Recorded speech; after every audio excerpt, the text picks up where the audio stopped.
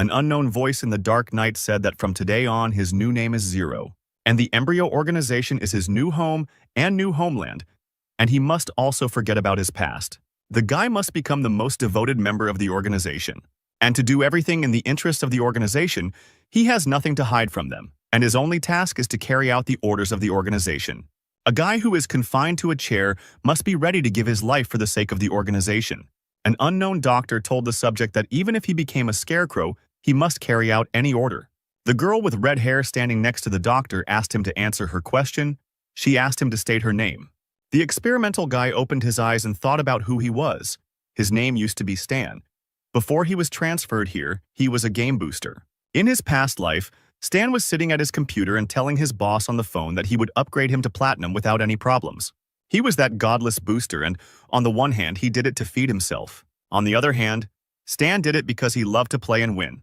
A strange little elf suddenly approached his game character with a book and asked him to stay. The elf introduced himself as a constituent reporter named Henry, and he was eager to do a little interview with the guy. Stan smiled sweetly and agreed to give a short interview. Henry was surprised that the guy agreed to this so easily. Never before had such a mysterious fighter agreed so easily. Suddenly his thoughts were interrupted by Stan waving in front of the elf's face and asking what he wanted from him. Henry opened his book and began his interrogation. He said that Stan took 47th place in the current tournament.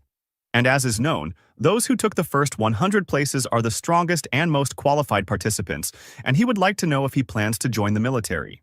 To the guy's surprise, Stan answered very briefly. He said no.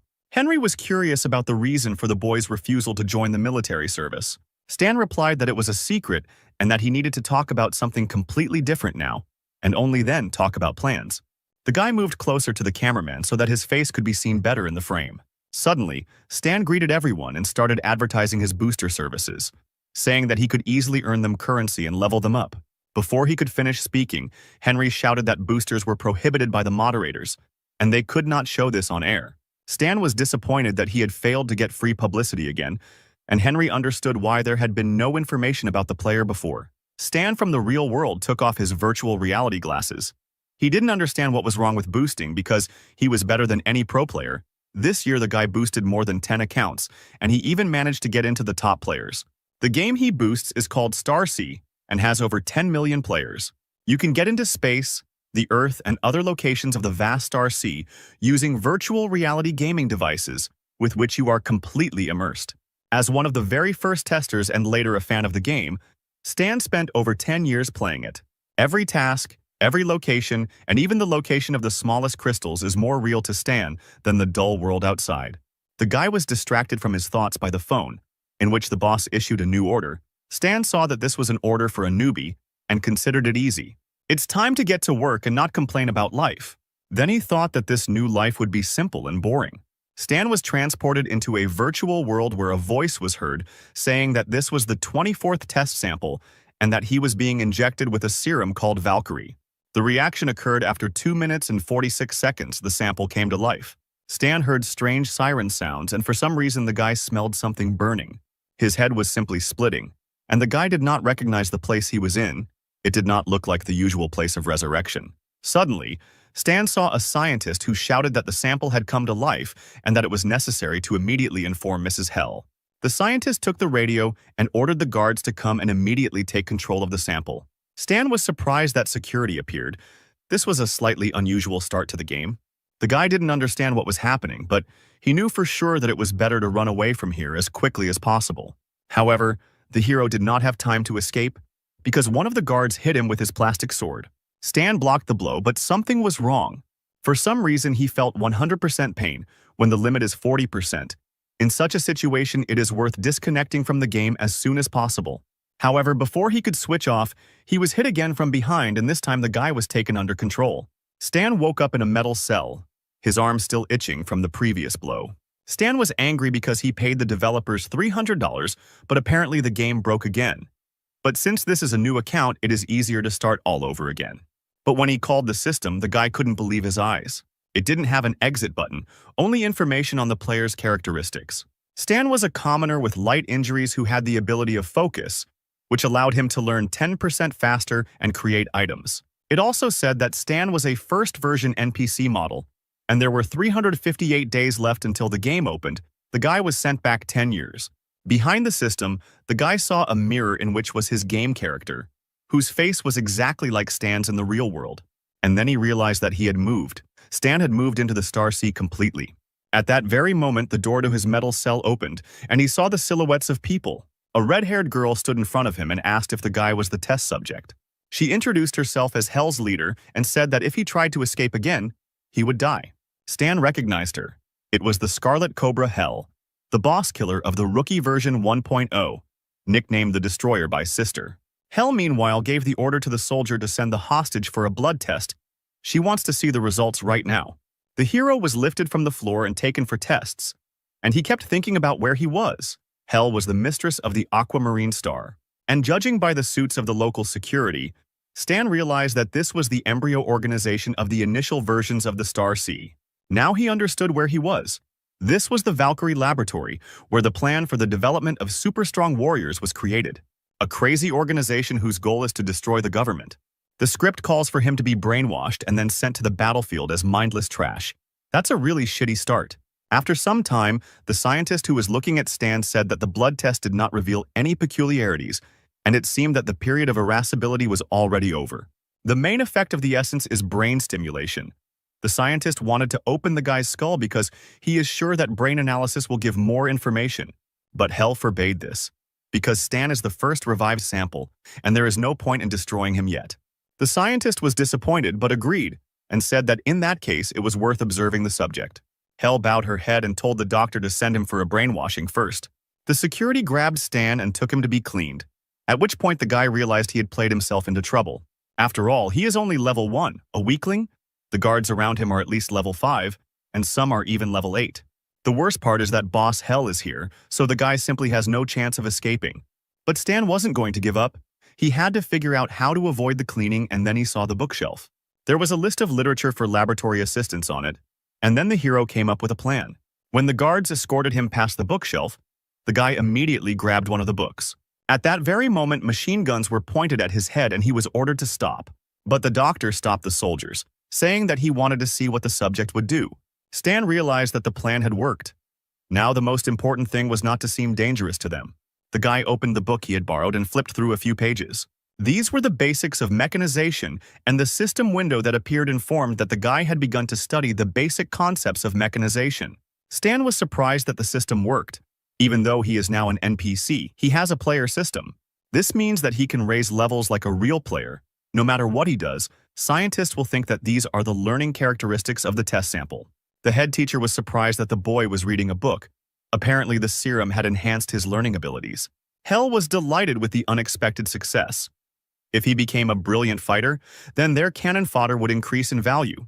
However, it was necessary to go for brain cleaning because the equipment was already ready, so one of the guards told Stan to stop. But the guy wouldn't let go of the book, so the guard tried to forcefully snatch it from Stan's hands. The hero held on until the very end, and because of such force the book was torn. However, the guy managed to finish reading it and increase his level. The system reported that he had learned the mechanics skills.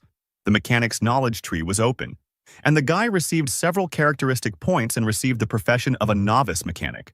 A few minutes later, our hero was brought into the office for a brain cleansing. The doctor informed Mrs. Hell that they could begin. They sat Stan down in a chair and tied him tightly, connecting the equipment to his head. Smiling, the doctor said that he was very sorry because this sample was very unusual. What if they spoil it right now? After all, it would have been better to first perform an autopsy before cleaning. Listening to this, Stan thought that the scientist was simply a pervert if he wanted to dig into his brain so much. Hell told the scientist that they didn't have time and needed to start immediately. The doctor agreed because sooner or later the sample would fall into his hands anyway. After wishing the guy good luck, the doctor turned all the devices onto maximum. At that very moment, powerful electric shocks began to damage Stan's brain. The pain was unbearable. The system reported danger. It said that Stan should make a decision. His free will was equal to 8 units, and his will was not enough to stop. In 15 seconds, the guy's brain would be erased. Stan knew that he needed 10 free resolve to avoid the brainwashing, and then he remembered that he had leveled up earlier. The hero ordered the system to add 2 free points to intelligence, and the system responded that it was restarting the solution, but Stan did not have time to wait. After a couple of seconds, the system counted the guy's points and reported that he had successfully avoided brainwashing. The equipment turned off. Stan was shaking, but he was glad that he had made it. From now on, he would just have to play along with them. Hell and the doctor had already approached the guy. It was time to test Stan's acting skills. The gorgeous girl slowly leaned towards Stan's face. She began to whisper to him that from today on they would call him Zero. The embryo organization is his home and his birthplace. He must forget about his past. Meanwhile, Stan was only thinking about the fact that the Red Viper Hell was too close to him. She was very beautiful next to him. The guy had missed her so many times before. But now there is no need to think about it. Because the situation is too dangerous, Stan must not look or move, endure, but not reveal himself. Hell finished whispering in the guy's ear and asked him who he was. The guy was silent for a long time, and the doctor thought that the flushing had failed, although he had done everything according to the standard. Suddenly the boy began to speak, and the doctor and Hell turned their attention to him. Stan looked up and told them his name was Zero. The doctor explained that the Valkyrie essence had enhanced Zero's learning abilities, and that the side effects of the essence might worsen his emotional connection with others. The girl suggested that this meant the experiment had failed, but the man replied that it was a success. After all, cannon fodder doesn't need feelings, and Stan meanwhile smiled and thought that he would never become cannon fodder. Hell ordered the guard to take the guy to the rest area. The guard apologized and said that the restroom for experimental samples was not ready yet. Then the girl ordered the guy to be taken to her room, since her superiors had handed him over to her care. Stan didn't expect this turn of events. He didn't expect to go into the girl's room. He needed to throw away all vulgar thoughts. A few minutes later, the guy was in Hell's room. The thought that he would live with such a girl in the same room made his pants feel tight. Meanwhile, Hell was talking to someone on the phone. She was reporting that the brainwashing was successful. The girl was personally present at it. The voice from the receiver said that now it was time to train him. Suddenly, the girl told her boss that she would like to see her sister. Stan had been eavesdropping all this time and was surprised that the girl had said something about her sister. But a little later, he remembered that Hell had a sister. The voice on the phone said that their agreement was not like that. She was allowed to visit her sister once every 2 months. There was no need to cross the line. Then the boss hung up and the girl was shaking with rage. Stan noticed this and sympathized. Suddenly, Hell hit the wall, spilling all the pain and rage on it. From such a blow, the wall immediately cracked. Stan had already forgotten that this beauty was very strong. Suddenly, the guy saw that Hell began to unfasten her belt, on which the weapon hung. Stan was stunned. Right now, the beauty began to undress in front of the guy, completely exposing her body. The girl noticed that he was looking at her, and the guy guiltily looked away at that moment. Suddenly, she approached Stan, but the guy guessed that most likely he was not allowed to do this. Hell tried to seduce the guy, but he had to hold on because if she realized that he hadn't been brainwashed, then he was finished. A couple of seconds later, the girl turned around sharply, and Stan breathed a sigh of relief. She went to her room, just a little more, and the guy wouldn't have been able to resist. After some time, the girl fell asleep. Only now did Stan realize that there was only one bed in this room, and what kind of strange games this lady had in mind. So apparently the guy needs to sleep with her. He quietly lay down on the bed next to Hell. At that very second, the girl kicked him, causing Stan to fall off the bed. Naturally, the bed belongs only to her, and the guy has to sleep on the floor. By morning, the boy was brought to the training pavilion, where Hell was already waiting for him. From today onwards, his training in combat skills, hand-to-hand combat and shooting begins. Hell threw some device to the hero and told him to put it on. Stan pressed the button and was wrapped in armor, but before he could react, he was immediately kicked in the chest. The girl did not stop and grabbed his hand. Pulling on the arm, she immediately blocked it. In this position, it is easy to break the limb. Then she kicked him in the chest, causing blood to pour from the guy's mouth. In the end, the great booster lost and lay powerless on the ground. Hell ordered him to get up. The guy got up and the fight was repeated. Just like the first one, the hero just received a lot of blows to the face. The system that appeared reported that the hero had learned 5%, and Stan was convinced that even though he was an NPC, he was able to level up and learn new skills as a player. Thanks to this, the guy will soon be able to become the strongest character in this world. Hell left, and in her place another figure appeared who ordered the guy to get up. A bearded man approached him and said that he was his new shooting instructor and deputy head of this base, Justin. After these words, the man immediately threw the gun to Stan. He said that there were 10 bullets inside the gun, and that he had to aim at the target's heads. Stan was surprised that he was given such a difficult task from the very beginning. Only Olympic champions could handle it. The guy raised his gun and tried to hit the targets, but all the bullets that flew out of the pistol flew past. Stan never hit. although nothing out of the ordinary since he is not yet strong enough and his stats are too low. Suddenly, Justin thrust a dagger into the guy's hand. Stan immediately grabbed his hand, from which blood was pouring out. Why did this crazy man do this? Justin licked the dagger with blood and said that they would repeat the shooting over and over again, and every time the guy would fail the task, he would stab him with the dagger. He was wondering how much blood the guy would lose today. Stan clenched his fists. This man was just crazy, but the hero did not want to give up. He wanted to defeat him now, but he remembered that NPCs do not reincarnate, which means he only has one life. So Stan needs to be patient for the sake of his future. The hero raised his gun and began to try to hit, but Justin only laughed when he missed, because his blade was already ready. The bloody teacher continued to inflict injuries while two figures watched the training. The mad scientist said that Justin didn't value such a good sample at all. It would be better if they gave it to him for research.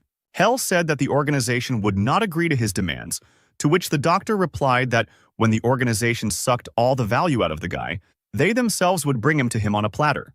The training ended and a wounded and tired Stan returned to the room. Hell was sitting in the room wearing only a towel. She said that the guy had shown himself badly today. Stan felt this judgmental atmosphere. He hoped that the girl would not punish him with a knife. The girl got up from her chair and called the guy to her. He thought that now she would punish him too. But Hell pointed to a warm bath and ordered the guy to undress. The guy didn't understand her words. Were they really going to take a bath together? After all, his mistress was going too far. The lady did not like to wait and asked why the guy could not follow such simple orders. Stan complied. After he undressed, the girl came up and began to examine his body. The guy could hardly hold on. This was already a violation and no one could resist such touching of the body. Hell let out a disappointed sigh, saying that Stan looked like a coward. The guy had no choice but to stand and remain silent. She took his hand and said that if he wanted to live, he had to try. Otherwise, the organization would think that they didn't need him and would give him to Professor Hendrik for analysis and brain dissection. Stan thought that there wouldn't be any showdowns because in a little while he would raise his levels, and in general he was an experienced player. Suddenly, the girl pushed the hero in the chest. The guy lost his balance and immediately fell into the bathtub. Hell explained that this is a regenerating liquid. Zero should lie here for an hour and all the wounds will heal by morning. Finally, she told the hero to feel at home, and Stan was disappointed because he thought that they would take a bath together. Of course, he understood that a successful experiment does not mean that he will live his whole life. Embryo will continue to make new samples and conduct experiments. Stan knew he had little time left and needed to get stronger as quickly as possible. The next day, Professor Hendrik was walking through the lab with Hell. He said that tomorrow he would go to the management and ask for permission to dissect Zero. He didn't think that they would refuse him this time. Hell countered by saying that the organization had already turned him down last week and that the professor should wait. The scientist did not understand why they needed this waste, or whether the girl had already gotten used to the sample, or maybe she even developed feelings for him. Hell gave the scientist a cold look, saying that it was impossible. Then, Hendrik advised him not to meddle in other people's business. He himself knew perfectly well what he should do. A little later, Hell was having dinner in her room. She told Stan to leave the gun alone. It was broken, and it was better to throw it away. The guy continued to pretend to be mute and not understanding, looking at the lady. The girl continued to say that he shouldn't be treated like his child. Unusable things are trash, and trash is better thrown away. And if Stan can't grow up, then he too will be thrown out like unnecessary trash. Suddenly, Zero began to speak his first words. He told the girl that he fixed it. The guy realized that dismantling objects could bring him experience points. It's a pity there aren't that many of them, but if he gets even more mechanisms. Hell was surprised that the sample was able to fix the gun. The next day, they left the bunker and went outside. Mrs. Hell held a pistol in her hands. She wanted to check the functionality of the device. The nearby bushes began to move and the first targets, birds, appeared from them and were immediately killed. Hell said that she informed the head about it. They gave permission to enter the armory. If the guy liked to rummage through mechanisms and weapons, maybe that's where he belongs. Stan thought that assembling and restoring mechanisms would allow him to earn experience. And this is exactly what he lacks. He could only dream of the possibility of getting into the weapons warehouse. Closer to evening, the hero and his mistress arrived at the military weapons depot. The girl brought the guy and explained that this was a warehouse of the local base and all their weapons were here. The guy was amazed by the embryo's combat training. There were a lot of weapons here. Stan was looking forward to gaining a huge amount of experience. The girl saw the guy's smile and said that she remembered the book on mechanization that Zero liked. So she found him a few more of these books the hero can read whenever he wants, but now she needs to go. After some time, the girl returned to her room and began to undress. However, Stan was already sitting in the room, which angered Hell. She was annoyed that he had returned here. The guy pretended not to understand why his mistress was angry. The girl said that they had prepared a rest room for him in the weapons warehouse, and that he would now live and sleep there. And besides, he was a man, and it was inappropriate to live with her. She pointed to the door and told the guy to get lost. Stan was upset that his life together with the beauty ended so quickly. From this day on, he will train in the mornings in the training pavilion. Hell will be waiting for him there. Suddenly, she stopped him and held out a gun. She told the guy to take it for himself because he fixed it, and now it is his. After that, the girl wished the sample good luck, and it went to the warehouse. The girl also turned around and walked towards her room. At that moment, the guy stopped. Hell turned around and asked the boy to survive. Our hero returned to the ammunition depot and immediately began to study the weapons. Every time he repaired or studied mechanisms, he gained experience points. Then the system offered to spend 200 experience points on the profession of a novice mechanic, and he agreed. Stan was happy that he was developing very quickly. In 2 days, he got the 3rd level. In order to get out of here, he will need only 6 months. By that time, no one will be able to stop the player here. So the weeks went on in the lab, with Stan training in the morning and studying the mechanisms at night. Hell was disappointed that in 3 months, this was all the guy had achieved. However, he couldn't let them know what Stan had really accomplished. The girl helped the hero up and said that Professor Hendrik had contacted the management again to examine him. Although the organization is in no hurry to make a decision, the guy will not be allowed to spend the organization's finances with such a worthless state. The girl asked Stan how long he thought he could last here. The hero looked at her thoughtfully. In principle, he had assumed everything to be just like that. That same night, he was also sitting at his table with cutlery. The guy was constructing something using a soldering iron. He noticed that the organization had turned off the camera installed in that place, meaning that Embryo had decided that they no longer needed him and that they would not have to monitor him 24 hours a day. The guy bent down and pulled the heavy box closer to himself. In the box was his pistol, which Hell had given him, only it had already been improved. Now disassembling mechanisms brings almost no experience. It's time to try to strengthen items. Now Stan has enough experience for such tricks. Even though he improves items, they need to be returned to their original state, and you can't let them know about his skills. Suddenly someone knocked on the door and Stan became wary. The guy immediately hid his gun and spare parts for it. A red-haired guy walked through the door with his comrades and said that the organization was disappointed in him, and starting today, funding was cut by 80%. The clothes had 001 written on them, meaning this was the second sample to survive after 0. Number 1 said that he heard that this guy was the same sample that was created before him. The organization spent a lot of resources on him. But instead of developing, he rummages around in this garbage. Red grabbed Stan by the collar and said that the guy was just a failed experiment. Putting number 1 in Zero's place was the organization's best idea. Stan understood that this sample with a completely cleared brain, the organization is his life. It is not worth interfering, otherwise the guy will give himself away. Number 1 ordered the other numbers and other workers to take out all of Zero's equipment. This is what Valkyrie expected when creating samples: combat talent, strong body, and high learning speed. The best fighter. Meanwhile, 2 security guards were passing by the warehouse and looked inside. One of them told his comrade to take a look at these useless insects. These guys were experimented on. Now they will be turned into cannon fodder, and their brains were also wiped, turning them into obedient fighters. It is better to die than such a fate. The security guard's partner advised him not to talk too much in front of them. But the other guard didn't calm down, because there was absolutely no difference. After all, these insects have had their brains erased anyway, and they won't understand anything. Stan looked at the watching guards. He understood those looks. Each of the guards looked at them as if they were cattle. At that moment, number 1 approached the guy, said that they were finished, and said goodbye to the failed experiment. Stan was left alone, by the way, about the embryo. The samples here are just cannon fodder, a weapon. And now Stan wondered, when their own sample destroyed them all, what kind of grimace would be on their faces. Meanwhile, the 3 people training Zero stood in front of the screen reporting the entire situation to the boss. Professor Hendrik asked again about the autopsy, and this time the voice of the leadership said that they would do as he asked. They would allow the autopsy of Zero. Finally, the scientist received approval. He bowed his head and thanked the owner. Justin, who was standing and sharpening his knife, only sighed in disappointment. He felt very sorry, because it was such an interesting toy that he still hadn't played with enough. Hell, meanwhile, clenched her fist tightly. The moment she didn't want had arrived, but there was nothing she could do about it. The next morning, she was still training Stan.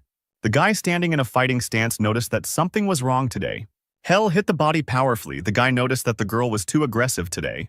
The girl shouted at him to defend himself and counterattack, and not stand there like a pillar.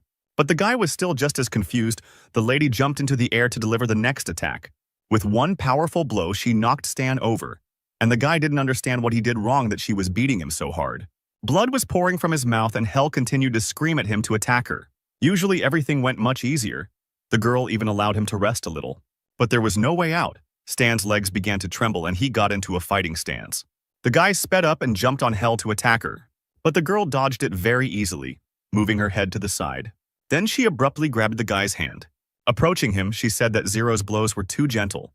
She threw the guy away, shouting that this did not look like awareness and a desire to survive. The force of the throw was powerful, causing the guy to roll a few more meters. But the girl did not calm down. She grabbed him by the collar and prepared to strike. Stan opened his eyes. He knew that one more blow to him and he would definitely die. However, Hell stopped abruptly, looking into his eyes. Then she just threw him on the ground, saying it was funny, and she was sorry she expected anything from the guy. This is the end. Hell said that the guy should get a good night's sleep and that he might not come here tomorrow. A beaten Stan asked why he didn't have to come tomorrow. Hell turned around and started to leave. And as she left, she said that it was because the guy would be cut open tomorrow. Approaching the door, she quietly said that nothing could be changed. Nothing could be changed before the end. Now everything became clear. This day has come. That's why Hell is so hot-tempered. She can't watch Hendrik picking at the guy's head, so she beat him half to death. Women are so strange. Stan stood up with difficulty. For these 6 months, the only one who considered him a living being, a human being, was Hell. Others saw him as a blockhead, cannon fodder, and an object of experiments. They mocked him, tormented him, because the prototype would not fight back. They believed that such behavior was normal. But Stan remembered every drop of blood, and after all this, he will not die just like that. He returned to the warehouse and sat down to work on his developments. This was all he had collected in 6 months, which flew by for him like a month of ordinary life. Although he did not kill monsters and did not complete any tasks to raise his level. But he compensated for the increase in level in the limited realities of the mechanic class. Here he was able to raise a lot of experience sitting in one room. Each character can own an unlimited number of professions. But every 20 levels there is a problematic task. To continue to increase the level, you need to complete a special task. General level cap restrictions change with new updates. And in version 1.0, the character's maximum level is 60. But Stan's screen says that his level is unlimited, which means he has power that exceeds any player. He is confident that the next stage is gambling blueprints. Blueprints are blue screens used in the mechanic class to create weapons and mechanisms. 60 kinds of knowledge can be used with each other to create a mechanism. Each combination contains many blueprints, but after combining knowledge, only one direction of creation can be studied at a time. Some blueprints have prerequisites, so it is unknown how many blueprints you can get when merging knowledge. But even when knowledge and experience merge, the player loses points in any case, because there is a possibility that another drawing will be created, which is why the stage is called gambling drawings. Stan did his first merge and got a hang glider blueprint, which he threw in the trash. The next design created was an artificial killer arm. But the guy also considered this drawing useless. He needed something much more powerful.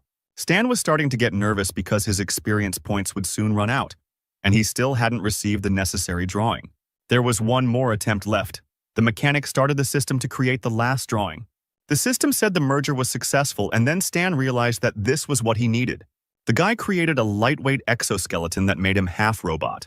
Now the organization's leaders will learn what it means to cultivate their own enemy. A combat helicopter appeared over the laboratory and was already preparing to land. Hell, along with the first and other samples, were already waiting for the flying transport. The helicopter landed, and a squad of fighters emerged from it. The team captain introduced himself to the girl and said that his call sign was Silverblade. The girl didn't waste any time and said that they should do what they were supposed to do. There was an SUV in the garage, and she would take the helicopter. There was no need to waste her time. Every 2 months, Hell leaves the base. Today she flew out early in the morning. Now she is not at the base. If she were here, then Zero would have a hard time, but now the time has come. Stan has been preparing and enduring all this time for this day. The day has come when the boy will get out of this prison. Professor Hendrik has come for him. Today is the last and only chance.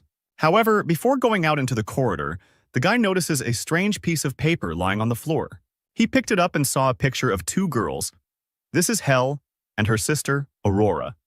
She also has superpowers, but she is the complete opposite of Hell. She has very strong regenerative and healing skills. She is able to prolong life and, moreover, resurrect the dead. At the end of the game version 1.0, the embryo created a huge amount of essence from Aurora's body. This angered Hell so much that she began to destroy everything in sight. At that moment, she was nicknamed the Goddess of Death. Suddenly, a system appeared in front of the hero, offering him a task, which stated that the Embryo Company is a bloody organization. Where Hell came from is unknown to anyone. But whether she is loyal to the group is also unclear. The guy got a lead, and he should continue the investigation. The hero bowed his head, since the girl had hoped for him. Then this time, he will do something for her too. After that, the guy took the task related to Hell. Suddenly, he heard Hendrik's voice from the loudspeaker, ordering him to come immediately to the central hall for further orders. Stan put the clue in his pocket and decided that he would deal with Aurora when he got out of here. The guy looked out from around the corner and noticed a camera that was watching the entire perimeter. The hero knew that the entire base was under surveillance, and it was very difficult to move around here unnoticed. If so, then the first thing you need to do is visit the control room. This is goal number 1. A couple of minutes later, Stan got inside and killed all the guards. Now the all-seeing eye has been eliminated, and next in line is Professor Hendrik. 20 minutes later, Zero was brought into the scientist's personal laboratory. The professor turned around and was delighted to see his precious specimen. By dissecting his body, he will be able to understand how the guy differs from other samples, and when he finds out what the reason is, his corpse will become a stuffed animal in his lab. The professor began to prepare the equipment for the operation. The first sample brought back pleasant memories. However, Stan was already standing behind him and quickly dealt with the guard. Sensing something was wrong, Professor Hendrik turned around. He saw a dead guard. It was impossible. A brain-cleaned specimen couldn't kill their people. Stan, covered in the soldier's blood, put his hand to his head and, smiling, saluted the doctor. Hendrik didn't understand what had happened, because there had been no problems for the past 6 months. But Stan suddenly had his first real problem in his hands, a knife that was intended for the scientist. Without any interference, the boy pierced the professor's chest. Hendrik was still stunned, blood pouring out of his body. The wounded scientist looked at the camera in the corner that was watching all this and told the guy that he was going to die. Stan told him that he had already killed everyone in the control room, so everything was fine. Professor Hendrik fell to his knees, choking on his own blood. In the last minutes of his life, he could not believe that the guy had been just pretending for these 6 months. Stan confirmed his words by saying that reality is cruel. But Hendrik still insisted that it was impossible. The sample could not deceive everyone. Stan smiled. He raised his knife and said that nothing is impossible in this world. He then delivered another finishing blow to the professor, which cut his back. The mad scientist did not understand how this was possible. After all, he was its creator. These were the last words of Professor Hendrik. A rebellious Stan stood and looked at the dying doctor, the first target eliminated. A couple of minutes later, the hero took off the clothes of the guard who brought him. He also took Hendrik's key card. In the entire base, only 3 people have access to all the doors, and the professor was one of them. But the guy understood that if he went straight to the doors, he definitely wouldn't be able to escape. The game would be over in 10 seconds. Stan couldn't screw up that badly, so he put on his security guard uniform and prepared to break in. His main plan is to break the connection. He needs to get a couple of hours of freedom from communication. The communication equipment is 3 floors below behind the wall. He will have to use mechanisms to break through the wall. Now he needs to go back to the 2nd floor for the mechanisms. There are a few people on base who might know him. Hell, number 1, Hendrik and Justin. The first 2 are not on base and the 3rd is dead. Others won't even notice him unless he meets Justin. Suddenly, someone put their hand on his shoulder and asked which group the guy was from. For some reason, he hadn't seen him before. It was Justin. Stan was unlucky enough to meet this jerk so quickly. The hero lowered his cap and said that he was the new guy from Group B. Justin didn't know that they had sent new guys to them. It was strange that he didn't know, and the guy's voice was quite familiar. The deputy was not simple. He took out a gun and asked the guy to show his face. Stan squeezed his knife in his hand and asked them not to interfere because he didn't want to resort to Plan B. Justin didn't understand the guy's words and asked again what he meant. Stan turned around sharply and swung the knife, shouting that he had long wanted to tell Justin that it was time for him to see a psychiatrist. The hero stabbed the deputy with a knife, but he managed to put his hand in front of himself and protect his face. He wasn't that simple. Justin immediately realized that it was Zero. The other guards also did not stand aside and opened fire on the enemy. Stan was planning on the fly. He could reach the machinery room in 2 seconds. It will take Justin 3.7 seconds to recover from the impact. 3 guards won't be able to harm him in 4.2 seconds, and help will arrive in 25 or 35 seconds. Stan ran lightning fast into his room where the improved mechanisms were hidden. Justin was surprised that the guy decided to hide in his room because this was the worst option for him. He approached the guy's room with security saying that the guy was too gentle. However, suddenly they felt a strange tremor, and the tiles from the ceiling began to crumble little by little. The door to Stan's room opened. Justin was ready for any challenge. But inside the opened door, he saw a core radiating pure energy. Stan jumped out of the door and everyone who was in his way flew in different directions. The guy was wearing a combat exoskeleton that covered 50% of his body.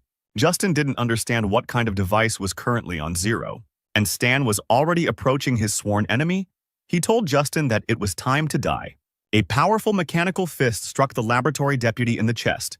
Justin immediately felt this pain rolling like goosebumps throughout his body. The mechanical blow pierced his chest. Justin couldn't believe it was really happening. Stan took Justin's heart in his mechanical hand with a ruthless look. Then he simply ripped the heart out of the shooting teacher's body. There was no healing for such wounds. Another villain lay dead on the floor. The second target was eliminated. Over the course of 6 months, Justin stabbed Zero 420 times. The guy would like to hear what he felt when the deputy was punished for his atrocities, but it's a pity he won't be able to answer.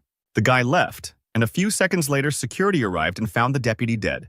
One of the guards tried to contact the control room, but his attempts were unsuccessful, so he ordered to report to Dr. Hendrik. But the voice on the other end of the radio reported that another group had discovered the dead body of Professor Hendrik. The squads were ordered to find the enemy. Fire to kill was permitted. All groups were to disperse and search for the attacker. The group that heard the order tried to enter the weapons depot, but an explosion thundered from there. The guy on the other end of the radio was trying to contact them to find out what happened and what that sound was. However, no one could answer him anymore. Suddenly, someone came up and picked up the radio. Stan said that part of Group C died from severe wounds. They blocked the target in the lab. The guys managed to shoot him. "We need to send help here urgently." The voice on the other end of the radio said that the group was already on its way and would arrive soon. After 20 seconds, the group arrived at the scene and began running inside. However, no one noticed the small rope that was stretched near the door. The rope led to the explosives, and right now someone touched it. Stan ran forward and heard an explosion behind him. His trap had worked. The guards on the floor below heard a strange rumble and saw the walls shaking and stones falling. One of the guards asked on the radio what was going on upstairs, but there was no answer.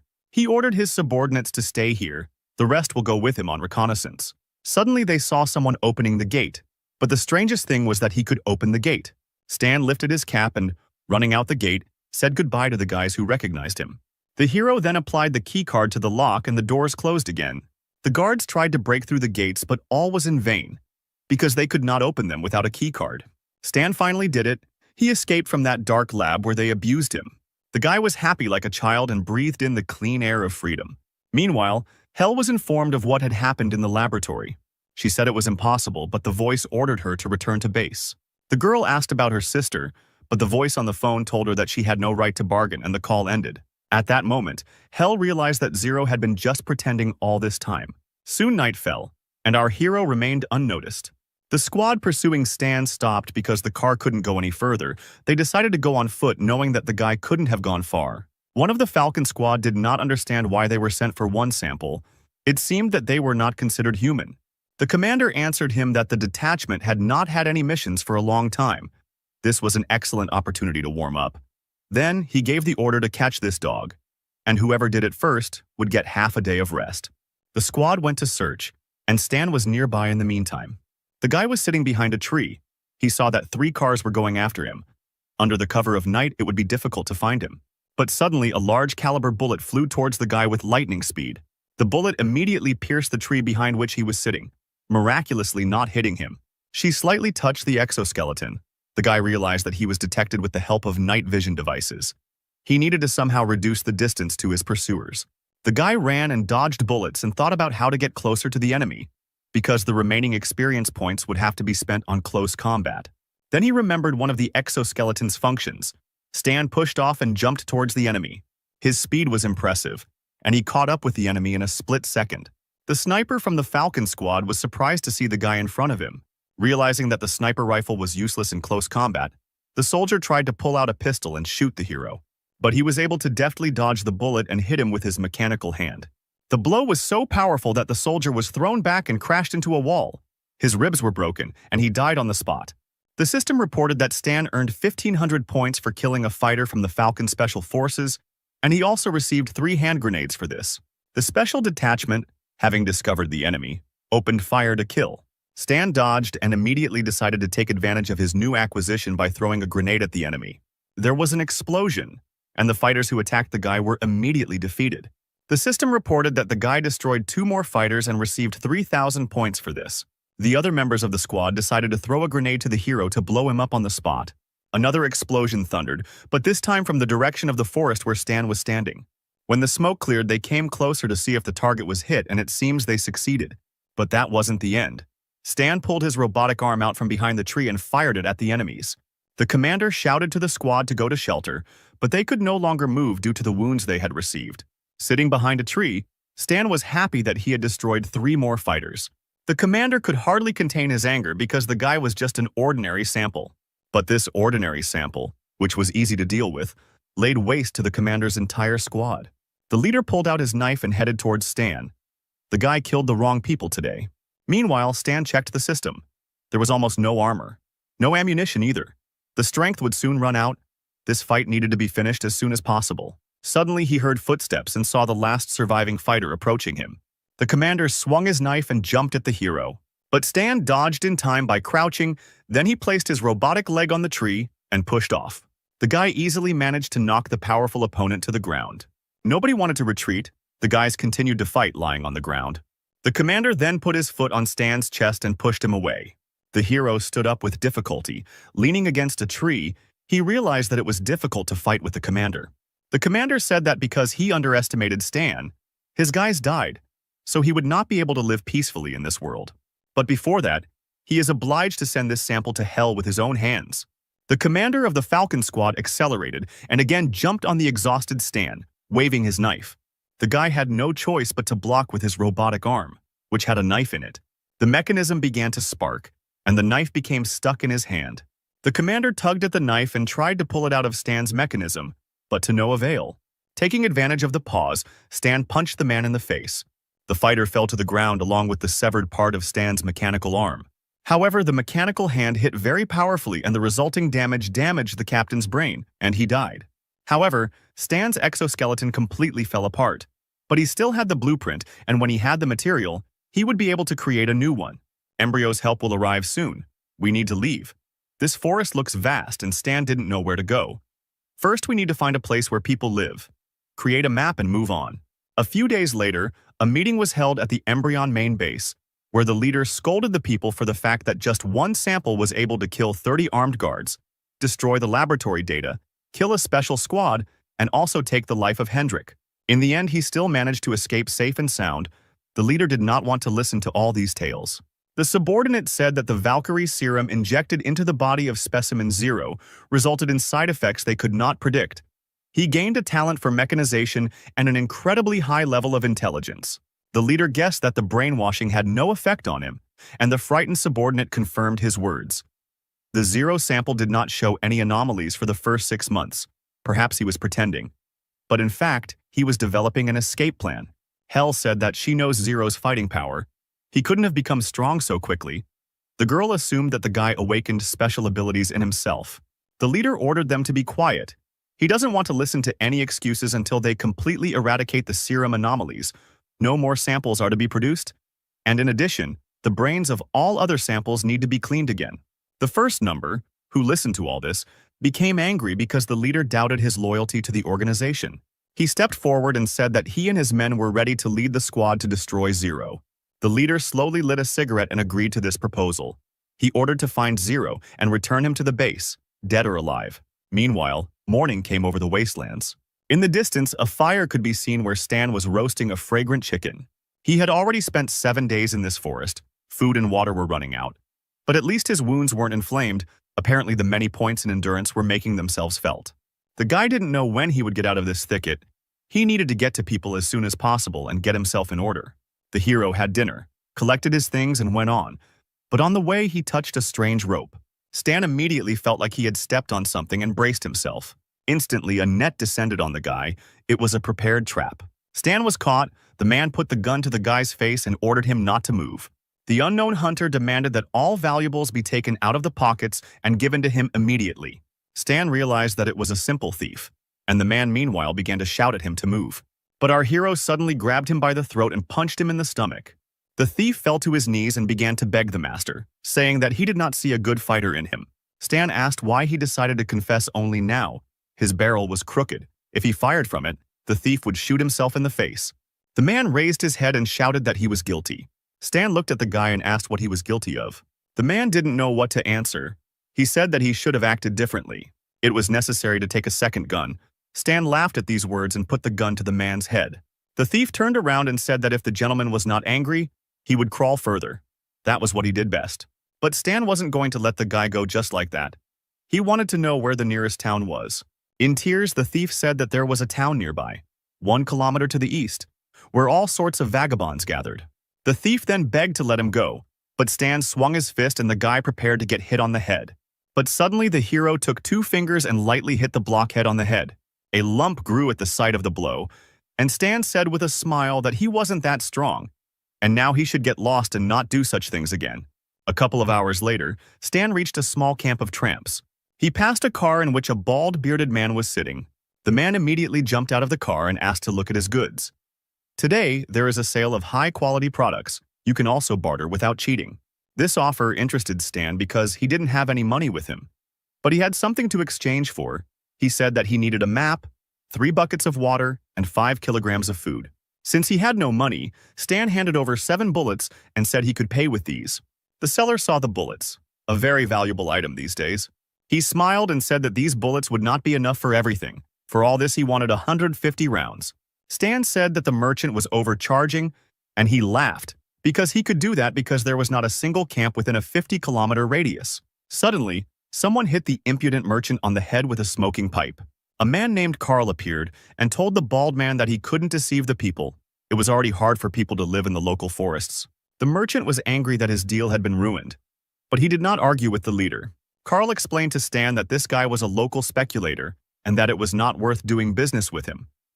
He realized that the hero had been wandering in the forest for a long time, so he offered to stay in his tent today, where there was a warm bed and food. Stan accepted the offer. He thought that this guy didn't look like a villain, and even if he wasn't afraid of him now. The hero and Carl turned around and went to his tent. In the small dwelling was the man's wife, to whom he introduced him. The girl greeted the guy by saying that she didn't know what to cook and made her own home-cooked food. The table was set for the holiday. There was a baked duck, bread, and various drinks. Stan's mouth started to water at the sight of such dishes, because he hadn't eaten for 3 days. He began to eat the food, and with each bite he felt better and better. A little later, Stan asked the man about a fine gun that was hanging on the wall. Carl replied that he had served before, and that this gun had protected him for many years, and that was why he had kept it in excellent condition. However, now he is too old and does not think that it will be useful anymore. His homeland was absorbed by a large country after the armistice. The embryo cooperated with 6 states and supplied them with weapons, making wars bloodier. But what Carl definitely doesn't want is to fight again. He likes the calm, measured life he has now. After talking, the heroes went to bed, and early in the morning Stan got up to leave.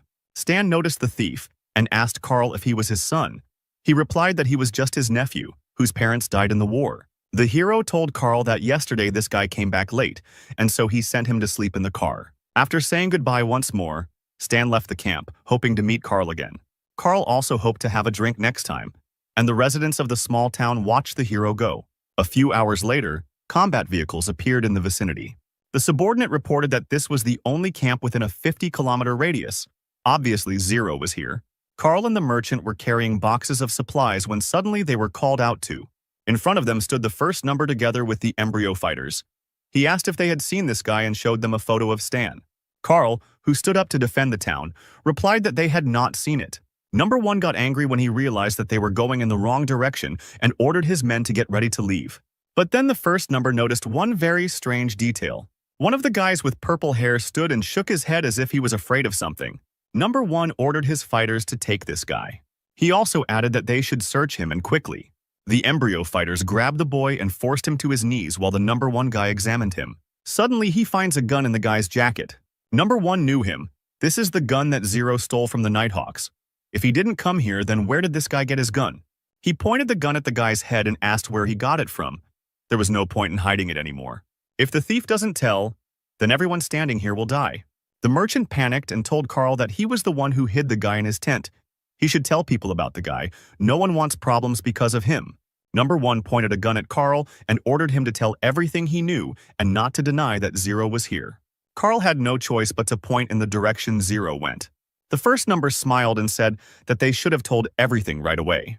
But for almost fooling him, he should pay, after which shots rang out.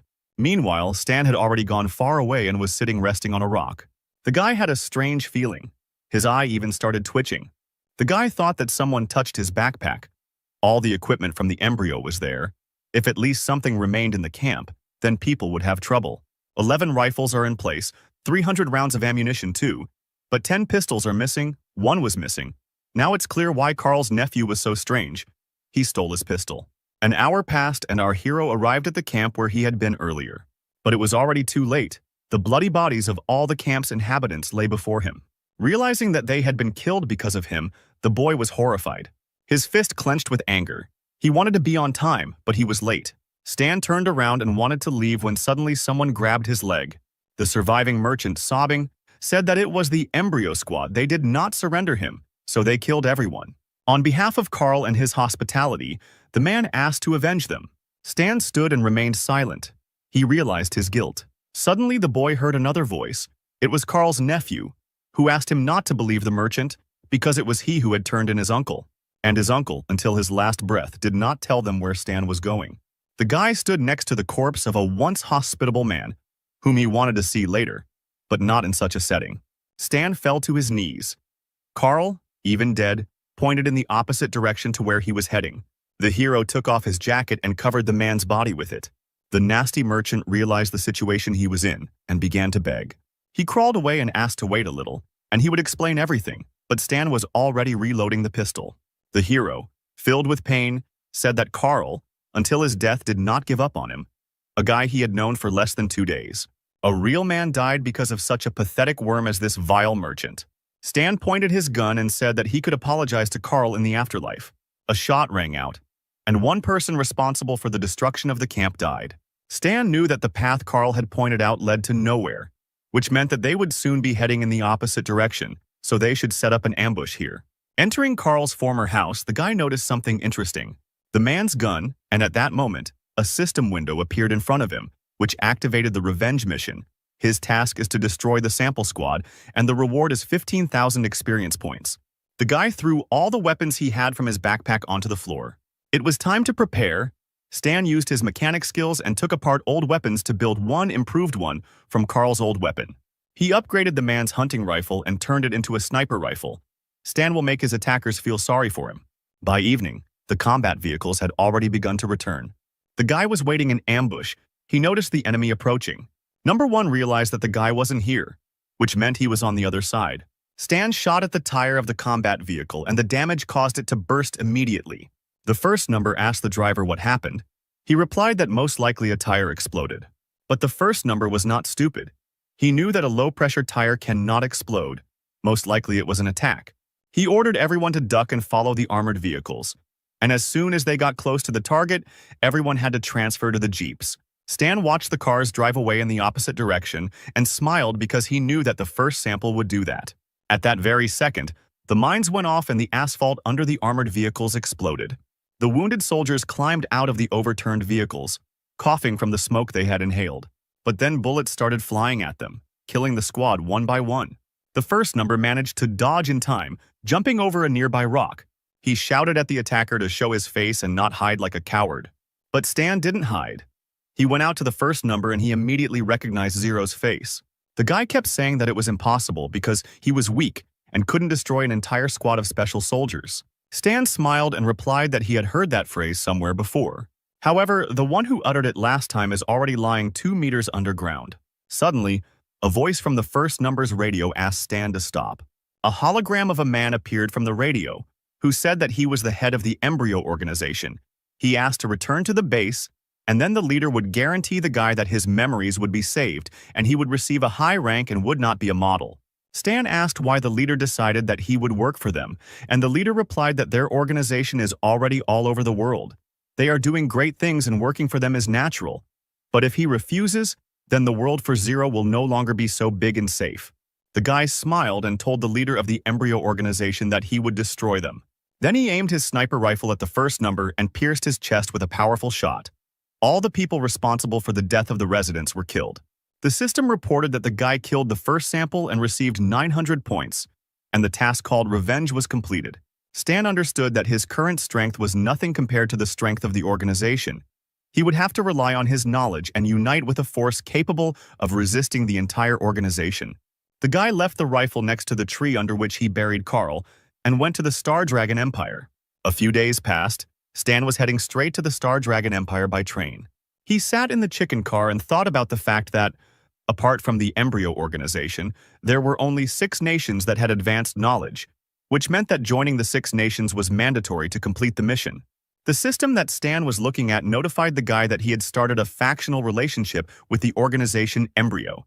The organization's goodwill decreased by 1,000 and, in addition, it considered the hero a renegade. And Stan also received a mission: the fall of the embryo.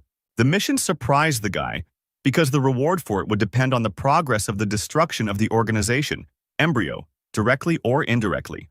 Stan concluded that because the organization was expanding and developing, he only needed to destroy 20% to complete the mission. Still, it was a difficult task, and the hero decided that he could not cope with it himself. But there was no choice, so he accepted the task offered to him to destroy the organization, Embryo.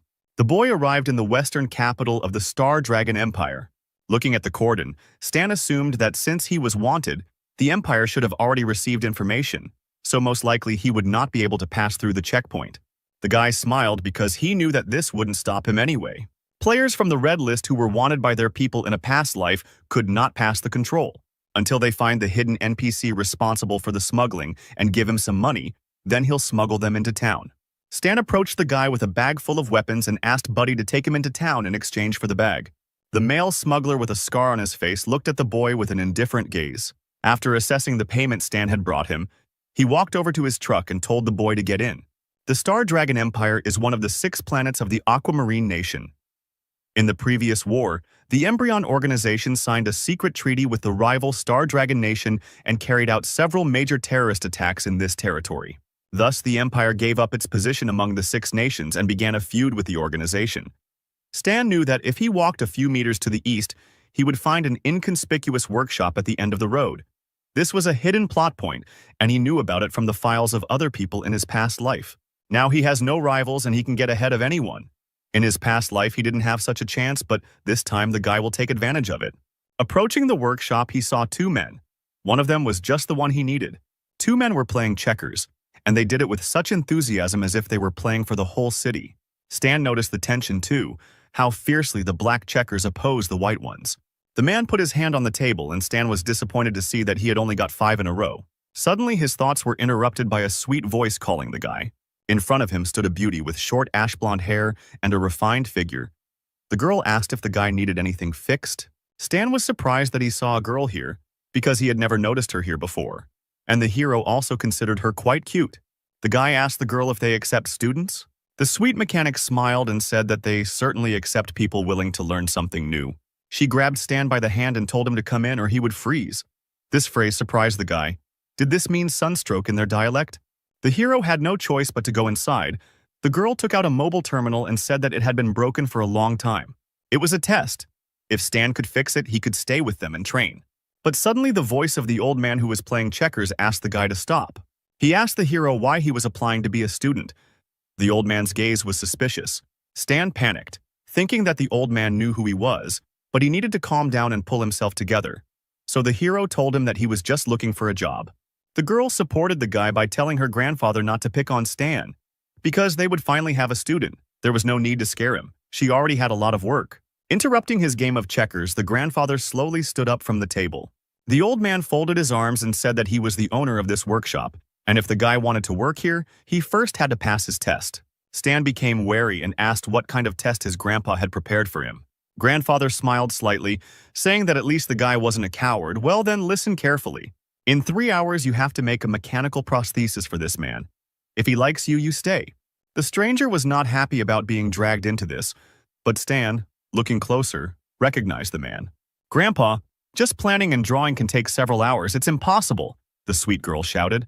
Alice, don't interfere. He has to show something worthwhile if he wants to work here. If he chickened out, get out before it's too late. Stan answered the old man that he was not afraid and accepted his challenge. The girl thought that the guy had gone crazy because it was impossible to make such a mechanism in 3 hours. The hero went to the workshop. On one of the shelves he was looking for tools. Yes, it seemed impossible, but our hero had his own secrets. Inspired, Alice asked the guy to tell her about his plan and suggested that they make a drawing together to save time. Stan thanked the girl and replied that he didn't need a drawing because he had already thought everything out in his head. What? You came up with such a complex design in your head in just 2 minutes? An old man approached the boy and told him not to brag in front of the girl. After all, thinking through a drawing completely in just 2 minutes is unrealistic even for a professional mechanic like him. The old man thought the guy's words were nonsense, but Stan simply replied that he would see everything with his own eyes. The test began, and the sounds of hammering and scraping metal echoed throughout the workshop. The old man thoughtfully watched the hero's work and tried to understand what he had come up with. The guy was putting his arm together piece by piece, and his prosthesis was already starting to take shape. The owner looked at the components and was surprised that there was not a single unnecessary element. Could he really have thought it all out in his head? The old man tried to talk to the boy, but Alice interrupted him, asking her grandfather not to disturb him. The hero assembled the arm piece by piece, screwed on the fingers and wires, and after a few hours the prosthesis was ready. Picking up his creation, Stan turned to his owner and said that his mechanical prosthesis was ready. The old man couldn't believe his eyes. He really could do it. In just 2.5 hours, he made such a complex mechanism. Stan held the prosthetic up to the man and helped him put it on his arm. Having secured the mechanical prosthesis, the man began to examine it and clench his hand into a fist. It's so flexible, just like a real hand, and very smooth. Doesn't rub your skin at all. I really like it. If you like it, then take it, Stan said, and the man hurried to get dressed, saying that he would owe him. These are my materials, and you owe me, not him. And besides, the guy didn't ask his permission. The workshop owner was indignant. Then I'll ask you now, am I skilled enough to stay here? Realizing that the battle was lost, the old man bowed his head and quietly told the boy to stay. Let's see how long you can hold out. Stan was glad that he now had a place to live, and sooner or later he would definitely be able to get the mechanical drawings. The unknown man waved to the old man and said that he was leaving. The owner told him to leave quickly and not come back again. Stan closed his eyes. Here he could finally level up and rest. After some time, the unknown man approached the car, where he was met by a servant who was glad to see his master return.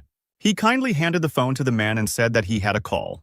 A man with a mechanical prosthesis got into the car and said to inform intelligence that the wanted Zero had infiltrated the western capital. On the other end of the line, in the 13th Division of the Star Dragon Territorial Strategic Defense Headquarters, a man was talking to a girl about the news he had heard. He's a wanted fetus deserter with a $150,000 bounty on his head, which means he's either a genius or extremely capable. The threat he poses is incalculable. We need to provide protection to the informant and hide his presence in the western capital from the embryo's spies, network monitoring group, intercept all messages mentioning Zero's whereabouts. Do not let the information leak out. The guy didn't waste any time, and first of all, he headed to the cloud dump, hidden from prying eyes, near the 7th District. The head of the gray zone of the 7th District, Leopard, asked what was needed from him and why the guy was looking for him. Stan held a gun he had stolen from one of the guards and said that it didn't matter who he was, because the Leopard wouldn't mind working with him. After all, arms trading is profitable these days. After these words, he quickly disassembled the pistol in front of the man. I can help you cut costs, but in return I will ask only for a small reward. The Leopard was surprised. Do you know how to make weapons? He put down his cigar and asked what kind of cooperation the guy had in mind. I will provide the list later. You will provide the materials and parts. I will provide the production and assembly. I will work here 2 hours a day. I want to get $230 for each gun, and I can take any mechanical junk I want. The Leopard replied that since all the materials here were his, he could only pay $150. Hearing these words, Stan simply turned around without saying a word and walked towards the exit. Wait, I agree to your price. Stan raised his hand as if he was waiting for this answer and told the man to prepare the equipment and materials because he would return tomorrow. The guy understood that producing mechanisms costs money, and the salary from the workshop would not be enough. So he was forced to make this deal. He also understood that the 13th Division would easily guess that he was working for Leopard to make some extra money. Since they knew how skilled a mechanic he was, they would come for him sooner or later. Evening came. Stan rummaged through the dump in search of the spare parts he needed and returned to the workshop. Alice asked the guy where he disappeared to, and he replied that he was at the dump. At the dump? This place is quite dangerous. It is better not to go there too often, the girl worried. Stan heard Alice's words and said that he would be a little more careful. The guy went up to his room, threw off his bag and washed his hands to go down to eat. He thought that completing the quest to level up to 20 required mastery of 5 mechanical bases. But he still didn't have a weapon base and a book of basic materials. Old Man Lou, that was the name of the owner, should have the entire collection. He should ask him. Approaching the table where Alice was sitting with her grandfather, Stan immediately asked him if he could borrow some books on mechanics. The old man grumbled. "Don't even think about it. I don't have any books for you." "Don't be so stingy. Think of it as an investment in youth and training of a potential employee. You are even more impudent than I thought. I will not give them to you in any case." Suddenly, Sweet Alice intervened in their conversation, said that Grandpa was just joking, and handed the books to Stan. The boy thanked the girl, but the old man could not believe that his granddaughter was betraying him. A system appeared in front of Stan, asking if he wanted to invest potential points into training the weapon base. The guy confirmed the investment, and the system immediately reported that he had studied 5 mechanical bases of the weapon branch. He also received 2 new skills and a new drawing of a robot ranger. Stan understood that in the battle against the embryo, using others was a common thing. What really mattered was his own abilities. Time waits for no one, and he needed to prepare. Night fell, and an unknown figure in a cloak approached the workshop and said that the target had been found. But he didn't take any action. And in the morning, Alice said that she hadn't gotten enough sleep and that things weren't going well at all because of that. She looked at Stan and asked him what he was doing there. The guy replied that he was just working for fun. "Wow, you're such a hard worker. No wonder you're so good." Suddenly, a man's voice was heard from the street, asking if this was a workshop. Alice immediately jumped up and answered that it was a workshop and asked the man what he needed. He answered that his car broke down at the intersection and it needed to be fixed. The man then looked at Stan with a suspicious look. The guy noticed this, and the man told Alice that the engine was very dirty and that it was better for the guy to do this, not her. Stan analyzed the situation and realized that the man had strong and stable feet. He must be trained and most likely from the 13th Division. "Do I look like someone who's afraid to get her hands dirty?" "What kind of stereotype is that?" Alice grumbled, puffing out her cheeks, but Stan immediately tried to calm her down, telling her to take this as an opportunity to relax, and he would sort everything out himself. Leaving Alice in the workshop, the guy went out with the man to the car. The suspicious man made a friendly face and asked the guy if he was young and how old he was. "I'm 30, Stan answered firmly and opened the hood of the car. The man continued his questioning by asking the guy's name.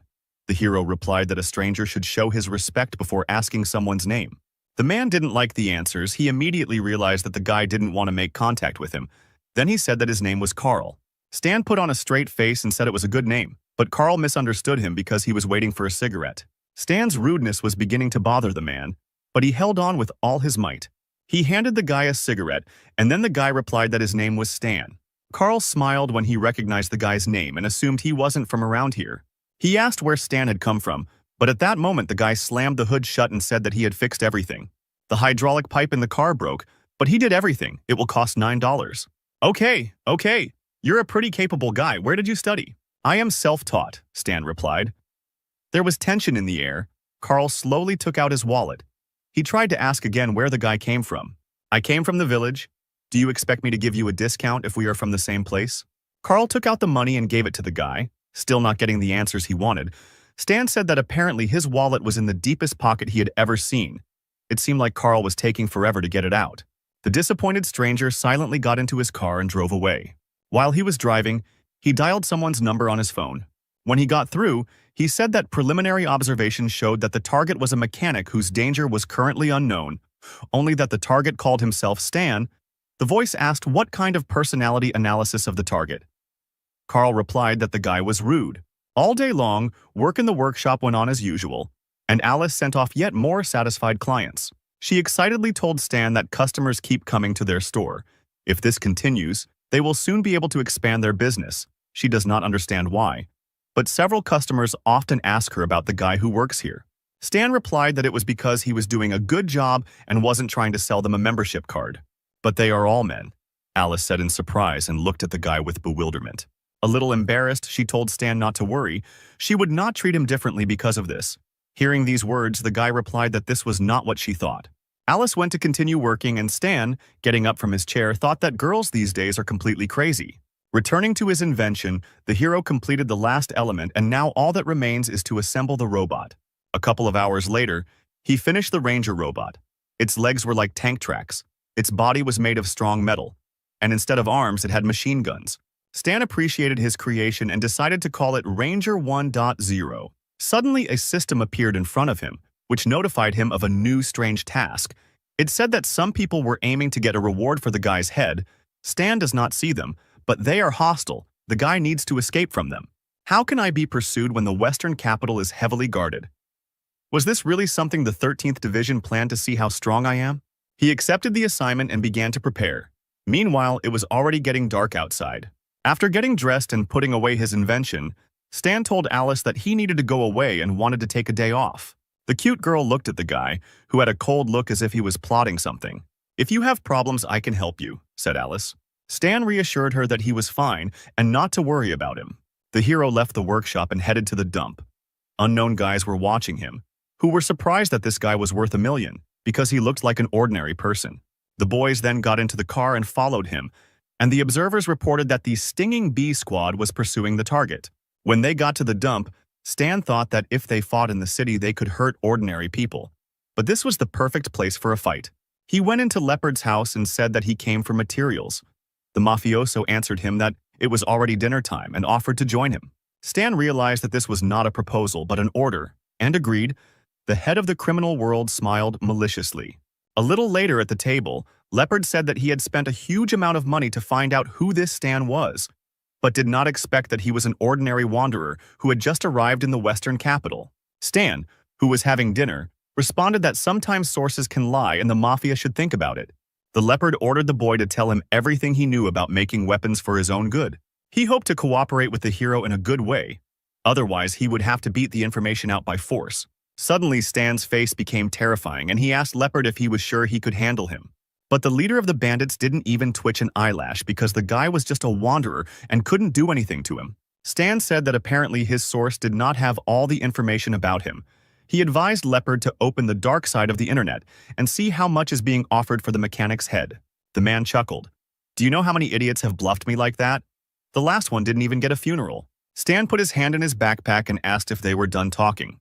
Suddenly, a gun was put to his head. But this did not frighten the guy at all. He was expecting it. At that moment, his hand was covered with the mechanical prosthesis that he used to escape from the laboratory, and he immediately jumped up from his seat. Pointing his hand at one of the bandits, he fired a beam of blue energy. Energy bullets immediately hit the guys with weapons who were guarding the entrance. The Leopard panicked when he saw the mechanism on the guy. "What is this?" he shouted. The leader immediately ordered all the bandits outside to quickly run here and kill the guy. One of the guards didn't understand why they all had to run there. It was just one guy who the people inside were supposed to deal with.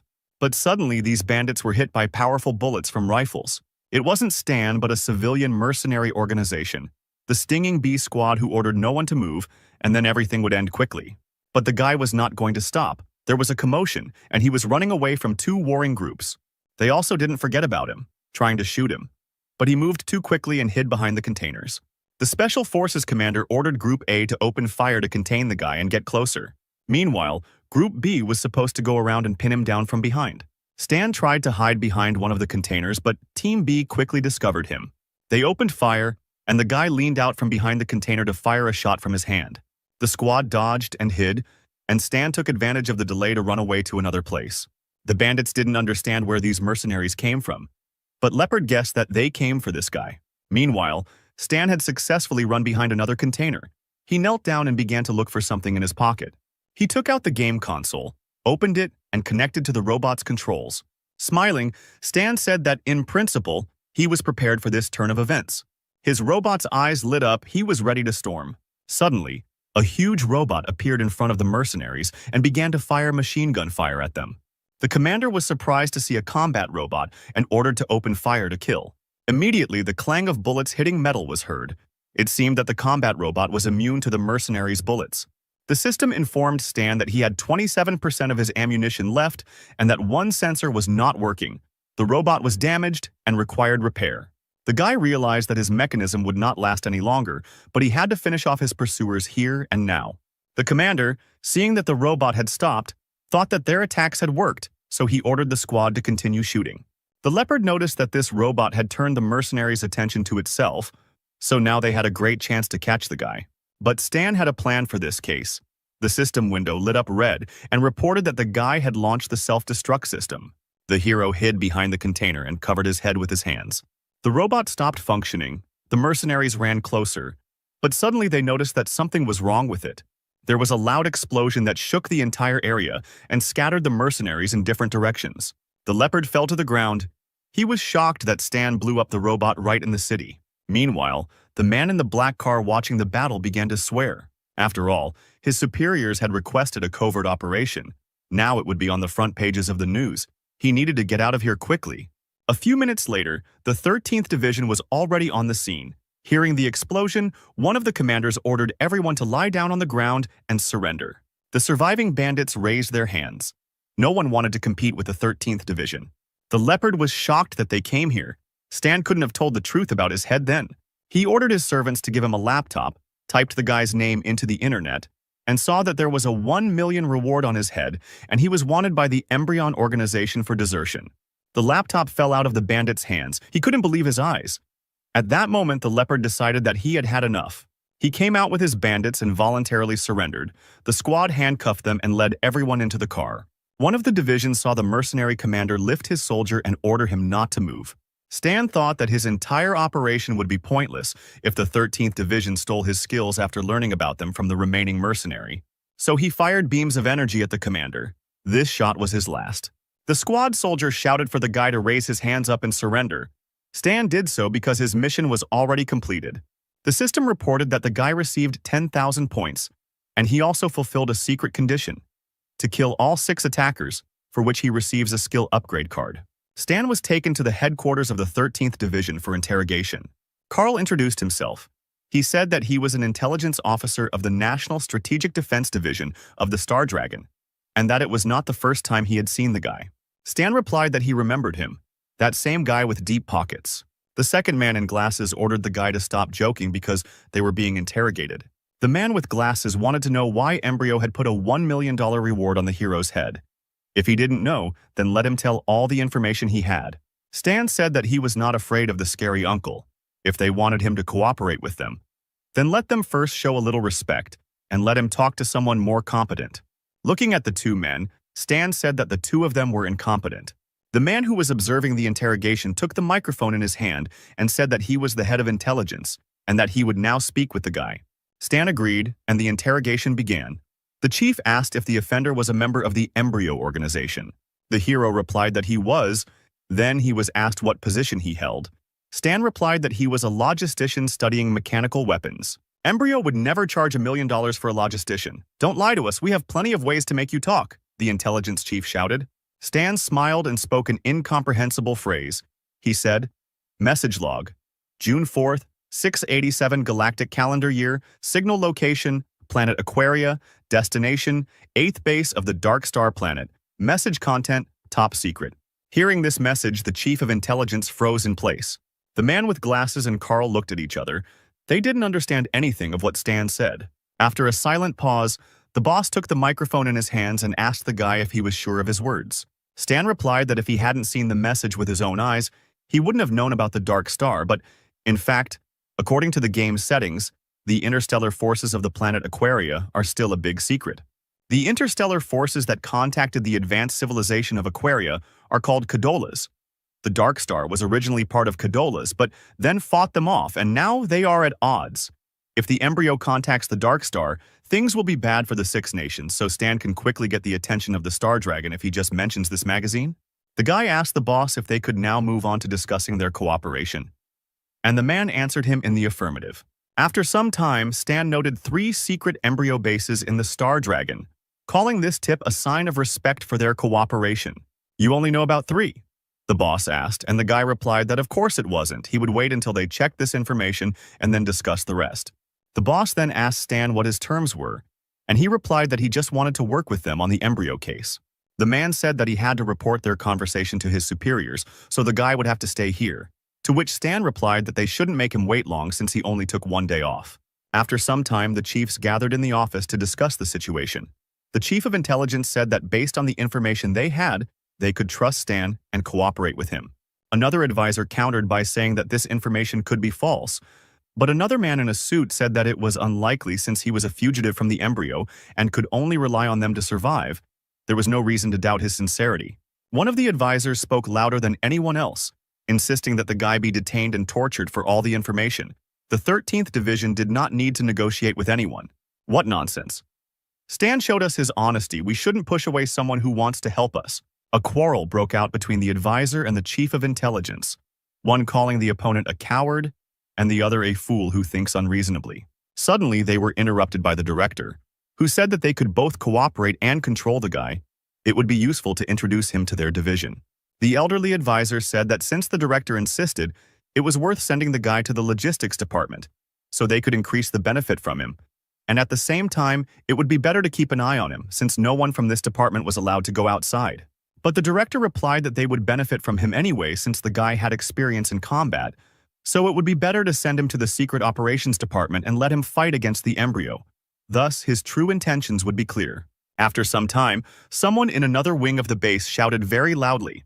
The guy with glasses who looked like a scientist looked at Stan's prosthesis and said that this broken thing had 4 levels of encryption. Whoever did this was incredible. The same old advisor came into his workshop and asked if the guy could do it, if he could break the device. The scientist replied that there was nothing special about this device, only the encryption was done well. Most likely the creator was an ordinary guy from the village for whom any trash was valuable. The advisor chuckled, asking which of the things the scientist had made was better. Maybe a sticky bomb coated in clay, or a mechanical gun that couldn't hit its target, or fake breasts with nipples that release poisoned needles? The 2 agents who were hit by their own needles because they put the breasts on incorrectly are still in the hospital.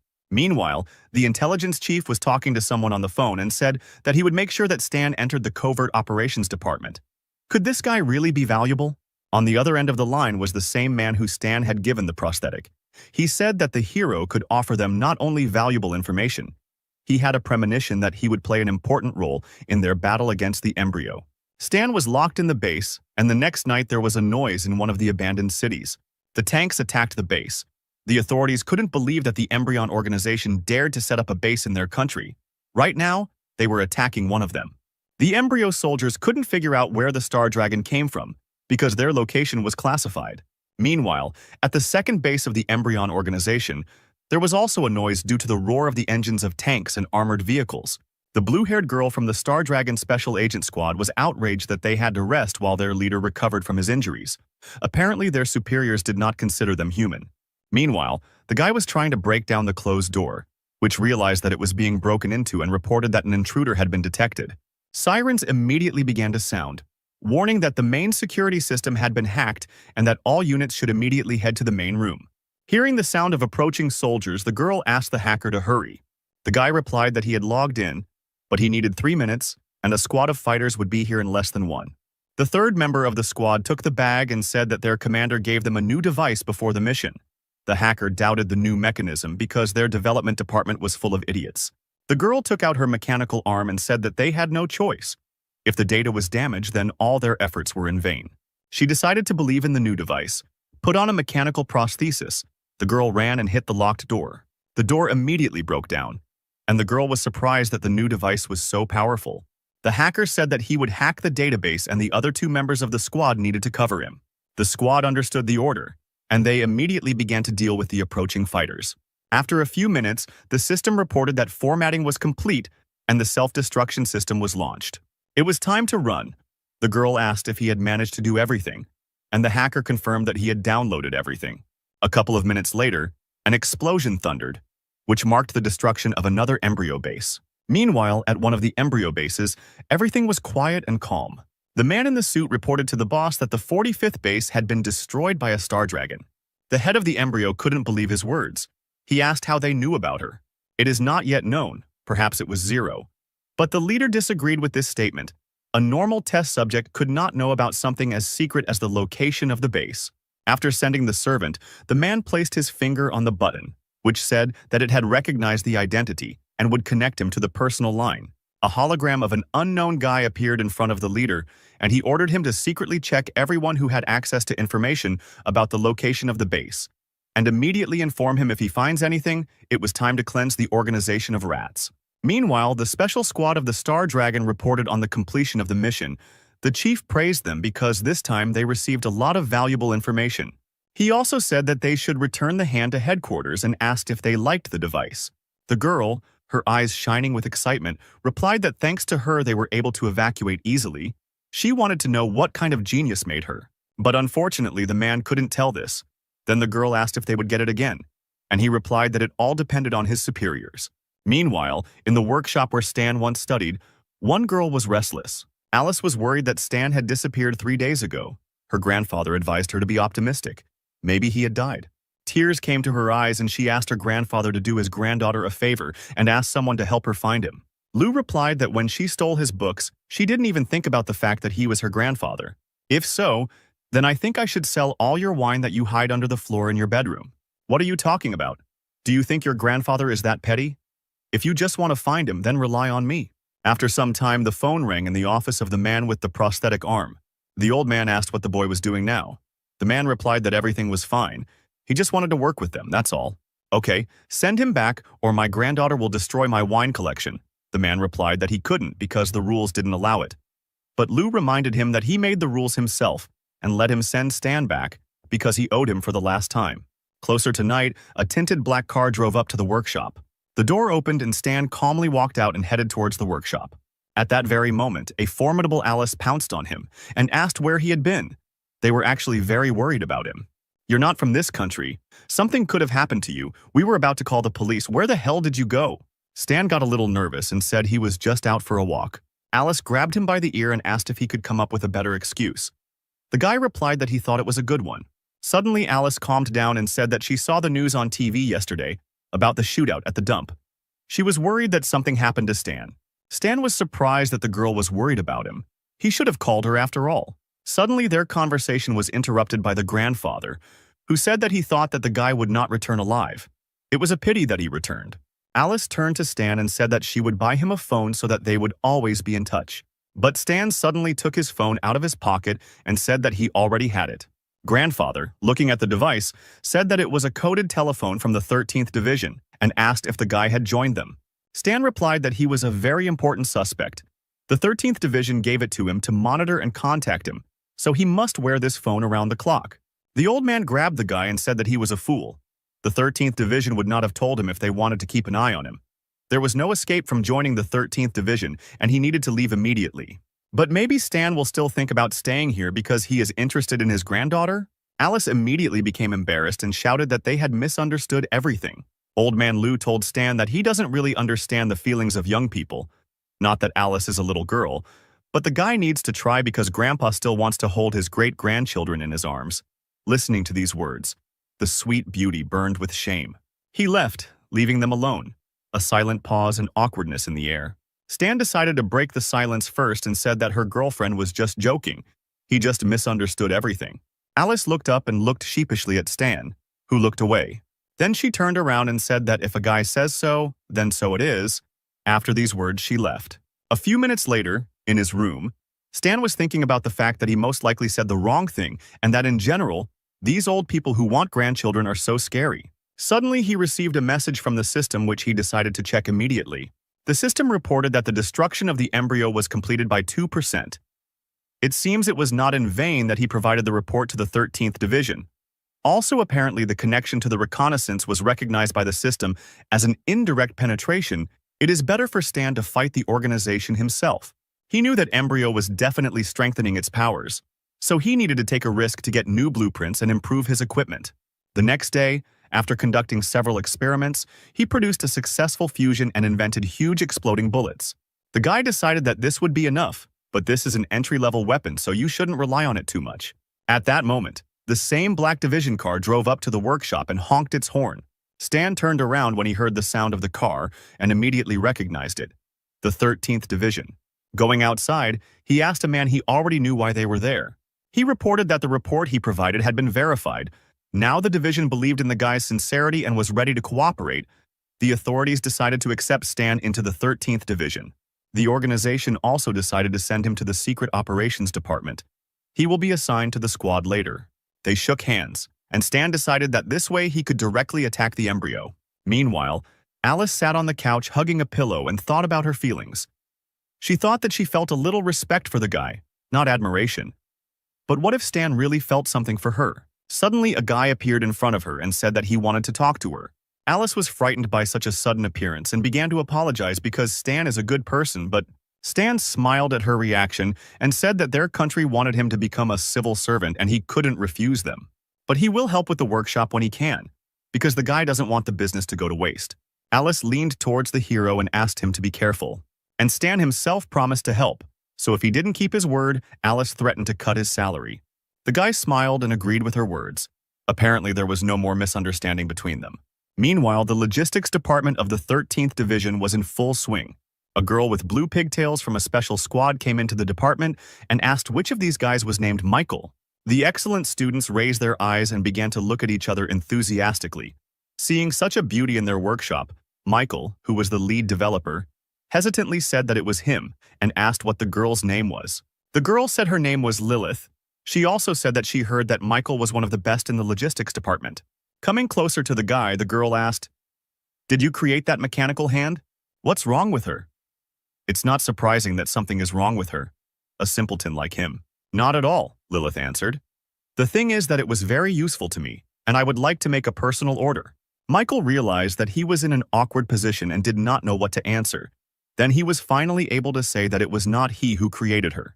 Lilith was immediately indignant that the guy hadn't told her earlier, and she had simply wasted her time.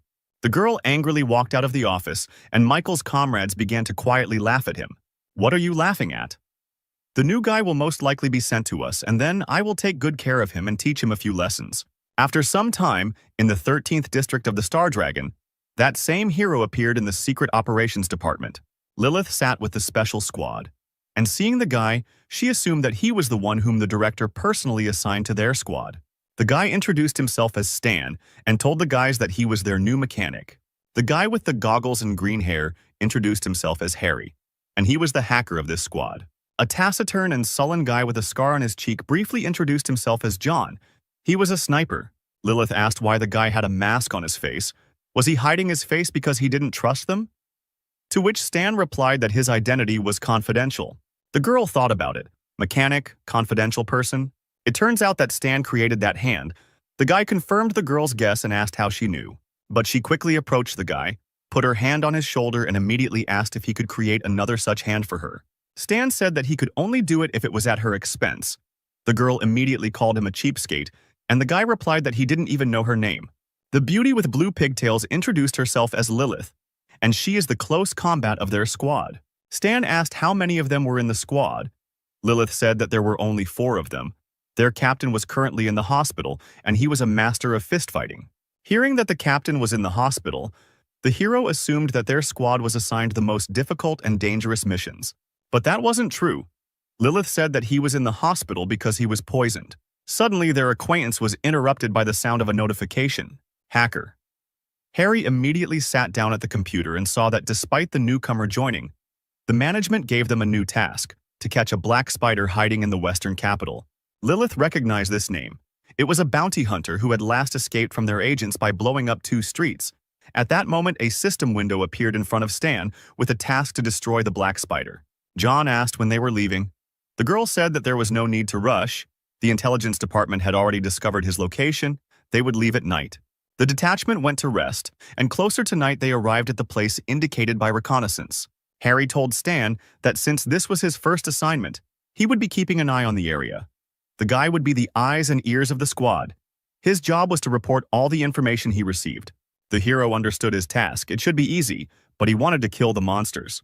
The operation began. The squad went to take their positions, and Stan watched the situation. Sniper John pointed his rifle at the building. Lilith, ready for battle, said that the building ahead was the black spider's hideout. He is on the 3rd floor and is most likely very careful, not making a sound.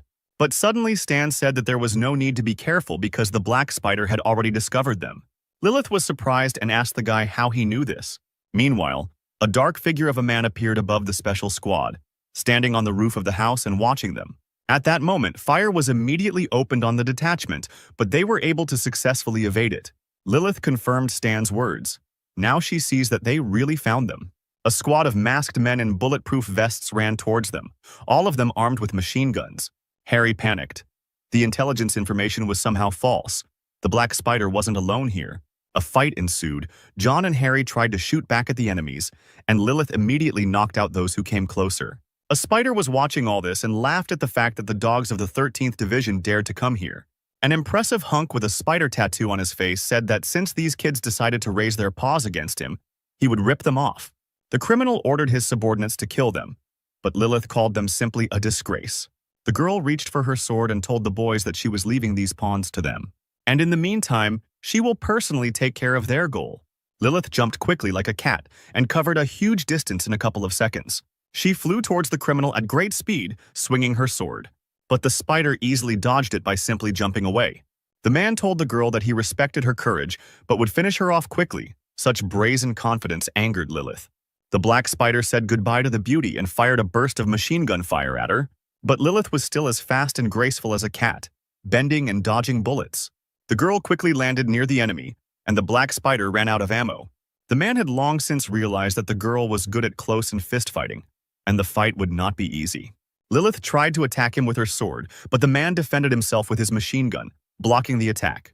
The girl immediately realized that her opponent was bad at close combat. This was her chance to win. She jumped and brought the sword to the black spider's head, saying goodbye to the old man. Then the girl suddenly pressed the lever on the hilt of the sword. The blade immediately lengthened and cut straight into the man's neck. He fell to his knees holding his neck. The criminal could not believe that this knife had become longer.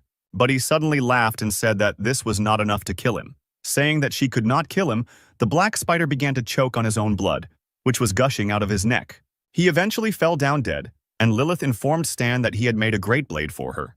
However, Stan advised the girl not to let down her guard because the black spider was still alive. It can't be. He's definitely dead. Look at his face. There's not a drop of life in his eyes.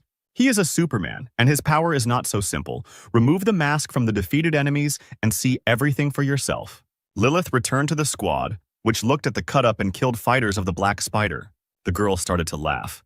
Newbie, I understand you want to prove yourself, but I know everything better than you. However, John was cautious and so decided to follow Stan's advice and check everything himself. Taking off his mask, he saw the mark of a black spider on a man. But was it really a man? John immediately fired a sniper rifle at the corpse. Stan told the guys to rip their heads off as quickly as possible. They began to take off their masks and realized in horror that all these people who attacked them were faceless. Stan continued to monitor the situation with the help of drones. He directed the squad, protecting them from danger. The guy was giving instructions, one dead man clockwise, rip his head off, the second one at 4 o'clock. The squad continued to destroy the monsters by shooting them in the head or tearing them off. This was the only way to defeat the unknown creatures. In the end, they killed everyone except one. John asked what to do with him, and Stan sharply shouted for them not to kill him. A zombie-like monster ran towards them, and the hero told the fighters to break his arms and legs. The creature with the spider tattoo said that they couldn't kill him. There was no point in wasting time and energy. But suddenly, John grabbed him and began to twist him. The black spider did not understand how they guessed about his strength. It was a parasitic copying. Once in a certain period of time, the spider can create copies without faces. The clones follow him within a fixed radius, and he can infinitely reincarnate into nearby clones. There are only 10 here, and he hid the rest all over the world. The black spider couldn't believe it. He asked who this guy was and what he knew about his ability. But Stan didn't listen to him. He looked at the system that gave him 4,000 points just for catching a spider. The guy was disappointed with such a small number of points. The heroes successfully completed the mission and returned home. Stan was released to his girlfriend's workshop. Alice thanked the guy for expanding her workshop. Very soon, she would be able to use the new premises. Stan was pleased that he had received many orders from agents for a retractable knife after Lilith's advertisement. At this rate, he would soon be rich. Meanwhile, in the Star Dragon, one of the bosses was very unhappy. The man was furious that Stan didn't want to give them his plans. The advisor suggested a solution to this problem. All you need to do is find someone who sells this retractable knife, and they can copy the design themselves. The authorities decided to do just that, and the next day sent a messenger to the Secret Service Department. A friendly guy asked the guys to sell him one of the knives that Stan made. Terrible Lilith said that the guy could not even dream about it. Everyone knows that they just want to copy the drawing. You can't do that to people. After these words, the people from the secret department turned around and began to leave. The messenger begged them to stop. If they can't do it themselves, they want to steal it. They should be ashamed. We won't sell it for any price. However, there was a man for whom money was more important than principles. He took out a knife and asked the messenger if this was the thing he needed. The guy asked for a price and the seller asked for $30,000. All the other employees looked at the scoundrel with disapproval. The price was too high, but the messenger was ready to buy the knife for any amount of money. So they shook hands and the deal was a success. After some time, the advisor brought the knife to Michael and asked if he could make exactly the same one.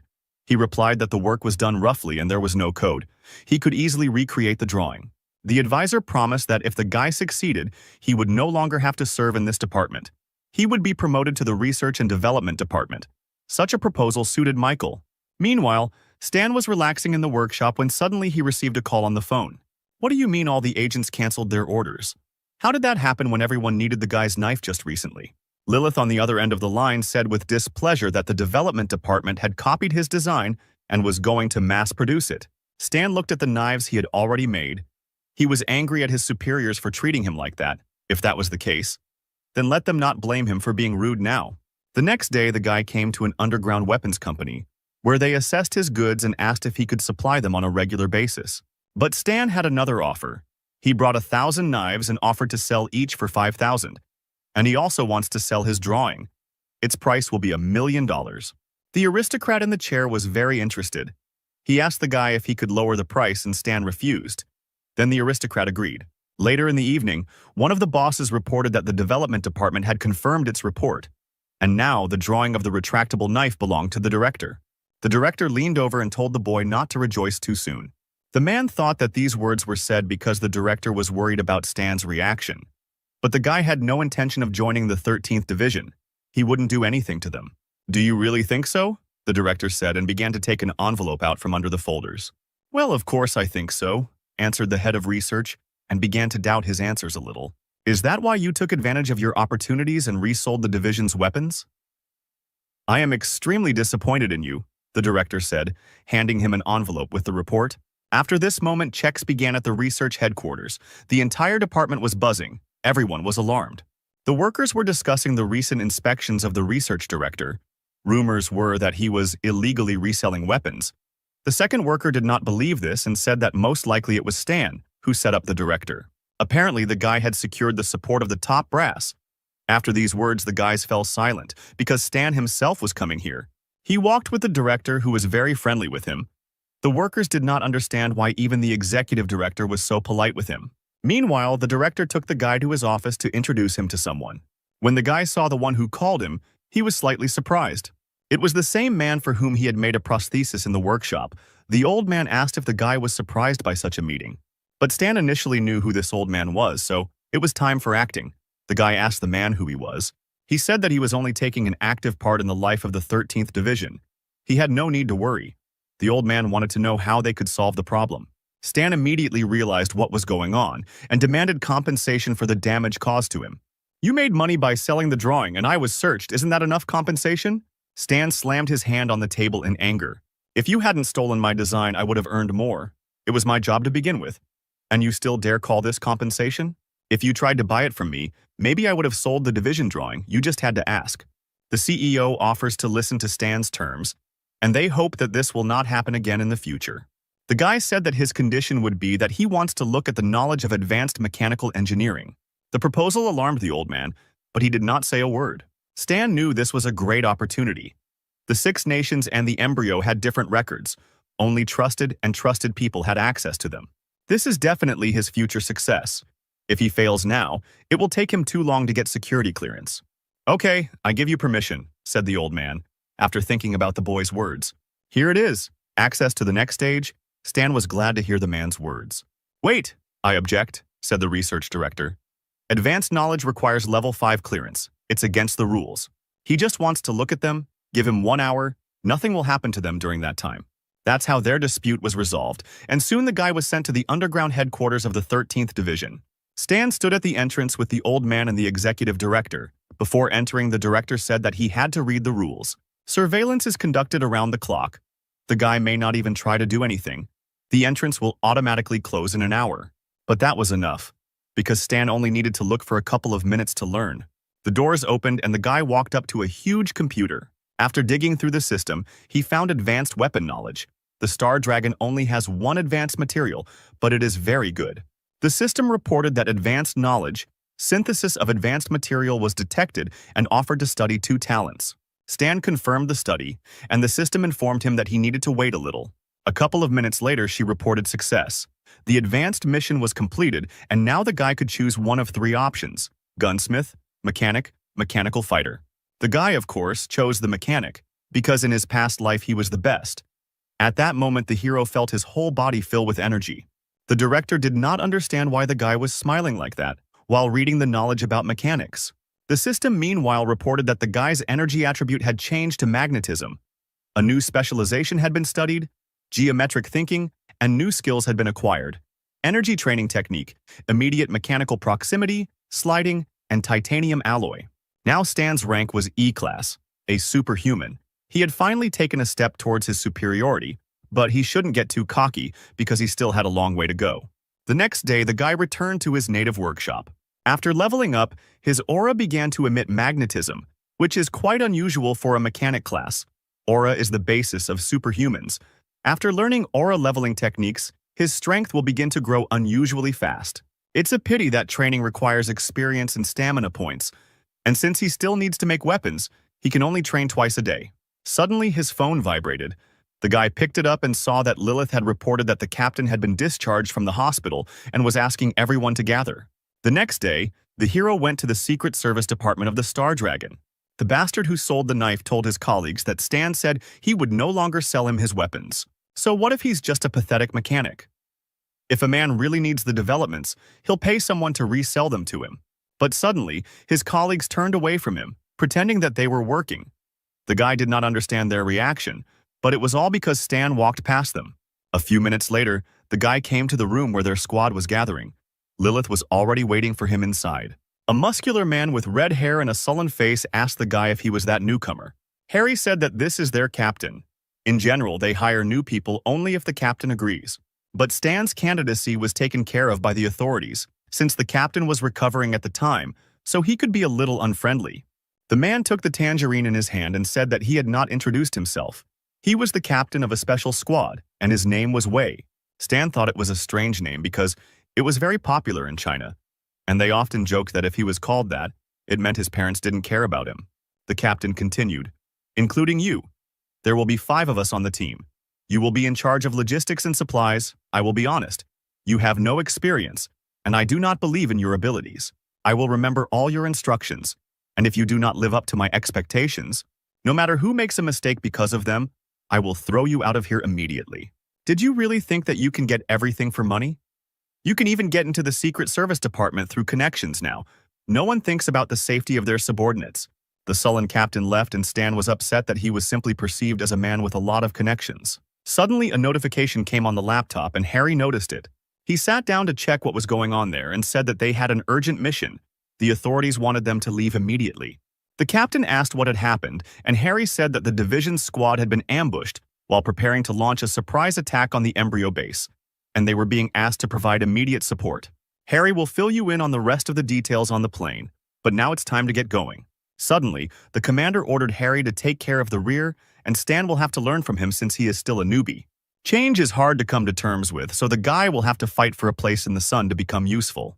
Stan just said indifferently that he understood the order, which surprised Harry. The squad moved forward, but suddenly Stan put his hand on Lilith's shoulder and asked them to stop. He opened the box containing the red bullets and asked to take it as a friendly gift.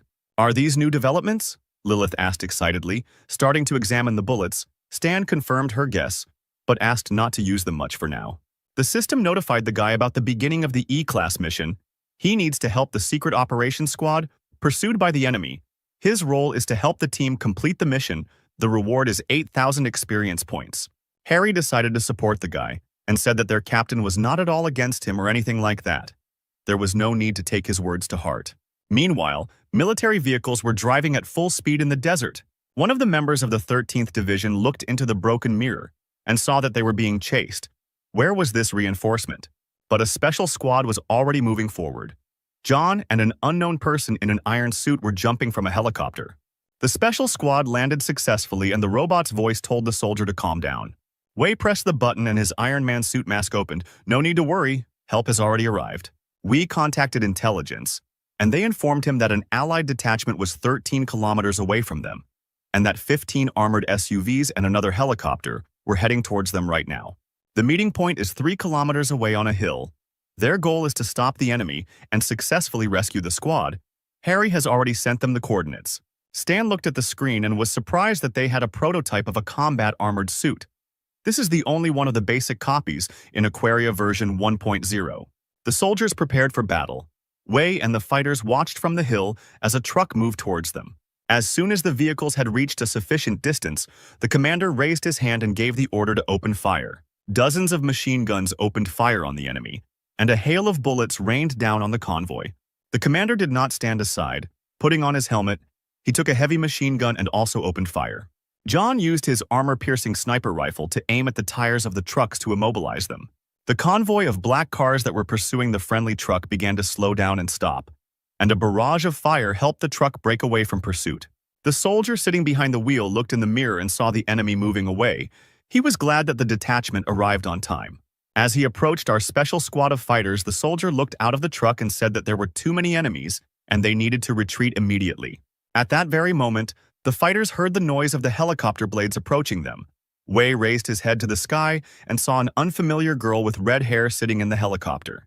Instantly, a furious attack fell upon the detachment. The commander jumped to the truck and shouted to the soldiers, "Take cover." He rolled around trying to avoid the attack that looked like tongues of furious flame.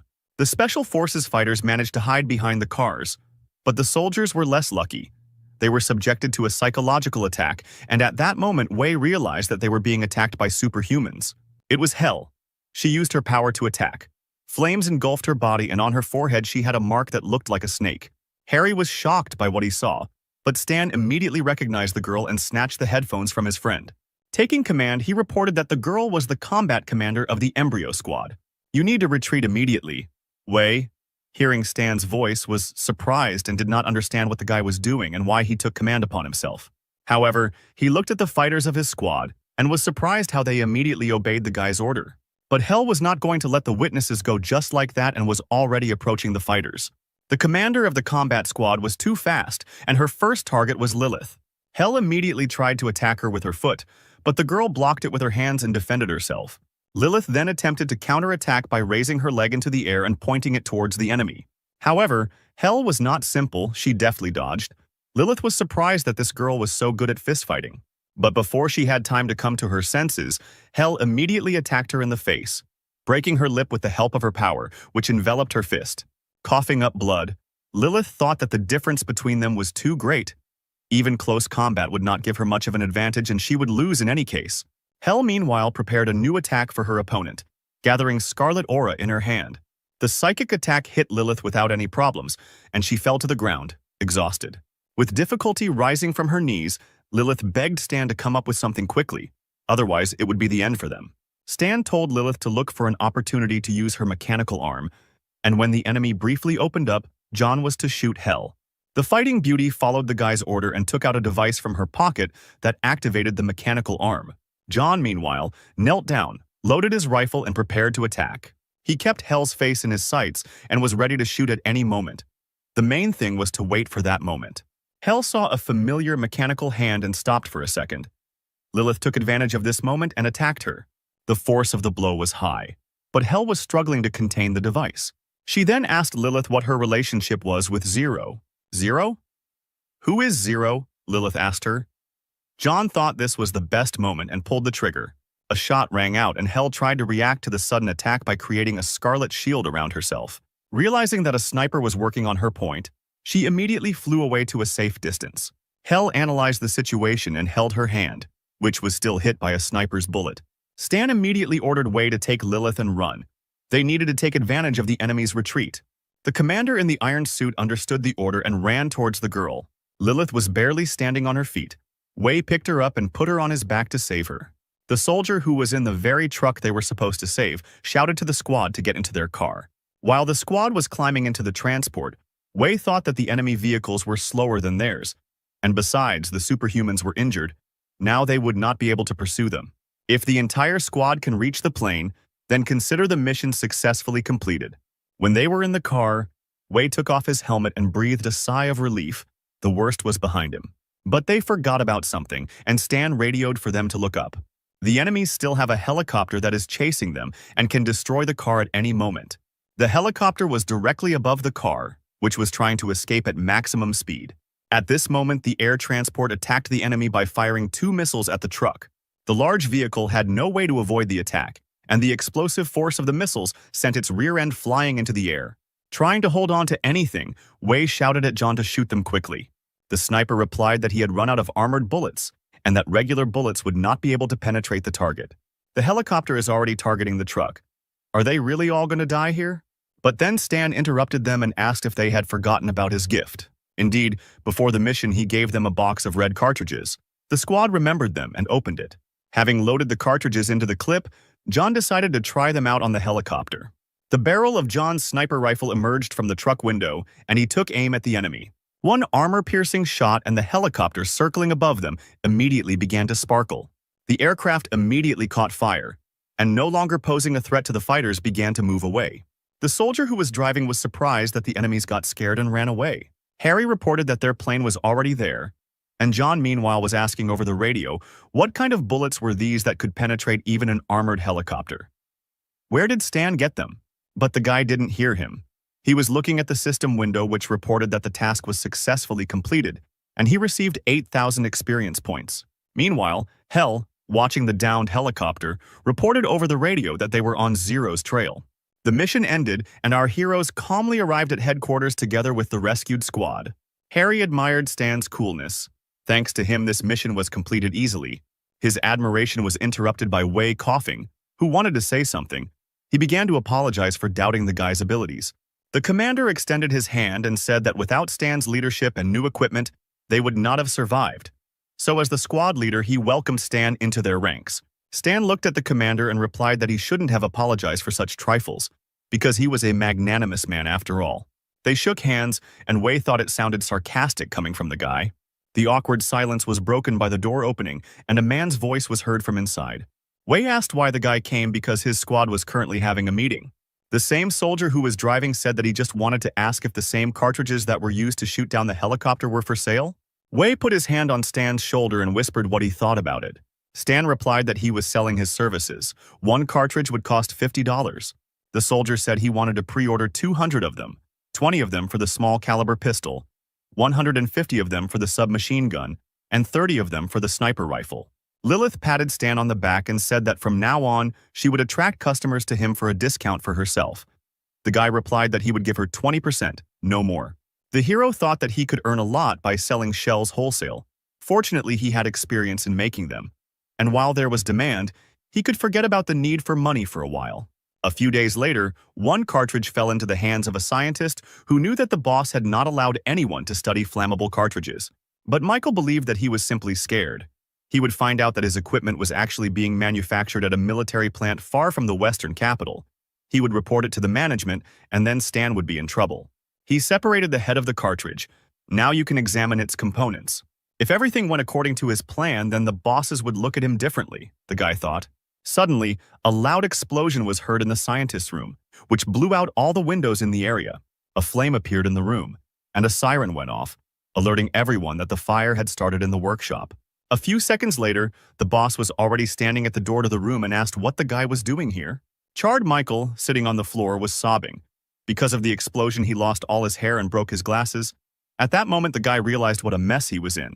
The authorities saw the remains of a red cartridge. They immediately understood everything. The guy dared to take on the study of flammable cartridges. The director demanded an explanation from the head of research, who replied that he knew nothing and that the guy had not asked his permission. The man turned to the bald Michael and asked if he had anything to say in his defense, but he only sobbed. The director looked at the guy angrily and said that he remembered him. Michael used to be in the logistics department. From today, he is returning back to his department and is removed from his position. Meanwhile, the guy who once sold the knife to the bosses and set Stan up came into the Special Forces room. He asked if they would sell him some bullets. Lilith replied that Stan had blacklisted him and didn't want to have anything to do with him, and didn't need an apology either. Then the guy decided to approach other employees, asking them for cartridges, asking to resell them, and offering $200 apiece. But his comrades brushed him off and said they wouldn't sell him any cartridges. Another employee said that selling him ammo would be tantamount to insulting Stan, which wasn't worth any money, since who knows how many inventions he has stashed away. Realizing that he had acted stupidly by selling that knife, the man became upset. A few days later, a bald, burnt Michael returned to the logistics department with his things, and as he walked to his desk, his colleagues made fun of him. The scientist was upset that he lost his hair and good skin at such a young age. Meanwhile, at one of the embryo bases, a conversation was taking place. The man said that the Star Dragon special agent had a power arm like Zero, and they also destroyed their secret base. Only Zero could give them the secret location, but he didn't have the authority to get access to that kind of sensitive information. The head of the organization looked at Stan's hologram, where he says that he will destroy them all, and he was filled with rage. He wanted to know who this guy really was. He ordered to convey his order to recruit new recruits. Then they need to be sent to the Star Dragon to observe Zero. If they find a clue, then let them tell Alberto about it. Meanwhile, a black car drove up to the workshop where Stan spent the night. The man reported to the boy that the embryo scouts located in the western capital had begun to act. They were looking for Stan and seemed to know that he was working for the Star Dragon. Stan told the man that he had already guessed this. The man told him not to worry because there would be security guards nearby 24 hours a day. He was about to leave when Stan asked him to help him get 2 Silent Eagle pistols from their warehouse. The man agreed. Watching the car leave, Stan thought that the embryo had finally shown up and he needed to get ready. He returned home and started work the next morning. Stan sat at his desk, making new inventions that would help him in the fight against the embryo. After working for several hours, the system informed him that he had produced an excellent platinum alloy and received 3,000 experience points for it. Stan was pleased with the invention. It was of good quality, and they pay well for rare materials. A few hours later, he made a folding saber from a high-quality platinum, which acquired a new property, increased strength. Suddenly, the mechanic was interrupted by the phone. Stan picked it up and read the message, which said that the issuance of the Silent Eagle was approved and it was left in the squad room. The hero finished with the construction and went to the headquarters to pick up the gun. Lilith saw the updated version of the saber and asked to try it out. The first thing the girl did was cut the metal pole next to her. Her admiration knew no bounds. The weapon was razor sharp, much better than the previous version. Stan meanwhile tested the gun. He noticed that it had very high power. Lilith brought the knife to the mechanic and said that it was very hard for her to part with it. She asked if he would bring it next time, and the hero replied that he would definitely take it next time. A little later, in the workshop, the guy thought about the fact that now he had enough weapons to deal with people from the organization. He sat on the bed and rested. The system window in front of him notified him that he had practiced the energy training technique and received 4 strength points. This is exactly how many points were required to level up, at which point the hero felt a surge of strength in his body. Stan noted that given the current development dynamics, by the time open testing begins, he will surpass the first group of players by a ton of levels. The system window said that closed testing was scheduled to begin and would last for 12 days. This surprised Stan. Apparently, it will be carried out for a limited number of players a week before the open test. 1 day in reality is equal to 6 days in the game, which means that in terms of game time, there are more than 40 days left until the start. Is it possible that the game clock works differently while the service is down? Well, of course, with each version update in reality, a couple of days pass. But in the universe of the Star Sea, the time span is measured in years. In this case, with each update, I will have much more time for development than the players. Should we then start worrying about life expectancy? Suddenly, Stan's thoughts were interrupted by a system window, which reported that the NPC functions were unlocked and the player forum was also unlocked. This surprised the guy. What does NPC functions mean? He tried to find information about it, but the player's forum might come in handy, so Stan decided to register on it. But the system gave an error saying that the player was not found and registration failed. The fact is that accounts can only be created with a unique identifier of the user's immersion capsule. Apparently, there is no way to register. Well then, when players appear here, we will need to find a way to gain access to read the forum. Stan went to bed, while in the real world no one suspected his existence.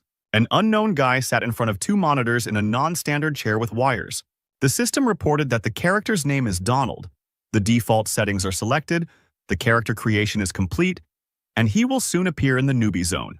The random selection of birthplace is complete, and the guy who looks like an elf with red hair begins to load. The village of Bighorn was chosen as the starting point for loading. A few minutes later, the guy opened his eyes and saw the light of the sun. The system reported that the birth was taking place. He needed to wait. A blue portal, made of small blue particles, appeared in the depths of the forest. A few seconds later, a player named Donald appeared in this portal, and along with it, dozens of other portals appeared, from which other players made their way into the wonderful world. They went to the Bighorn village, which was the gathering place and was located in the Star Dragon. The players looked around the area and tried to figure out what to do here. Some tried to find clues in the newbie village. Suddenly, the strangers were called by an old man who was slowly approaching them. The grandfather with the cane said that if they wanted to eat, they should find work, because they didn't need idlers in the village. Donald looked at the old man, and the system window offered him 4 functions: examine, bargain, talk, or kill. He chose examine, and the system reported that the old man was a local elder, medium danger level. Grandfather said that the harvest needed to be gathered, and the sewing and weapons workshops in the south needed experienced specialists. A batch of goods had just been delivered to the gates. It needed to be unloaded, so there was enough work here for everyone. Donald realized that there were a lot of resources in the newcomer village. Clothes testing would not last forever. If he wanted to get ahead, he needed to quickly develop a launch strategy. Explore as many places as possible and settle down in the most advantageous way in order to then use this knowledge. Having found an axe in the depths of the forest, the player sold it to a local merchant. After some time, collecting all sorts of junk, Donald was able to buy a map of the area from an old man for $3,000. Opening the map, Donald realized that it depicted the territories of the Star Dragon Empire. The closest city to it was Trap Capital. He didn't really have a choice, and the player decided to go there to look around. After some time, he reached the Western Capital Post, where a queue had already formed. Meanwhile, Stan was sitting next to the post, drinking soda. The hero watched those passing through the security post, and among them he noticed a player holding a map in his hands. It feels like someone is watching me, Donald thought, and began to look around. Looking around, he saw a strange guy who was marked as a mysterious stranger, and his name was highlighted in red. After selecting the inspection function, Donald saw that the NPC's name was Stan. But nothing was known about him except one thing. His danger level was fatal. This scared Donald. What does mortal danger mean? Shouldn't the starting city be safe? We need to get out of here quickly. Donald didn't want to die. But suddenly Stan, who was passing by, called him, and cold beads of sweat appeared on Donald's body. Stan said that it's rude to examine someone you've never met before. Donald assumed a fighting stance, preparing for death, and asked what the guy wanted from him. But Stan didn't want to fight. He said he needed help and asked if the player had time for it. Donald had too many questions. Did the chance come so quickly? Who is this NPC? Will he be given a hidden task? Did the heavens choose me? His thoughts were interrupted by Stan, who said that he needed a piece of bread and the guy had to get it. At that very moment, a system window appeared in front of Donald, which informed him that he had a new task. But why does a high-level NPC have such an easy task? And the reward is small, only $1. Donald suggested that since this NPC is of a high class, the tasks should be appropriate. Probably it will be a chain of missions. After completing one task, he will give another. The player was pleased with his ingenuity. Years spent playing other games allowed him to understand the logic of this game as well. He opened his inventory and took out all the bread he had with him and handed it to Stan. Watching the hero's reaction, Donald was sure that he would now offer him a new task. And so it happened. But it was strange again. Donald needs to hit 10 passers-by on the butt, and as a reward, he will receive $1. He had no choice but to complete the task. The residents were not too happy about such hooliganism. The next task was to take off the patrolman's pants for the same reward, and Donald, burning with shame, also completed it. While completing the following strange task, the player could not understand why this NPC was giving out such missions. Suddenly, the player saw a system message in front of him, which informed him that Stan had opened a store for the player. The hero's assortment was as follows: a folding saber for $30,000, flammable cartridges for $100, a traumatic pistol for $15,000, an assault rifle for $35,000, and an improved rifle for $38,000. The store's assortment amazed Donald. Very cool things, but it was a pity that they were too expensive for the player. There were also the basics of hand-to-hand combat, weapons handling that could be pumped up, and energy training techniques. Donald was shocked to see the skills. Stan looked like a mysterious scientific director, and the guy decided that this was his chance. If he learns from the hero, he will very quickly overtake all other players. Donald knew that if he didn't take advantage of this opportunity, he would regret it for the rest of his life. So he decided to become a mechanic and learn from Stan. After confirming his profession, the player saw a blue glow appear around him. Stan turned around and went about his business. Donald stopped him and asked where he could find the guy. Without a word, Stan handed him a piece of paper. Donald unfolded the paper and it said that this NPC was located in the 5th block, building 46 repair shop. The player clutched the piece of paper tightly and decided that he would keep this NPC a secret from the others. Then, during the closed testing, he would overtake everyone else. Meanwhile, Stan was calmly returning home and thinking that Donald was a very interesting guy. The hero remembered that he was one of the top 20 martial artists who made it to the semifinals in China. And now he has gone into mechanics. At first, this class is very unremarkable, but if he has a goal, then in the future the player will thank him. As Stan passed by, he noticed some players looking for work asking a local worker how they could help.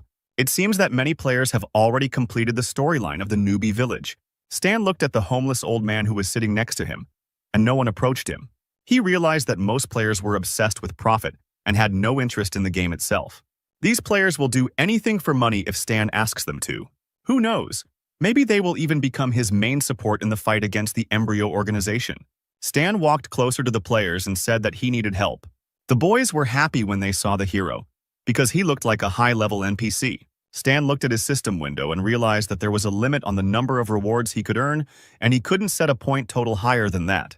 Just as he won't be able to determine the limit on his own, he can't now offer a task to destroy the Embryo organization. We need to find a way to increase it, and in the meantime, the players are already tired of waiting for Stan to offer them a task. The hero pressed a couple of buttons and the players were given a task, but it did not make them happy. They had to get a piece of bread for $1.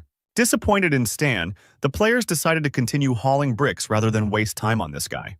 Then the hero decided to worsen his relationship with these players. Does refusing a task really ruin a relationship? That's how stingy the NPC is, players complained. After some time, there was a heated discussion in the workshop. Alice didn't understand why this guy was following Stan.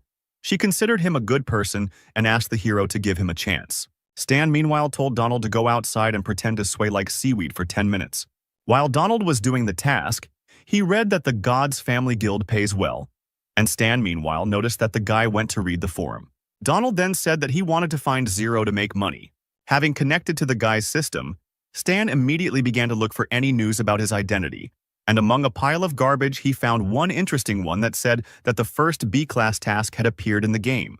I remember the first Class B task appeared after the open testing. Why was it given out now? Opening the news, the hero read that the first task of Class B was called Studying Zero. You need to report any valuable information, and then each player will receive a monetary reward. My presence has changed the course of the game, and while the players don't pose a threat to me yet, I should remain vigilant. It's lunchtime. Where are you headed? Alice asked. Stan answered that he urgently needed to go to the workshop. Disappointed, Alice replied that he does the same thing every day. Workaholism is a terrible thing. Stan sat in the workshop and tried to learn new mechanical drawings. Suddenly, a system window appeared in front of him, which informed him that he had provoked a new task. A sudden murder. The hero would soon be visited by a killer, and he needed to survive at any cost. Grabbing the gun, the guy was surprised that this killer was able to hide from the surveillance of the 13th Division. It's a pity that Old Man Lou is not at home. Before we worry about the players who join Embryo, we need to deal with the killer. Dressing discreetly, Stan went outside. Alice remained in the workshop, so in theory she would be safe. The guy walked into a deserted alley, the best place for a surprise attack. A mysterious figure in a cloak followed the hero. Stan felt that someone was watching him and turned around. Suddenly, he saw a huge crow rushing straight towards him. The hero expected to see the killer behind him, but not a flying crow. Then the guy began to be bound by a thick thread while black crows flew around him. The thread grabbed Stan's throat. He tried to free himself and realized that his enemy was not so simple. While the hero was trying to free himself, a huge glowing cross appeared in front of him. Then the guy heard the sound of waves as if he was in the center of the sea. Stan was hung on a cross with a rope. Black crows were flying around him, and a huge watching eye appeared above the guy. Is this Itachi's reincarnation? The guy realized that this was an illusion, and that his opponent's level felt like it was the same as Hell's.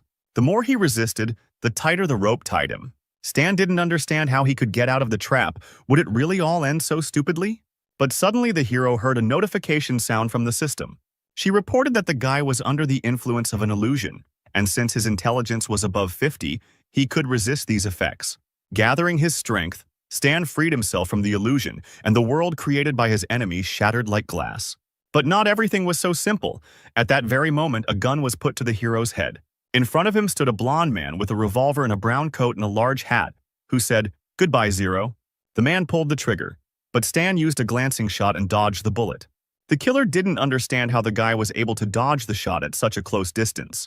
Stan's smile showed that he was now in control of the situation. The guy suddenly pulled out 2 pistols that were under his jacket.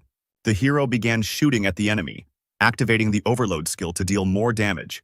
But the killer easily repelled the attack by creating a scarlet shield, exactly the same as Hell's. After analyzing the situation, the man realized that the guy was much stronger than the intelligence data said, which said that his strength was at the level of a special agent.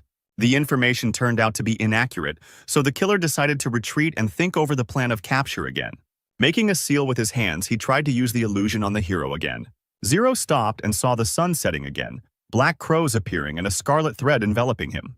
But his intelligence still exceeded 50 points, and the enemy apparently did not, so the guy easily got out of the illusion. He rushed in pursuit of the killer along the road, loading his pistol with flammable cartridges. Turning around, the fleeing man was surprised that the guy continued to chase him and easily got rid of the illusion. He couldn't understand what was happening, and at that moment Stan shot him. The killer again tried to hide from the bullets with his red shield, but suddenly the shield cracked and caught fire. Stan said he acknowledged the man's strength, but the same techniques wouldn't work on him twice. The killer was defeated. His body was burning on the ground until the officers of the 13th Department arrived. Carl jumped out of the car and apologized for being late. He asked if Stan was okay. "Do I look okay?" the boy answered and pointed to his bloody cheek. Carl bowed his head and asked for forgiveness, saying that it was his fault. But the hero calmed the fighter down, saying that it was not his fault, because this man was an officer of the Embryo and the best killer who always brought things to the end. Carl recognized from the description of this man whether it was Alberto, the best killer. An unperturbed Stan confirmed the employee's words. "How were you able to defeat Alberto even after he suddenly attacked you? Are you really that strong?" Stan was indignant that they only now realized this and walked towards the car. After completing the surprise mission, he received a character summon card for Alberto, which the boy considered a good gift from Embryo. A few seconds later, Carl joined the guy in the car, got behind the wheel, and said that he would first take him to the general headquarters to report the situation. But Stan said that if Alberto found him, then the Embryo knew his location. Carl replied that this was not accurate, because hackers from intelligence control the network and track any information about him. Messages that mention Stan do not get through. The hero turned to the man and asked if he was sure of his words. Alberto would not have acted on his own. He probably passed on information about Stan to other spies in the capital, and they would have done so via a closed network. Or they could have personally left the capital to report to their superiors. Hearing these words, the hero immediately pushed Carl out from behind the wheel, because right now he needed to grab them, because at this rate, Embryo would soon find out where he was. While fastening his seatbelt, Stan told the man to ask his superiors to immediately close off the city. Carl banged on the glass and asked the guy not to rage, because it was unknown who exactly the spy was, and it was not even clear who Stan was going to catch. But the hero didn't listen to him and immediately pressed the pedal to the floor. The car suddenly moved away, leaving Carl behind. The employee did not know that in fact Stan had long ago realized who the spy was. The guy contacted Lilith and ordered her to go to the 8th district as soon as possible. He had already sent the coordinates. The girl didn't understand why she was going to the slums, but Stan insisted that she ask fewer questions. After some time, the hero reached the 8th district, where an abandoned church towered. He drove up to the entrance, where Lilith was already waiting for him in her sports car. Stan immediately ran out of the car. Lilith was surprised by the hero's haste, but he ordered her to follow him faster. The guy opened the doors to the church, which scared the parishioners. He knew that the messenger had to be somewhere here, but when Stan looked around, he didn't see a familiar face. He then grabbed the nearest guy and asked if Lugorn had been here, to which the frightened man replied that he had not seen him here today. Then Stan took his pen and began to draw on a piece of paper. Having drawn a photo portrait of a man, the hero showed it to the man and asked if he looked like this. Lugorn's eyes were set far apart, his nose was crooked, and he had a short haircut. Realizing that he was not there, Stan and Lilith went to another point. The hero told the girl to contact the bureau and let them check if he left the city. And the guy in the meantime would head to the nearest post. A few seconds later, Lilith reported that the bureau had responded that such a person had not left the city. At which point Stan warned her that he was driving very fast and she should prepare herself. "Don't underestimate me. I am a warrior after all. Do you really think that I am afraid of some kind of speed?" Stan grinned and pressed the pedal to the floor, the sports car jerking forward. Lugorn couldn't have left earlier than an hour ago because he had received the information only recently. He had to head to the nearest post, most likely to the northwest. While the hero was thinking about the spy, he quickly changed gears and the speed of the car increased. There was the first obstacle ahead. A freight train was driving across the rails, and it seemed that the car would not have time to pass. "Slow down, there's a train," Lilith cried in tears, panicking. She screamed very loudly like a little girl, but the guy managed to fly in front of the train cabin. Lilith grabbed the handle to hold on. She insulted Stan with all sorts of words. A few hours later, our heroes drove out of the city at a speed of 180 kilometers per hour. Meanwhile, the sun was setting over the northwest outpost. People were outraged that they were not allowed to leave the city and they demanded to be released. The same man Stan had drawn earlier panicked. Why did they block the post? Did Alberto really lose? One of the soldiers standing guard suddenly received a notification on his phone. At that moment, he shouted that they needed this guy, seeing Lugorn. A few minutes later, Lilith's car pulled up to the post, and the soldier asked to see the documents of a special agent of the 13th Division. He looked into the car and saw an exhausted Lilith, who with difficulty handed over her ID. Stan got out of the car and laughed at Lilith, who immediately threw up, saying that she said she was a warrior, but for some reason she threw up because of a simple trip.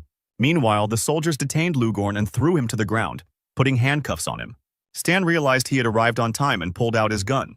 To the soldiers' surprise, Stan shot the witness and received 3,500 experience points for it. The guy did this because he knew that Lugorn had poison on his teeth and under his nails. They would not have been able to stop him from committing suicide anyway. The mission is successfully completed, and we are transported to the border of the Star Dragon to the organization Embryo, the base of the Black Raven. New player recruits have noticed that the hint for the quest to find Zero has changed. The system stated that Zero's location was somewhere in the western capital's Star Dragon region. The soldier was happy. The search area had narrowed. Let the organization send people there after open testing. They would surely find Zero. If they complete this B-rank quest, it will allow them to leave other players far behind. Meanwhile, the leader of the Embryo was unhappy to hear news about Zero again. "Do you think I'll give up now that you have defenders?"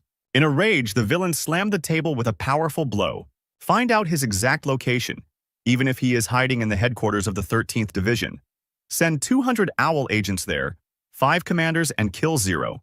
I authorize the use of short-range guided missiles. I will stop at nothing. The next day, at the headquarters of the 13th Division, Star Dragon, Stan looked at the information in the system, which said that the closed testing was completed and the next open testing would be in 122 days. The guy was right. When updating, the real time does not correspond to the game time. "What are you waving your finger in the air for?" asked the department director, who was clearly not in a good mood. He asked how much secret information Stan knew about the Embryo. The guy replied that the organization knew his location. They don't know the exact location, but they are sure that he is somewhere in a western capital. So they will probably send more assassins here to finish the job that Alberto failed to finish. The director of the 13th Division asked the guy what he was going to do in such a case. Stan took off his mask and said that he would no longer hide and would confront the Embryo. The director forbade this because it was too dangerous, but the guy raised his hand, in which he held the remote control and pressed the button. A map appeared behind the boss, and Stan showed a base in the valley of the Black Raven, which is located on the border. It is large and completely different from the 3 with which he had already dealt. The guy personally wants to take part in its destruction. The director replied that this was madness, because then Embryo would take advantage of the fact that the guy himself came into their hands. Stan smiled and said that he could create one thing that would change his appearance. The director's jaw was aching from the guy's pathos, and he replied that he should do this thing first, and then they would talk. After a short interrogation, the hero returned to his home, to the workshop. The guy understood that the management of the Star Dragon would mostly agree to attack the base in the Valley of the Black Raven. It is located close enough to the loading point for newcomers. By destroying it, the number of players who joined the Embryo during the open testing would decrease significantly. As the boy passed by Old Man Lou's room, he noticed that he was now at home, which was a good moment. Entering the room, He timidly called the old man by name. Then the guy said that he wanted to borrow some books on mechanics from the owner to read. The old man was lying on the sofa and drinking wine. He asked the hero why he needed these books. Looking at the old man's imperturbable face, Stan realized that it would not be easy to persuade him. He needed to come up with a worthy answer. But suddenly the old man just stood up and told the boy to follow him. Walking into the next room, Lou pointed to a shelf of books and said that they were here, on the shelf. He allowed Stan to choose the books himself, but on the condition that he return them to their place and not spoil them. The guy thanked the old man, but he himself did not understand why he was so accommodating today. As he left, the old man thanked the guy and asked him not to tell Alice that Stan had taken the killer away from the workshop so that the girl would not be harmed. The guy began to study the books. As always, it was enough for him to just flip through the pages to study all the knowledge on mechanics that was inside the book. After a couple of minutes, he finished and put the books back. All the mechanic skills had increased in level. Now it's time to improve and create a new drawing. The system asked if the hero wanted to perform a fusion of abilities: basic biochemistry, basic optics, basic materials science, and basic digital electronics. The guy answered yes. The basic knowledge, covering 3 sections, has strict requirements for the level of knowledge, and only a mechanic can perform fusion to obtain a blueprint. And Stan succeeded in this. He invented a smart optical mask. The next day, he returned to the 13th Division, the secret department. Wei asked Harry if he had sent the report, and the guy replied that he had sent it a long time ago. Suddenly, someone knocked on their room door. The director entered the room and turned to Stan. He had already said that it was dangerous for him to take part in the operation and asked if he had created a thing that could change his appearance. The guy grinned and asked the director to wait here for a minute. He turned away and pressed the triangle on his forehead. Literally a couple of seconds, and he was transformed. Stan turned to the guys and they were surprised at what they saw. His facial features changed and now he didn't look like his former self. The hero asked if he could join them now. The director came closer to take a closer look. He also admitted that Stan no longer looked like himself. The man smiled and said that it was a nice thing that would be useful to them in production. Would Stan sell them the drawing? The guy waved it off, saying that it was an ordinary mask. Why would they need a drawing? After all, they could make one themselves. The director agreed with this statement, and the guy only smiled imperceptibly. In fact, this mask not only changes appearance but also scans the faces of other people, storing their features in memory. But it is better to remain silent about this function. One day it will play into your hands. The director headed towards the exit and said that now the guy could join the squad on this mission. There was still half a month before the start. It was better to prepare properly. After he left, Lilith patted Stan on the shoulder, saying that it was a very cool thing, and asked the guy to let her play with it. Stan asked the girl not to make noise because he needed to say something very important. He approached Wei and asked him to send his prototype armor. The guy would adjust it. Hearing this proposal, Wei immediately became happy and asked what he would do with his armor. Stan replied that he would first increase energy efficiency, adjust the power mode, make the armor lighter, supplement the skeleton to make it easier to move, then check the tracking and fire control system so that his long-range weapons would have homing. If there was time left, he would also install a basic melee weapon, and Wei's eyes lit up with happiness from such improvements. Stan took out his phone, dialed something into it, and said that if the commander had no questions, then first he needed to pay for the assembly. Then he showed the phone and said that Wei owed him $208, but they would settle for $360,000. The commander's eyes popped out of his head when he saw the number. The commander said that everything used to be cheaper, and Stan asked if his parents were alive. Wei replied that they had died a long time ago. Okay, do you have brothers and sisters? No, I'm the only child in the family. Maybe you have a wife or a girlfriend? No, Wei cried. Unfortunately, I'm all alone. Then why do you save money? These words struck Wei straight in the heart, and he agreed to pay, if only he would shut up. John took the sad commander away, and Stan said that he would go prepare equipment for improvement. The guy also asked his allies not to disturb him for some time while he was busy. 10 days had passed since this conversation, and the hero was busy with inventions. His phone was lying on the table and seemed to be vibrating with incoming messages. Lilith wrote messages one after another. She asked when the guy would stop playing hide-and-seek, and when Stan would start working on the pile of orders. Everyone was calling her. But Stan didn't pay attention to this. He improved his inventions. The grenade now explodes with a delay, breaking into fragments. The folding saber is modified and is now more compact. The hang glider is modified. Its compactness is also improved. The lightweight power arm has also been improved. Now it can start shaking when it contacts a target, and the outer coating is now made of platinum alloy, which increases its durability. The gun was strengthened. Now it became more powerful and long-range. From the new invention were electromagnetic armor covering the body.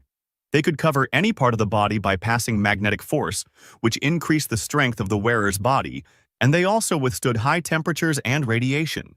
Such weapons will surely scare the embryo. Now we can move forward. The day of the mission arrived. The staff were waiting near the train at the Western Capital Station. The blonde contacted his superiors and asked why the others were still not there. Suddenly, he saw a huge black truck heading towards them.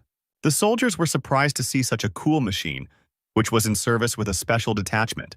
The heroes boarded the train and headed to the site of the planned attack. Allow me to introduce myself. I am leading your squad on this mission. My name is Howard. Everyone was assembled, so the commander decided to discuss all the details right now. We will work together with the Military Intelligence Department of the Valley. They are already on the border and are ready to act at any time.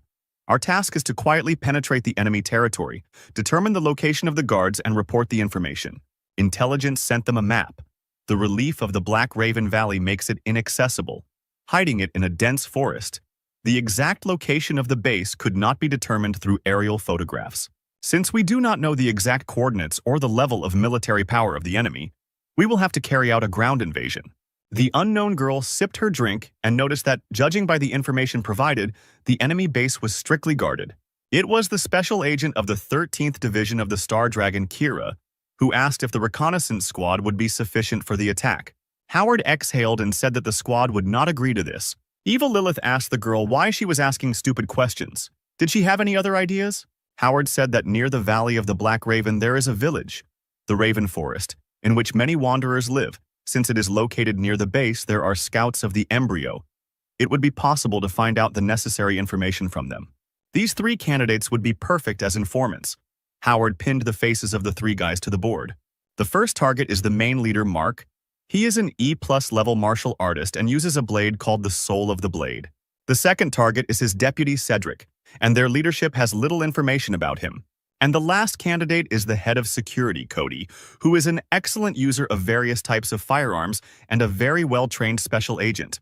The Valley has sent a special reconnaissance team and they will join us upon arrival. Wei asked if the two special agent teams would work together. Lilith was also interested in this question, whether the second squad would become a hindrance to them. But her question was interrupted by the train stopping abruptly, causing the girl to hit her seat. Why did they stop so abruptly? Were they under attack and should they prepare for battle? Coming to her senses, Lilith suddenly saw the reason that stopped their train. A huge black earthworm with many red eyes broke through the train window and wanted to feast on the tasty girls. Black earthworms had strong armor, a darkness attribute, and they dealt extra damage to metal elements such as trains. Stan didn't expect to encounter such difficult monsters on his way. One of the worms found its first victim, devouring a soldier who begged his allies to help him. Other soldiers nearby had already arrived and the commander gave the order to open fire.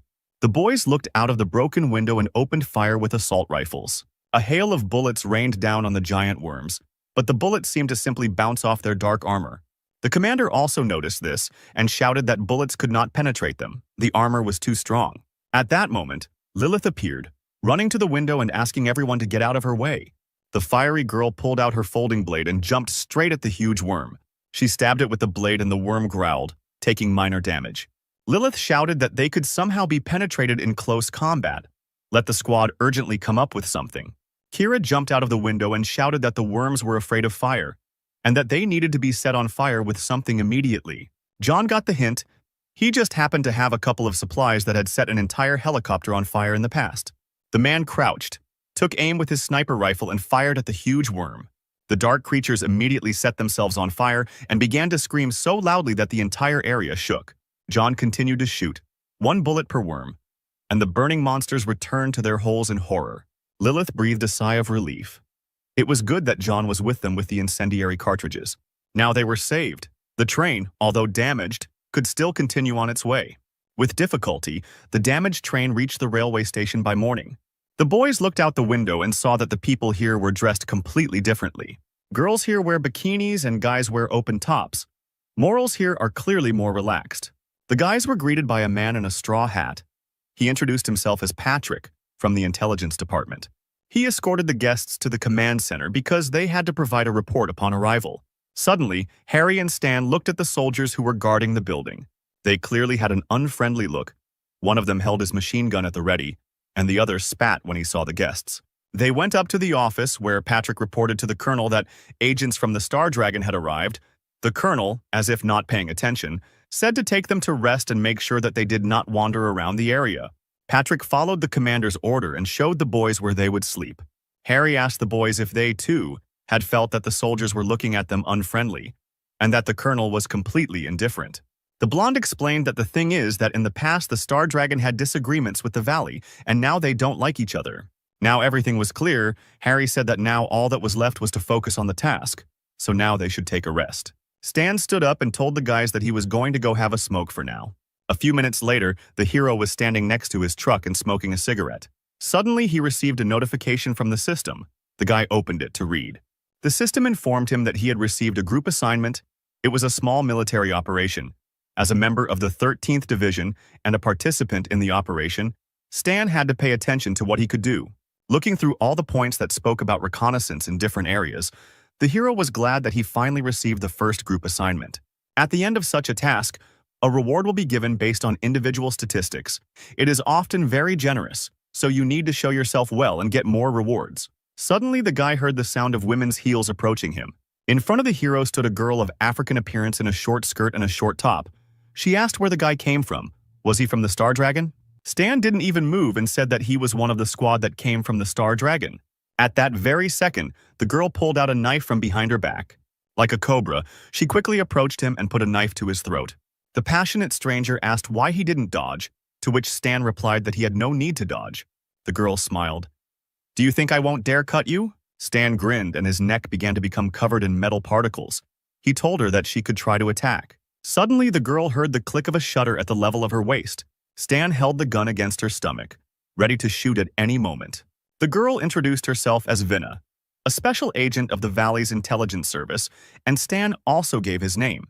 After that, she quickly hid the knife, turned around and left, saying that she would remember the guy's name. Stan finished his smoke and also went to his room, while Howard watched all this. He was glad that their meeting had not confused him at all and had not aggravated the relationship. The guy was strong and was showing himself well. Vinna passed by the truck Patrick was sitting in. The man asked how the test went, and the girl replied that this Stan was a pretty tough nut to crack. The next day, 2 detachments set off for the assembly point. Patrick said that as soon as everyone was assembled, they could begin. They had a reliable stronghold in the Raven Valley. He also drew attention to his colleague's car, saying that it was very remarkable. Howard began to boast, saying that it was really not bad, and that the Star Dragon was full of such cars. Kira and the blonde felt ashamed for the commander, because they certainly didn't have such cars. Having discussed the further route, the guys got into the cars and set off. The squad from the valley went first, and the squad from the Star Dragon was the last. Stan was sitting behind the wheel, calmly smoking a cigarette. Lilith noticed that he was driving calmly today, which made her happy. Harry got out of the back seats and said that their colleagues' cars had already disappeared and they needed to be caught up with. But Stan didn't see the point in that since his colleagues would have to stop anyway to wait for them. Kira mockingly asked little Lilith where they disappeared to. Catch up? Or does Stan not know how to drive? But the guy didn't seem to have any enthusiasm and replied that he just didn't want to waste gas. The blonde asked Wei to influence the situation, since his colleagues were already starting to bully them, and Commander Wei supported him. The only one who was against it was Lilith. She still remembered the last trip. Wei didn't understand what she was afraid of. Lilith replied that she just wanted to stay alive. Well, since everyone was asking, Stan decided to speed up a little and recommended holding on tighter. The car jerked forward. Lilith screamed and said that they would still regret this. In a split second, the huge black truck overtook the entire convoy and pulled ahead. The soldier, seeing this speed, was surprised that such a big truck could go so fast. Lilith screamed at the top of her lungs like a little girl. She asked to stop because she wanted to get out. Harry huddled in his seat and begged Stan to slow down. But the driver did not listen to them and continued to overtake all the cars in the convoy. The speed was so high that the car even lifted off the ground for a split second, and Lilith's voice was heard from its windows asking for mercy. After some time, the truck stopped at the meeting place in the Crow Forest. Lilith immediately looked out the window and a rainbow poured out of her mouth. At that moment, she only wanted to die. The entire squad struggled to get out, and the girl reminded them that she had said that they would all regret this. Wei asked with difficulty if Stan had driven an SUV before. Stan chuckled and replied that he had only ridden mechanized controlled robots before. John was barely leaning on the truck. He said that if the guy touched the steering wheel again, he would jump out of the car. After recovering from the high-speed ride, they arrived at the rooms that were assigned to them. Patrick said that this place is pretty shabby, but we need to be patient. And now, let's move on to the pre-mission briefing. There are 2 tasks. The first is to disguise yourself as wanderers, sneak into the Raven Forest settlement and find out information. The second is to find the sentries who were left alone in the vicinity of the valley and interrogate them. Vinna said that they would deal with the sentries and let the people of the Star Dragon go to the Crow Forest. Stan realized that they had dumped the hardest task on them from the very beginning, because they were not familiar with either the area or the inhabitants of the Crow Forest, so they risked not only returning empty-handed, but also falling into enemy hands. It is easier and safer to catch a sentry. Everyone is silent. They are probably also aware of the possible benefits and losses. Patrick said that since there were no objections, we could begin. For support, each squad should leave 4 people at the base. After some time, our detachment went to the Crow Forest, to the village of Wanderers. Kira said that the newcomers would immediately be noticed, so first they needed to find a place for them to settle down. Stan said that it was normal for Wanderers to be interested in the state of affairs around them, but if they deliberately hid, they would instead arouse suspicion. Kira agreed. But the village is large. Where can they look for the embryo scout? Stan told her that there was a casino in the south. There was a bald man in it. He had all the necessary information. Later in the evening, the heroes arrived at the luxurious Wanderers Casino, located in the Crow Forest. The hall was quite noisy. Everyone wanted to win, but of course not everyone succeeded. The squad watched the residents playing in the casino. Kira said that the scout could actually be here. Suddenly, Lilith, watching from the balcony, saw the target they needed. In the distance sat a bald man, enjoying himself in the company of 2 girls dressed as bunnies. Without thinking twice, Lilith immediately ran, pushed off from the fence and jumped towards the man. Without further ado, she fell on the guy and twisted his arms, which really scared the bunny girls. Stan exhaled and took off his headphones. It seemed like there were no incidents. He asked Harry to replace him, and he would sleep for now. Meanwhile, in another place there was a watchtower with sentries. Near the tower, a soldier lay in a pool of his own blood. Vinna and the other soldiers ran towards the tower. The girl told the squad to act quickly. A few minutes later, the area was filled with a couple more corpses of sentries. Patrick was sitting at the computer. He was hacking the embryo network, namely the base, which was located somewhere here. After finishing downloading the data, they hurried to get out of there. Vinna was glad that this time the results of their squad would surpass the results of the people from the Star Dragon. Meanwhile, at the embryo base in the Valley of the Black Raven, one of the soldiers reported to the man in the monocle that their network had been invaded. He asked what had been stolen from them, and the soldier replied that the coordinates of the base location, a base diagram, and a laboratory journal had been stolen. Cedric, sipping tea, replied that it was nothing. Their enemy had swallowed the bait, and now all that remained was to wait for the fish to bite. After the report and tea, he went to his colleague's room. He reported to the man who was cleaning his sword that their external decoy server had been hacked, presumably by the people from the valley who would probably invade soon. They stole false data, but the existence of the base was revealed. Cedric would recommend the chief to begin an evacuation, take all equipment and information. Embryo's lead performer Mark threw down the rag and said that if he needed to join the fight, Cedric just needed to say the word. Meanwhile, the sun began to rise over the base where our detachment was located. Stan lay and looked at the system window, which reported that the task had moved forward. The guy asked Harry how everything went yesterday, and he replied that they managed to find out the exact location of the base in the valley. But those they caught were of low rank and did not know any particularly secret information. The disappointed hacker leaned on his hand and said that this was all the result they had achieved. This was expected by Stan, because if they had found out anything, then the task called Reconnaissance 2 would also have been completed. Suddenly the door opened and Vinna entered the room with a flash drive, who said that they had obtained top-secret data about the Valley base. This information amazed Howard. His colleagues got ahead of them. Patrick said that Vinna took the prisoner and the mission was completed. Now their squad can return. They will collect all the data and pass it on to the Valley's military. Stan suspected that something was wrong here. The panel with the fact that Reconnaissance 2 was completed did not appear. Something was wrong with their information. The hero asked his colleagues to confirm the veracity of the information and to tell him about the progress of the operation in detail. Vinna said that they would of course tell everything. A few minutes passed and the guys were explained everything in detail. Stan thought the mission had gone too smoothly. Perhaps the data was unreliable, but Vinna didn't think so. Most likely the enemy was simply not ready for a surprise attack. It's just that this time they win, and Stan is just suspicious of everyone and everything. Apparently he doesn't really like losing. Stan looked at the girl and replied that it was just intuition. Patrick said that distrust is a good thing, but since there is no evidence, there is no point in going overboard. In short, the investigation is complete. They are leaving tomorrow at dawn. Well, if not, then no. It looks like Stan will have to figure it all out himself. It was a quiet night outside, the moon lit up the sky and the song of crickets could be heard. But in addition to the song, in the silence of the night, 2 shots from a sniper rifle rang out, killing 2 soldiers. The muffled shots continued. The sniper worked precisely on target, killing 1 guard after another. Stan had killed a lot of the guards. He knew that soon the base would have to send people to check out the situation. The guy crouched behind a rock, put the rifle on the ground and took out the fishing line, hearing a noise near the bushes. A sentry patrolling the area was looking for the shooter when Stan jumped out from behind. He wrapped a fishing line around the sentry's neck and began to strangle him. The unfortunate man tried to escape from the trap, but his efforts were in vain. Literally a few seconds later, he died and fell to the ground. The hero turned the poor guy over, took off his cap and activated the triangle of the mechanical mask on his forehead. On the radio that was lying nearby, someone was heard reporting that the northwest was clear. The next sentry said that the southeast was clear, but one sentry was silent.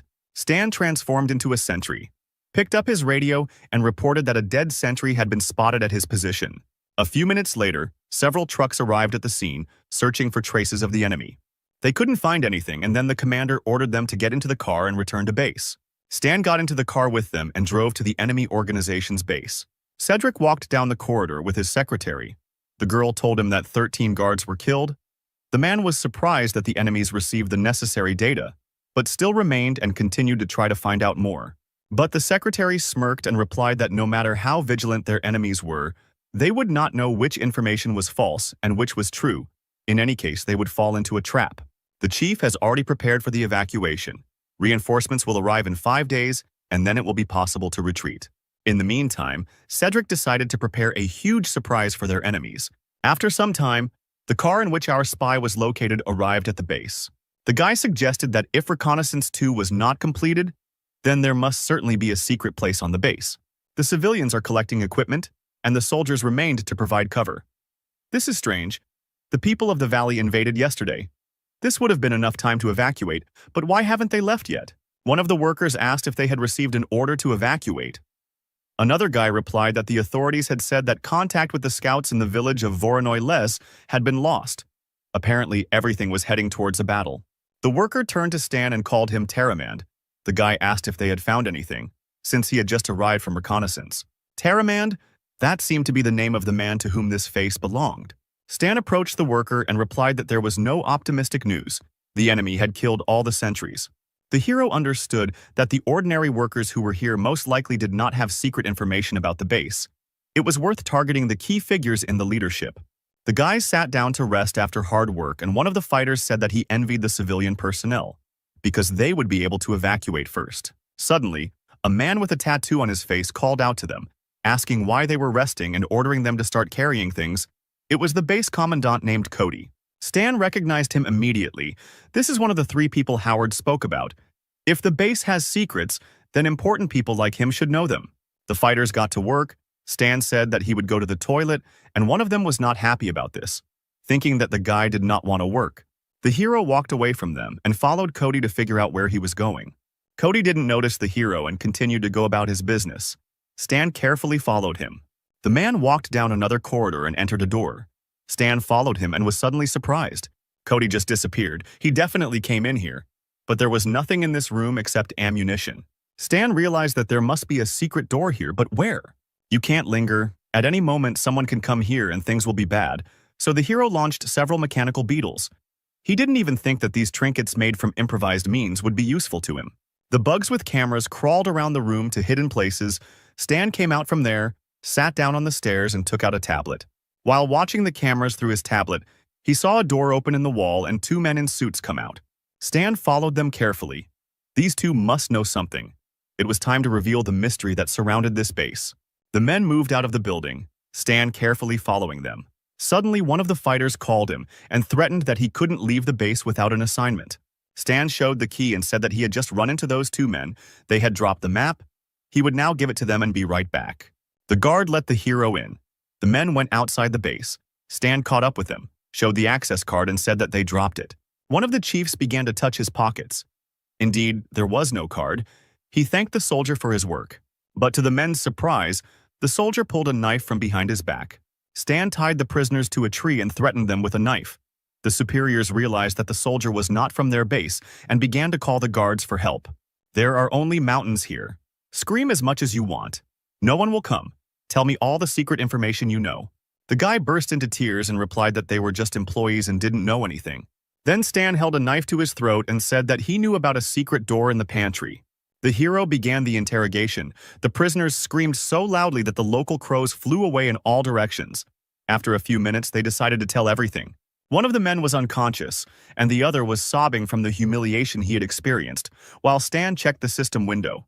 Having received all the necessary information, he returned to his appearance. The reconnaissance mission 2 was completed. Now everything became clear to the hero. The night passed and the sun rose over the Allied base. Harry was knocking on the car body. He was trying to get Stan to open the car, but Lilith said that she didn't see him in it. The guys realized that Stan was missing. Howard asked the commander what they were going to do about it. Wei replied that they had no choice but to wait for him. Kira asked disappointedly if they had to wait for him. In response, Wei shouted that Stan had the car key. Meanwhile, a soldier from the valley approached Patrick and reported that one of the soldiers from the Star Dragon had gone missing.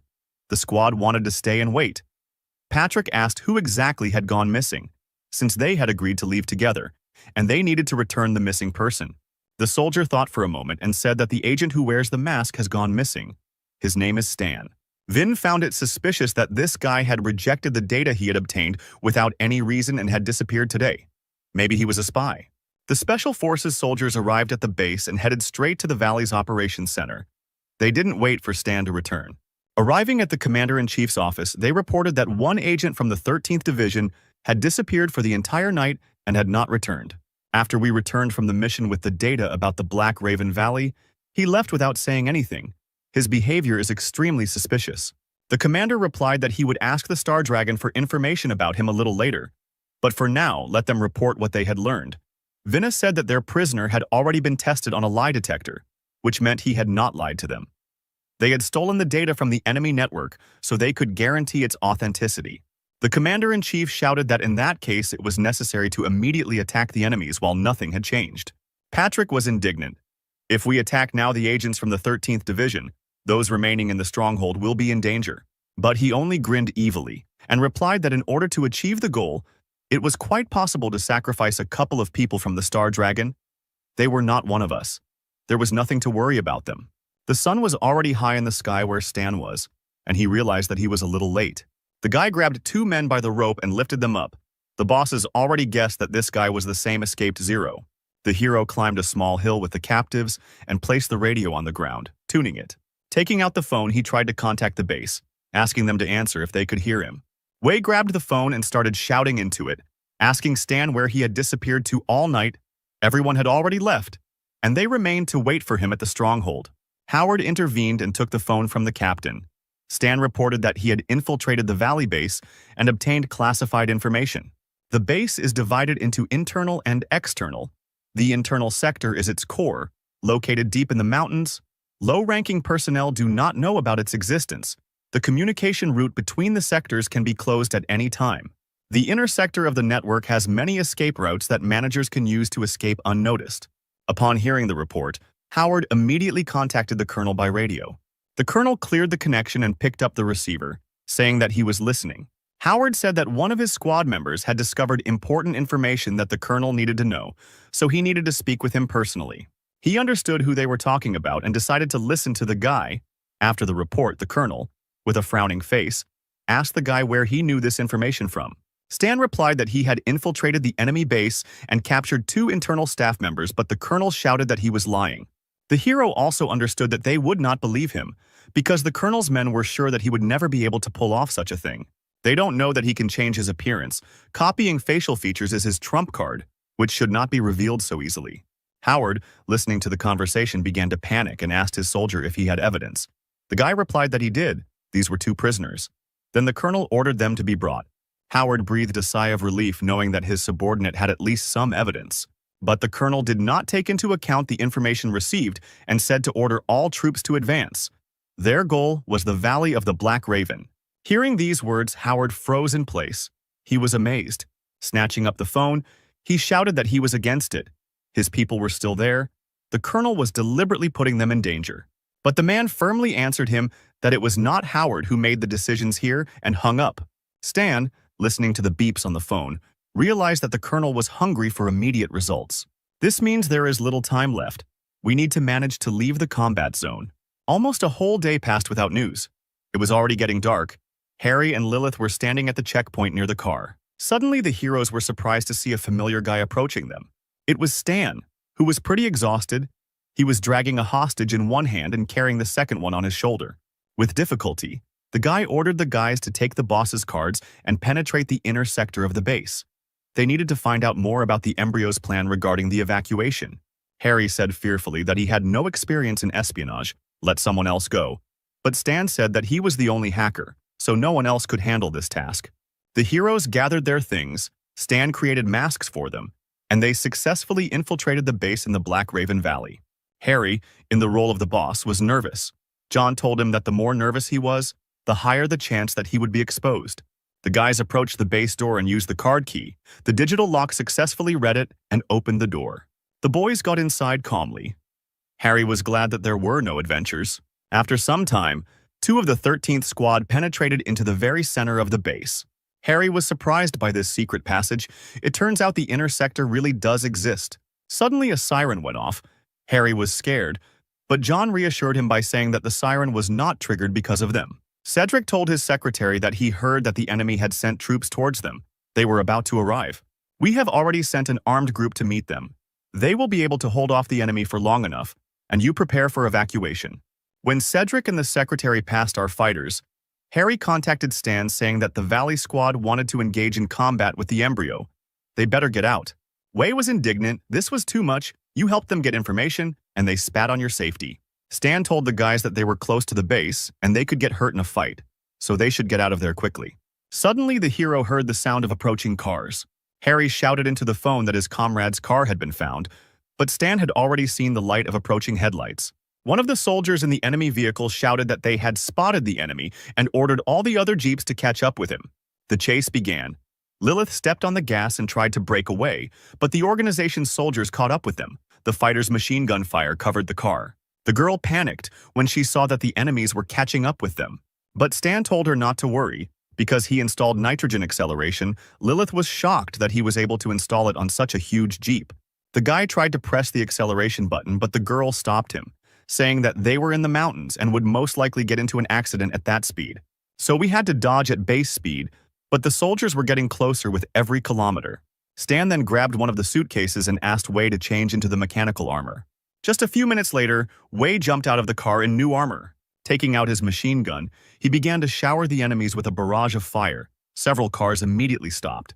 We told Stan that the characteristics of the new armor were very powerful. It was worth the money. The squad leader ordered to open fire and destroy the guy in the mechanical suit first. The soldiers opened fire, but Wei easily defended himself with a shield. When the enemy's machine guns went to reload, Wei took out his machine gun and again unleashed a hail of bullets on them. The machines were destroyed, but new pursuers appeared over the horizon, and their troops had no end in sight. At this point, Stan realized it was time to try out his new development, the delayed action projectile. Dozens of bombs that looked like balls with propellers flew towards the enemy like real drones. When the timer ran out, they took off, and all the cars that were within the radius of destruction rose into the air. Stan was delighted to see his new development in action. At that moment, he received many messages from the system, which awarded him points for destroying the enemy. After some time, jeeps from a friendly detachment arrived from the valley, and one of the soldiers was surprised by such firepower. They saw dozens of overturned vehicles and how one truck could deal with them all, but the colonel was not surprised and ordered the destruction of the remaining enemy. The artillery on the roofs of the valley detachment's trucks prepared for battle, and rockets were fired from it at the enemy. But Stan's truck was also in the affected area, and the guy realized that things were bad. He yelled at Lilith to step on the gas and turned on the acceleration button trying to get away from the missiles. Two missiles narrowly missed the truck and landed behind it, creating a huge fireball that destroyed everything in its path. Fortunately, the truck was not damaged, but a huge crater covered in fire formed in the place where the missiles landed. The damaged truck stopped. The guys needed time to catch their breath. Stan received bruises, as did his entire squad, but they got off with minor scratches. The hero was angry that the allied squad decided to blow them up along with the enemies. The truck moved off and headed towards the base, and the headquarters watching this were glad that the guys were not hurt. Howard grabbed the microphone and shouted at the colonel that this had all gone too far and he would be held accountable. The colonel replied that he was just doing his job and didn't need instructions from the people of the Star Dragon. Then he ordered that the injured be taken to the medics when they arrived. After some time, Stan's squad arrived at the logistics squad's camp. They were given first aid. The hero was examined, but no serious injuries were found. The guy threw his backpack over his shoulder and was about to get up, but suddenly one of the soldiers stopped him and said that they couldn't leave. The colonel ordered that their wounds be treated. Stan replied that he did not obey the colonel's orders. Then the soldier said that Commander Howard had also ordered them to look after the detachment and give them a rest. The hero bowed his head and smiled. Apparently, old Howard was afraid that he would risk going to the front lines again. Then the hero went to the nearest radio receiver and contacted his spies via a secure channel, asking if they were still alive there. Harry replied that, unfortunately, they were still alive. Stan asked what the current situation was at the base. Meanwhile, the sounds of dozens of machine gun shots could be heard at the base. Harry reported that the outer sector was fighting off the Allies, and other personnel had retreated. The exact evacuation route had not yet been announced. So for now, all that was left was to wait for everything to become clear. They also found out that the information obtained by the Allies about the defense of the base was fake, and if they blindly followed it, they would suffer great losses. Stan asked if the hacker had told the management about this. He replied that not yet. Stan was the first one to find out about it. In that case, don't tell them anything, the hero replied. But why? The hero explained that the Allies deliberately exposed them to danger. They could have died. Harry still couldn't believe it. But John supported this decision. Since they didn't hide their intentions to finish them off, then they weren't obliged to help them either. Meanwhile, the battle between the Valley troops and the Embryo organization was in full swing. Bullets were flying everywhere and shells fired by tanks were exploding. But it seemed that the Valley detachment was finally beginning to gain the upper hand. The soldiers advanced further and further, and then one of the commanders ordered to storm the base. The guys who took part in the assault were glad that the enemy's defense was very weak.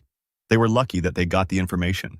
The assault was successful, and the enemy fighters fell one after another, dying in their own blood. There was an explosion, the commander shouted. The outer wall is blown up, we're going in. The squad ran inside when suddenly one of the soldiers saw a mine under his feet. Dozens of explosions thundered. The detachment storming the building was blown up by mines. It was an ambush. Soldiers of the organization appeared from the windows and opened fire on the enemy. Their trick was successful. The fighters of the valley took the bait. The Allied soldiers were dying under a hail of bullets. They were exposed, and the enemy was behind cover.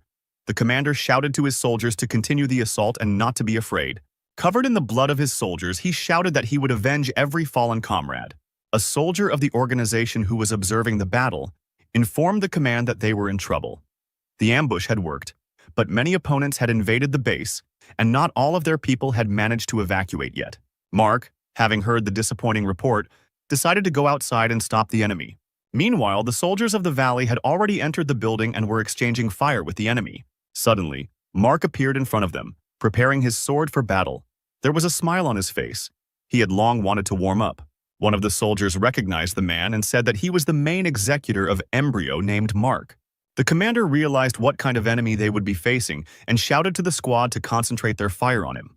But Mark seemed not to be afraid of the bullets. He was too fast and agile and easily dodged them. With his first movement, he killed one of the valley fighters. Having broken through the enemy's defense, Mark began to chop down his opponents one after another. A few seconds later, the entire assault force was defeated. Mark looked at the corpses of the people of the valley. For him, they were only pathetic weaklings. The performer threw the katana over his shoulder and headed towards the exit. Stepping out into the street, the formidable samurai, stained with the blood of his enemies, assessed the situation. Their base continued to be stormed by enemy units. At the same moment, 2 tanks opened fire on the enemy. Mark leapt like lightning towards the enemy and easily cut through the shells flying at him. At that moment, Cedric contacted him and said that all the sector's employees had been evacuated, and if he didn't want to fight, he should leave with them as soon as possible. Mark turned and walked towards the evacuation zone. The wounded soldier behind him reported with shaking hands into the radio that the third squad had encountered Mark. Then he said that the whole squad was killed. Patrick was surprised to hear the report, because there were 200 people in this squad.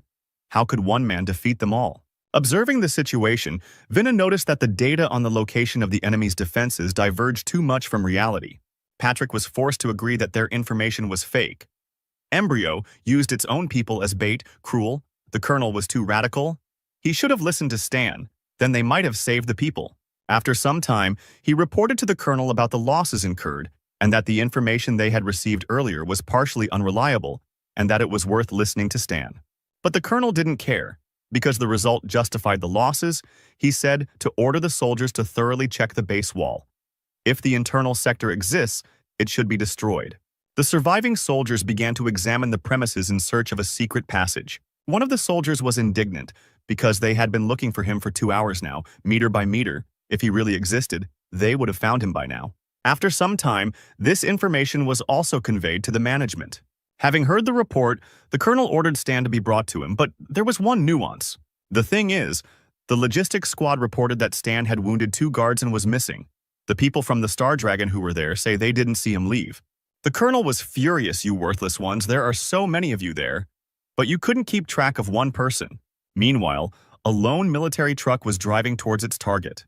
It was driven by Stan, who had a tablet on the seat next to him, showing the location of John and Harry. A few hours later, closer to the morning, a black Jeep was driving far from the organization's base. Cedric said that all the important employees had left the base, and now it was time for the people of the valley to sign for his gift. After these words, the villain pressed the button. At that very moment, the organization's base blew up, everything in the area exploded, and all traces were destroyed. The colonel watched this through the laptop screen and could not believe his eyes.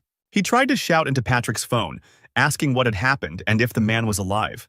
Patrick answered with difficulty that there was a lot of explosives in the base's internal storage. The base had just detonated. Everyone was killed.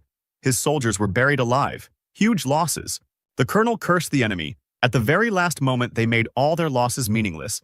These bases were also destroyed. Moreover, he was the one commanding the operation, and the colonel understood that he could not avoid accusations. With trembling hands, he picked up the phone and contacted the 13th Squad. He asked what other information they had. Wei replied that 2 of their agents had infiltrated the evacuated detachment. When they found out exactly which route they took, they would let them know. The colonel replied that he would wait for news. The damage from the operation is much greater than planned. The result needs to be more significant. This is the only way I can atone for my guilt. Intercepting the enemy is a good opportunity. Group your troops. Immediately go to the vicinity of the base and wait for orders. Meanwhile, the convoy of jeeps from the Embryo organization was moving further and further away from the base. Cedric said that the soldiers of the valley never doubted their rightness and so fell for his trick, but Mark advised him not to lose his vigilance. At that moment, John, disguised as one of the bosses, looked out the window holding a tablet in his hands. He tuned into the frequency of the jeeps driving behind him and swiped his finger across the tablet. At that very moment, the employees' ears began to ring. Something had happened to the communication line. Suddenly, they saw the Valley Squad vehicles appear behind them. He immediately grabbed the phone to report that their convoy had been intercepted, but all he heard from it was static. The guy told his friend that he couldn't contact the command. His colleague replied that he shouldn't panic because they had a spare transmitter. However, they were unable to contact each other because at that moment their car was blown up. Cedric, seeing the overturned burning car, could not believe his eyes. Where did the people of the valley come from? Who gave us up? Mark climbed out of the car window and tried to fight off the jeeps that were catching up with them. They tried to escape, but there were more soldiers from the valley and, in addition, a missile was flying at their car. Mark managed to react in time when he saw her. He grabbed Cedric by the hand and jumped out of the car, and at that very second it exploded. Another rocket was flying towards them, but Mark managed to turn around and cut it in half. This won't do. There are too many of them, thought the performer. If all these jeeps surround us, then we're finished. We need to get out of here. Mark grabbed Cedric's hand and said that they needed to run. The evacuation plane was already on its way. The villains tried to hide. They went into the woods where it was difficult for cars to get through. However, turning around, Mark saw that they had not managed to escape from all the cars. One single car was still pursuing the fugitives. It was Stan. watching his targets through binoculars. How is this possible? How did they catch up with us? Maybe it's a reconnaissance vehicle? Mark grabbed Cedric again and shouted that they needed to quickly go deeper into the forest where they could hide their tracks. Meanwhile, Stan took a detour and, having arrived at the right place, he stopped and got out of the car. He took out a map of the area, on which there was a red dot. It was the only road that passed here. The hero calmly took the rifle and suitcase and went to the right place. He opened the suitcase, which contained his new mechanisms, which had performed well in the recent battle. The guy started to take them out and bury them one by one, connecting them with a rope. Watching through binoculars, Stan said he had enough time. All he had to do was wait for the prey. After a while, Cedric fell and said that he could no longer run. Mark told his comrade that there was very little left. The hangar was already close. The exhausted guy replied that Mark could only carry him. Suddenly, the sound of a large caliber rifle was heard from behind the bushes. Mark, being a dexterous fighter, managed to react in time and dodge. But not everyone is as clever as the main performer. The bullet hit Cedric in the back and he fell to the ground, rolling his eyes. Stan was happy with the victory, the first target was eliminated, and the system informed him that he received 4,000 experience for killing Cedric. Mark ran up and tried to resuscitate his comrade, but his attempts were in vain. The man's rage knew no bounds. Looking at the nearest hill, he realized that the shot had come from there. Having abandoned the body of his comrade, Mark rushed towards the hill to take revenge. His speed was high. He could not allow the enemy to escape. Stan, seeing the enemy, also realized that he was approaching too quickly. The guy opened fire on the enemy, but Mark deftly dodged the bullets. The man blocked the bullets that he couldn't dodge with the red shield that we had seen before on other embryo commanders. Stan also remembered this shield, reminiscent of snakeskin, with which he had already fought. The hero fired a couple more bullets from the machine gun, but Mark blocked them with the blade of his sword. The enemy was approaching. Stan realized that it was pointless to shoot, and throwing away his machine gun, ran away from the enemy. Mark grinned, thinking of running away? It's too late to run away from me. But in reality, it was a trap that Stan had prepared for the enemy. Running behind the nearest rock, he immediately took out his tablet and activated his mechanical devices. To Mark's surprise, explosions were heard beneath his feet. The bombs Stan had planted when he arrived detonating. Even though Mark was agile and fast, he couldn't dodge a dozen explosions. To Stan's delight, the system began to inform him that Mark was taking 34 damage from his bombs. The hero tried to read information about the enemy, but unfortunately for him, the difference in their levels was too great, and he would not be able to find out enough information. Therefore, the system offered him to raise the level to 28 for 520,000 points, and the hero agreed. The system reported that the level had increased and now the hero had received 10% of endurance, armor, strength, and agility. The guy knew that Mark was 10 levels higher than him, but he was not in the best shape. There was a chance to kill him. Meanwhile, Mark made his way through the minefield and emerged from the smoke screen. The wounded warrior jumped and raised his katana above his opponent's head. He struck, but Stan managed to dodge by crouching, using his ability, sliding fire. Mark bared his teeth. This guy was fast, he was able to dodge my attack in an instant. Jumping back, Stan wasted no time in pulling out a pistol from his bosom. Pointing his gun at the enemy, he fired, trying to catch him off guard. But Mark was not simple, and immediately summoned his red shield, deflecting the bullets. Then Stan realized that this was a losing tactic. Mark's body was very stable. It could not be penetrated with ordinary weapons. This means that we will have to change the bullets to flammable ones, because this has already worked once. Mark was surprised that the guy had the nerve to reload in front of his face. Having decided to teach the impudent boy a lesson, he jumped at lightning speed and attacked him. Mark's strike was accurate and he easily hit the enemy's body. The man thought that the fight was over. But feeling that the katana was stuck, he turned around. The katana slammed into the plate armor that protected Stan's neck. The commander was surprised at how quickly it appeared. Having successfully blocked the attack, Stan quickly jumped away from the enemy. Taking out a second pistol, he opened fire on the unprotected enemy. Mark smiled. He knew that bullets were useless against him and summoned his scarlet shield. Suddenly, bullets pierced the shield and pieces began to fly off. Mark was stunned. Stan fired 2 more times and 2 bullets hit the shield near Mark's shoulder, at which point the shield caught fire. Mark was immediately engulfed in flames. His body was burning, and he screamed at the top of his voice, calling on his spiritual energy. Do you think you can shake off the flames with your energy? Not at your level. Mark looked at his burning clothes and didn't understand why the shield couldn't protect him. Having thrown off his burning clothes, the commander thought that he was spending too much energy on defending himself. He needed to finish him off quickly. The mighty warrior charged at the enemy despite the fact that his shoulder was still burning. At this point, Stan ran out of ammo and had no choice but to dodge another attack by doing a somersault. But the katana blade managed to hit the guy's face, and the system reported that the mask was damaged. At that moment, Stan realized that he couldn't be careful in a fight with this guy. So he grabbed his folding knife and prepared to fight. The wounded Mark saw the true face of the enemy. The mask was damaged and now did not hide who was underneath it. The two swordsmen clashed, and Mark realized that it was Zero in front of him all this time. The man was confident of his victory because in close combat he had no equal. He asked Stan if he was upset that he still couldn't die. At this time, the hero analyzed the situation. Slow action shells and flammable bullets took away approximately half of Mark's health. Therefore, you need to continue to attack until a convenient opportunity for capture arises. And at one point, it does. "Do you think you can stop me with your weak little hands?" Mark shouted, and his powerful fighting spirit energy pushed the hero back. The fighter's endurance was amazing. The force with which Stan was thrown back was so great that he flew back a couple more meters and crashed into a tree. But the guy was not going to give up, and as soon as Mark tried to attack him, he immediately blocked the attack. The villain struck and hit Stan's hand. It was quite painful. If it weren't for the second-generation mechanical hand made of titanium alloy, the hero would have lost his own. Gripping his blade more tightly, the hero leapt at his opponent more furiously, but the man did not give in. However, Stan managed to notice the trembling in the enemy's legs. His block did not go as well as before. Apparently, he spent a lot of energy and weakened. The guy's attacks had an effect, and the armor will help him hold out for some more time. So Stan began to put more energy into his attacks and wear down the enemy even more. Mark became short of breath, and it was clear from his appearance that he was fighting with all his might. Stan saw the enemy's fatigue. He realized that this was his chance to win.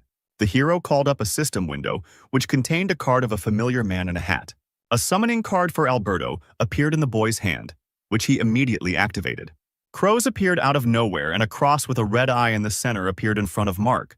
The rope bound the man and nailed him to the cross. Mark knew that this was Alberto's ability, but he died. How is this possible? Stan smiled.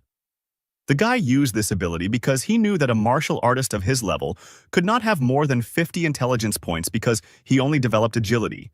And now his stamina is at 0, and he cannot use spiritual energy. That's why he can't get out of the illusion. The hero activated his other reboot ability, and in an instant, his mechanical hand was filled with power. The full force of the prosthesis crashed into the face of the immobilized Mark.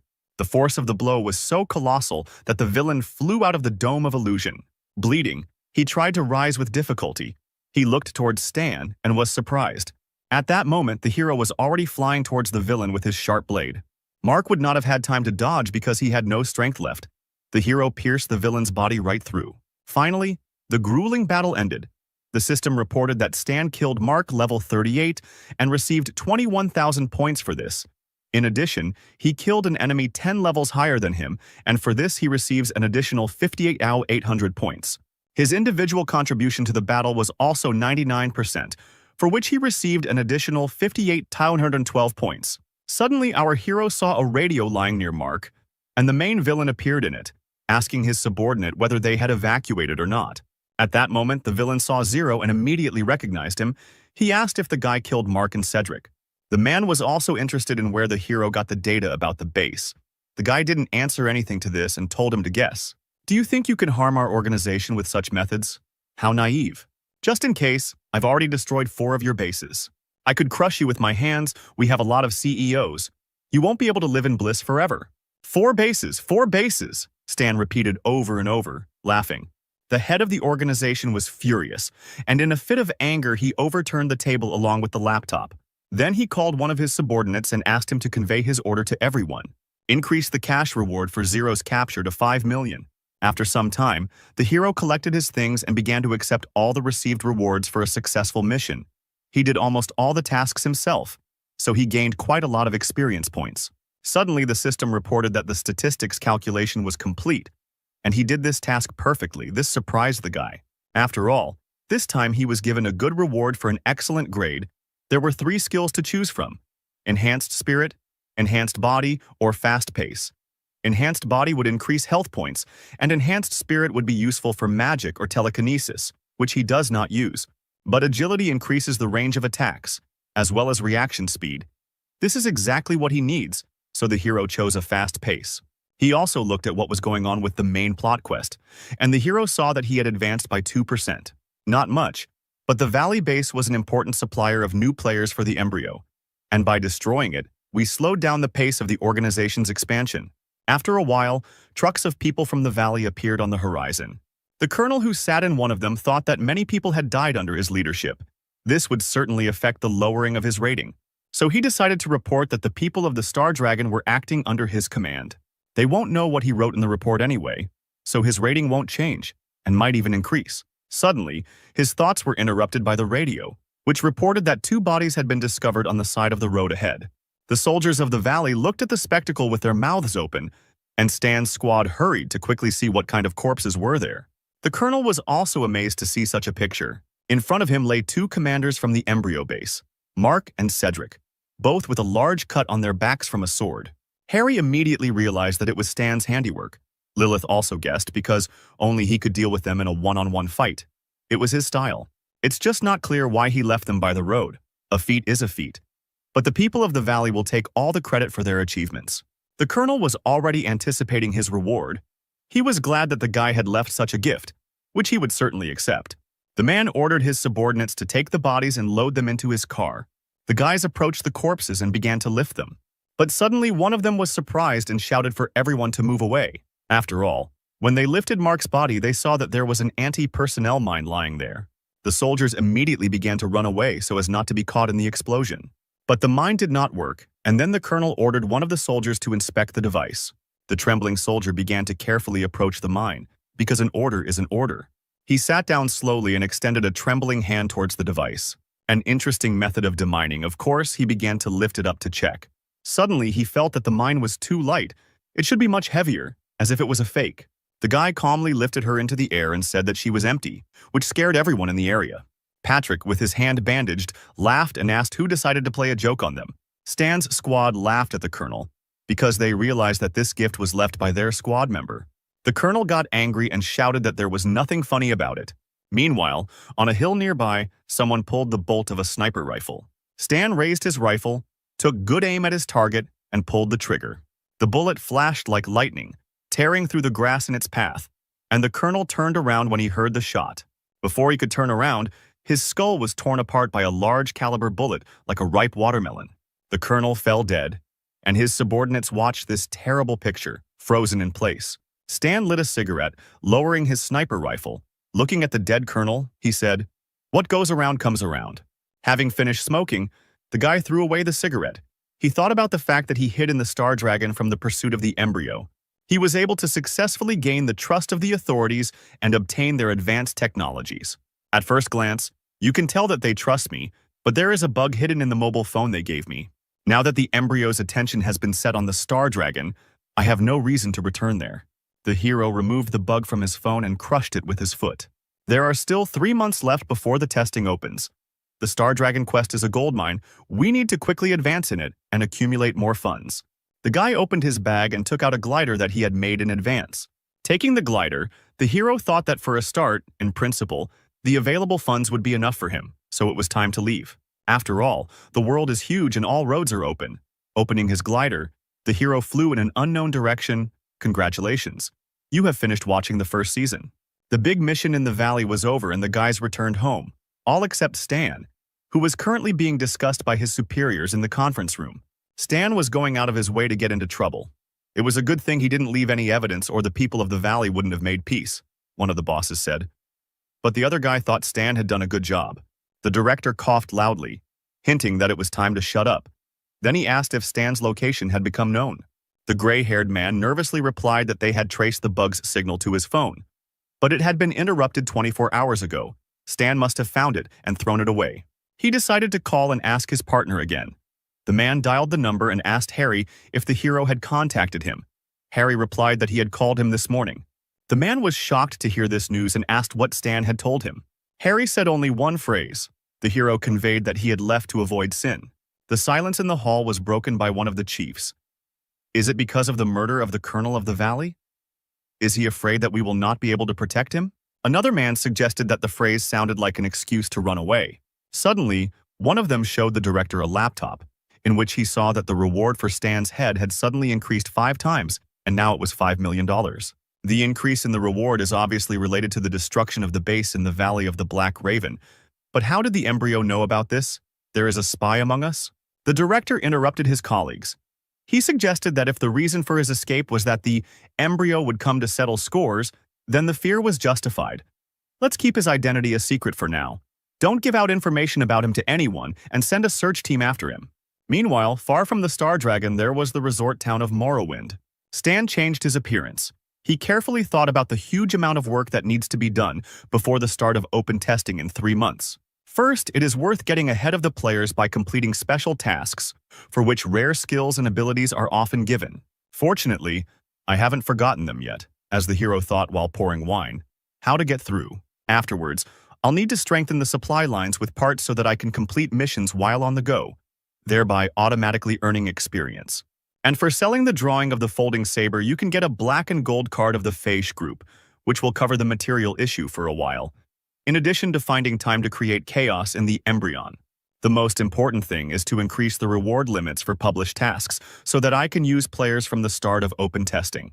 This will only be possible if I increase my reputation. So far, my reputation is at 0, but if I use the rules for accumulating it correctly, I can increase it in 3 months. After some time, the guy arrived at the department of the Feish group. He entered the luxurious hall and approached the butler, giving him a list of things he needed and a card for payment. In the Star Dragon, the hero managed to accumulate a lot of funds. Now there is no need to worry about money. How nice it is to be rich, Stan thought. While the butler said that taking into account the discount of the black and gold card, the final cost would be $80,000. Soon their specialist will deliver the goods to the room. Stan added that he also wants to buy an entrance ticket to the Darknet Blood Pact Society. The Darknet is an underground world of intelligence relaying that maintains neutrality. The butler looked at the guy and said it would cost $200,000. The Blood Pact Society is an organization that hires assassins. If you provide documents, you can become a contractor. Having paid the money, Stan received the organization's coin. Previously, players called it the Union of Killers. Having received the coin, the system reported that the hero had unlocked a new reputation of the camp, and now he is a preparatory level killer. The easiest way to raise your reputation is to get to the top of some lists, for example, to the first places of the season's killer rating. The hero went to one of the luxurious hotels of Morrowind, the Vitalia Hotel, where they kindly opened the door for him and asked him to enter. The Vitalia Hotel has branches in major cities in 6 countries. The organization behind it is Darknet. Butler Sebastian looked at the guy in orange rags and said that they had no free seats. Stan knew that a common man would never be able to rent a room here. Looking at the butler, the hero asked if it was true that they had no seats. Holding out his coin, he asked them to check again. Sebastian first looked at the coin to make sure it was real. Then his cold gaze looked into the guy's eyes. He extended his hand graciously and asked Stan to follow him. They went up to the top floor. Sebastian said that first the guy should register. They approached a luxurious table. The butler took out a list and asked them to enter their details into it. Stan will also need to choose a code name for himself, the most difficult test for all gamers. Stan said that his name would be Observer of the Level Apostle, number 9527 of the Scarlet Empire in the star cluster of Calden. Hearing such nonsense, Sebastian kindly asked the guy to shorten his name.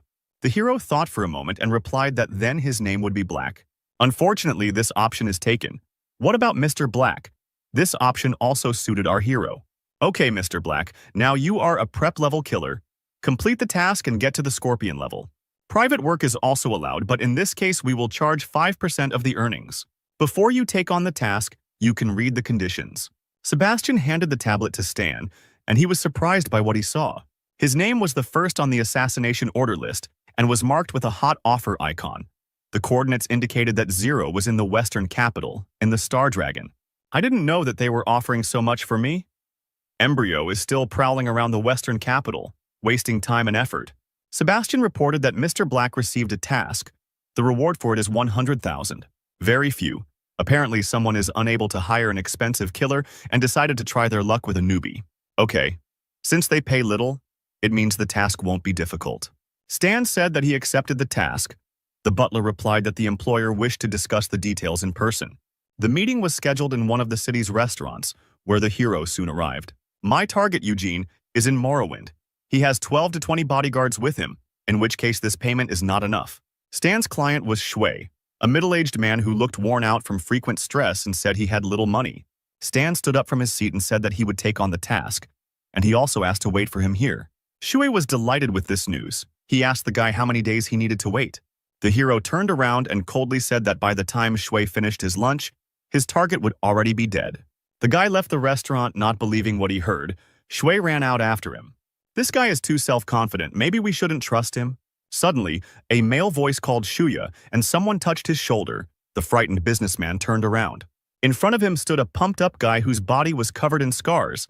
He said that he thought it over again and decided that he would take on his task. He had some free time. Shui got scared and said that he had already given the task to another mercenary, to which the man turned around and said that if that was the case, then he was leaving. If he needed anything else, then he could contact him. Suddenly, someone called the stranger and he picked up the phone. The customer asked if the killer had time to work. The client forwarded the target's dossier, and the mercenary was surprised to see that he had been ordered to kill Shuya. Coincidence? Apparently, the timid businessman's order was to kill Mr. Eugene. Eugene asked the mercenary what he thought. Would he take on this order? The cold-blooded man replied that he would take on the matter. Then Eugene wanted to negotiate payment, and in the meantime a sniper scope was aimed at his head. Suddenly the mercenary heard a shot ring out in the receiver. He tried to shout to Eugene, who had suddenly fallen silent, but the client would never answer him again. The bodyguards were in shock, their master was killed. They need to call everyone here and find the killer. The mercenary hung up, someone got there before him, but Eugene had a lot of guards. The man knew that with the money Shuya had, he could only hire a novice killer. The mercenary wanted to see who it could be, who had quietly eliminated Eugene. A few minutes later, the police were already at the scene and cordoned off the area. The police officers drove away ordinary residents who came to watch the murder. Some even took photographs, which the police were not happy about. One of the employees said that the killer could not escape in the middle of the day, and in the meantime, Stan was walking past people. Thanks to his copying mask, he was able to slip away unnoticed while the police here slowly sorted out what happened. After some time, our hero returned to the restaurant where he was given a task. Shui was amazed that the guy actually completed the order so quickly.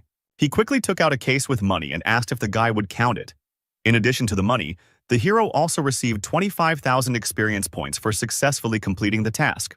Stan said he didn't have time to count the money, so he was leaving. As he was leaving the restaurant, the hero felt as if someone was following him. Looking around, he noticed a strange man with green hair who was reading a newspaper. The man was watching him, and then Stan looked at him with a threatening look and asked what he wanted. Seeing such a terrible face, the mercenary became frightened, and an animal fear ran down his spine. Stan moved on, and the mercenary still couldn't get over the horror he experienced. This newcomer has terrible energy. He's damn dangerous. After some time, the hero arrived at the Vitalia Hotel to report on the completion of the mission. Sebastian said that since the newbie has completed the quest, he is now a scorpion level. You will have access to greater powers. From now on, in the Vitalia hotels around the world, you will be treated as an elite person. This is the first time I've seen someone level up so quickly. I'm looking forward to seeing your further achievements. Stan didn't seem to be listening to the man. He was worried about where he currently stood in the killer rankings. Sebastian replied that only top-class killers make it onto the list. You are still in the 1,000th place. The youth are in such a hurry to rise up. I remember that right now the top 10 spots on the list should be occupied by assassins around level 40 with mediocre abilities. Only 3 of them are relatively serious opponents since their powers are close to the upper limit of version 1.0. The rating is based on completed tasks and other achievements. The butler thought that he had somehow offended the newcomer, so he decided to encourage him. Sebastian said that, judging by how the guy had handled the first task, a bright future awaited him. But the hero was thinking about his own things. He realized that now he needed to start completing as many tasks as possible in order to move up the list. Stan asked Sebastian to show him new missions. The man assumed that he wanted to see more serious missions. He handed the guy a tablet and said that all the tasks were located here. He could choose. Beginners are encouraged to start with something simpler and gradually move forward, but you are showing promise, so you might want to look at something a little more serious. Stan quickly scrolled through the list and said that he chose this task, without letting Sebastian finish. The butler took the tablet and despite it said that this task would be perfect, but then he looked at what task the guy took and was shocked. Stan chose the mission to find the Battle Rose. This is a group of mercenaries that must be completely destroyed. The mission was of high complexity and many mercenaries have already died while carrying it out. The butler started shouting that the guy didn't understand what simpler meant. Many experienced killers died on this mission. How could you, a newbie, take it on? I'd rather drown in your drool than be killed by the enemy, Stan replied. Help me prepare and leave the rest to me. The butler looked menacingly at the newcomer, but he couldn't help but give him the assignment. So without a word, he took the guy's coin and put it on the scanner. Then he put a stamp and, folding the sheet into a tube, said that he had warned about the difficulty, and if something happened, it was not his fault. The butler then placed the tube into a clever device that delivered the message through a tangled network of pipes. The Central Information Department received the new report and entered the mercenary's name into the network. When the information about the Battle Rose mission was updated, the butler reported that the guy was registered. The system reported that Stan called a mission to eliminate the Battle Rose. In the Sumal Desert, there are various groups, including wanderers and mercenaries. But what in this devastated land attracted so many groups? Perhaps it is somehow related to the incidents in the past. The hero must explore the desert area. The guy continued reading the description and saw that in addition to experience, it also contained an unknown reward. This was already becoming interesting. The guy realized that since there was an additional reward, it meant the task was not easy. You can't act at random. You should equip yourself properly for insurance. The hero went to the base of the Feish group. He had reached the maximum level for his main class. The promotion conditions were not easy this time. There was no need to waste experience points on creating useless blueprints. They were already difficult to obtain. In the next mission, Stan will not have any partners, so you should stock up on different cartridges for different situations.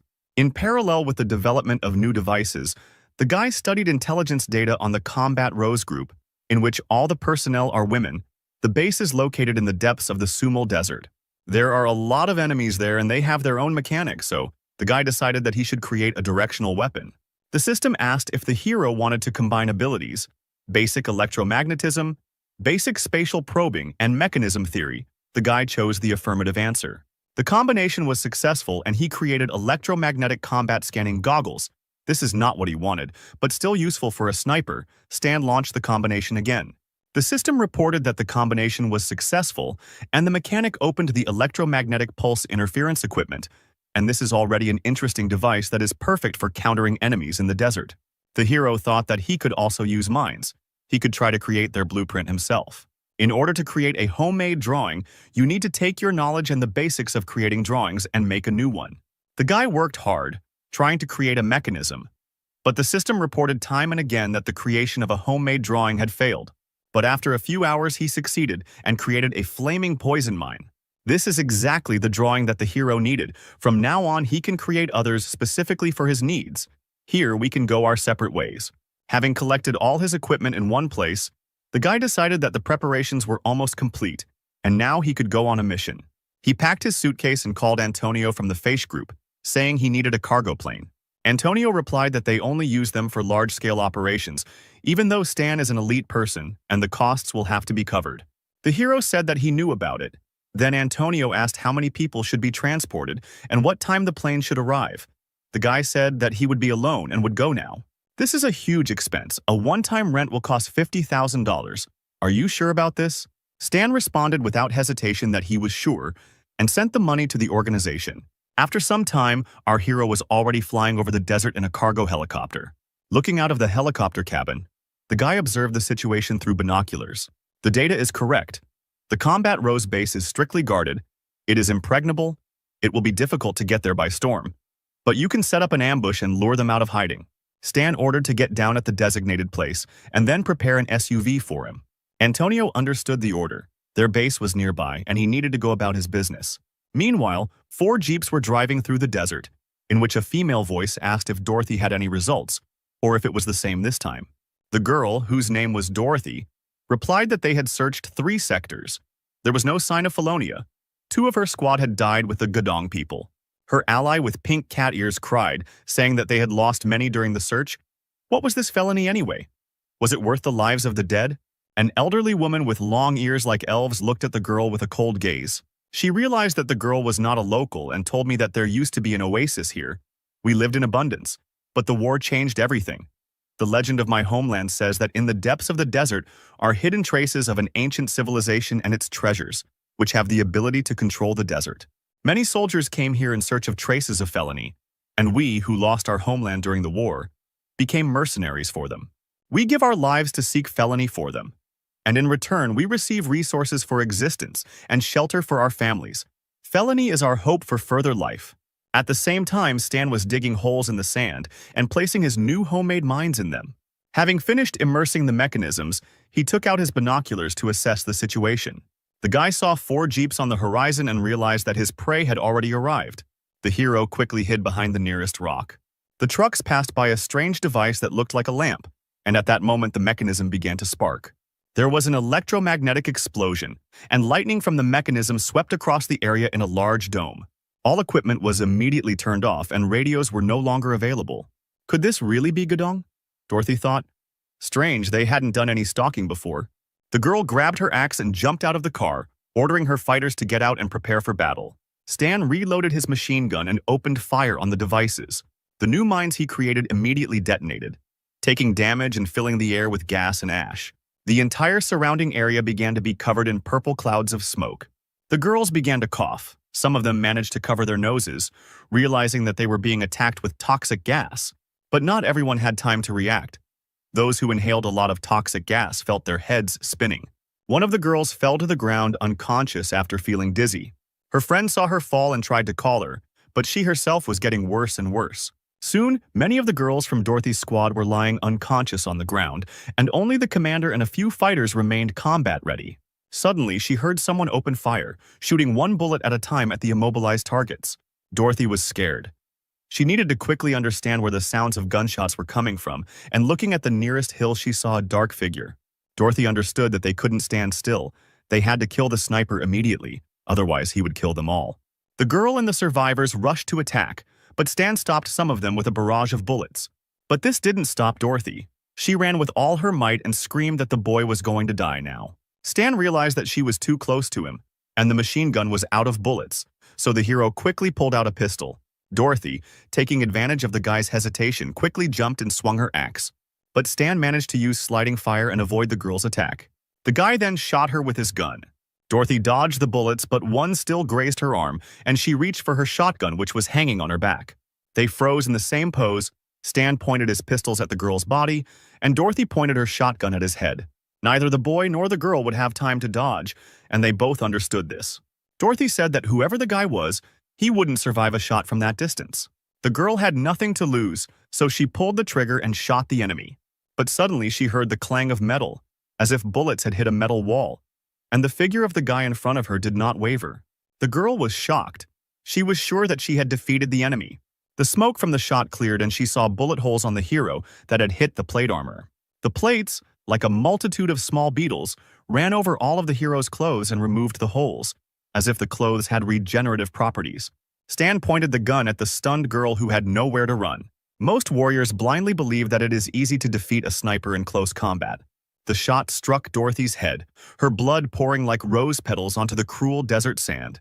The system notified that the hero killed Dorothy and received 7,500 experience points for this. Yes, a regular sniper would be weaker in close combat. It's just a pity that Stan is not a regular sniper. Several hours later, all the dead were found by the Allies, and the bodies were brought to their base. The girl looking at her murdered friend Dorothy concluded that they were all killed with the same weapon. It was the head of the combat rose named Mary. The girl realized that the attacker was a sniper working alone. Apparently, this is another killer who has been put on the wanted list, the head said. She immediately took out her phone and started dialing someone. We've been attacked again, Mary said on the phone. 20 people have died. Please send people to deal with the killer. Then the girl put the phone down and smiled, because soon this arrogant and impulsive guy would become game for hunting. A few hours later, cars arrived at their base, from which those whom Mary had called got out. They were hired professional killers with strange names. Yarmo 3, 7, and 5, they asked for a situation report. Mary bowed to greet the men and reported that their enemy was a well-aimed, well-trained sniper. He went to the southeast. In that direction, there are only 3 structures, and the closest of them is the base of the Face group. A girl with ears named Suli, who was a mechanic of the combat rose, said that there were fragments from exploded mines here. The enemy predicted their course of action and set up an ambush. The model of his mines is unknown to her, but their body is made from materials from the Face group. Yarmo 3, having heard the report, said that this group is no joke. They cannot fight on their territory. And since the goal of this organization was the fighting rose, they will become bait for the enemy. Go ahead as usual, and we'll set up an ambush as soon as he shows up and quickly kill him. Mary turned to her long-eared comrade and ordered her to do as the mercenary said. The girl agreed. Meanwhile, at the base of the group, Fish Stan was developing a plan for further action. It turns out that the Battle Rose has support from the outside, the hero said. It's no wonder why so many killers fell. The Sumal Desert military forces have their own sponsors, Antonio replied. Political groups that run underground assassin training camps. Your client, the Chazrod's family, is one of them. As Stan leafed through the intelligence, he became curious about what this Felonia was that so much effort had been put into finding it. Hearing the familiar word, Antonio replied that he didn't know, although apparently he was hiding something from Stan. The hero also understood this, because in Felonia, some important secret is hidden, which may be connected to a hidden reward for this name. If the enemy has a patron, he will send reinforcements to him. What would be the best way to act in this situation? The hero thought and put the papers on the table. After a few minutes of thinking, he told Antonio that he needed a driver so he could shoot. This is your task, the man replied. Why should I help you?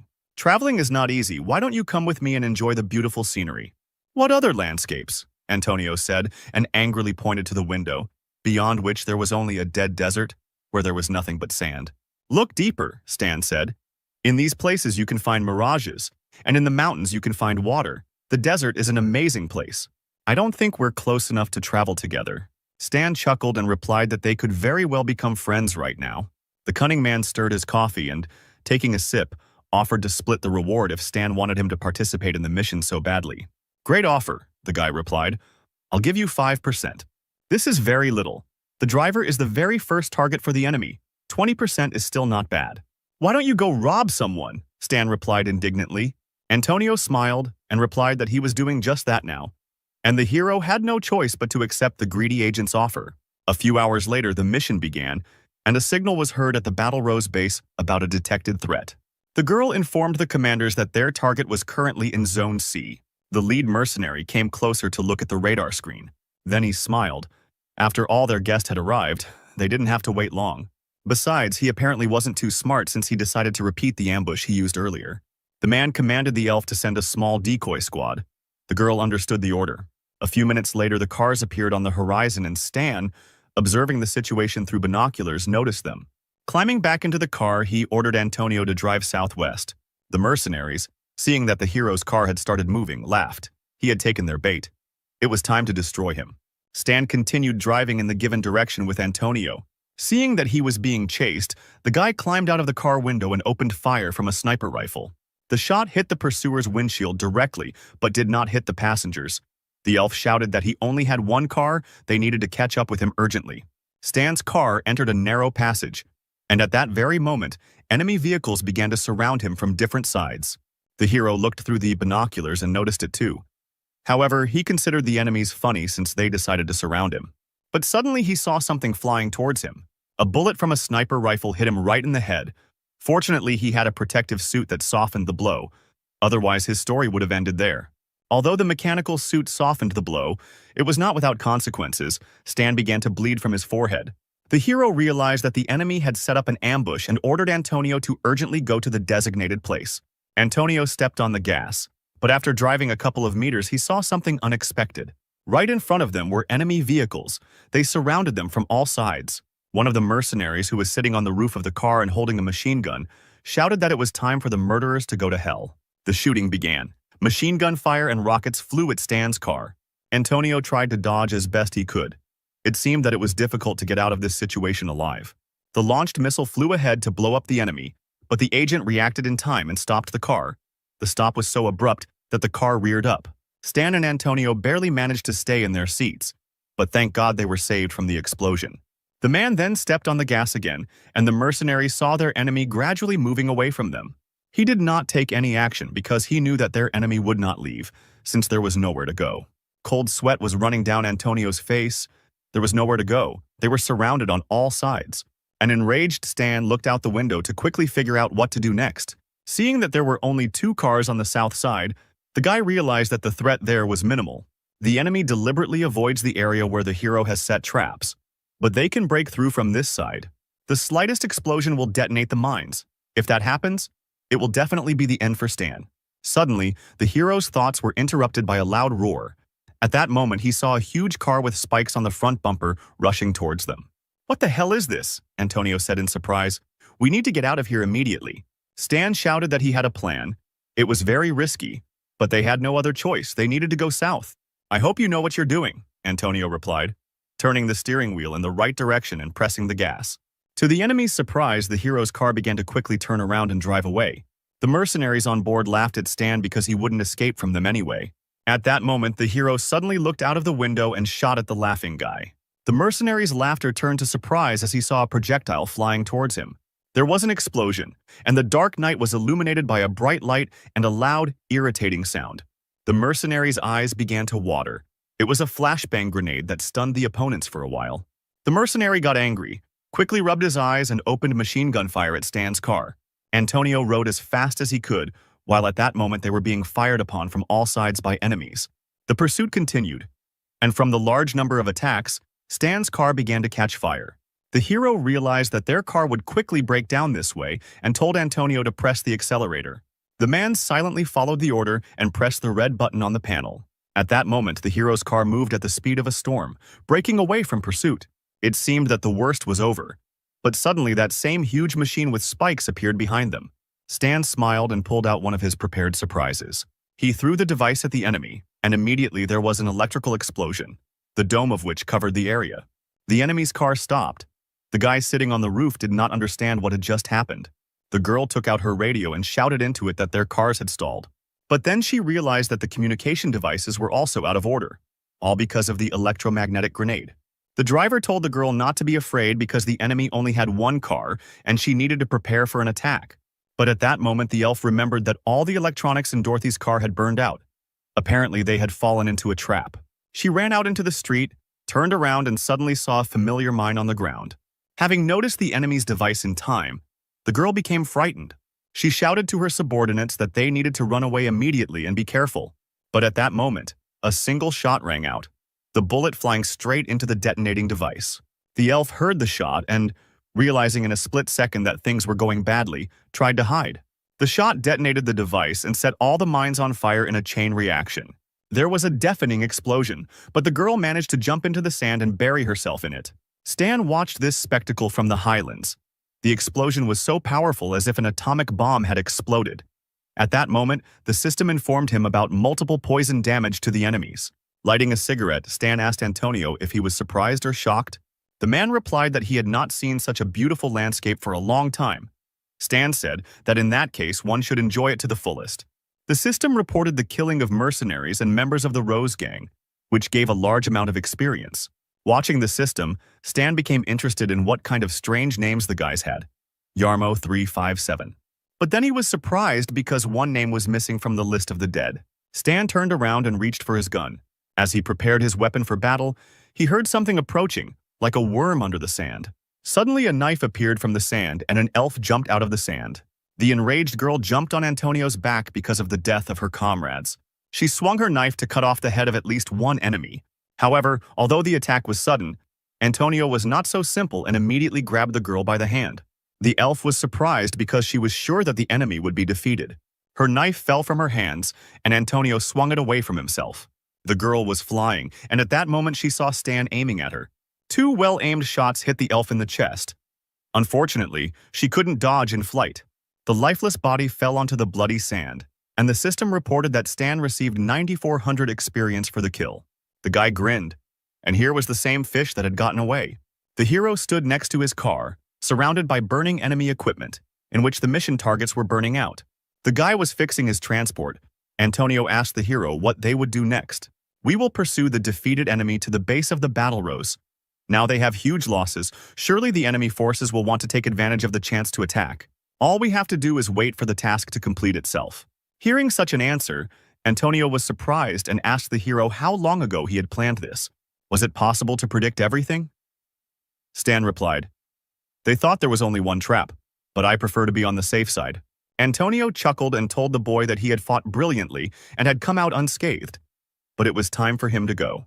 Antonio left in an unknown direction, and Stan went in search of the remaining fighters. Suddenly, in the distance, the guy saw flashes of light on the horizon. Having driven a little closer, the hero saw that other fighters had already attacked his target's base. The soldiers stormed the base. They wanted to remove the hated Rose Fighters from the desert once and for all. The girls resisted and were not going to surrender to the enemy so easily. However, the enemy outnumbered them, and no matter how hard the girls fought back, they gave up their positions. Suli informed the commander that they were short of hands, many defensive structures were without managers, and the enemy would soon invade. It was unpleasant for Mary to admit, but now they really were weak, and that was why they had become a target for everyone and everyone. While the others were holding them back, they needed to hide. She gave the order to take 5 people. They leave through a secret passage. The girl turned around and looked out the window where their equipment was burning. Unfortunately, it was time to leave the base.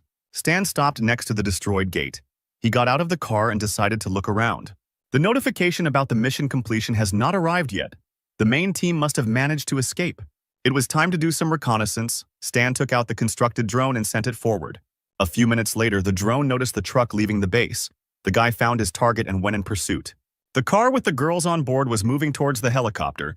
Mary said that they would soon reach the neutral zone. But suddenly something exploded under their wheels, not allowing the girl to finish speaking. The enraged commander looked out of the window. She realized that they had apparently been caught. Suddenly she saw something that surprised her. Their truck with spikes was chasing them. The girl got angry and hit the dashboard. That killer had gone too far and now he was driving their car. The remnants of the once powerful squad tried to escape while Stan fired at their car from all sides. Within just a few minutes, Mary realized she needed to make a stop. They must try to hide in different directions because they cannot withstand the striking power of the killer. At this time, the boy who was walking with his grandmother saw that someone was fighting next to them. Grandma told him to keep his head down because weapons don't have eyes. They need to focus only on finding Felonia. Still trying to escape, Stan said and continued firing at the enemy. Suddenly, the guy found himself in a strange place where sand began to flow. Then the sand collapsed and created a funnel that sucked him into itself. The grandmother, along with other pilgrims, saw how the place lit up and emitted a magical aura. The pilgrims' eyes were wide with surprise. It seemed they had come to the treasured place. Suddenly, a system window appeared in front of Stan, which informed him that he had found the hidden place, Felonia Z08, and had completed the task of the battle rose. The guy grinned. He realized that he must have accidentally detonated it in the right place. The task with the battle rose was also completed. This is truly a success. But he didn't stop to check the find, but continued the chase. The car with the girls gradually began to increase its speed, and Stan realized that his armored spike would not catch up with them. So he decided to use a secret weapon that he had recently installed on the armored personnel carrier. He pressed a button, and at that very second an electric field surrounded the car. Suli immediately understood what that electric sound was. Their killer was crazy. He wanted to stop them and destroy them by ramming. But Stan didn't ram them. After the enemy's car stopped, he got out of the car and ordered the girls to do the same. Mary ran out of patience. Enough running away, she jumped, and an intangible field appeared under her feet, from which she pushed off. The girl was confident that she would defeat this sniper in close combat, so she decided to get closer to him. Stan took advantage of the fact that the girl was in a position where it was difficult to dodge and fired several shots at her. However, Mary pressed a few buttons on her arm guards and created an impenetrable shield. The bullet Stan fired hit the shield and crumpled without causing any damage. The guy realized that the girl's ability was a force field. It was difficult to deal with because it could block projectiles. Mary fired a force field at the hero, but he jumped and dodged. At that moment, he realized that normal projectiles were now useless and reloaded his weapon. While in flight, he fired his new projectiles several times at the force field. Mary used her ability to block just like before, but then she saw that the bullets had become a different color.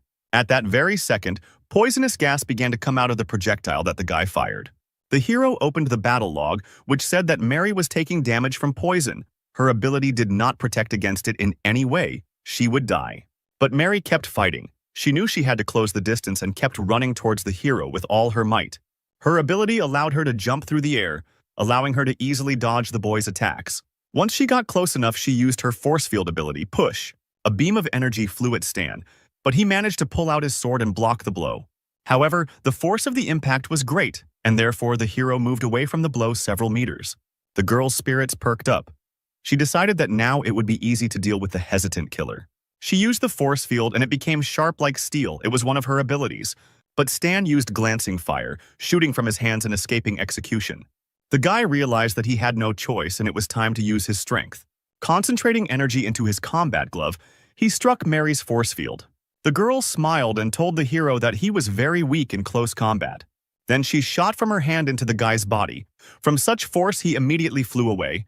Mary was sure that he was finished, because no one could survive the damage from the push.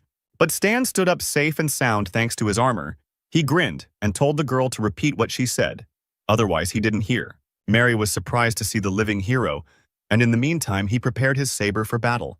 Using the supercharge ability, the hero rushed towards the enemy.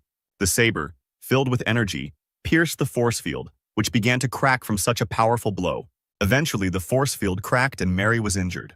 Wiping the blood from her cut cheek, the commander realized that the guy was hard to handle. At that moment, a female voice nearby shouted that she was coming to help. It was Suli. The little mechanic tried to attack Stan in a fist fight, but to no avail. The two girls prepared to attack and defend each other to the death. Stan was surprised when he saw Suli. Is she a mechanic? She has a melee mechanism, a core, around which the skills honed by the mechanic class are tied. These gloves are apparently her weapon. The commander ordered her partner to attack the killer. The two girls scattered in different directions. Stan was shocked. Mary quickly got close to him and used a force vortex. A sharp gust of air immediately knocked Stan off his feet. Suli took advantage of the situation and tried to attack the hero by creating an electric ball in her gloves. But the guy dodged the attack in time. Stan turned around and saw the crater the attack had left. He realized that Suli was indeed dangerous. It is not worth engaging in close combat with her, so the hero tried to run away from the mechanic. But suddenly Mary appeared in front of him and asked the guy where he was going. She kicked him with her foot. The hero blocked it with his hands and blocked the attack. The guy then simply jumped away from his enemies. Mary was surprised before the guy attacked, but now he only defends himself and retreats. She turned around and realized it was all because of Suli. He was running to avoid running into her. Mary shouted at her partner to suppress the guy's strength, because he was afraid of her. So she should distract his attention while the commander caught the moment for a fatal blow. The little mechanic understood her task. The girls ran towards the enemy. Suli attacked first. She used her gloves to grab the guy, but he managed to dodge. Mary took advantage of this, as she said, and summoned her force field. She used the push and managed to hit the guy. Stan flew back a few meters again, and when he got up, the hero realized that they were tying him hand and foot, and it would be difficult to defeat them if he didn't take the risk. That's why the guy used electromagnetic armor, all-round protection. He then jumped on the mechanic, saying that he would deal with her first. Why did he suddenly go on the offensive? Suli thought. This was not how she planned it. The hero swung his blade, but missed the girl, who had already prepared her gloves for an attack. She hit Stan right in the stomach. It seemed like he should fall down from exhaustion after that. But not with the same protection as his. The system reported that he received damage and slightly damaged his armor. Suli was surprised to see that the boy had not received any damage. The girl electrified her glove again and jumped at her enemy. She hit Stan, but he blocked the damage with his armor again and hit the girl in the stomach in response. Then he suddenly grabbed her arm, twisting it so that she could not move. "Let her go!" Mary screamed and kicked the hero in the back. But Stan was only slightly thrown off balance by this, and he smiled evilly, realizing that half the fight was over. The hero plunged his saber into Suli's back, piercing her heart through and through. Suli fell dead on the sand. The system reported that the guy received 12,000 experience for killing her. Mary burst into tears, screaming her former partner's name.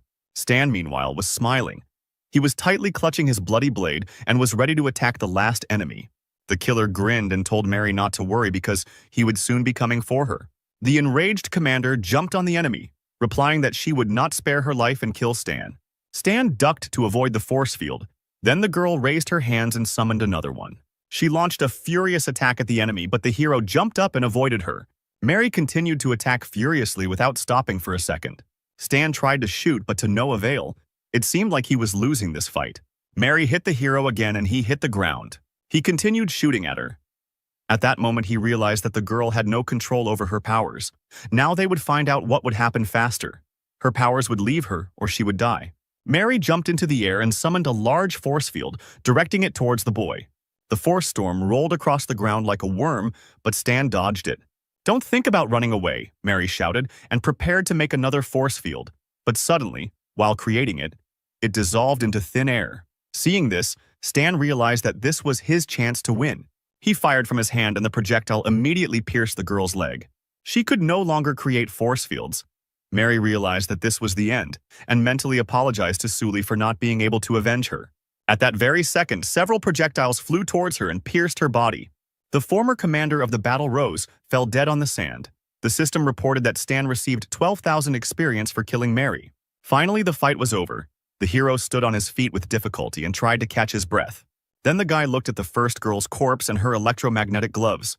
He took them from Suli and took them for himself. They will still be useful in the future. Now that all the members of the battle rose are killed, you can go to Felonia. Arriving at the right place, Stan saw how everything had collapsed quite a bit and someone's footprints. As he went down, the boy realized that the pilgrims had already entered the interior of Felonia. Someone had made a passage in the rock, and the wind was bringing a metallic smell from there. Stan turned on his flashlight and followed the pilgrims' tracks into the cave.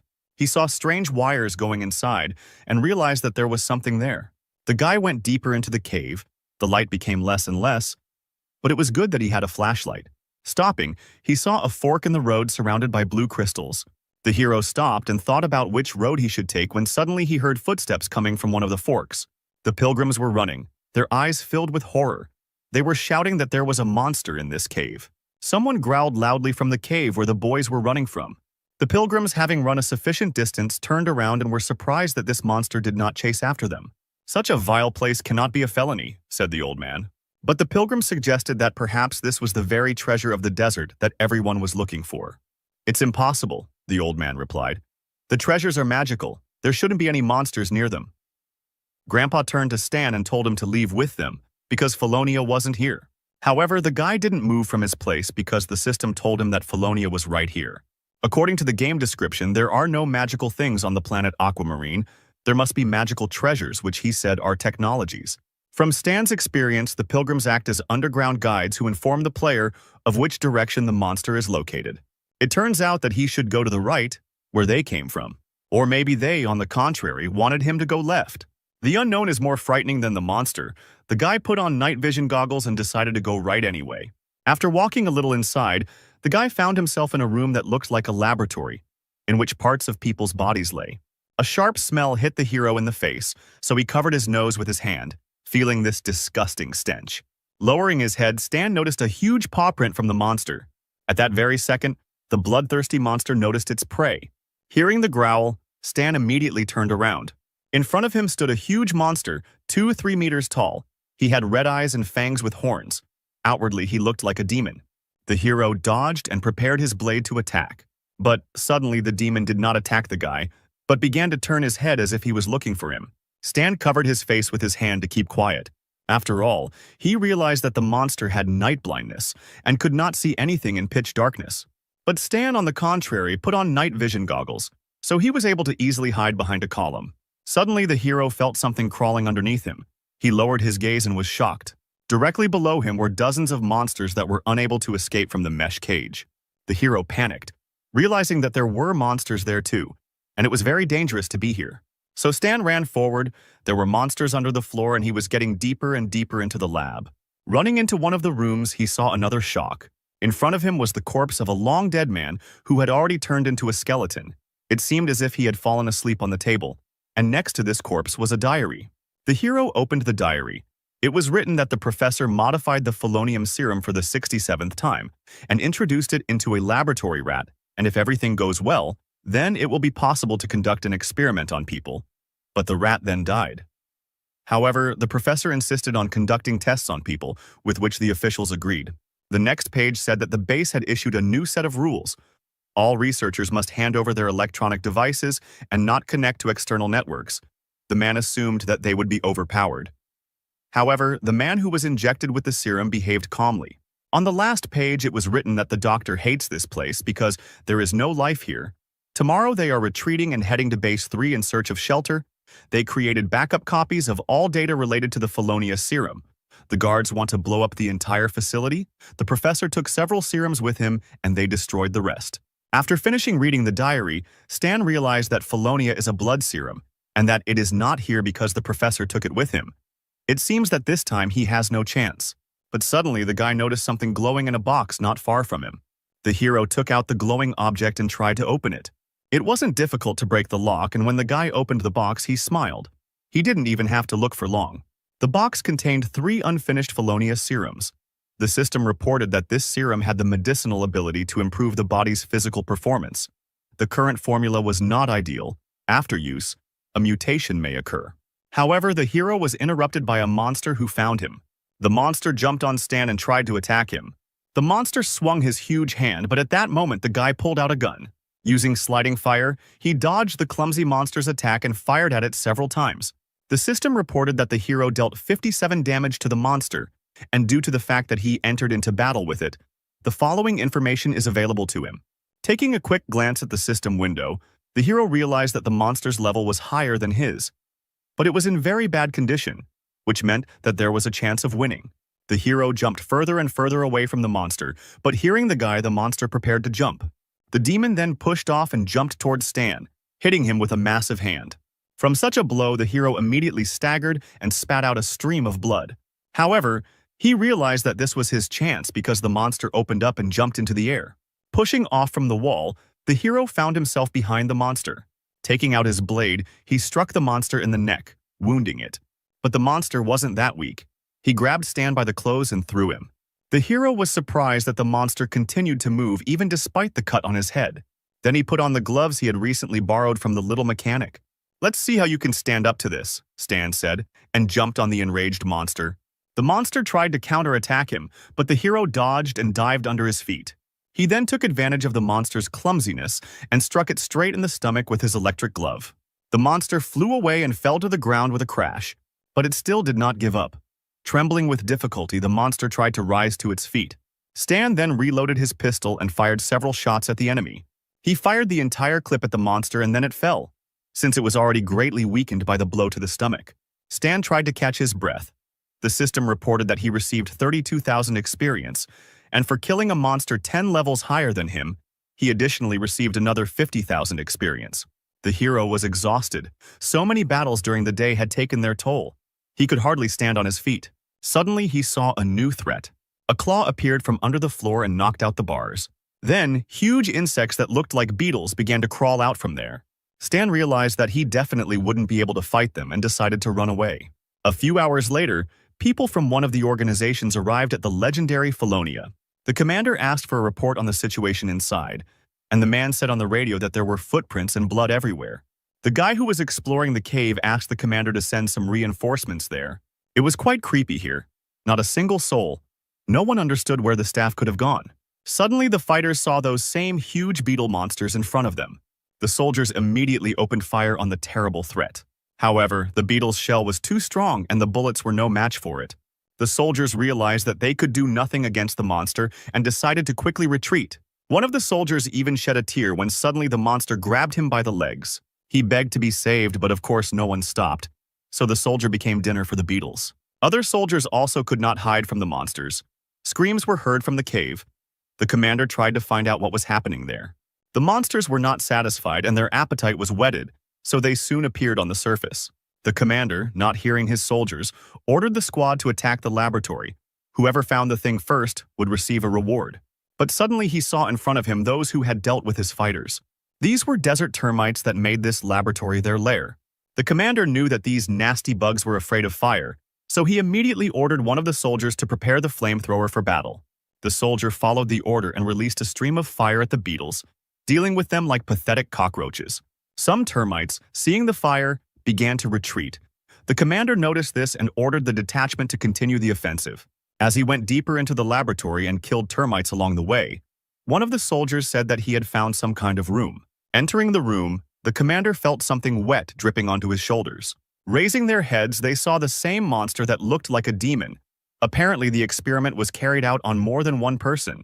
The boys were scared when they saw the monster, and the monster took advantage of the confusion and began to attack them. He pushed one of the soldiers and he crashed into the wall, and from the powerful impact, he died immediately. The commander ordered to open fire, and the soldiers followed the order. The monster roared loudly as it was injured, but they couldn't bring it down. The commander, seeing that the enemy had stood up, took advantage of the moment to get closer. Leaping at his enemy, he grabbed his horn and emptied the clip into his face. Even the huge monster couldn't survive such an attack, and its body fell to the ground with a crash. It seemed that the danger had passed and the commander ordered to move forward. As they went deeper into the laboratory, they noticed a strong, foul odor. They entered one of the rooms and saw a skeleton at the table. The commander ordered a thorough search of everything in this room. "I found the explorer's diary," one of his subordinates shouted. "What we're looking for must be here." Suddenly, the table began to shake, as if something huge was heading towards the squad. A few seconds later, the squad saw two mutated test subjects. The monsters attacked the squad. Their forces were colossal, and ordinary soldiers could not cope with them. The commander realized that they would not be able to kill them like last time, and so he ordered his men to cut off the monster's limbs so that it could not move. The wounded fighter was not going to give up so easily. He struggled to get up from the floor and picked up the axe. The guy picked up speed and threw himself onto the monster's back. The monster raised its hand to grab the fighter, but he was able to quickly cut off the monster's hand. The guy was happy about his victory, but at that moment the second monster ran towards him. One of the soldiers warned the fighter, but he did not have time to react, and the monster hit him, slamming him on the spot. The monster turned around and saw another guy in front of him with a sword in his hands. The guy cut the monster's leg and it lost its balance. The commander took advantage of this situation and fired a grenade launcher at the monster. The head of one of the test subjects exploded like a ripe watermelon after taking the commander's shell. The second subject, as if angry that his brother was killed, rushed at the captain. But right in flight, that same soldier with the sword lifted him into the air and cut open the monster's belly. Green liquid flowed from the monster's body, and he fell exhausted to the floor. With difficulty, the monsters were defeated, but the people did not emerge from this battle without losses either. The red-haired guy with the sword suggested that the commander first report everything, since they were the only ones left alive. But the commander ordered to continue the search. In such a situation, only by finding that thing, they would be able to compensate for the losses. Going deeper, the commander noticed another room and told the guy to look at it. He himself went to another, larger zone, and suddenly he saw something that shocked him. It was the corpse of a monster. And that could only mean one thing: someone had been here before them. Suddenly they saw the box they needed. The commander ran up to it and opened it, but unfortunately there was nothing in it. An unknown man was lighting a cigar. He was told on the phone that the serum had been taken. They had been beaten to it. But they were asking for another chance to find this man. The man replied that it was enough that they had already learned what they knew, since in any case they were not rivals to that man. Our hero returned safely to the Vitalia Hotel to report on the completion of the mission. Sebastian was amazed that he came, because the task was given 15 days, and the guy completed it in 6. The hero grinned and replied that he had chosen the easier task, as the butler had advised him. "You are very strong. I admire you," said Sebastian. He placed Mr. Black's sign on the reader, and after a few minutes reported that the data had been entered. At this point, the system informed Stan that he had completed the bounty hunter's mission. His reputation in the Blood Oath Society had increased by 550, and he was now neutral and had the rank of Scorpion-level assassin. He also completed the requirement for the hidden task, Find Felonia, and for this he is given 25,000 additional experience and a special reward, a serum of mixed genes of the middle category. Felonia's blood serum is a biochemical substance that can enhance characteristics, but its use does not exclude the risk of reverse action and the appearance of mutation. However, mixed gene serum may reduce the risks. Is it worth the risk with blood serum? After all, if the experiment doesn't go according to plan, Stan will turn into the monster he met in the lab. But if the system gave him a serum of mixed genes, it means it wants the guy to decide on this step. Therefore, having decided that a more suitable opportunity would not come his way, he nevertheless decided to take the risk. Stan quickly injected the mixed gene serum into his arm. At that moment, he felt bliss. He felt so calm, as if he were eating ice cream in the hot summer. Even his thoughts stopped suffocating him. Now it's time to introduce the blood serum. As soon as Stan inserted it into his body, he immediately felt his muscles contract and instantly increase in volume. The pain was unbearable. The hero immediately screamed. It seemed to him that his veins were about to burst. The system reported that the guy had administered Felonia's serum. The mutation process was 12% complete. The chance of failure was reduced by the gene-mixing serum. Stan even tore the sheet from the pain, but he had to wait for the mutation to complete. The process was 73% complete, and Stan continued to writhe in excruciating pain the entire time. After a couple of minutes, the mutation process was completed.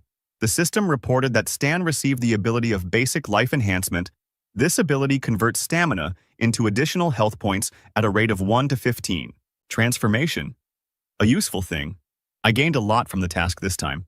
After a little rest, the hero went to take a shower. In the shower, he began to think about his ability. Now I have 60 stamina. which means I can extract 990 health points from them, almost doubling it. I'm level 30, and already have more than 2,000 health. Mark was level 38, and his number of points was nowhere near mine. It's good that I didn't turn into a mountain of muscles, but retained my former attractive appearance. Combined with electromagnetic armor and mechanisms that have yet to be created, enemies will have no choice but to vomit blood.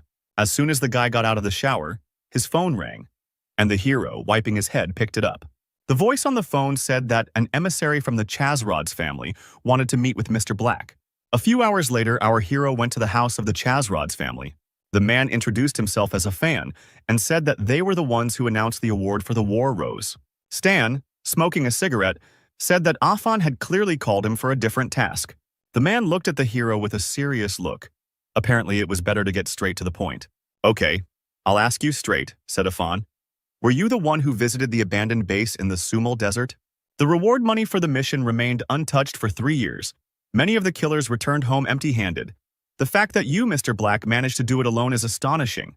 "You flatter me," Stan replied, and took out his pack of cigarettes. "You and I are the employer and the mercenary. The task is completed. We go our separate ways," said the guy, lighting a cigarette. Exhaling cigarette smoke, he added that he had indeed entered the abandoned base. He immediately understood what this man wanted, so he quickly took out and put Felonius' serum on the table and told Afan to name his price for it. The man suspected something was wrong. Why such frankness? Stan replied that if the man needed this serum so much, he would buy it. Afan offered $1 million, but Stan said the price he was offering didn't seem fair. The serum had been stored for several decades, the man explained, and it was impossible to say for sure whether it was still effective. The proposed price was already high. The hero did not let the emissary finish speaking and said that he agreed to the deal. Afan couldn't believe his ears. Why did the guy agree so quickly? Stan, finishing his cigarette, explained that it was a gift to a friend. Afan smiled approvingly and said that the payment would soon be deposited into the mercenary's account. "And also both the Chazrod's family and I personally express our gratitude to you," said Afan, and shook the hero's hand. At that moment, the guy opened a new side of reputation. His authority in front of the Chazrod's family increased by 1,800 points. The emissary said that he would walk the hero to the car while they were walking. Stan decided to ask what felony was. In the homeland of the research program, which began due to the continuous conflicts that have been going on for ages in the Sumal Desert, there were many bases for conducting scientific and technical research. The serum you brought is one of the products of their developments. Stan laughed. He said that he thought that the magical ruins actually existed, and it was just a serum. "There is no magic in this world," Afan replied. "Here is my phone number. If you need help, call me. I would like to increase my reputation in the Blood Oath Society. Is there a suitable task?" Afan took the tablet from the car and replied that Stan had asked just in time. He handed him the tablet and asked to take a look.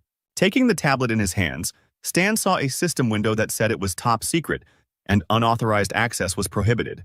Assassins from the Blood Oath Society, darkness level and above, are invited to participate in the mission to defend the River Valley Manor, which is located in the Eastern Star Dragon. Afan said that with Stan's current level it can't be done, but he could quietly open access. If he does it, he will get a dark level. The hero accepted the offer and returned to his room to think about the future task. 300 people accepted the task. Its difficulty is clearly not low. You will need to avoid fights, and the equipment needs to be upgraded. "I just need to make one more drawing to upgrade my class," Stan said, and started combining abilities to create a drawing. He wasted his experience and every time he got useless garbage, but the guy kept trying to create something worthwhile. And finally, he successfully completed the combination. He created electromagnetic boots and received 12,000 experience for it. At that moment, he felt a surge of strength. The system reported that the hero had advanced in class and received a new class, a trainee mechanic. He had learned thorough repair and medium improvement. His level rose from 30 to 34. He decided to continue pumping attribute points into intelligence and pour the remaining points into leveling up. The hero increased the sliding fire to the 4th level and began to improve the equipment. He spent the whole day improving it and finally finished it towards nightfall. The hero created a 2nd-generation rover, a combat robot, with 2 machine guns on board, an enemy identification system, and high durability. He also created electromagnetic boots and decided to call them shoes. The sole of these boots creates an electromagnetic field that reduces friction. They are suitable for wearing on different types of terrain. After preparing for the mission, Stan called Antonio and asked him to help him prepare the attack helicopter. The guy didn't even think that he would return to the Star Dragon so soon. Having reached the town of White Seagull by helicopter and then by car, he reached the estate where there was a sign saying no entry for outsiders. After getting out of the car, the guy went inside the estate and saw a beautiful landscape. After walking a little further, he heard a shot that was aimed at the ground right in front of his feet. Stan immediately realized that it was a sniper who fired a warning shot. He remembered that he first needed to show his ID, and then he would be able to pass. The guy took the assassin's badge out of his pocket and showed it to the sniper. Then he hid the badge and took a step forward. Since the sniper was no longer shooting, it meant he could pass. After walking a short distance, the hero found himself at a fortified military base. The commander immediately noticed the new fighter. He pointed to another guy and said that this man named Alan was in charge of the recruits. Alan raised his hand and greeted the guy. It was a man with scars on his face. The squad leader asked the hero what he specializes in, and Stan replied that he was a sniper. "Great. We just need someone to shoot from a long distance," Alan said. "I'm not quite sure yet what exactly to do. Who are we protecting and for how long?" Stan asked. "There hasn't been an order from above yet," Alan replied. "And the enemy attacks almost every day. Our target is hiding somewhere in that estate and doesn't stick his head out, so who the hell knows if there's anyone there at all? If we can hold off the attack, I'll get out of here in a jiffy. By the way, what level are you? Dark or Ghost?" "My level is Scorpio," Stan answered shortly. Alan got angry. He didn't understand what the guy had forgotten during that operation. His qualifications weren't enough. But the hero replied that he was already here, and the level wasn't important. There was nothing to do since he came. Stan would be useful for something, if he could hit the enemy. That would be good, Alan thought. See those 3 fortifications? Go to the one in the middle. The Feng brothers will be there. They will meet you. The hero followed the commander's order and went to one of the towers. In the tower sat 2 guys who seemed to be dozing, both of them clutching their rifles tightly to themselves. Suddenly, one of them opened his eyes and asked the newcomer's code name, level, and skill. Stan also briefly answered that his code name was Mr. Black, level Scorpion, specialization Sniper. Brother Feng spat. He didn't understand why they sent a Scorpion to them, so he sent Stan to the left fortification to help the old sniper and finish off those they missed. Stan didn't argue and went to the next tower. Going inside, he repeated this mantra again. Newbie, Scorpion, Sniper. The old man, hearing that the boy was a Scorpio, said that he would have a left side, and he would be responsible for the right side himself. The hero approached the left side, where the view was extremely narrow. Even with his skills, it would be difficult. Having started to prepare for the battle, the guy saw a system message which said that he had called a chain of tasks to protect the estate. Firstly, he did not need to check the identity of the target for protection. Secondly, he could not leave his post. Thirdly, he could not allow enemies to enter the estate. For the first task to clear out enemies, he would receive 20,000 experience. The hero took out his sniper rifle and decided to finish the first task first, and then he would see how much they would give for the second one. If the reward did not suit him, he would refuse. Closer to night, enemy helicopters flew over the estate. Stan, hearing the noise, looked out from behind cover to assess the situation. At this time, enemy tanks attacked the fortifications of the estate, firing at the barriers. Alan shouted that they were under attack. All the soldiers immediately grabbed their rifles and prepared for battle. A battle ensued. Forces of an unknown enemy stormed the estate. They had quite impressive weapons from armored personnel carriers, tanks, and infantry. But the estate also had good fortifications, which successfully held back the enemy.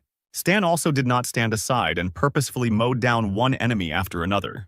He aimed mainly at the most dangerous opponents, such as machine gunners on tanks. One of the soldiers with a grenade launcher shouted that there was an enemy sniper above and he needed to be crushed. They opened fire with grenade launchers on the buildings where the snipers were located. The defending soldiers took advantage of the enemy's weakened state and attacked with redoubled force. The enemy vehicles were engulfed in flames, and it seemed as if hell had come to Earth. The enemy commander shouted that they were defeated because the enemy's sniper was too accurate. He ordered his men to retreat, and the remaining fighters immediately climbed into armored personnel carriers and drove away. "Are you really leaving already?" Stan thought and smiled.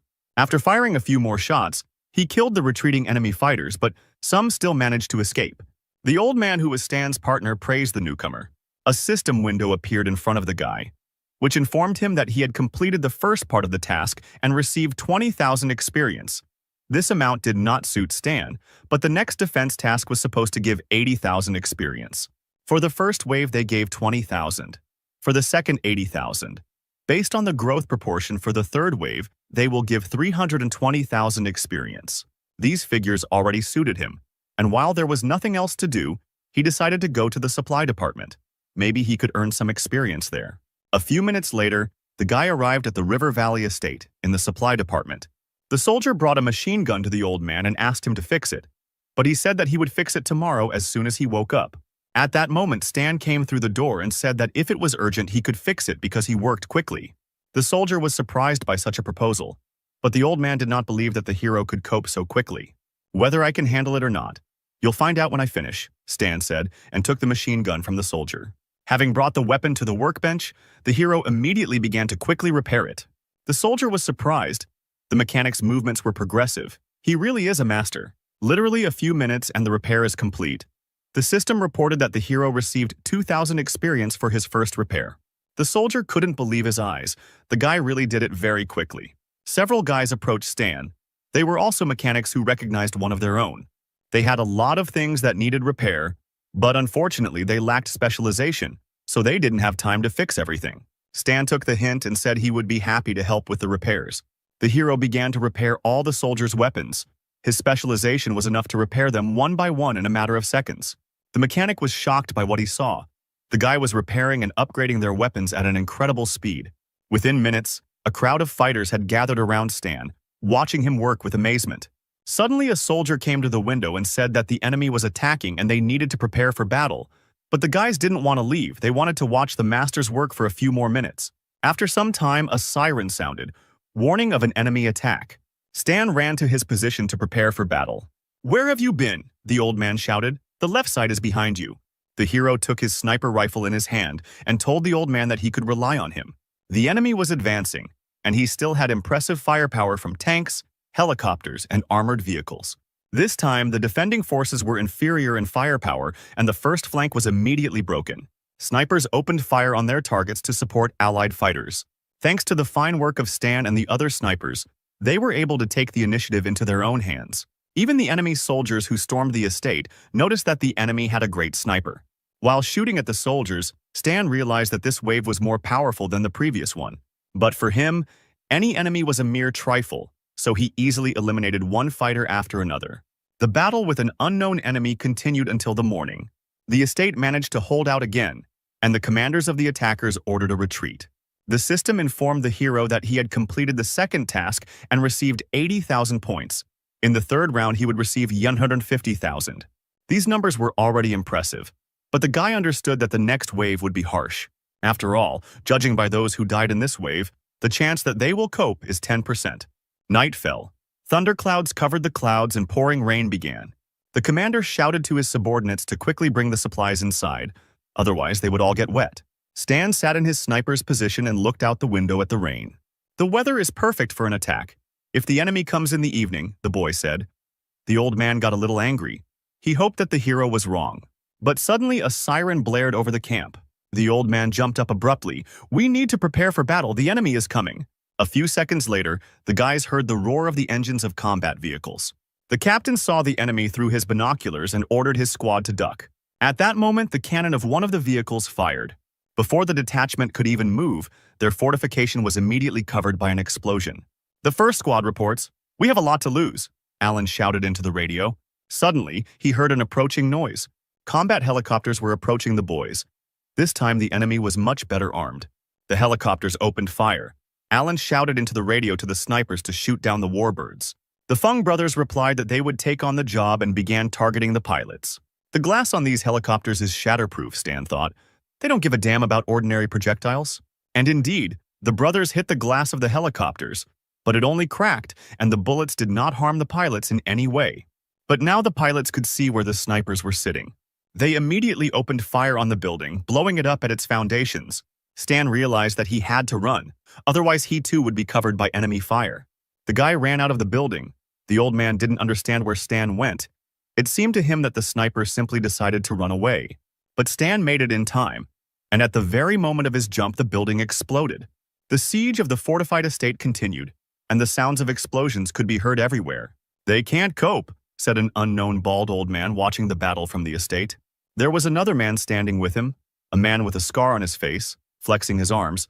he decided that it was probably time for him to join the fight. The old man smiled and replied that he didn't mind if his old friend warmed up. But suddenly the man with the scar saw something that amazed him. Someone fired a precise shot at the helicopter and shot it down. Stan was delighted with his first victory. Reloading his weapon, he decided that there was no need to rush for now. The pilots of the other helicopters realized that there were still difficult opponents in the ruins. They needed to be checked. Under one of them lay an old sniper, pinned down by a slab, but he was still alive. Suddenly he raised his head and became scared. A helicopter hovered in front of him, already sending 2 missiles at the old man. At that moment, Stan grabbed the old man. He managed to snatch it from the clutches of death by jumping away from the site of the explosion. The old man, who had experienced shock, began to cry. He realized that they were all finished. The helicopters were too powerful. "Come to your senses," Stan shouted. "Find a place to shoot from." The guy himself activated the step and decided that he would deal with these helicopters. The birds of the sky continued to destroy the defensive line. The surviving brothers realized that the helicopter was looking for them. The enemy had passed the second line of defense. The combat vehicles and tanks continued to advance, and it seemed that this was truly the end. The air sparkled under the hero's feet. Like lightning, Stan ran to an advantageous position to strike the enemy. Having sat down in a comfortable position, he took aim at the first target. One shot and the whole area heard the explosion of the annoying helicopter. The soldiers perked up. Alan was glad that they had an amazing sniper. Now was the time to attack the enemy. The defenders opened fire, while the helicopters were distracted by Stan. Alan and his squad were able to hit several enemies. Meanwhile, the hero settled into a new position. A second shot with an incendiary cartridge, and the second helicopter immediately caught fire. Suddenly, the system reported that Stan is a sniper on the move. Now he loses less accuracy when shooting on the move and gets an increased rate of fire using sniper rifles. It was a new skill, and the guy decided that he needed to pump it up even more, just for the current situation. Stan was fired upon, but he deftly dodged and fired again as he fell. The last helicopter was shot down and, what's more, it fell on a tank. With one shot, the hero destroyed 2 targets. Now the enemy's advantage is over. Alan, seeing that there were no more helicopters, shouted to the squad that it was time to begin the assault. The inspired warriors opened fire on the enemy. A hail of bullets fell on the attackers. Now without air support, they were powerless. The driver of the combat vehicle became angry and hit the steering wheel in rage. The radio announced that it was time to retreat, and the third wave of the enemy turned around. "We got away with it. They almost broke through the line of defense. We were lucky with the sniper," Alan said. "It's just not clear why the Scorpion is so experienced. Thanks to a newbie who just joined us, we completed the dark level task." A system window appeared in front of Stan, which informed him that the 3rd round was completed. The conditions of the task had changed, and a 4th round had appeared. Defend against 5 attacks. The reward will be 40,000 experience points per wave. The accumulated experience will not be lost if the mission fails. The hero realized that there will be a special reward for this task, but it will be difficult. At that moment, he was distracted by Alan, who reported on the radio that the one they were protecting had left the building. All the surviving fighters, including Stan, gathered at the entrance to the estate. "Thank you for your excellent work," said the old man. "I will name those with whom I would like to speak personally." Stan was surprised to see the second person come out. It was Bennett Anderson, but why was he here? This man is the main character of the planet Aquamarine. The main storyline is built around him. This character is also an instructor of secret abilities. The old man named certain soldiers, and one of them was Mr. Black. Before entering the building, Stan took out his phone and called a fan. The aristocrat was surprised that the guy was calling. Stan asked a fan to lend him a couple of things, namely the sword of the Silver Guardians and the sniper rifle Lock Hawk. A fan agreed to this deal. At that moment, a system appeared in front of the guy, which reported that the authority points with the Shazerod's family were lowered. Stan decided to prepare. Since he was so lucky to meet the main character of the planet, he could not miss this opportunity. The soldiers, including Stan, entered and were gathered in the living room. "My name is Wang Yu," said the old man. "In the future, I will still need your protection. The doors of this estate will always be open for you if you want to drop in and take a rest. Gentlemen, you are all the main forces of defense of the estate. For completing the task, I will privately give you a fee." Hearing these words, the guys were happy, all except Stan. They immediately jumped up with joy and decided to go and rest at the estate. "I'm not holding you back," Wang Yu replied. "Do whatever you want." Seeing that Mr. Black was not leaving, Wang Yu asked the guy what he wanted. "I'd like to speak to this man alone," Stan replied, pointing at Bennett. Wang Yu left and left the 2 men alone. The servants of the estate brought tea. Bennett took the mug and asked Stan if they had met before. Bennett Anderson, the hero, began the conversation. You were once a legendary man, the commander of the select squad Ordna. You were called the Azure Devil. After leaving the Ordna, a reward of 15 million was placed on your head. You literally disappeared for 2 years. And then, having become stronger, you began to help civilians who suffered during the war and founded a large organization that would later become the Shadow Internet. Bennett was shocked to hear all the information about himself. Bennett had no other explanation for this awareness other than that Stan was a fan of his. The guy thought about it. He realized that he shouldn't bother Bennett if he wanted to ask for help. So he pretended that he was really a fan and always dreamed of meeting the hero. The past is in the past, Bennett replied. So why were you looking for me? It wasn't for an autograph, was it?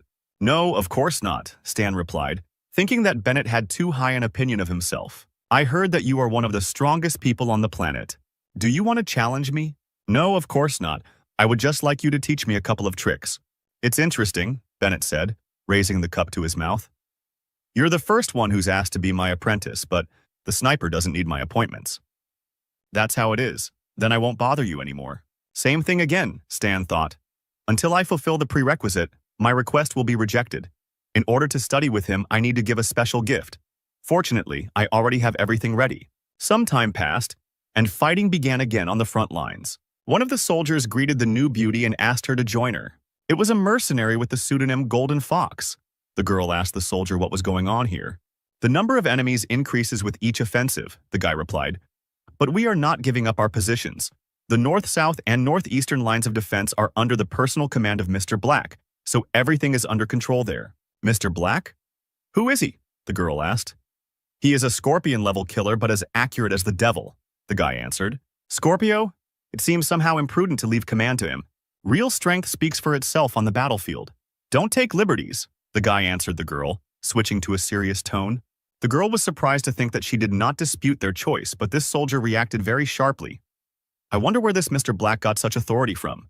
Meanwhile, on the River Valley estate, on the western slope of the mountain, the guys defended themselves from the enemy. Lisa was also with them. The girl was a sniper and noticed that enemy armored vehicles were approaching from the other side. She raised her sniper rifle but suddenly noticed that a bullet had pierced the enemy soldier's head. The girl was simply in shock. She was surprised that Mr. Black had killed the enemy so quickly. He was the strongest sniper she could remember.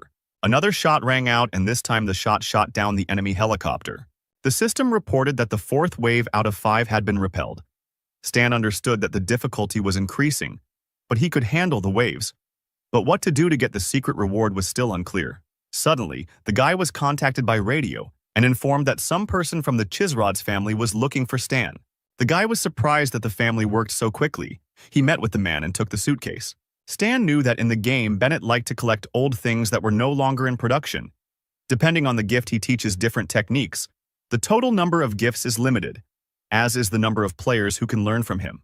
In his past life, players were at each other's throats over moves, but he just needs to improve his relationship. So Stan immediately went to meet Bennett.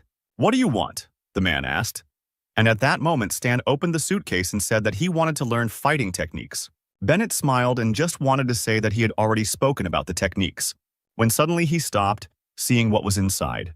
Inside the suitcase was the sword of the Silver Guardians. You want to give it to me? How did you find out about my passion for antique weapons? You are definitely my fan. Haha. Well, yes, I am indeed your devoted fan. There was a silent pause in the air as Bennett examined the rare blade in the suitcase. Okay, I'm ready to teach you. Stan was surprised to hear this answer. What were you thinking? I'm telling you, I'm ready to teach you. Isn't it clear without further ado? Stan smiled triumphantly. Getting the legendary moves was easy as pie. By morning, Stan and Bennett went to the training room.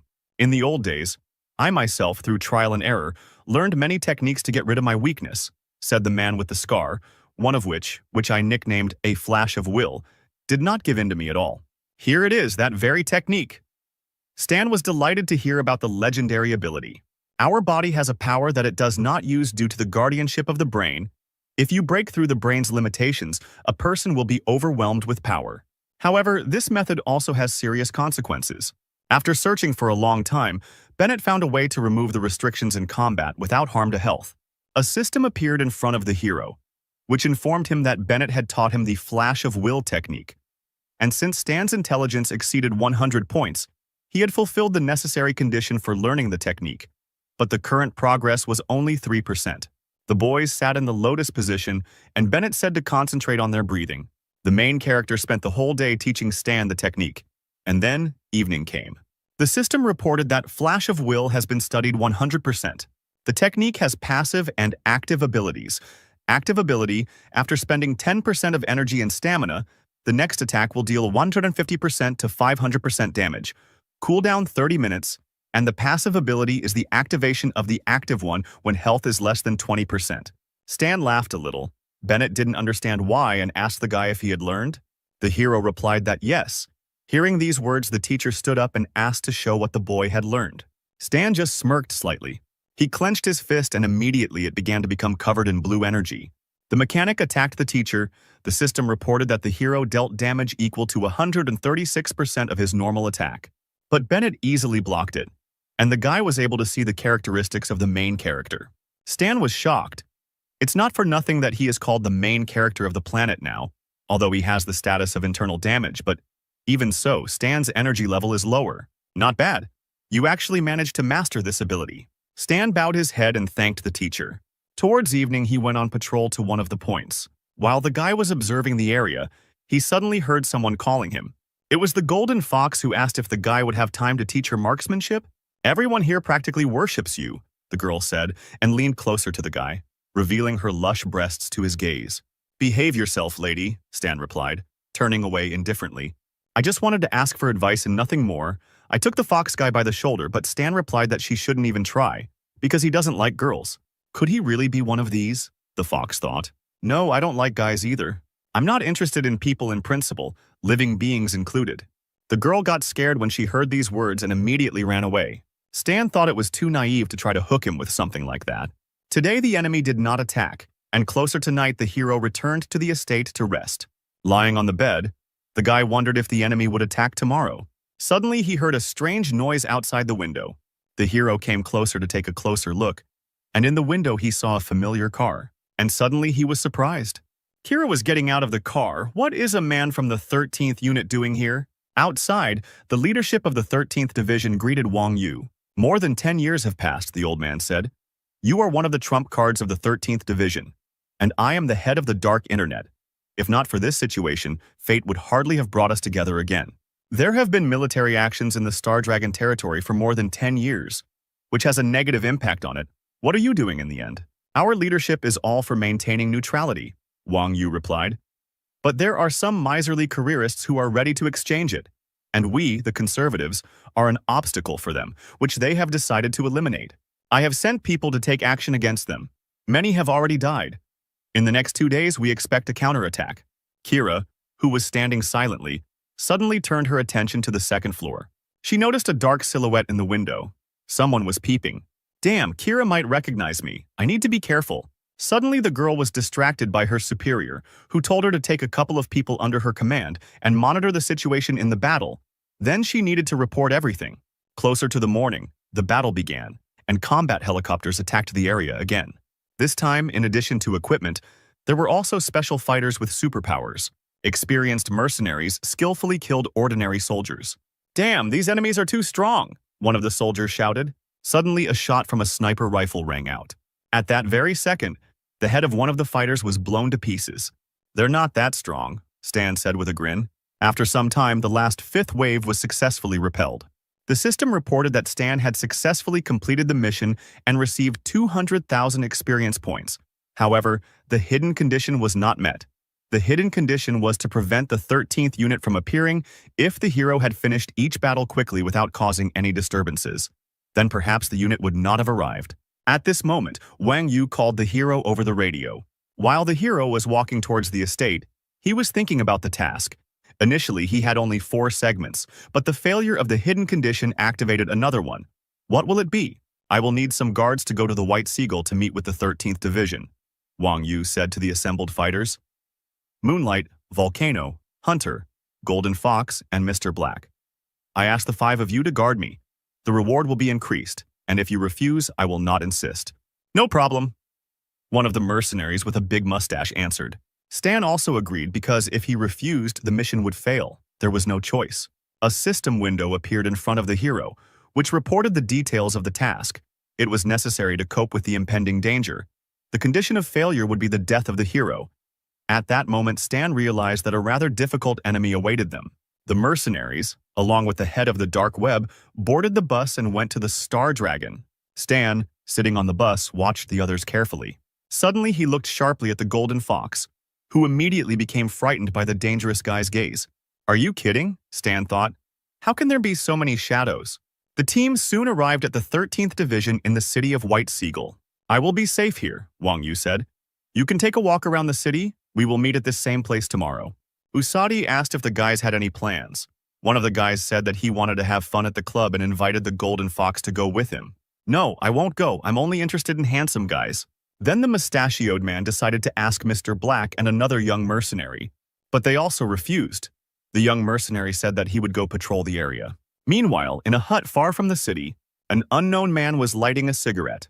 He saw a notification on his computer saying that his next target was Wang Yu, who was guarded by 214 mercenaries and 14 contract killers, all dark level, and 1 scorpion mercenary. The reward for the task was $2,000. The man just laughed when he saw such a funny number, and at that moment his phone rang. Didn't I already say no? Said the mercenary. Mr. Baijin, Bennett is with them. You are the only one who can resist him. 6 million, Baijin replied, his hand electrified. The man on the other end of the phone agreed to raise the reward to 6 million, and Baijin agreed. Stan walked around the city. It seemed strange to him that on the 5th mission they gave him time to do his own thing. The guy believed that danger could strike at any moment. You can't waste the time given to you. It's better to complete the task given in this city and get a reward from it. Suddenly, Stan felt like he was being followed. Is this an enemy or a man from the 13th Division? The hero went into the nearest toilet and activated his camouflage mask. He also destroyed the cameras in the toilet with pistol shots. Coming out of the booth, he was transformed. The hero thought that the guys were still too young to follow him.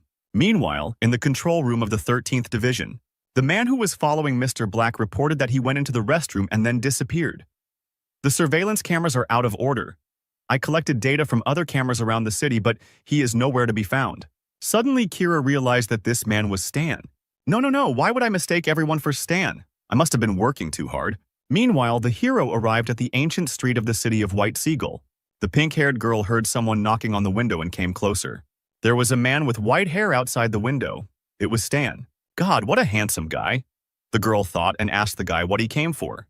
May I come in? I want to look at the antiques. The girl let the guy in. The hero asked her if she was the owner of the store. The sweet girl timidly replied that she was the owner. Her reaction seemed strange to Stan. Did his appearance really look strange?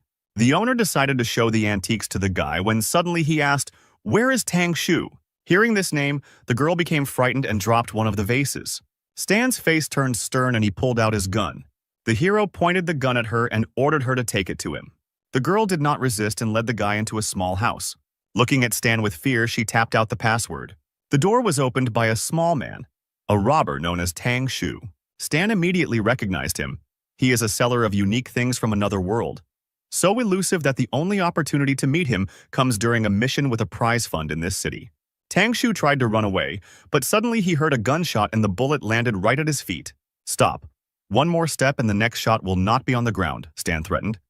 Are you from Jack? Tang Shu said fearfully. Wait until I complete the deal, and then I will return the money. No, I was looking for you for another reason. I want to join this deal. I don't know why you need to help me, but it looks like you're sincere, the robber replied, looking at the guy's weapon. A system window appeared in front of Stan and informed him that he had accepted the task of capturing the relic of Li Xin, which had been forcibly taken away from the city museum, and that he needed to return 10 relics. So I'm relying on you now, said the sweet girl. The museum used to ask my father for permission to display 10 antiques, but when my father died I took them back, but they got angry and stole them. Don't worry, I'll figure it out and give you your things back, Stan replied, smiling. The hero stood up and asked Tang Shu when they would move out. The robber replied that they would move out as soon as the guy finished preparing. He was also curious about what Stan wanted as a reward. No problem, the hero replied. Let's get started right now, I don't have much time. In a past life, the guild set a prize fund, which eventually increased to colossal sizes. The revenue was huge, but since Stan was the first, the entire reward would go into his pocket. After some time, the heroes arrived at the city museum. The building has 3 floors. Here's the plan, said the robber, drawing in a notebook. At the beginning, Before he could finish speaking, Stan was already running. No, wait! Tang Shu shouted in shock. But Stan wasn't used to waiting. He jumped straight into the museum window at full speed. What are you doing? We wanted to sneak in. You're too boring, said the guy.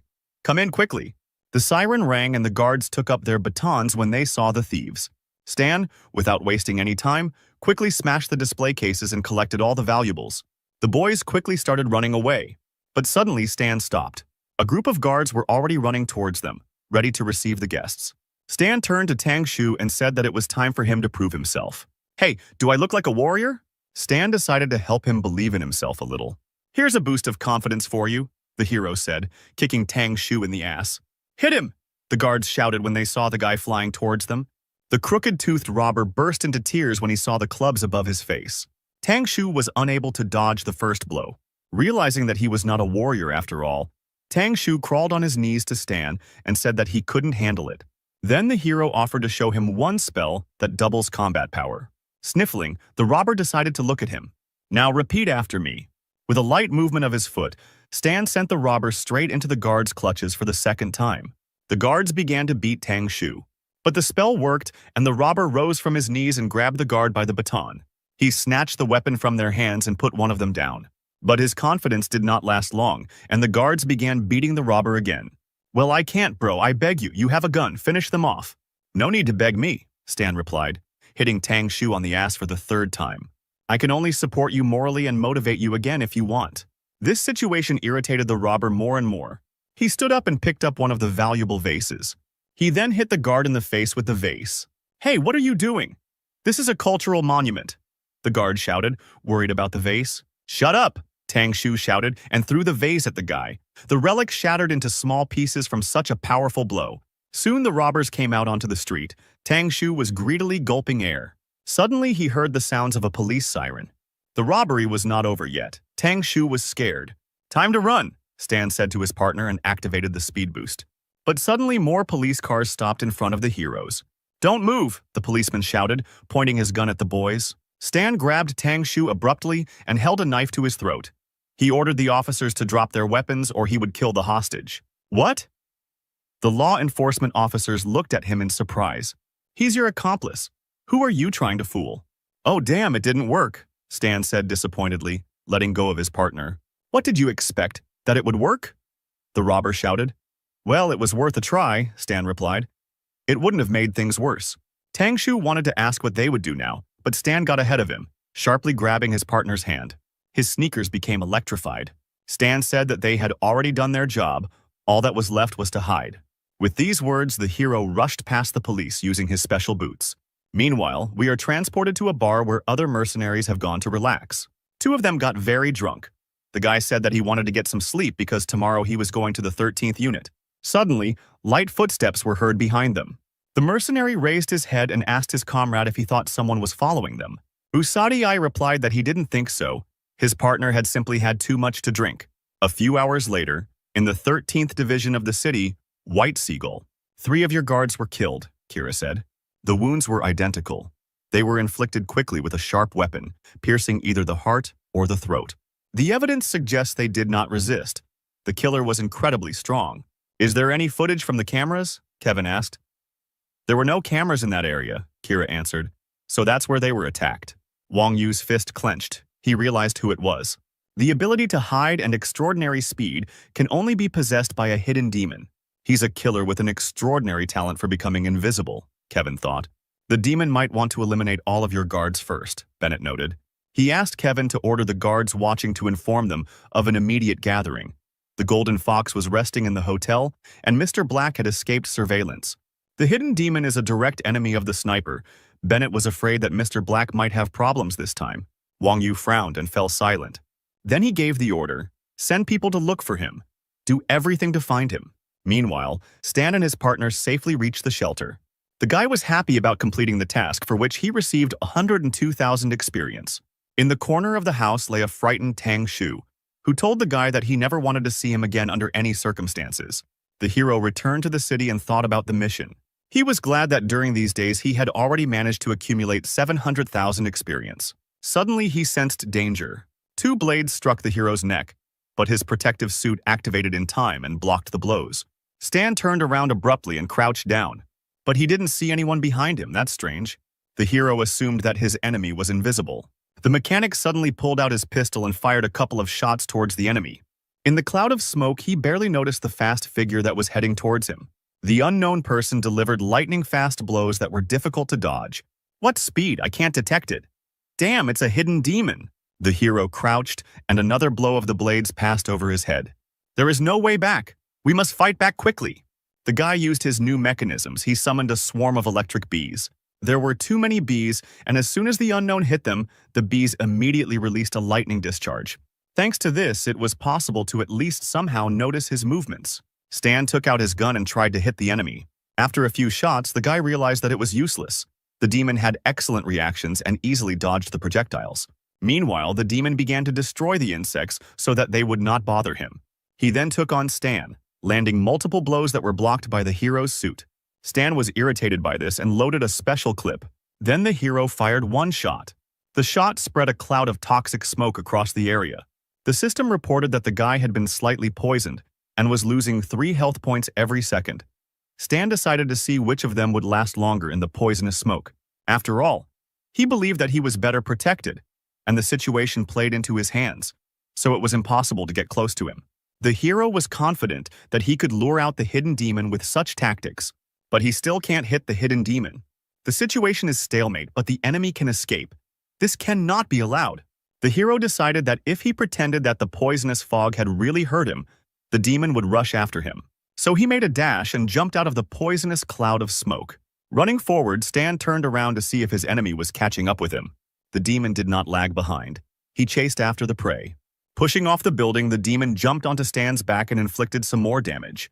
The system reported that the demon was level 44, and Stan received 37 and 39 damage.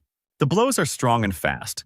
If it weren't for the electromagnetic armor, I would have spent a ton of health in 10 seconds. First, I need to gain speed to dodge attacks. He'll never be able to keep up with my mechanism. While the hero was running, he suddenly took out his phone and asked Antonio to deliver his robot. Everything was going according to plan. The demon continued to chase, just a little more, and he would be finished. After a few kilometers, the guy ran to the car. But the oppressive aura of the enemy disappeared. Apparently, the hidden demon became wary and left. A few minutes later, the hero reached the point where Antonio was already waiting for him. The guy asked where Stan's enemy was. The hero replied that he had left and that he needed to return to the plane, fix his gear, and try out something new.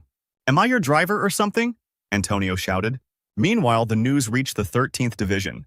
Bennett was surprised that the demon not only did not kill the sniper, but also escaped from him. The guy asked where Black was now.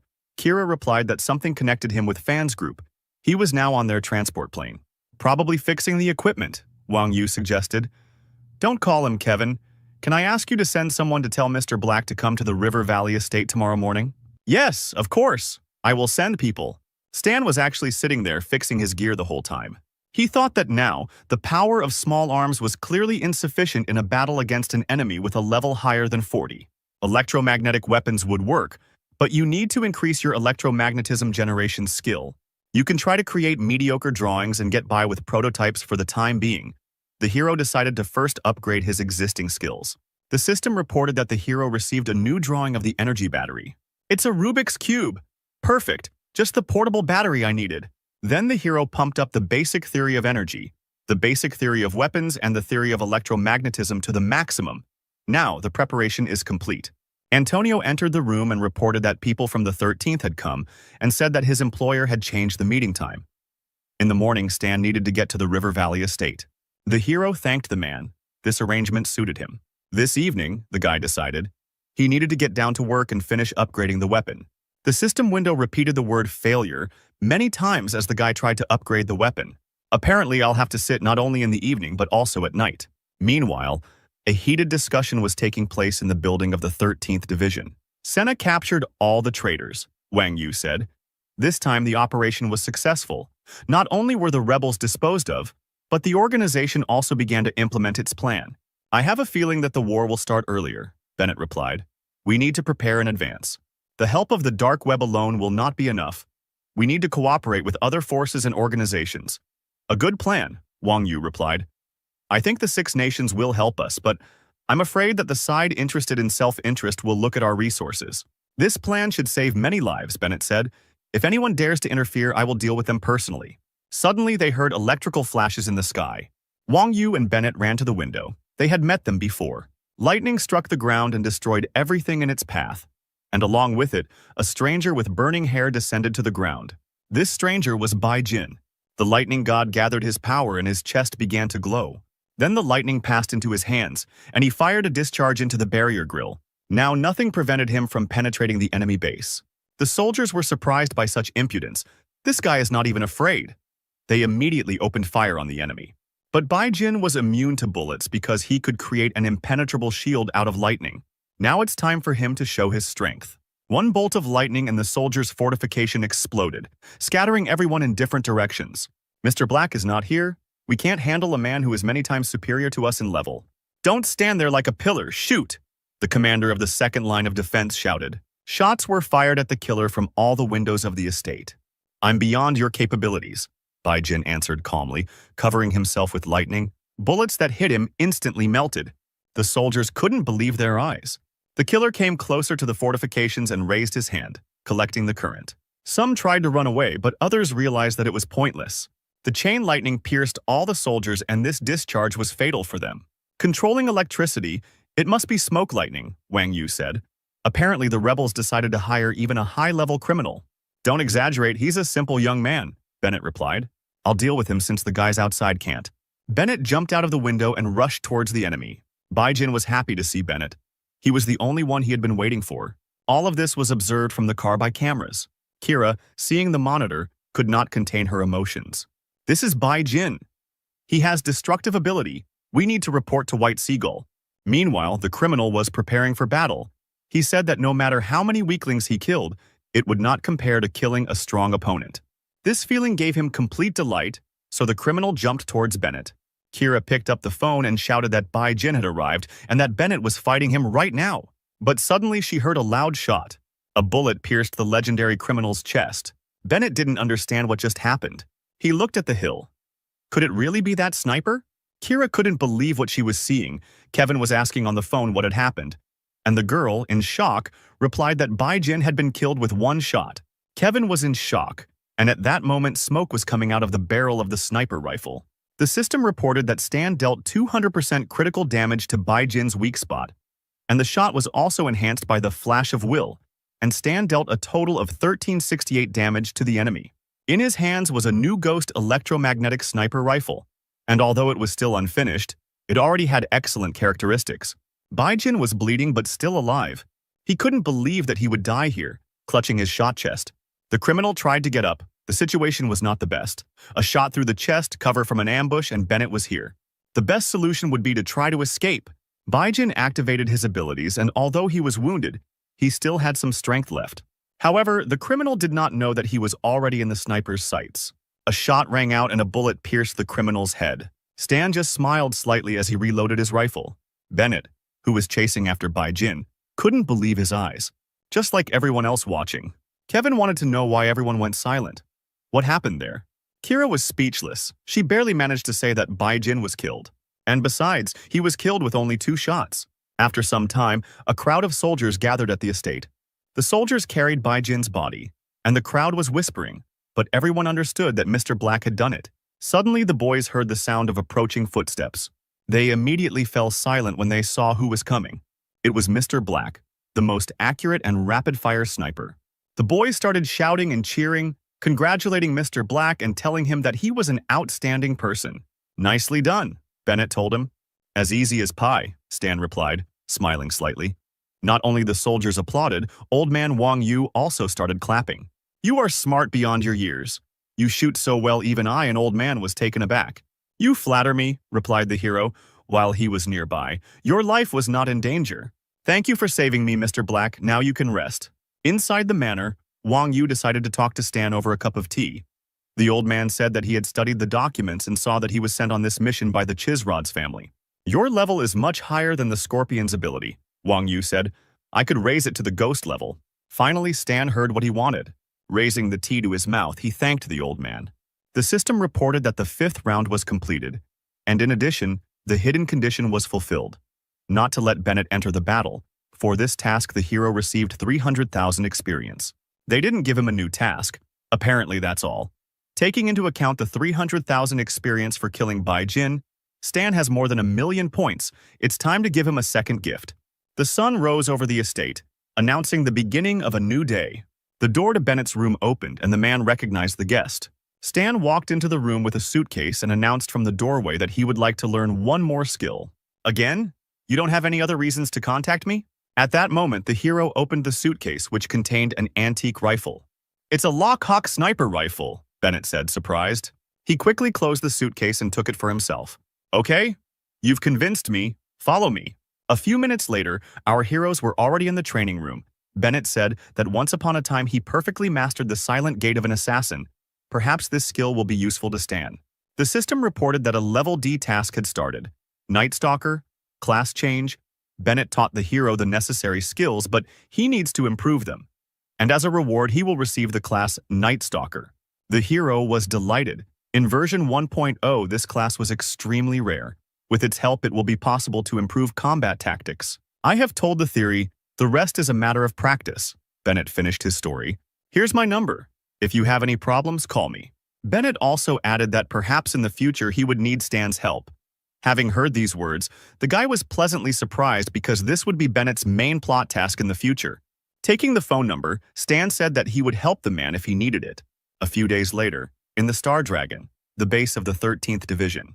Chief of Intelligence, we have received the dossier. Allow me to report. The dossier talked about Mr. Black, who is currently a serial killer. He only completed 2 missions. In one, the guy destroyed the mercenary gang, Battle Rose, in the Sumal Desert. In the second, he showed an extraordinary ability for sniper shooting while defending the estate. Also, the mercenary forced the invisible demon to retreat and killed Bai Jin with only 2 shots. After reading the dossier, the intelligence chief stamped it, approved. He exhaled sternly, stating that the stern guy had appeared again, surprising his colleagues. The dark web said that Mr. Black was ranked 23rd on the list, and everyone was talking about him. The boss said that everyone was shocked by this news. Some people think it is a lie, but the dark web list has always been fair. Manipulation is impossible. Among the old blood-packed assassins, some have died, some have escaped, and now they want to use the newcomer as their calling card. The man ordered his subordinate to find out everything about Mr. Black's past. Meanwhile, one combat vehicle with a trailer was driving through the desert. The fish company is reliable, but is there anything permanent in this world? Stan thought, especially when it comes to relationships between people. It will be necessary to acquire your own secret base. The guy came to a familiar place. It was the old ruins of a factory in the desert. The hero got out of the car, he was there. This place was taken from him by a guild in his past life. But the equipment here is no longer any good. It's a good thing Stan prepared for this by gathering robot assistance. The materials brought from Faish are enough to fix everything here. After some time, the base was finished. The hero wiped the dust off his hands while looking at his new home. In front of him stood a technologically advanced black and orange building. The guy approached the entrance and pressed the switch. At that very second, the door opened and robots began to drive in. They installed equipment and cleared the walls of cobwebs and excess stones. Stan wasn't idle either and sat down at the table on which various mechanisms lay. The guy decided to fix things inside the base, and the sooner he does it, the better. The night passed, and then the morning came. The sun had just risen. Stan stretched tiredly. He had finally finished everything. Now he also has full-fledged property. The base is completely ready for operation. I have already reached the dark level, Stan thought. I have the task, the data too. I have worked out the plan of action. All that remains is to stick to it and finish off my goal. A few hours later, in the department of the 13th Division, suddenly, Carl's phone rang. The man picked up the phone and asked who it was. Guess. The guy on the other end of the line answered. Carl recognized that voice. He recognized Stan's voice. How dare you call here? Carl shouted, standing up from his chair. He picked up the phone, signaling to the other employees that Stan was calling him. We need to track him down urgently. The soldier understood the order and has already tried to connect. But in response, he only received a geolocation error. I can't track him down. He's a highly skilled programmer. Kevin told Carl that he would try to negotiate and picked up the phone. Stan, you left the unit without permission, violated the code and behaved in an unacceptable manner, the boss said. You probably want to know when I'll be back? Kevin replied that Stan had probably already figured everything out, and at that moment the hero said that he would never return. So, does that mean you're deserting? You don't understand. I want to cooperate with you, but in a different format. Kevin asked what Stan meant, but at that moment the hero hung up. This is outrageous, damn it! Kevin threw the phone down in a rage, but forgot that it was Carl's phone. Suddenly the clerk said that a letter had arrived from Stan. Kevin came closer to take a look and couldn't believe his eyes. Before his eyes was a map with the exact locations of the embryo bases, full details on weapons and coordinates. Was this really the format of cooperation that Stan had spoken about? Having come to his senses a little, Kevin ordered to stop searching for Stan and leave him as their special agent, as well as move the data about him to the archive. Carl breathed a sigh of relief, because it was good that such a guy was not their enemy. Suddenly, notifications appeared on the monitor that various countries were requesting communication.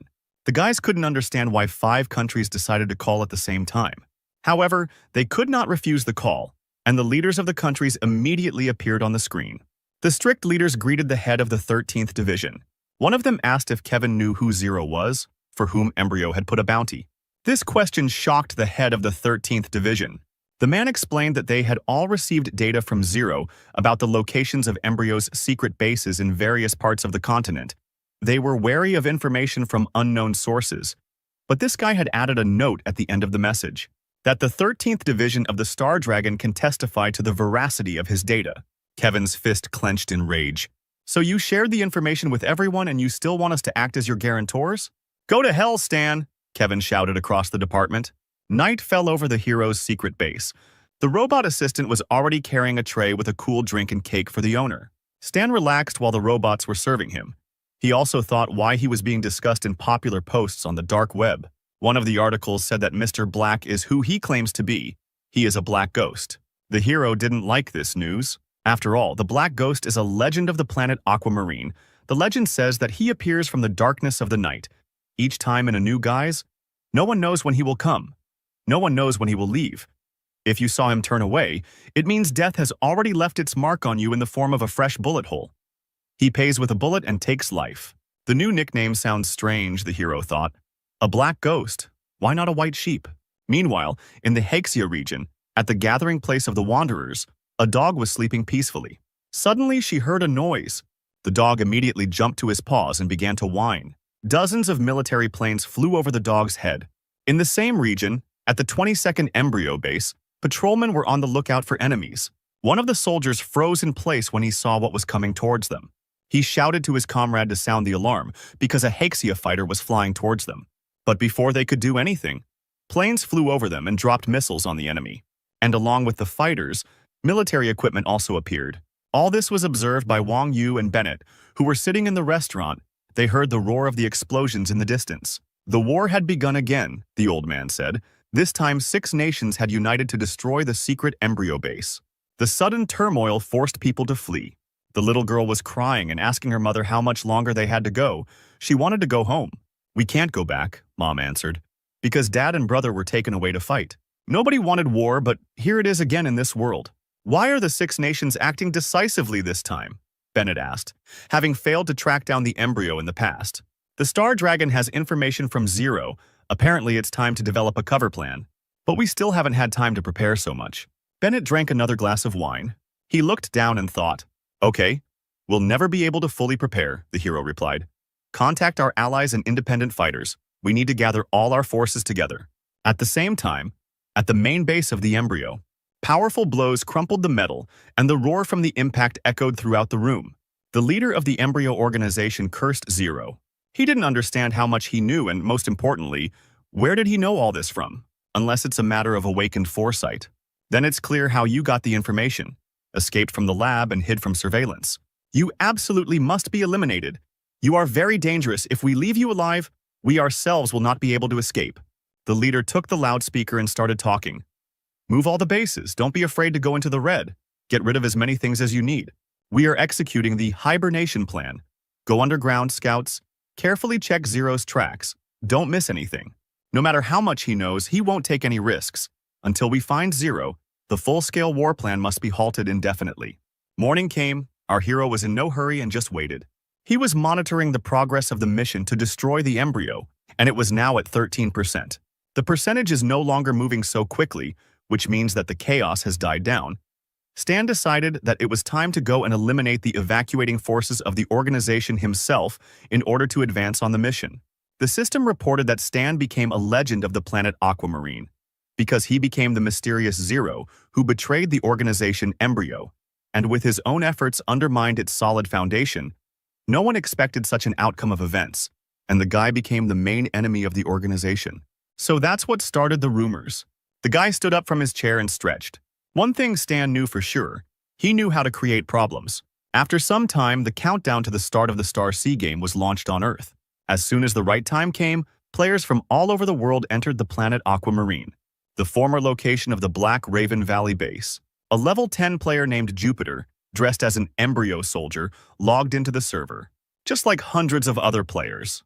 The players entered the world, but did not understand one thing. Where was the base that was here? The chairman didn't know either, because when they switched off the base was here, where could it have disappeared to? One of the soldiers, using the system, shouted that the base in the Valley of the Black Raven had also disappeared. Have the tasks disappeared too? But no. The tasks were in place. The soldier breathed a sigh of relief. Suddenly, the soldier saw a notification that said that Zero was a mysterious traitor who had caused great damage to the organization and therefore needed to be found. The guy was shocked by another. When they turned off the mission level, it was B, and now it changed to A. Apparently, this Zero is not so simple. At the official introduction to the game, it was said that each star has its own main character, said one of the soldiers. It seems that the main character in Aquamarine is Zero. A squad of loaded players went in search of at least someone alive. Suddenly, they saw two merchants with tangerines and asked them to stop. Do you know where the ruins in that direction came from? Will you buy tangerines? The cunning seller answered. 20 for 1. Sweet. Okay, I'll take 1 tangerine. There used to be an embryo base there, but it was destroyed by the Star Dragon and Haxia a few months ago. The soldiers were surprised when they heard the bad news. So all our efforts were in vain? No. We have equipment and an A-level mission. We need to find our comrades, then we can return to the embryo camp. Would you like some more tangerines? The seller asked the disappointed fighters. But this time no one bought any tangerines. And in the western capital of the Star Dragon, one red-haired player ran to his mysterious NPC. He hummed a song and hoped that he would finally meet the teacher. But when he arrived, he saw only an old man, who replied that Stan had left a long time ago without even saying goodbye. Who knows where he is now? Then the old man poured a bottle of wine into his mouth. How did it go? The player was surprised, and what should I do? Meanwhile, on the continent of Andia, in the embryo laboratory, there were people in large flasks with liquid. They were unconscious. Experiments were conducted on people. They were injected with a solution to improve DNA. One of the test subjects opened his eyes. The player was happy that he had a great start. All the characteristics from the first level were increased. He was able to create fire with one hand. The guy wondered if the professionals from China would be surprised to see his strength. But at that moment, the scientists monitoring the flask panicked. Apparently, the tests had been successful. The guy was able to open his flask on his own and get out. But suddenly, he felt his movements being restricted. The guy's hands were handcuffed. Hey, what are you doing? I just woke up, the player said, confused. Shut your mouth. Every awakened person must go through 5 stages of brainwashing and then remain under observation for a month. Only then will they let you go. What? A month without leveling up? Other players will overtake me. Meanwhile, in another part of the location, a mountain river gave off a false sense of calm and tranquility. A large black truck was parked at the bridge crossing, and a man with platinum hair could be seen from the driver's and passenger's windows. Stan lit a cigarette when he saw the server launch notification. Now he could chat and cheat a little bit on the players. The truck stopped right on Mount Oktur at the entrance to the village of Novichkov. The hero decided to take a little walk and immediately met players who were hastily carrying boxes filled to the brim with tangerines. They froze, looking warily at the tall NPC of level 77 named Black Ghost, who raised an eyebrow and smirked as he looked at the strangers. The locals were already rushing towards the Black Ghost, talking among themselves that they had not seen this non-player character before. The guy with hair a tone darker than the aliens called on the system, wanting to check the player's characteristics. He continued to look fearlessly at the crowd, knowing what they would see. Other than the deadly level of danger, the rest of the points were inaccessible to them. Someone let out a muffled cry and grabbed his comrade by the sleeve, shouting that this character was of the highest order. The ghost was surrounded as if it were an unknown curiosity. No one knew why there was a character of such a level in the village of newbies, and the players had also heard that such NPCs usually give quests with a large reward. The guy narrowed his green eyes and chuckled, thinking to himself that the people had fallen for his trick, and they were already looking at the task table, which offered to please the non-player character and get surprises. The ghost thought for a moment and frowned for the first time. Now the number of rewards for tasks was greater than before. However, he saw that spreading rumors had increased his task limit. Now the guy could give D-level tasks. The player looked up from the table when he heard his name being called hesitantly. Looking at the stranger with puppy eyes, the villagers handed him the snake venom herb. And the ghost, leaning against the truck's cabin, modestly lowered his eyes, thanking the warriors. Then, grinning, he extended his hand to the players, offering to hand over the weapon if they wanted it. The villagers gasped, assuming that the visitor was none other than the mysterious merchant. Among the items offered was a light mechanical hand, but it cost 10,000 coins and required 25 points of level 10 strength. The warrior exclaimed triumphantly that he would be able to afford a firearm, only 1,500 coins for a pistol. Led by loud voices, the rest of the villagers of Novichkov approached the truck with each passing minute. Rumors spread quickly, and now everyone wanted to buy a pistol. Having received what they wanted, the players felt the gun, admired the quality of the pistol, and immediately wanted to shoot. The first attempt was unsuccessful. The heavy metal felt awkward in the hand, and the bullets almost hit other players. The young warrior in the cowboy hat sadly ran his hand over the cool surface of the gun, sadly concluding that without shooting skill it was difficult to use. A mysterious glint flashed in the eyes of the stranger NPC. He rubbed his chin, saying that he could teach him everything. The residents came running to him again and learned that to learn the skill, 5 reputation points were needed. One cost $500, which was too expensive for many. Realizing that he could make a lot of money from this business, the ghost could hardly contain his joy. A warrior with enough points approached him, and the newly minted teacher urged her to choose a skill. The girl blushed slightly, declaring for all to hear that she wanted to learn the basics. The residents with demonic horns on their heads were also alarmed. They were told on the forum that it was very difficult to obtain professional skills, and now all the residents wanted to get such a person as a teacher even more. A crowd formed.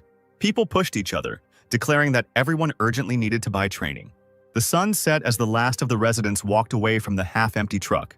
The black ghost leaned tiredly against the boxes in the cabin and exhaled. He had finally completed what he had planned. He looked at the forum page, realizing that his appearance had caused a stir there, and everyone was talking about successful purchases and knowledge gained. Stan allowed himself to smile, since the evacuated embryo troops were supposed to arrive in a couple of days, which would be the perfect time to get down to business. The handsome face lit up with an even wider smile as the player remembered his successful deal. A player with the nickname Sky Azure shook his red hair and, to the envy of others, boasted about the mechanical arm he had bought. The ghost lit a cigarette, looking thoughtfully into the distance because wealthy people boasted of their wealth and the level of weapons that would be useful to him. Stan turned to the remaining warriors, asking for their help in setting traps in the forest for the embryo squad. The players looked at their system screens, seeing that a notification had arrived for a new task. There were those who were upset by the reward, considering it too modest, while others were happy to raise their relationship points by 3 and then receive high-ranking equipment. As a result, it was decided to accept the ghost's proposal to set traps. He looked at the villagers who were carrying heavy boxes and was pleased with his idea of using relationship points as bait. The warriors had some difficulty carrying the boxes filled with traps deep into the forest, which was located nearby. As they began to install what they had brought, they looked with distrust at the prehistoric traps, not believing that they could harm the embryo soldiers. Stee tore himself away from the system table, glancing at the people. He knew that the traps did no damage, but they would be good for intimidation. Suddenly, he heard a familiar voice coming from the screen. A live broadcast from the Luxury Sanctuary Club had begun. Mr. John was asked various questions. Will he switch to the game Star C? Why did he join only at the open testing stage? The man shrugged, replying that Star C was the game of the century. Its potential was limitless, and the World Cyber Sports Association had begun preparing the first competition. The reporter asked John what he thought about the French player Lost Angel, intending to defeat him in Star C. He frowned and bowed his head to the shoulder, declaring that he was not afraid of any opponent, because his main goal was to become the champion of China and destroy his opponents. The system screen lit up with a message that many esports clubs had announced their participation in the Star C. The game was becoming popular, and pre-sales were coming. Stan closed the message window and smiled contentedly. There would be even more players soon. And indeed, he was not mistaken. Users were arriving in the village through the system gates with every second. They looked at themselves and their surroundings in surprise, admiring the realism of the game. Seeing that the first batch of players already had weapons, the newcomers remembered the difficulties they had heard earlier in obtaining equipment. Users ran up to the armed player and asked with hope in their voices where he bought the gun. The stranger waved his hand, saying that in the West there was a high-ranking NPC from whom you could buy weapons and also get promotions in your class. The black ghost, sitting on the edge of the open truck, greeted the newcomers with some pleasure, who ran to him as fast as they could, asking to sell their gun and get a new assignment. He smiled, anticipating the earnings, knowing that players were talking about the services and the business would only grow. A few hours passed and he was able to rest again, crossing his legs in his car. Stan had barely closed his eyes when he heard a clear girl's voice sounding very close. Maple Moon, Level 3. The young warrior directly asked the boy why he was at odds with the embryo. Ghost scratched his chin with a grin, admitting that Maple Moon seemed to enjoy figuring out the game's storyline. The corners of the girl's lips turned down, and she was very embarrassed when she didn't hear an answer. Instead, the ghost glanced over his shoulder, turned his back to her, and made his way closer to the boxes in the back of the truck. Luna's eyebrows shot up and she apologized in an apologetic voice, thinking that she shouldn't have asked such a thing. Stan lit a cigarette and explained that embryo profits from the grief of people left without a homeland in order to manipulate them and fight for their own personal gains, starting wars. Maple Moon clenched her fists and frowned, exclaiming that embryo was terrible. The ghost bared his teeth and moved very close to the girl, asking if she wanted to become an enemy of the embryo. She shook her hair and immediately, with her characteristic determination, agreed. She summoned the system window after seeing that her reputation with the black ghost had increased by 5 points. This was part of the plot. The guy handed Luna a mobile phone, asking her to contact him when she became stronger. A little later, Black Ghost checked the time, worriedly thinking that the embryo troops should already be here. The warriors, looking out the system window, called upon those who were lingering in the distance because the Black Ghost had given them a new task. Those gathered looked in surprise at the description of the task, for which, moreover, a prize fund was provided. 35,000 experience. The elder warrior frowned and warned the players that other players should not complete the task. After all, only 5 will receive the reward, and there are more than 100 players on Mount Actor, so they must divide the reward among themselves.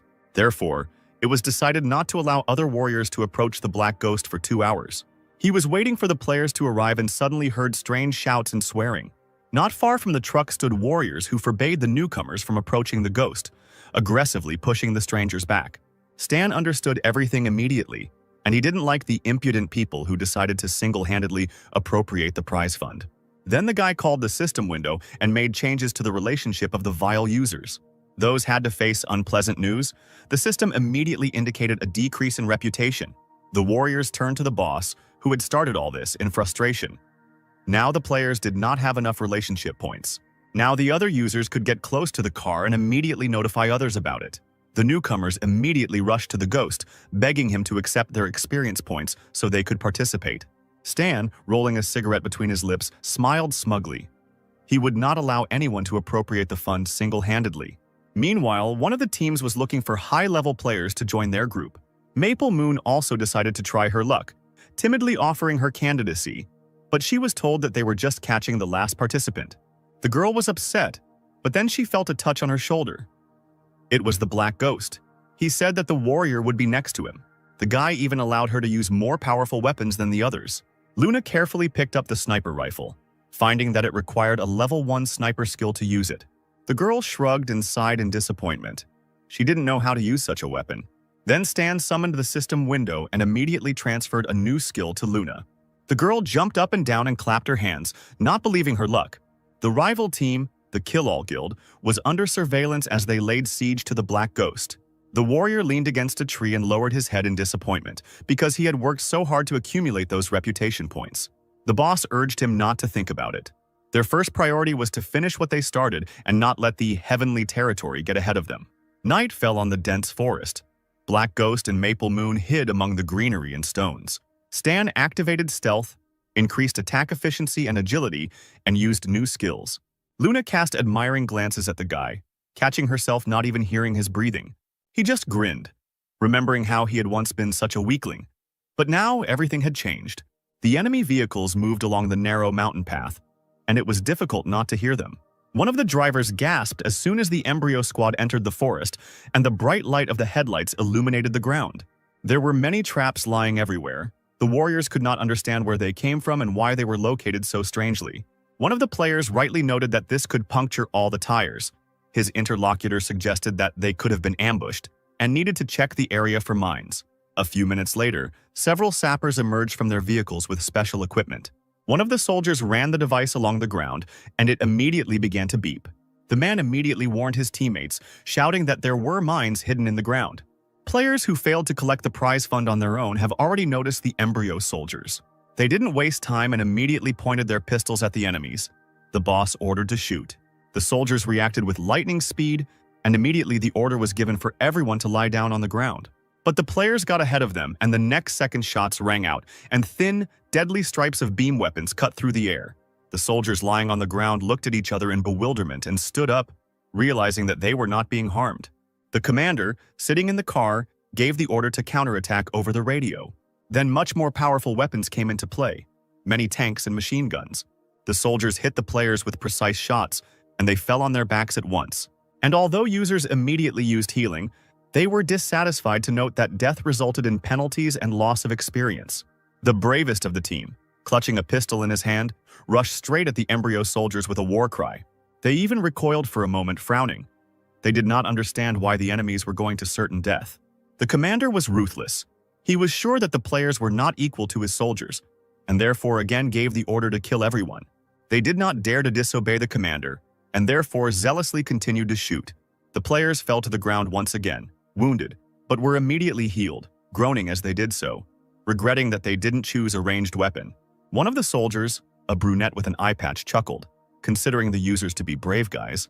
He deftly jumped out of the window of the official car, wielding a katana. He wanted to give them a surprise. The commander shook his head in displeasure, shouting at him not to get carried away since they had little time. Using his magical abilities, the soldier followed the players on their heels, cutting through their avatars. Not all users were lucky enough to escape. Some remained on the ground and never rose again. The soldier named Saber smirked. His threat level was extremely deadly. Seeing this on the system window, the player let out a muffled cry. This is not the first soldier with such a level. The two players, hiding in ambush, watched the battle in horror. They admitted that even the Black Ghost did not possess such strength. Unfortunately, Saber heard their whispers and immediately jumped towards the guys. Users began to beg for mercy, complaining that they had already been resurrected twice today. They screamed again as the soldier hung over their heads.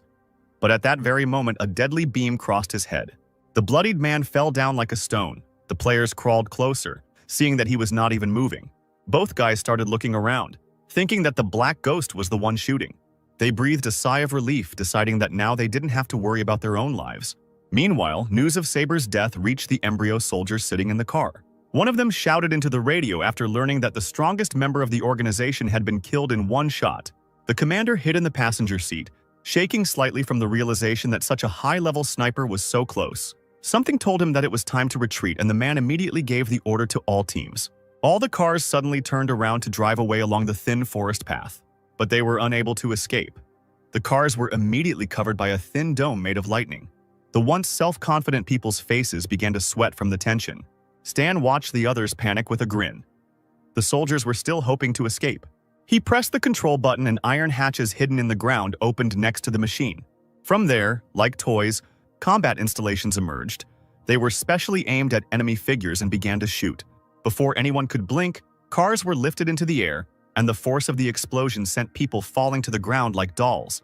The players watched the performance with bated breath, hiding behind the rocks. They had never seen an automatic sight on a turret before and such a high-class mechanic. When users saw the surviving embryo soldiers running towards them, they decided to save themselves. Swallowing hard, Maple Moon raised her rifle hesitantly and took aim. The skill given by the ghost was not in vain. The shot immediately hit one soldier in the leg. Luna didn't stop and continued to aim at the soldiers, hitting them. Each time she got better and better, and now the bullets immediately reached their target. The girl glanced at the Black Ghost, who nodded his head at her in approval. The commander, hiding under a tree, felt a strange presence and, trembling, raised his head. The guy stood over the pale soldier, measuring him with his gaze, and he continued to crawl back, shouting that embryo just doesn't leave anyone alone. The ghost chuckled and hissed, replying that the man had mixed everything up. He took out a rifle, pointed the barrel right at the man's forehead, and declared that he would not let the organization go. In the silence of the night, another shot rang out, frightening a flock of birds. 3 players peeked out from behind a tree. They were whispering among themselves about how one person had killed an entire squad, and they were saved by a mechanic class person. The system window stated that the task was completed. Now the players were entitled to a prize fund, and Maple Moon was in first place for kills. Users were displeased that the girl single-handedly overtook heavenly territory and kill all. Everyone also knew that Luna would get 13% of the reward. The red-haired user yelled at his team, ordering them to find the girl. And she was already next to the black ghost when the system congratulated her on her win and first place. Players began to gather around the NPC's truck. They looked at the car with hope, expecting to see the ghost and take the task from him. Imagine the players' surprise when they saw the very winner talking to the guy. The other players immediately noticed the Phantom's special attitude towards the girl. The players squinted and assumed that she was going through a hidden storyline. Having changed their anger to mercy, a whole crowd of users ran to Maple Moon with calls to become friends. The girl backed away, looking back at the ghost, not understanding why they were suddenly surrounded. He climbed into the driver's cabin, asking Luna to hide in the car. She would be taken to the meeting place. The guy quickly started the truck and drove along the very road where the embryo soldiers had recently been. He hosted and read the forum, and concluded with some satisfaction that players were beginning to show interest in the mechanic class. Finally, he and Luna arrived at Mount Actor, the gathering place of the Wanderers. Seeing the guest, the players became alarmed and immediately ran to the truck. They shouted, vying with each other to be given the mechanic class, because everyone wanted to possess the power they had seen. The black ghost nodded to the assembled players, then opened the system window. After all, those who were interested in his class immediately realized that they wanted to quickly raise the level of their abilities and get mechanisms. Maple Moon was afraid of the crowd, so she decided to hide while the users were distracted. The girl had almost hidden in one of the houses when she suddenly shuddered, hearing a scream. The red-haired player with the nickname Sky Azure, along with the rest of his teammates, asked Luna if she had time. The girl let out a strangled scream, shouting that any kind of harassment was prohibited in this game. The smile disappeared from the player's face, and he said that he just wanted to ask how the girl had started the secret line at Black Phantom. The extremely frightened girl didn't even stop and ran away as fast as she could, shouting after him that she didn't know. The player shook his head and ordered the others to ask other players, because someone must have heard her talking to the ghost. The team captain did not have to wait long. His subordinate found out how everything happened. Leaning towards the guy, he covered his mouth with his hand and quickly whispered something. After some time, when the users went home, the NPC's truck stood alone at the entrance. Stan raised an eyebrow, looking to the side. He was already being called. Sky Blue, awkwardly scratching the back of his head, hesitantly asked the player why he was at odds with Embryo. He frowned even more than before, rudely asking what it was to him. Hearing this, Lazuri's teammates laughed, and the guy who asked was left perplexed, because the girl told him that this is exactly how she started the hidden quest. The Black Ghost immediately said goodbye to everyone, but the players did not want to let him go, asking him to stay, because they had not yet reached the required level to transfer to the mechanics. The market potential of the players on Mount Actor had exhausted itself. The game had just begun, so Prizrak decided to wait until the newcomers grew stronger. The embryo base in the south was just starting to evacuate, so there would probably be a lot of A-level missions to be had. Mount Actor gradually filled up with players who came to the game. The red-haired elf with the nickname Wild Sword looked around. On the forum, he learned that the Black Ghost was here. He decided to approach another user to ask where the NPC was. The guy replied that the ghost had just left. He himself had only just found out what it was, and that was why he was upset. Tears welled up in Wild Sword's eyes, and he couldn't help but sigh in disappointment. In the silence of the night, a cry full of pain was heard. He spent so much time looking for this NPC. The guy went further away from the houses into the dense thicket, hoping that he would be able to find the ghost. The Wild Sword slowly walked along the forest path, leaning on the trees, wondering where the ghost could be. He threw his head back and groaned loudly, not knowing what to do. Suddenly, someone's low voice was heard. The elf looked around in fear. Stan stood nearby, leaning against a tree with his arms folded across his chest, looking relaxed, asking if they were looking for him. The Wild Sword ran up to the hero and grabbed his leg, sobbing with happiness. The ghost exhaled heavily and shook his head, finally calling for the user to come with him. He, without letting go of the other man's leg, swallowed his tears, asking where they would go. Then the ghost took out a tablet and showed a map, answering that they needed to do something. The elf leaned over the device, studying the Tedramir River indicated there, asking what kind of place this was. The blonde NPC's face showed determination, and he replied with a grin, "The battlefield." In the place that Stan showed, large frigates were sailing, ships were approaching the long bridge, and an airplane was visible in the sky. An embryo employee reported into the microphone that the investigation had revealed the location of the flotilla. The embryo performer, Lin Yu, a man with scars on his face, belligerently ordered to prepare for battle. Addressing his crew from the deck, he shouted that they now needed to sink the Star Dragon and Haxia warfleet at the exit to the sea. If the organization wants to survive, they must break through the blockade and make their way. No mercy for the enemies. Let's not forget that their homeland was wiped off the face of the earth by shelling from 6 countries. Raising his fist up, Lin shouted that they had no choice but to fight to the death. The soldiers, inspired by the speech, shouted loudly, calling on them to fight and struggle for life. Lin looked at his subordinates with pride, then glanced at the water's surface. Hel stood behind him, her long red hair fluttering in the wind, wondering why the embryo was so confident in his plan. Hoping to break through the cordon of the Star Dragon and Haxia naval fleet with their ships was foolishness. She cast a frowning glance at Lin, knowing in advance that few would survive.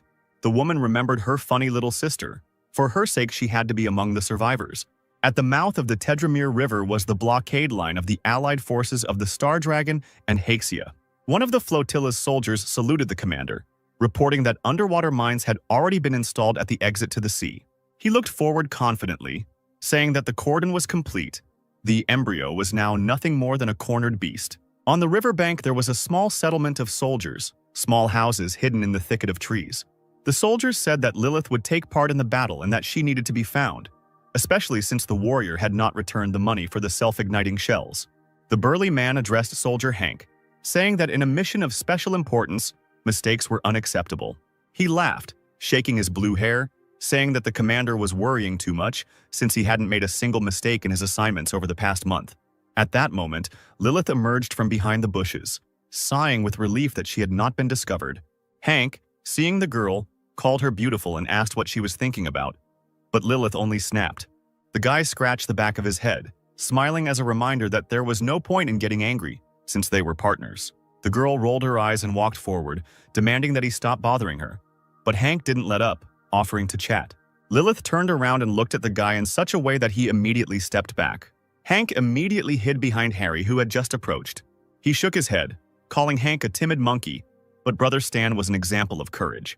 Hank threw his arm over his friend's back, asking who this Stan was, since fighters outside the squad were being crossed off the list, and so far no one had taken his place. The guy hesitated, thinking what to answer, but the commander interrupted him. He came up behind them quietly, loudly saying that Stan had been their partner, but special reasons had forced him to leave the service. Hearing this, Lilith spat dismissively, saying that Stan was probably dead. Hank laughed at her, because in that case, Stan's brother would be removed from his position, and in general, everyone clearly missed him, even if they spoke with disgust. The girl screamed angrily, admitting that her partner was tired of living. Meanwhile, the soldiers heard Lilith scream and rushed towards the noise, egging each other on. No matter how much they asked the girl to shut up, she couldn't stop cursing Stan, who left her alone with this mess. Meanwhile, the soldiers were urging the workers on, calling for them to hurry up. The level 7 players quietly complained as they carried the heavy boxes. This was not a quest for the Star Dragon Empire camp level. The server had just launched, and the difficulty of the main tasks was far beyond their strength. The game was designed very strangely. Users sighed heavily, realizing that for now, they would only have to do small tasks. Embryo began a direct confrontation with 6 countries, which previously would have taken place 3 months after the launch of open testing, and with the skills of the players. Stan sat in the helicopter looking out the window. Since he had disrupted the main plot by causing an early conflict, the organization would no longer be able to influence it. After some time, the helicopter landed on the ground. The player reported to the NPC that they had arrived. He dialed someone's number and asked for the latest information on the evacuation plans for both the embryo and the Star Dragon from Haxia. The guy grinned, holding a cigarette between his teeth, and added that he wanted to get a helicopter on call near the mouth of the Tedramir River. The headquarters of the allied forces of the Star Dragon and Haxia had been unsettled since early morning. The commander gave orders to the young soldiers, showing them a map. The troops were already positioned according to plan. The embryo plans to combine their ground forces with their water forces, so a minefield has been set up to delay them. Helicopter squads can attack the enemy's sapper squad from the air, and missiles will finish off those who come out of the forest. Nothing will remain of the embryo. Meanwhile, at the Embryon Ground Support Camp, the investigation that had been conducted was being discussed. The troops had begun to move and were planning to ambush the organization in Cloud Valley. The commander knew that there was no way to bypass Cloud Valley. They would have to accept a fierce battle. The man looked into the distance and concluded with a smile that it was worth heading there. Looking at the huge boxes above his head, he knew it was time to show his ruthlessness to the enemy. Meanwhile, Stan was driving somewhere, sitting behind the wheel of a truck. At the same time, he was watching the troop movements on the map. There should be a battle site there. He wanted to find shelter and wait for it all to start. The phone rang. Stan answered. The voice on the other end asked the guy if he was going to join Embryo. Bennett warned the hero that the darknet remains neutral, and the guy shouldn't play with them or break the rules.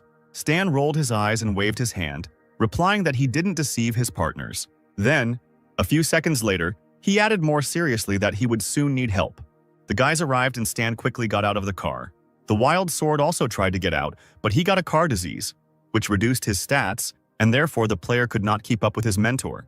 Having overcome the illness, the guy nevertheless went out and saw how the ghost was installing some mechanisms. The elf decided to ask if they had been noticed, and if the star dragon would attack them by accident. Stan calmly asked them not to worry because the truck was covered with anti-radar material. They would not be detected. The ghost decided to give the sword a task. Seeing the message on the system screen, the guy got nervous. As it turned out, the black ghost decided to give the same task as before. He ordered the guy to dance, so that it would be fun while waiting. The Star Dragon's command camp was hidden in the forest. A soldier entered the large tent and reported that the radar had been disabled by strong electromagnetic radiation. The direction of attack was the route of the embryo's advance, and then he was ordered to activate the backup radar, turning off and on the electronics every 5 to 12 seconds. Suddenly they heard a roar. It was the sound of missiles being fired by planes. The squad leader gritted his teeth, exclaiming that the embryo air force was advancing. The planes immediately began dropping bombs on the camp, and explosions were heard. The commander ordered the missile interception system to be launched through the microphone. Huge robot-like installations aimed at targets and fired at the enemy tirelessly. Shells flew through the air, breaking through a funnel of smoke and ash. The commander gave the order to use mine detection machines. The Allies will soon restart the radar. We need to break through immediately. Incredible machines, resembling tractors and tanks at the same time, confidently moved through the mines. Embryo Executor. Mihawks jerked as if he had been pulled from a dream and heard himself being ordered to wait and lead the strike force. The Star Dragon supply camp was in full swing with hard work. Players carried weapons and boxes to place resources on their backs and talked among themselves. Kim approached them, hesitantly asking permission to help. The players responded that they only had a couple of pocket pistols with them, and that they would only die, and that would be it. Tears glistened in the girl's eyes. She firmly decided that she would not give up. The players rolled their eyes, finally agreeing to see what else was left in the warehouses. Kim felt incredibly confident, and even ran across the destroyed land, despite the explosions behind her. The Black Ghost installed a special device on the tree that blocks radio waves. He himself watched from afar, using a tablet, as the embryo convoy drove through the forest and out onto the plains. Taking binoculars out of his bag, the player aimed them at the battle at Tedramir, which had also already begun. When the time came to prepare the embryo for a ceremonial welcome, the ghost gave the wild sword a special device that needed to be buried in the forest. The player, holding several of these in his hands, looked at the system window and rejoiced at the reward for the task. He walked towards the forest and even hummed a song under his breath about his skill at burying mines. The Black Ghost was only glad of this. He took out a shoulder pillow from the box, an electromagnetic pulse controller. Then he stretched tiredly and yawned, anticipating that he would now be able to sleep a little. And even through my sleep I could hear the incessant explosions destroying the enemy's equipment. Only tanks could still go straight ahead, but even that had its limits. A soldier shouted to the commissar through the din and noise that they would not be able to break through the heavy shelling. He nodded his head, ordering everyone to gather together and activate the curtain. Then all the combat vehicles, driving one after another, slowed down slightly and activated a curtain of fire. The installations on the enemy tanks fired mercilessly, destroying everything in their path. Various shells exploded in the sky, deafening everyone around. The Star Dragon understood that the embryo would soon break through the defensive line. The commander was informed that the planning department had calculated several possible locations for the unification of the embryon's naval and ground forces. It was decided to change the plan, let the blockade ring retreat, letting them through. In the Star Dragon Logistics Battalion, everything remained relatively calm. Kim watched the NPCs fight, but she really wanted to get involved. Her partners, standing nearby, hissed at her, warning her that someone was coming. The leader of the embryo squad, Mihawks, was approaching them on a motorcycle with a wide smile, leading the squad. The man's gaze was filled with confidence in his actions, and the motorcycle made a loud roar. Kim heard that their motorcycles needed to be hit. Then, there would be a chance of the riders dying. The soldiers actually ended up in the wheels of a motorcycle, but they saw something that amazed them beyond belief. Mihawks deftly jumped off his iron horse and used magic, knocking the soldiers out of the way. He attacked players with his bare hands in midair, throwing them aside like toys. The survivors tried to escape, transmitting information via radio as they went. The embryo performer had broken through. Help was needed. But the man's self-confidence was shaken and he was shot in the shoulder. Mihawks landed on the ground and coughed, covering the wound with his hand. Stan was already standing over him, grinning as usual and aiming his rifle. The dragon commander watched the ghost through the car window. He was stunned to realize who was helping them, but did not understand why.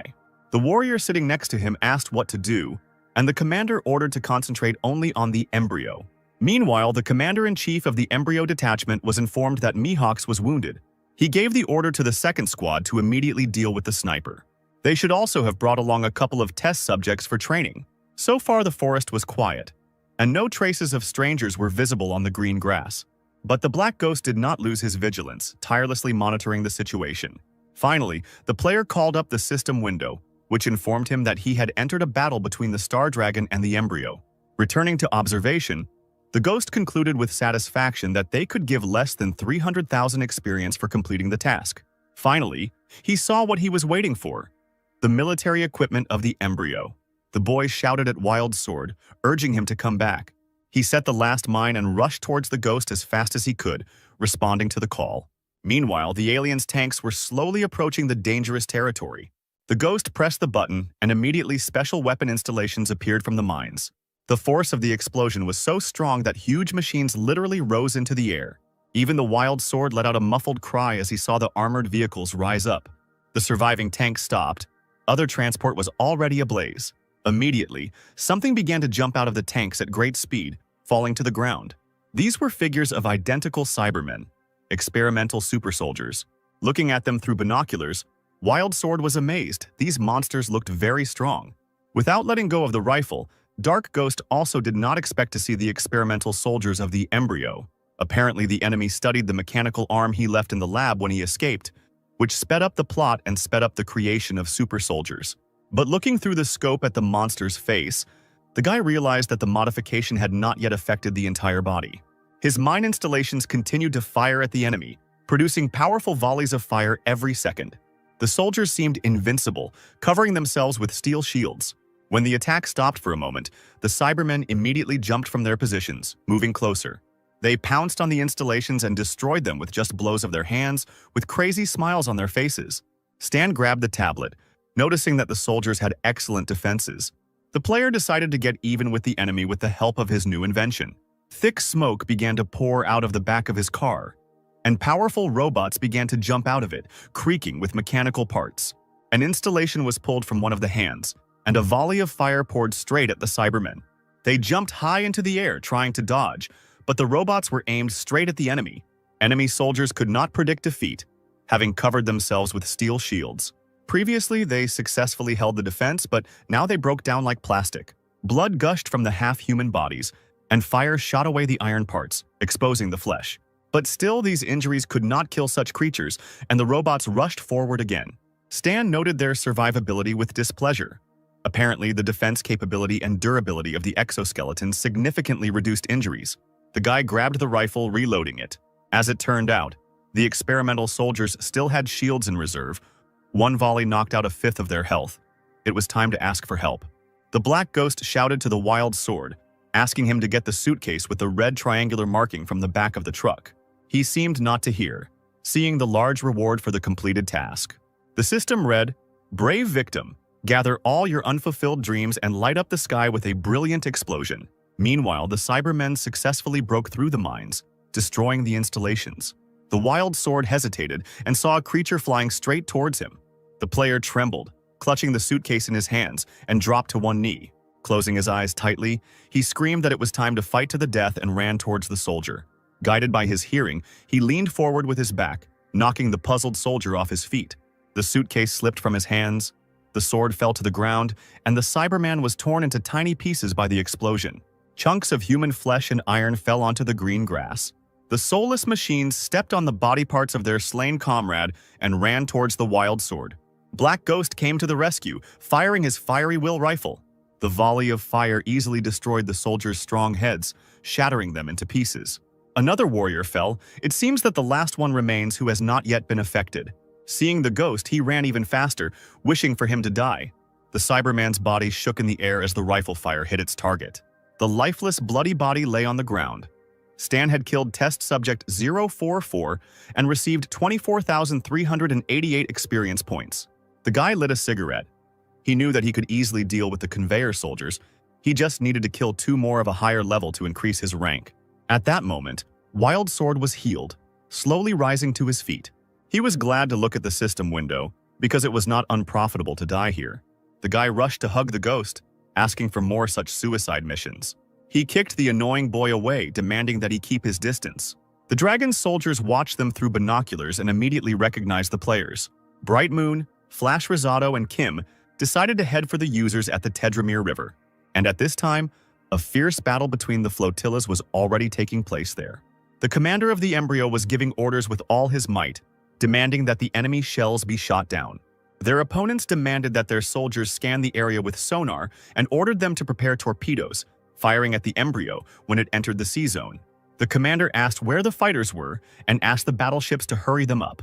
Finally, the reconnaissance parties discovered the enemy fleet. The fighters were ordered to prepare missiles for release. The first salvos accomplished the task, and several large frigates immediately sank to the bottom.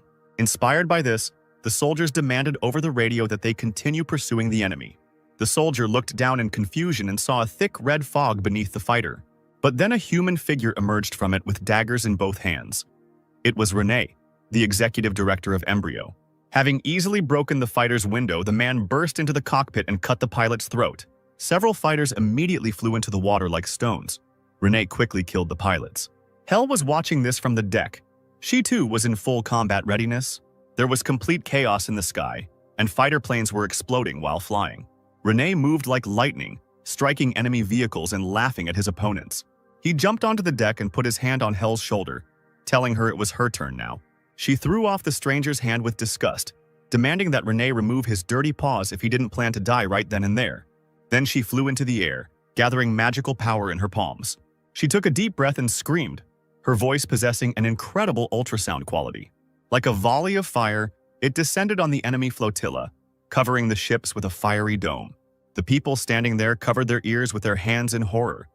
The ultrasound caused blood to flow from their mouths and eyes, and their eardrums to burst. The soldiers could not stay on their feet. Their internal organs were damaged by just the sound. The ships that lost control collided with each other, without the opponents even having to shoot at them. But Hell didn't pay attention to the fact that her voice was striking her allies as well.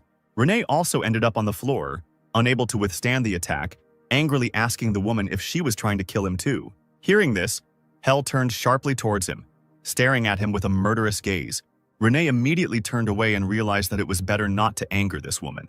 There were cries that the embryo leaders had suppressed the enemy fleet and it was time to attack.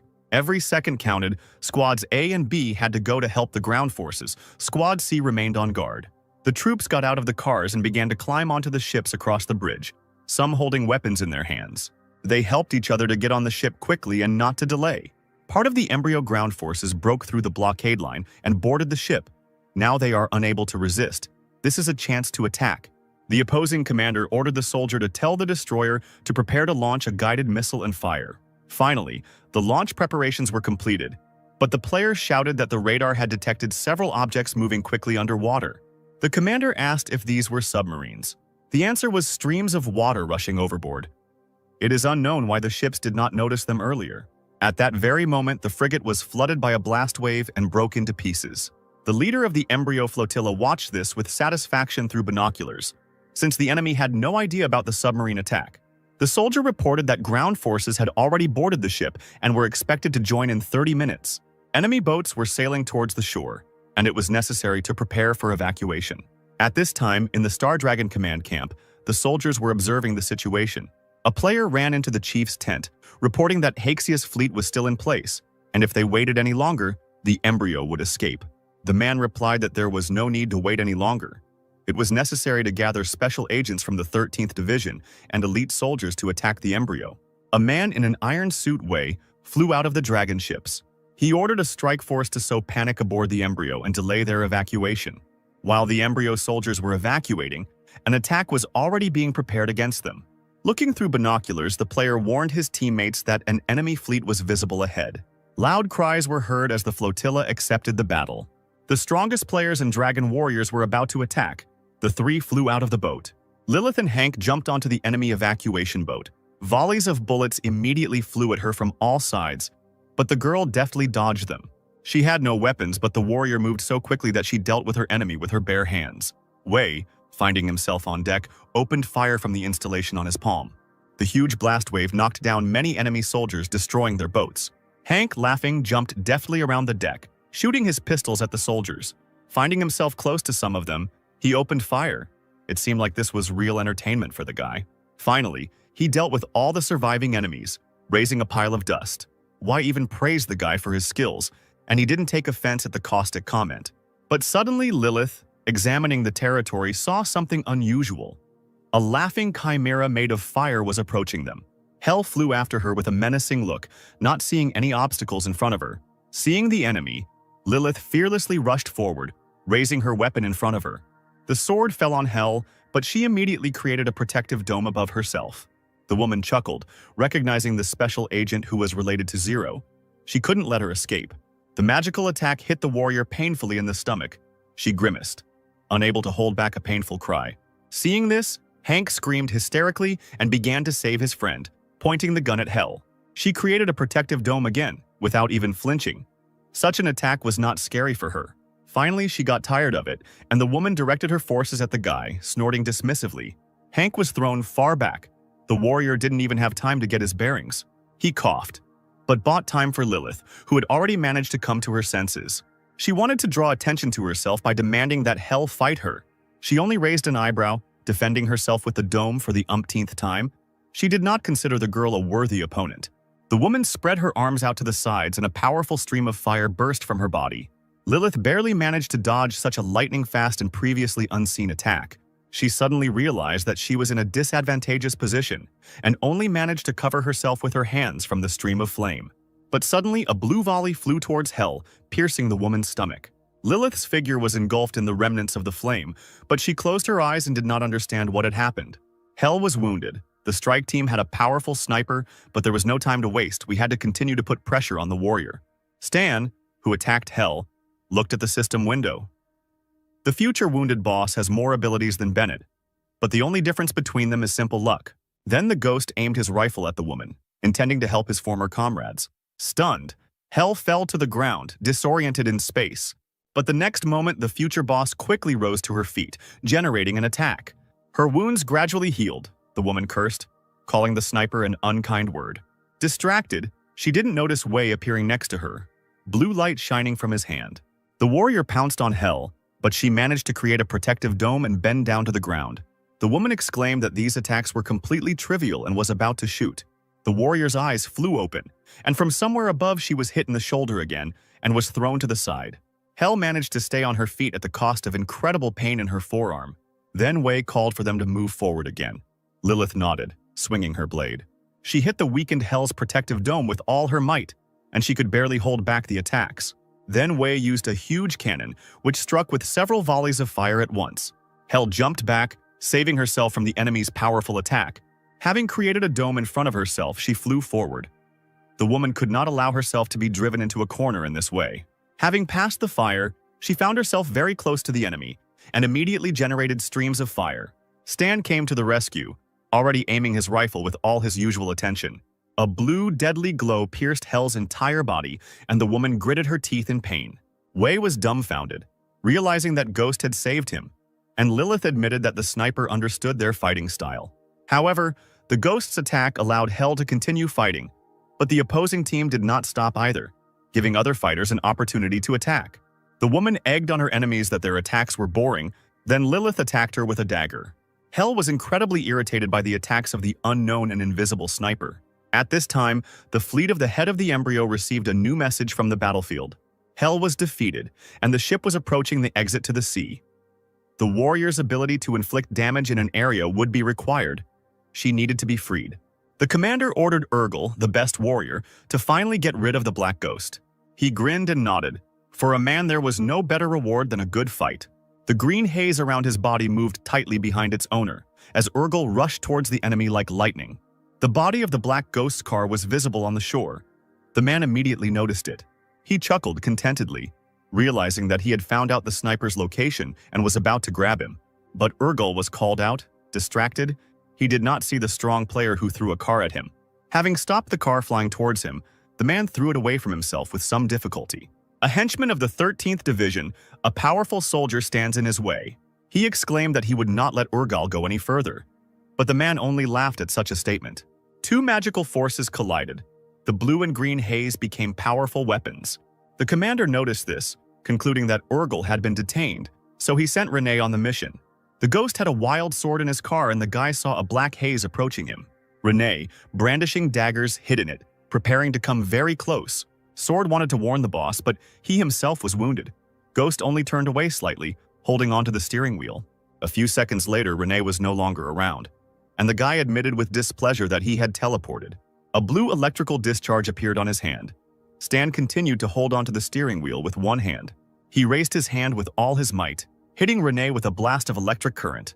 From the pain, blood spurted from Renee's mouth, and veins appeared on his forehead. The sniper was unusually strong in close combat. The man tried to turn into smoke and slip out the window. He must retreat. But even here, Stan was quicker, grabbing the fugitive by the arm. He held him tightly, not allowing him to escape. Then Renee made a few more dashes and disappeared from the forest along with the Ghost. A few seconds later, they both fell onto the deck of the embryo ship, the entire impact taking place on Renee's back. Renee raised his head and suddenly saw Stan in front of him. The villain screamed, realizing that the hero had managed to get through his teleport. Black Ghost placed his palm on Renee's face and let the lightning strike through. Reaching forward, he pushed the man to the ground, looming over him with a smile and continuing to shock him. When it was all over, Renee had a burn on his face with the imprint of someone else's palm. The system window showed the Ghost that he had killed a level 64 Renee and would receive 60,000 experience points. The player turned around sharply, hearing the sound of army boots behind him. The soldiers surrounded him from all sides, aiming their rifles. They knew exactly who was in front of them. Stan stood fearlessly, his eyes scanning every embryo soldier as they began firing. All rifles came into action as players were given the order to kill the sniper. The Ghost grinned and opened the flaps of his jacket, revealing a device on his well-defined torso, where even under his t-shirt muscles were visible. It worked immediately, and the guy was covered with a protective dome that didn't let bullets through. The pale soldiers looked at each other in bewilderment. The Black Ghost had stopped the bullets, but the next moment the players realized how unlucky they were. The bullets were also ricocheting. Standing in the center under the dome, the Black Ghost watched as the embryo soldiers fell to the ground. After making sure that they were all dead, the guy turned off the protection and slowly walked past the bodies. He looked again at his new toy, the field repulsion machine. The Ghost took a pistol out of the inside pocket of his jacket and jumped up. He rose up, deciding that since he was here, he had to kill the Magnificent Seven. Flying away, the Ghost skillfully finished off his opponents by shooting them right in the head. The bullets ricocheted and hit a large number of players at once. The commander, looking at this, was beside himself with anger, and most of all, he was angry at Renee. Not only did he not kill the guy, but he also brought him to their ship, and because of this, soldiers are now dying in whole squads. The commander told Hell about Renee's death via radio, so he called on the warrior to deal with the enemy. With a satisfied grin, the sniper dodged the attacks, inflicting fatal blows. He felt someone else's presence and turned his head. On the other side, an enraged Hell was flying towards the player, who was already tired of these games. She opened her mouth wide and screamed, sending an ultrasound towards the Phantom. He covered his ears with his hands. The waves knocked him off his feet, causing him to fly towards the ground. The guy received 221 injuries from the psychological attack and was in a state of concussion. Ghost then pulled out a pulse grenade that used frequency sound to destroy the eardrum. Taking a running start, he swung with all his might and threw the bomb towards the warrior. The device fell at the woman's feet and she stepped on it with her heel, only laughing at Zero's intention to defeat her with an anti-tank grenade. But the woman did not recognize the type of device. It was a sound grenade, which struck her hearing, and Hell abruptly covered her ears with her hands. She pushed the grenade away from herself. Everything inside her clenched from the pain. Even breathing became harder. The ghost rubbed his chin and raised an eyebrow. He too had a knack for making others dizzy. The guy pulled out his pistols and pointed them at the warrior, immediately opening fire. She was disoriented and couldn't even cover herself. Bullets pierced her stomach and chest. The ghost ran up and kicked Hell into the water, sending a blue glow of electricity through her. Unable to resist, the woman fell like a stone into the cold blue water. Watching the splashing water, Stan understood that Hell was a difficult boss. It was not easy to defeat her. It was better to let her leave the battlefield. Hearing a woman scream behind him, the ghost turned around. Lilith called him Stan and screamed angrily. The girl looked angrily at the hero. She told him that they had finally found him. The black ghost widened his eyes, pretending that he was seeing her for the first time, but in his heart he was a little scared. But Lilith ran up to the guy and grabbed him by the collar of his jacket and screamed that the mask wouldn't help him hide. The rest of the group looked at each other in bewilderment, not understanding what was happening. Lilith continued to scream, saying that it was useless to run to the darknet. And now Stan had to give her the advance. Wei asked the girl not to scream. At that moment, the ghost raised his head, seeing someone's shadow above him. A strange-looking and disarmed Embryon officer was flying towards him. The bare-chested man deftly jumped to the ground, dropping to one knee. Then he shook his head and began to transform into a snow-white wolf, howling loudly. Purple eyes bloodshot. The werewolf bowed low over the ghost and did not express any particular friendliness. The wolf ran and pounced on a group of people, snapping its huge mouth with sharp teeth. Lilith in turn flew into the air, wielding her dagger with all her might. The wolf followed her with his gaze. Iron Man picked up on the warrior's plan and found himself behind the werewolf, grabbing him by the scruff of the neck.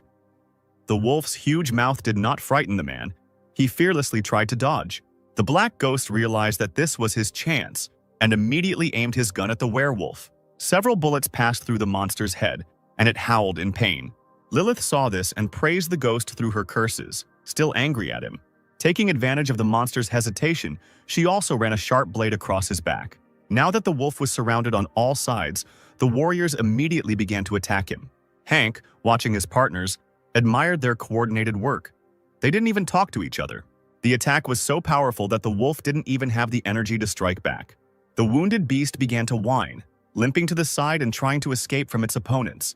He staggered, moving each paw in turn and leaving bloody traces behind him. Stan immediately pulled out his rifle, aiming at the werewolf. He couldn't let him escape. Another shot finally knocked the animal off its feet. It even rose into the air before falling. The beast whined desperately, writhing in incredible pain throughout its entire body. Then Wei flew up to the werewolf and hit him on the head, seeing that the beast could not die. A few seconds later, the werewolf became human again, with the same wounds and injuries. Stan and Wei were delighted and high-fived each other. The warrior was told by radio that the embryo fleet was approaching the sea. The strike brigade was supposed to return them. He responded with approval. We then turned to Ghost and asked if he would go with them. The guy waved his hand lightly, replying that he would go his own way. After some time, Hell finally got out of the water and returned to the deck.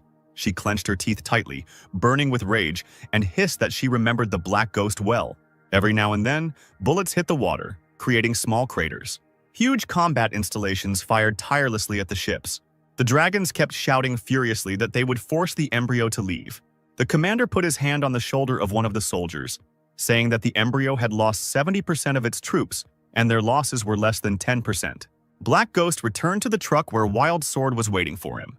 He asked the guy not to stare, but rather to get down to business, then called up the system window and chose a task for the elf. The boy was delighted. He would get a lot of experience for learning to bark like a dog.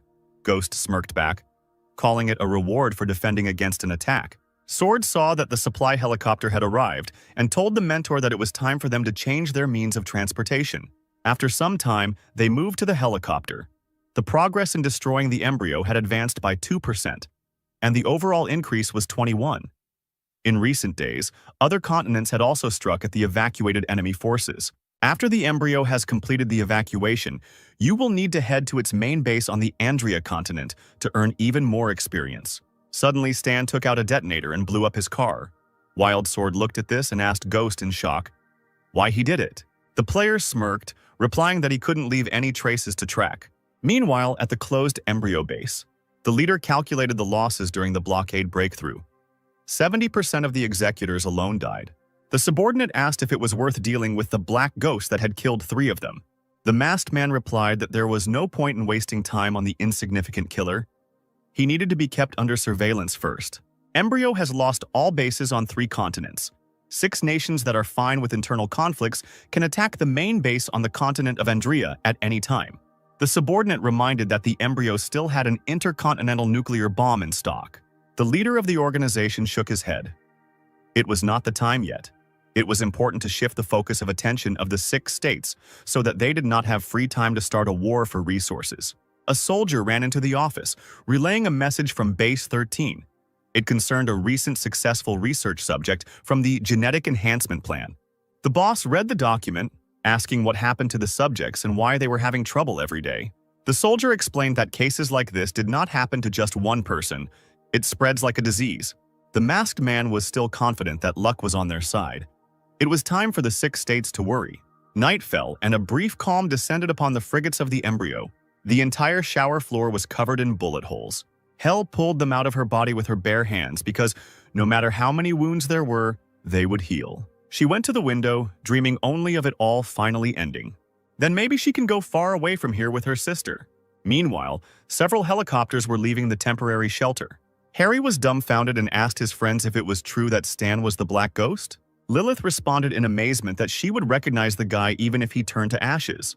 The warrior carefully asked Wei if they would then look for the missing person. The man said that the ghost was confused when he left. Maybe he was on a secret mission. Lilith interrupted her friend, angrily asking him to clarify the information for her as well, when the guy would return the money.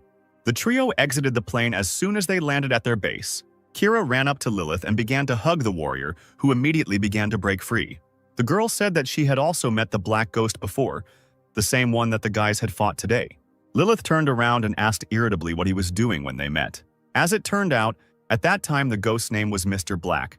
He was a Scorpion-level assassin who took part in the mission to defend the city of White Seagull, and the head of the Darknet became interested in him.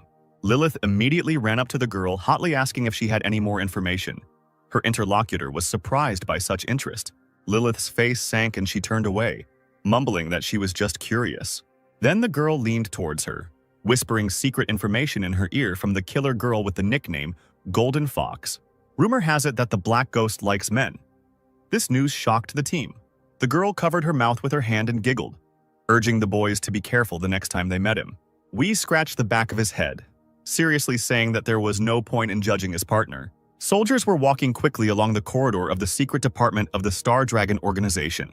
The chief was informed that Wei had sent a request for a video call. The man wasted no time reporting that the team had met Stan. The boss leaned forward to the microphone and held his breath, asking him to continue. The Black Ghost from the Darknet accepted the fight. The team fought with him side by side, understanding each other without words, and then realized that he was Stan. The boss believed that Stan could not be this player, since Ghost is a top-level Darknet assassin. We looked at the man with a puzzled expression, not understanding why he didn't believe him. The chief held the microphone tightly, coughed, and called on the warrior not to say anything. After all, Stan couldn't possibly be the ghost. It was simply impossible. The man swallowed hard and nodded, thinking that the boss was hinting that he should stop spreading the word, since he had been sent on a special mission by someone from above. A few hours later, the organization's leadership gathered in the Star Dragon's conference room. According to Wei, Black Ghost greatly helped Dragon, but it is unclear whether this was an order from the Darknet or his personal desire. Recently, the Darknet organization was preparing to launch the Vault program and asked the Dragon for financial assistance. Perhaps by sending the Ghost, they wanted to show their favor. The Darknet continues to remain neutral, and their gesture towards the 6 states is clearly a good sign. The head of the department decided to support the shelter program and provide financial assistance. We need to find a way to improve relations. In the Darknet management house, Wang Yu was already talking with the Dragon leadership. He hung up and told Bennett that Star Dragon would provide financial assistance. When asked why, the man became embarrassed, suggesting that it was a reward for a service rendered earlier. Then he realized that the dragon mistook the Black Ghost for a Darknet man. Now he will be in debt to the guy. The other 5 states continue to evade, but there is a chance to bargain. The leader said that with the help of the dragon, they will have enough funds for the first step. The shelter program needs to be put into action as quickly as possible. Wild Sword landed the helicopter on the edge of the cliff, telling Ghost that they were now there. He was smoking and only nodded when the guy asked for time off since they had no business. The player sitting behind them was amazed that Benny the Sword simply disappeared into thin air. Dark Ghost released smoke, replying that it was the user's special ability. This universe is full of unusual abilities, and sooner or later the characters will realize the peculiarity of the players. Now the most important thing is to level up to become the strongest in Aquamarine. The entrance to the cave was hard to spot because of the overgrown greenery. Stan was sitting there. 6,100,000 had accumulated in 2 months. The system reported and offered to raise the level to a trainee mechanic. Stan confirmed the action and the system, having received an affirmative answer, increased the player's level. The trainee mechanic's level has increased to 5. The advancement seems to have affected the development of the body. It feels more flexible and strong. The senses perceive everything more acutely. Even the world has become much more colorful. The strong body straightened up to face the wind, as if it had merged with nature, multiplying all sensations. With his current combat power combined with his mechanical equipment, the guy can be considered one of the best fighters, but he still cannot compare to the main character, Bennett. The player has spent all the accumulated experience. It's time to start improving equipment and training players. A helicopter flew over the water in the village of Green Valley. The guards, sitting on the fortifications, watched him carefully through binoculars. From there, the Black Ghost of the Darknet slowly emerged. The person in charge of Green Valley, Balsas, asked his partner to talk to the player and find out the purpose of his arrival. Meanwhile, the Black Ghost descended from the mountain to the tents in the forest. A player with the nickname Silver Lover was just carrying a basket of potatoes when he noticed a guest. The Black Ghost himself from the Darknet had come to visit her. This was something unheard of. Regular players immediately rushed to him as fast as they could. They had heard what this non-player character could do. The guard, seeing the crowd gathered in the forest, wondered how they all knew the ghost. Meanwhile, Banadog came out into the clearing. He was broadcasting a new episode of Galactic Expedition.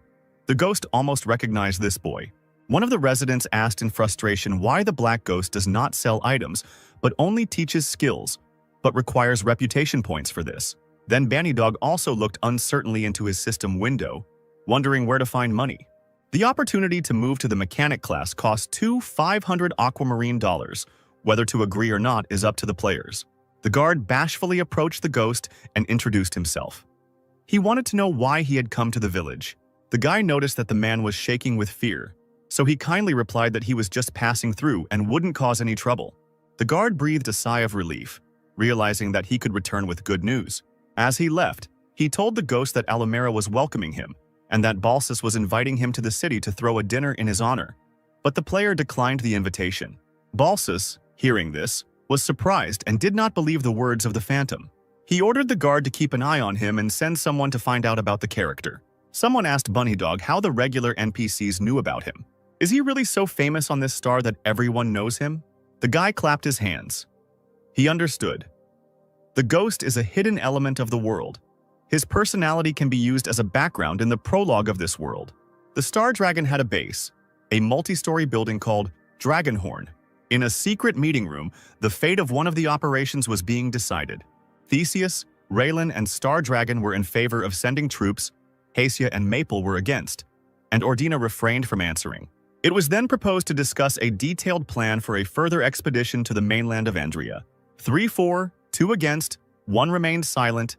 6 states finally decided to begin destroying the main base of the Embryon. War is coming. On the western continent, there was a certain ordinary village of newbies. There, they condemned the appearance of the Black Ghost, because he had already visited the village of the Big Horn and the Green Valley. It was suggested that he might be the planet's main character, who controls the information recorded on the network. But this was not a fact, because the main character must be connected with the storyline. Maybe he is a mystical character, an Easter egg, but he could be transferred to the mechanic class, and in order to transfer to a new class, you will have to wait until the Black Ghost comes.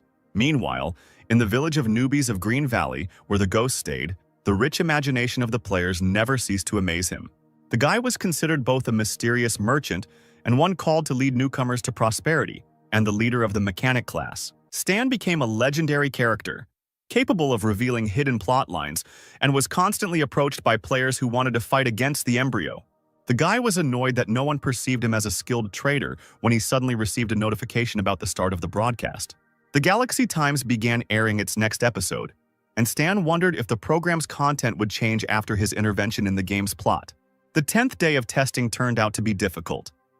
On the planet Brighton with a developed magical culture, players quickly exhausted the limit of permissible deaths. On Winterfrost, a clan of Void Spawn destroyed the Military Alliance's base, which created extremely unfavorable starting conditions for the team. The presenter noted that many planets rich in natural resources are available to beginners. His colleague added that Aquamarine is the most popular, with an NPC named Black Ghost becoming the subject of much discussion. The presenter asked his partner what role, in her opinion, this user plays in the planet's plot. The girl replied that according to the data, he occupies a high position in the gaming society, while Stan's identity remains mysterious, especially considering his conflict with the embryo. On air, they discussed Stan's possible connection with 6 countries, but he himself was already tired of these useless conversations. The host cryptically hinted that other players now regretted not choosing the mechanic class, although the chat immediately filled with angry messages about the uselessness of this class. Stan was even upset about his business, realizing that soon players would realize the limitations of the mechanics in combat, and sales would fall. To calm the audience, the host offered to show the Black Ghost's fighting style in action. When the recording of the battle on the river appeared on the screen, the players' discontent instantly turned to admiration. Then they showed a fight with experimental super soldiers on the battlefield. The footage of Stan's victory over the embryo fighters delighted the commentators, who immediately wanted to change their class to mechanic. In the following footage, players recognized the wild sword, suggesting that it could unlock a secret storyline. Stan watched his victories with a smile, not suspecting that someone was recording these moments. Now, faith in the mechanics class will return, and with it, clients. Meanwhile, Balsas from Green Valley was biting his pipe, greedily listening to his assistant's report. He spoke about the special ability of the vagabonds. They could be resurrected even after death at the hands of monsters. Balsas decided that by luring such players to his side, they would not be afraid of any enemy thanks to their miraculous ability to resurrect. But the assistant failed to carry out this plan after the appearance of the Black Ghost, which greatly disappointed the head of the village. Suddenly, a furious animal roar came from the forest, so loud that it could be heard even in the village leader's tower, causing everyone present to freeze for a moment in anticipation of an unknown threat. One of the locals was unlucky enough to find himself in the path of danger. A huge clawed paw suddenly rose into the air and fell on the unsuspecting man, who did not even have time to understand what was happening. The huge wolf grabbed the unfortunate man by the thigh and began to literally gut him, like a defenseless forest animal, ignoring his screams and pleas for mercy. A whole pack of wolves, sensing fresh blood and the scent of fear, immediately rushed straight into the village to feast on human flesh, without encountering any resistance along the way. The residents shouted loudly, warning each other of the approaching mortal danger, but their actions were too late. It was already too late to save themselves. Even the players who were sitting in ambush and thought they were safe tried to escape. But for most of them, these minutes turned out to be the last in their current lives. Balsas, who was watching what was happening through binoculars, shouted until he was hoarse about the approach of the animals and ordered that the alarm signal be given as soon as possible in order to somehow organize a defense. Suddenly, he heard a suspicious rustling behind him and turned around sharply, not expecting to see Stan sitting there on the wall of the fortress, smiling, with a rifle in his hands, who was clearly watching all this commotion. The man immediately wilted and lost all his fighting spirit when the boy lazily said that he would just sit there while the wolves raged, showing no desire to help people. Stan calmly looked at the system window, thinking that he was too lazy to take on a task with a reward of only a couple thousand points. Let other players work on it this time. And in the forest, a real battle was already raging, not for life, but for death. Players used a variety of methods in the fight against monsters, trying not only to survive themselves, but also to save their comrades. Bunhead Dog was right there with a camera in hand, realizing that what was happening was great material for his new episode of Galactic Expedition, which would definitely get a lot of views. Stan noticed the frisky player, thinking with satisfaction that the guy not only participated in the battle, but also managed to film what was happening. That's true dedication to his cause. Suddenly, the guy abruptly changed his tactics, deciding to help other users, although he initially planned to just watch what was happening from the sidelines. He quickly left the fortress wall and found himself right in the epicenter of events, where the most fierce battle between the players and the enraged wolves was raging. Standing in front of a huge flock of monsters, Stan excitedly exclaimed that free advertising is never a bad thing, especially when it comes to attracting new customers to his store. Meanwhile, the pack continued to grow gradually, as the monsters continued to arrive from all sides, as if drawn by the smell of blood and the sounds of battle. Looking at them, Stan quickly calculated the chances in his mind. There weren't many bullets left. There was a whole pack of enemies. But after the recent increase in his physical strength, it should be enough to deal with them. After a few seconds of tense anticipation, the player finally spotted the pack leader on the rock, the Ash King of the Fell Wolves, who was clearly leading this entire bloody hunt. With a familiar grin on his face, Stan jumped up, ignoring the bloodthirsty looks of the wolves, who were already anticipating a new victim, not even suspecting who they were dealing with. On their way to the leader of the pack, the wolves repeatedly tried to attack Stan, but they failed because of the lightning coming from the guy's feet, which effectively repelled any threat. At one point, Stan got angry and pushed one particularly annoying monster with all his might, ordering him to get out of the way if he valued his life. Deciding to leave the entire pack for later, Stan focused on one main target, the leader standing on the rock, realizing that his defeat would demoralize the rest of the wolves. The old wolf could easily be distinguished from others. He was given away by the white fur on his head and his crazy eyes burning with a red fire, full of hatred for all living creatures. However, he did not intend to leave all the work to his pack. But as a true leader, he was the first to rush into the attack, demonstrating an example of courage to his subordinates. As soon as he was close enough to the man, Stan confidently held back the onslaught with the help of combat magic, which created a visible barrier between them. The guy was incredibly pleased with his own strength. He didn't even feel a loss of energy, and his body actually became noticeably stronger, which instilled confidence even in such a tense moment. Several monsters immediately attacked the player from all sides, but he instantly created a powerful protective dome that not only protected him, but also threw the enemies away. However, after some time, fatigue made itself felt, and the pack began to irritate quite a bit with its persistent and continuous attacks, which followed one after another. Stan pushed off sharply with his right foot, creating a magical weapon that trailed through the air behind him, effectively scaring the wolves away. Finally, with the pack's attention at least partially distracted, Stan was able to get close enough to the leader to deliver the finishing blow. He hit the leader right in the head, releasing powerful electrical discharges that literally pinned the beast to the ground, depriving it of the ability to resist. The enraged wolf shook his head and howled loudly, standing on his hind legs in an attempt to bite the offender. But his movements became noticeably slower and more uncertain. Stan quickly reacted to the threat, deftly jumping to the side and not giving the beast the slightest chance to reach him with fangs or claws. Jumping even higher, he hit the leader in the jaw with all his might, using magic that greatly increased the impact.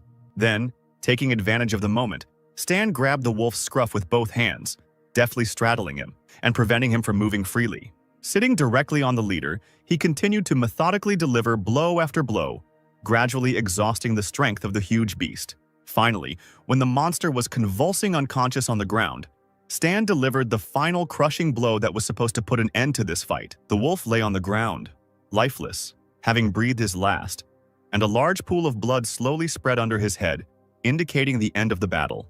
His pack, seeing the dead leader, howled pitifully, raising their muzzles upward as if saying goodbye to their former leader. Turning around, Stan saw that the death of the leader did not calm the wolves down, but only made them even more angry. The same fire of rage that burned in the eyes of their fallen leader appeared in their eyes. Then the guy, without further ado, took out a powerful grenade from his supplies and accurately threw it right into the thick of the pack, not wanting to waste time on individual fights. Those monsters that managed to avoid a direct explosion and ran up to the player immediately became victims of his precise and crushing blows, leaving no chance of survival.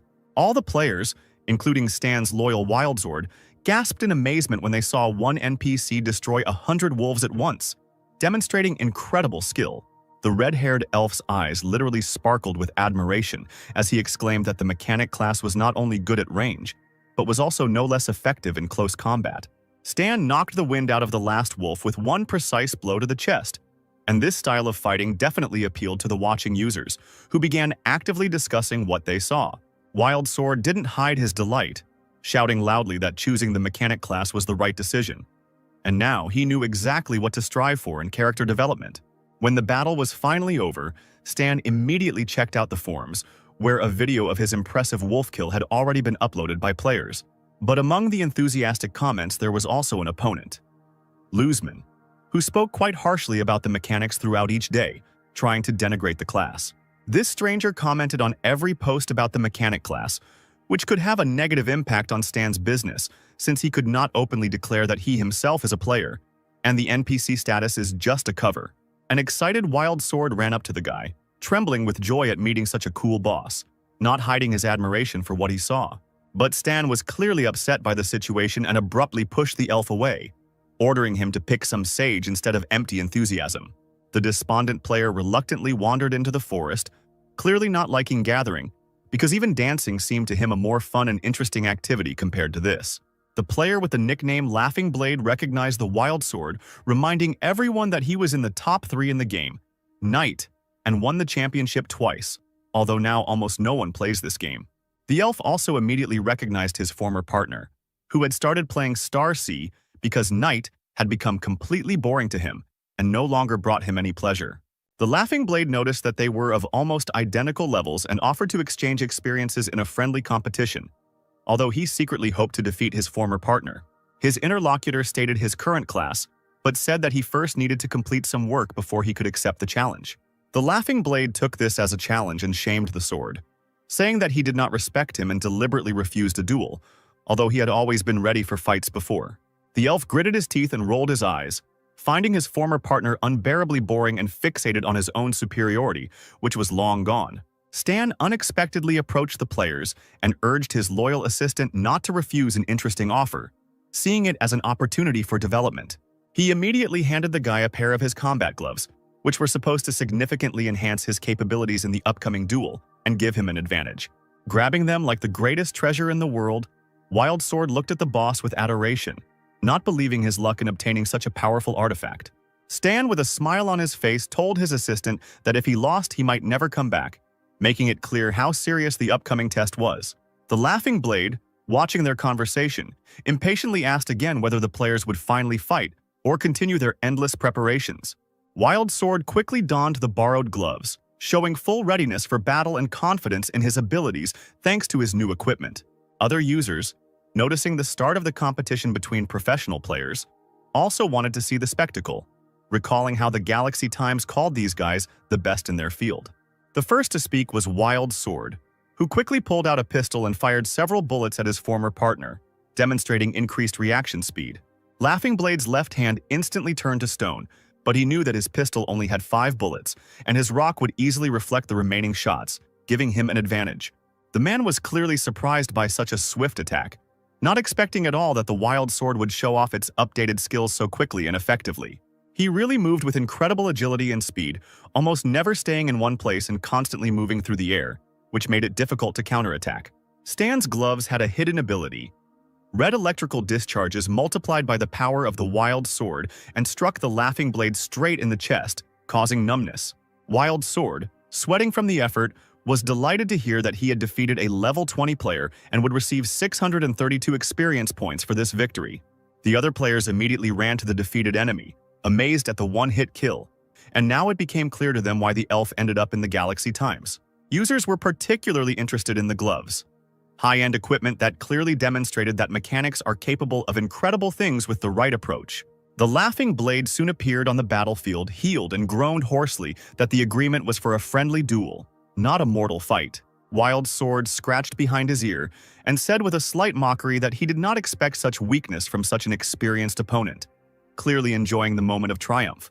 The man was taken aback, realizing that he had lost not only valuable experience, but also the respect of the surrounding players, and began to justify himself with poor internet, promising to deal with the offender next time. At the end of the battle, Wild Sword timidly approached Stan, experiencing mixed feelings from the victory and fearing the boss's reaction to his behavior during the fight. Clutching the gloves in his hands, he put on the most innocent face and timidly asked if they were selling the same ones or if it was an exclusive piece of equipment that was not available to ordinary players. Stan nodded in response, explaining that the designs for the gloves were already ready, and he wouldn't mind making money on them if a buyer was found. The elf howled loudly in resentment upon hearing the exorbitant price of 80,000, which clearly exceeded his current capabilities. Tears suddenly started pouring from the guy's eyes.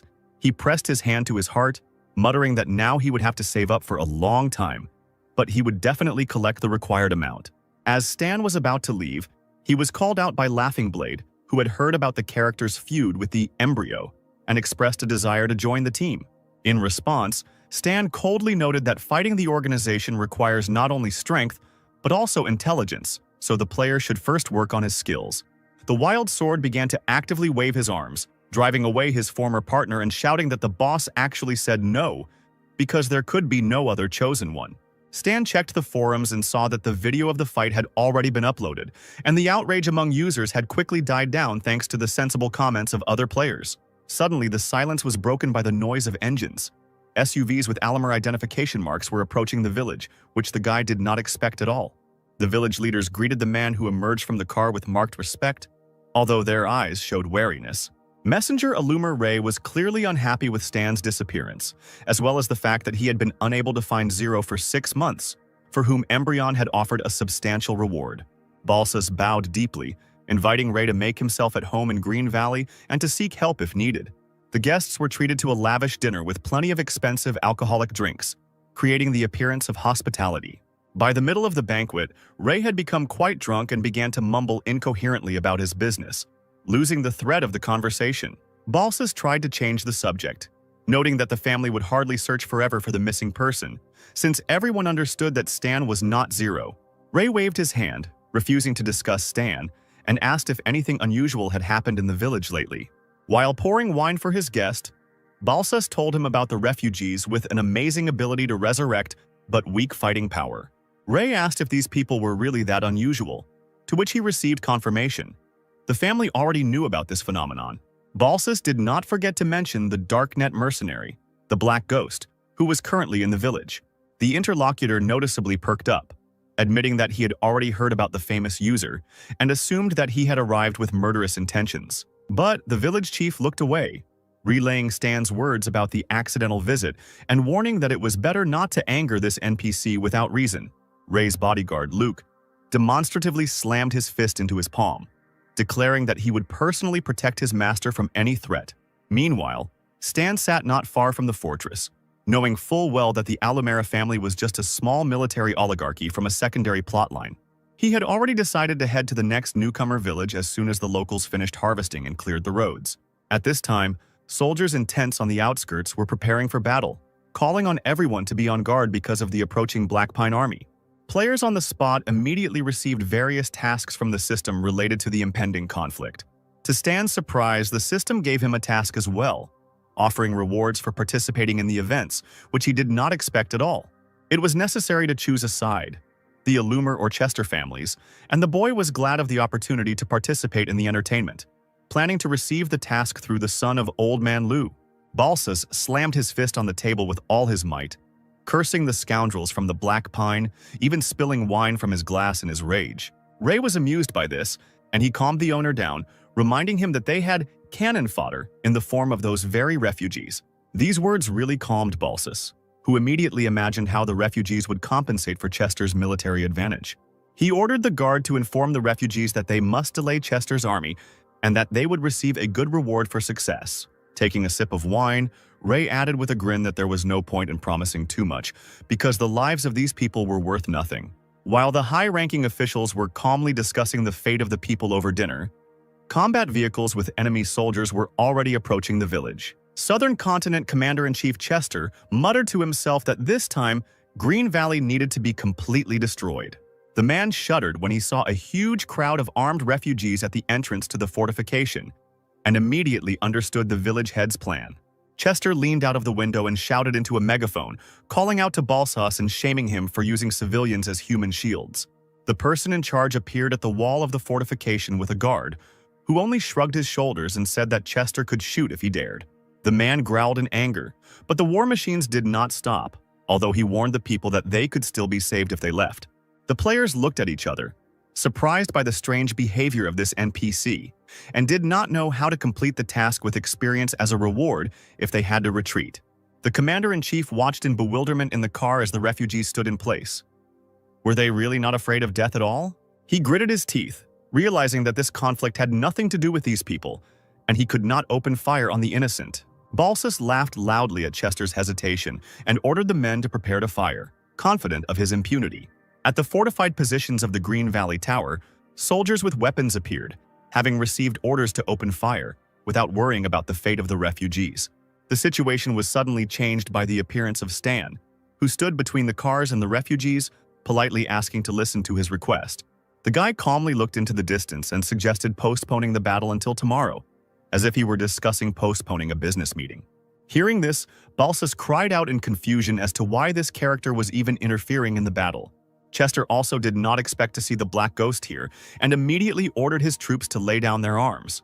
The soldiers at the vehicles immediately lowered their rifles, not daring to disobey the commander's order. The players among the refugees stood frozen in amazement, amazed at Stan's influence on the situation. It became obvious that one NPC had just stopped an entire army, confirming his incredible reputation. Banghit Dog did not stop filming, understanding the importance of this material for his channel. Chester's army set up a temporary camp in the woods near the village, awaiting developments. A soldier was on duty at one of the buildings, and with trembling hands he pointed his machine gun at Stan, hesitantly ordering him to stop.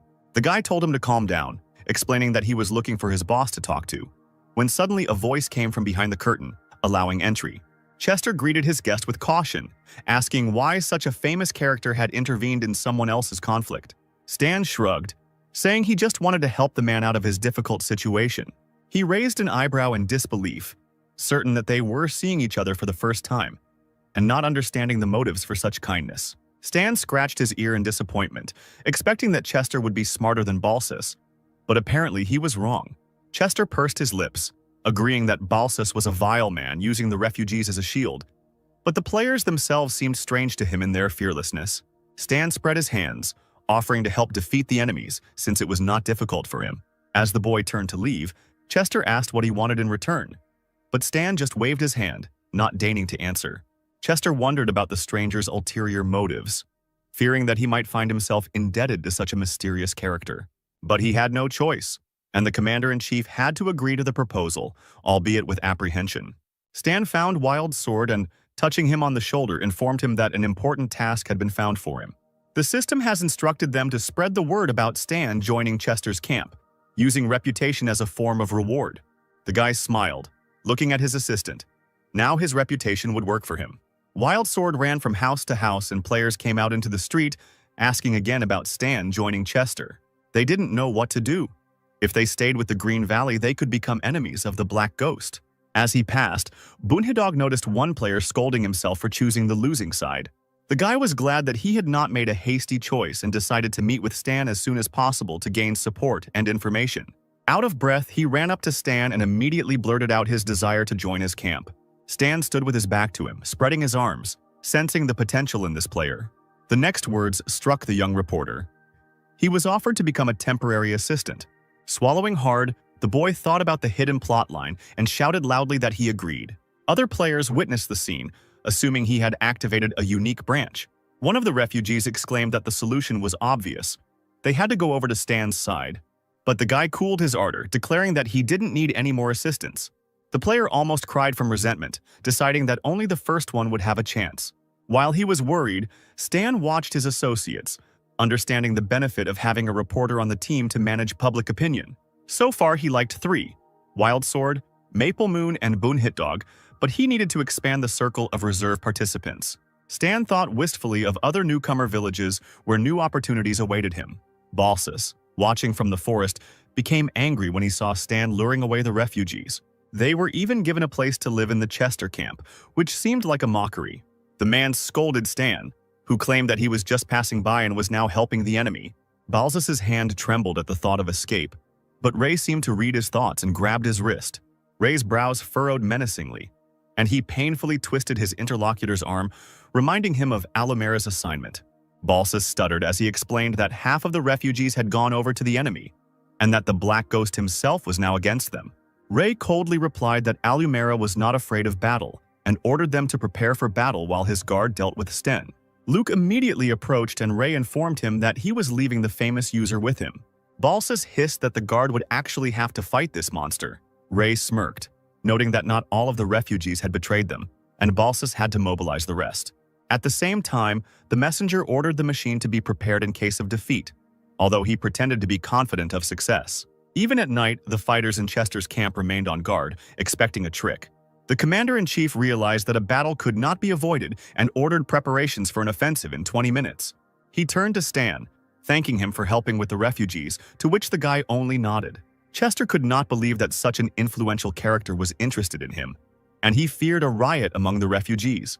Bun Hitdog overheard this conversation from behind the trees, gaining a new clue about Stan's identity.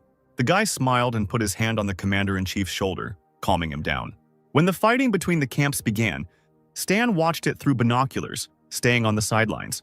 Seeing Chester's expected victory, he yawned and decided to go and rest, considering the matter finished. Suddenly, a rough voice rang out over the heads of the stunned soldiers, drawing everyone's attention to the unexpected disturber of the peace. A powerfully built man, Ray's bodyguard Luke, was approaching Stan at incredible speed, clearly intending to fight the famous player. Stan rolled his eyes in irritation as he pulled a gun out of his inside jacket pocket, thinking that he was once again not being allowed to do his own thing in peace.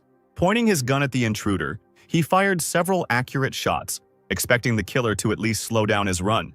However, the man continued to confidently cross the clearing with wide strides, only grinning more brazenly after each failed attempt to stop him.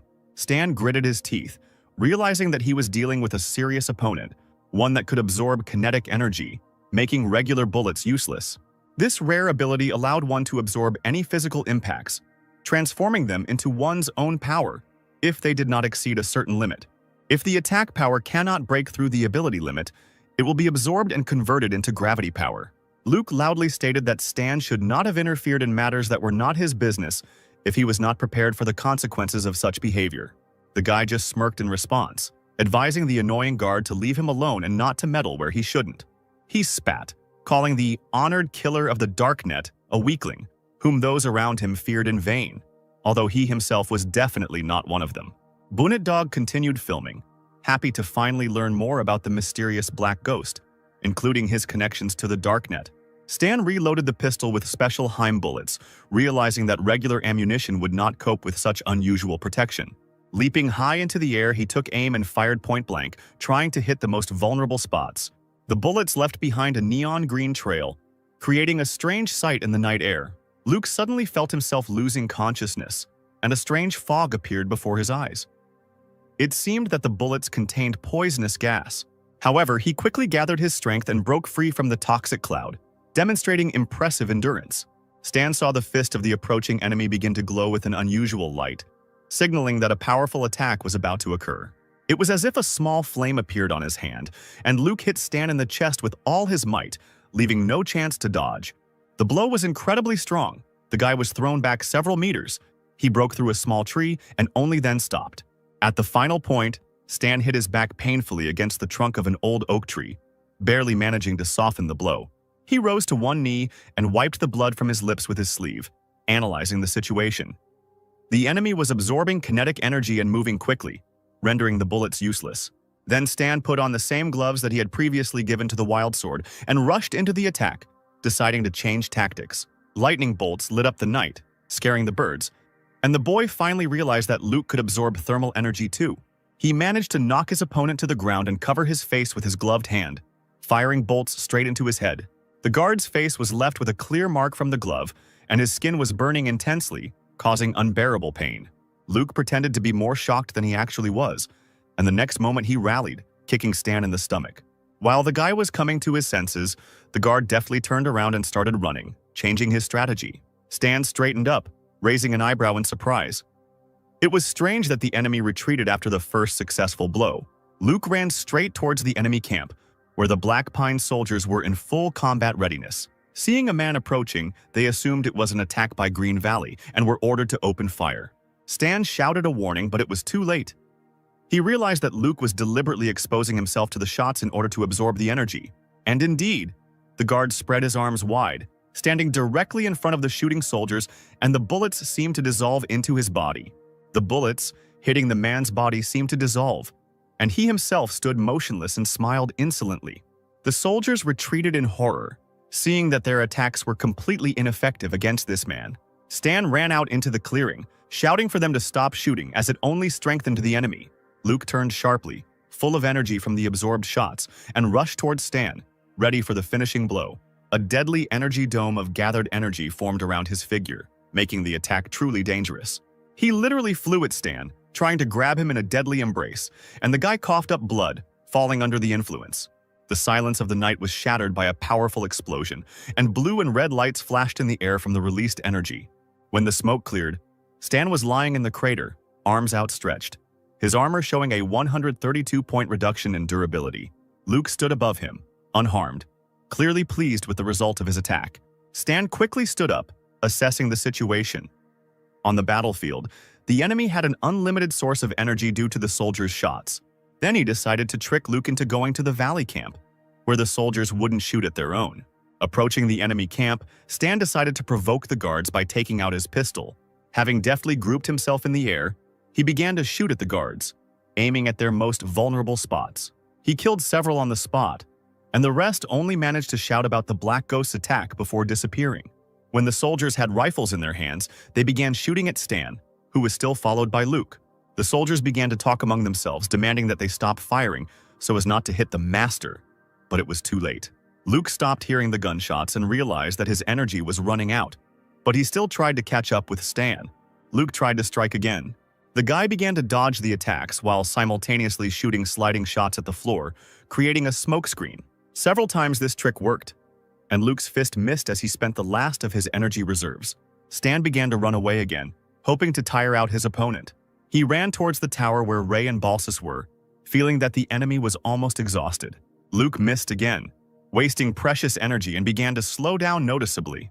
Jumping from the ruined tower, Stan noticed that the dust raised was preventing the enemy from seeing. Luke found himself in a thick cloud of dust, coughing heavily and losing his last chances of victory. Stan had the perfect moment to attack. He used Burning Will, overloading the system. The glove released lightning again, and his hand fell on the exhausted Luke's face. The guard collapsed onto the hard floor, with a bloody mark on his face and a trickle of blood from his nose. The cough choked him, but he realized the strength of the enemy and that the fall of Green Valley was only a matter of time. With difficulty, Luke rose to all fours, spat out blood, and ran to warn the master, grabbing the radio. On the go, he reported that he had failed and asked Ray to run while he distracted Stan. Breathlessly, Luke added that they should take care of his family if he didn't return. Luke was beginning to realize how hopeless his situation was becoming. Under cover of night, a convoy of SUVs with their headlights off moved along the road from the valley. In one of the cars sat Ray and Balsas, who couldn't stop wondering how Stan turned out to be the real monster he had warned about. Ray asked for silence in an irritated tone, focusing on escaping the danger zone. A frightened Balsas looked out the window, wondering if Stan would catch up with them, to which Ray replied that Chester was busy storming the village, which meant Stan would be there too. To Balsas's horror, he saw a familiar figure rapidly approaching the car. Stan shouted that they shouldn't be in such a hurry and shot at the car's wheels. The fire bullets hit their target and the wheels caught fire, causing chaos in the moving motorcade. The cars began to collide with each other, flipping over from the impacts until it was Ray and Balsas's turn.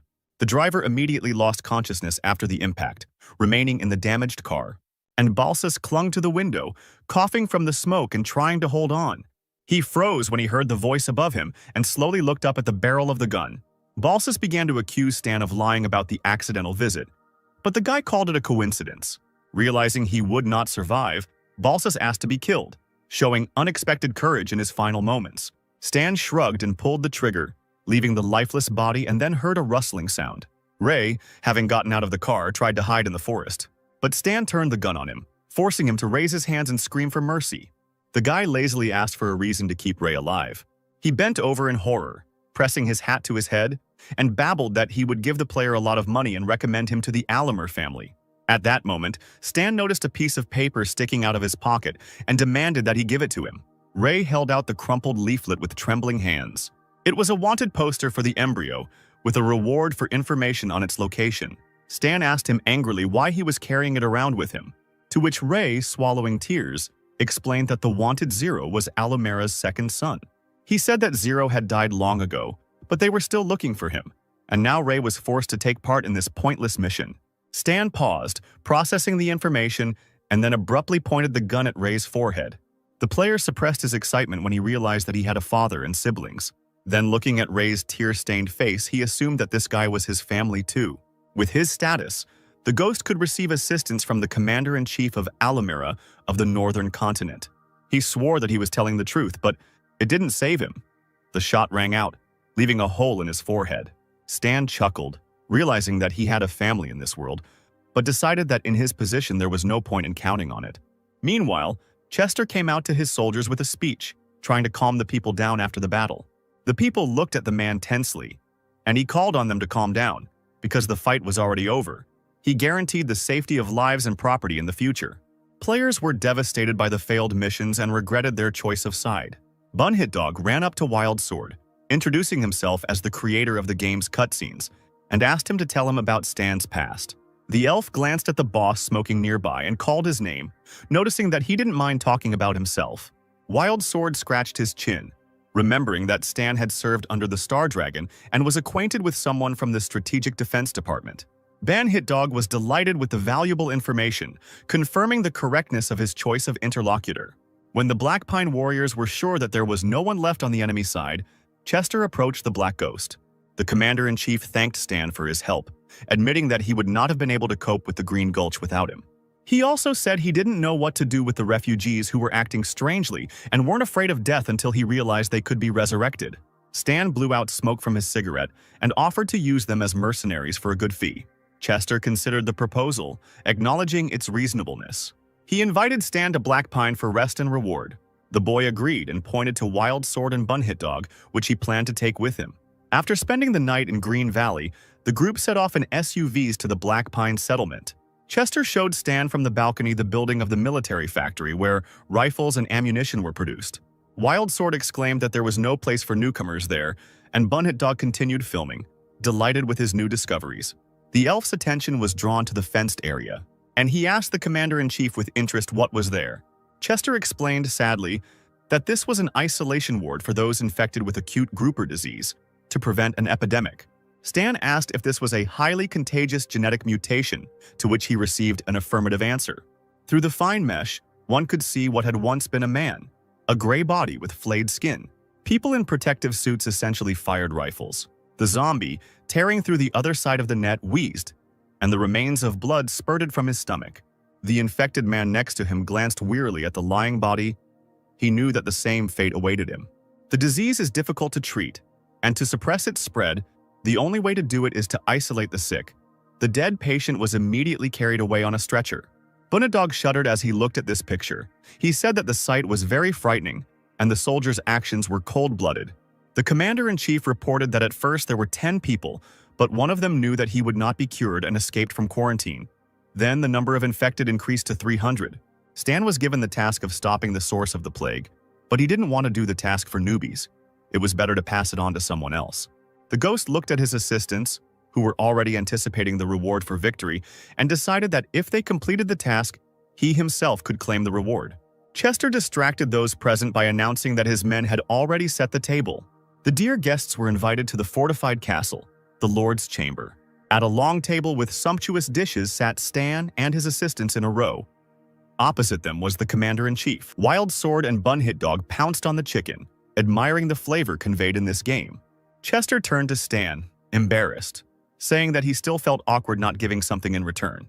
He put a business card on the table, saying that the guy could use this phone number to reach him at any time.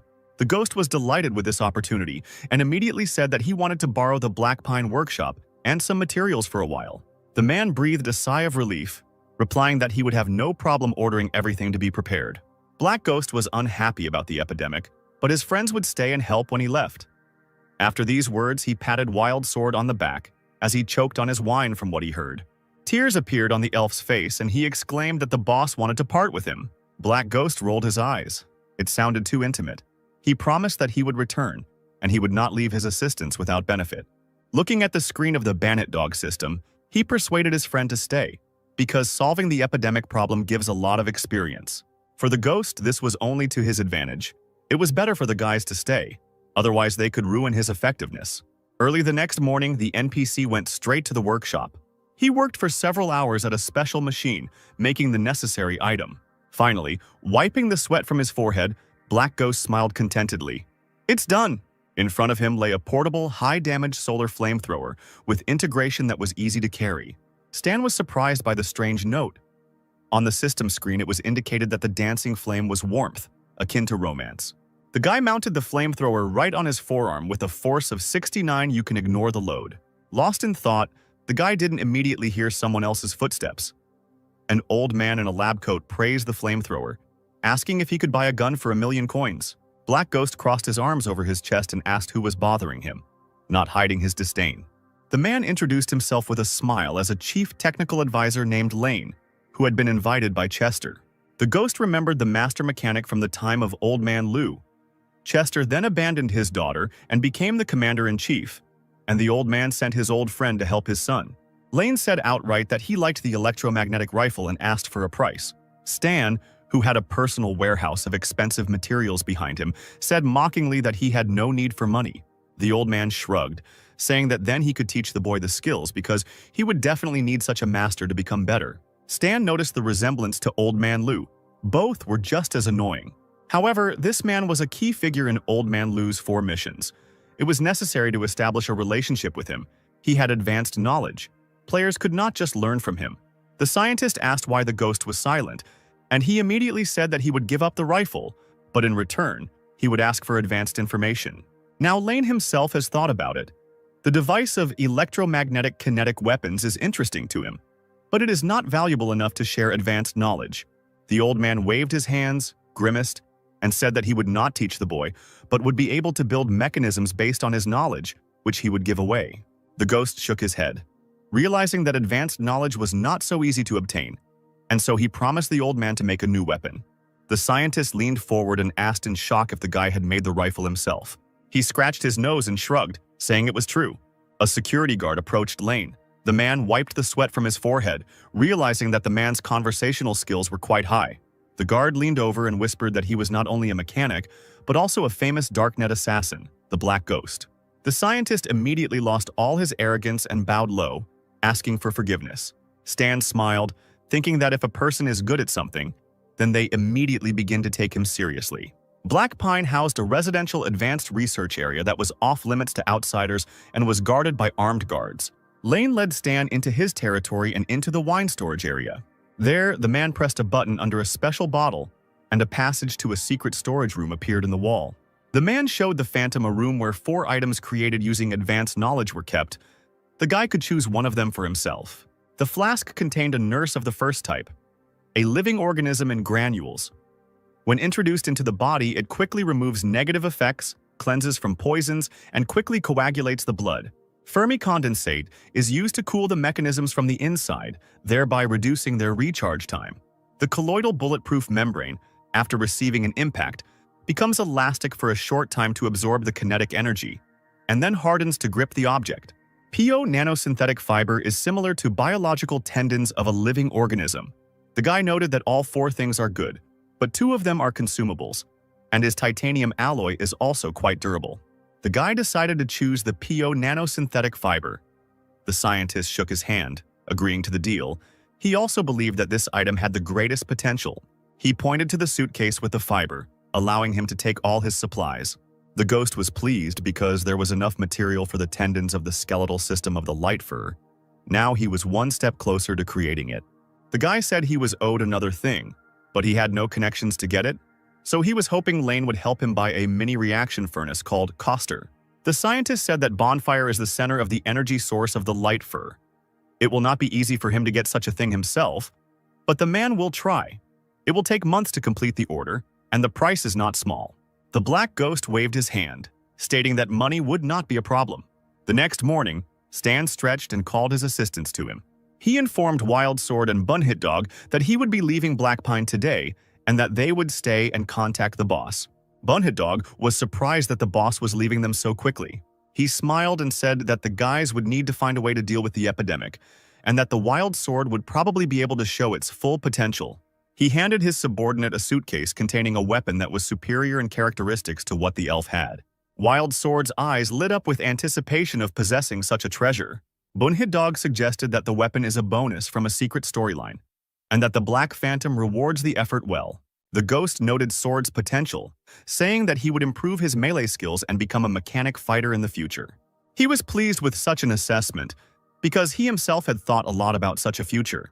Black Ghost turned to leave, telling the boys that he would be waiting for their strength to increase. After some time, the helicopter with the NPC on board took off into the sky. But even there, the ghost immediately set to work, looking attentively at the system screen. He read about the Light Mech Python. It is an advanced, rare equipment. It is very difficult to obtain its blueprint in the usual way. The guy tried to create it in modules to reduce the risk of failure, but he failed to achieve success. The experience ended quickly again.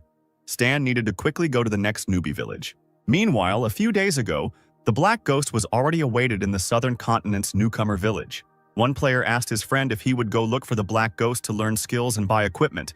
He replied that he lacked experience. It was better to go after completing the task.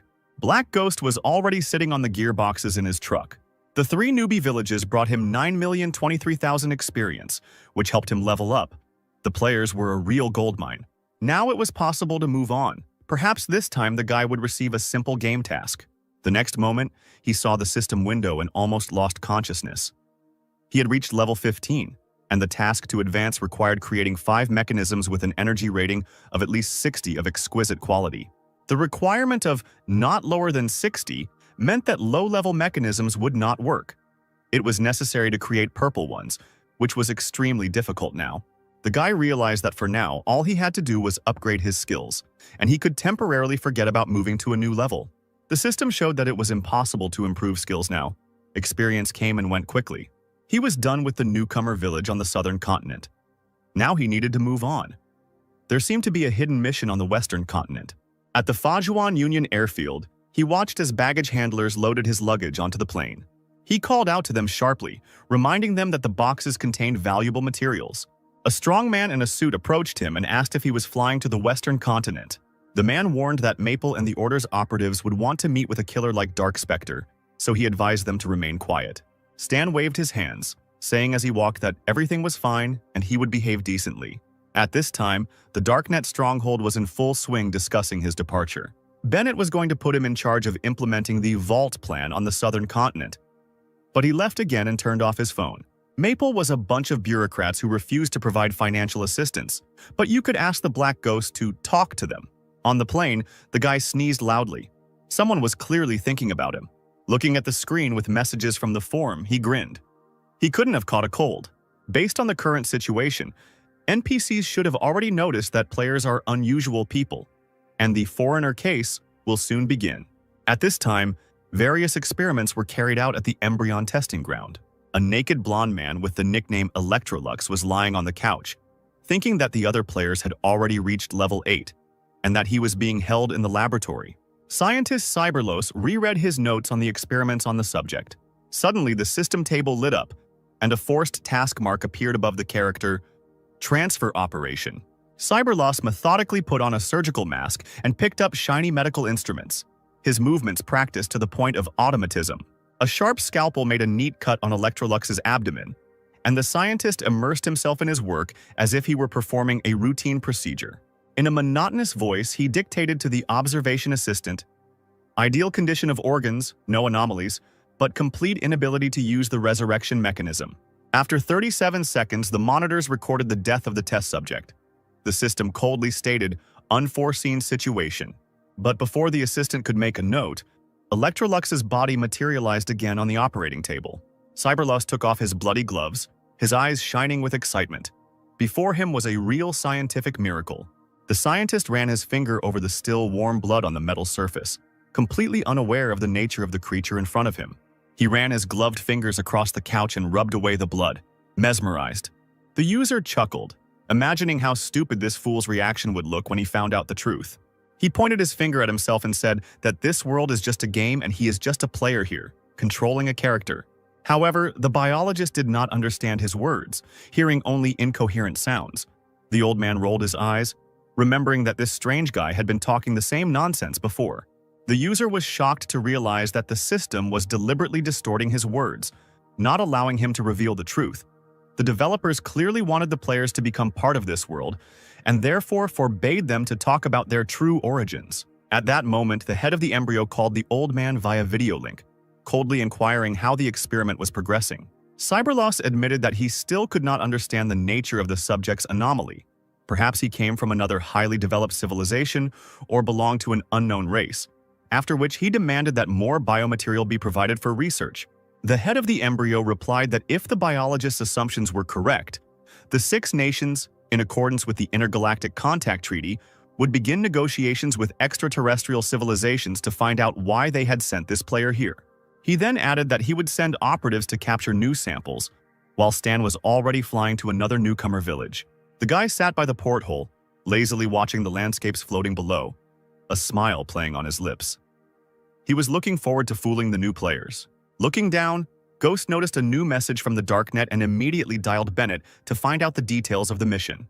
He explained that there were corrupt officials in Maple who controlled the financial flows, and they refused to allocate funds to the darknet, fearing that it would jeopardize their illegal income. Stan wondered, had they really refused to finance the very project he had guessed about? As it turned out, the darknet was preparing a large-scale operation codenamed Shelter. It was originally planned to be launched in a year, but due to the sudden war, it was necessary to urgently seek support from all countries, and only Maple refused. The Ghost realized that his guess was correct. This project was a key event. He asked Bennett if they needed help. He replied that thanks to the guy at the battle at the Tedramir River, the Star Dragon was the first to agree to support the darknet, so they consider themselves obligated. Black Ghost agreed to help, but demanded something in return. Bennett only laughed and promised to discuss the terms upon his return. The guy hung up and grinned. Since they didn't promise any special reward, it meant the task was simple, and he would complete it quickly. In the newcomer village on the southern continent, the sun slowly sank below the horizon, painting the sky crimson. Jupiter and Poseidon from the Gods Guild were sitting bored under the spreading trees in the nearby forest. Jupiter lazily asked what his interlocutor was thinking about. Poseidon yawned and muttered that the A-rank task of finding Zero was given to more experienced professionals, and he had to do the dirty work. Jupiter rolled his eyes and called him a braggart, since he had spent almost all of his guild bonuses, buying a bunch of equipment and skills from the Black Phantom, and was now far superior to the rest of the players. Poseidon only smirked in response. After all, while the Ghost remained on the southern continent, the guilds on other lands were tearing their hair out in frustration. At this time, Jupiter was browsing the forum and suddenly froze, seeing a fresh post. The Black Ghost was heading to the western continent. They looked at each other. If this guy got around all the newcomer villages, their advantage might disappear like smoke. Jupiter sighed heavily. After all, they were the first to learn rare skills and complete difficult quests. Then he noticed a new thread. It turns out that you can now increase your energy level, but they didn't teach that in the South. It turned out that the later the Ghost visited the village, the more valuable knowledge he gave. Both realized that they were in a mess. Now other players would definitely get ahead of them. The Black Ghost finally arrived at the rookie village on the western continent. There was already a huge line at his truck, but by this time he was so tired that he simply waved his hand and told everyone to leave. The crowd began to make an indignant noise. People were eager to quickly master the skill of energy management. Closing the door behind him, the Ghost grinned contentedly. After the first progress, they would get this skill anyway. They just didn't know about it yet. After undressing, he plopped down on the bed, thinking about the future. Level 10 players would receive skills that were only available at level 20, so technically he wasn't deceiving them. Suddenly, he noticed that Bunhead had uploaded a new video, Star Sea Research Diary, Black Ghost, and the video already had thousands of views. As it turned out, his assistant accidentally revealed the boss's real name, but the Ghost didn't care. The exchange of information between players and NPCs was limited. Each side knew only their part of the truth. The embryo knew him as Zero and Stan. The Star Dragon knew him as Stan and Zero, but neither of them realized that he was also the Black Ghost. The players knew him under the nickname Stan, and as a former member of the Star Dragon, but they did not suspect that he was Zero, and they are unlikely to find out anytime soon. For the Darknet, he remained simply the Black Ghost. Bunhead detailed his observations of how Ghost was helping newcomers, and the guy's popularity skyrocketed. Now the players were actively interested in his proposals, but they lacked involvement in the plot. Only after getting closer to him, they would begin to seek out meetings on their own. As soon as the sun rose, a crowd gathered again at the Black Ghost's house. People pounded furiously on the door, demanding the promised skill. At that moment, Stan received a notification that the stove fire was ready. He immediately called the seller, and he said that the coordinates would be in 3 days. After transferring the money, Stan received the exact location of the transfer, Severus, a border town of Ordina. There was still enough time, so he decided to deal with the annoying crowd at the door. Severus was a typical Ordine border town. Gloomy stone buildings, perpetually overcast skies, and a cold wind. A group of soldiers instructed a sniper to take up a position, monitor the target, and wait for the order to eliminate him. The leadership suspected that the target was connected to an underground financial organization, but they needed proof.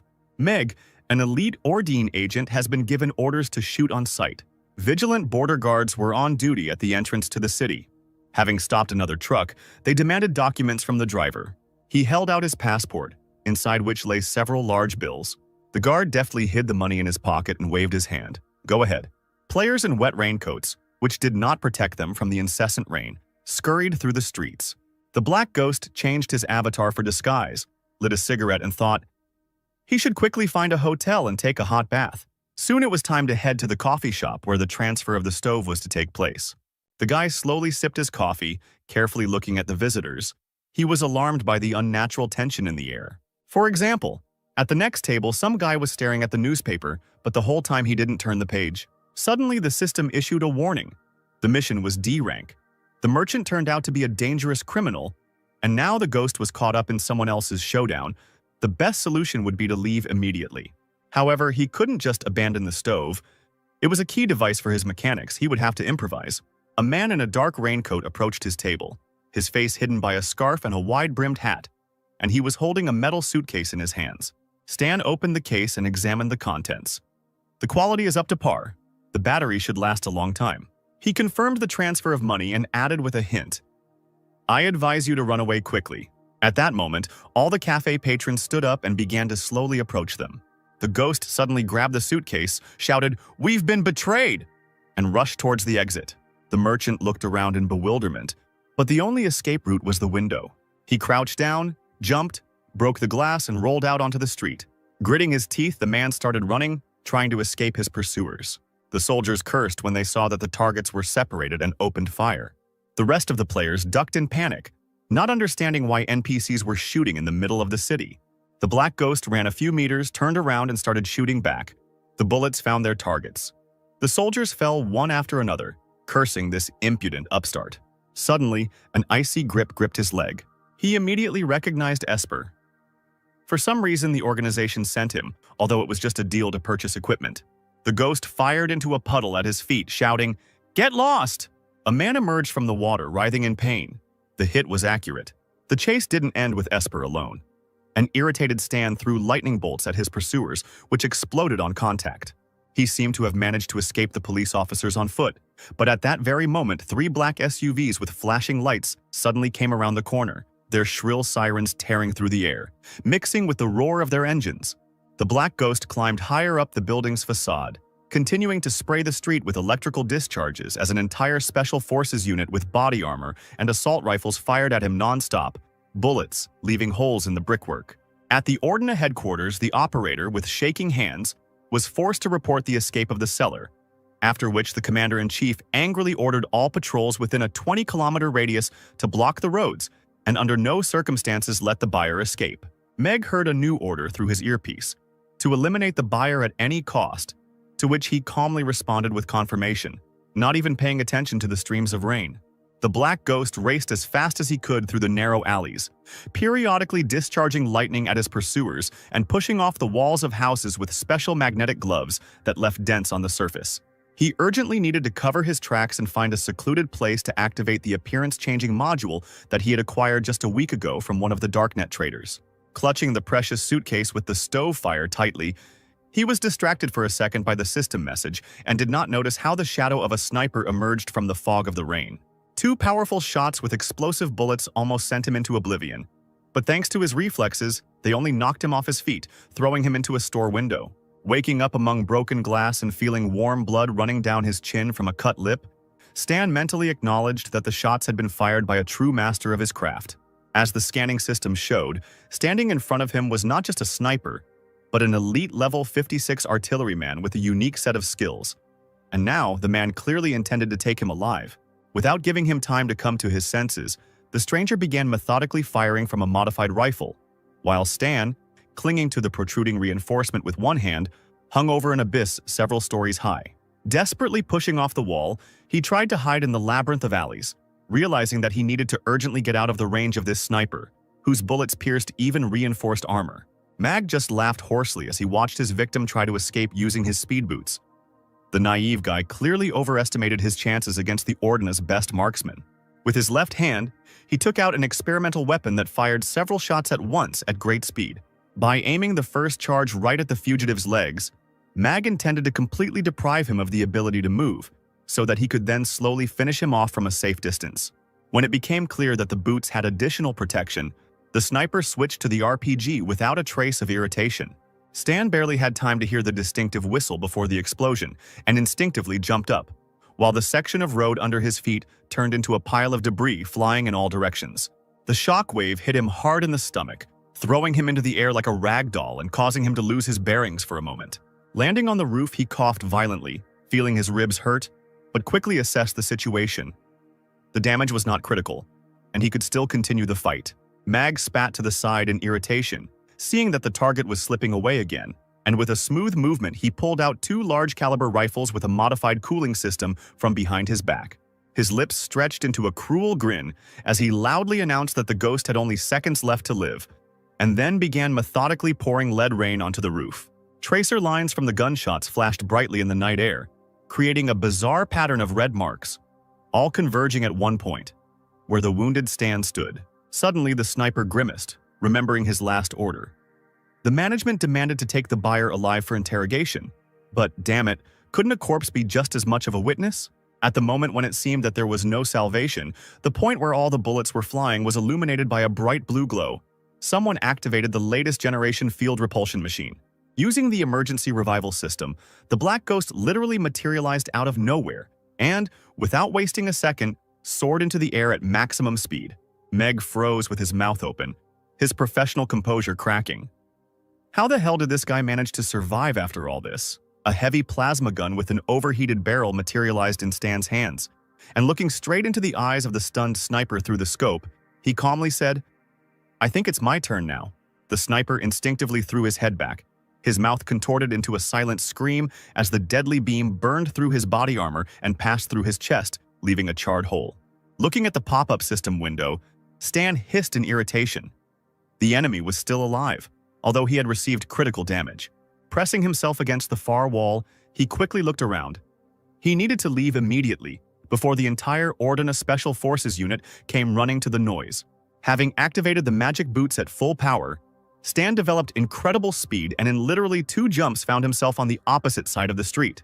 Mag remained lying where the attack had caught him, one hand trying unsuccessfully to plug the hole in his chest from which blood mixed with plasma burns was oozing.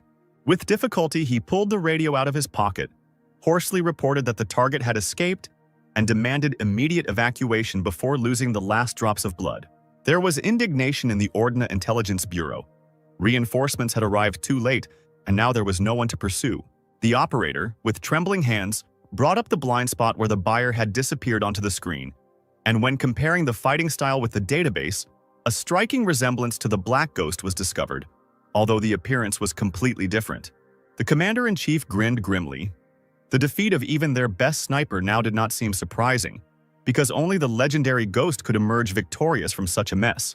He asked sharply if there was any information about the seller, but the operator just shrugged helplessly. Only a recording of a telephone conversation and one anonymous message. On command, the operator launched a recording of a recent dialogue between Stan and the mysterious merchant. After listening, the commander-in-chief said thoughtfully, "If the buyer really was the Ghost, then the darknet is behind this." At that moment, in his office, Bennett suddenly sneezed loudly, almost dropping an expensive porcelain cup of freshly brewed coffee. Meanwhile, in Roland, on the very border with Severus, the Black Ghost was negotiating with a local driver assessing a risky trip. His face showed indignation when he named a sum 3 times higher than usual. an obvious deception in light of today's events. The driver grinned cynically, pointing to the smoking ruins in the distance. After today's incident, all the posts were tightly closed, and only he, risking his freedom, agreed to take the guy out of the city. The ghost sighed heavily, demonstratively counting a thick wad of bills, and reluctantly nodded. He had no choice. Having changed his appearance once more with the help of the holographic module, he settled into the back seat, thinking about the evil irony. He simply wanted to buy a useful device, but ended up in a shootout with the Ordine elite. At that moment, the phone rang. Bennett was furious. His scream was so loud that even the driver turned around. Ordina Intelligence had just given the Darknet leadership a dressing down, demanding huge compensation for the damage. The ghost scratched his chin, glad that his boss couldn't see his satisfied grin, and innocently muttered that he didn't understand what they were talking about. But Bennett literally howled. It is useless to deny because his voice is clearly audible on the recording, and the manner in which he shoots lightning leaves little doubt. Wiping sweat from his forehead, Stan admitted groggily that he hadn't planned on revealing himself, but the situation had gotten out of hand. A long tirade followed, during which Bennett tried to calm down, and the ghost masterfully changed the subject, pretending that the connection was constantly interrupted. Finally, Bennett couldn't take it anymore and screamed and threw the phone at the wall, smashing the expensive device into pieces. Stan quickly ended the conversation under the pretext of urgent business and hung up, leaving the enraged boss alone with his anger. Rubbing his tense forehead, he admitted to himself that he had miscalculated. He had not expected that Ordina would figure him out so quickly and start putting pressure on the Darknet. At that moment, the system notified about the completion of the task with a reward of 65,000 experience points. At least some positive side of this failure. But the biggest surprise was a rare summon card, a mysterious NPC named Dion, a merchant whose underwater shop was a legend among experienced players. This unexpected success noticeably lifted his spirits. Perhaps the day had not been wasted. As if on cue, the phone rang. Dion himself was calling to thank him for his involuntary rescue. It turns out that his phone was tapped, and if it weren't for Stan's help, the deal would have ended in his arrest. The merchant admitted that he usually does not work with newcomers, but as a token of gratitude, he is ready to make an exception and even provide a 20% discount on the next order. The ghost scratched his nose slyly, trying to negotiate an even bigger discount, citing all the hardships he had to endure. Dion rolled his eyes. Only the legendary Black Ghost could bargain so brazenly after everything that had happened. In the end, Stan had to agree to the initial terms, but he immediately sent a list of the required parts, asking to contact at the earliest opportunity. He was especially interested in advanced modules for the mech, which were impossible to obtain in the usual way. And Dion just had the right connections. As a test task, the merchant offered to obtain a rare crystal from a level 30 dungeon located in online secret laboratory. Having carefully studied the description, the ghost shook his head. Too risky. Better to postpone this matter until better times. But he discovered an interesting ability, presence reduction, which did not make him invisible, but allowed him to blend into the environment by changing the parameters of his body. The helicopter with the Black Ghost on board landed in the mountainous area right on the border with Ordina, an ideal secluded place to work. Having regained his usual appearance, Stan stated with satisfaction that he now had all the necessary modules, and he could finally begin assembling the mech. Several hours of intense work passed before he stretched tiredly and yawned. The project was completed.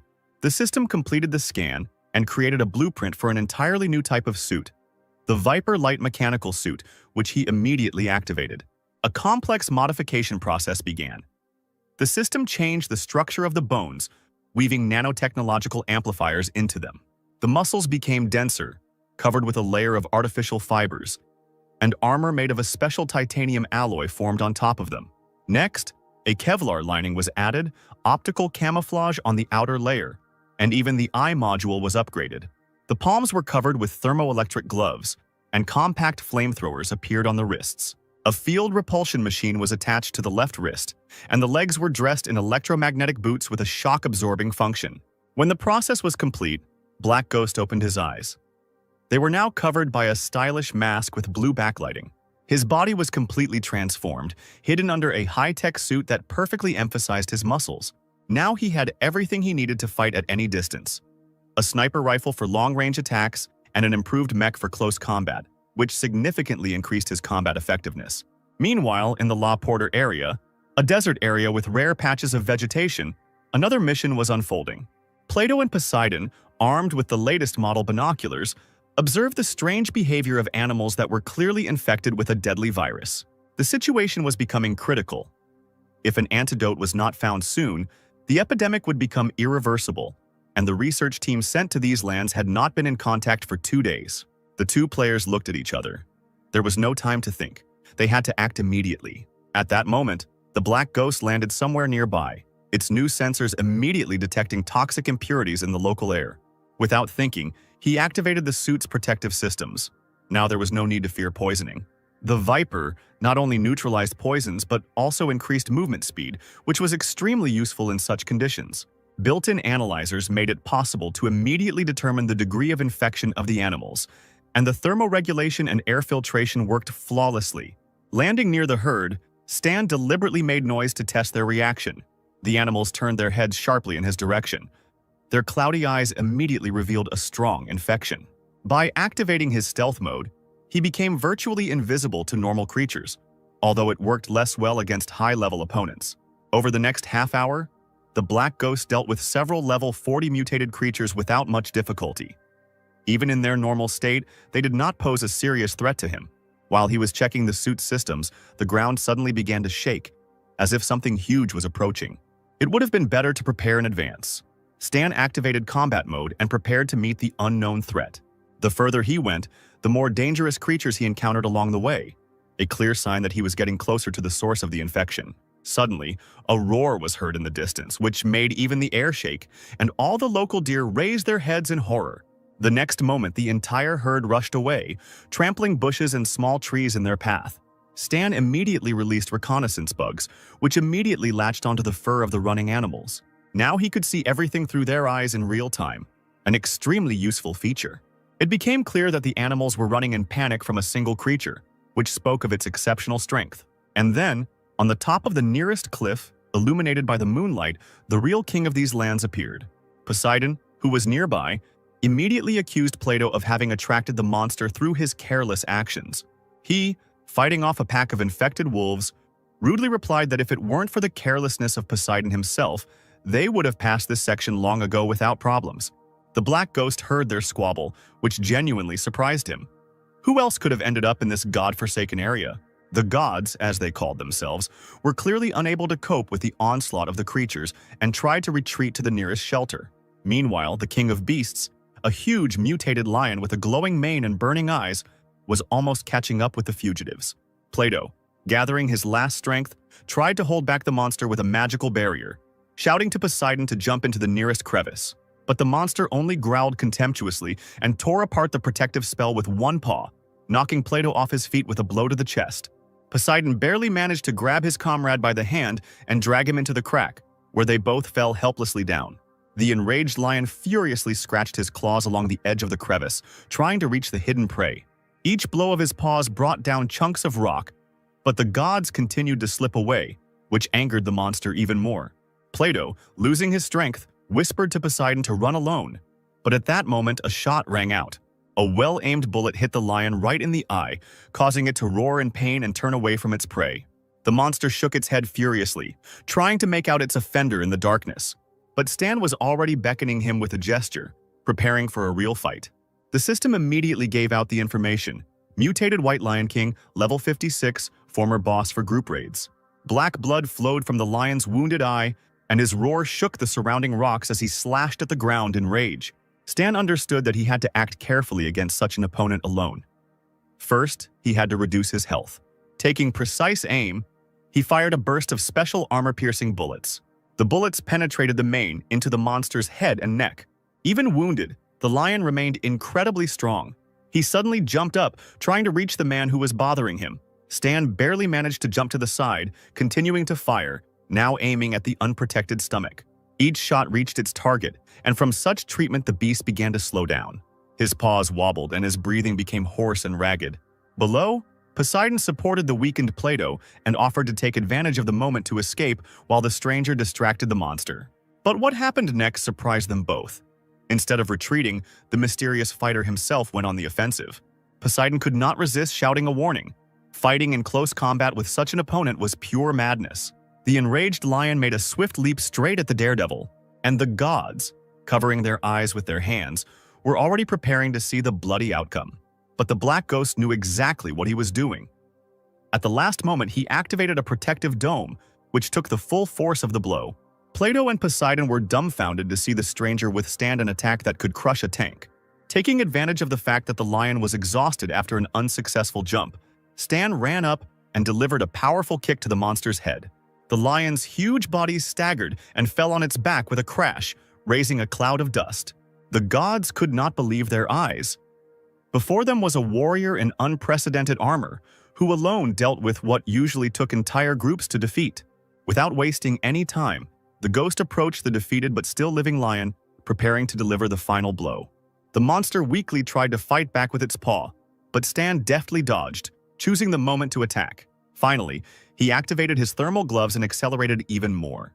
He struck the lion straight in the face, releasing a 1,000-volt discharge. The white mane instantly burst into flames, and a terrible roar filled the surrounding area as the monster thrashed about on the ground in agony. Despite this, the lion was able to get ahead of his opponent, ending up behind him. In a last effort, the lion managed to touch his opponent with his paw, sending him tumbling across the ground. Stan fell to the ground with great force. The lion finally went into a rage and began to roar throughout the area, expressing a desire to kill the annoying fly. Stan stood up with difficulty, realizing that he had little chance in close combat. He needed to change tactics. He was propelled into the air by his boosters and prepared for the final attack. The lion, driven by blind rage, tried to follow him, waving its clawed paws wildly. At that moment, Stan took out his rifle and fired. A special bullet with a flaming charge pierced the monster's skull, causing it to jerk convulsively and fall to the ground. The gods who were watching the fight tensely decided that this was the end of it. But the ghost approached the body to make sure he was dead. Taking off his helmet, he noted with satisfaction that the new module increased the damage fourfold. A very good result. Taking out his combat knife, Stan was about to carefully extract the still-beating heart from the lion's chest, a key item for the virus research quest. The system notified the guy about the successful extraction of an important artifact. The guy immediately placed the valuable sample in a special container. He was about to leave when Plato and Poseidon approached him. The system immediately offered a new D-class task to save the missing research team. But Stan thought it was too risky. Then Poseidon began to emotionally persuade him to help. The ghost merely threw over his shoulder, "I'm not here, it's none of my business," and disappeared into the desert. The boys saw Stan off, still not understanding how he could have dealt with the lion alone. At the research center, Louis Stan appeared in a new guise. Now he looked like an ordinary student with a harmless smile. The receptionist kindly offered to wait while she informed management about the sample being delivered. Stan replied that he had brought with him the heart of a dead, virus-infected organism, showing off a neatly packaged container of pulsating flesh. The girl politely invited him to wait on the leather sofa, while she notified management about the arrival of the valuable sample. The ghost watched her walk away, smirking contentedly, but his attention was drawn to familiar voices coming from the next room. The door swung open and Plato and Poseidon came out, their bodies wrapped in bandages and their faces distorted with dull discontent. A well-groomed man in an expensive suit came out to them, greeting their return with an artificial smile and pretending not to notice their condition. Poseidon shook his head grimly, his voice shaking as he apologized for failing to complete the task. The man made an exaggeratedly shocked face, asking if the entire research team sent into the desert had really died. Plato literally pulled his head into his shoulders, his fingers tightening on the handle of his suitcase as he admitted that people had become infected with the virus and could not be helped. He held out a battered leather suitcase, inside which were the remains of the squad and a sample of the source of the infection. His tears fell onto the smooth surface of the suitcase, leaving wet marks on the old leather. The scientist took off his glasses and wiped them with a handkerchief, whispering a promise that, when the laboratory created an antidote, it would be named after the fallen heroes. Poseidon burst into tears, lamenting that these people were true heroes and he would regret for the rest of his life that he could not save them. The man falsely consoled him, placing his hand on his shoulder and saying that without their help, the will of the squad would not have been carried out, and that they would receive help at the medical center. The gods simply waved their hands, refusing the offered help, and silently left the office, leaving the suitcase on the table. As soon as the door closed, the tears instantly dried on the scientist's face, and he grinned cynically, watching the people leave. He then approached the black ghost, matter-of-factly asking if he had indeed brought the heart of the infected creature, to which the boy silently nodded. The scientist bowed ceremoniously and gestured for them to follow him down a long corridor leading into the depths of the laboratory. Along the way, he talked about his research into the deadly virus, complaining about the constant shortage of quality biological samples for work. He explained that with the help of this heart, an antidote could be created, and when the work was completed, the ghost would receive a part of the drug and a decent reward. The ghost shook his head, clearly stating that he only needed the antidote, and everything else was of no interest. His gaze fell on the suitcase left by the gods, and he asked what was in it since the scientist complained about the lack of samples. The interlocutor laughed, waving his hand and saying that these samples were intended for a completely different study. At the laboratory door, he stopped abruptly, declaring that entry to outsiders was strictly prohibited for security reasons. The ghost silently sat down on the sofa near the office, casually crossing his legs, pretending to obey the rules. Through the thick glass, he could clearly see what was going on inside, and his enhanced hearing easily penetrated the soundproofing. A scientist in the laboratory confirmed to his colleague that the squad had indeed perished, and the gods had not saved anyone, as he had assumed. His interlocutor shrugged indifferently, noting that the main thing was that they had received the necessary samples to continue their work. The man told with a grin how the gods were tormented by pangs of conscience and even refused the reward, considering themselves unworthy. He called them fools who were easily deceived by beautiful words about heroism, and suggested that next time they be used again for dangerous missions. Hearing this, Stan grinned slightly, finally realizing what kind of hypocrites he was dealing with. Leaving the laboratory, the man announced that it would take a day to create an antidote, and suggested that the ghost rest in the guest room. Left alone, Stan immediately hacked into the lab's database to check if they were really developing an antidote there. As he had expected, there was no antidote. Scientists were creating a virus booster that would temporarily increase the virus's characteristics, but with the risk of death. The next day, the man solemnly handed him an ampule of cloudy liquid, announcing that it was the long-awaited antidote. The system's pop-up window immediately revealed the truth. A low-concentration virus booster passed off as a cure. The ghost pretended to believe him, thanking him for his work and carefully putting the ampule away in his inside pocket. The scientist extended his hand for a handshake, with a false smile expressing hope for further cooperation. The ghost, with a predatory grin, asked if they had any more of this antidote because he would like to purchase a large batch. His interlocutor was visibly embarrassed. He scratched his nose and muttered that the organization only represented long-term wholesale supplies to other large organizations. Stan raised an eyebrow and adjusted his glasses, announcing that he wanted to introduce himself formally, identifying himself as the embryo's executive director, Heisenberg. The man's mouth dropped open in surprise. He was sure that the embryo had long since left the Western continent. He reached out somewhere to the side and walked away from the guy, asking for forgiveness for his frankness and calling him very suspicious. Stan pressed the watch to demonstrate to his interlocutor the secret of its organization. This would certainly convince him of the truth of the guest's words. The system changed the user's uniform in a few seconds. Even the laboratories of 6 countries do not have such technologies. Now standing before the man in full armor, Stan decided to show the mechanism, trusting in the good name of the organization. The lab worker mumbled that he needed to consult with management. This is what those present in the room did. The man called the higher-ups of the laboratory via video link.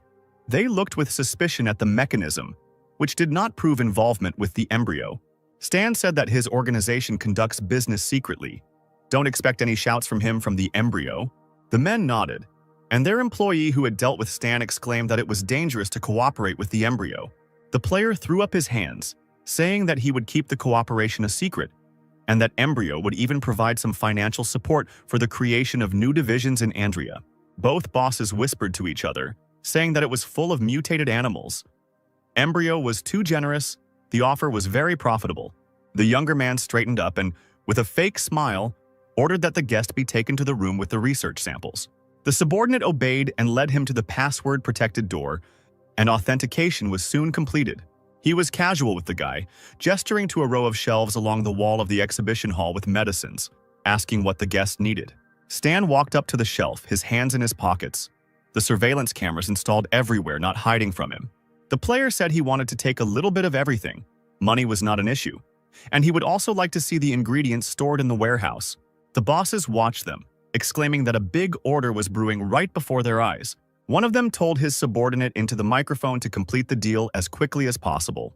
Smiling at Stan, the man told him about a sufficient amount of supplies, After the payment was made, all these things would become the property of the guest. But he was adamant. The money would be in Andrea's account only after the product was demonstrated.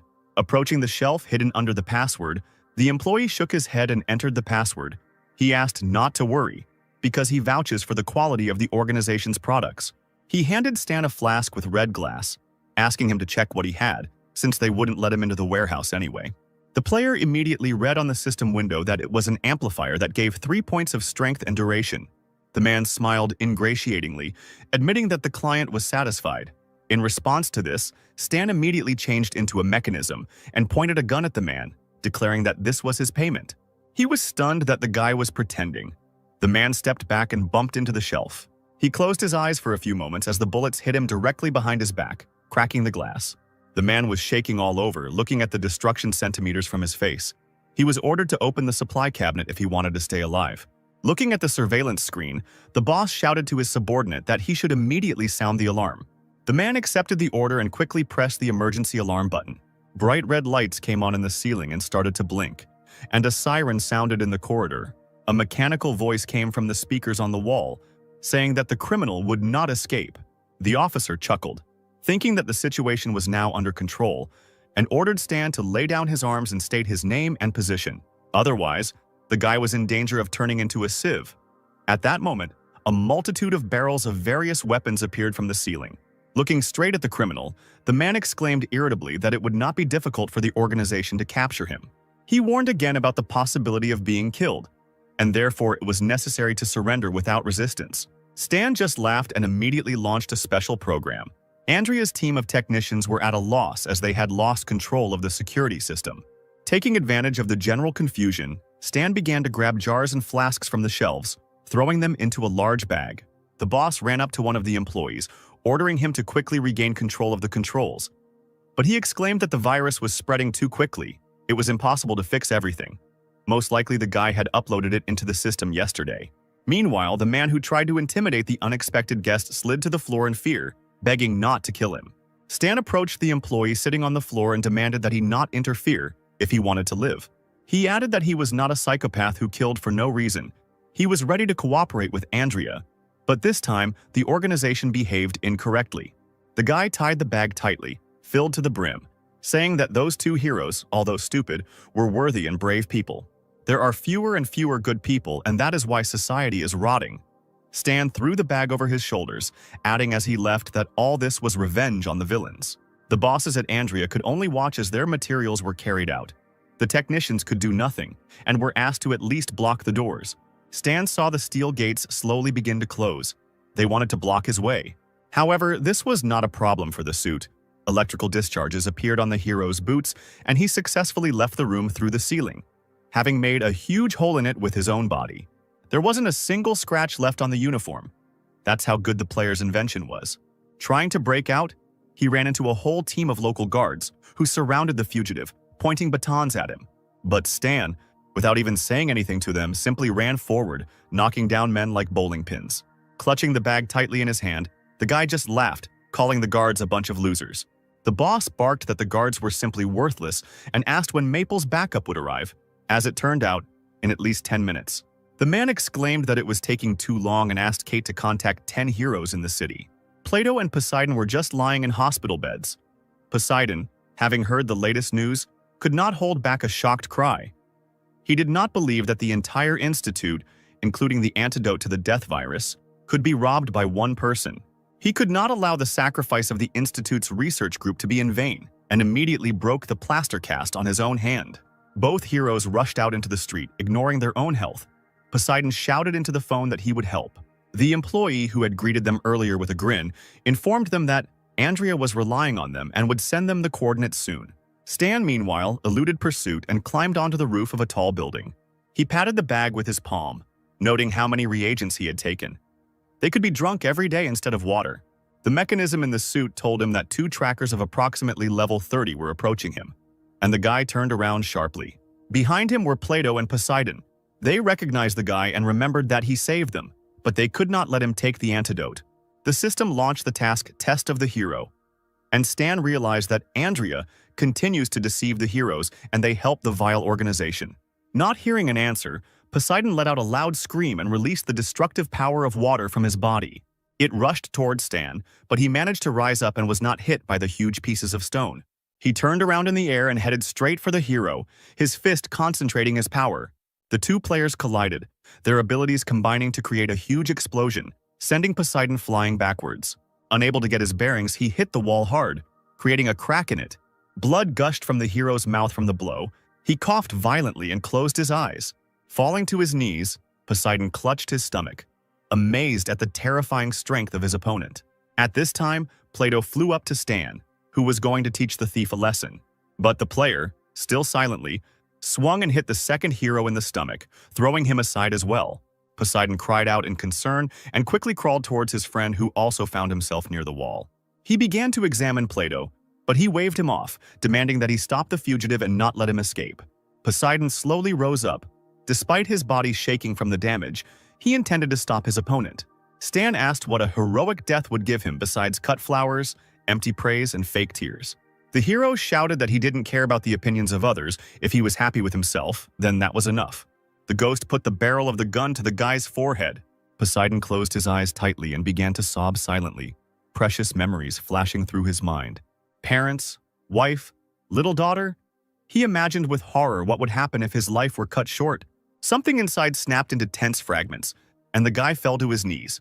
He slowly looked up at his opponent, deciding that he had run out of ammunition. Stan shook his head. It didn't matter why he didn't kill him. All that mattered was what Poseidon was thinking. Throwing the bag over his shoulder, he turned and threw something towards Poseidon as a last thought. He stretched and was surprised when he saw an ordinary flash drive in his hands. A little later, left with nothing, Poseidon and Plato arrived at the hotel. They needed to think. Lying in bed, Poseidon tightly clutched the pillow with his palm. Before the gaze of death, his unshakable faith wavered. At that moment, the hero was not so ardent and decisive. While he was tormented by doubts, Plato called his friend to the computer in a nervous voice. Both leaned over the screen. They decided not to get rid of the flash drive, but to see what the fugitive had given them. The heroes thought that their world had fallen apart into small pieces, because in the secret files they saw that Andrea was not working on an antivirus, but on the contrary, on its amplifier. Lewis Research Institute was developing body enhancers and biological weapons, and Keith lied to them until the end. Stan at this time changed his appearance and walked down the street. The system notified him that the hero's test was completed. As a reward, the player received the favor of two heroes. Their real names were Ian and Ned. This angered Stan. What good did their approval do him? The guy was carrying drugs in his suitcase. He exhaled. After all, he managed to do a good deed, letting those two understand what a research institute is really like. At the same time, specialists inspected the destroyed laboratory building. An order was given to find out the identity of the robber and share the results. The boss smoked nervously, because this time a scandal had broken out. The boy had stolen a lot of important drugs, and now, Andrea was being pushed by financial organizations. He ordered Keith to put pressure on the embryo. There is already a reward posted on the dark net for the capture of the fugitive. Stan found a safe place, returning to his real form. He settled down on the bed, taking out all his catch from the bag. The guy smiled and rubbed his palms in anticipation of testing his luck. The first thing that came to hand was a poisonous green flask, and Stan decided to start with it. The system showed that it was a green lizard drug, made from the genes of a lizard, a lazy creature. After using it, you can feel relaxed. The guy got angry and threw the flask away from himself, shouting that the Institute had no need for such a drug. The blonde's face was frozen in an expression of universal sorrow. He didn't understand why he was so unlucky. Next in line was a flask with a bright red solution, the drug Eagle Predator, which added 3 points of dexterity. Stan exhaled and drank the liquid from the test tube containing a highly concentrated preparation of the death virus that many players were chasing after. Several vials did not awaken the rare ability. All hopes were on the last test tube. Something began to bubble inside, and the player felt that he had succeeded. The colors of the system were shining around. He received a unique body constitution and several different health points. It is unclear whether this was necessary for the mechanic class. At night in the mountains, the lights of the embryo base did not go out. Even at such a time, painstaking work was carried out. One of the soldiers informed the boss about a letter from the Research Institute. Louis, an employee of Embryo, Heisenberg, stole a lot of drugs from them. The masked man exclaimed that it was a lie. They didn't even have such a person. He carefully examined the video from the surveillance cameras and noted the power of the mechanical suit. If the embryo can get hold of this thing, the fighting power of the local soldiers will increase rapidly. The man clenched his fist tightly on the armrest of the chair, wondering where the suit had been created. He called a soldier over to him, asking him to order the intelligence network to secretly monitor the user of this suit and report on all his actions. The soldier had to tell about the non-humans who evade capture and resist arrest. Embryo managed to catch only 2,000 non-humans. The boss asked if Cyberlos had learned anything new that could be reported. The Inhumans act purposefully, speak strangely, lack many basic knowledge, and have a special way of communicating with each other. They are like time travelers. The man was surprised and asked if they were from the past, and what was the position of the 6 states in relation to them. The soldier told about the intelligence data. His people tried to establish contact with the non-humans. They had different approaches, from friendly to violent. The boss thought about it, deciding that because of the non-humans they would not give up on preparing for the war against the embryo. The soldiers needed to put more effort into finding the non-humans. There was a feeling that they would help win the war. In the capital of Maple Leaf City, there was a multi-level, multi-story villa with a door that opened from the inside. Outside the building, there are 2 Special Forces patrols and another one inside the house for a total of 18 Special Forces agents. The special agent was tracking a target who leaves his home every day at 8 o'clock in the morning, travels in an armored vehicle with 2 squads following close by. An elderly man in tattered clothes continued to report into the microphone. The target returns at 6 or 7 in the evening. The same personnel guard the target on the way back. One of the security guards approached the man, rudely asked who he was, and demanded that he show his documents. He waved some paper and sat down with his feet on the bench, exclaiming that he was an ordinary tramp. The guard said that it was forbidden to be there, and the man nodded and mumbled that he would leave right now.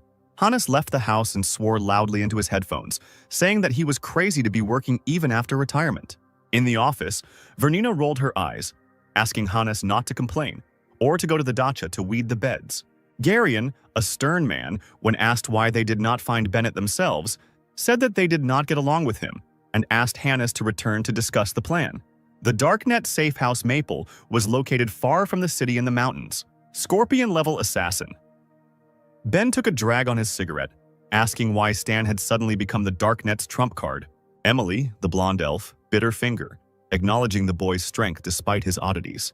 Ben didn't believe that the player was stronger, because he himself had been trained as a special agent in Raylan. The door to the room opened and the elderly woman bowed, letting Stan in. He greeted Emily's contact, saying that she was beautiful, but the girl waved her hands, capriciously asking him not to fall in love with her. Ben approached the guest, grinning and saying that he had heard about his combat services. Stan is said to be a legend, but there's nothing special about him. Emily tried to defuse the situation by asking not to compare the guys with each other. They had an important task, so first they needed to get acquainted with the data. There were 5 targets in total, all high-ranking officials who oppose the Darknet plan, and they are under guard at home and on the street. Stan carefully studied the location of the villas. The security forces and patrol routes were already designated there.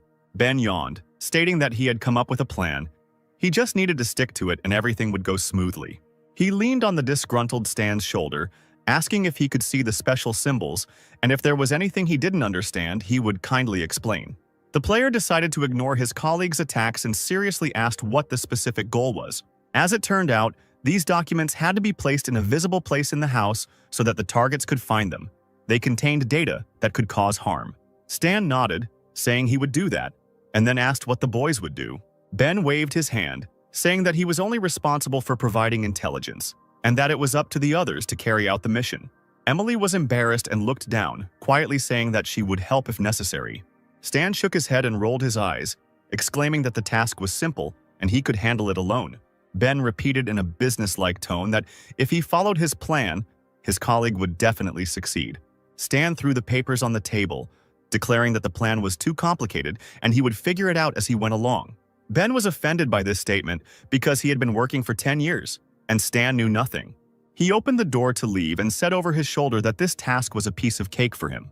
The blue-haired player clenched his fists, exclaiming that if Stan didn't follow the plan, everything would be ruined.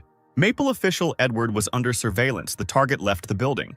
Even a fool would have noticed that his guards were everywhere, armed men in uniform. Stan watched the man from around the corner. He needed to sneak into the escort squad and wait for a good opportunity. I noticed one of the security guards who was carelessly staring at his phone during working hours. Stan moved quickly closer and injected the man with a special liquid into his neck. When the guard's body went limp, the guy quickly pulled him aside. There he undressed the employee, taking someone else's clothes. The guard, under the influence of anesthetic, will recover for several hours. Meanwhile, Ronnie was called, and Stan changed his appearance within seconds to answer the call. The guy was right next to the target. He needed to get to Edward's house and drop off the documents. Something appeared in Stan's peripheral vision, and he watched in horror as several missiles were fired at them from the window of a nearby house. 3 shells hit the cars, deafening explosions were heard, and flames engulfed the vehicles. One of Edward's guards survived and crawled towards the manager's car, trying to protect him. The next moment, a female figure appeared above him and shot the guard straight in the head. Edward, clutching a pistol in his shaking hands, looked out the window at the woman in horror. Vernina pursed her lips and irritably demanded that Edward leave. Otherwise, she threatened to smash his face. The man glanced at the distant building and saw the vague silhouette of a sniper there. The enemies tried to grab him. He sighed heavily, adjusted his glasses, and slowly opened the door to obey Vernon. A wounded Stan, in a different guise, emerged from a nearby car with difficulty. He gritted his teeth, trying with some difficulty to crawl away, thinking about who else needed Edward. Vernina saw a commotion to the side and noticed a man who turned out to be still alive. She walked towards Stan with long strides through the thick smoke from the burning cars. He quickly checked the system. Vernina was level 60 and was a master of artillery. The guy did not expect to see a boss of Bennett's level here. A man with such power must have ulterior motives for attacking the official. So first he had to escape. Stan tried to escape with lightning bolts. Vernina raised an eyebrow in displeasure and immediately pointed her weapon at the man. She couldn't let him escape. Shells flew at Stan, and their explosions scattered asphalt and parts of cars under his feet. The player gritted his teeth, glancing at the fighting lady. It was cruel. He extended his hand, summoned the blade, and immediately headed towards Vernina because she was forcing him to enter the battle. The first sharp blow barely touched the woman. She deftly ducked to the ground. The next one already hit the target. Vernina's head snapped to the side as Stan punched her in the temple. The woman jumped back and slid along the ground, amazed at the strength of Edward's guard. She let out a predatory cry, glaring angrily at her new rival. Stan looked at the woman and smirked. Even though Vernina was strong, his level was still higher. The stranger's smile made the proud woman incredibly angry. She raised her hand and called upon a windstorm. She grabbed her in her arms and the woman headed straight for Stan, threatening to teach him a lesson. Wishing her opponent death, the woman directed a strong blow at his chest. Blood poured out of the player's mouth, but the armor was still able to withstand other people's blows. It was only necessary to maintain a distance to slowly lose health. The electromagnetic armor blocked the blow, but the user took 68 points of damage. Meanwhile, the fighting Vernina swung for a new, even more powerful blow. Flying up to the man, she kicked him in the face with her left foot right in the air. Stan shook his head and ran to the side, quickly getting to his feet, still clutching the blade in his hand. Edward exclaimed enthusiastically that an incredibly valuable asset was hidden among his guards. Could he really be so respected in the government? Vernina jumped onto the hood of the burnt car, and Stan accelerated with the help of lightning. He tried to attack the warrior from below, but she deftly jumped up, blocking the blow. However, she still couldn't help but notice the extraordinary strength of this agent, and turning to Hannes through the earpiece, she asked for help in killing the guard. The old man aimed his weapon at the enemy from his hiding place, but Vernina was standing very close and they were moving quickly. He could accidentally hit the woman. Lowering the sight, the man cursed when he saw a line of SUVs. Reinforcements from Maple had arrived.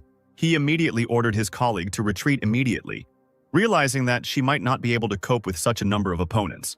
She nodded, saying that she understood everything, and flew up, looking for an escape route. Stan looked angrily at his opponent, wondering who Edward was to get 2 level 60 people interested in him. He decided that it was a secret plotline, and Vernina couldn't be allowed to escape. The guy picked up the sniper rifle lying on the ground and used the ability of Fiery Will. A fiery bullet shot through the shoulder of a woman who had already risen high above the ground. She pressed her palm to the wound and cursed foully, promising herself that she would remember the offender. The rest of the guards arrived, holding machine guns in their hands, and shouted that the enemy was running to the northeast. Stan, standing nearby, cursed, regretting that he had not shot the fugitive in the leg. Edward approached the guy and eagerly shook his hand, thanking him for saving him. Stan took advantage of the moment and slipped a flash drive into his pocket. The system announced that the task of transferring documents was completed. Stan smiled, answering the man that it was his job. Edward suddenly grabbed his palm with both hands, begging him to become his personal bodyguard and receive double pay, but the player had no plans to change jobs yet. He understood that Edward had some secret that forced two level 60 people to attack. The man asked Lieutenant Colonel Danny, who was nearby, if he had found out who the attacker was. The young employee told about Vernina, a former agent of Raylan. She had previously taken an active part in battles, one of the legends of that time, disappeared 10 years ago and only now appeared. Stan, having heard the girl's story, was surprised. He did not immediately understand who she was talking about. In the refugee camp that Bennett created in his past life, there was a large hill with 3 graves, and one of the gravestones had her name on it, possibly connected to a hidden storyline. Edward turned to Stan, asking him to go home and rest while Danny cleaned up the place. The man looked at the guard as he walked away. Something seemed suspicious about him. Why did the Secret Service hide such a person for so long? This cannot be left alone. Maple, Harry's estate, was heavily guarded after the incident. Stan watched the several armed guards carefully. He thought that all the officials were returning home, unlike Edward, who was always traveling somewhere. The main thing for the hero now was to finish the task and then go in search of Vernina. He made several jumps and found himself on the balcony of a building, under which stood one security guard. Before the man could make a sound, Stan plunged a needle with a special drug into his neck. A few minutes later, having changed into a security guard's uniform, the player changed his appearance. The player carefully made his way into the part of the house where the official's office was and opened the window. The flash drive with documents landed right on his desk. In the morning, the man would see what he had left behind. Having changed his appearance, Stan left this estate with a grin and headed to the next one. Now it's time to leave the flash drive at Sen and Miller's estate. Less than half an hour later, the device appeared on the official's desk. Stan left a strange house again. Everything he did was easy as pie. Next, it was necessary to penetrate the estate of the official Roger the Elder. Using the already familiar method, Stan immobilized the guard and changed his appearance. Having reached the right window, he climbed up the balcony, jumping inside into the room. Throwing the flash drive on the table, the guy smiled at his own thoughts. This was the last task. There was a rustling sound in the master's bedroom. He woke up for the second time that night, muttering that he could not accept his old age. The old man, going out into the corridor, turned his head, noticing something out of the corner of his eye. Someone's ominous silhouette was standing by the window. Roger was horrified and screamed in fear, but the next moment he felt strange. The old man's heart couldn't take the nightmare he had experienced in reality. He fell to the ground and soon became quiet. Stan looked in surprise at the notification from the system, which said that he had killed Roger Sr., receiving 1 experience point. At this time, Edward had already found a flash drive in his pocket and connected it to the laptop. He screamed in a daze that this was blackmail and immediately ordered the security to find out what happened to the officials who spoke out against funding the darknet. He replied that he had just come with news, each of them had been threatened, and Roger Sr. had died of a heart attack. Hearing such news, Edward turned cold. He realized that he would have to agree to the conditions of the bastards. Returning to the office, the wounded Vernina asked for help. There was a bloody bullet on the medical tray. The woman lowered her head in shame. She had inadvertently failed such a simple task. The colleague treating her wound shook his head, saying that Garion's intelligence was incomplete and it was his fault. Hannes barked that this was nonsense. In the Maple archives, Johnny was presented as a completely ordinary person, and it was not he who fought them, but someone who had nothing to do with Maple. When asked who it was, the old man began searching for something on the internet. Finally, he said that a darknet man was fighting them, and his target was Edward. Vernina knew that in the darknet only Bennett had such power. Apparently they had new recruits. Hannes crossed his legs and suggested that they get to know Bennett directly by dialing his number.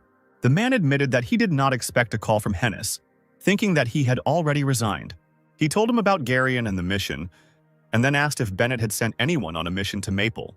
Having made himself some tea, the head of the darknet shrugged, saying that he didn't know who was luckier here. There was a silence and Bennett was asked who this man was. The man seriously warned his friends that they shouldn't mess with this guy, he could kill everyone. Vernina shook her head. Yesterday's battle was an accident. She would not take revenge on the fighter. Bennett said that the warrior's name was Stan, and that no one should get in his way. One of those present asked for help, and Bennett promised that he would ask. On the Maple border, the Darknet safe house was still discussing the news. Emily was shocked that Stan completed the task assigned to him so quickly. Ben was no less amazed, because according to his calculations, it should have taken the player at least a week. Stan waved his hand, replying that he didn't need anyone's plan. It was more like child's play, weeks away from something that could be used in a real fight. Ben's long days of work were devalued in a second, and he stood there with his mouth slightly open. Stan called Bennett and told him about some of the difficulties he had encountered during the mission. He knew that his subordinate would cope, and told him that the enemy Stan had met was his friend. The man was happy about the player's victory because when they met, he was much weaker. The guy was pleased and asked to continue the praise if Bennett called only for this. Bennett said that Hannes asked him to convey a special request for help to Stan. He was surprised and asked again, realizing that the hidden task had come into his hands on its own. It was worth calming down so as to behave naturally and not show extreme joy. The player replied that he could help, but it was important to know the details, since they were friends. There was no need to attach importance to a small skirmish. Bennett breathed a sigh of relief, replying that it was a worthy answer and now he was in the guy's debt. Stan said there was no need to rush, just remember your duty, that's all. A few seconds later, the player's call was redirected and Hennis appeared on the line. Stan lit a cigarette, asking the man what help the team would need. He replied that it concerned an undisclosed secret buried deep in history. The guy dropped his cigarette on the floor when he saw that the A-class mission, the main storyline of the planet Aquamarine, had been activated. There were 3 main storylines in planet Aquamarine. 2 of them were the war between the 6 nations and the organization Embryo, the creation of a refugee camp. Stan thought that it would be possible to learn the history of the planet, but now, a task has appeared that no one has activated before. A difficult one that killed 2 of the strongest people of Aquamarine. But since someone failed, there was no reason to refuse, and the player accepted the task. A little later, Stan met Hennis in person, who was grateful for the guy's response. He waved his hand and urged them not to fuss and to tell him about the details of the task. As it turned out, it was connected with yesterday's attempt to capture Edward. He had once participated in a secret project. Before the war, Maple was known for its soft politics. It was an ordinary and weak nation. When the war began, the government introduced policies that put enormous pressure on people, but many expressed understanding and contributed voluntarily. After the end of the war, officials refused to return to the previous system and increased pressure on the people. People could not continue to live like this. The situation inside the country was heating up, and the once soft policy disappeared. After Chancellor Ulrich passed a new bill on cruel extortions, popular indignation reached its peak, and many people took up arms. The rebels went to Ulrich's residence, threatening to seize him. The extremely expensive residence was destroyed to the ground. Ulrich, his wife and children, all around 10 years old, were tortured to death, recorded on video, and posted on the internet, which shocked not only the entire country but the world. Stan swallowed the lump in his throat and nodded. He had heard about what happened. Half an hour after Ulrich's death, special forces received orders to kill everyone who took part in the attack. In 2 days, the Maple government passed 24 strict laws. There was a decision to divide civilians into classes, which led to the mass expulsion of useless residents from large cities. People were deprived of their rights, while the government arrested and executed those who could threaten the country. As it turned out, Edward was one of the developers of those 24 laws. Stan raised an eyebrow, asking how this related to the secret he had voiced earlier. Until today, those dark events were quickly drowning in the darkness of the past. But as an eyewitness to those days, Hennis believed that all the secrets needed to be revealed. The player still didn't understand what the point was and what benefit the team would get from this. The old man shook his head. He didn't need any profit. People just had to know their history. Stan thought, despite the people's intentions, the task was extremely rare. The player decided to agree. Hennis handed over a folder of documents containing all the collected information. Stan took the papers. The task was open-ended and included many goals. The endings were different. The reward for the first round was pretty good, 350,000. The mission was a series of chain missions. The number and completion status of the missions determined the requirements for the next round of missions. Stan scratched his chin, weighed the pros and cons, and agreed to the offer. The boss smiled. He was happy with this news and hoped that the guy would surprise him. Another newcomer village was founded on the western continent. Player Bob told his interlocutor that lately everyone on the forum has been discussing NPCs, and he nodded, replying that on the ancient planet, players are considered messengers of the gods. On the magical planet, people were examined by witches, and they discovered that they had a talent for witchcraft, after which they began to be accepted into various academies of magic. And in Winterfrost, players were not touched at all. Jamie responded that it was better than risking being captured and chopped up by an NPC every day, and he barely escaped the research facility. Bob told a secret he heard from an expert that Stan's appearance on the planet Aquamarine was a kind of compensation for this. Jamie stared at his friend in shock, not believing he was telling the truth. He almost burst into tears, remembering that the player had been missing for a long time and might not return. Both looked up as they heard the sound of a helicopter in the air. They screamed when they noticed the helicopter, having seen it on the news many times before. It was Stan. He didn't come here with the most sincere intentions. The story mission can be completed slowly, but for now, it's time to profit from the simpletons who missed the player. As soon as the hero stepped on the ground, a crowd ran towards him. Some were just bored, and some wanted to buy a method of tempering strength or change their class to a mechanic. Stan was taken aback by the warm reception, but he couldn't understand why the players had become more welcoming. Bob winked at Jamie, suggesting that they tease Stan, but his friend replied that it was a bad idea. As if Stan got angry, he would kill the user in a second. Bob shrugged. It was just death. He would be resurrected many more times. Stan turned around when he heard an unfamiliar voice calling him. Bob folded his arms across his chest and challenged the NPC, asking if he had previously served the Star Dragon and now the Darknet, confident that Stan would panic. Hearing such insolence, the other users covered their mouths with their hands, thinking that they would now be stained with someone else's blood. Stan calmly replied that it was true, thinking that he had deliberately revealed the information. Bob bit his cheek. He was upset that the words did not touch Stan and decided to resort to more serious methods. He pointed at himself and exclaimed that he wanted to join the embryo and asked if Stan knew how to do it. The guy raised an eyebrow, immediately realizing that the player intended to provoke him. Bob immediately saw on the system screen that he had lost 3 reputation points at once, and the users behind his back were laughing. Stan wondered if he could help players choose sides since he had influence in the gaming community. He cleared his throat loudly to attract everyone's attention.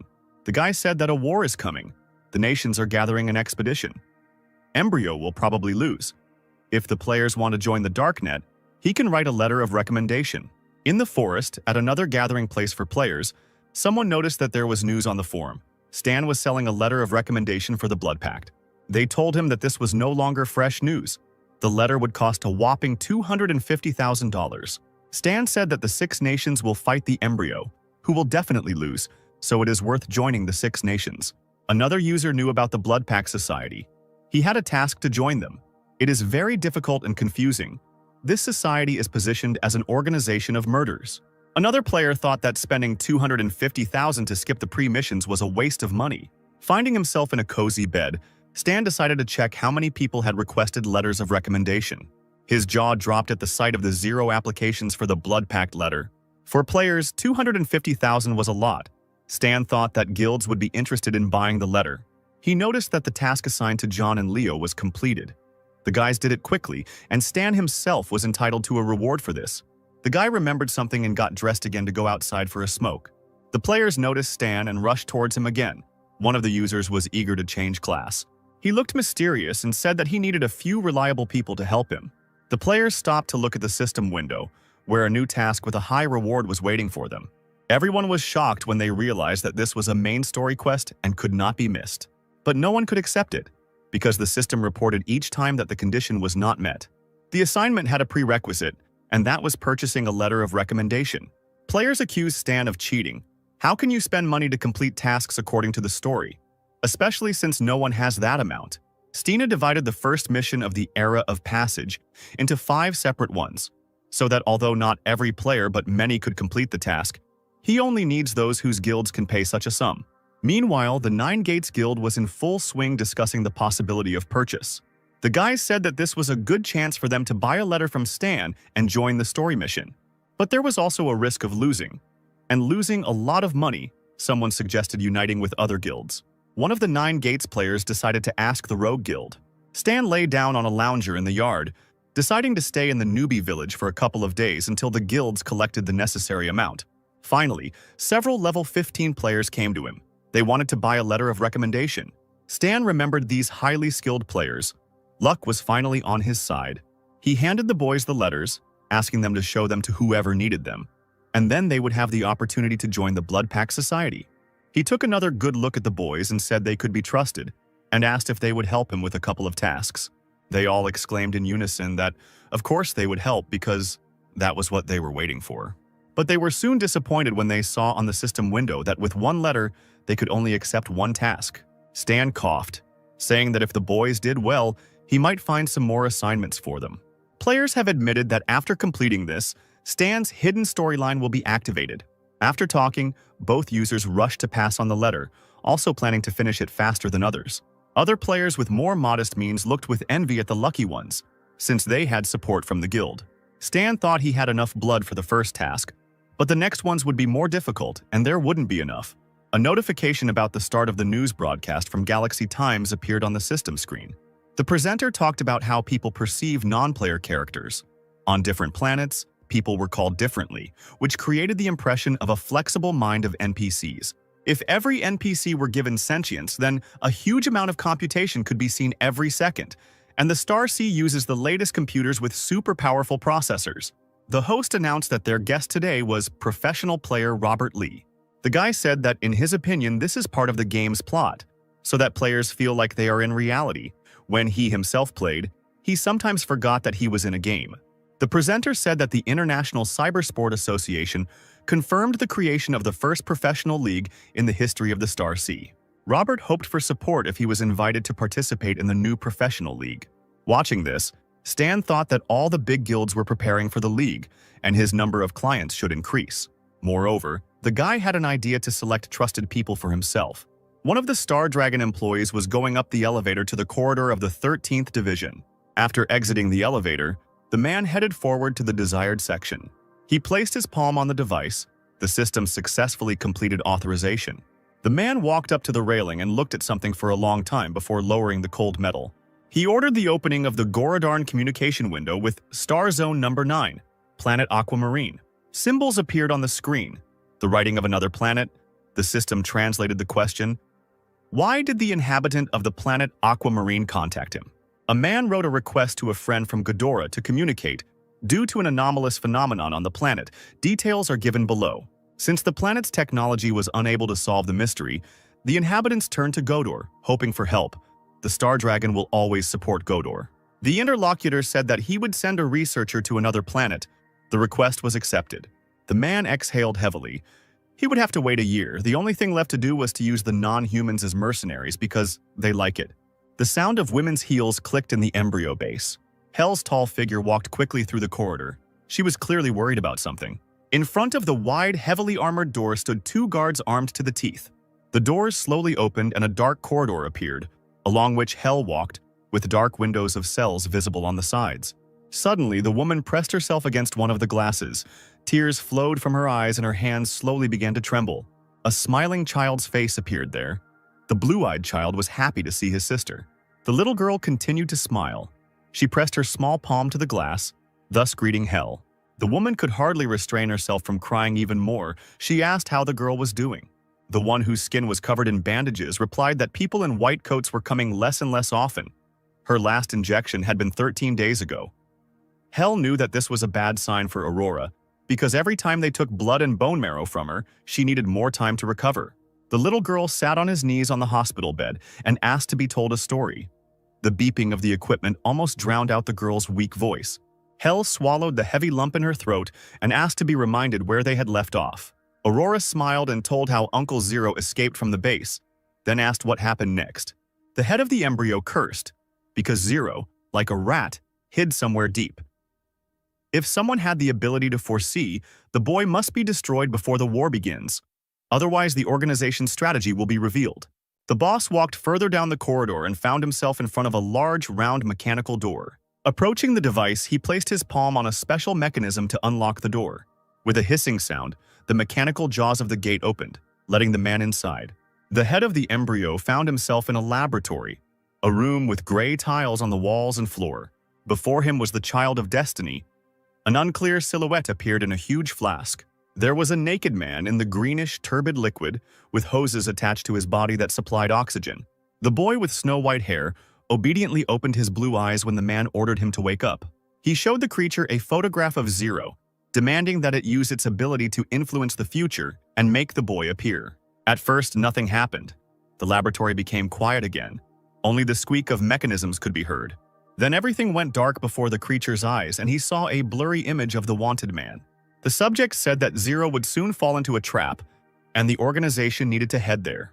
The boss of the embryo left the lab and immediately contacted Cyberlos, ordering him to launch the super soldiers. In a large room in green smoke, there were large armored boxes. The operator said that the time had finally come for his revenge and pressed the button on the control panel. One of the boxes slowly opened, revealing the strong body of a warrior to those present. A high-level soldier, Valkyrie test subject number 2, didn't wait for the lid to lift and tore it apart with his bare hands, screaming loudly. He bared his teeth like a beast, shouting loudly that he would kill Zero with his own hands. Stan, who was just flying in a helicopter through the snowy mountains, sneezed loudly. The user rubbed his nose, wondering who was bringing him up again at such an inopportune moment. The system showed him the total amount of experience the player had accumulated for teaching the skill to players.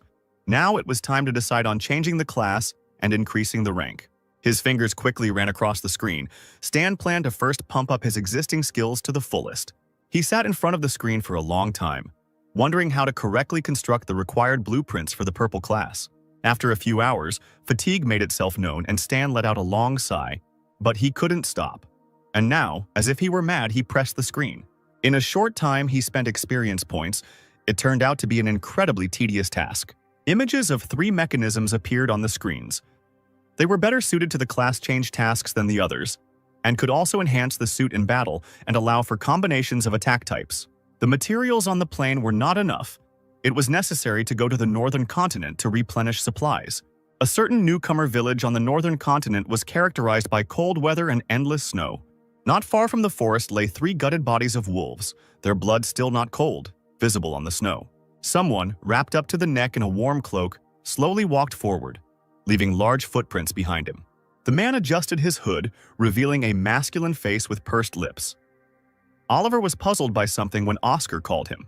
He only asked how things were going, while another interlocutor heard that the Esports Association had confirmed the creation of a professional league for the Star League. Oscar said that he had transferred to the Warrior class. His comrade wanted to fight together in the league against foreign celebrities because he had an extraordinary ability, but Oscar turned out to be. People raised their heads when they heard the noise of the helicopter. They immediately ran out to the square. They had been waiting for Stan's arrival for a long time. Finally, the helicopter landed on the crunchy snow, and just like everywhere else, the player was greeted by an enthusiastic crowd. Stan came out and was pleased to see level 18 players. He needed to quickly go around all the villages before someone realized that the method of improving strength was a scam. 3 particularly active players pushed everyone aside to be the first to change their class. Stan stood in front of the new spectators, looking them over carefully, and they greeted the long-awaited guest. Oscar approached the guy with a bag slung over his back and seriously said that he wanted to buy a letter of recommendation. Stan looked at the guy. He was a professional player. It was very opportune to give him a task to test his strength.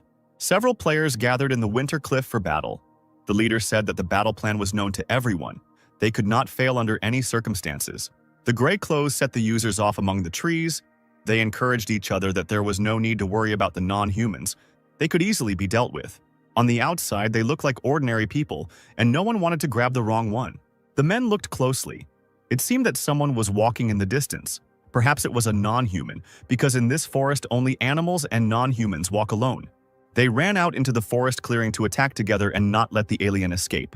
The leader of the group suddenly slowed down and barked at the others to stop immediately. The guys, clutching their weapons in their hands, drooped, not understanding what was going on. The man felt a drop of sweat running down his forehead from the tension. He saw a non-human. The famous Stan stood before them, dissatisfied with this reception. Streams of sparkling lightning immediately ran across his body. Special mechanisms in the form of small shurikens rushed towards the people. The guy asked what this group was doing here. The man was shocked by such a quick attack and thought that he was already dead. Then, the whole group fell to the ground, covering their heads with their hands. The leader croaked that they were from the Alamera family. They were sent to capture the non-humans. They did not wish Stan any harm. The player thought, scratching his chin, last time he helped Luke attack them. No wonder Stan was feared now. He nodded and ordered the men to return to the elder and tell him that he would be visited soon.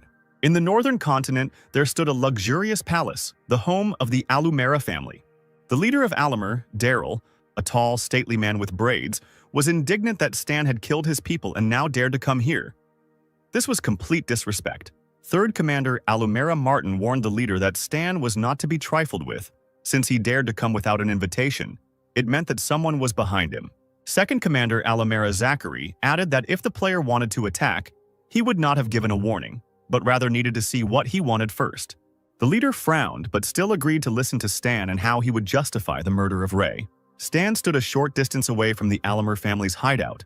He knew that some of the strongest commanders on the northern continent were here. One day the boy treated them cruelly, but received no response, and the guards soon noticed his approach. The guy's slender figure aroused respect and fear among the locals, although he did not behave threateningly. The guards immediately pointed their machine guns at the player, exclaiming that entry was prohibited. But Stan just shrugged, saying that it would work anyway, and one of the guards muttered that it was making things difficult for them. Before the trouble began, Lucas came out to those present and ordered the guy to be let in. He said that he had heard about the upcoming visit, and this surprised the commanders because unpleasant events had occurred not long ago. A line of armed guards followed Stan all the way to the palace entrance. Luke hoped that the guest had friendly intentions, since he came himself. The guy just smirked. He knew from intelligence that this family participated in the faction fight every year. Instead of answering, he turned to Lucas, asking which faction he belonged to, the house or the others. The man cast a tense glance at the guest, briefly replying that he was simply an ordinary member of the Alumer family. This only amused Stan. Of course, he didn't believe other people's words. Meanwhile, the delegation was approaching the reception room of the leader of Alumer. 3 local players, going about their daily business, peered intently at the small crowd that was walking towards them. One user named Thomas was just waiting for an opportunity to quit boring tasks. He called on others to see if there would be an opportunity to run a couple of tasks. A group of players immediately hurried towards the delegation, almost blocking their way. Thomas and user Lawrence were dumbfounded when they saw Stan himself in front of them. Lawrence was surprised by the guy's appearance because a few days ago he was in the newcomer's village. Judging by the expressions on the faces of those around him, everyone here felt hostility towards him. Lawrence's friend clapped her hands together, saying how lucky they were to get a sudden storyline that would lead to hidden quests. The players saw that Stan had entered the reception area of the 3rd zone, which was closed to the rest of the players. The guest was greeted by all the heads of the family, along with several commanders. Stan had not stood in front of them for long when the chief finally ordered a chair to be brought to him. The guy quickly sat up and crossed his legs, asking why no one wanted to introduce themselves. Daryl slammed his fist on the armrest and cursed at Stan, accusing him of attacking his property in Green Valley Village and killing his people. The guards immediately turned to the calmly sitting guy, pointing their guns at him. He didn't even flinch, just smiled, saying that he had a reason and let Alamer announce his cooperation with Embryo. Daryl brushed off the accusation. Stan was talking nonsense. They were never in cahoots with the organization. Stan revealed that Zero, who had a huge bounty on him from Embryon, was a member of the Alumera family. Daryl cursed and accused Stan of being crazy, since the reward was for someone else entirely. Stan shook his head. He didn't believe it, after all. We were talking about the intelligence organizations of the 6 nations. The guy believed that the family was helping the Embryo find the wanted man, or even were looking for him themselves.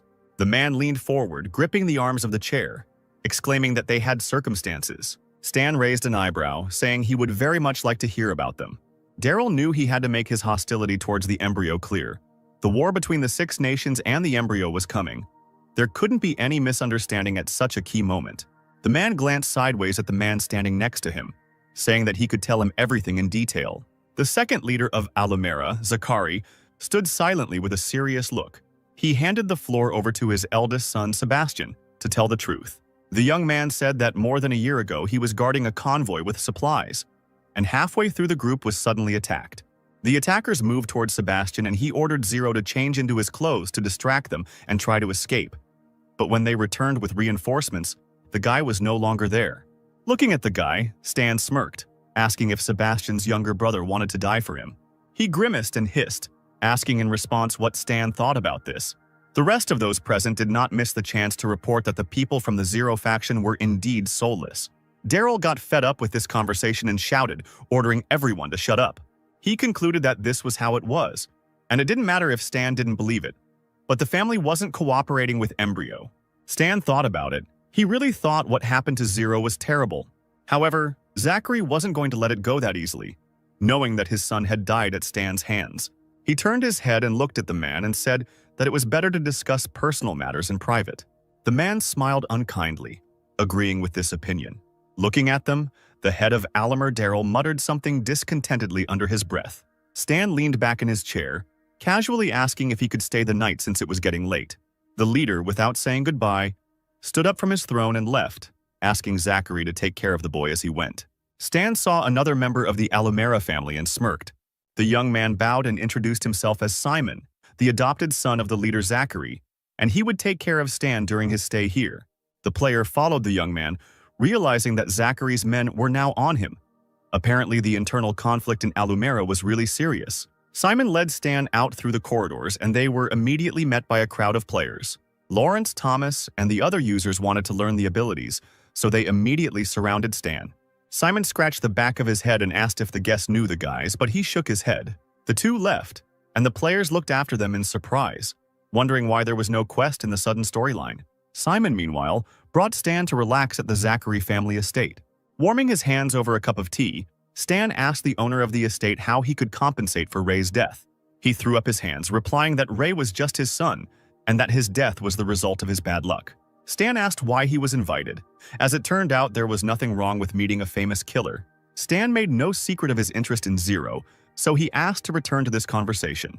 The man said that it was his extremely untalented son who unexpectedly became a criminal, for whom Embryon had appointed a monetary reward. Sebastian added that he thought he was dead, but still, the unkind man lives long and intends to cause trouble. Stan frowned, suddenly asking if he was considered troublesome too. Sebastian was even genuinely surprised by this question. Zachary cleared his throat, stating that it was too late and the boy needed to rest. A little later, Simon approached the player with a folder in his hands, saying that there was information about Zero here. His father asked him to give it to the guy. The conflict with Alumera has been resolved, and Stan has already learned everything about the original owner of the body. The family does not want to conflict with him. There is no point in provoking hostility. Stan smirked, wondering how Alumera would react if she knew who he really was. Daryl's son returned to the mansion to tell his father everything. After bowing, he reported that Stan had left Zachary's estate. The meeting had lasted 1 hour and 30 minutes. This made the chief very angry. Zachary became more and more disobedient. He even dared to meet Stan behind his back. The boy asked if his father wanted to teach Stan a lesson, but they both knew about the prohibition against provoking him. The guy exclaimed that the player had the audacity to do whatever he wanted on their territory. Daryl angrily jumped up from his chair and slammed the table with all his might, demanding that his son not mess with Stan. He got so angry that he even chased the guy away, ordering him to get out. Early in the morning, the sun rose over the mountains, illuminating the houses of the heads of the families. Stan was already awake and just now stretching sweetly, with difficulty suppressing a yawn. He noticed some movement off to the side and saw a lot of armed guards. They were shouting that the leader was killed and that Stan was probably behind it. The man was found dead in his chair. A bullet through his eye pierced his brain and exited through the back of his head. He died instantly, and there were no signs of resistance. The killer acted very quickly. Stan looked over his shoulder at the whole family, who were devouring him with their eyes, because they thought that the killer was in front of them. Daryl's son Lagos couldn't help but shout that Stan had to be grabbed. But at that very moment, Zachary blocked the guard's path, calling for them to wait. He decided that something was wrong here. Since Stan had come to visit, he had no reason to do something like this. Lagos shouted that it was a trick, but Zachary countered that the murder could have been done quietly. The boy almost attacked his uncle with his fists, asking whose side he was on.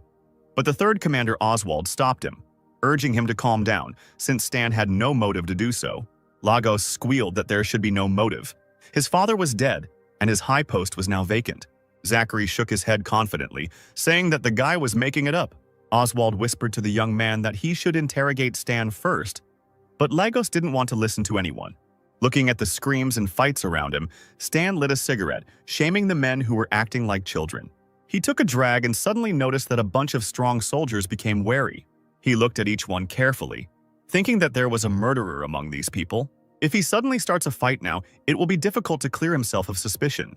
Daryl was discovered not long ago. Alumera's people still have not conducted a thorough investigation of the crime scene, and yet the killer could have left evidence. Lagos pointed his finger at Stan, ordering him to hand over his weapon and surrender. Zachary added that they will prove the guy's innocence if that is indeed the case. But the player was not going to give up just like that. He shook his head and suggested that the people of Alumera disarm. He was already surrounded by many warriors with weapons at the ready. Lagos cursed, exclaimed that they dared to doubt his courage. A man in a security guard's uniform appeared from behind the door and shot his colleague in the chest. Stan realized that he had been set up. Meanwhile, the armed defenders of the Alumera family ordered to shoot at the guy. He immediately created a protective dome of lightning around himself, preventing the bullets from hitting him. Then he removed the dome and used one of the sharp-edged mechanisms he had stored away. These things flew around the guards, distracting them and preventing them from aiming. Stan noticed the man shooting from around the corner and rushed in that direction, intending to interrogate him. Running out into the corridor, the player was shocked to see only a cooling corpse with a broken head. The best warriors were sent in pursuit of the criminal, who the family considered dangerous. A level 45 Esper and 2 D-rank superhuman fighters were already flying to punish Stan. The guards gathered together and, on a single command, began to shoot to kill. The bullets crossed each other, trying to capture the nimble Stan, but it was all in vain. The mechanisms he launched at the warriors dug into their bodies like sharp blades, forcing them to let go of their weapons. A level 45 Esper with fiery fists pounced on the guy, wishing him death. Stan even began to heal himself. With his abilities, it wouldn't be difficult to kill the soldiers, but it would be difficult to remove suspicion from himself. Esper saw that the lightning attack was rattling on the enemy's palm. He couldn't even resist cursing out loud. Stan knocked the warrior to the ground, striking him with lightning every second until blood flowed. The mask slid off Esper's face, and he coughed heavily, spitting out blood. Seeing that their comrade was in trouble, the rest of the superhumans decided to attack the enemy in a crowd. Stan quickly got his bearings and attacked the first warrior with a fiery fist. Then the second guy also flew to the side, receiving a powerful kick to the stomach. The third Superman was also thrown into the distance by the player's attack. All the strongest warriors of the Alamera family lay on the floor in the dust, coughing loudly. The beaten guards also realized that they had lost when they had no strength left to attack. Lawrence, Thomas, and the rest of the townspeople who watched the battle marveled at Stan's strength as he defeated 4 high-level NPCs at once. Lagos had been hiding behind the shelves all this time, shaking, realizing that even 4 guards were no match for Stan. He was distracted and did not notice that he himself had become a victim of the enemy's sharp mechanism. He defiantly shouted that he had not killed Daryl, but he wanted to wait until the family found the killer, and that he should not raise his hand against the guy again.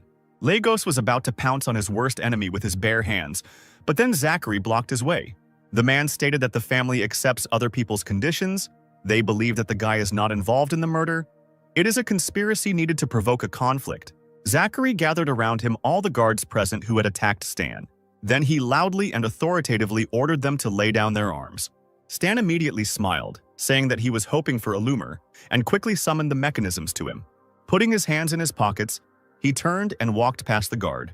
He walked towards the door to the silent accompaniment of those present. Lagos still couldn't calm down and swore, calling for the enemy to be stopped. Martin scratched his head uncertainly. He thought that Stan had spared them and expressed a desire to stay. It was unlikely that he was a killer. When Stan found himself outside the palace walls, Lagos only laughed at the man's naivety, replying that the guy didn't dare kill everyone else, otherwise he would have become an enemy of the Darknet. He just needed to clear himself of suspicion. Stan saw that he had launched an urgent puzzle quest, the real killer. He had to find the killer and perform a skill, with a random ability reward. The players also saw the description of the task on the system screen and thought about which side to choose. The trio rushed towards Stan as fast as they could. They wanted to help the living legend of the game.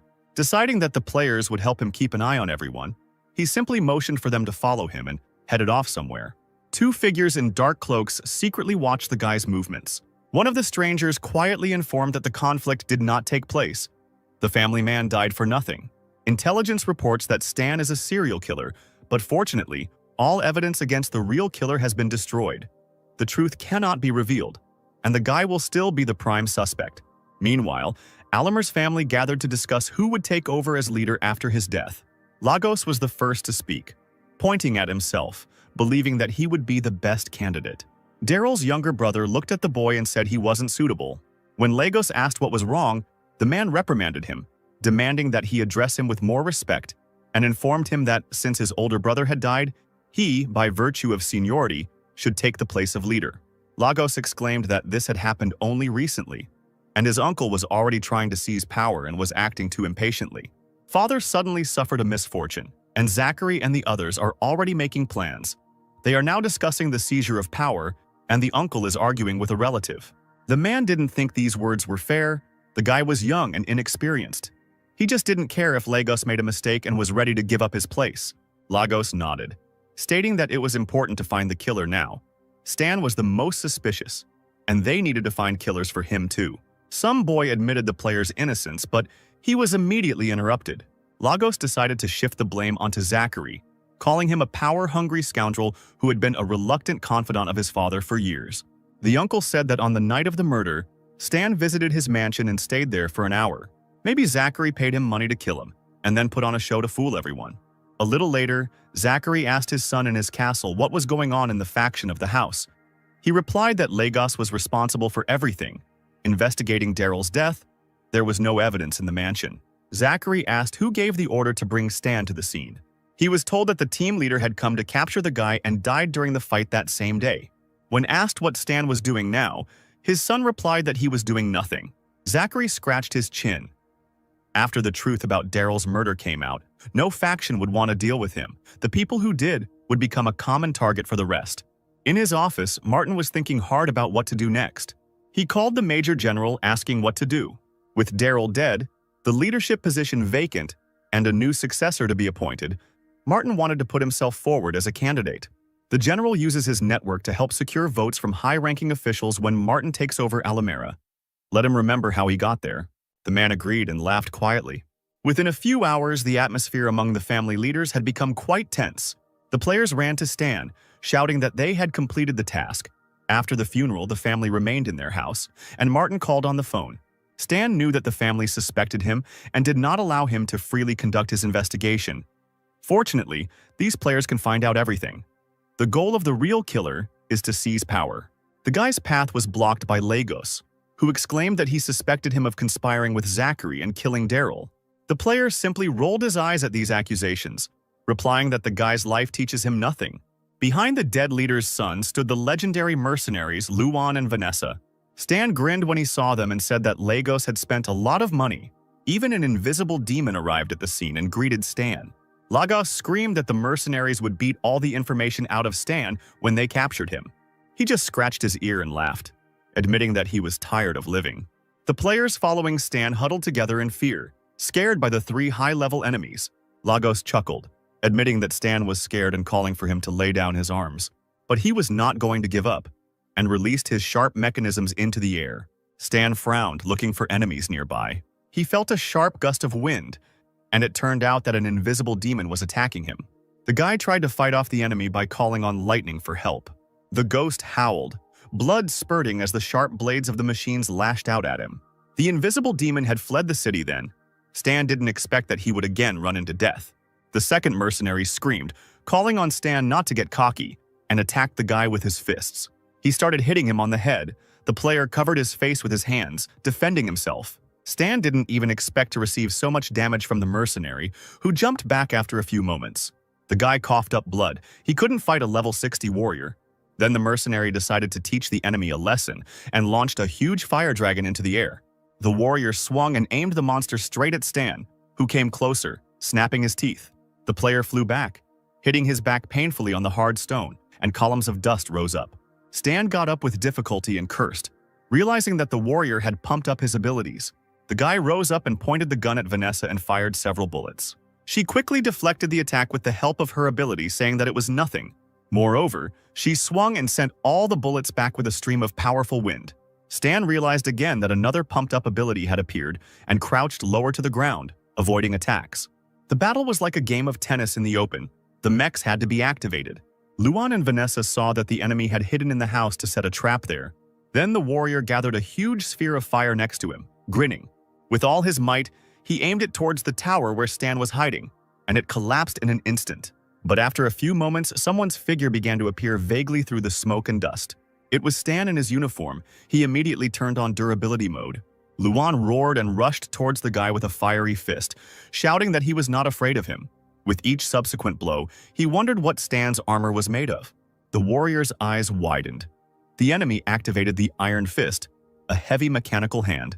The mechanism hit Luan hard in the face, almost shattering his bones and causing unprecedented damage. The man lay there, unable to turn his head and coughing violently. Stan leaned over him, saying that tigers don't behave arrogantly, and that they had really mistaken him for a sick cat. Vanessa clenched her fists when she saw her friend in such a state. She became incredibly angry, screaming that she would not spare her enemy and rushed towards him. The girl slammed her palm into the ground, shattering the stones, but still didn't get Stan. She tried to attack the player with a fiery fist, but he deflected the other player's hand, and Vanessa would not be able to penetrate his armor. Now it was Stan's turn to show the warrior his skills, and Vanessa flew back from the blow. She wanted to run away to the side, but the player quickly caught up with the fugitive, aiming his foot at her. The powerful impact of the suit, coupled with the lightning, caused Vanessa to fall onto the hard stone. Luan's voice was heard. He woke up and rushed towards Stan to try to get him away from his friend. The player immediately pulled out his gun, using his flaming will, lethal and critical strikes, and overload to attack. And although Luan received high damage, he still did not die due to his strong armor. But the surprises didn't end there. Stan was going to show his opponents the power of his special attack. The mechanism on the boy's hand hit him so hard that Luan coughed up blood again and flew back. Finally, a system sign appeared, stating that Stan had killed Luan and received 115 experience points. Vanessa brushed away her tears and tried to run away. She had never heard of such a strong fur before and realized that Stan was no match for her. The invisible demon noticed her escape and rushed after the girl. He cannot stand alone. Stan had no intention of letting go of the enemies, targeting them with special mechanisms. Small bombs surrounded Vanessa. She stopped in fear, trying to fly away. The demon screamed in fear, looking at the bombs, not understanding what they were. The devices began to explode, making a nasty noise, and Vanessa quickly covered her ears. The bombs had an effect on the invisible demon, and it was unable to stay in the air. As it turned out, Stan dealt him 360 points of damage. Vanessa was barely able to stand on her knees, coughing harshly, thinking that she had bought herself a little time. Then Stan activated the electromagnetic shredder gloves. He ran up to the girl and, swinging his arm, hit her in the face. This blow killed the warrior. The player received 175,000 experience points. The three players watching their leader admired him. They were glad that they took his side. Stan slowly approached the frightened Lagos. It was time to settle the score. He shouted that he couldn't be killed, but the player reminded him that he had already forgiven the guy once. Lagos, seeing the mechanisms rising up, did not take his eyes off them, exclaiming that he was responsible for the function of the house. The guy didn't even have time to finish speaking before a sharp mechanism flew past and cut the thin skin on his neck. He, without even screaming, fell to the ground like a rag doll. So quickly did the life leave the boy's body. The people of the Alumera family stepped back in shock, one of them exclaiming that Stan had killed the chieftain's son. Stan didn't even bat an eyelid, turning off the mech's armor and simply asking what the problem was. In front of him lay the bloody corpse of a young man, at which his uncle and the rest of the family looked on silently. Todd, Daryl's younger brother, revealed that the faction of the house is now under his control, and Lagos attacked Stan for personal reasons.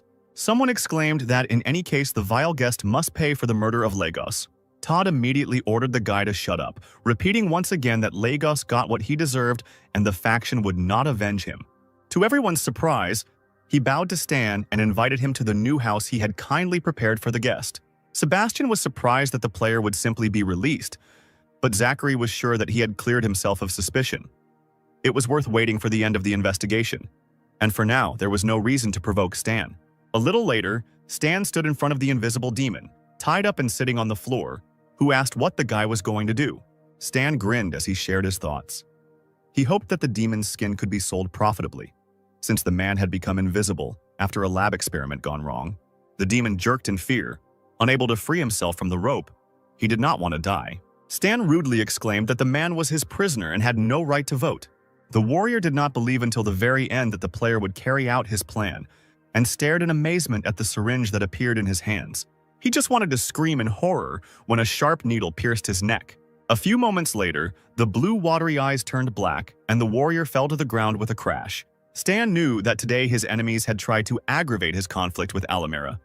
But now that was in the past, the culprit would either stop or continue to hide. The guy sat down by the fireplace and called up the system window, irritably scrolling through the records.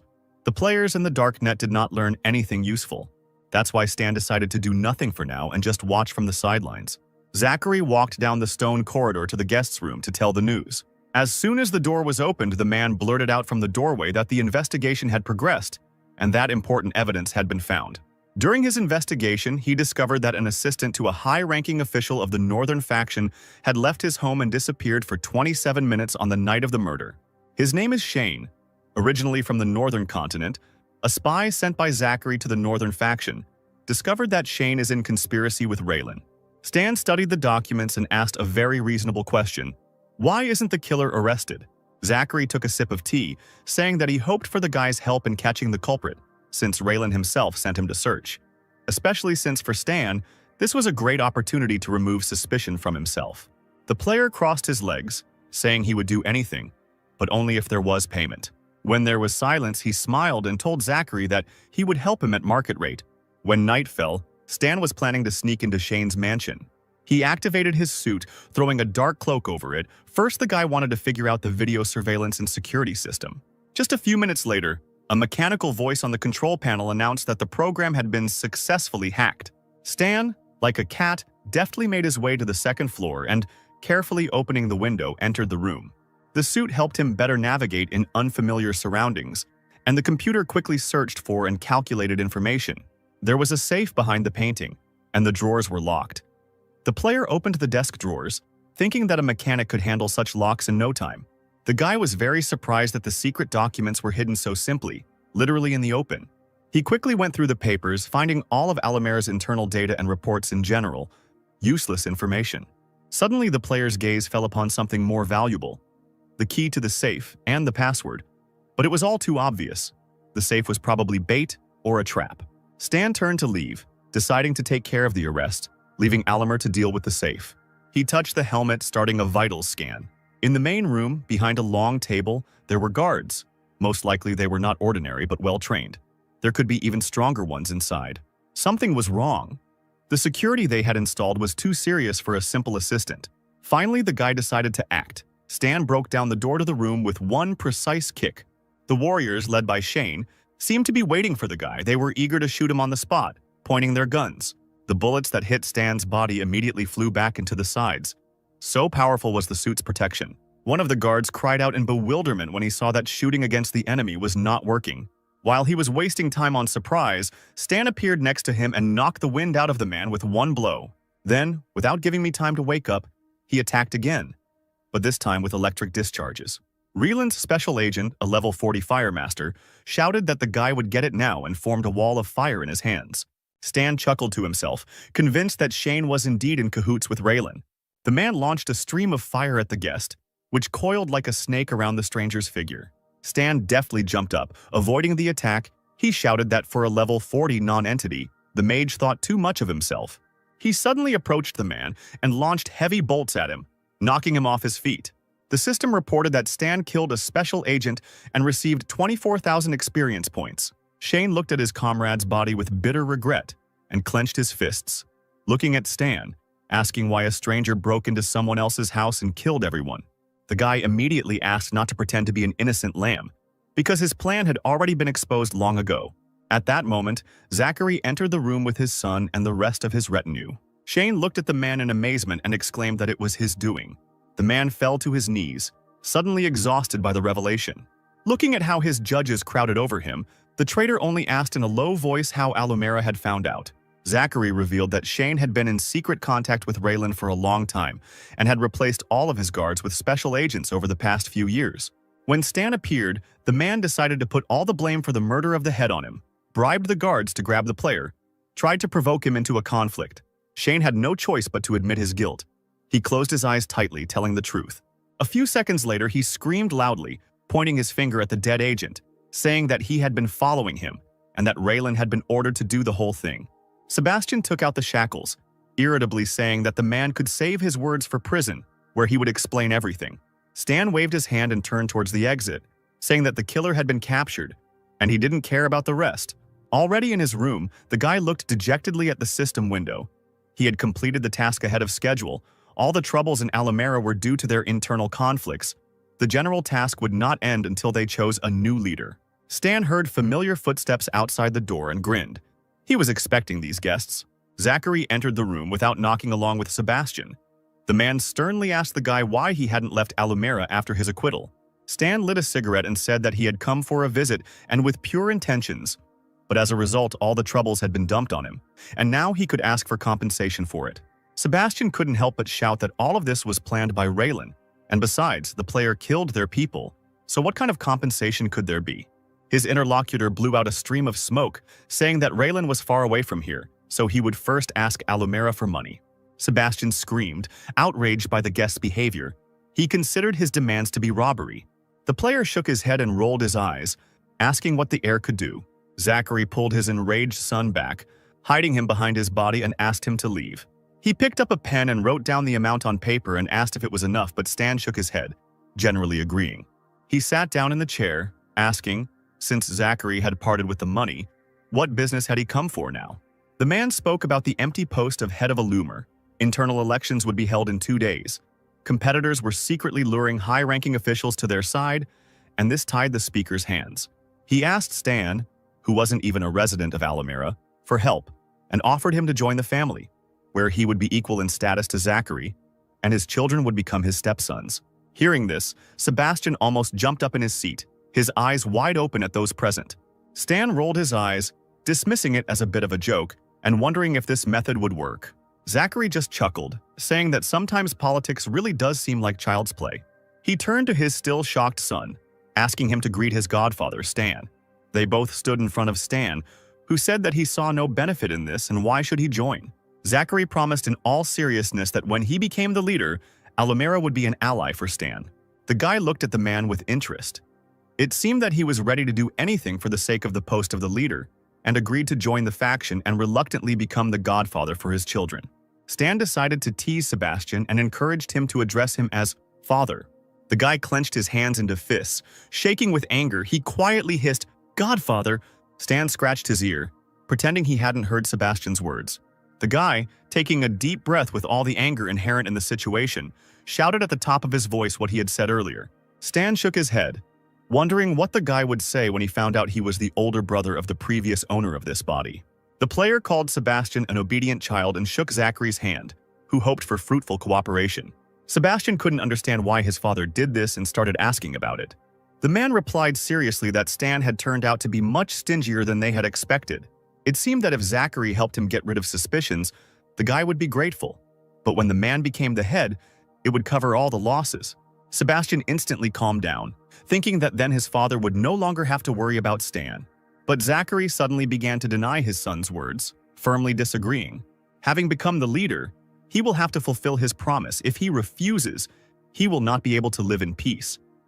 Stan is very strong and will be able to keep all the factions of Alumera in fear. We must keep him on our side. And even though Sebastian knew how disgusted his father was, and that thoughtless actions could ruin the whole plan, he still clenched his teeth to keep from bursting into swearing. That same evening, all the factions, along with the invited Stan, gathered in the meeting room. Daryl is dead, and now every faction is openly fighting for his place. Stan hid his face behind a deep hood, occasionally glancing around at those present. There was a loud bang from the judge's special ceremonial gavel. The meeting was opened by the head's brother and the second leaders. Todd said that he was running for the position of head of the family, along with Simon, Zachary, the third chairman, and Mr. Angleton. The rest of the family members began to approach the men sitting at the tables at the head of the room in a line. Everyone threw a piece of paper with their name into a transparent bowl. Martin looked down on everyone because he had made arrangements with high-ranking officials and was confident of victory. Finally, after some time, everyone who wanted to dropped sheets of paper with their names into the bowls. Martin almost broke the cup when he saw the paltry number of votes, just like his opponent. Zachary was surprised that the condition of voting for him was not kept. Only Todd looked contentedly at the chest filled to the brim. The man smiled, thanked for the trust, and promised not to disappoint his voters. There was a cry for them to wait, and the crowd turned towards the sound in disapproval. Stan came out to Todd, taking off his hood. He arrogantly announced that he had objections. The man did not hide his displeasure at meeting the annoying guest, and looked at him with disgust.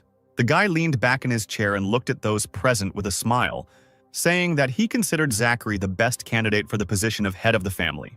Todd angrily shouted at Zachary for daring to invite an outsider to participate in the family's affairs, since this was against the rules. He grinned and replied that Stan was not an outsider. He was a member of the faction. His children already called the guy Godfather. At that moment, all the young people standing nearby bowed low to Stan, calling him Godfather. They gathered behind the player with a threatening look, and he asked defiantly if anyone else wanted to throw a ballot. Almost everyone in attendance jumped out of their seats and stood in line, exclaiming that they wanted to vote for Chief Zachary. The man modestly lowered his eyes as people approached him every now and then to congratulate him and shake his hand. Martin was incredibly angry because so much had been paid to bribe officials, but all this was nothing compared to Stan's mere presence. That same evening at Zachary's estate, the man honored Stan, who had helped him.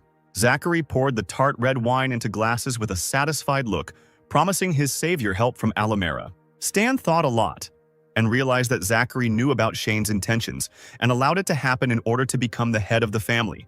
While everyone doubted the player, he alone believed and took advantage of the opportunity to gain someone else's favor. I wonder why Zachary didn't use Stan's power to suppress the other contenders for the position of leader. Zachary was stunned when he heard that he could not be called a killer. He was the oil that ignited the flame for his own purposes. Zachary gathered his courage and took a sip of wine, saying that it was an interesting theory, but it was not true. It was just Stan's speculation. The guy leaned forward, saying he didn't need proof. If he thought it was true, then it was. Zachary lost control of his emotions again and looked at the player in surprise. Stan leaned across the table, his expression becoming even more menacing. The guy poked his finger into Zachary's chest, telling him forcefully that he could take back everything he had borrowed from him at any time. The man was covered in sweat and trembled violently at the prospect, looking down at his feet. Stan sat down in the chair, and as if nothing had happened, asked what his interlocutor would do now that the leader had been killed. Zachary exclaimed that he would make the killers pay. Alamera would pursue and kill Raylan's scouts, in every way preventing them from getting back on their feet. Stan nodded in satisfaction, hoping that Zachary's reign would be pleasant. When the player left, the man loudly put the glass on the table, his hands shaking. A worried Sebastian burst into the room, asking if his father had called him.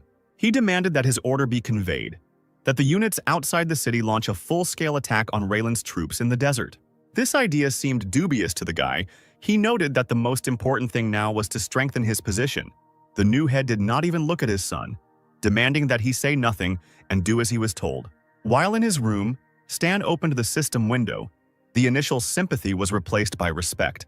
Zachary compromised, and he could now complete the task. At the system's request, the guy indicated the identity of the real killer, and then the opportunity presented itself to learn a random ability or skill. Stan decided to choose the ability, since there is a chance to get a rare one, or even one that improves the body. The randomization was complete, and now it was necessary to choose one of three options: double activation, call of nature, or frost resistance. The first and last abilities are good, but the priority was call of nature. This ability will be extremely useful in version 2.0. The main plotline of the 2.0 version was the mutation disaster. An alien virus appeared, causing mutation of animals and plants on many planets, including Aquamarine. Later, the medicine was invented by a superior civilization. Stan can get the antidote ahead of schedule and complete the storyline 2.0 to quickly advance the mechanic class in the version 3.0. The player shook his head sharply, deciding to leave the affairs of the future for later and now do what needed to be done now. Stan looked out the window, looking at the snowy landscape. He realized that it was time to leave, even though he stayed here for a couple of days, having received only benefits. The boy's godsons escorted him to the car, respectfully opening the door for him. Standing behind the car driving off into the mountains, the guys bowed low, wishing their godfather a good journey. Stan reached the northern continent at the Darknet outpost. He told the guards that he wanted to hand over the invisible demon, for whom a reward had been announced, to the organization. The demon was lying on the floor tied up, with Stan holding him down with his foot when the guard asked where the man was. Stan kicked Demon in the shoulder with all his might, and he cried out in pain, glaring at his tormentor. The guard almost started stuttering when he heard the creepy voice. He promised that the money would be transferred to Stan's account. Seeing the amount on the system screen, the player chuckled. That wasn't bad at all. He decided to go and see off the simpletons one last time. Then he could return to the southern continent. On the street, the discouraged guy was met by players with bags of gold. They asked what his mechanical suit was called and whether it was for sale, and also asked to be transferred to the mechanic class. Stan let out a tired sigh, replying that the suit was not for sale, and those who wanted to change classes would have to stand in line. The players nodded and obediently stood in one long line in front of their leader. They were glad to finally change classes because they were waiting for Stan specifically for this. When the sun set over the horizon, Stan was able to rest. The players were incredibly active. He decided to check what was new in the information space and opened the system window. A video of him participating in the battle appeared on the screen, and the Galactic Times published the recording. The guy lit a cigarette.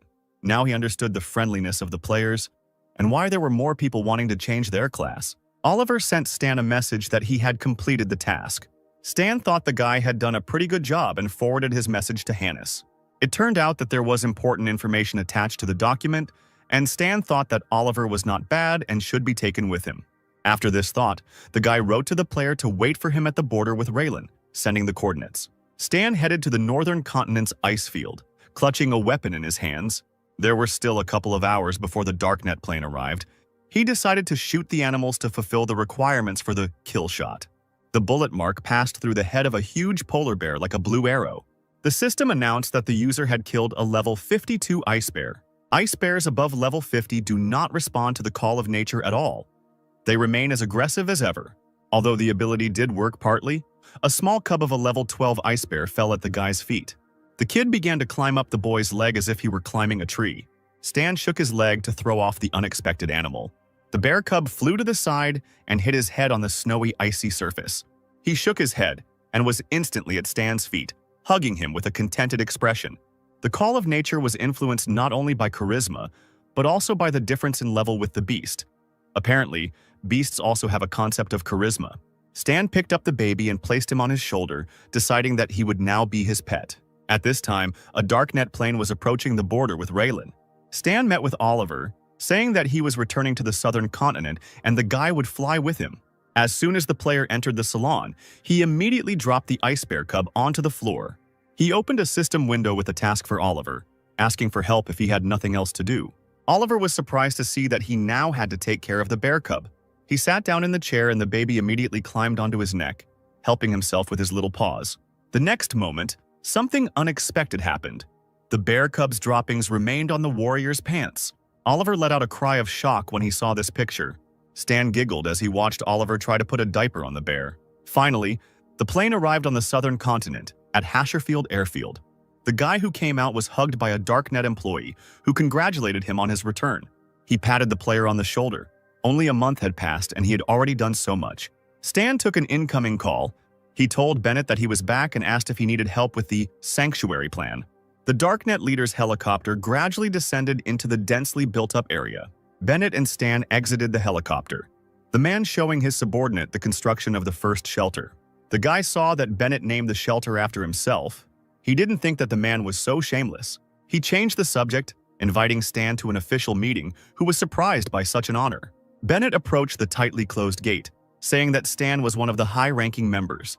He asked if the guy would disappoint him. He smiled. He had never done anything like that. The first sanctuary is a test project. The basic construction should be completed within a year. It will house amenities and infrastructure for residents. In case of an attack, the walls are equipped with protective mechanisms. Bennett wanted to build similar structures on every continent. Stan noted that one shelter was already too expensive. If the Darknet can preserve civilization, the costs will be negligible. The player chuckled, saying ironically that he almost saw a halo of divine light above the boss's head.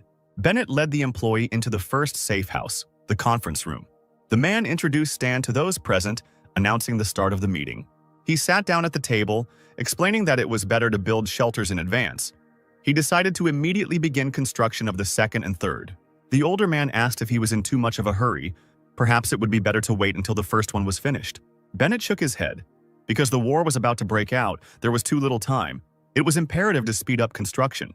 Then the old man asked who would be responsible for the second shelter. Bennett pointed to the young girl sitting next to him, Xena, indicating her duty. The head was supported because Xena was a talented acting headmistress of the Darknet and was ideally suited. Unexpectedly for Stan, Bennett made him responsible for the third shelter. The guy was truly amazed at the level of trust in himself, because managing the shelter was not that easy. Those present also did not understand why Bennett decided this, because Stan had little experience. The man looked straight at everyone, saying that the shelter needed someone with extraordinary strength to guard it. If his colleagues had someone else in mind, they could tell him. There was silence at the long table. No one could suggest another candidate. The system announced to Stan that he was now jealous of the third shelter and received an A-rank task. Bennett said the base would be located in the ruins of Grey Metal, and Stan had his little secret base there. But there were also some small problems. Due to lack of funds, the guy will have fewer workers than the first and second shelters. Sensing something was wrong, Stan asked in a muffled voice how much.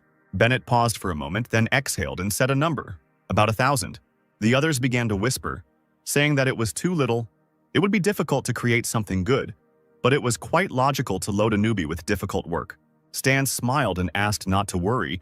He could build a basic model in a month, but only on one condition. Bennett immediately beamed, asking what he could do, and Stan demanded that the third shrine be named after himself. Since Stan doesn't have much experience, and everyone present participated in the construction of the first sanctuary, Bennett decided to appoint one of his colleagues as a consultant and assistant to the guy.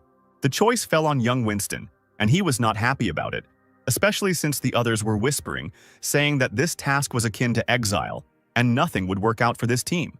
Winston couldn't resist and turned around, asking him not to gloat, especially since he wasn't going to help the newcomer, but would simply be resting this month. A small plane was gaining altitude over a small town, sparkling in the rays of the setting sun. Sid noticed Oliver in the back seat and let out a surprised cry. He sat down next to him and asked if he had discovered the hidden storyline, looking at the teddy bear in the boy's hands. Stan glanced sideways at the sleeping Winston, thinking that he had been given a lazy, unenthusiastic person. He smirked because no one knew about the large number of henchmen he had that could be used. The soldiers gathered in their camp. There were many tents and equipment in the forest. One of them called the others over to read the forum together. They said that the advanced energy training method would unlock itself. Stan lied to them. This statement was refuted because this is a leveling technique. The sooner you get it, the faster the level rises. Everyone was just waiting for Stan to show up on Andrea's continent because players needed to upgrade to a mechanic. Andre's continent was under the influence of the embryo, so he was unlikely to come. Judging from the video Leo just uploaded, Stan has already returned to the southern continent. The guy was talking about a special location where work was being done, and Stan himself brought the film crew to it. Leo pressed the system screen, announcing that he would accept his main assignment here. Players crowded around the screen, exclaiming that a city was being built there, a massive storyline was taking place, almost like an expeditionary war. Leo called out to Stan, who was already standing on the platform in front of the workers, to listen to his rallying cry. With a warlike look, the player spoke about how the wounds from the previous war had opened up before they had time to heal. Only a few decades have passed, but no one has forgotten the pain that the war brought to people. Radiation and toxic clouds of dust still hang over the earth. The war has taken lives. The planet has been wounded and is quietly dying. If the end of the world comes, the construction of the sanctuary is intended to preserve civilization. Even if it happens tomorrow, Stan wants to save at least the last piece of civilization. It was not he who was great. This world is filled with petty people. If no one wants to pay the price, then he will be the first. Stan added that he would not be the last, and he was showered with praise and declarations of love. Even the soldiers who were angry earlier stood silently in front of the screen. Someone whispered that Stan was really cool. The blue-haired soldier suggested not to waste time on the Embryon lands, but simply go over to Stan's side. The soldiers shouted in agreement that they agreed and wanted to escape from here, but they had to act quietly. A column of cars was moving along a forest road, and helicopters were flying in the sky. Stan was scrolling through the system window. Leo's video attracted a lot of players who decided to join him. Bennett hugged the boy, sobbing on his shoulder, and he only smirked, because these were the words of his boss. On top of that, in his experience, such sudden missions do not go peacefully. Stan received the task of protecting the convoy until it reaches the ruins of Greymetal. Military aid was not enough. The team needed to be strengthened. Stan received a call from Antonio. The players' team settled into a temporary camp in the mountains for the night. In a large tent, Stan stood over the plans, his assistant telling him that the construction was expected to be completed within a month. Winston, sitting next to him, looked at the guy's map and shook his head. They needed 30,000 workers. Stan approached the man, asking if he had any suggestions, but received only a negative answer. Stan didn't plan on relying on Winston, saying out loud that labor was not a problem. He planned to complete construction of the prototype in a month. A worker standing nearby exclaimed that this would require at least 100,000 workers, which were not available, but Stan urged them not to worry. The radio buzzed. The soldier grabbed it, then fearfully ordered everyone to be on guard. He shouted to Stan as he walked that a plane was approaching the camp. The player waved his hand, replying that everything was fine. His order had simply arrived. Many boxes were descending from the sky. Winston thought about it. He didn't expect Stan to have so many connections. who was able to order weapons and supplies from a well-known company. A little later, the player sorted through what he had received, happily concluding that the defensive supplies were ready. Now it was necessary to replenish the ammunition. Night fell on the camp, but the saving silence was short-lived. Stan staggered back, hitting the side of the truck as something pushed against the outside of the car. He looked out and saw soldiers screaming in horror and running away, shouting that animals were attacking. One of them was already being gnawed alive by huge black spiders. The man was immobilized and could only beg for help. The entire camp was surrounded by these creatures, and orders were immediately given to open fire on them. Stan jumped out of the back of the truck, trying to find out what had happened and asking for a situation report. One of the warriors cursed, quickly replying that the camp was surrounded by a colony of spiders. An airplane was hovering above the ground. Winston was reaching out to Stan, shouting that the insects couldn't be stopped, they needed to run away quickly. But the guy shook his head. He decided that he would not abandon the others and would stay here. The man cursed and just cast a look full of contempt at the player. Let him do what he wants. The soldiers watched the transport leave, cursing that they had been abandoned here and had fled. But Stan encouraged everyone, saying that they had him and there was no need to worry, and the guy himself launched something on the tablet. Huge robots began to emerge from the backs of trucks, their mechanical joints creaking with effort. It looked very large-scale and majestic, and the warriors froze in surprise. They looked at the giants, not daring to shoot until they began to attack the spiders. Stan ordered the soldiers to remove all the metal discs from the car and place them on the sides. The artillery was supposed to deal with the insects, and the people with the criminals. A huge spider had broken out of the colony and was quickly approaching the camp, snapping its jaws. The robots immediately pointed their weapons in front of them, and the spiders' bodies hit the ground with a loud thud. Not one of them could escape their fate. The well-aimed rays reached every carcass. One of the soldiers was stunned when he saw such powerful gunfire. It was something completely different from what he had ever seen. The robots did such a good job that there was practically no work left for humans. The countless number of spiders gradually decreased, and the camp was now becoming safer. The powerful shots not only killed the insects but also pushed them off the cliff. The soldiers were amazed to note that the battle had lasted only 15 minutes. Stan lit a cigarette with a smile when he heard himself called cool. Leo and Sid stood in front of the system screen. Leo was happy with the completed task, for which they give a lot of experience. The mechanic class is strong. Reclassification was an excellent choice. Leo was also pleased that he had collected a lot of additional material for the plot. Stan was sitting in the car when he received word that a tramp had been caught near the camp. It turns out the man was tied up and held hostage for several hours before being brought to the main man. He groaned that he had been hunting here when he saw the camp and just wanted to look around. Stan looked at the map and asked the soldier if there were any houses nearby. He was told that there were several. He pointed at the man, asking him to give him some food, which greatly surprised the soldier. Stan told the stranger that he was building a city in the ruins of gray metal, and for this the company needed a lot of workers. As a thank you, the man could pass this on to the elder. The tramp thanked him for the provisions, and the soldier quietly asked what they should do, since there was a shortage of materials now. Stan shrugged and smiled, because there was a shortage of workers too, and the tramps would do just as well. Winston looked at Stan, thinking that the plan was not bad, but there were too few tramps. He would hold out for a month and then apply for a transfer back to the office. The player turned to Liam, asking him to take the men and distribute food while telling him about the shelter. He was surprised and said that if the guards were dispersed, the power of the army would weaken. Stan grinned, pointing towards the numerous, ferocious robots. The guy swallowed hard and put his hand on his heart, saying that he would follow the order. Half an hour later, Stan was flying past the ruins of gray metal in a helicopter. The system reported that the mission objective had changed when the player arrived at the destination. Now he had to complete the design, which he was given 3 months to do, and then meet all 3 construction requirements. After a while, one of the soldiers called out to Stan worriedly. Something had happened nearby. A crowd of men ran towards the cars, shouting that they had come to carry out tasks and wanted to help.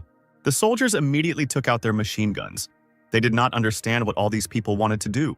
Stan came out to them, ordered them to lay down their weapons. He addressed the men, thanking them for their help in the future work. The crowd divided into 2 parts in an organized manner. The soldiers were still discouraged and could not calm down. Winston looked at how the aliens, who were a headache for all states, treated Stan well. This should be reported to Bennett. The area was still empty, and the necessary items and equipment had not yet been sorted out. Winston told Stan that the area needed to be cleaned up first, but there weren't enough workers. The boy turned to his assistant, asking him to say something to the crowd of idle strangers. The man walked up to the large tent and waved his arms, saying that Stan needed people to clear the area around the safe zone. The aliens immediately saw on their system screens that a new task had appeared with a large amount of experience as a reward. The players gathered and got to work, encouraging each other throughout the cleanup. Winston himself was shocked that they listened to him, although of course it was all because of the mention of Stan. Very soon, the camp area was filled with small but powerful installations with retractable barrels. The vagabonds immediately began to sort through and organize the countless amount of equipment. Players ran after Leo, who had a higher level, asking him to show something new in the video area. Sid looked for something in the menu with a sad face. He thought mechanics were strong, but he liked being a warrior more. It was worth thinking about it carefully. Stan watched what was happening in the camp and was pleased. There was a very strong sense of ownership among the players involved in creating the city. This place could become the first player zone in Aquamarine. But the number of points Stan can give out for tasks is severely limited. Allowing other NPCs to issue quests can help bypass the limit by planning the overall direction of the work and allowing NPCs and players to contribute. Stan called the soldier over and demanded that he contact all the leaders. He wanted to hold a meeting. Sometime later, his request was fulfilled, and the leadership gathered in a large tent. Stan spread the plan out on the table, explaining that building a shelter from scratch would be a very big project. He divided it into 13 points, which include construction, search, and so on.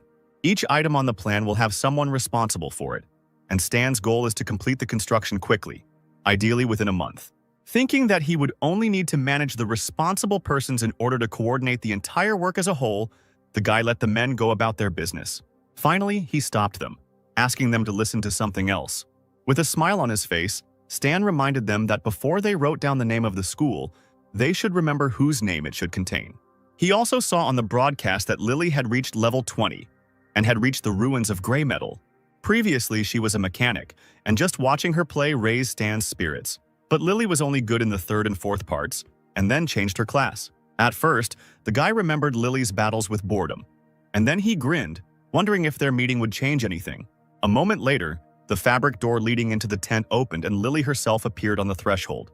The girl beamed as soon as she saw the tiny teddy bear in the arms of the frowning Oliver. She reached out to the baby, calling him cutie, and he also raised his paw. Lily looked at the boy pleadingly, asking permission to hug the teddy bear. The rest of the crowd giggled as Lily began to hug the baby, and Oliver sheepishly urged her to control her emotions. Stan watched as Lily and Leo played with the bear, saying that he was still unsteady on his paws and was generally very cute. The guy got tired of this, shook his head in order to stop playing with the animal. He went back to business, saying he was building a shelter and the others could help too. Leo read that he needed to complete a certain number of tasks to get extra rewards, and Sid exclaimed that they had the best boss. He ran out of the tent, shouting as he went that he wanted to be the first to receive the reward. Stan looked with a smile at the retreating backs of the guys and Lily. His limit was more than enough for them. He just had to wait for their success in the competition. Meanwhile, construction of Stan's shelter was in full swing. Winston looked with displeasure at the workers who were working like crazy, while they only dreamed of how they would receive many rewards. Looking at the construction site, the guy thought that if everything worked out, he would even be awarded as an assistant on the darknet. His previous attitude could have offended Stan. Now he doesn't even give instructions. The mistake needs to be corrected urgently. The man knocked on the door, and when he entered, he looked away. Stan asked if he was on business. Winston scratched the back of his head, muttering awkwardly that he would like to take on some of the work, since he was the player's substitute. Stan leaned back in his chair and lit a cigarette, saying that Winston didn't want to work, and they understood his situation by giving him a vacation. So what else was he unhappy with? The man leaned over the player, exclaiming that, as an assistant, he could make a contribution. Stan raised an eyebrow, blowing out a stream of smoke and giving Winston an unreadable look. The blonde swallowed the heavy lump in his throat, deciding that having made Stan so angry, he could forget about rewards. Then, the guy handed Winston a plan for building a shelter, and he had to systematize the data and report on the results. He squeezed the documents in his hands and nodded, saying that there was no need to worry. Everything would be done as it should be. In the western area of the third shelter, the group went inside the tower bell. They stood at the entrance, amazed at how dirty and smelly it was. No wonder no one did anything here. The players walked forward, holding their noses with their hands. They needed to look at the drainage pipes. A loud splash was heard in the narrow corridor filled with stench and toxic fumes. The leading worker stopped the group and exclaimed worriedly that there was something in the distance. He turned around sharply, shouting that he needed to run away from the danger quickly, but he realized that he could not take a single step. A system screen appeared in front of the player. It said that the player was under the influence of alien forces. The foul-smelling water in the ditch began to rise, and vague shadows began to spread across the walls of the room. Something invisible began to grab the people screaming in horror in its tenacious grip and throw them from side to side. The unknown spirits dealt with the workers and dived towards the exit, looking for light. Gray shadows burst out, scattering through the air in numerous clots. They were noticed by other players near the construction site. The enemy was previously unknown to them. The shadows became tangible and began to fly around people, injuring them. The men were arguing. Some of them had already used up their number of resurrections for the week. The situation was immediately reported to Stan, and his indignant cry could be heard on the street. The guy said that he would be there soon and hurried to the tower. Upon arrival, he looked at the players who were having a hard time recovering, helping them, and asking if they could figure out what was going on there, but no one understood anything. Stan immediately asked Winston to tell him about the losses, and the guy was immediately there. The man reported the sudden appearance of a monster in the area where the power grid is being laid. Now the power station is destroyed. This made Stan incredibly angry, and he angrily asked what kind of beast had attacked the workers. Winston pointed towards the discharge channel where the unknown monster was hiding. No one knew what was inside. The area around the tower was cordoned off with yellow tape. The guy looked at the cracks on the wall, thinking that the unknown person was strong and fast. His level was not low. The guy immediately took out his trusty iron spider spies. As it turned out, there are no monsters in the immediate area. Only here. In the other areas, everything is fine. Stan was determined to find some clues at all costs and eagerly peered at the phone. He saw the tracks of a Niagara shadow stalker on surveillance footage. It was a beast-like viper of enormous size. It secretes a caustic mucus. Stan wondered what exactly had attracted the vipers there. Maybe there was a reactor or a high-energy heat source underground. Winston will suggest placing explosives on the cave's supports to destroy the nest. The viper's corpse and its eggs are raw materials for medicine. Stan thought it would be a shame to lose something like that, and said that the viper needed to be lured out and killed. Sid, Polly and Leo began to set up security mechanisms around the perimeter, and then they were going to call the strange people. They, in turn, must throw a couple of grenades into the cave. And when a huge and vile beast appears, it would be best to kill it quickly. A stench poured out of the narrow door, and heart-rending screams cut through the air. Then, from there, scratching the ground with huge hooks, level 45 hunting vipers ran out. One of the players even tried to fight the monster, but was defeated. The second one was almost immediately thrown to the ground and torn to pieces. Installations emerged from underground. Robots that were given the order to shoot to kill. Stan stood at a distance, arms crossed over his chest, watching the battle. The lizards screamed shrilly and darted like shadows back to where they had flown out from. The revived players gathered together, cautiously approaching the already killed lizards. The rest were still recovering. They were annoyed to die from such a monster. Stan's mechanisms were so strong that they quickly dealt with all the monsters. Stan turned to Oliver and Sid, asking them to move the monster corpses to the cold storage. The shadow vipers will not just leave the nest after so many losses. Looking at the assembled players, Stan announced that he needed several people to clear out the lair. Ideally, it should be done in 3 days. Seeing on the system screen that this will be a task with a prize fund. A whole crowd of players, the Sky Territory Guild, moved towards the entrance of the cave, their squad lacking support. Stan knew that the prize pool quickly reached 1 million. Such a task would easily interest the players. He asked his team to take a measuring device that would show the radiation level and report if they found anything. Players kept dying and resurrecting. They understood that even with the strength of a whole team of lizards, it would be difficult to defeat them. The Viper Stalker is too strong for current players, but for the reward they will definitely want to buy the gear Stan has prepared for them. He began to look for a homemade thing and soon found it. The requirement for advancing in class was to create 5 purple-grade equipment, but there were more failed inventions, so it was time to get rid of things. At that very moment, 3 players burst into the room. They wanted to buy equipment from Stan. A menu appeared in front of them. The NPC offered to examine, exchange, chat, or cancel the choice. They were amazed to see both green and blue quality, as they had never seen anything like it before. The first thing that caught the eye of one of the players was a lightweight mechanical hand worth 120,000 aquamarine dollars. The guy looked at her as if she were a deity, so perfect for him, but so expensive. But he was determined and said he would take it, and others followed suit. choosing available equipment. Stan smiled blissfully. He had a great catch today, a total of 300,000. The door to the room swung open and his small team returned. They found a high concentration of radiation. It almost reached the maximum value. The boss thought that since they had lived in a place with high radiation for a long time, mutants should have appeared there. Sid nodded, reporting that the team had found the source of the radiation. The box contained several precious stones, an unknown blue crystal. Stan picked one up and twirled it in his fingers, asking sternly where the team had found the stones. Oliver told about the wall in the depths of the lair, and Sid added that all the walls were in these crystals. The deeper you go, the more of them, and the monsters also became more. The crystal radiated heat, which is probably why the vipers lived there. Stan, still holding the crystal in his hands, called Sid over, secretly wanting to test the stone's effect. When the guy approached, they suddenly forcibly opened his mouth and shoved a stone in there, ordering him to swallow. The player did not dare to contradict the boss and, closing his eyes tightly, swallowed the crystal. Stan looked at his unwitting subject with interest, asking if there was a reaction. Sid has gotten worse. The condition is radiation damage. Health has dropped to a minimum. Physical strength has decreased by 33%. All attributes have been halved. The effect will last for 2 hours. Stan immediately healed the assistant, giving him experience. He immediately recovered in body and spirit, asking for more. The NPC walked away, sitting down at the table, and finally said that the guy could only dream. The crystals can be purified and turned into energy storage devices. Their number should indicate the location of the lair. Stan is 90% sure it is there. The players returned to the site at night, and after some time they ran to the exit with a clutch of eggs.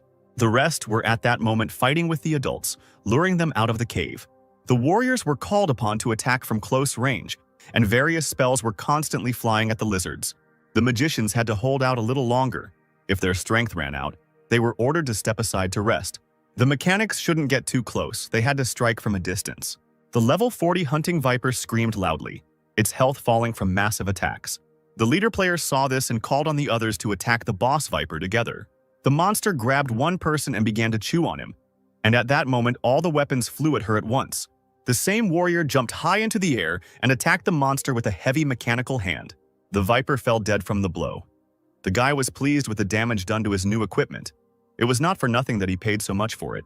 His teammates were happy about the first place, but the player urged them to remember about other opponents. They needed to kill one more viper. At that very second, an unknown shadow framed by electrical charges flashed past them. The players let out a muffled cry, leaning back, not understanding what had just happened. Everyone rushed in the direction where the shadow was heading.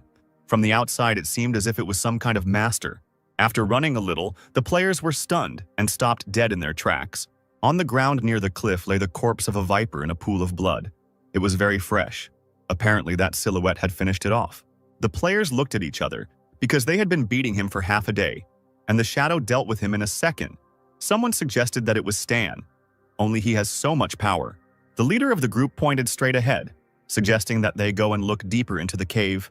After walking a little further, they were amazed to notice several more dead lizards. A real battle of titans opened up before their eyes. Someone in a legendary mechanical suit was doing a great job with the monsters. This hero struck huge carcasses with electric discharges, causing them to convulse. Stan, without revealing his identity, looked around, realizing that there were more and more monsters. The temperature in the cave was rising inexorably, which meant that their leader was somewhere nearby. Towering above them was a level 53 Shadowstalker Viper. Stan walked a little further and saw a space strewn with crystals. Seeing the man, the monster hissed, releasing a long glowing tongue from its mouth. It opened its mouth wide and deftly ran straight at Stan, who barely managed to dodge. A machine gun appeared in the guy's hands, and he immediately began to launch numerous and varied attacks at the Viper. From such an attack, the monster immediately lost several thousand health points, throwing its head back and growling in pain. Stan cursed. One shot took away 1/10 of health. This boss was really strong. The Viper hissed and crawled somewhere to the side, touching those very crystals with its powerful paws. Then she began to devour them, and as it turned out, this restored her health. This wasn't good. There were a lot of rocks here. Stan needed to come up with a way to change the location of the fight. He pushed the monster towards the exit. At this time, the players were trying to save themselves by running away from the cave, because due to the battle, stones were falling from the ceiling. The battle between Stan and the Viper resulted in the entire cave simply collapsing. Finally, Stan managed to lure the lizard outside. where she had nothing to eat or recover her health. The guy ran up, put out his fist and hit the monster on the back with all his might. Rising up, he flew, landing a powerful blow on the viper's back. She didn't have time to come to her senses before she received a blow, reinforced by an electric discharge, right to the head. As it turns out, without the stones that regenerate the viper, it is no different from its ordinary brethren. Stan used ranged weapons to attack the monster from afar. There he turned on Overload and Stone Will. These attacks should be enough for a fatal attack. Having hit the monster in the head, Stan screamed, and the viper stuck out its long tongue, immediately losing strength in its body.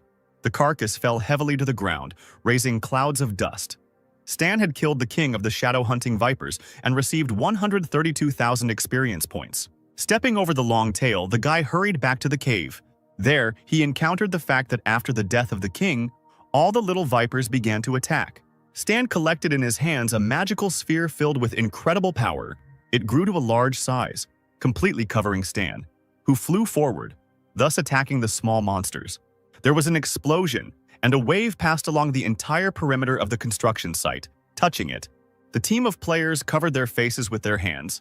Stan destroyed everything, and with such power, he should be a max-level boss. When everything calmed down a bit, Stan came out of the cave, taking off his helmet. He relaxedly scratched the back of his head. Winston greeted his boss with excitement, asking if he was hurt. Stan ordered to clear the ruins. When the non-humans finished with the monsters, it was necessary to deliver crystals and viper carcasses to warehouses. Monster carcasses are a rare material. It should be useful. The man nodded, amazed at such a quick solution to the problem. It was effective. Towards morning, Winston told Stan about the results of the work. 846 viper carcasses and 2 tons of crystals had been collected. It turns out that the radiation crystals are actually shadow viper feces. Stan thought that it would be better if Sid never knew the truth about the crystal he had to swallow. The NPC got ready and headed to the warehouse of the third shelter.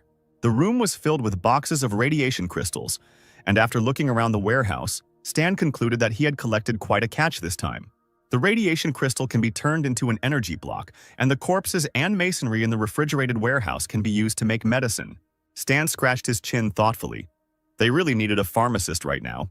2 guards guarded the secret meeting room of the Star Dragon during the meeting of the 6 nations.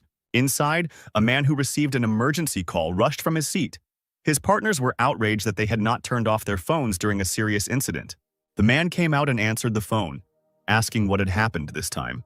Stan sat leaning against the boxes and said he needed one person. The man asked who he needed, and when he heard the answer, he frowned even more than before. Emerald Grass, Annabelle, was a dangerous criminal. Even he, at his own discretion, took people from the island of death. It is against the law. Stan replied that he had heard about the start of the expedition.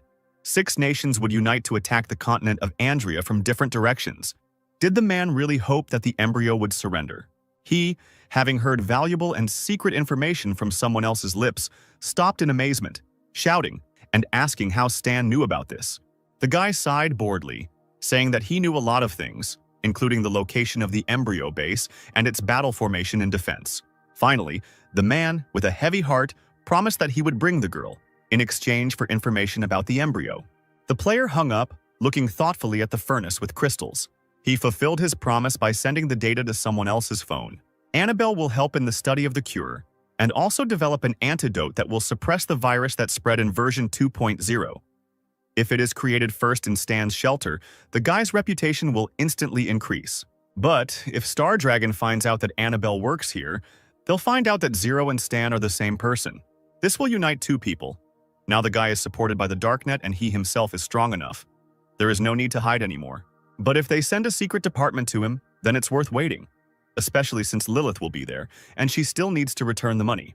The next day, a car and a helicopter arrived at the Star Dragon base. The soldier reported to the commander that Annabelle was there.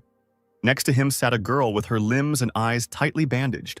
It was said that this is one of the 4 main criminals of Deathbell Island. One should be careful and not fall for her tricks. There was no need to worry. Annabelle had been given a large dose of tranquilizer and was now asleep. The man looked up as he heard the roar of a helicopter in the night air. The customer's helicopter was indeed about to land on the ground next to them. Very soon, a tall male figure in a thick silver mask emerged from there. Stan had arrived for Annabelle. He walked forward alone, where several soldiers with weapons, her doctor and assistant stood next to the tied-up girl. Stan finally compared the immobilized figure with the photograph in the girl's file. He nodded and wheeled the chair with her to the helicopter himself. After some time, the silence was again disturbed by the roar of a helicopter rising into the sky. Stan removed Annabelle's glasses and the belts that encircled her body, asking her to open her eyes and not pretend, because she was a pharmacist and had developed a resistance to various drugs. The girl actually opened her eyes, and without a shadow of a smile said that she saw right through Stan. He was not a coward. She suddenly reached for her wrist and cut the skin with a sharp nail, pulling out the chip. After crushing it in her hand, Annabelle spoke discontentedly about the star dragon. They really thought that the test subject knew nothing about the bug. The girl also asked what she was exchanged for. Stan slumped in his chair, his hands behind his head, and explained that he did it for intelligence. Looking askance at the guy, Annabelle sighed heavily, saying that he was clearly strong and she wouldn't be able to escape. Stan took off his mask and smiled at his interlocutor, ironically saying that she was very smart. Sitting down next to him, Annabelle asked what was required of her. Stan promised to tell her when they reached their destination. He knew that the girl was scared and would try to escape, but there was no time to catch her. He had to make her want to stay and work in the shelter. After some time, the helicopter landed on the helipad of a tall building. Once outside, Annabelle asked where they were, and Stan replied that after spending so much time locked up, she would soon find out what was going on around her. Winston greeted the boss happily, telling him that the first area was already finished. The western one was currently being restored and would be finished in about 3 days. All the masonry and the corpses of the monsters were moved to the cold storage. Stan nodded. Annabelle realized that this guy was the one in charge of the shelter. No wonder he needed her. Stan led the girl to the cold storage, telling her about the task along the way, to make medicine from the raw materials of the shadow vipers. She said that corpses are suitable for creating steroids and hormonal drugs, and that eggs contain a substance for bone growth, which can be extracted for a health potion. Stan looked at Annabelle in surprise and asked again what substance she was talking about. The pharmacist rolled her eyes and sighed, saying that the other person wouldn't understand anything, so he should leave it to her. Stan even suggested contacting the non-humans outside. They could help test the reagent. The girl was surprised by the presence of immortals and a refuge that provided safety and freedom. She could stay here, but she still needed time to understand the current situation. In the evening, Annabelle went to the workshop that had been assigned to her. She decided to read the personnel file of Stan, who seemed to be a famous person. One traitor has driven the entire Embryon organization into a dead end. It was Zero. She also found information about the Six Nations expedition. Annabelle was horrified that in the few years she spent in prison, the world had turned upside down. Stan watched the girl through a hidden camera. She was a liberal who never bowed down to anyone. He sat in a chair in front of the control panel and thought about many things at that moment. The thought crept in to keep an eye on Annabelle so that she could work in peace. The door swung open, and Winston walked into the room, announcing that he had already settled the girl into her new position. The man looked away and was stunned when he saw what his boss was looking at. On the cameras, the girl was just changing clothes. Winston decided that Stan was spying on Annabelle. The boy turned around sharply, slightly embarrassed. He thought that Winston had misunderstood everything. He frowned and defiantly ordered his assistant to remain silent. Otherwise, there would be consequences.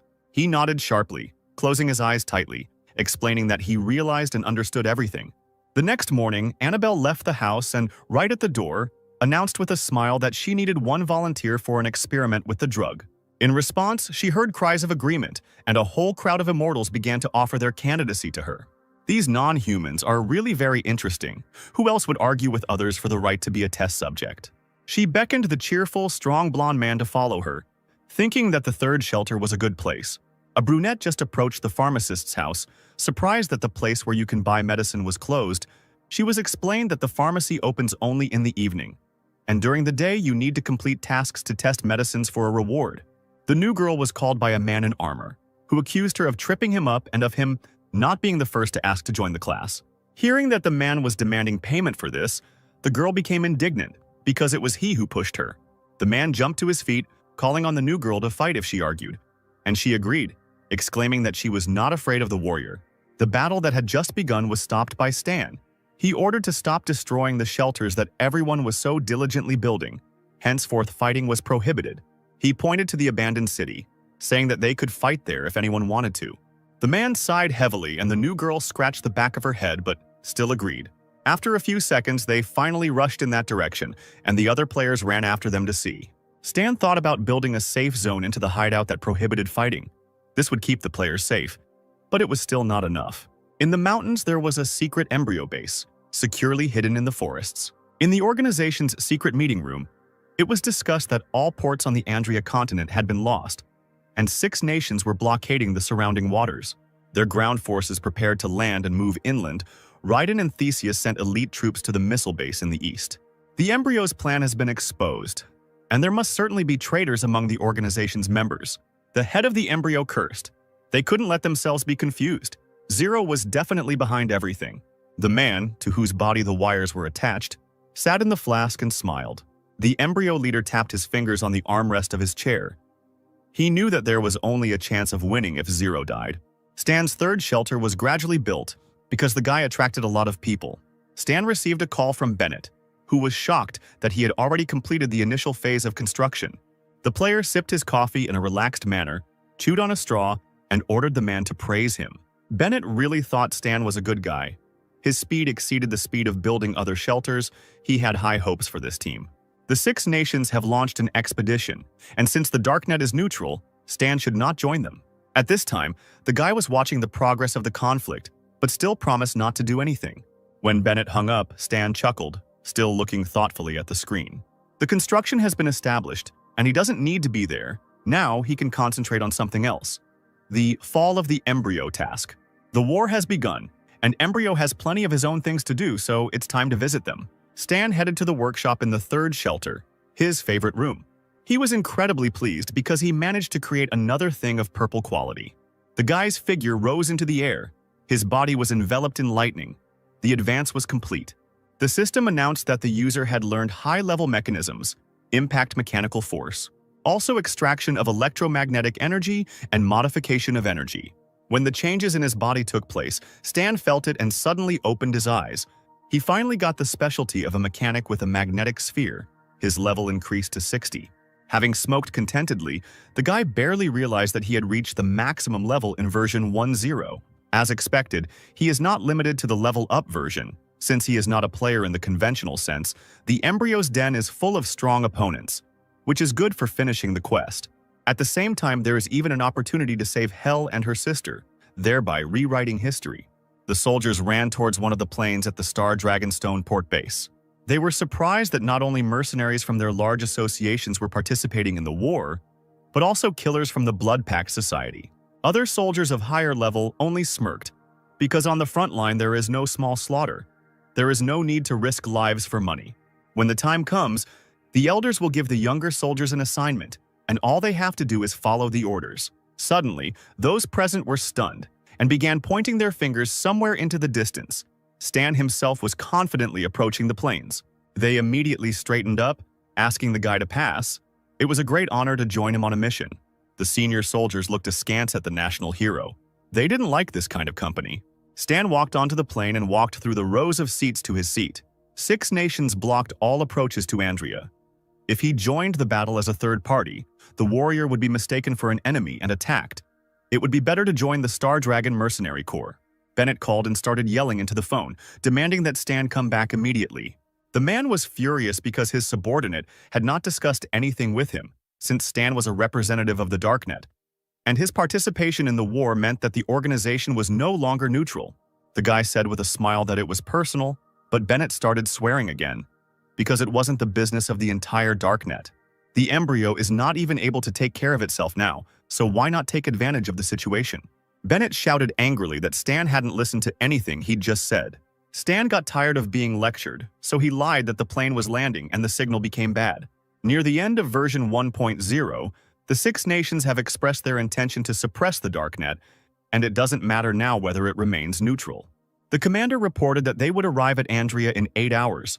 All the data on the current situation on the southern battlefields, and some tasks were in the documents. Stan asked the man to give him a map of the entire battlefield with the organization's territory and their main forces. Stan knew that the reason he had a good relationship with the Star Dragon was his reputation. The embryo headquarters is surrounded by a large number of defensive positions. This was visible on the map. But there are small gaps between them. Stan can use this to get inside and attack. On the continent of Andrea, in the border zone, fighting was already in full swing. and dark smoke periodically obscured the entire sky. The soldiers directed the refugees in the right direction and ordered them not to crowd. Some of them waved to Stan, hoping that he would take command over them. He turned around and walked off somewhere, simply waving his hand at the guys. They were surprised and asked in bewilderment where their commander was going, but he replied that he was not interested in the mission, since he was used to acting alone. The embryo members moved towards their goal. One asked his friend how many contribution points he had. It turned out to be only 127. They were given for killing refugees, but this was wrong. Killing refugees did not give contribution points. It was necessary to kill the Star Dragon soldiers who were hiding with them. The warrior saw a door in the building and kicked it open, staring in bewilderment at what was inside. And there sat a man with platinum hair, smoking, calmly looking at the aliens. The soldiers exclaimed that this was a Star Dragon scout and that it needed to be destroyed. Stan, who was disguised as another man, attacked so quickly that the embryo soldiers were killed on the spot. The guy was finishing his cigarette, holding his latest killer invention in his hands. Sometime later, these soldiers returned to the embryon fighter's resurrection point. Having come to life, they looked at the system screens in amazement. The enemy had damaged them and killed them. The soldiers scratched their heads in bewilderment, surprised at how the unknown person managed to do all this in a couple of seconds. The Black Dragon warriors were lying in ambush when they saw the embryo fighter. The man chuckled, calling the warriors a herd of donkeys, and green energy trailed behind his hand.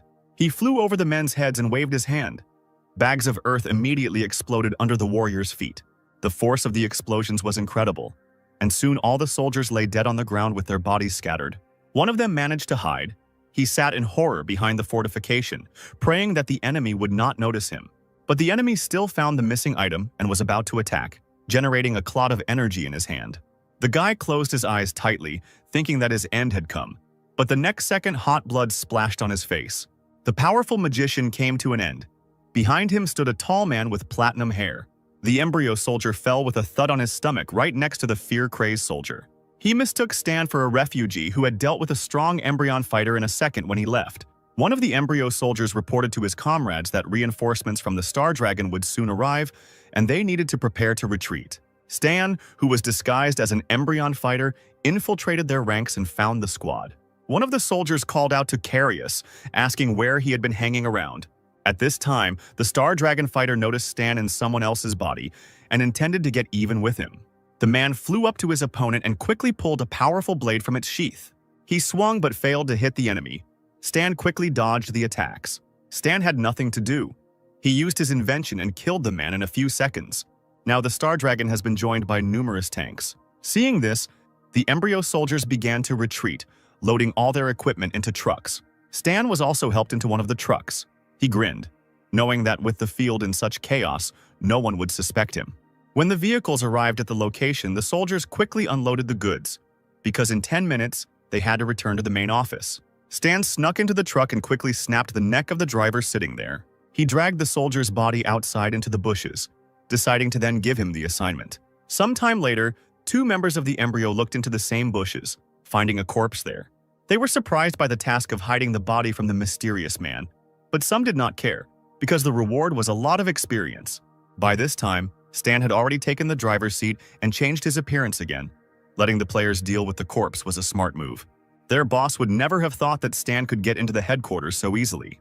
Meanwhile, in the hidden headquarters, the man in the mask had not yet found any traces of the person he needed. Who knows why Zero would need to come to their headquarters? The man wondered if the prophecy of Destiny's Child would come true. Ahead was the underground headquarters, which housed important devices and the embryo's staff. To save Aurora, you need to disable the protection through the main computer, and for this you will need a hostage with host rights. Stan remembered the mad scientist Cyberlos, who studied and was responsible for Aurora. The man had absolutely no principles. He would be ready to do anything to save his life. Turning around, Stan found a confused, low-level player carrying something in his hands. The guy looked out the system window, seeing a task to find Cyberlos with a lot of experience as a reward. He nodded to Stan and ran further down the corridor, saying that he would be back soon. After a while, Stan came to the right door. There wasn't even any security there. The old man carried out further experiments and cried out joyfully when something worked out. He was just holding the flask when he was about to add liquid somewhere. But he didn't manage to do this, as some sharp object flew into the old man's chest, and Cyberlos let out a muffled cry and recoiled. Stan stood behind him, He demanded not to twitch or scream, because the blade would cut the heart. The man also needed to listen carefully to every word. Cyberlos hissed, asking what the stranger wanted. Stan ordered him to leave the lab and act naturally. They both walked down the corridor and turned into another one where the guards were standing. Cyberlos asked what to do next. Stan demanded to be taken to the room with the main computer. But if a man decides to deceive him, then in a second the scientist will turn to dust. Cyberlos felt the sharpness of the blade again and begged not to touch him. The old man stumbled along the underground corridors, occasionally looking back. Turning around once again, he dared to ask if the man was Zero. Stan was amazed at his guess and simply remained silent. Finally, they reached the right office. Cyberlos opened the door using authentication. He said that the boss had set traps all over the headquarters to catch the enemy, but the guy still got through. Stan bit his lip. He understood why Embryo had positioned the troops so strangely, but no one knew about his plans. Was there really someone here with the talent of seeing the future? The guy closed his eyes, trying to console himself that he would definitely have been attacked if the boss had actually known about the enemy's plans. He poked Cyberlos in the back, demanding that he tell him who had given him this information. The old man immediately responded by naming the name of the mysterious young man from prison, Child of Destiny. He can foresee and even influence the future. The members of Embryo themselves do not fully understand this, but the young man imagined the arrival of Zero.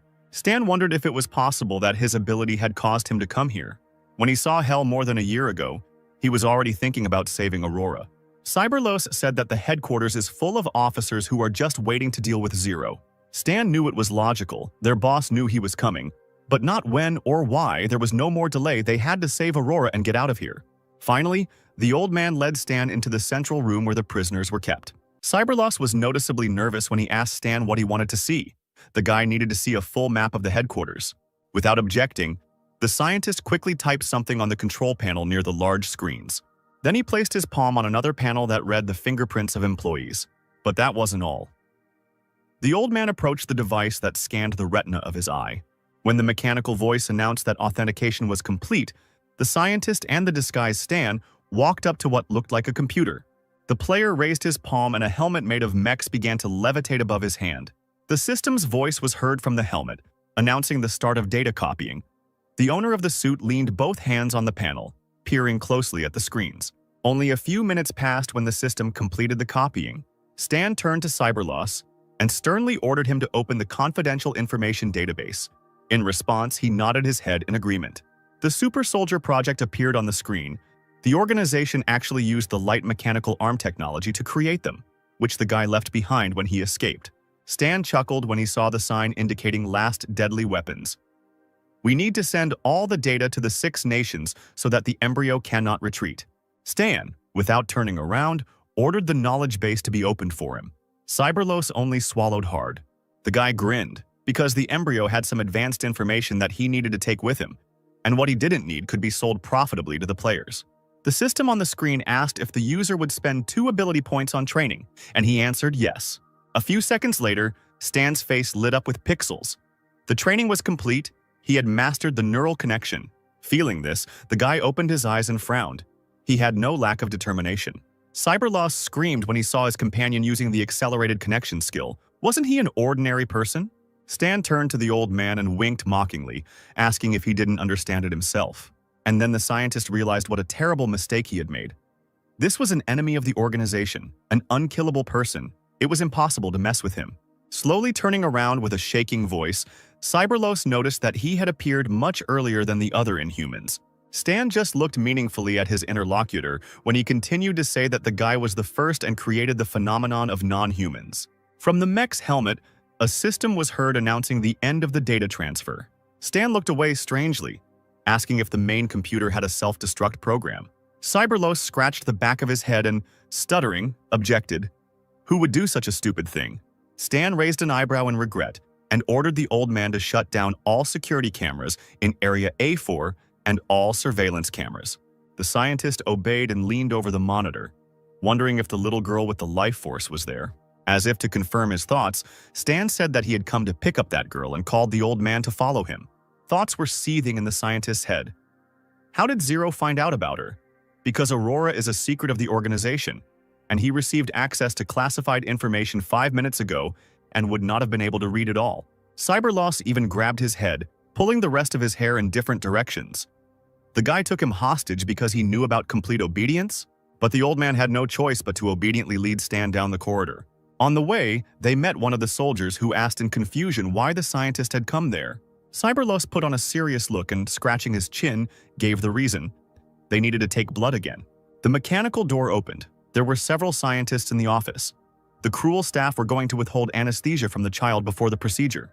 The girl huddled into a ball in the corner, hugging her knees and trying to be as invisible as possible. At that moment, she almost screamed, because the bottle with the purple substance itself fell from the shelf and broke. Everyone present staggered as if they were attacked. The boy approached the girl, who closed her eyes in fear. He extended his hand, calling for her to follow him. But at first the girl did not understand who this man was.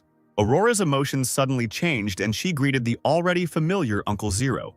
She held out her hand and Stan grabbed it tightly, saying that they could go now. The head of the embryo sat at the monitor, where he received a notification that the data from the central room had been copied by Cyberlos. He ordered over the radio to find the old man and transfer the image from the cameras to the computer. What the man saw shocked him. The scientist was not with his subordinate. Only Zero could sneak into the headquarters unnoticed. The leader clenched his fists. Let the bastard not even hope to escape? After some time, Stan, Aurora, and Cyberlos arrived at the office, where the bodies of the guards were already lying. Stan asked Aurora to hide in a large black bag for a while and keep quiet. Cyberlos carefully said that the guy saved the girl, and thus solved the problem that lies on the surface. But the embryo still has a way to control the baby. Stan frowned and ordered to tell him everything in detail. It turns out that Aurora was brainwashed. But because of her sister, a gentle method was chosen. Usually she behaves like a little child, but because of certain words, her personality changes. The guy smiled. It wasn't a problem. Just clapping his hands was enough to bring the girl back to consciousness. Meanwhile, in the embryo headquarters, the organization's soldiers were gathering in the restroom. Hel became angry when she saw that the life mark she left on her sister began to move. She immediately rudely pushed all the employees aside, ordered them to step aside, and followed the trail. One of the men frowned, asking with displeasure what was wrong with this woman. The soldiers immediately began to gather, as the leader called everyone to Zone A-4. Stan and Cyberlos headed through the glass corridors, preparing to defend themselves. Stan looked around and rightly noticed the strange atmosphere. They hadn't met a single person yet. After all, the scientist had activated the alarm.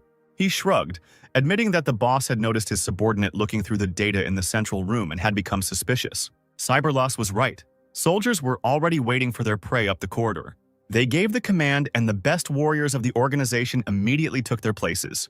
The boss, watching them, ordered not to shoot and to wait until Zero was completely surrounded. He saw on the cameras that Hel had run earlier, and this did not make the man happy. Then the boss ordered the warriors to stop and let Hel exhaust Zero before attacking. He was indignant that the further it went, the more she was getting out of his control. The woman immediately attacked Stan, and he threw the bag with Aurora into Cyberlos's hands, ordering him to take care of the girl. Hel, like an enraged cat, continued to attack the guy, demanding that he let her sister go. Fighting back with all his might, Stan reluctantly admitted that the warrior had become much stronger. She took a running start and threw the guy against the wall with all her might. Coughing heavily, he shouted that he had come to save his sister Hel. This did not convince the woman. She angrily blurted out that Zero was delirious when he said such things. But then Hel had to be convinced of the truth of his words. Aurora got out of her bag, immediately turning to her sister. Hel forgot about everything in the world and rushed to the baby, hugging her tightly and asking how she was feeling. Aurora blushed with joy, declaring that she had been saved today by Zero, about whom her sister had told a fairy tale.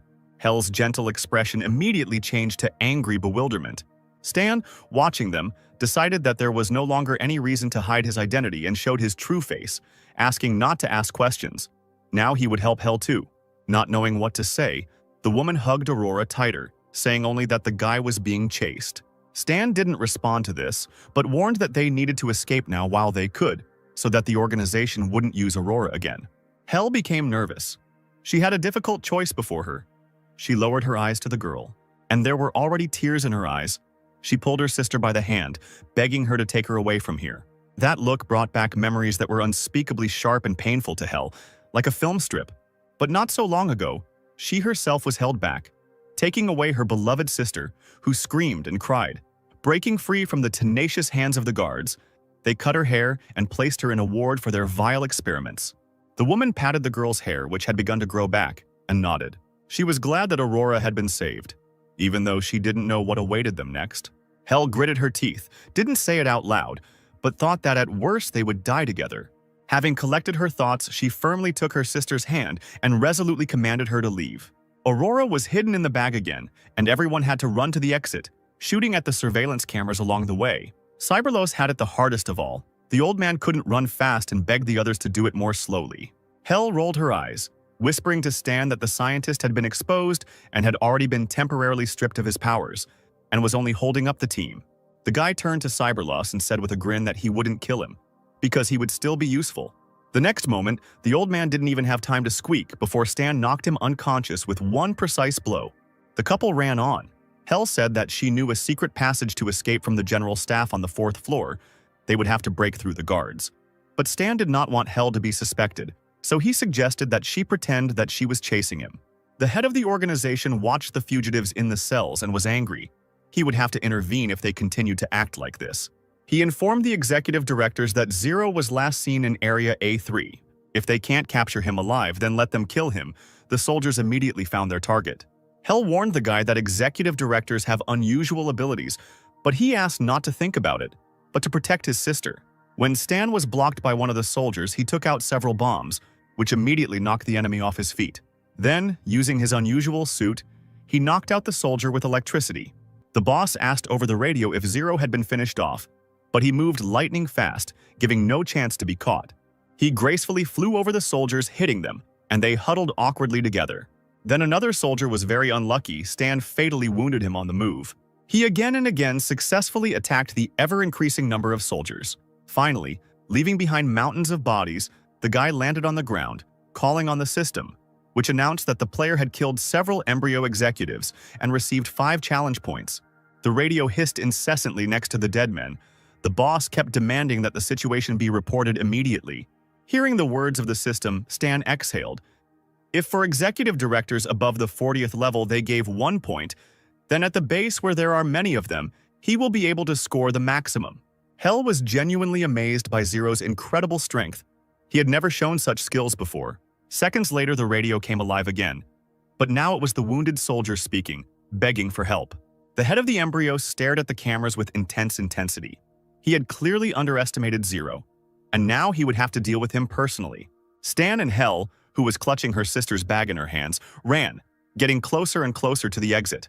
A new batch of level 18 soldiers aimed their weapons at the fugitives. Someone noticed the mortal danger in the person of Zero, but the boss demanded not to let him escape and promised experience as a reward. The wishes of the players on the embryo side were not destined to come true, because even in his haste to escape, Stan threw lightning bolts behind his back. They were quite successful in knocking the opponents off their feet, and from the cries emitted by the soldiers, the guy understood that he had hit the target. The executive directors of levels 50 and 51 pursued Zero, having identified him. One of them caught up with the hero and fell with a blow of his abilities. Blue fire pierced the victim, but he quickly covered his face with his hands. The director couldn't predict that Stan would return his attack to him, seasoning it with his own lightning. The second executive director suffered the same fate as his colleague. The man was pinned to the wall with his foot. Having come to, the first director ran up again and gave the command to attack the fugitive from 2 sides. Immediately realizing what they wanted to do, Stan erected a dense protective dome over himself. The opponents were unable to break through it. The guy chuckled, assuming that the directors weren't being fed at all, since even from such a distance they couldn't break through the shield. Then the opponents were completely unlucky, because their common enemy removed the defense and attacked, raining down blows. The directors' bodies rose into the air and then fell back down, bleeding. Finally, the system announced that the player had killed the embryo executive directors, receiving 24,333 experience points. Stan checked the system screen, happily concluding that he could continue to earn challenge points by killing high-level enemies. Stan and Hell ran further along the transparent corridors. Soldiers were already rushing towards them. The guy threw small bombs right at them, and they successfully knocked these opponents off their feet. One of the executives defended himself with a steel shield. He shouted for Hell to distract Zero's attention so he could attack him. The woman remained silent, pursing her lips.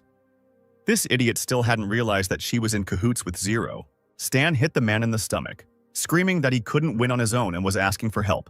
A real disgrace. The pair ran again, and Stan called Hell the best in the organization, since the executive directors were complete losers. She asked not to relax. The main forces had already set up an ambush on the second floor. The fugitives could try to escape pursuit through a secret passage. Stan sighed, knowing that Hell's betrayal would be found out sooner or later, so she had to take Aurora and run while the guy was distracting. The woman shuddered, asking in bewilderment what would happen to him. Leaning on the transparent railing, the guy asked to tell about the secret passage. He would distract everyone and then come to the girls. Hell lowered her eyes. She thought about lying, because that would buy her time. For her sister's sake, she had to use all means to reduce the risk. She gave the room code, 418, and said that on the fourth floor on the left there would be a brick that would open the passage. Stan nodded, he remembered. The guy went into another corridor and there stuck one of his devices on the wall. Then I did the same on the other walls because to attract everyone's attention, you need something impressive. Stepping back as far as possible, Stan snapped his fingers and all the attached bombs exploded and the entire space was filled with fire. Of course, this did not escape the soldiers' attention.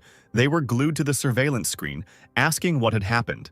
Seeing Zero, the entire squad rushed towards him, acting in a coordinated manner. But at that moment, Cyborg, test subject number 1, appeared on the horizon, screaming madly that Zero belonged to him and that he would tear the scoundrel into small pieces. Running up to the guy, he hit him in the stomach, creaking that he had been waiting for this day for a long time and would repay him doubly for everything he had done. Without saying a word, Stan grabbed the other man's hand and hit Cyborg in the chest with all his might. A thin, dangerous lightning bolt immediately snaked across Zero's arm, capable of harming Cyborg. With their help, the robot was neutralized. Due to such an attack, the cyborg literally fell apart.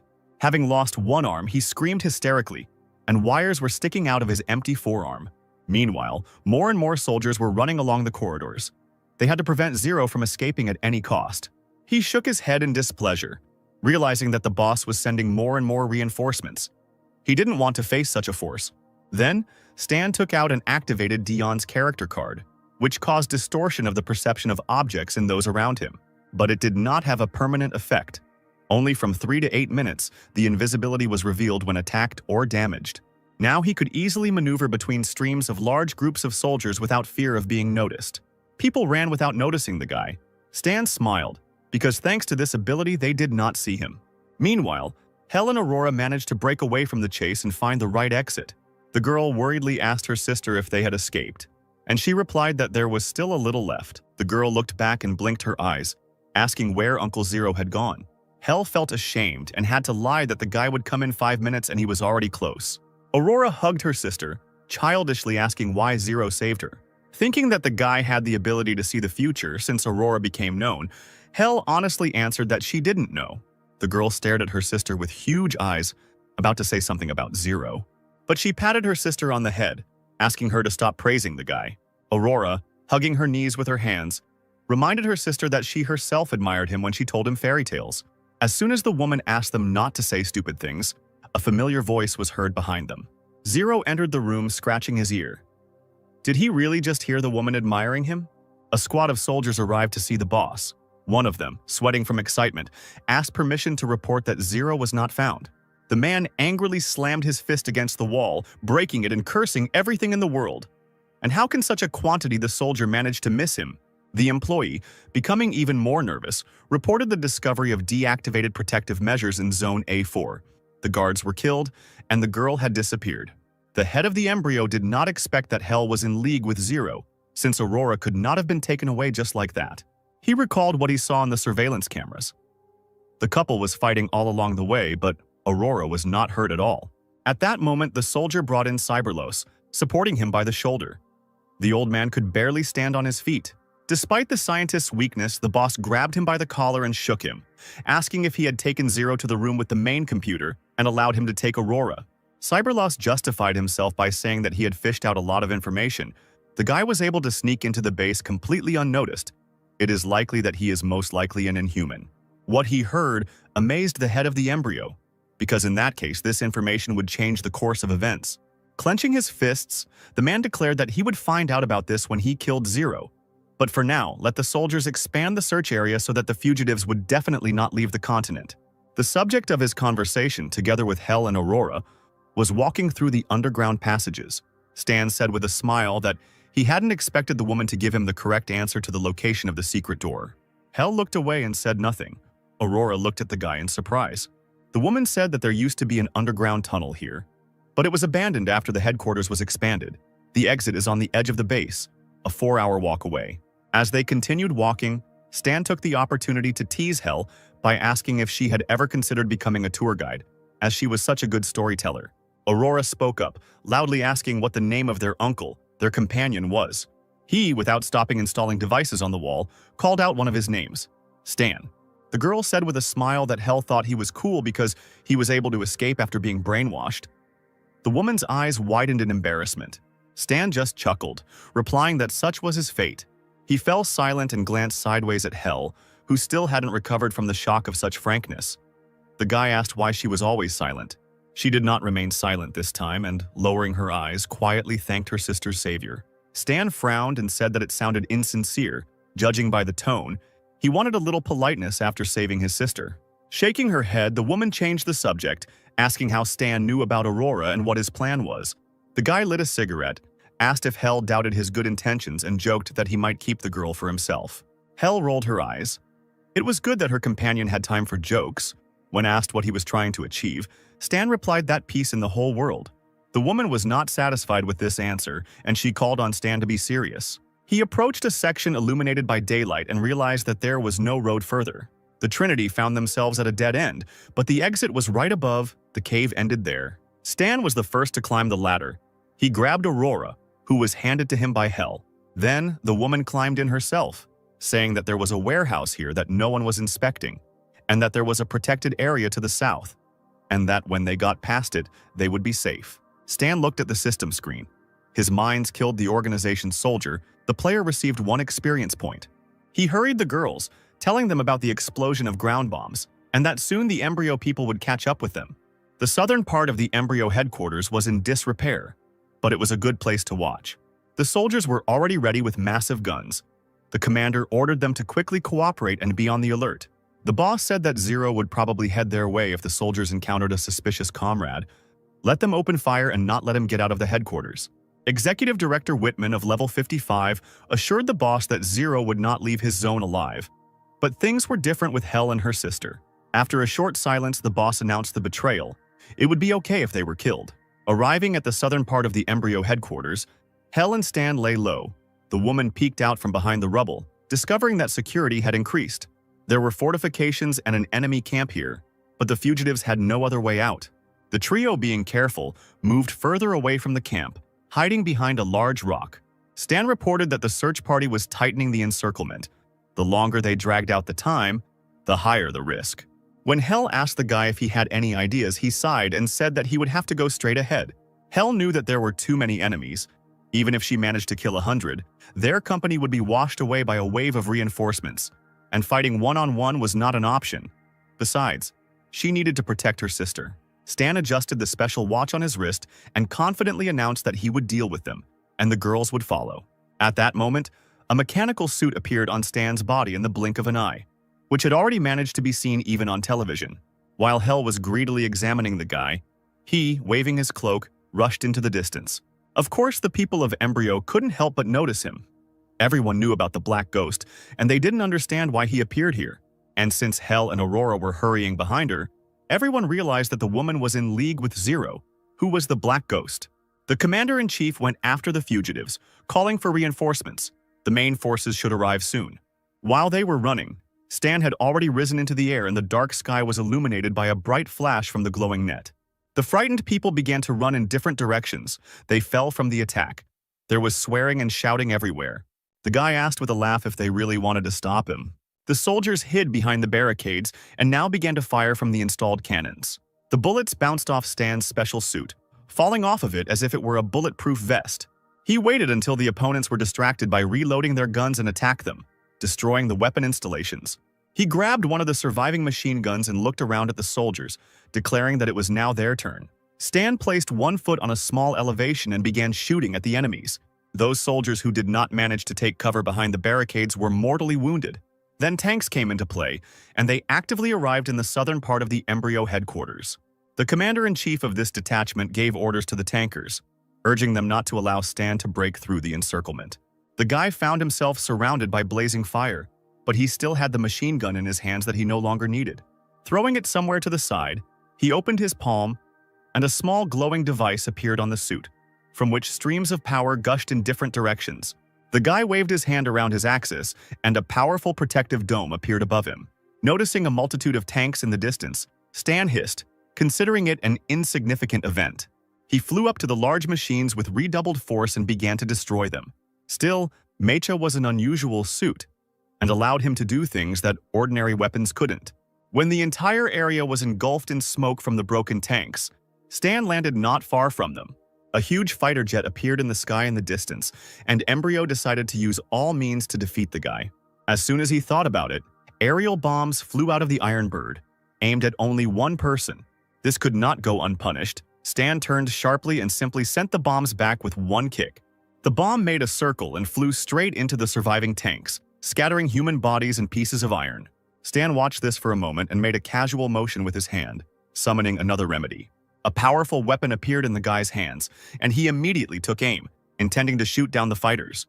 It only took him a few shots to send the nearest fighter into flames and flying down. Many soldiers died. Some lay on the asphalt, feeling their lives draining away. Soon, all the fighters were shot down along with the pilots.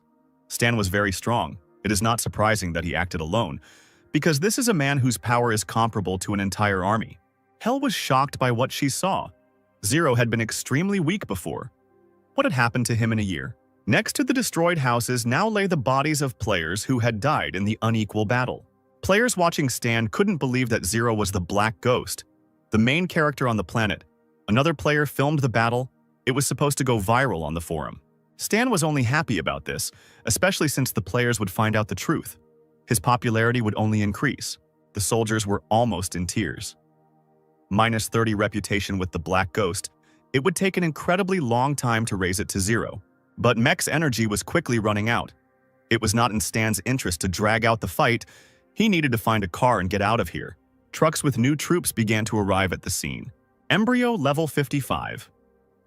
CEO David flexed his fist as he ordered Zero to be killed. The guy just chuckled at this, saying that the staff arrived on time. David lunged at Stan, and their two forces collided together, making the sound of breaking glass.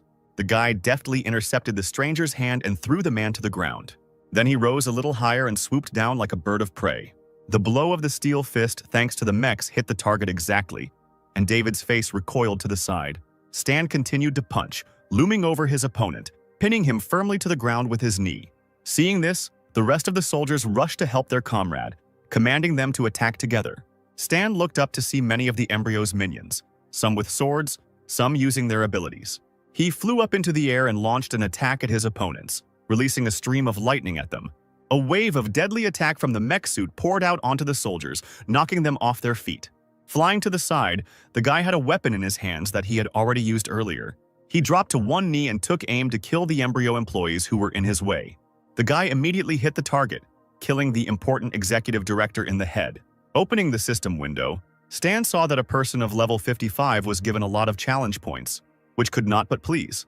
But that was not the end. The guy jumped out from behind a rock, pointed his machine gun at the approaching soldier, and fired. When the employees were finished, he called Hell and Aurora to him to put them in the stolen Embryo car. The girls quickly sat up and Stan took off along the uneven road, leaving behind mountains of corpses. For a moment, Hell sat, looking ahead in shock, unable to believe that they had finally broken away from their pursuers. The soldiers looked sadly at the system's windows, because the mission to catch Zero had failed. But one of them encouraged his friend. This was nothing compared to the material obtained. The head of Embryo saw the video of Zero Black Ghost uploaded to the forum. He was surprised that he didn't even try to hide. The head of the organization ordered the soldier to recall all executive directors and send reserve troops to seal off the area. Stan stopped the stolen SUV near the forest when he had driven quite a distance. He lit a cigarette and asked Hell to switch places. She would drive the car and the guy would have to re-equip it, installing anti-radar coating. Hell was quite tired of driving Steen, saying heavily that his technology did not inspire a sense of safety in passengers. Looking at Aurora, who was sleeping peacefully in the back seat, Stan declared that the girl had more prospects than her older sister. Hell moved into the driver's seat, explaining that they couldn't drive on the road. It would take at least 9 days to leave the organization's territory. Stan was nearby, setting something up in the control panel. Having disassembled it, he said abstractly that the woman knew these places well and would find an unremarkable path. She felt panic, stifling the thought that there was a shortage of fuel and no water or food. They needed to stock up on provisions, otherwise they wouldn't escape. The guy asked Hell not to worry. The enemies would deliver everything they needed after all. He was a mechanic without weapons and missiles, but he knew how to create things from parts that the enemies gave him. At a high-level meeting, they discussed the embryo sending air and ground forces simultaneously to search their territory. The man sitting at the screen with the map showed the direction of the detachments. They decided first of all that their goal was to chase a person. One of the listeners interrupted the speaker, saying that a fugitive wanted to contact the support service, and also asked permission to bring him to the main screen. A hologram of Stan appeared in front of those present, and everyone gasped that the embryo was looking for him. The guy said that he had infiltrated the headquarters and obtained a lot of information regarding the strategic plan and detailed situation. So Embryo threw all his efforts into catching him. Stan wanted to make a deal with those present. He asked to send him troops to support him and contain the embryo, ensuring the guy's safety. Then the guy could share information. The gray-haired man with a beard shook his head. These were just words. Let him first pass on the information, and then his demands will be fulfilled. But Stan looked slyly at the speaker, saying that the information could help destroy the embryo. If his conditions were not agreed to, then the data would also perish. The man stuttered and admitted that one could not be sure that the guy had the information. He said that as a sign of sincerity, he had just given Star Dragon detailed information about the first part of the Death's Hand system, so Star Dragon could vouch for the guy. When Stan's words were confirmed to be true, one of those present asked how Zero managed to infiltrate the embryo headquarters, while their best agents failed. Stan immediately changed his appearance, crossing his arms over his chest. He called the people of the organization amateurs. Seeing this appearance, the main man in the negotiations fell from his chair and shouted, "Black Ghost!" Stan took off his mask with a smile. Now that this was the case, he no longer had to hide his identity. The men present began to actively whisper among themselves. Finally, one of them announced that they would send an army and hold back the embryo so that it would not attack the team, and they would try to do this in the shortest possible time. Stan exhaled, disconnected from the connection, and threw the mask aside. Finally, it was all over. Hell didn't know about such connections, but with support they would be safe. Stan still advised her not to relax. She would have to hold out until reinforcements arrived. In the first shelter, Bennett stood by the window. He sighed, muttering darkly that the war had begun. A soldier ran into the room. He brought a tablet, exclaiming that the situation at the front had changed. Bennett glanced at the image, surprised by the direction of the embryo troops in the headquarters area. The allied forces of the 6 nations also began to press them on all fronts. Hearing that everyone was hunting Zero, Bennett remembered such a player. He used to be a legend of stories that caused a sensation. Suddenly, the picture on the tablet changed, and Bennett was stunned. This is how Zero's identity was revealed, and the method of changing his appearance was described. Bennett threw the tablet down on the table in anger, falling into a chair, almost growling out loud. He remembered the Black Ghost's words about the mask and the bad past. The man almost tore his hair out because he had been fooled. He screamed, sending Stan to hell, and threw the tablet straight out the window. Other members of the 13th Division of the Star Dragon learned about the news related to Stan. Harry and Lilith held onto the tablet, eagerly reading the text. Lilith was right. He really was the Black Ghost. After reading further, the girl exclaimed that the guy, it turns out, is also Zero, for whom Embryon has put a reward. Harry rightly pointed out that there was nothing strange about not disclosing information about him, because he was wanted. Hank shook his head. Stan has an incredible past. He is a real legend. Lilith and Harry's boss deliberately cleared his throat, drawing attention to himself. He asked the guys what they were doing and whether they had submitted their report. The girl rushed towards the man, saying that Stan was in danger now, ignoring the question. The man said that the top management had formed a small support squad. They would infiltrate the battlefield and lead him out of the organization's territory intact. Wei pointed at himself, saying that Stan was their partner and that protecting him was an absolute duty. But the boss scratched his nose, saying that the team didn't have enough strength. Alumera's palace had been constantly covered in thick snow since Stan left it. Sebastian arrived to see his father and quietly informed him that the Red Island and House factions had come to visit. As soon as Zachary asked the question for what purpose, representatives of the faction entered the hall. The main one of them good-naturedly spread his arms, greeting Zachary. He said that he wanted to discuss the plan. The man scratched his head, mentioning his second son, the Black Ghost, and now wanted someone to put in a good word for him, since the most important one was behaving unceremoniously in front of him. Zachary stood up in irritation and clenched his fists, declaring that a man shouldn't talk nonsense. But he chuckled, saying that the data was confirmed by the darknet. They will definitely listen to the plan, who to execute and who to send to the army. Sebastian was furious when he found out that Stan was the Black Ghost. He became the godfather on purpose. And who hated the guy so much? The SUV with the group of fugitives continued to flee through the desert. Aurora handed her sister a drink from the back seat, asking if she would like juice. Stan rolled his eyes, saying that it wasn't juice, but an energy drink. It relieved fatigue and invigorated. You didn't need to drink a lot of it. But when he turned around to look at the girl, he was horrified to discover a dozen empty cans. Aurora muttered in confusion that the drink was very tasty. At that moment, the fugitives discovered that they were again being pursued by an enemy detachment. Stan ordered the girl to lie down on the floor and not stick her head out, and Hell to turn around. Without asking any questions, the woman obediently turned the car around, knowing that her companion was doing everything correctly. By activating Mecha Stan, he enabled a ranged combat mode called Viper. The vision of this mode showed him that there were 4 executive directors, a squad of Valkyries and 10 players in the car, a total of 10 cars. Stan approached the cars and began shooting at them using the built-in weapons on his suit. Burning SUVs exploded and flipped over in midair. The large vehicles with gun mounts on the roofs were stronger, and now the soldiers were given orders to dodge the guy's attacks. A player appeared on the roof of such a car and aimed at Stan, wishing him death. Then the guy stretched out his arms and created a protective dome around himself in the car with Hell and Aurora. The soldiers chuckled and gave him the task of continuing the pursuit to check how long his shield would last. Meanwhile, Hell quietly got out of the car, seemingly annoyed that she had been forgotten. The stream of fire that moved from the warrior's hands completely covered the soldier's body. He screamed, burning alive. Stan was grateful for the help. Now he could turn his attention to something else. He ran forward from the dome and began to spin in different directions, increasing the effect of the bullets and lightning. Now there are many more mangled and wrecked cars. Stan did a great job. Moreover, from such SUVs one could see the killed Embryon soldier. Stan glanced at the system screen. The battle was over. The player had received an additional 15 challenge points. But there was also bad news. Hell was seriously injured. She was coughing violently, leaning against the car. The girl was shaken once again by an unusually strong blow dealt by her opponent. Stan rushed to help her while the woman was struggling.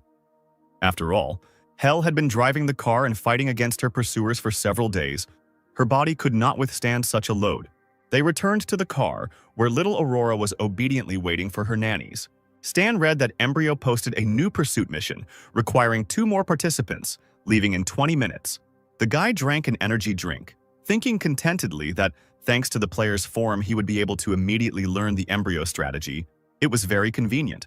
Suddenly, the straw from the drink fell out of his mouth, which was slightly open in shock, because the players decided to write a rather explicit fanfiction involving him and some woman.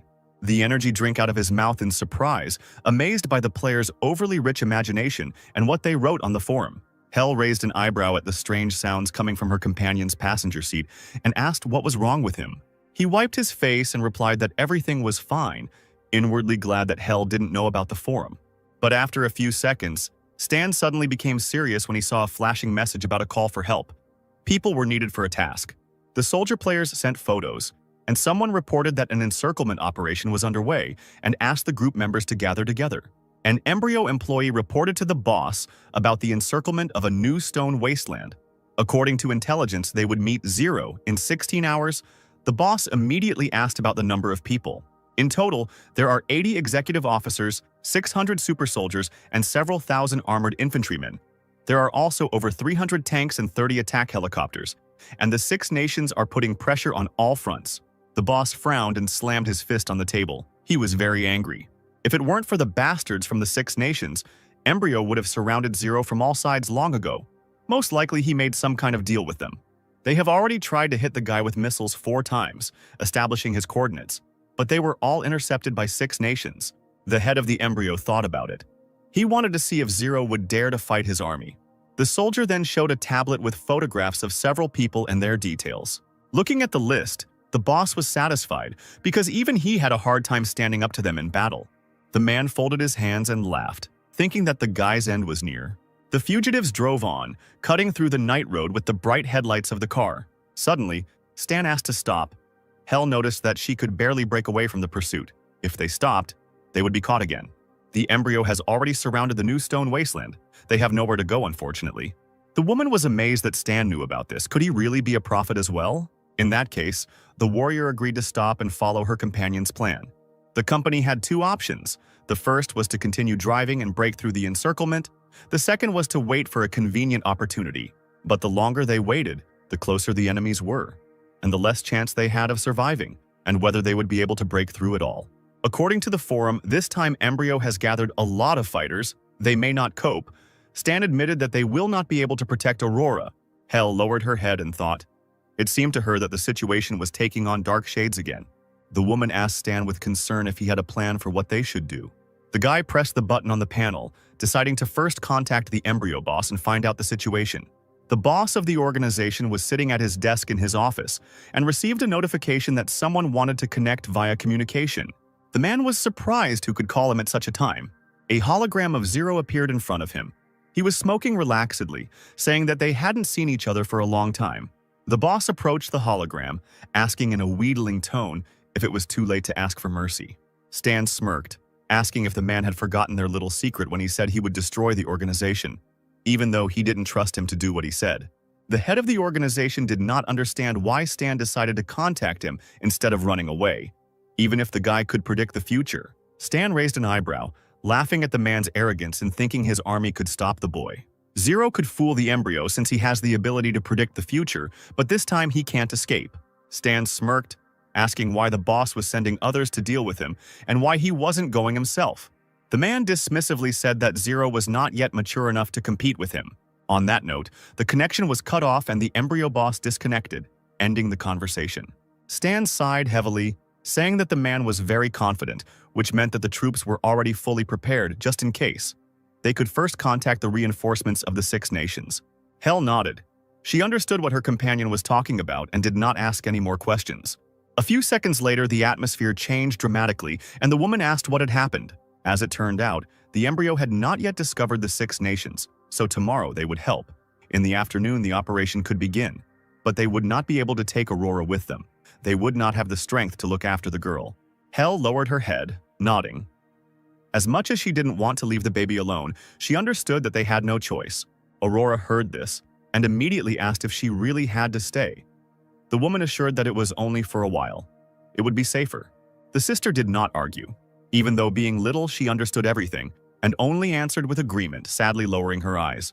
The company decided to move and drove a little further, stopping at a large stone with a large indentation. Stan dug up some dirt and finally let out a tired sigh when he was done.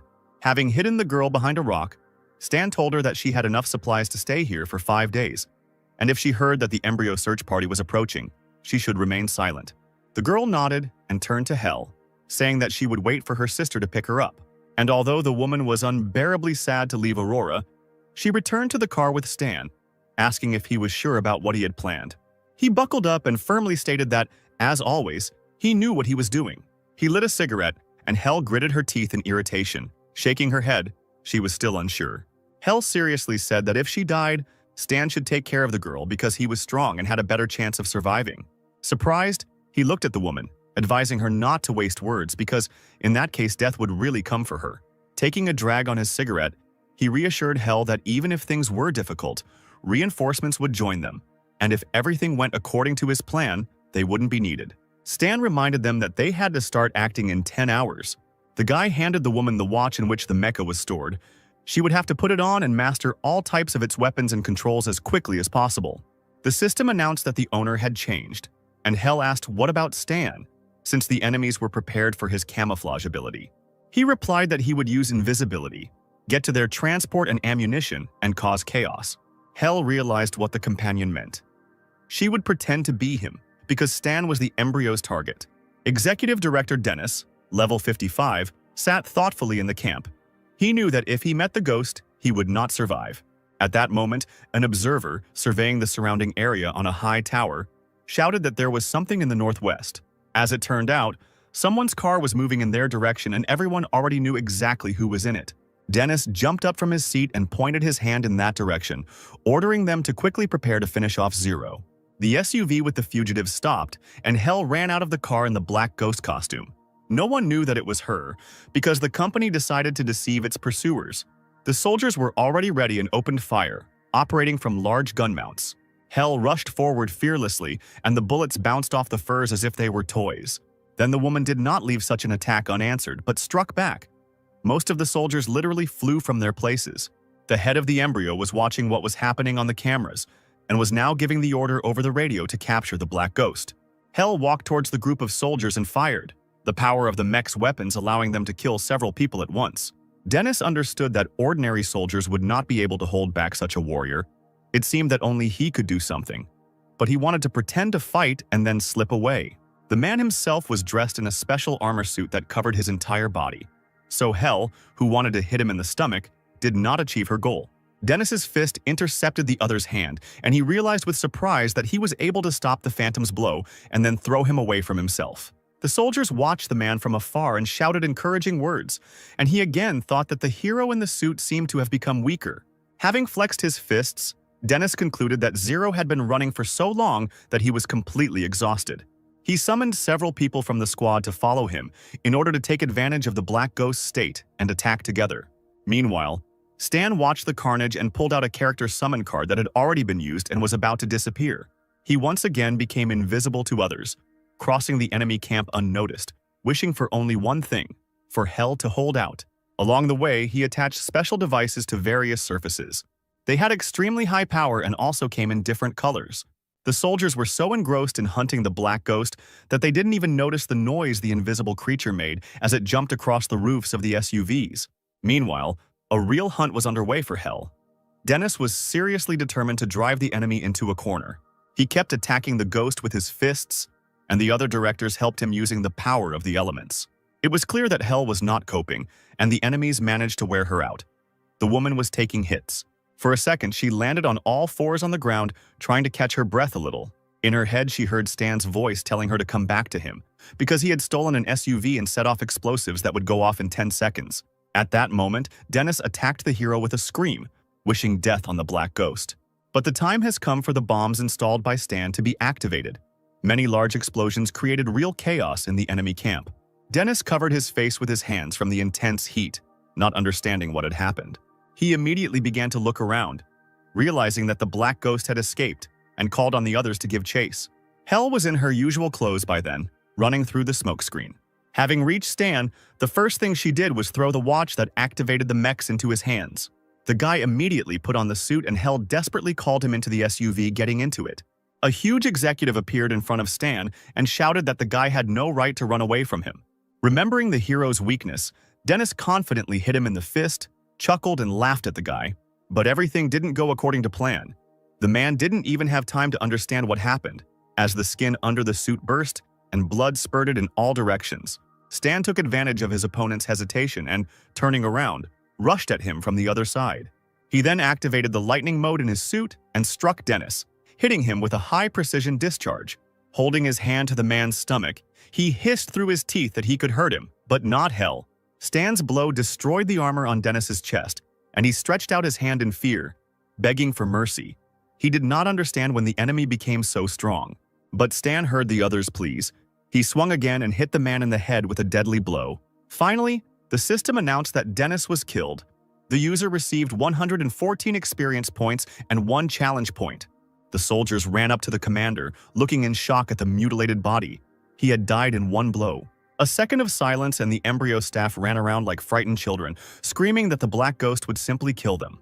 Stan took off his suit and jumped into Hell's SUV, and they immediately drove away. The guy was breathing heavily, and his companion exhaled no less heavily and with relief. But they were not destined to escape peacefully. Explosions were heard behind them, and military helicopters appeared overhead. A man emerged from one of them, one of the assassins sent by the embryo. They had found their target. Stan howled and yelled at Hell, who had said too soon that they had managed to break away. But there was nothing to do. The guy leaned out of the car window and started shooting at the helicopters, hoping to shoot them down. But the killer was not so simple. He immediately built a powerful defense around himself and the helicopter. Stan saw it too, because the man blocked his shot. The owner of such a force field has at least level 55. Then the stranger spread his arms and brought down an attack of purple fields. The earth shook, driven by abilities, and the SUV immediately began to rock on it, as if on waves. Then the car sank into the destroyed rock, sinking into the stones. Hell barely managed to control the car, holding onto the steering wheel with incredible effort. Stan cursed. The opponents wanted to destroy the road so that the passengers of the car would have to get out. He and Hell tried not to fall out, but even so they received painful blows to the ribs. The helicopter descended a little lower, and weapon mounts emerged from there, aimed at the SUV. The weapon hit its target. Hell and Stan jumped out of the car. They had barely gotten to their feet when the car exploded, and they had to escape as quickly as possible. The woman saw that they were being followed by 5 top executives. Stan immediately activated the mechs and grabbed Hell by the hand, ordering her to be silent and run. The escape was almost successful, but then multicolored flashes flew at the couple from all sides. Several strongmen, the best warriors of the embryo, were already standing in their way. The man who attacked with his field blocked the path of the fugitives, declaring that they could not escape. Then Stan turned sharply in the other direction and directed lightning bolts at the warriors. A small device flew past Esper like an arrow, and he managed to dodge it. Then Stan, breaking away from him again, pushed Hell away and ordered her to run. At that very moment, a warrior appeared in front of them, blocking the way with huge boulders that grew out of the ground. Hell tried to help herself and Stan and attacked the woman with a stream of fire. After that, she herself started coughing. She didn't have enough strength because her abilities had been used too often recently. She breathed heavily, ordering Stan to leave her, because now she was a burden, so it would be better for the guy to run alone. He grabbed the woman's hand. Even if she didn't think about sacrificing herself for others, she still wouldn't be able to hold off her opponents for long. Hell got angry, pulling her hand away with force. Didn't Stan understand that if he abandoned her, he himself would have a better chance of escaping? He shrugged, replying that the warrior was not particularly valuable. If he really needed help, he would abandon her without hesitation. But for now, let her shut her mouth. No need to tell him about her noble motives. Hell immediately fell silent. She had no other choice but to obediently run after her companion. At that moment, one of the killers blocked Stan's path, effectively attacking him with his move. However, he still missed. The blue from the blow of his abilities barely touched the ghost. Stan, in turn, swung and struck his opponent with a hail of lightning-fast attacks. Another embryo killer appeared behind him, treacherously striking him in the back. The couple found themselves surrounded by sent pawns, each of whom had very strong abilities and high levels. While the warrior with the field tried to stop Zero, the second warrior ordered a huge stone hand to appear from the depths of the earth. She was about to strike Hell, but the woman erected a protective dome over herself in time. The other 3 warriors hurried to meet their friend. They attacked straight from the sky. Stan immediately launched several explosive devices into the air, which never failed him. Exclaiming that these things had great speed, he sent them in pursuit of the opponents. The leader of the group of killers rushed towards the guy, declaring that his trinkets had no chance in the face of absolute power. The warrior, waving his cloak, hit Stan with his fist. He defended himself and the contact with the suit caused a shower of sparks. Then Stan returned the blow, and many lightning bolts struck the man's naked stomach. The guy felt a strange presence behind him and dodged, avoiding a blow from another killer. He was knocked down and almost died from his own flames spreading across the ground. The leader of the group shouted that it was not worth fighting alone. Let the others help him with their abilities. He ran up to Stan and tried to hit him and knock him down, but the guy deftly flew over him. Then the man who attacked first used his force field again. It flew towards Stan and trapped his legs, acting like a bear trap. Unable to stay on his feet, the guy slipped and fell, and an unknown force dragged him along the ground. 2 warriors were already rushing towards him, preparing to attack together. Stan tried to break away by shooting electricity at them, but he needed to get some distance or the suit would lose too much strength.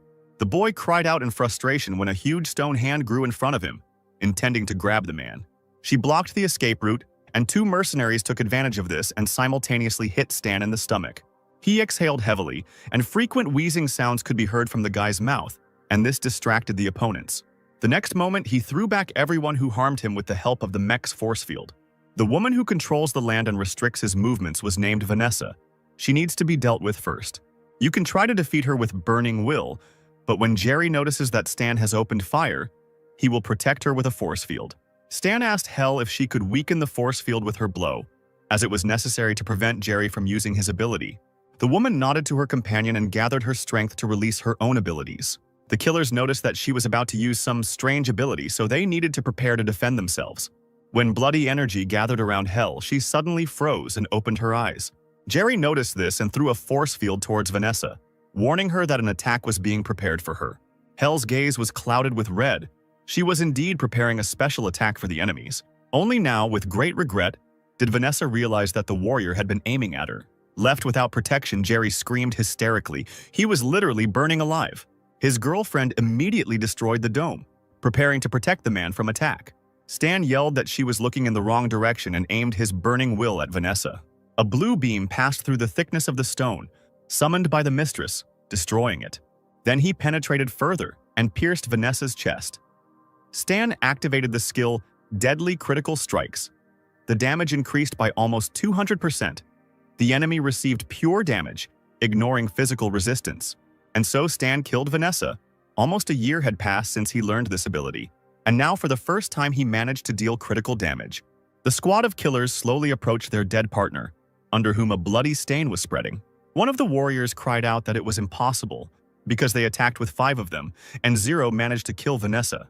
Once again, Stan pulled Hell along with him, urging her to get into the car faster. But now, everything did not go according to plan. Turning around, they saw several dozen tanks and fighters, reinforcements of the embryo. The Iron Birds swooped down, trying not to lose sight of their intended target.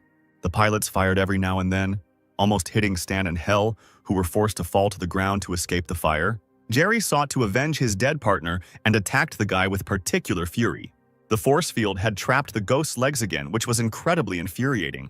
Stan couldn't even move, and he was dejected to see bombs being dropped on him from fighter jets. Trying to dodge, he somehow fell to the ground, but the weapon still caught up with him.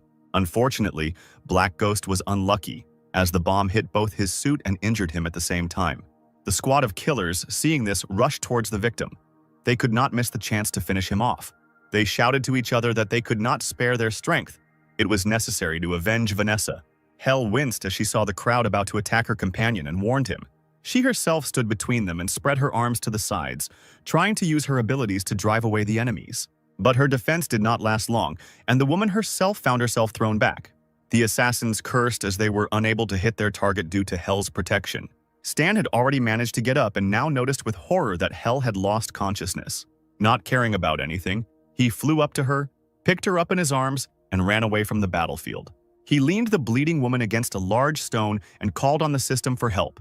Next, he took out the drug epinephrine from the secret place stored in his suit to bring Hell to her senses. Stan's eyes showed worry and fear. He screamed, begging the woman to come to her senses. Luckily, she heard everything and showed signs of life, breathing heavily. Warriors with tanks were approaching the couple with all their might. Hell ruined their only chance. Stan cursed. Looking back, he saw that the enemy had left them alone for a moment and was advancing. He looked at Hell again with regret, thinking that he would have to leave her. Looking around, he was stunned. The dead bodies of the warriors were engulfed in a strange glow. It turned out that the energy of the corpses from all over the field had gathered together, and this strange fire rose up. A pillar of fire gathered right near the weakened Hell. It stretched ever higher. The woman slowly opened her eyes, the miraculous flame of her native element slowly healing the wounds. Even the warriors who were trying to kill the couple stopped dead in their tracks, amazed at her resilience. Stan was delighted to remember that Hell had the ability to ignore sudden death. She restores her own health, which was to be expected from the future goddess of death. The woman came to and frowned, demanding that Stan leave quickly, since she was too weak now. He seemed to have lost his good mood. He was happy in vain.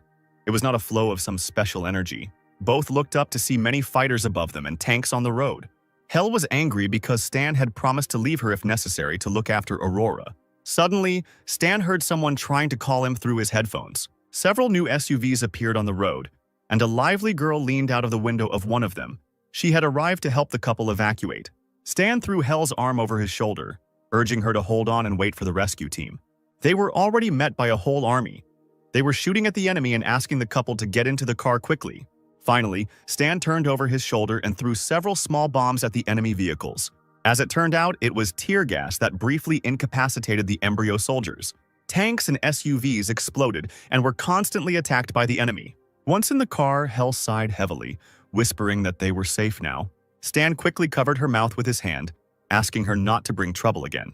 Zero was approached by an elderly soldier named Charlie from the 13th Division of the Star Dragon, a guy the CEO often mentioned. Behind the wheel of the SUV was a young man named Lester from Theseus. The red-haired girl who contacted Stan was named Diana, and she came from Maple. She asked Charlie if there was a plan. He replied that the enemy would not catch their target if they continued along the planned route. There was a chance to break away. Stan held the damaged helmet in his hands and decided to take advantage of the moment to check the condition of the fur. It wasn't that bad, only the armor was slightly damaged. The main components were fine, only minor repairs would be needed. The guy received a request for communication from an unknown person. It turned out to be the boss of the embryo. He ironically congratulated Zero on a good job on the plains. Stan's eyes widened when he heard that voice asking him if he was sure he was safe. The man said that he immediately noticed how a reinforcement squad had entered his territory several days ago. He did nothing to get Stan hooked and to get them all captured. Knowing where he escaped from and where they infiltrated, the leader could calculate where they planned to break through the encirclement. The boy chuckled, asking the embryo boss if he still felt all-knowing and all-powerful. In response, the man advised him to open his eyes to see something. He shouted that this place would become Zero's grave. The drivers of the SUV found that the road was blocked by a huge detachment of warriors and combat vehicles. Moreover, there were snipers behind the fences, ready to shoot at any moment. Charlie got out of the car with his team and started chanting loudly, calling for a fight to the death. One of the enemy soldiers was immediately engulfed in fire emanating from Diana. The fire dragon rushed at the enemies. The executive directors ran in all directions, agreeing to attack. But on the horizon appeared an incredibly strong warrior of Sharnock, Kyle, a giant with tattoos all over his body. He laughed and threw the soldiers in different directions. Some of them still managed to attack him from behind. But such people were immediately discovered by strong warriors of the Embryon with superpowers. One of them attacked the soldiers with a hammer, causing serious injuries. The Star Dragon fighters tried to eliminate such killers, advising them not to become arrogant. But things took an unexpected turn. The boss of the embryo himself entered the combat game. His face, as usual, was covered by a half-face mask and special glasses, and he defiantly asked Zero if he had the courage to go one-on-one. Stan didn't expect the man to appear, and the system activated the S-Class special mission, Ambush the Traitor, to defeat the leader. He was the main character of the planet Aquamarine, and very strong, but the guy's current condition is not the best. He sighed and got into a fighting stance, emitting lightning. He just had to try his best. New SUVs arrived at the scene of the battle. They had not yet participated in this battle. Bennett got out of the car, flexing his fists, and addressed Stan, saying that he had gotten carried away. Stan, like a guilty child, scratched the back of his head, looking at the man, asking why he had come. Bennett turned around, throwing in that the guy had caused a huge commotion. There was no other way. They say no one has seen the embryo boss go all out. Looks like today was his lucky day. He won't let him touch strangers without permission. Finding himself face-to-face with the leader of the opposing organization, Bennett used his burning will to attack. A dark and gloomy energy splashed around the man. He exclaimed that one should not stick one's nose into other people's business. At this moment, the two strongest bosses attacked each other, their unprecedented energies colliding. Lightning and fire discharges raged. The huge sphere covered almost the entire space. Stan covered his face with his hands. He was amazed by the strength coming from the men. Now there would be a fight between the two main heroes of the planet. The embryo boss stood up to Bennett's fiery will, so he must have some kind of strong ability. The embryo army gave the order to immediately destroy the Six Nations army.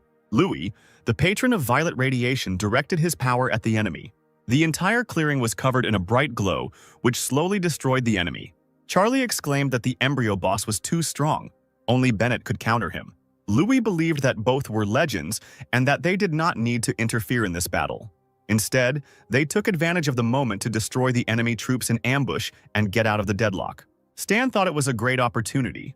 All the executive directors present were elite. The system would give a lot of challenge points for them. He saw an enemy dying in the distance, his ally raining blows on the man. So Stan decided to finish off the enemy with his weapon, while wearing mech. The blue deadly beam hit the warrior right in the eye, and a cry of pain stuck in his throat. The system announced that the player had killed the level 48 embryo executive director. Diana immediately noticed that Stan was hiding somewhere to the side, and was surprised by this. She asked Black Ghost to leave the superhumans to her team and to deal with the regular fighters in the area. Stan turned around and pretended not to hear the girl. He continued shooting at the already designated targets, ignoring orders. Diana was amazed at Zero's permissiveness because it was for his own safety. Meanwhile, Stan killed another level 40 embryo executive. The third executive director of the 48th level also lost his life. Then the fourth, level 50, fell in battle from a deadly beam. The fifth executive was shot straight in the head, giving Stan 15 challenge points. The guy has accumulated a lot of challenge points, and there is still one more executive director to finish off. The warrior with purple energy delayed the enemy, and an opportunity arose to kill him. Stan decided to help and ran to that side. Charlie was in danger, so he pushed him aside. The man landed on his back and breathed a sigh of relief, thanking his ally. Stan replied that there was nothing to thank for and continued searching for the last executive director. He soon found him, who was successfully eliminating enemies. Stan took aim, making sure he killed the right person. Finally, the system announced that he had dealt a lot of damage to Tyrone and killed him, gaining experience and challenge points. The guy was very happy, realizing that he now had enough challenge points. He needed to exit combat mode to level up, so that's what he decided to do. Seeing him, Diana decided that the Phantom was going to run away and leave them. The boss of the embryo turned around at the shout. He, too, couldn't allow the main target to slip away at such a moment. While fighting Bennett, the man ordered to find Zero and kill him. Stan, on the other hand, jumped a considerable distance using multiple jumps. He landed successfully, kneeling on one knee, and turned off the mech. Everything was going according to plan. Now the guy is out of combat mode. Stan received a new lifeform evolution. He had to choose one of 5 evolution options. The guy decided to choose the space race of people. Evolution began. Rays of the system poured down from above. They meant that the transformation had begun.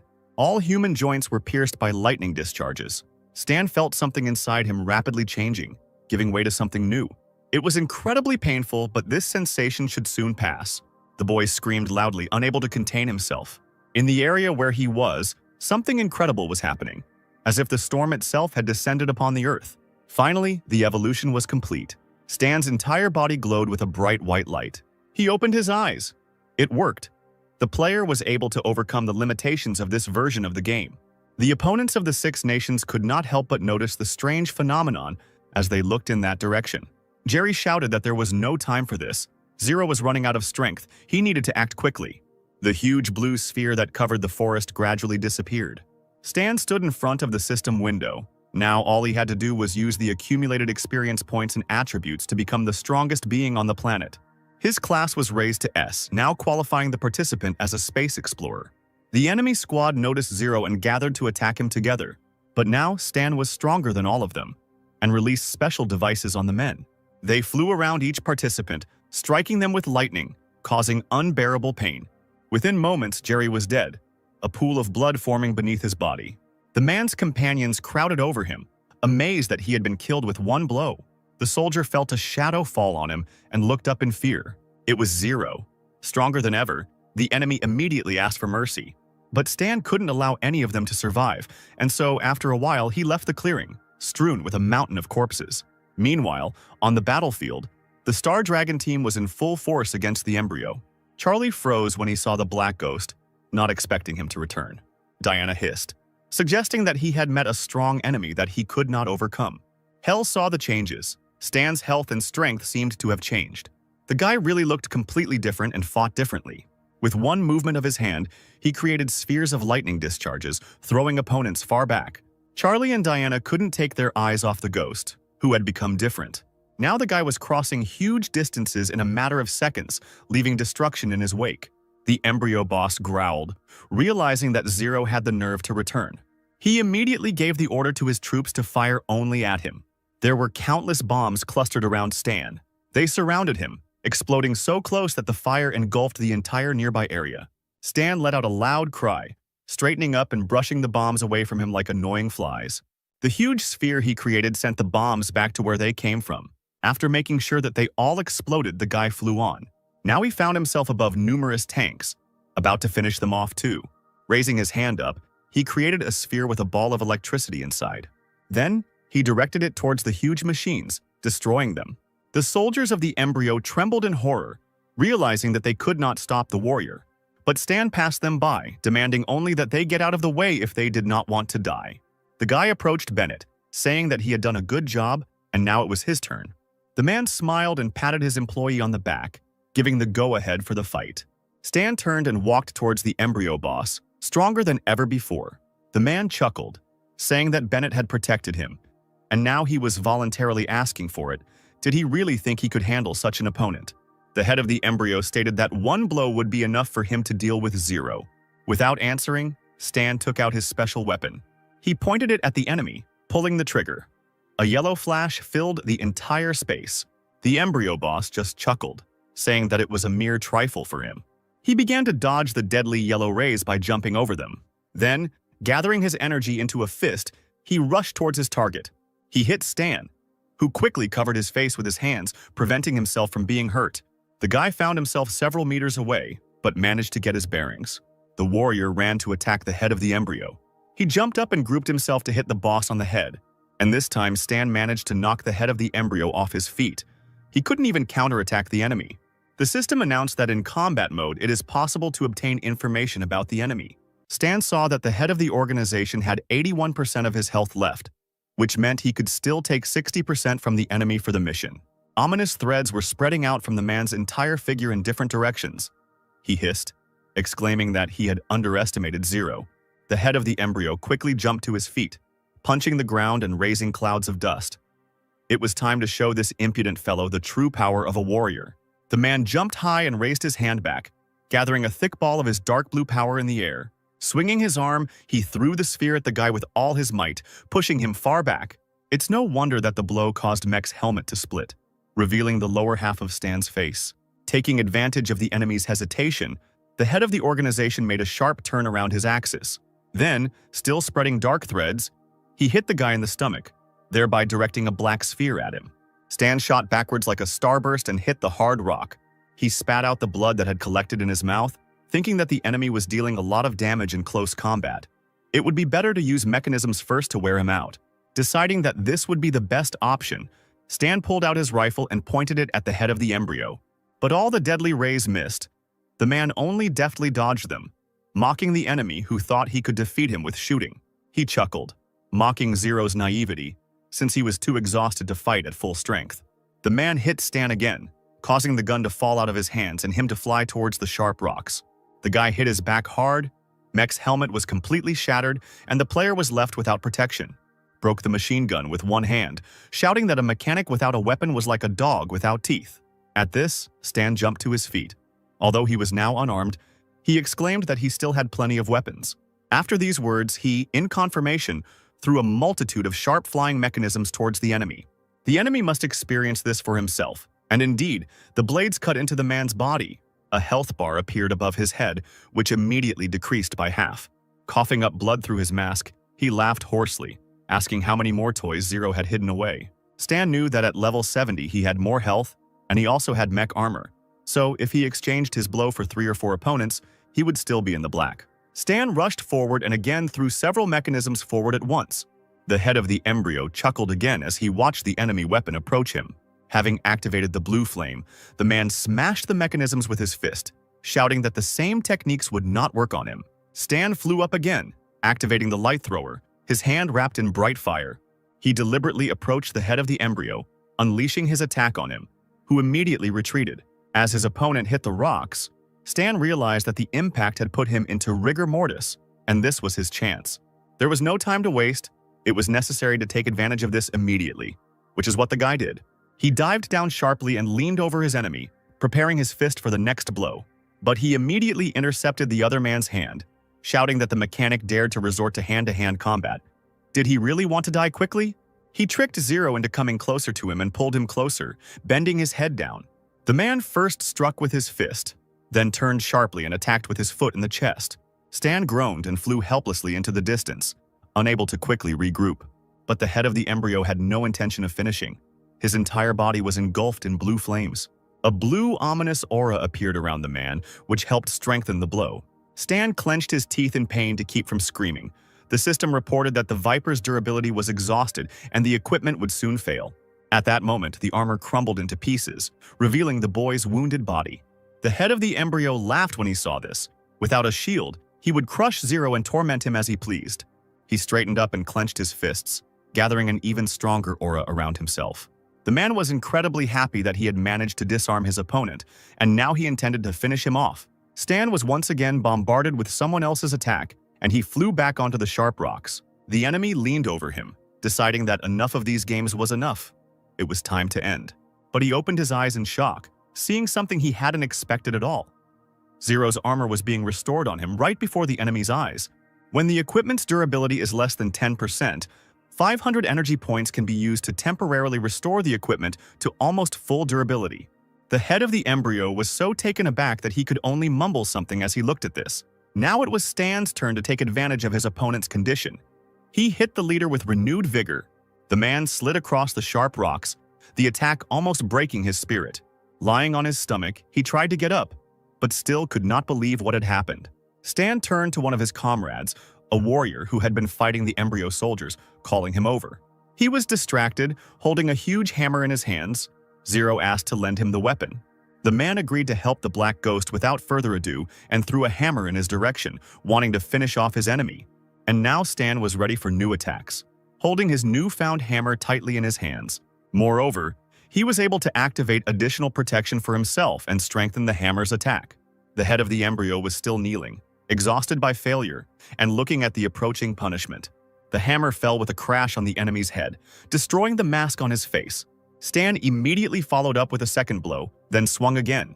He turned sharply, starting to destroy everything around him, both enemy vehicles and people at the same time.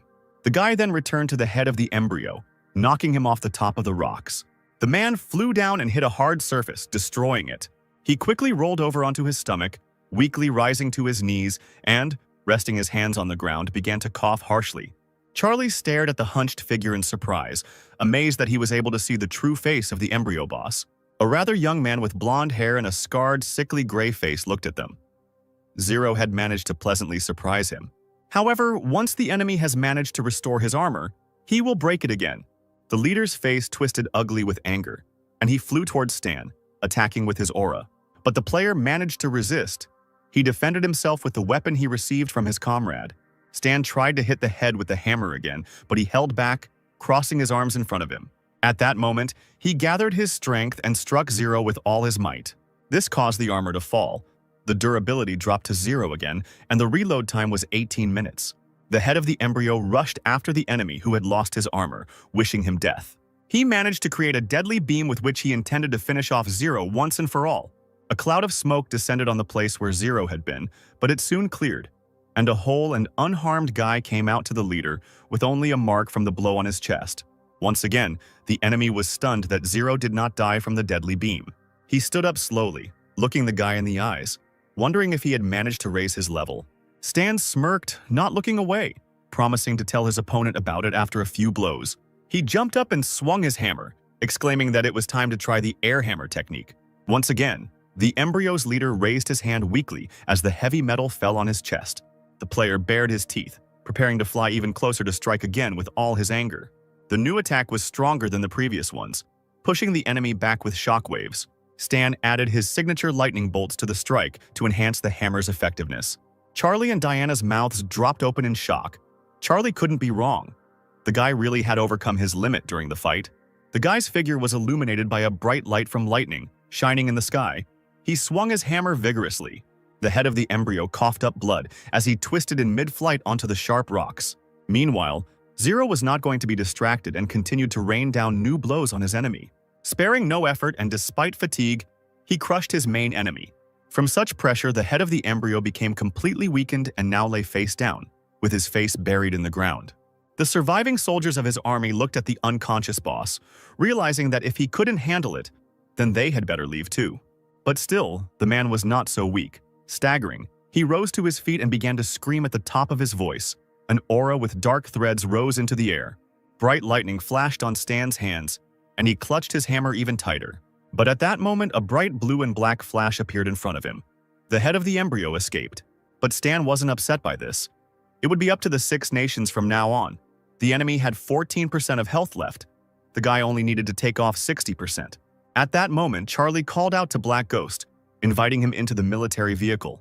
The Dragon Organization's car rushed in pursuit of the embryo boss. The warriors fired with all their might at the remaining soldiers of the organization, who were already quite weakened. The column of vehicles tirelessly attacked the burning tanks and vehicles of the enemy. Stan, finding himself inside the car, let out a tired sigh. Finally, it was all over. Military vehicles arrived at the camp, a temporary base for the Six Nations forces. The trader's ambush mission completed, Stan leaned over the system screen, deciding to see if he would be lucky this time. He was given the choice of 2 skills out of 6: Advanced Martial Arts, Snake Attack, Reflection, Thorns, Iron Fist, Strong Body. Finally, having chosen, the guy pressed the button. The system endowed the user with the skills Reflection, Thorns, and Steel Body. The guy sighed sadly, looking at the veins on his hand. The further he went, the more he reminded himself of a fighting machine. The system showed that it was possible to unlock new requirements for promotion in the mechanic class with a magnetic sphere, but it was necessary to reach level 80, increase intelligence, and gain knowledge. The player continued to press affirmatively because it is not difficult to obtain advanced knowledge. It remains to find a way to level up to the required level. You will also have to look for more subclasses to collect intelligence points. It is best to choose rarer subclasses that give more attribute points per level. And although Stan continued to peer into the system's windows, his thoughts were elsewhere. The mind continued to broadcast the true face of the embryo boss. The guy did not know why he did not remember his face without a mask. Suddenly, Bennett's angry cry was heard. He managed to grab Stan before he escaped, demanding an explanation. The man began to beat his subordinate, angrily demanding that he tell him about his past and why he didn't say that he was an alien. Finally, the boss managed to calm down and leaned tiredly against the truck, saying that the past is the past. He, without looking at Stan, asked in a muffled voice how he had managed to overcome his limit. The guy thought deeply before answering whether he should tell the NPC about this. Finally, the player snapped his fingers and hugged Bennett, cheerfully recounting the old saying that one must train one's muscles and one's breathing. He also exposed his stomach and patted himself there, telling about the Diantian. Essentially, it was the bladder. You need to learn to concentrate energy there. At first, it will slowly flow out of the person, but this is normal for a beginner. As soon as one manages to learn to control this feeling and hold the energy at will. Bennett, of course, did not believe these stories and again began to beat Stan, shouting that he was incorrigible. Did he really look like a simpleton who could be deceived? Charlie approached the players and addressed them seriously, saying that he needed to tell them something, namely about the origin of the embryo boss. Stan was immediately distracted. He was eager to find out this information. But Charlie immediately led the men away to talk elsewhere, reminding them about the task he was given, namely the hidden A-level storyline, New Era, Origin. The data Stan found gave the dragons new clues, and during their investigation they discovered a mention of the embryo organization in a sealed confidential scroll from a vanished country. Stan simply silently extended his hand, and Charlie handed him the tablet with the information. The first round of the task was completed. Experience was gained, and a good grade was given for the completion. As it turns out, during the Old Era, there was a small country called Gollum. Its government went through many changes and revolutions throughout its history. At that time, a terrorist group called the Mimok appeared in Gollum and attacked the government many times, causing panic in society. People did not feel safe and demanded that the government take stricter measures. The government issued various laws. The regulations in the country became strict, and the city's residents were under constant surveillance and control. After that, Mimok disappeared overnight, the attack stopped. But Mimok was actually an organization secretly created by Gollum's government. For security reasons, the inhabitants of Gollum willingly accepted the old protection. The government one by one deprived people of all rights. All media and any platform that could give people a voice were under strict government control. They created an image of an enemy for the people and began to protect them from it. Fear pushed the majority to give up freedom in exchange for security and the acceptance of strict rules. By the way, some people found out the truth about Momoka and exposed the organization. The people of Gollum were furious. They showed their anger, they protested, and created a civil resistance organization. When the conflict in Gollum reached its peak, a galactic civilization emerged, giving people knowledge that could change the world. The emergence of galactic civilizations plunged the world into chaos. Gollum was invaded by a neighboring country. Due to threats both within and outside the country, the government fell, and Gollum was wiped off the face of the earth. Mimok is the current organization of the embryo. The current leader of the organization was a member of Gollum's civil resistance. These events happened a long time ago. Detailed information about his personality has not been preserved. Gollum fell, but Mimok was freed from control.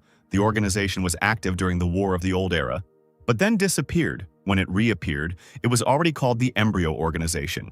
Stan noted that the relationship between the resistance and the organization was not hostile. It seemed that the boss had taken over power in Momoka, but no one knew how he became the main one. Mimik appeared again when he became the enemy of the Six Nations. His power increased tenfold. The nation that invaded Gollum then is now called Rylan. Stan scratched his chin. That was how they found out the reason for the embryo boss's hostility towards the Six Nations. He had lost his homeland, so he wanted revenge. New era. Origin, Round 2, Reward. 80,000 EXP, reward for evaluation should be good. Excavation of secrets will have an unclear effect on the planet Aquamarine. At that moment, someone tugged the guy by the sleeve of his sweater. It was Hell, who wanted to go back for her sister. Stan pointed to the warriors behind him, replying that it was dangerous to go back. The Six Nations would not agree. But Hell was not going to give up, declaring that in that case they would go alone. The guy shook his head, saying that if he came back the boss might show up again and they would have more trouble. As soon as Hell wanted to say something, Stan lit a cigarette, asking the woman to calm down, because he had a better candidate. Meanwhile, Aurora was bored to death in her refuge, New Stone Wasteland. Empty cans of energy drinks and canned food were scattered all over the cave. The dirty and frozen girl sat hugging her knees. She had already eaten her 13th ration, but her sister still hadn't come. At that moment, small stones began to rain down on her, and someone's hand appeared in the opening. It was Dion. He extended his hand to the little girl, saying that Stan had sent him. It was time to go. Hell was worried. A day had passed since the conversation with Stan. She did not know whether she could trust the person sent, but she was reassured. The woman sighed heavily and climbed right onto the roof of the military vehicle, nervously looking around the area. And as if to confirm Stan's words, she saw a small familiar figure in the distance. Aurora waved to her sister, seeing her. Hell grabbed the girl and hugged her tightly with tears in her eyes, whispering how good it was that she was okay. Stan walked up to Dion and shook his hand firmly, thanking him for his help. The guy apologized for forcing his friend to take risks. He will owe it. Dion waved his hand, smiling as a reminder that it was nothing, since Stan had already helped him once. He slowly dissolved into space, saying at the end that the ordered things had already been delivered to the southern continent. Let Stan see when he returned. Aurora looked at the adults in turn, then asked her sister where they would go now. The child's question caught the woman off guard. She didn't even know what to answer. Stan offered to send them with him if the sisters had nowhere to go. His domain was very safe. Hell walked up to Aurora and hugged the smiling little girl, asking again if they really could go with their friend. Stan said that Aurora had been in captivity for a long time and was very weak. If she was taken somewhere, then first we need to make sure that the girl was stronger.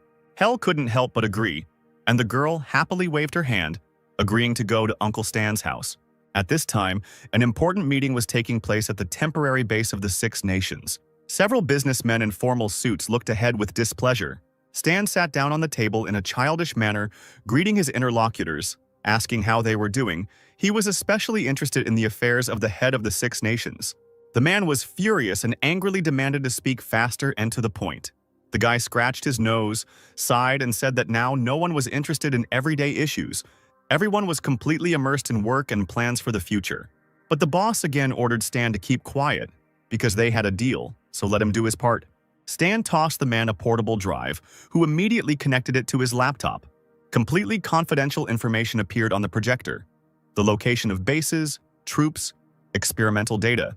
The men in the office were delighted. With this data, they would quickly end the war.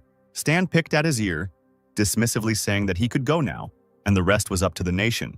After these words, the task, Fall of the Embryo, was completed by 36%. The atmosphere on the grounds of the Great Palace was not very cheerful. Sid sat on a bench near the house and sighed. He really missed Stan, who had not appeared for many days and did not give tasks.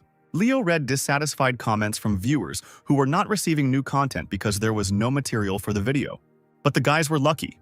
Stan's helicopter appeared over the house. They barely remembered about it when the guy arrived. A few minutes later, the helicopter landed on the ground and the guy slowly walked out. The users gathered in a living corridor and joyfully greeted the black ghost, with Hell and Aurora walking next to him. The woman looked around nervously, amazed at the scale of the Phantom's domain. Winston bowed to the gentleman, telling him that during his absence they had created and improved everything that was indicated in the plan. Now there were about 23,000 vagrants in the shelter. Stan asked what happened to the non-humans, who were just fighting among themselves. They used deadly rays in fights, Winston noticed that they often fought and destroyed buildings. But the guy only replied with a smile that the man should send the builders to build a large arena. Winston was surprised. He did not understand what use the arena was in the shelter. Stan replied that the arena was a place where they could release their energy, and they could make money from it by organizing a fair betting system. Once the arena becomes famous, they might want to host the future professional Galaxy League there, and the time will come when Stan will be making big money. Later, he arrived at the workshop of the third shelter to think carefully. The storyline of the planet Aquamarine is coming to an end. It's time to prepare for departure to the galaxy. Viper had a hard time coping with the power of the boss embryo. We need to start creating a new mechanical suit. No sooner said than done. The guy didn't leave his workshop until the morning. At dawn, a blue flash cut through the sky near the high-rise buildings, flickering here and there. It was Stan, in his new, much more powerful suit than the previous one, assessing his abilities. The radiation crystals from the Viper's lair were excellent fuel. Now the power of the reaction furnace is enough for flights. Since the suit now has a module for flights, it can be called Amphipter. Stan tried to attack and pointed his hand at the rocks. A powerful blue flash turned the piece of rock into pieces. Amphipterus has become stronger. Combining it with attributes, Stan will become completely invincible. Annabelle was successfully conducting experiments in her new laboratory. Stan and the girls arrived to examine Aurora, and she was told that she was losing a lot of blood every year, which led to physical weakness, dysplasia, and deterioration of organ function. Unfortunately, Annabelle had to report that, according to her calculations, the baby had 3 years left to live. But the pharmacist reassured the woman, urging her not to worry. This is not about an ordinary person, but Aurora. Although physically weak, the activity of her cells is amazing. She showed a tablet with an image of cells, saying that usually the human body takes a long time to self-repair due to the slow renewal of cells. But with the girl, everything is different. Superhumans have a much better ability to self-repair. Annabelle bowed down to Aurora with a smile. She wanted to take a blood sample from her for research, but the girl quickly hid behind her older sister. Hell, like an enraged wildcat, immediately objected and refused. Stan touched the upset Annabelle on the shoulder, thanking her for her persistence, reminding her that the girl was a patient, not a test subject, and that she couldn't defeat her sister. The girl turned to the table, agreeing that treatment was not necessary. Let it just suppress the abilities and recover as quickly as possible. Stan knew that in her past life, Aurora had been gutted for medicine and he had not been able to see the effects of her powers. He told Annabelle that the girl's brains had been washed and that another personality was now living inside her, which was awakened by a code word, turning her into a controlled puppet. But the pharmacist said that she was not a psychotherapist and that she needed to find the right specialist. Stan asked if influencing Hell's mind was her strong point, but she replied that her abilities were too aggressive. She could accidentally harm her sister. Stan raised an eyebrow and muttered that the woman better work hard on that. Annabelle already wanted the guests to leave because she had agreed with the non-humans to test her drugs. She did not need to interfere with the research. They just approached the door. The girl asked her partner if the testing had started yet, but he asked her to remain silent because he heard the voice of the black ghost. Hell asked Stan's opinion. He replied that it would be better for the girl to rest more. He would make Aurora a special stroller so that she could have more contact with the outside world and make friends.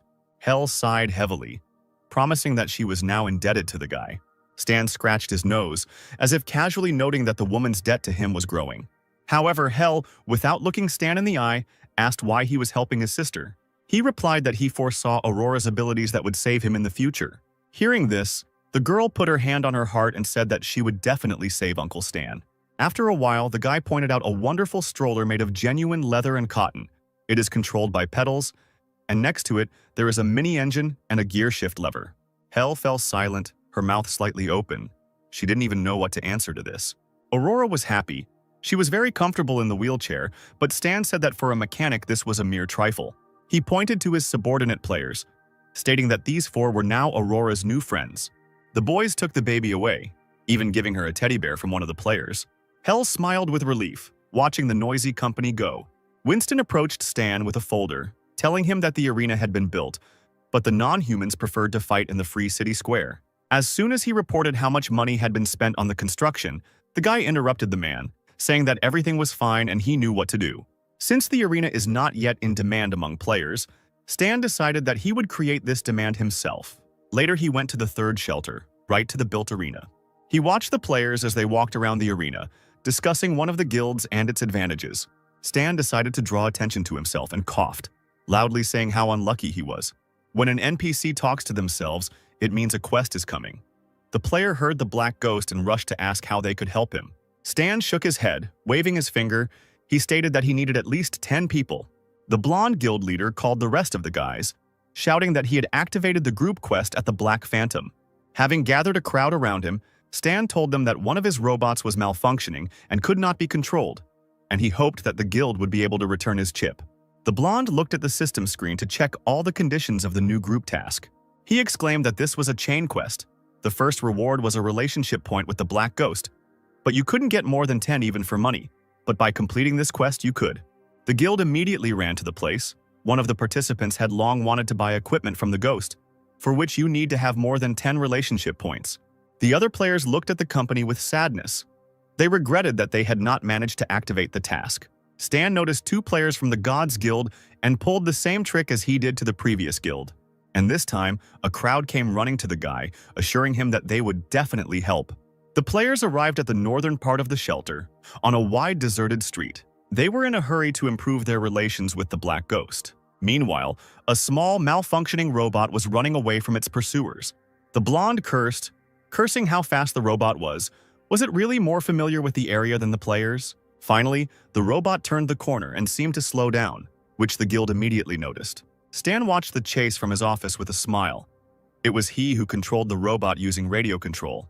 He immediately pressed the joystick button, activating acceleration, and the robot immediately rushed forward, a trail of blue flame stretching behind it. The blonde's eyebrows rose from the realization of his imminent defeat. He couldn't believe that the robot had moved away again. The second guild of gods, which Stan also hired, ran up to the robot from the other side. One of the players shouted that he had found the robot, and it turned to its pursuers and raised its guns. But the guild was not unarmed either. The men had powerful machine guns and assault rifles with them. There was a roar. Hundreds of bullets flew into the durable plastic, destroying it. The work was obscured by smoke, and when it cleared, the players saw piles of debris. The guild lowered their weapons in shock. Because the robot fell apart so quickly, was the task really that simple? The first guild was confident that they would soon complete the Black Phantom's quest. The guild leader slowed down. He cursed again, realizing that the task had been completed by others. The head of the Guild of Gods had already managed to take the chip from the robot. He was also surprised that the opponents had the same task. Stan watched from afar as the 2 guilds ran into each other and were now arguing. He called the headquarters, satisfied with the order to not let in any non-humans today. The Guild of Gods went to the third shelter, to the reception room, to report. The leader was surprised when it turned out that the guild was not allowed through the door. The soldier blocked their way, saying that he had received an order from above that outsiders were not allowed to enter. The Guild of Gods was defeated by other players. The blonde shouted with displeasure that they had ruined their mission. The interlocutor shook his head, answering that it was better to arrive on time than to arrive early. The latter were simply unlucky. When they were refused, the blonde demanded to follow them to the arena. The head of the Gods Guild pushed the other non-human, saying that they had no need to fight since the chip was where it should be. The blonde pointed his finger at his interlocutor, shouting that they should bet on money, objects, weapons, anything. The guild merely laughed at the proposal and refused, turning to leave. The comrades anxiously asked their leader what they should do. The blonde angrily ordered to write messages on the forum to provoke them. Since Jupiter refused, then he would have to force him to change his decision. Stan saw these messages. There was a buzz on the forum. It looks like his arena will soon be useful. And indeed, there were now many spectators in the arena. They wanted a spectacle. They were delighted, munching on popcorn at the number of people asking who would win. Someone commented that the Gods Guild had behaved immorally, but was told that there was nothing immoral about stealing a kill in the game. The host, behind whom young girls in revealing outfits were entertaining the guests, greeted the ladies and gentlemen who came to the arena. On the left side was the defending side's bet, the uncontrolled ranger chip. On the right was the attacking side's bet, Sophie's dagger, winner takes all. Finally, the time came to greet the defending side. The gates slowly opened. The Guild of Gods entered the arena. They shone in the rays of the sun, their elegant armor blinding everyone's eyes. The spectators were very surprised. They were not mistaken that these players were real professionals. Now the challenging side entered the arena, and they had all the professionals. The players of the 2 guilds were hoping for a win. They were glad that they managed to find professionals. The spectators began to shout out the names of the players, wishing each one victory. They knew that fighting in the arena could bring glory to the guild and the player. And if you stay in the arena, you can compete with different players and earn money on bets. Hearing this, the others thought hard, because this was a good use of fighting. The host explains the rules. Each team has 5 players. They will fight in turns. The winner gets 1 point. The first team to score 3 points wins the match. Now it's time to invite the first player from the Gods Guild, Diego, who is proficient in martial arts. His opponent from the Long Sky team would be Oscar, who also had martial arts skills. The judge stood between the 2 warriors and blew his whistle, giving the command to begin the fight. Diego shouted that he would tear his opponent to pieces and was the first to rush into the attack. His flaming fist almost touched Oscar's face, but he quickly closed it.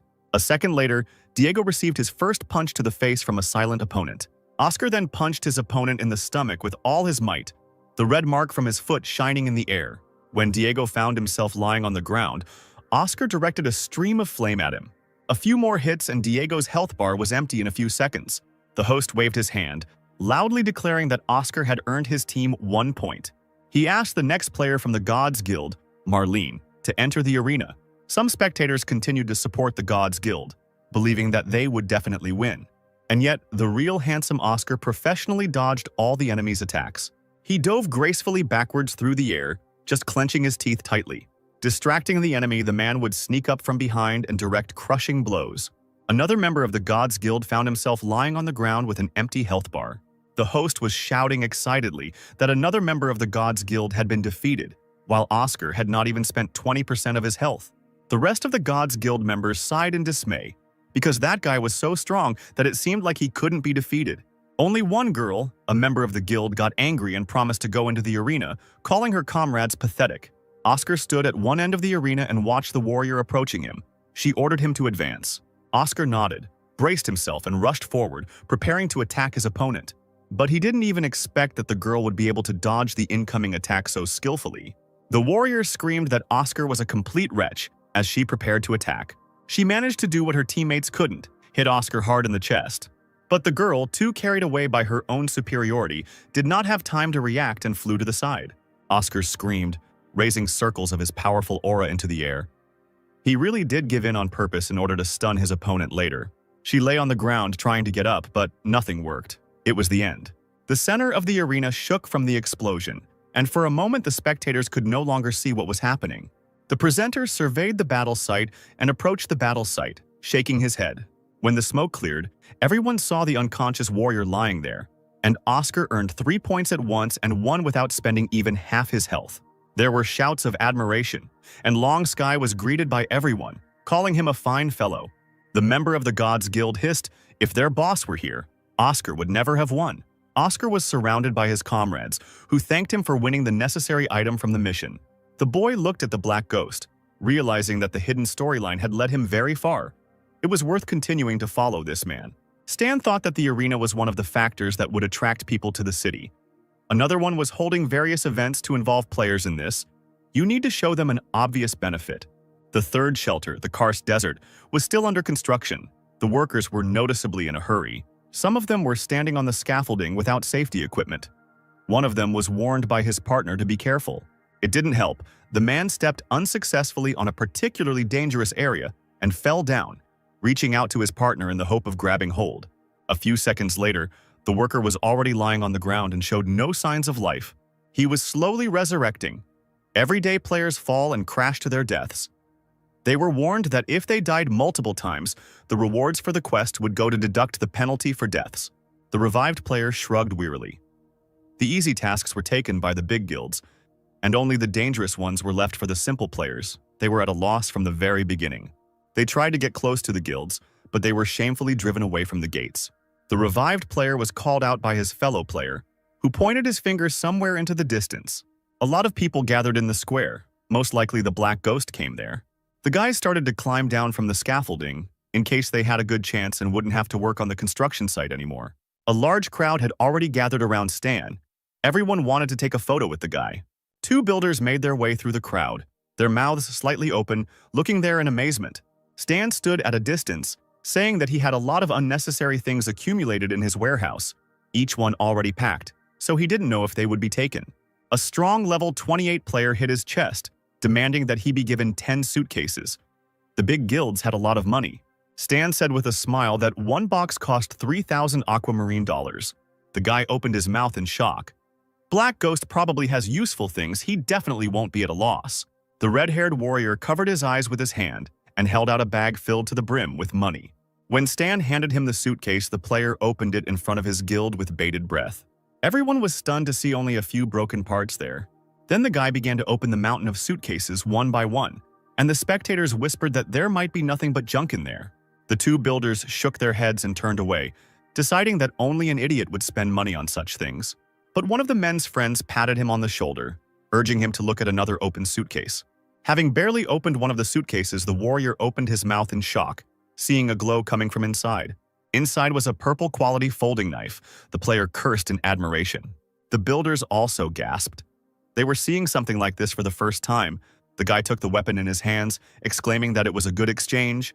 The costs were paid off. Now the audience believed that a good thing could be taken out of an unknown suitcase. Now the crowd was no longer in control. Rushing towards the ghost, everyone wanted to get their treasure. One of the players looked dejectedly into his half-empty suitcase. He was unlucky. He was getting nothing but junk. The other warrior was also upset. Maybe if other players got a good weapon several times in a row, then the winning coefficient decreases. A serious voice was heard. The stranger replied that it was difficult to talk about it. It seemed that the winning mechanism was a little strange.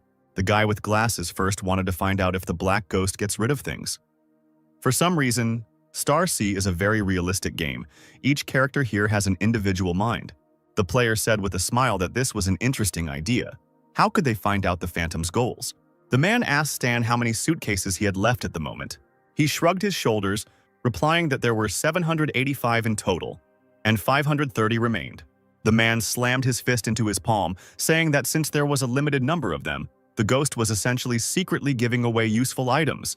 If this was a prank from the developers, they would have definitely told him what the odds were. Stan smiled awkwardly. He didn't remember hiring an actor, so where did this guy come from? After this, the crowd again rushed to Stan, demanding to sell another suitcase. Someone wanted to buy 10. After some time, the Black Ghost truck was racing through the streets. Players are already used to the fact that he sells cases with loot. As soon as they see him, they immediately go to the square. There is a lot written about this on the forum. The more deliveries he makes, the more players he will attract. And indeed, a day later he arrived at the same place where the players had already met him. The builders gathered to buy suitcases, at least one, to check if they would be successful. A player in uniform came forward and demanded that he be given 100 cases. 100 cases is 300 aquamarine dollars. Everyone called the man a spendthrift.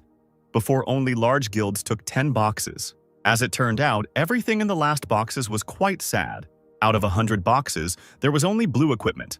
A perfect plot for a new documentary. Star Sea, The Fall of a Rich Man. Stan did not set up a guarantee mechanism to prevent such players and guilds from buying up boxes, monopolizing all the winnings. The man with glasses shook his head, saying that there was no point in throwing away so much money. It was enough to observe and think a little to determine the chance of an item dropping. He smirked, looking at Stan, exclaiming that it was time to check his winnings. He approached Stan and confidently demanded that he sell him one case. Taking the suitcase, the man glanced at the crowd, calling them to look, because there would certainly be a good thing there. He slowly opened the lid in front of the breathless players, confident of his victory. But I heard a collective sigh of disappointment. There were only a few details there. The crowd sighed in disappointment. The win was even worse than usual. The man scratched the back of his head and mumbled that it was a question of probability. If it didn't work the first time, you had to try again. And again, bad luck. In the next suitcase, there was an ordinary wrench. The third, fourth, and fifth suitcases also turned out to be half empty. The crowd was already outraged by the loud words of the stranger. He was horrified. Why did this happen? Did he make a mistake in his calculations? The cases are fake. This world is fake. Everything here is fake. Stan just silently watched the players, builders. They asked hesitantly if he had any more cases. The guys only had 3,000 aquamarine dollars. Both moved to the side, away from the people, one urging the other to open the door quickly. The space was illuminated by a bright light. It turned out that the suitcase contained purple equipment. The partner hit his stunned friend on the back. He was lucky, having pulled out something purple. Tears of bitterness and disappointment appeared in the eyes of the others. Here is another lucky one. The builder scratched his head, asking his friend if he should buy another one and try his luck. He nodded, offering to lend him some money. Now all the players gathered around the builder, shouting for him to open it faster and not waste time. And indeed, this time he was incredibly lucky. Again, the purple equipment ended up in the suitcase. The warriors rushed to the boy, begging him to allow them to at least stand next to him to gain some luck. 2 wins in 2 tries. He could buy a lottery ticket. The man with glasses was struck to the heart. He had definitely screwed up his calculations. The purple equipment should belong to him. The builder's friend was just trying to persuade him to buy more because 3 purple quality gear was already too much. The player hesitantly approached Stan, asking to sell him another case, but the crowd no longer believed in another coincidence. The guy opened the suitcase with shaking hands, wondering if it would work again.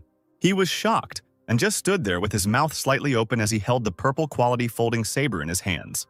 The people around couldn't believe the 3 purple gears in a row. They pinched themselves to believe that it wasn't a dream. Stan shook his head. Did he really only put 3 purple items in this batch and he got all of them? People approached the guy, offering to buy things from him, but he did not agree. A blonde, strong man extended his hand, kindly inviting the former builder to join their guild. It was Morning Snow, Twilight Frost, the guild master of the ancient dynasty. The guy scratched his head thoughtfully, hesitantly asking if his friend could join too. Morning Snow smiled happily, nodded, and said that their house was located next to the site, and as soon as they finished buying the boxes, let them come. Joyful cries were heard from the builders who had managed to join the Ancient Dynasty Guild. The guys hugged each other. The hero of the day's friend thanked him with tears for such an opportunity. Now they won't have to carry bricks. Guilds usurp resources, so such lotteries are a chance for players with small capital. Thanks to them, ordinary players have a chance to get back on their feet. While running away, the guy thanked the Black Ghost with all his might. His friend urged him to go to the guild as soon as possible.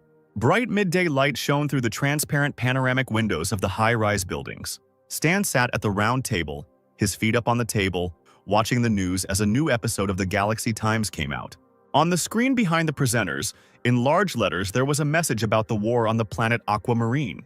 Stan was very surprised by this. He didn't remember such a release in his past life. There have been a lot of events on the planet lately. The war between the 6 nations and the embryo has started. Compared to other planets on Aquamarine, it started earlier. The war lasted for about 2 months, and now it is in its final stage. Embryo is on the verge of defeat. Players on this side do not know where to go after the war. One of the characteristics of the main storyline is that it has a huge impact and radical change because it is very large scale. But the players of Aquamarine participated in the main storyline of the war. They did not have a big influence on it. Many believe that the main storyline of the city was carried out successfully.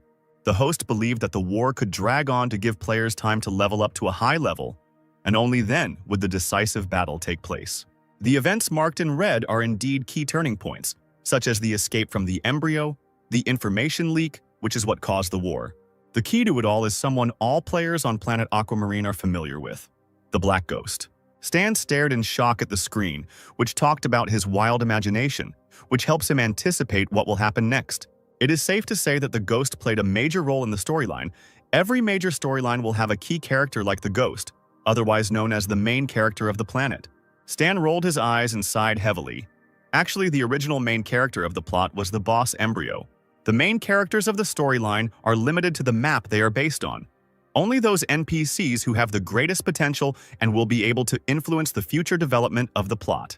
Stan turned off the news angrily, putting his hands on his hips. How dare they think he wouldn't be important in the future? Sid burst into Stan's office, shouting that Annabelle and Hell were fighting. The guy jumped up from his chair in shock, not believing what he had just heard. 5 minutes ago, a serious scandal broke out in Annabelle's lab. Hell was furious and angry to learn that the pharmacist dared to use her sister's DNA to create a cure. She grabbed her by the lapels, promising to smash the laboratory to pieces. Long vines created by a frightened Annabelle stretched across the entire office, but Hell immediately destroyed them, intending to do the same to the pharmacist. At that moment, the laboratory doors swung open with a bang, and Stan stood on the threshold. Lightning bolts appeared on the guy's palms and he raised his hand, shouting angrily that the women should stop. Hell was once again enveloped in vines. Annabelle demanded that her rival stop, but Hell did not want Stan to interfere. The floor beneath their feet opened up and weapons mounts slowly emerged from there. The robots' guns were aimed at the women. Stan asked if they had forgotten whose domain they were in. Annabelle shook her head, placing her hands on her hips and turning to face the boy. She scratched the back of her head, complaining of a headache, and Hel reproachfully reminded Stan that he had promised to protect her sister. Annabelle tried to justify herself. She used DNA obtained from Aurora's hair that fell out and did not harm her in any way. So why be angry? Hel turned sharply to the girl, exclaiming that she could not react otherwise. At that moment, Aurora burst into the office in a wheelchair and Leo ran after her. The girl jumped up from her chair and ran to her sister, asking why she was fighting with the doctor, since she herself had given her hair to help Uncle Stan. Hel swallowed hard, looking at her sister who was fiddling with her sleeve. The girl smiled radiantly and asked not to worry about her, because she was not that fragile. Frowning, she shook her head and stroked the girl's hair. Stan looked around the room and asked Leo to call the guards to clean up the lab. Annabelle crossed her arms over her chest, asking why there were so many turrets near the lab, if it was to spy on her. Seeing the guy's angry look, the pharmacist asked him not to worry, because she was not stupid and understood that she was just a tool for the guy, whose opinion was not important. Stan turned and walked towards the door, only sighing heavily in farewell. Annabelle clicked her tongue. She was angry at such a reaction. Was it really that hard to answer something? Night fell over the city, and the sky shone with multicolored hues. On the roof of one of the high-rise buildings, a female silhouette was visible. It was Hel, peering out at the night city, her head on her knee. A blue flash of lightning flashed from the ground to the roof, but the woman was not afraid. She knew who it was.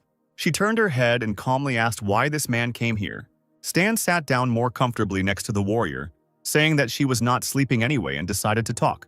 Lighting up as usual, Stan looked at Hel, noticing that she was overly worried today. The woman fell silent, lowering her eyes, saying only that it did not concern the guy. Exhaling a blue smoke, Stan praised her words, adding that he would have heard these words when he saved Aurora. Hel didn't want to offend Stan. She said with sadness in her voice that she was still confused. Stan said it was easy to settle. Hel could take her sister and go back to Embryo. They were guaranteed not to be bored there. Hel had taken poor care of her before, causing her to go through a lot of hardships, and it was entirely her fault. To protect her, she constantly studied, even now remembering the murders. She does not regret it at all. The woman clutched the sleeve of her uniform, saying that the more blood on her hands, the calmer she would be, as this was the only way to prove that she was protecting her sister. In Embryo, they did not see each other for a long time, but the sister knew about Aurora's desire to live outside its walls, and at each meeting she told the baby stories. Now the girl has a new life, new friends, and a pet. She doesn't need stories. Stan shook his finger, noticing that the bear belonged to him. Hel dreamed of saving Aurora, and now that she managed to escape, she doesn't need protection. Previously, Hel spent all her free time training to become stronger, and the embryo was on the verge of destruction. But she and her sister were safe. But for some reason, this dreamlike life makes Hel feel confused. Stan noticed that Hel was constantly in danger, so she was not used to relaxing, but he was inclined to the second option. Hel has the blood of a warrior in her veins. She craves battles. A peaceful life is not for her. The woman noted that to listen to him, she would have to get involved in some business. But he had to say something that would calm her down. Aurora also didn't want to see her suffer, suppressing her nature so that Hel could be herself, so that she wouldn't think that she was the strongest on Aquamarine. Hel raised an eyebrow, asking if Stan could handle 10 of her kind. Lightning appeared around Stan's figure, and he asked forcefully if Hel wanted to check. The woman sensed danger and stood up abruptly, releasing fire from her palm. She exclaimed, "Was Stan serious now, saying such a thing? Who knows, maybe one day he will ban Aurora, like Embryo did. If by that time Hel doesn't have the strength to resist him, let her continue training. It won't be superfluous." Stretching, he suggested to Hel that they make training robots or look for non-humans for practice. Now he would go to bed, and he left the half-smoked cigarette on the floor. Hel raised her cigarette, muttering that Stan was a real monster. The woman shook her head and took a drag, looking sadly ahead. She stood up, looking into the sunset, realizing that she was just as much of a monster. Bennett asked Stan to come to his first hideout the next morning. The guy entered the building, asking with displeasure why the boss was rushing him to come. He replied that after the official end of the war, a council meeting was held, and they discussed what had happened in recent days. Stan sat down on the table, crossing his legs, asking what the situation was like now. Bennett pressed a button on the remote, activating the map, saying that the situation was complicated. The embryo supporters are destroyed. All available forces have rallied around the general staff. The 6 nations have formed an encirclement, but not to attack. Neither side is doing anything. The front has frozen.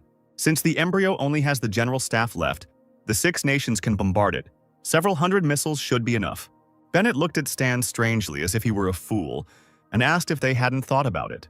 Nuclear bombs near the headquarters, they have already been dismantled, but there are still a lot of them in the headquarters itself underground. If they release them at the same time, the radioactive dust will make the entire continent of Andria uninhabitable, and meteorologists believe that it will ruin the climate throughout Aquamarine. So the 6 nations are divided.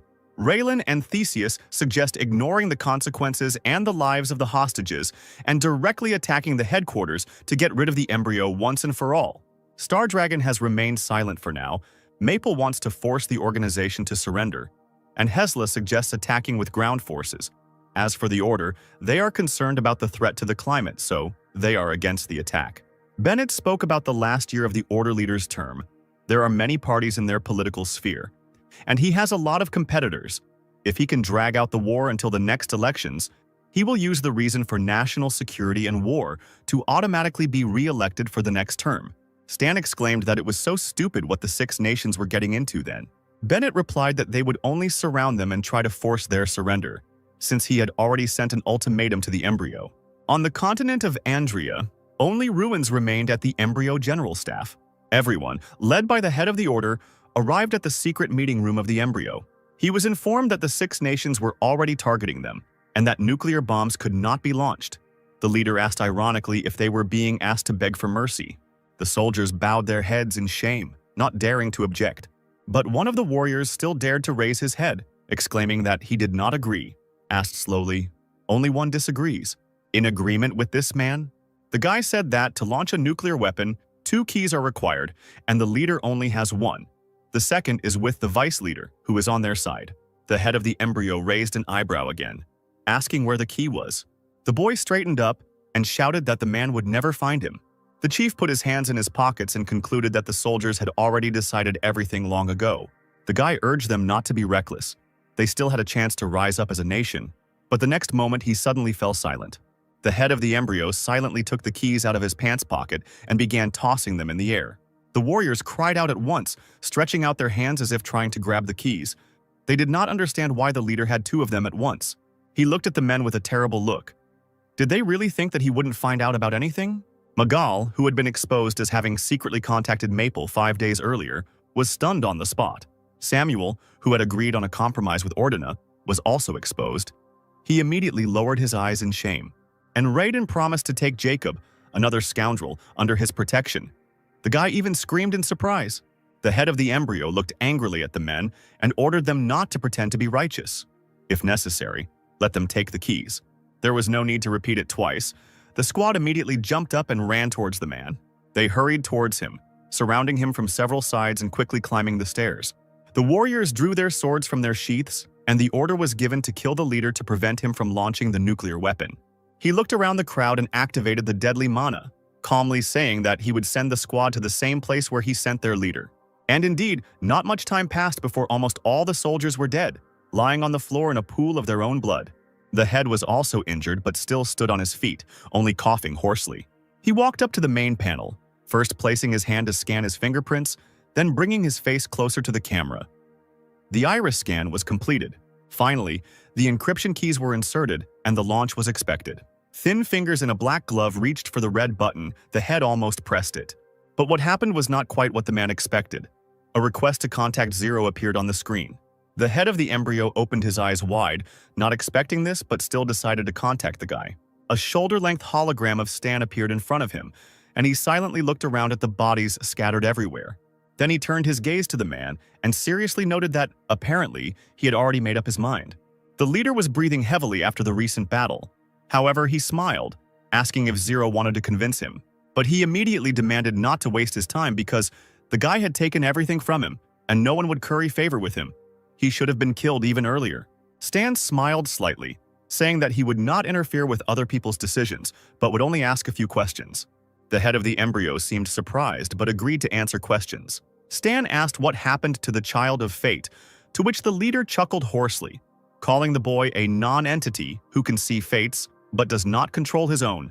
Zero can also share his fate. The man's words did not affect Stan, because his fate did not concern the man. He lit a cigarette and decided to find out more about the life of the chief, who confirmed that he had once been a citizen of Gollum. During his youth, the Mimok was created, and the future leader joined the organization to save his homeland from a corrupt government. But suddenly, the war began, and his country perished under the onslaught of internal and external unrest. Gollum was destroyed. They were persecuted as those who caused the disorder. All the friends of the chief were sentenced to death. Very few managed to escape, and the chief was among the lucky ones. At that time, the future leader was a simple guy. He didn't know what to do, and he felt like a walking dead man, especially when he saw Gollum's flag burning. It was as if he woke up from a dream and understood what his purpose was. Gollum wasn't perfect, but it was still his homeland, and the man couldn't leave things as they were. And of course, he decided to take revenge for the blood spilled there, mercilessly killing the guilty. The future leader harbored a grudge and had to leave the city and go into the wasteland in search of refuge.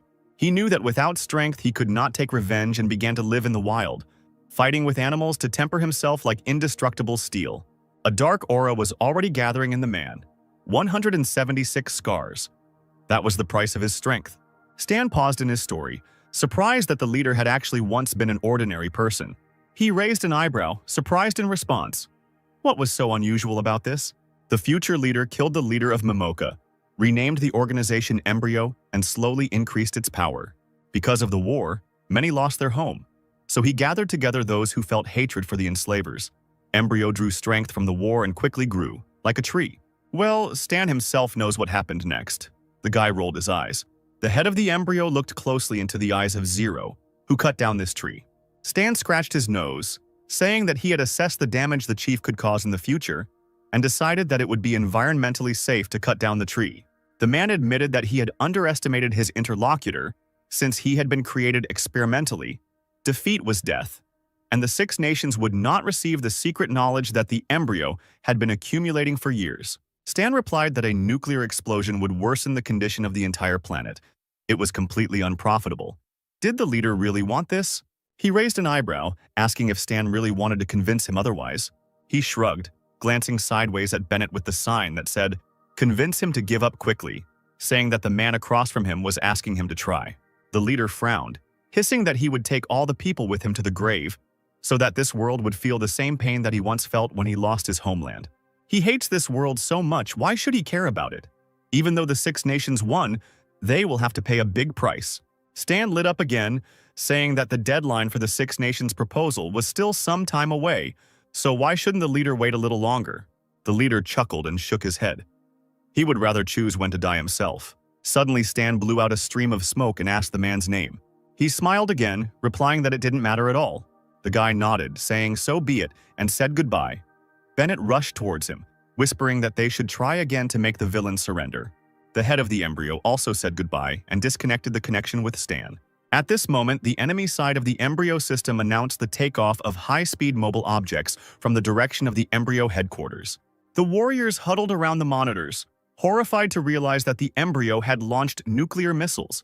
The authorities immediately gave the order to activate the special weapon. Deafening and bright explosions were heard in the sky above the island, filling all visible space. A bright light filled the entire area, and the soldiers, blinded by it, fell to the ground, covering their faces with their hands. Radioactive rays poured onto the earth, destroying everything in their path. The fire descended on the houses, vast and bright, consuming them in a matter of minutes. The bodies of people who found themselves on the street immediately caught fire and became covered with a hard crust. The explosion was of such incredible power that it could even be seen from space. The soldiers watched this from the screens in silence, in mute horror. Bennett paced from one corner of the room to the other, shouting that this was too much, that the Embryo boss was crazy. Stan opened the system window. Finally, it was all over. Now he could complete the main task. In addition, he was given a high mark for completing the task and a lot of extra points. The guy was also given a medal. It seems that it could be obtained after completing the main story mission on high difficulty with a high score. It increased all attributes by 3%. Stan's reward quota will increase again. With such a rating for completing the task, he will definitely be given a lot of good things. Embryo Boss Summon Card. Combo attack that pierces armor. All attacks for a second will deal critical damage. Stan also came across a summoning card, Child of Destiny, which allows one to predict the probability of an event in the future. Summon card Aurora, Return to Life, allows you to instantly restore your stats. Hell Summoning card allows you to deal psychic damage to the enemy 3 times. The amount of damage depends on the user's intelligence or mysticism. Stan wondered if Destiny's Child's ability would be able to predict where he would go. However, until he tries to find out, things won't move forward. Suddenly, Stan was amazed that images appeared in his head at that very second. Not quite clearly, he was able to see a massive crash of an airship, but it looks like looking into the future won't give the guy a detailed answer. He could only see the big picture. He had to find this place and wait for the ship to crash. Stan then decided to see what the reward would be this time. The system offered him to choose one of the 3 items below. The guy pressed the button with the description of the liquid that increases the potential to become an esper, allowing you to increase your potential and become an esper. The liquid has a very high potential value, regardless of whether Stan sells it to the players or not. He was surprised when he saw on the system screen a proposal to choose a part of the main storyline to create a dungeon crystal. Apparently, after completing the main story with a high score, the guy will be able to turn his story into a dungeon plot. Bennett looked at his subordinate's smile with displeasure, because now that the 6 Nations' biggest enemy had been destroyed, it was time to deal with the rest. Stan patted his boss on the shoulder, urging him to calm down so that he could deal with the catastrophe from the nuclear explosion. The nation didn't have time for them yet. Taking advantage of the opportunity, Bennett's empire will become stronger, and then the 6 Nations will have to think twice before wanting to subjugate them. A helicopter landed on the helipad of Bennett's office building. Winston ran into the office, telling Stan that a relative had come to see him. He assumed it was someone from the Illumer family, and Stan immediately ordered him to be brought in. Sometime later, Winston brought a man into the reception area of the 3rd shelter. Simon, visibly nervous, greeted his uncle, saying that they hadn't seen each other for a long time. Stan didn't look too pleased, irritably asking to be called by his first name and asking why Alumer was needed. The boy looked down, saying that his father was worried about him and wanted to see him to explain everything. Stan exclaimed that the family didn't seem to fully understand how things were. If Zachary wants to see him, let him come in person. Winston immediately invited Simon, who had been left with nothing, to go to the door. Stan lit a cigarette in irritation, knowing that Alamera wanted to strengthen her position by using her family ties with him. If he forced Alamera to move to the 3rd shelter, there would be even more NPCs here. The guy left the office. The black ghost scared him to death. Oppressive energy emanated from him. The phone rang in his pocket. Zachary accepted the call with shaking hands. He had to tell Zachary that the black ghost wanted him to come to the meeting in person. The man couldn't believe such impudence and screamed loudly, attracting Sebastian's attention. However, Zachary had no choice. He knew that he would have to pay for his sins. Rising from his chair, he called Sebastian over, urging him to prepare to apologize and make peace. The son didn't have time to say anything before the door on the other side behind his father slammed loudly. Stan, happily for himself, returned to the residential area of the 3rd shelter to the team. He saw his guinea pigs, for whom he was preparing new roles, and he called Sid and Leo to him, promising something interesting. The boys jumped up joyfully at once and quickly ran up to their boss. Stan became serious and took something out of his pocket and handed it to the guys, surprising them greatly. Oliver and Dorothy approached Sid and Leo. Everyone wanted to take a look at the legendary crystal of the dungeon. They looked at the system window. It turned out that no one had completed the task with this stone yet. Oliver decided to ask the rebels from the 1st team of the Sky Territory to join. Stan's small team of subordinates was all ready. Oliver took on the role of leader. He sighed and clenched his palm, breaking the crystal into small pieces. After that, a dark blue portal opened where the guys entered. They came out already in uniform, having ended up in another dimension. Looking around, everyone looked at themselves in surprise, discovering that they were dressed in embryo clothes. A description of a high-reward quest immediately appeared in front of them. The quest was called Dark Raven Valley Base Soldiers. They were required to protect the Valley Base from Hesla's troops and the Star Dragon. Leo exclaimed that this award is hard to get because it is really valuable. Sid wondered why they could move already if the dungeon would start in 10 minutes. 10 minutes later, the team was met by an embryon soldier, who ordered them to go patrol the area. The team nodded. Weapons in their hands, they were ready to begin the mission. Leo called the guys to follow him. It was necessary to go deeper into the forest. By the evening of the first day, Sid was quite tired, and they had not even met a single enemy. On the second day, the situation repeated itself. The area was empty. Sid yawned widely, not understanding whether the invaders would come because nothing had happened for 2 days. Suddenly, the guy was taken aback. A system window appeared in front of him. It said that his friend Leo was killed. The team split up, each going their own way. so Sid got pretty scared and hid behind a large rock. Sometime later, the system announced that Oliver had also been killed. Sid opened the system window again, not understanding where the enemy could be. He cursed as he saw that the statuses of all his friends were reset. They were all dead. What shocked him even more was that Oliver's squad was killed by the Black Ghost. Sid couldn't believe his eyes. Could the ghost really be the main enemy? The next moment he gave a strangled cry as a deadly beam passed through his head. The guy got into the portal, and when he came out of it, he found himself in a large room where the rest of his comrades were already waiting. Stan listened contentedly to their conversations, which was worth trying again. The players liked the dungeon crystal, which could not be sold. Thinking about how to make money on it, Stan clapped his hands. He was thinking incorrectly. There would be no need to sell. In the town square of the third shelter, players gathered, waiting for the Black Ghost. They heard that a new task was coming. They needed to spend contribution points to get it. For purchasing an item, extracting an ability, or purchasing a case with equipment, you can receive a bonus reward, a dungeon crystal. The crowd rushed to Stan's truck. Everyone wanted to buy at least one case and study the ability. The day dragged on endlessly until all the players got what they wanted. Stan yawned. He was very tired. The players were too pushy. He lit a cigarette when he saw an open portal. A man was just getting out of it, complaining about the difficulties of passing the dungeon.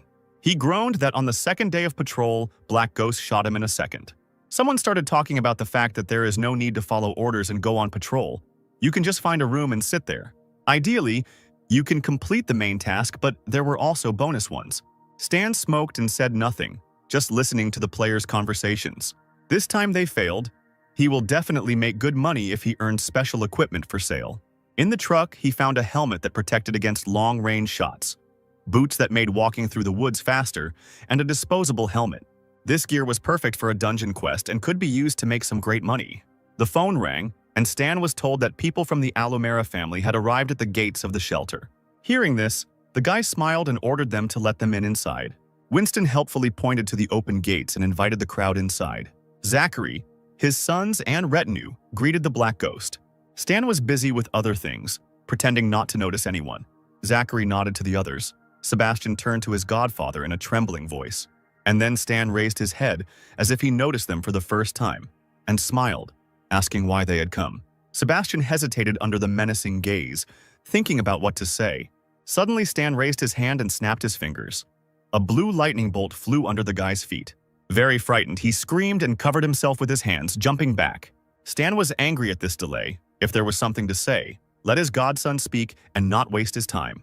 Zachary couldn't resist and moved his son aside, deciding to speak on his own. He reported that the embryo had been defeated, and now the Six Nations had no major enemies left, so they would destroy Alomera sooner or later. Stan lit a cigarette and grinned, nodding. Alomera needed to find himself a patron. Zachary hesitantly said that he doubted the ghost's decision to become one. Stan smiled predatorily, asking if Zachary had forgotten who was the reason he held his current position. When asked what he needed, the guy replied, "Money from the head of Alomera and people. Let him give up everything he owns and have his entire family move into the shelter." Zachary put his family's safety above all else and was forced to agree. The posh home of the Black Pine Colony was illuminated by the evening sun. The head of the office was talking on the phone and was informed that Alomera was no longer causing him any inconvenience. Stan said that he knew about the conflict, but now Alomera had joined him. The Six Nations have no enemies left.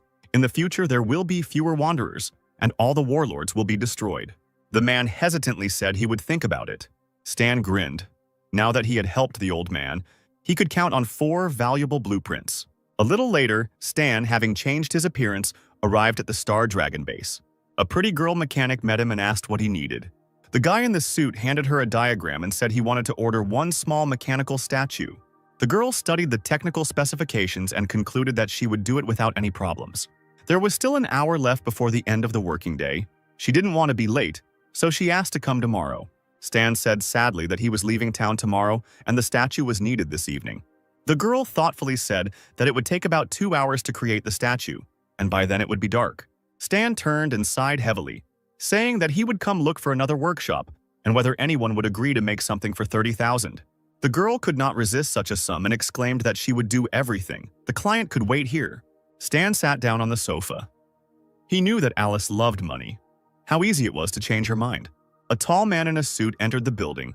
said he wanted to buy household appliances and asked what was for sale. Alice pointed her finger to the side, replying that you can buy everything that is there. She is busy now and cannot show the goods personally. Stan frowned when he saw the stranger. His gait was confident. He was clearly trained in the army.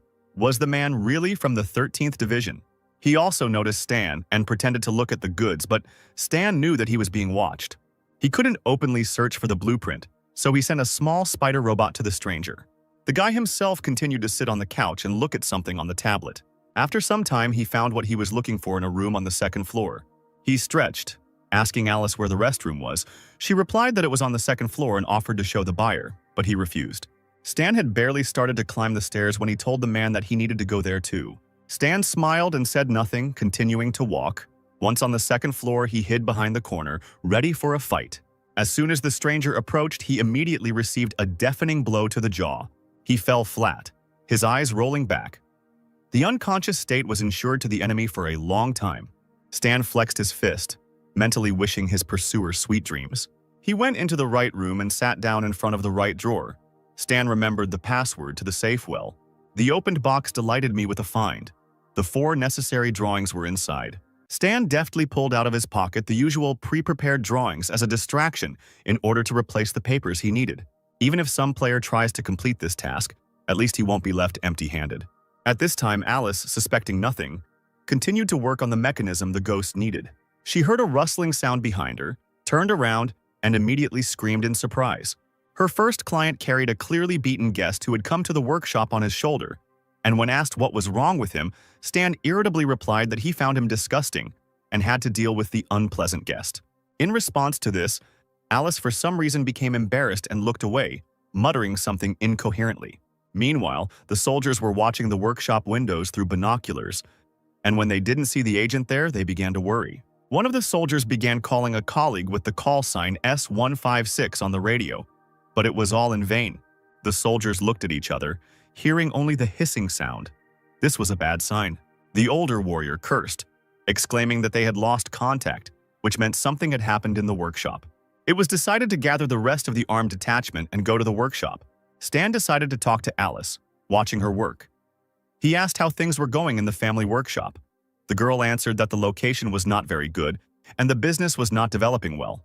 The ghost, lighting a cigarette, smiled.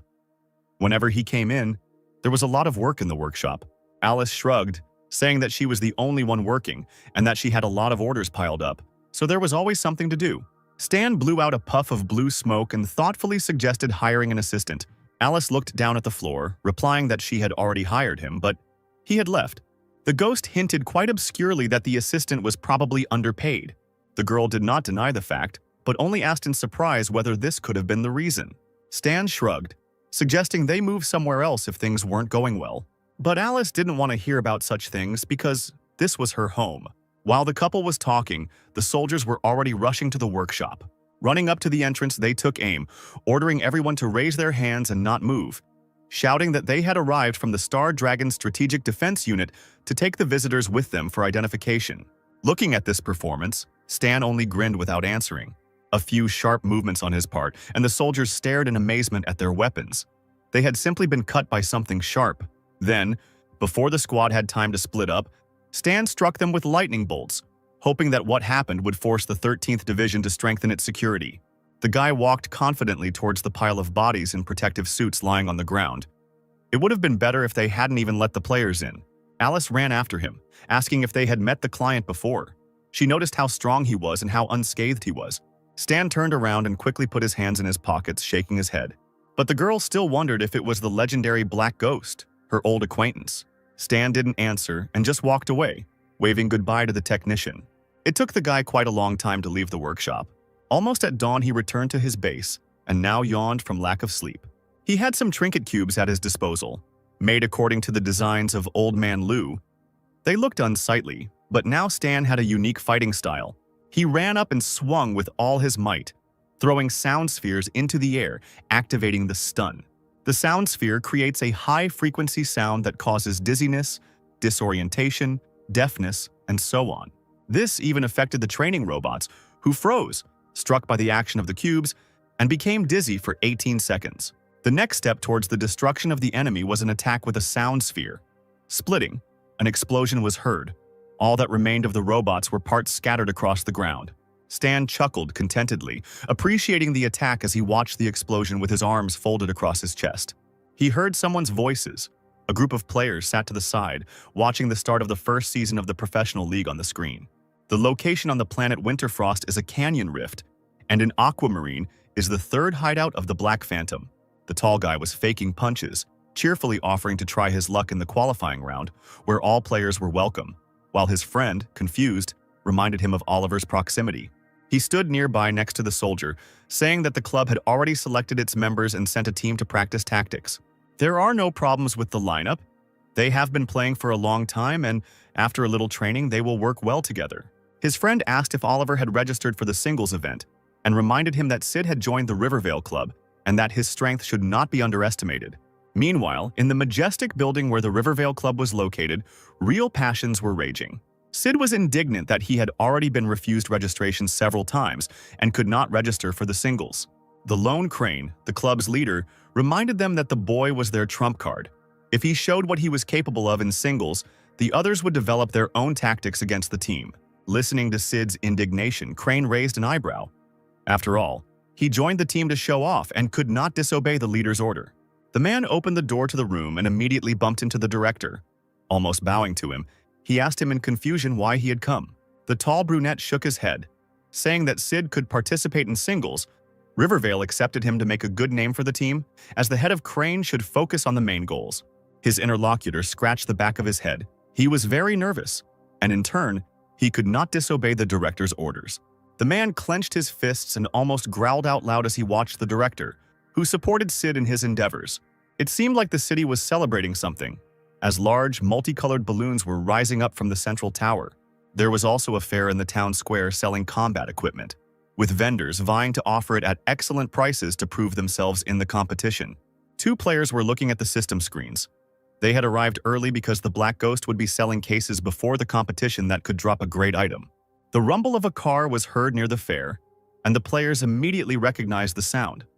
The long-awaited Black Ghost had arrived, and indeed, the huge truck with the desired contents and Stan at the wheel was so close. All the warrior players immediately dropped the equipment they had purchased and rushed headlong towards Stan, shouting that they wanted to buy a case with a reward. The taller guys pushed aside the smaller ones, shouting that those participating in the competition should be let through first. The ability shop offered an energy blast for 30,000 experience points, and for the same amount a second-class fire chain, an increase in endurance. Guards at other facilities immediately began discussing the news on the forum. Black Ghost is selling advanced knowledge for class advancement. On the other side of the forest, players also observed the commotion, calling the Ghost the head of the mechanic class, who, surprisingly, knows about the other classes. Behind the monitor screen, two excited men were quietly talking.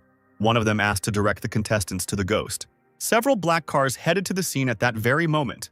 The players, in turn, mounted their bicycles trying to arrive faster. Those who lacked transport ran in a huge crowd to the truck to learn advanced skills. Moreover, the air was filled with the loud roar of more than dozens of helicopters. Some players stopped and froze in surprise, looking up at the sky, then watched as the helicopters landed on the ground and people emerged from them. A disappointed sigh immediately swept through the crowd and the players cursed.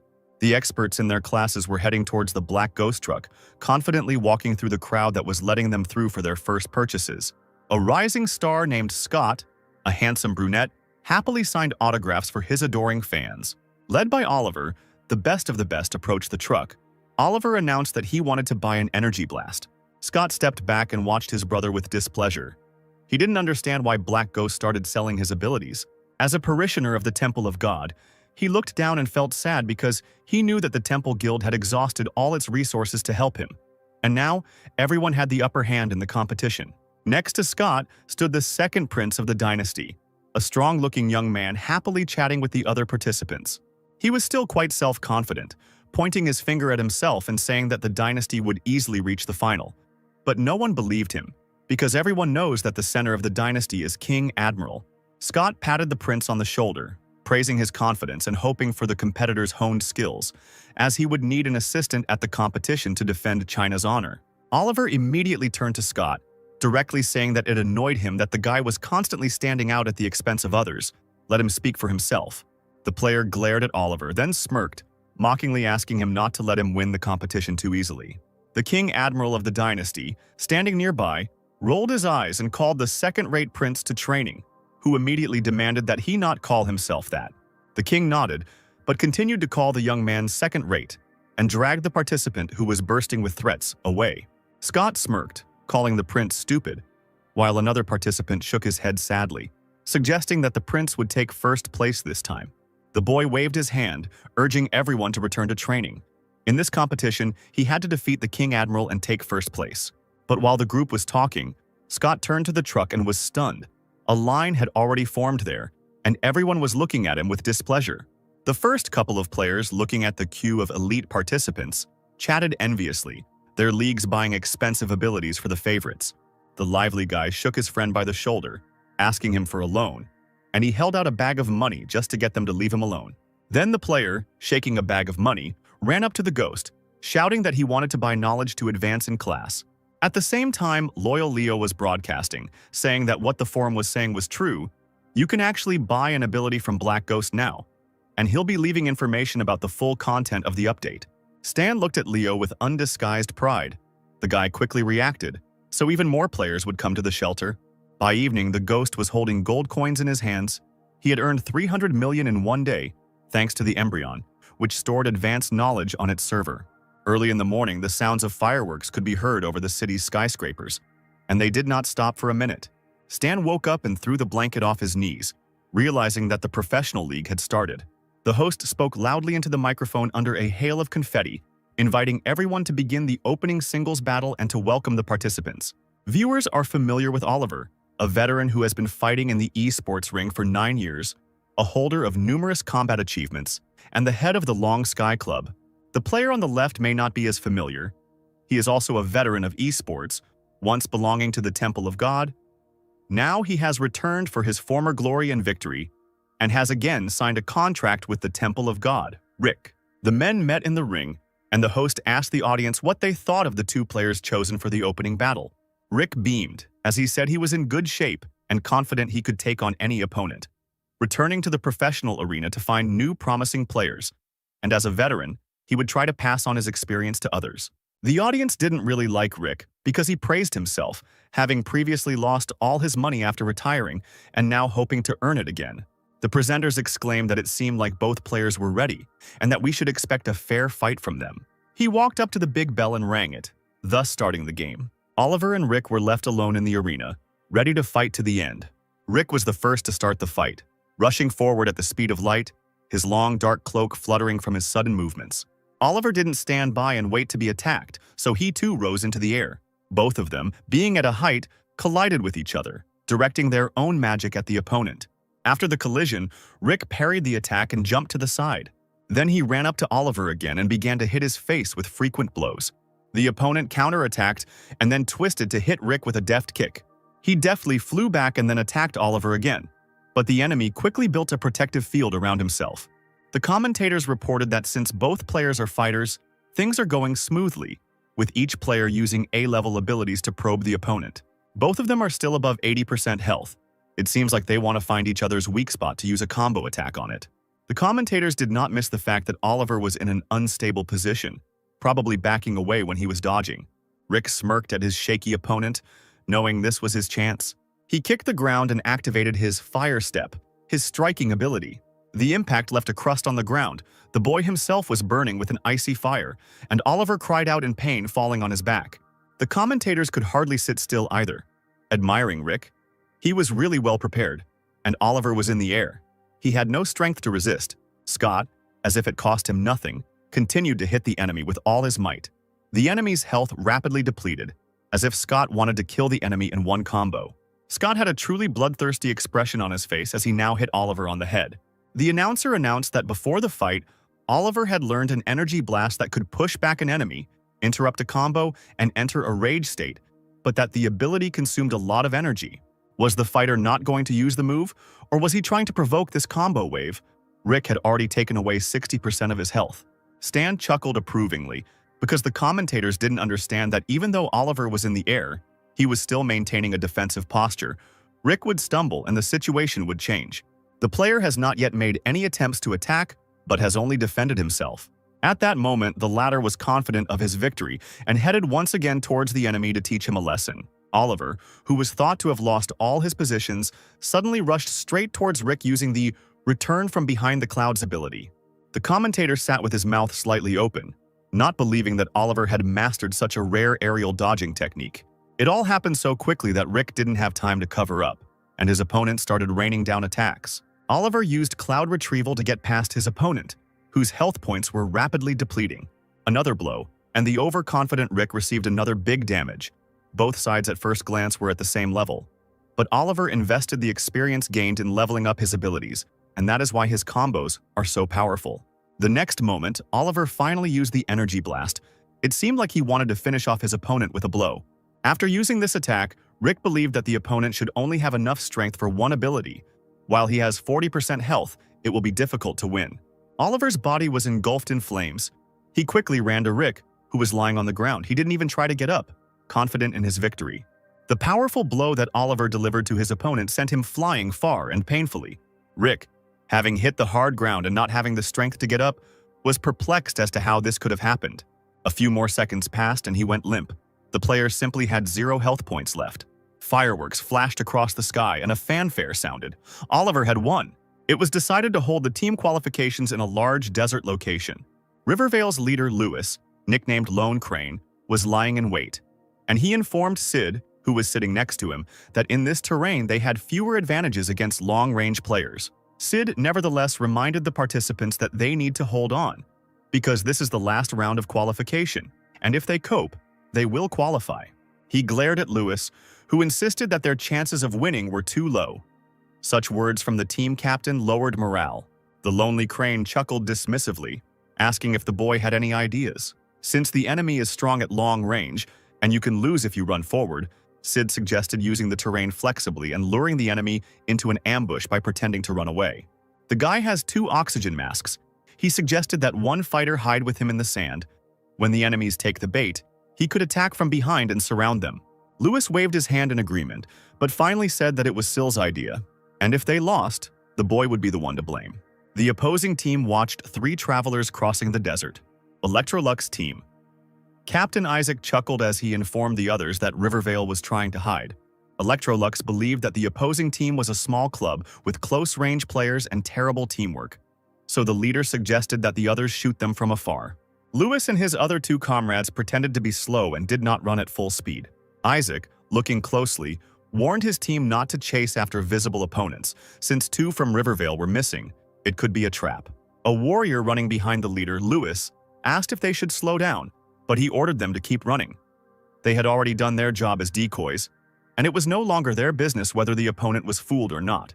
The man hoped that if Rivervale lost, it would all be Sid's fault, and the club's leaders would definitely be disappointed in him. Lewis and his 2 teammates watched the retreating enemies. It no longer looked like a trap, since the terrain here was so open that an ambush couldn't be set up. Having weighed all the pros and cons, he pointed his hand forward and loudly ordered them to set out in pursuit. While the other participants aimed their guns at the fugitives, the man himself used his magical abilities. The 2 from Rivervale were delighted by this turn of events, but Lewis, looking back, only cursed. Isaac heard a noise behind him and looked around. It was his turn to curse out loud. It was an ambush. He called the warriors to him and ordered them to first deal with the 2 new arrivals. Armed with a dagger, Sid only laughed when he heard this. Let his rivals not even dream of murder. He jumped to the side, pointing his weapon at the enemy, exclaiming that he was too slow. Then the warrior turned and ran away, because Isaac had ordered him not to engage in close combat. But it was too late to retreat. Sid rushed towards the man faster than the wind and cut him off as he ran. The Rivervale members rejoiced, because Sid killed 2 in a matter of minutes. Electrolux was in the minority. Hearing their conversation, Lewis cursed and decided to go back to fight back. There were now 3 people left in Electrolux, surrounded on all sides by the Rivervale team. Without consulting each other, the fighters began to strike. Sid acted faster than anyone, gradually cutting down enemies with a sharp dagger. The blue flame of the Rivervale inhabitants gave them an insurmountable advantage in battle. What can we say about the fact that 2 fighters with such an attack could instantly knock out 1 Electrolux participant? Soon after the series of explosions, all 3 of Rivervale's opponents lay on the ground in a pool of their own blood. Sid raised his fist up, roaring in victory. Now the Rivervale team could be congratulated on their victory. Lewis did not join in the general merriment. He was puzzled how the enemy could fall for such an obvious plan. Meanwhile, in the hub of Zurich, the spaceship's mechanical voice declared authorization successful and permitted docking, then greeted Captain Kurlod, space explorer of Ghidorah, 741. The alien with purple skin and funny horns on his head shamelessly looked at the captain, noting the purebred nature of Godort's. Kurlod, the captain of Godor's research group, a tall, stately man with pointed ears and a long braid, only snorted dismissively, calling the alien a half-breed. He shrugged and led the captain to register at the station. Kurlod would stay here for 2 days while the ship refueled, then head to the 9th sector to investigate an anomaly in a low-level civilization. The alien shook his head. He considered the 9th sector a dangerous place. It seemed the man had been given hard work. Kurlod looked at the system window with a message. The inhabitants of Aquamarine said that a terrible phenomenon had occurred on their planet. The man scratched his chin. He had to see for himself what it was. While the alien was praising the captain for his initiative, a black viscous liquid splashed out of the ship's chimney. Who knew? Aquamarine's technology was so backward that it could cause a fuss out of nowhere. Kurlod would just fly down and take a quick look. It wouldn't take long. At the Raylan Intelligence Department, an operator reported with concern that satellite radar had detected an anomalous object rapidly approaching the atmosphere. The technicians looked at the cameras, and indeed, something was flying towards the snow-white surface at lightning speed. The technician tried to suppress the slowly growing anxiety by asking if it was a meteorite. The operator reported that the target was detected by radar 3 minutes ago. The meteorite could not be moving that fast. The technician then suggested that it might be an alien spacecraft. The operator pressed his face to the screen, shouting that the object was accelerating, and according to these calculations, it would fall to the ground in 8 minutes. The remaining staff members approached the interlocutors and were told that the target was expected to land in a barren mountain range on the northern continent, with the specific location located right on the country's border. The chief technician ordered that the troops be immediately notified and that the area be cordoned off. Meanwhile, on the icy mountain range on the northern continent, Stan was carefree, sipping hot tea. The soldier standing nearby was shaking from the cold and asked His Excellency Stan how much longer they would remain here. Stan stretched lazily, urging everyone to wait. Soon everyone would know about everything. The soldier perked up and pointed to the side, asking His Excellency to look there. And indeed, a huge fireball was rapidly approaching the Earth. A few seconds later, a deafening explosion was heard, creating cracks in the snowy plain. The soldier ran to the edge of the plane and screamed, assuming it was a spaceship. But this did not surprise Stan at all, who came up from behind. He seemed to be expecting what was coming. The man looked at His Excellency in confusion, asking what they should do now. Stan activated the button on his wrist and immediately found himself fully dressed in his new suit, which even had a jetpack on his back. The ship lay wrecked below, but the captain had survived and was now receiving reports. The location had been found and recorded. Aquamarine, 9th Interstellar Sector. Gravity level, low. Temperature 3 degrees. Civilization level, planetary. Danger level, low. Overall rating, habitable. The captain's hand felt the panel with the first aid kit. The ship's robot detected 3 fractures, multiple soft tissue contusions, and a mild concussion, and recommended administering repair fluid. Stan deactivated his helmet, threw aside the large piece of iron, and saw a man leaning helplessly against the burnt-out wall of the ship. Kurlod turned on the automatic translator mode and, in the language of Aquamarine, asked the stranger where he had ended up. The black ghost fell silent and thought, because there were no survivors in the prophecy. He noticed the captain's interstellar communicator, which the guy needed to contact the ship and leave Aquamarine. Meanwhile, the stranger from the ship frowned and exclaimed that he was an interstellar explorer, and rudely demanded an immediate answer to his questions. Stan immediately replied pompously that this was the planet Aquamarine and he was sent to meet the captain, who ordered him to be taken to the leader of the civilization. Stan suddenly asked for forgiveness and kicked Kurlod with all his might. He couldn't let the 6 nations take the captain, so he had to be obedient and not make any sudden moves. Kurlod landed on the ground and clutched his stomach. He was already wounded, and this uncultured pig beat him, and in doing so he made a terrible mistake. Rising to his feet, the captain exclaimed that the insolent man had dared to attack the mountain explorer and had thrown large capsules into the air. A long, golden-colored alien spear emerged from the capsule. Kurlod grabbed it with one hand and got into a fighting stance, threatening Stan with death. Having activated the helmet, the ghost responded rudely to the wanderer, releasing a multitude of lightning bolts, imprisoned in small groups, at him. Kurlod called it a petty trick and waved his hand through the air, creating a protective field. He then jumped high into the air and began swinging his spear, approaching Stan.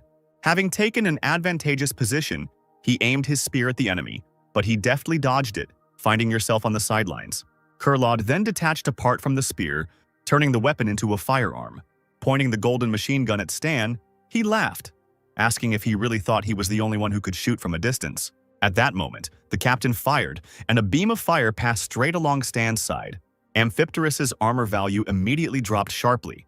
The alien's ranged attack damage was too high, and ranged combat was unprofitable. Stan first decided to take control of Kurlod and then engage in hand-to-hand combat. After that, the ghost pulled out small mechanisms and threw them at the man. It was a sonic attack. Shock. The lightning struck the captain painfully and he lost consciousness for several minutes, falling back, and also experiencing a state of dizziness for 18 seconds. Stan watched the alien and was pleased with the result. It was stunned. Having collected a full charge of lightning in his hand, he headed straight towards the enemy to attack. While Kurlod was unconscious, 1,000 lightning bolts struck him, causing him to flinch with every second. Before the captain could come to his senses, he was kicked in the stomach, flying far back. Stan raised his hands up, and a bright sphere with dangerous reflections appeared at the end of his fingers. Once again, a bolt of lightning struck Kurlod, and he fell back again as the attack was accompanied by a kick. Kurlod struggled to his feet, pushing his hair back from his forehead. He was having a hard time dealing with the uncouth native. Another cold weapon appeared in his hands from another capsule, and even researcher Godor had enough health. The man screamed in anger and swung his axe, leaving a golden shadow following him through the air. This time Kurlod was extremely lucky. He reached the native and hit him in the stomach. The value of Amphipterus's armor decreased again. The captain hissed, calling Stan strong for such an undeveloped civilization, but it was useless.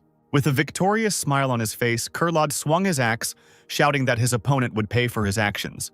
Kurlod's face twisted with rage as he realized he would not emerge victorious from this fight.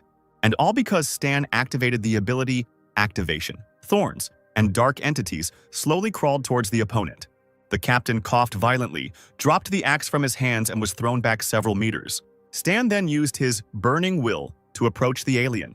He also activated the summon card of the character, the boss of the embryo organization. His consecutive attacks piercing armor for 8 seconds. All attacks will deal critical damage. A few minutes later, Stan deactivated the suit and carried the unconscious Kurlod over his shoulder, ordering the soldier to launch the helicopter before Raylan's army arrived. The man looked at the gentleman in amazement and immediately saw the alien's face burning with anger. Stan lit a cigarette and explained that it was an alien, and it took a lot of effort to catch it.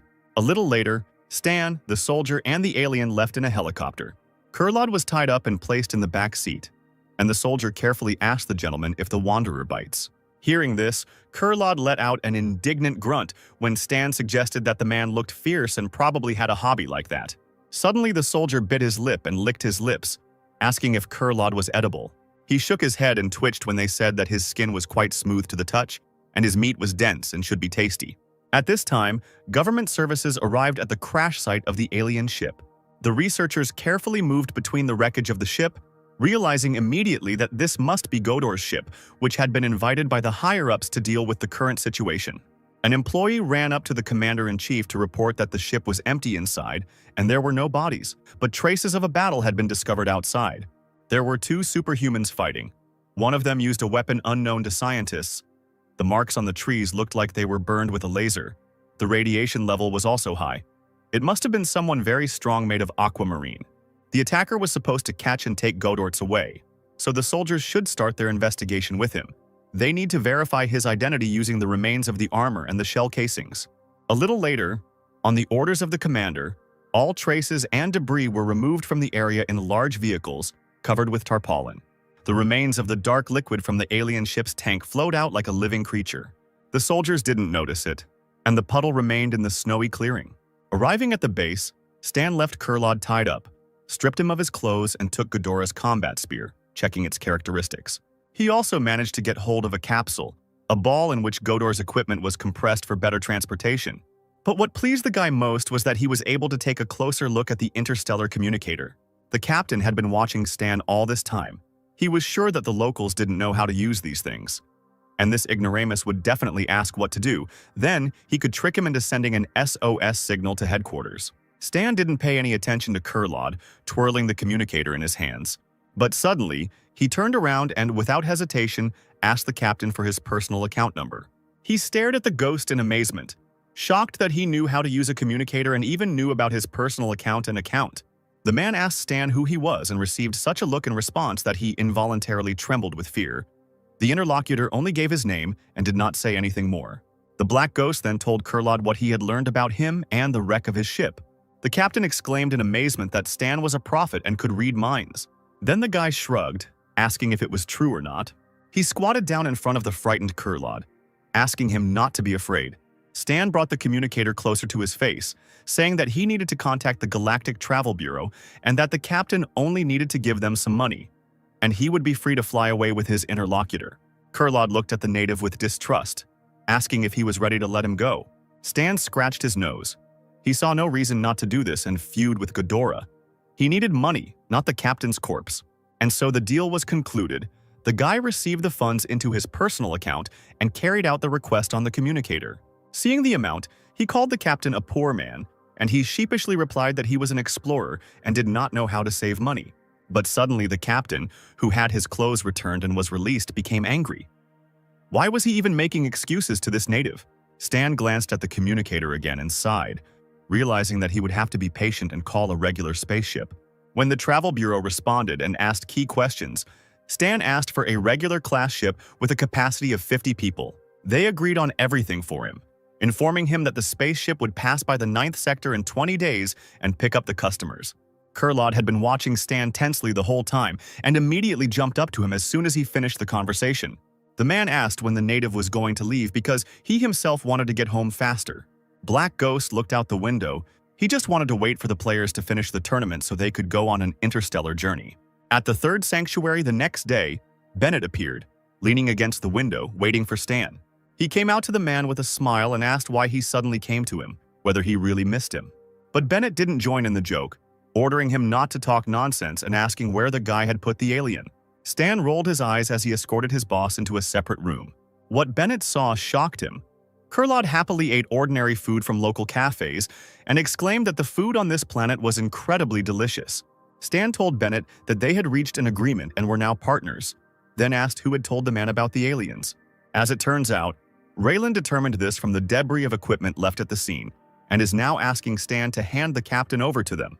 Black Ghost smirked back, asking what would happen if he refused. Bennett took a sip of tea, saying that Raiden was especially persistent this time. They said that they would not even rule out the use of violence. He didn't understand what Stan was trying to achieve or where he got the alien, but he replied that he was going to leave Aquamarine. Bennett raised an eyebrow, asking cautiously if his subordinate was also an alien. Stan said that compared to the entire galaxy, Aquamarine is a very small place. The world is too huge to miss. Bennett couldn't interfere with this decision, only wishing him luck, adding that he would miss him. Stan invited the man to go with him to the real Star World. Bennett had never considered such a solution for himself, and he thought hard. He nevertheless replied that he wanted to take care of the affairs of the sanctuary. It was too important for him now. Stan asked if he would leave even if a real disaster happened to Aquamarine 3 years later. Bennett clenched his fist. After his subordinate's words, he wanted to stay even more, because this was his hometown and it needed him. Stan shrugged and lit a cigarette. It couldn't be helped. That was the kind of person his boss was. Bennett looked closely at his subordinate, asking if he wanted to leave to avoid disaster. Exhaling smoke, the ghost replied that this was not entirely true. The key to overcoming the disaster was hidden in intergalactic space. He was combining business with pleasure. The man patted Stan on the shoulder, exclaiming that he knew he was reliable. They were indeed very similar. Bennett was dejected, asking what he should do with the Inhumans in the sanctuary, whose origins were unknown and they themselves were too dangerous. Stan scratched his chin and advised his interlocutor not to worry. These non-humans would definitely help him later. He just had to accept them. Bennett was finally able to smile calmly, because if his subordinate said so, then everything really was fine. He shook Stan's hand firmly, hoping that his journey would be easy and that they would see each other in the future. Later, Stan brought Kurlod to meet Aurora and Hell, and the younger sister asked the boy what the universe and aliens were like. He nodded towards Kurlod, who was eating local sweets, saying that he was an alien.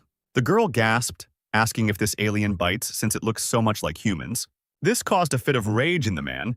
He began to shout at Aurora because he was tired of everyone asking such questions. Stan, however, did not allow anyone to hurt the baby and hit the captain hard, demanding that he not hurt the child. Aurora shrank into her chair, concluding that the alien was scary. Hell shook her head, declaring that Stan was much scarier. The ghost explained the situation to the woman, and she shook her head, saying that she would not leave because the starry sky was too dangerous for Aurora. They stood at a distance while the alien rolled the girl around the yard. Hell looked at her sister, believing that the stable life here was more suitable for her. Stan didn't dare dissuade his friend, so he nodded, asking only that she take care of Aurora. He took the keys to the secret shelter from his pocket and handed them to Hell, in case the disaster did affect them. The woman nodded, taking the key and not arguing. It should be safe there after all. She thanked Stan thoughtfully, looking down and clutching the item in her hand. He finished his cigarette and turned to leave, asking Hell not to die as a parting wish, and received the same wish in return. Meanwhile, evening had fallen in the new players' arena, and the sky was lit up by fireworks.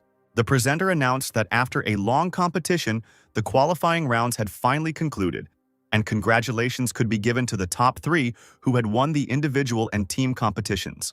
They will represent the Aquamarine division in the Interstellar competition. Let the audience wish them great results and excellent games. Stan watched the fireworks outside the arena and thought with relief that these games were finally over and the players were free. He narrowed his eyes and thought with anticipation that now he could take them with him into space. The next day, deciding to earn some more money, the guy drove to the city center in his truck.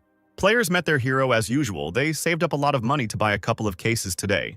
Stan came out to them, announcing that he was looking for help and was going to select several strong players to follow him. The players buzzed excitedly. They had to pass a team selection test to get the chance to join the Ghost team and go into space with him. One player in the crowd asked what the test would be like and what to expect. Stan replied that the rules were very simple. If the players lasted 30 seconds in a battle with him, they would pass. The second prince from the Dynasty team pushed everyone aside and shouted that he would go first. He could even hold out for a few minutes against a level 60 wild boss. The King Admiral from the Dynasty team grabbed the boy by the shoulder, urging him not to be impulsive, as it was better to wait and see. Warrior Jeremy, a level 60, strong guy in armor, played with his fists, asking permission to try. He emerged from the already large crowd and stood in front of the ghost. The guy was confident that holding out for 30 seconds would not be difficult for him and immediately got into a fighting stance. Stan quickly pulled out of his pocket the small mechanisms he had previously used against Kurlod. He fired them at the player, who was frightened, shocked by such a quick attack. The sound attacks coming from the cubes stunned the strong player, and he immediately flew back. As before, the effect of the mechanisms was strong. 18 seconds of dizziness. And even that was not the end. The warrior was surrounded on all sides by killer robots.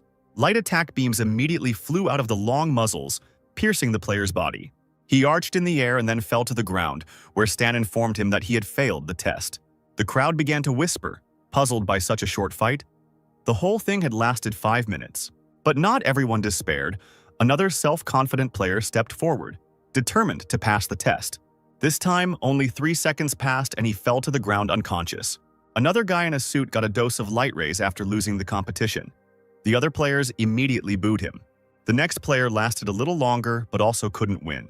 Then another guy was really unlucky. He fell on the floor and injured his head. 5 days later, Stan tossed aside the player who had failed and congratulated the one who had made it through. It was Scott, and the fans immediately surrounded him, glowing with admiration, and the guy admitted that the test was very difficult. Other players were almost in tears when their resurrection attempts ended this week. Stan addressed the lost players, urging them not to be upset. They had another chance, an important assignment from the ghost. All those who considered themselves losers immediately perked up when they heard the good news. Stan explained that a future catastrophe would strike Aquamarine, and the third sanctuary would become humanity's last bastion. Players were required to protect the sanctuary, ensuring that the city's damage level did not exceed 50%. Everyone was amazed by the fact that Ghost released the main mission. This task has not been launched yet. They should wait for the updated version. Stan was happy that if he wasn't in Aquamarine, he would be able to maintain his prestige among the players. He called the victors to follow him and led them to the place where the spaceship would arrive. Scott noticed Sid and Oliver in the crowd and asked why he hadn't seen them during the test. Sid was very embarrassed, admitting that in fact the Black Ghost had invited them much earlier. The other players were outraged that the guys got a quota without a test. But still, Sid and Oliver are high-level players. It's not surprising that they got through directly. But when they saw Leo, they got angry again, not believing that this puny guy was stronger than them in battle. Players couldn't help but be disappointed, as the mission rewards were incredibly cool. Suddenly, a loud roar was heard and the moonlight was blocked by something very large. A huge spaceship appeared above the crowd, passing tall buildings. The players' mouths dropped open as they looked up. It was both beautiful and scary at the same time. Aurora and Hel also arrived at the square. The girl asked if Stan would return. The sister replied that the world was too vast and their friend could travel for a very long time. Tears appeared in the little girl's eyes. She was afraid that she would never see her savior again. Hel stroked her sister's head, asking her not to worry. They would definitely meet again. The ship flew closer to the ground, and from its depths, columns of light poured out. They illuminated the entire area. Then a large crew of the Black Ghost climbed on board. After some time, the ship left the planet, rising into outer space. Having never seen anything like it, Polly, Sid, and Leo were glued to the huge transparent panels.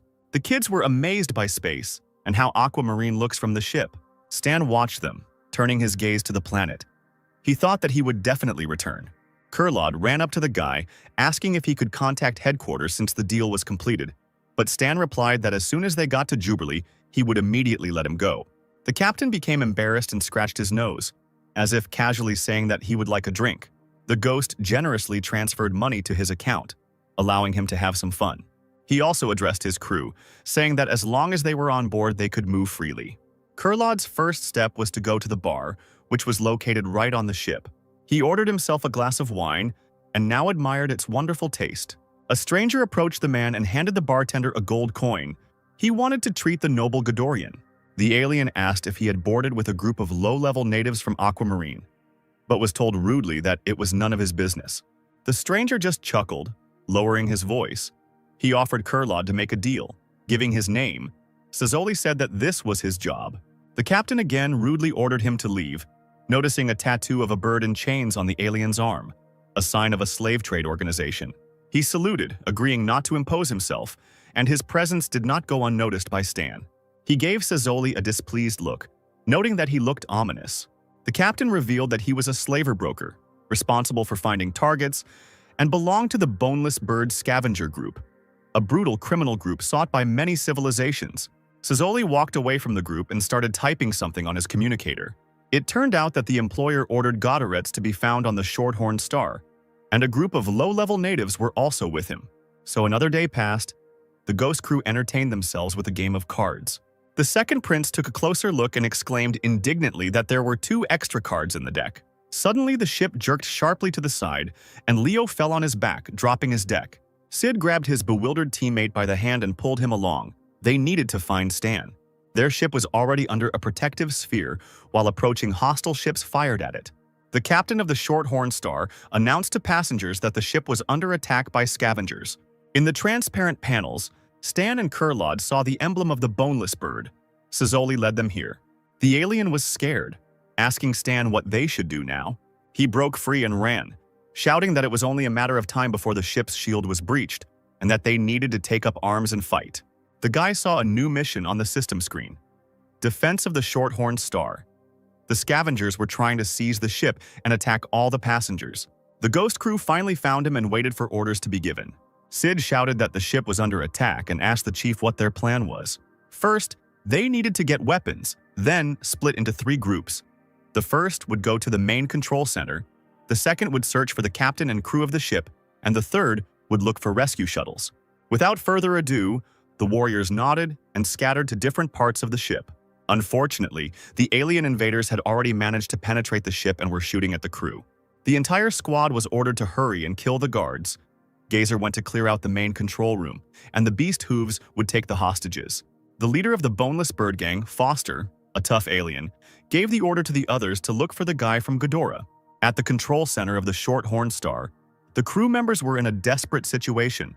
All communication channels were blocked, and signals were intercepted. The ship's captain ordered a check of the passenger list to find someone strong and able to help, and a voice immediately came over the speakers, announcing that the scavengers had already infiltrated the ship. Senior mercenary of the Mercenary Alliance, Knight Lurden Sunul expressed hope that passengers with fighting abilities would be able to help and receive a generous reward. With one movement of his hand, Foster used his incredible strength to scatter the ship's crew. He shouted to his team that they needed to occupy this ship and capture the control center. Then Godorets would not escape them. Suddenly, the alien heard a noise behind him and turned around sharply. Lurden approached him, his metal armor drowning in bright fire. Foster grabbed his outstretched fist and merely laughed at his opponent's weak abilities. He jumped back and stretched out his hands. Poisonous light poured out of the metal plates. The alien's armor was very strong. The beams only caused visible damage but did not cause harm. The knight cursed. He realized that the leader of the scavengers had the blood of a stone giant. His defense was too strong. A huge hammer, glowing with blue fire, appeared in the hands of the giant garbage man. Now it was his turn to attack. Swinging with all his might, Foster came down with a merciless blow on the knight. After the dust cloud settled, Lurden's protective dome could be seen. The knight himself lay on the floor, coughing, admitting that the aliens had incredible fighting power. He would not be able to defend the ship alone. Deciding that the best choice now was to retreat, the warrior turned and ran away.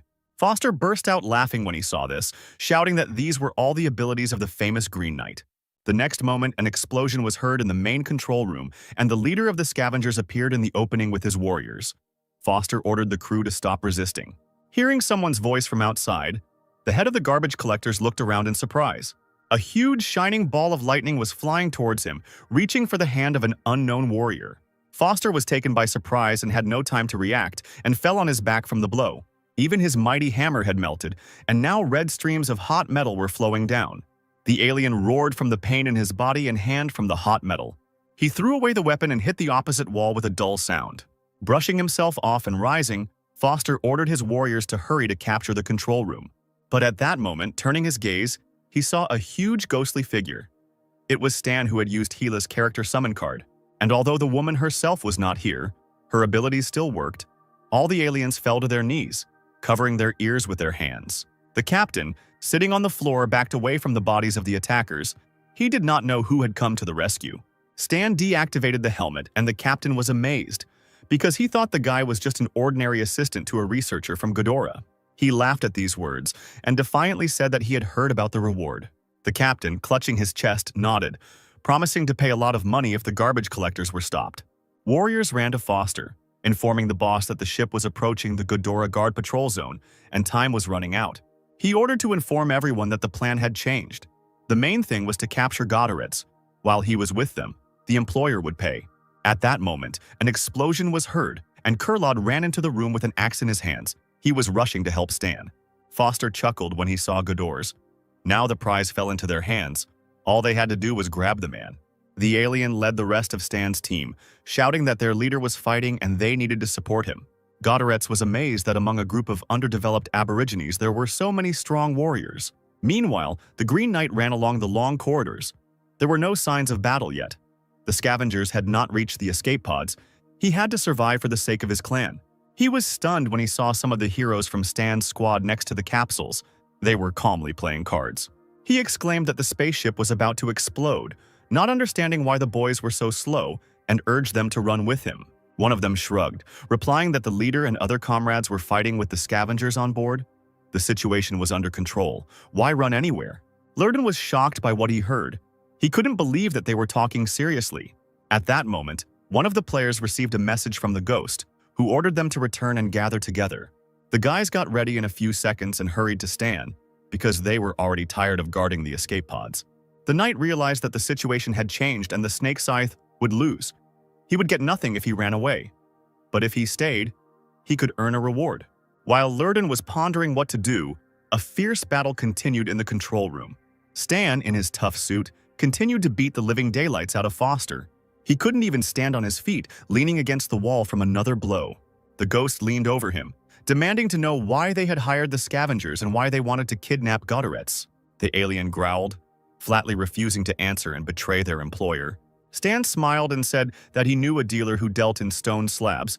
Foster should be more accommodating if he didn't want to be cut into pieces. Hearing this and fearing for his head, the alien screamed and revealed the name of his employer, Dark Star. The name seemed familiar to Kurlod, and he cried out in surprise. Dark Star had been secretly buying up purebred Godorians for blood sacrifice, and the scavengers thought they had a good opportunity when they saw a Godorian aboard a cheap spaceship. Stan grinned at Kurlod, calling him poor, and he howled that he became like that because the guy robbed him.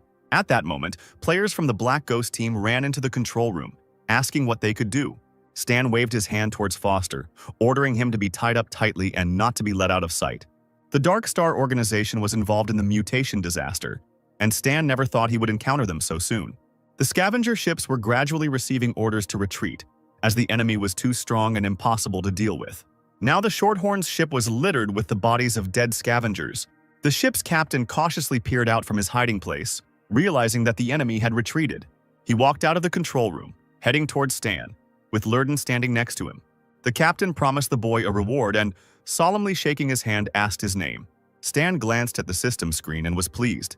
Now he had access to the reputation system, which would allow him to get more missions and conduct business more conveniently. The guy's team also didn't go unnoticed. They did a great job and also deserved a reward. However, some looked askance at Lurden, who was also awarded, although if he had not been stopped, he would have fled long ago. Hearing the familiar name, Stan perked up and looked towards the Green Knight. From what he remembered, it had an interesting storyline, and it also provided a chance to unlock a rare subclass. To get a new subclass, Stan needed to chat with the knight alone as soon as possible. He approached Lurden, saying that he wanted to sell him the reward for Foster's capture, since he himself could not get it, since he was going to another galaxy. Opening the communicator, Stan searched for something there and told the knight the amount. Hearing the number, he said that it was impossible and turned around to leave. The ghost walked around him and put his hand on his shoulder, asking him not to rush, and offered to tell him his price. The knight brushed aside the stranger's hand and named his price. Stan seethed, because the number Lurden had named was practically equivalent to a free reward. The knight crossed his arms over his chest and raised the price, but not by much. A few more minutes passed and the guys were still standing in the corridor, swearing and placing bets. Finally, Stan fell silent, satisfied with the price he had heard.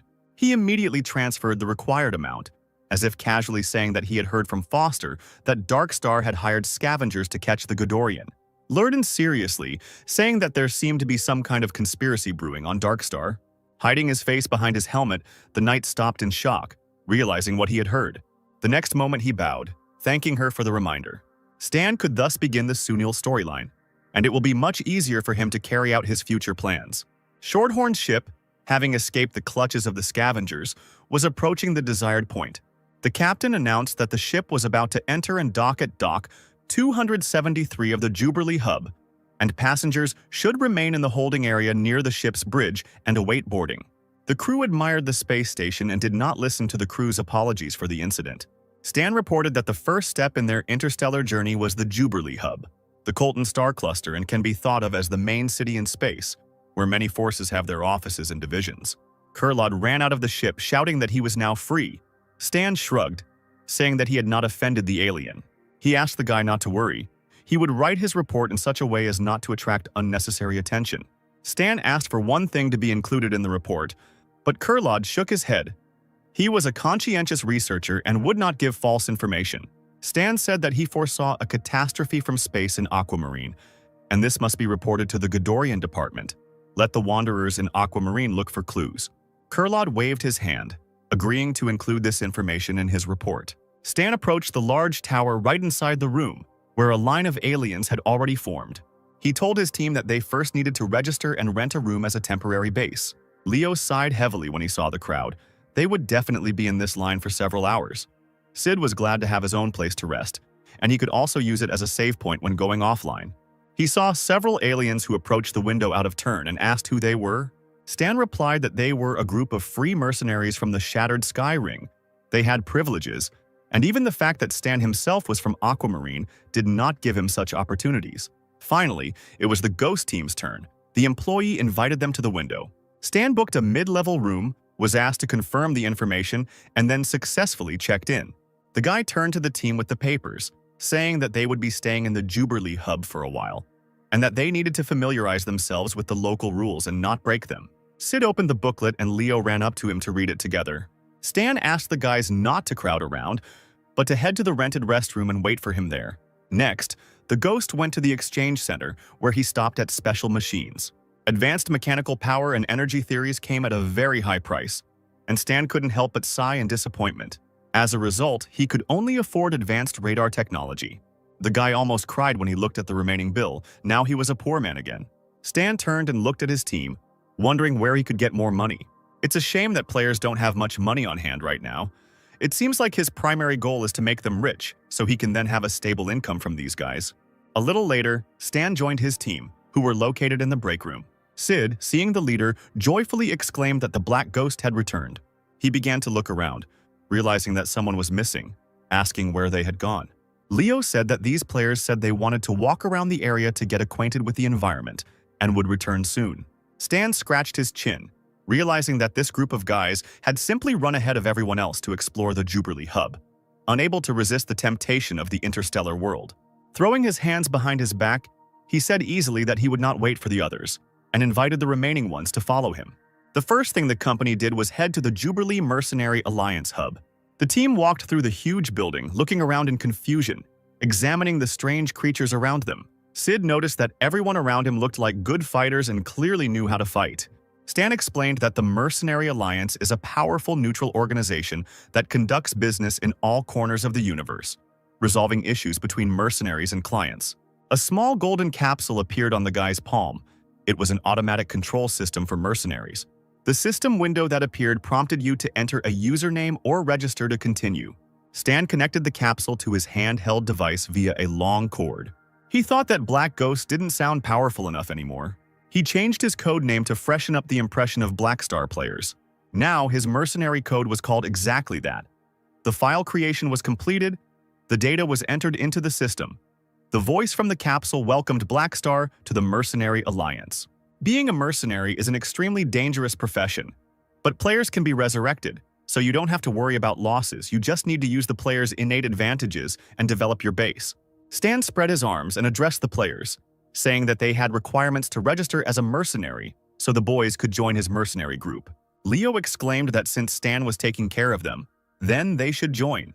Players began to confirm their consent on the system screens, and for this they were awarded 300 contribution points. As Stan expected, after forming a mercenary group, he activated the faction management function. He had previously belonged to the Dark Network, so he hadn't developed his faction, but now he could finally start. Players began to explore the faction store. There was even divine equipment there. Stan was mentally happy because once the players learned the advantages of his faction, they would not go anywhere. Stan gave a speech to the players, saying that the mercenary group had just been created and the trust rating was low, and urged everyone to work hard together for a shared future. Now it was time to take on the Sunal tribe mission and get an additional subclass, but it required a trust rating. To do this, the guy launched the faction's first mission to gain trust.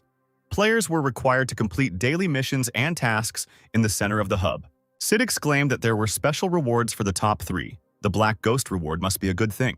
Some of the departed group discussed among themselves whether they should tell others about this mercenary alliance, but Scott believed that they shouldn't, since they were competing with each other. Stan met the guys in the break room and invited them to join his group, since they had already registered as mercenaries.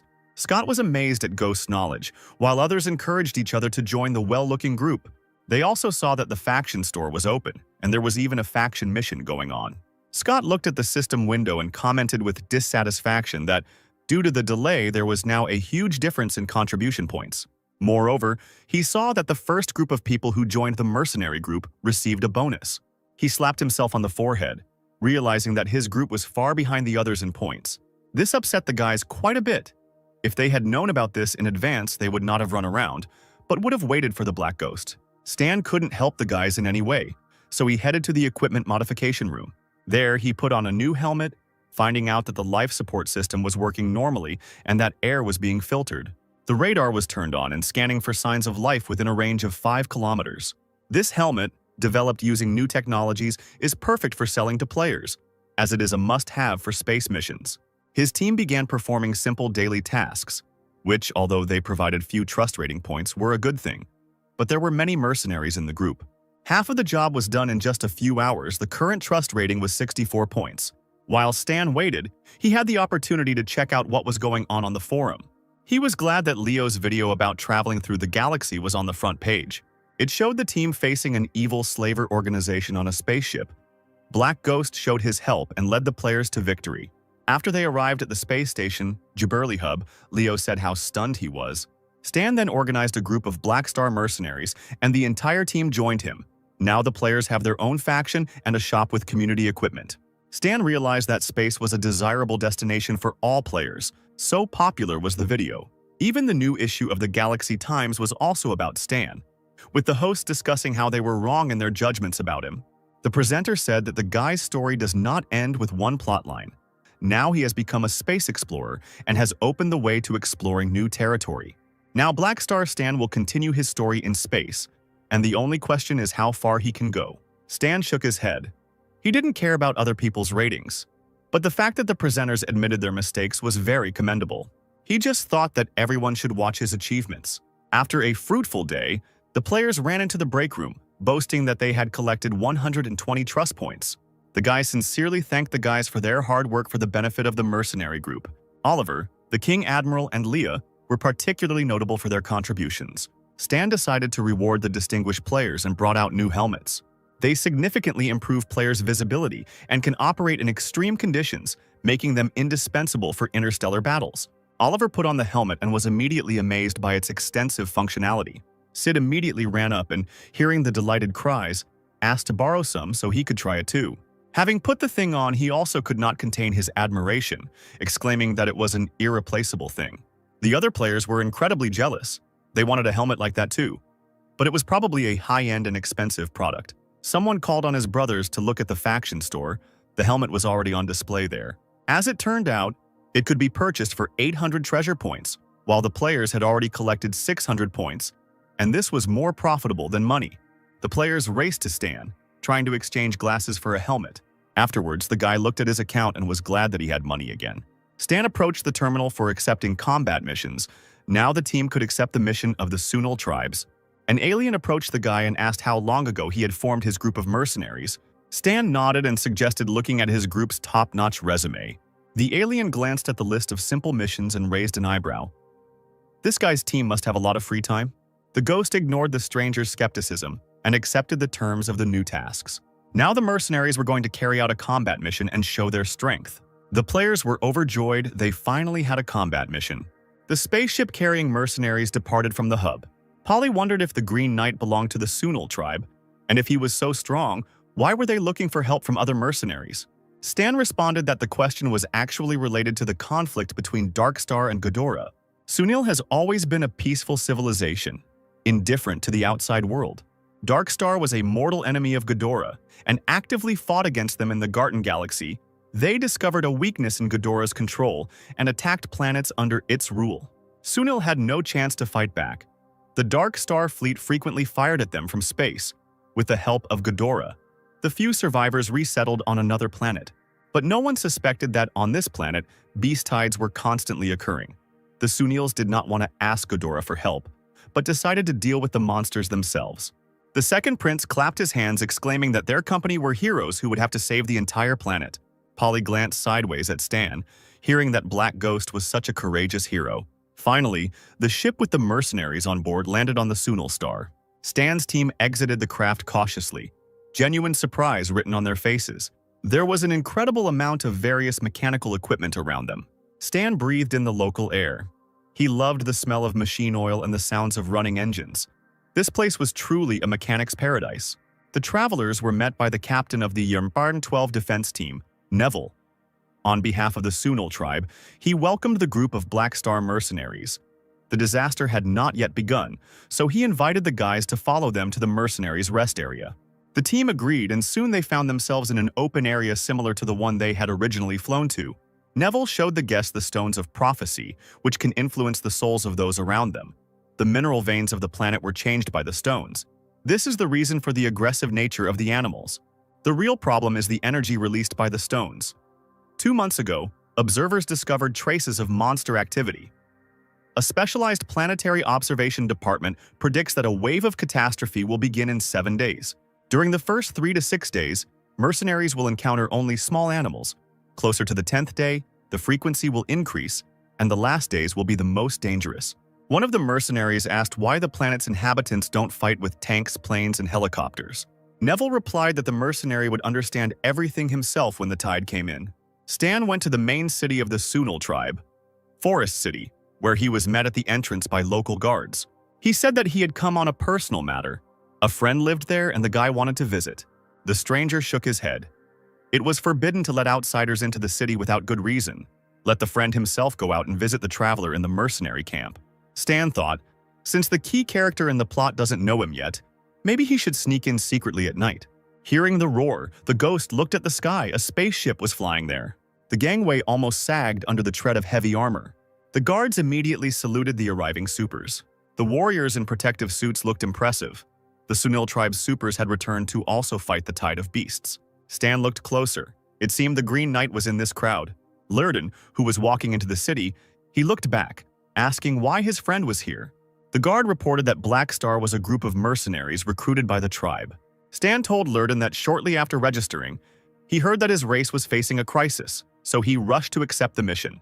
Stan asked to go into the city. The knight agreed. But according to the rules, he must follow Stan to the end. In the city, happy local residents were already waiting for the heroes, joyfully greeting them with flowers and posters. Stan, looking around, noticed that the tribe worshipped the supers, but the knight objected. This is not worship, but gratitude. When they first moved, they hadn't yet established themselves on the planet and couldn't overcome the crisis. The efficiency of resource collection was too slow and didn't cover the rate of consumption, so the supers bought materials. To ensure the survival of the race, powerful enough supers go into space and become mercenaries, sending part of their earnings home. Stan added that the consequences would be catastrophic if this civilization relied only on mechanisms. Lurden agreed, but they had no other choice. This all happened because of the disaster. Without solving the problem, they cannot get out of this situation. But the knight firmly believes that difficult times will soon pass. Stan was sorry that in the original story, the ending of the tribe was not nearly as happy as in the dreams. He did not say this out loud. After spending time chatting, Stan walked through the city center, where many tall buildings reached towards the sky. Lurden looked around surprised and asked if Stan's friend was in the bar. The guy shrugged as he approached the entrance, asking if that was a problem. The knight replied that he did not, and they both proceeded to the bar counter. The bartender leaned against the counter and slept soundly. The knight started to wake him up, but Stan asked him not to do so. He proceeded to the boss's room, because if he remembered correctly, the key item was on his desk. Lurden looked at Stan with a puzzled expression, asking what he was doing. The guy again asked to be quieter, whispering that he would explain everything later. Satisfied that the knight was behaving quietly, Stan entered the poorly furnished office, and indeed, a notebook with many bookmarks was found on the table. This is exactly what he needed.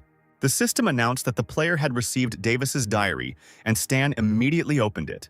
Thanks to the diary, he received a new subclass, Military Engineer. All characteristics immediately increased. To reach the maximum subclass level of 10, 90 million experience points must be used. The main feature of this subclass is the production bonus, which will not only help reduce the time spent on production, but also increase the efficiency of selling vehicles to players. Stan only needs 2 more pieces of knowledge and he will advance in the class if he can earn money on the mission. All that remains is to return home. The boy came out to the knight, saying that they could go, but he was only surprised that his acquaintance had not yet met his friend. When they both left the bar, Lurden decided to search the guest for the stolen goods. But Stan replied that he had only looked at the bartender's brother's records and had not stolen anything. The knight stared at the mercenary in bewilderment, asking who he was trying to lie to. But Stan was adamant. He insisted that the brother of the man he needed was a famous mechanic, and Stan had simply come to pay his respects. Lurden hissed and irritably told Stan that since he had finished his business, it was time to leave the city. While they were returning, the city was attacked. Sirens blared in every corner, alerting residents. A flock of warbirds immediately took to the air. The supers were already ready for battle. The squads needed to gather because the enemy had already attacked. The catastrophe had begun. At the entrance to the city, monsters howled. Huge wolves with glowing mouths rushed to attack. The first line of defense was the first to attack. Robots fired at the monsters with all their might. At first, everything went well. The animals did not understand where the fire was coming from and fell dead, bleeding. But soon their fellow tribesmen skillfully hid behind the bodies of the dead, jumping away from the deadly rays. They had a hard time on the second line of defense. As they approached the city gates, the monsters found themselves pierced by electric spikes. The wolves that arrived, looking at the bodies of the dead, howled loudly. They even managed to jump over the high fences, and the tribe's warriors immediately warned their own. The second line of defense was broken through, and it was the turn of the third line of defense to fire back. They tried not to let the monsters get closer, pointing their weapons at them. But the wolves were cunning and knew how to get around the rays, so they immediately attacked the soldiers. The aliens were puzzled as to what had happened this time and why the first wave of attack was so violent. A few seconds later, a monstrously sized wolf with blazing green eyes appeared in front of the warriors. The warriors looked at the open mouth with drooling saliva and understood that they were finished. More weapons were used and deadly bombs were thrown at the animals. The wounded warriors could barely stand on their feet as they watched the monsters. Support from the fourth line of defense helped to get rid of the small flock, killing them with explosions. The soldiers' spirits were lifted. This was their chance to continue shooting at the enemy. On the fourth line of defense of the artillery position, there were launchers.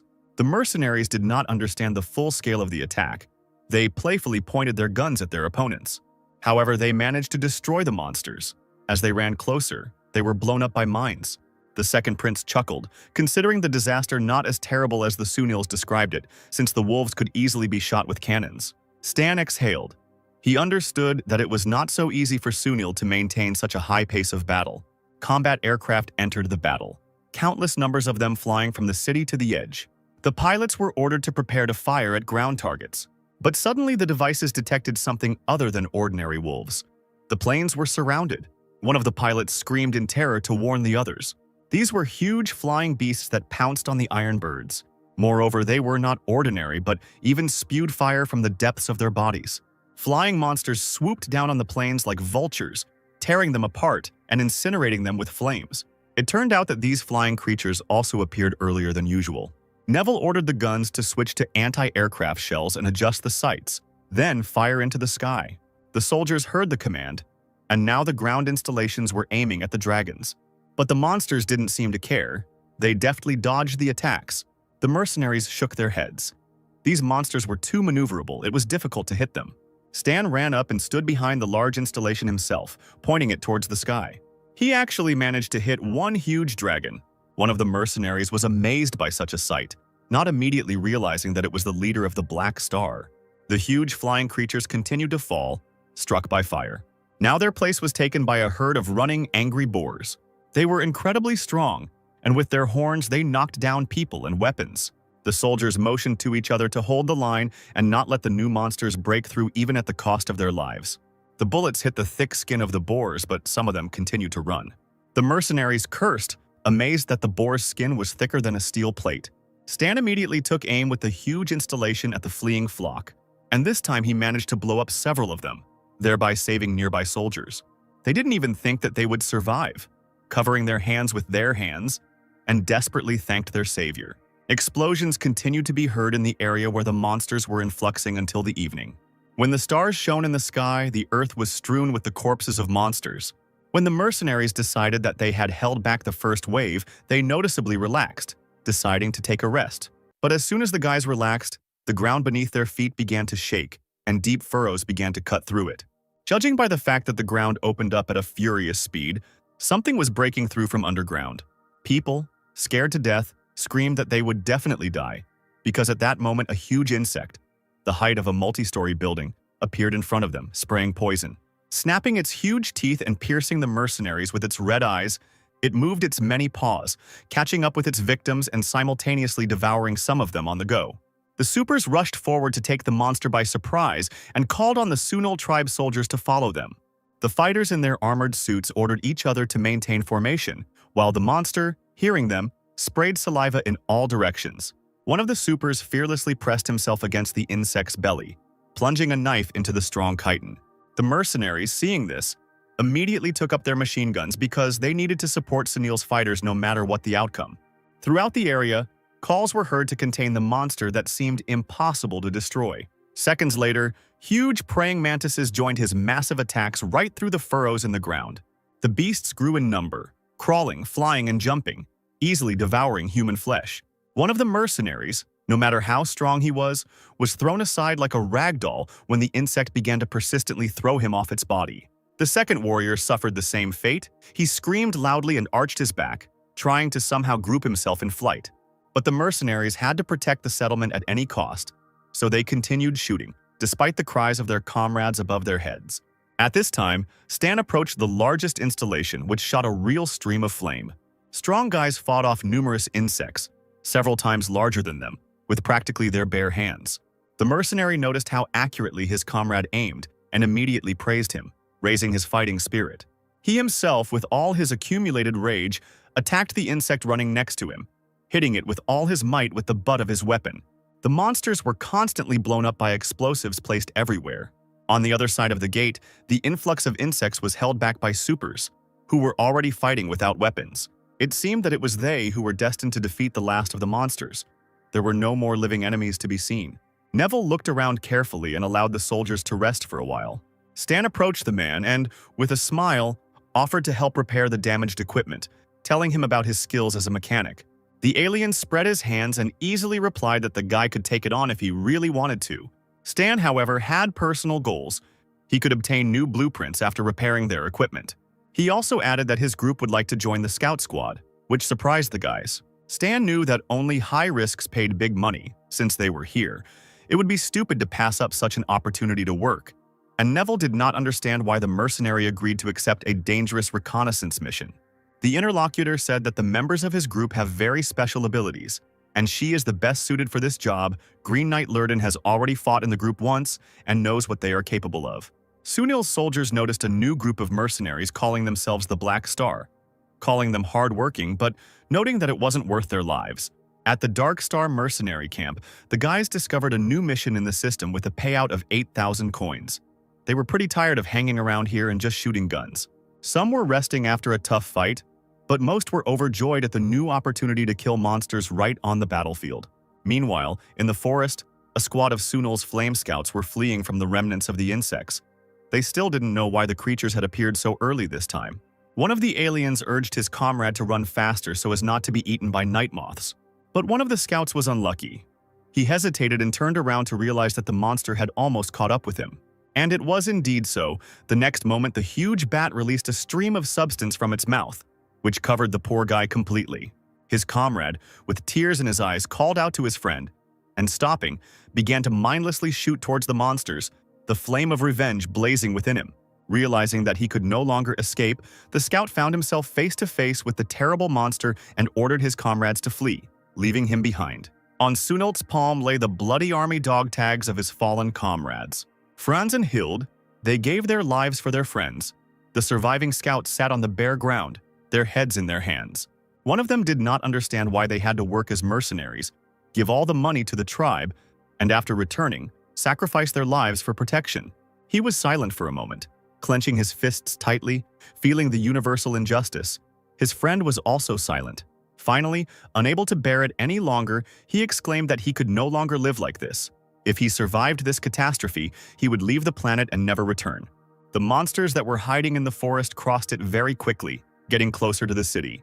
The soldiers shouted in unison that the creatures were here as the huge bats approached the fortifications. They started shooting at them, but suddenly, unexpectedly for everyone, the monsters began to spew purple fire from their mouths. It mercilessly devoured everything in its path, and the fighters fell to the ground from unbearable pain. Anyone who couldn't escape the flames had no chance to escape. The dead bodies were frozen forever. The squad leader noticed the moths and shouted to the soldiers that the disaster was approaching its mid-stage. All repair and field crews were ordered to immediately retreat behind the fifth line of defense. Stan was now inside the fort, watching the progress of the battle from afar. It's obvious that the night moths have the strength equal to a D-rank super, and ordinary soldiers are no match for them. How did they cope before?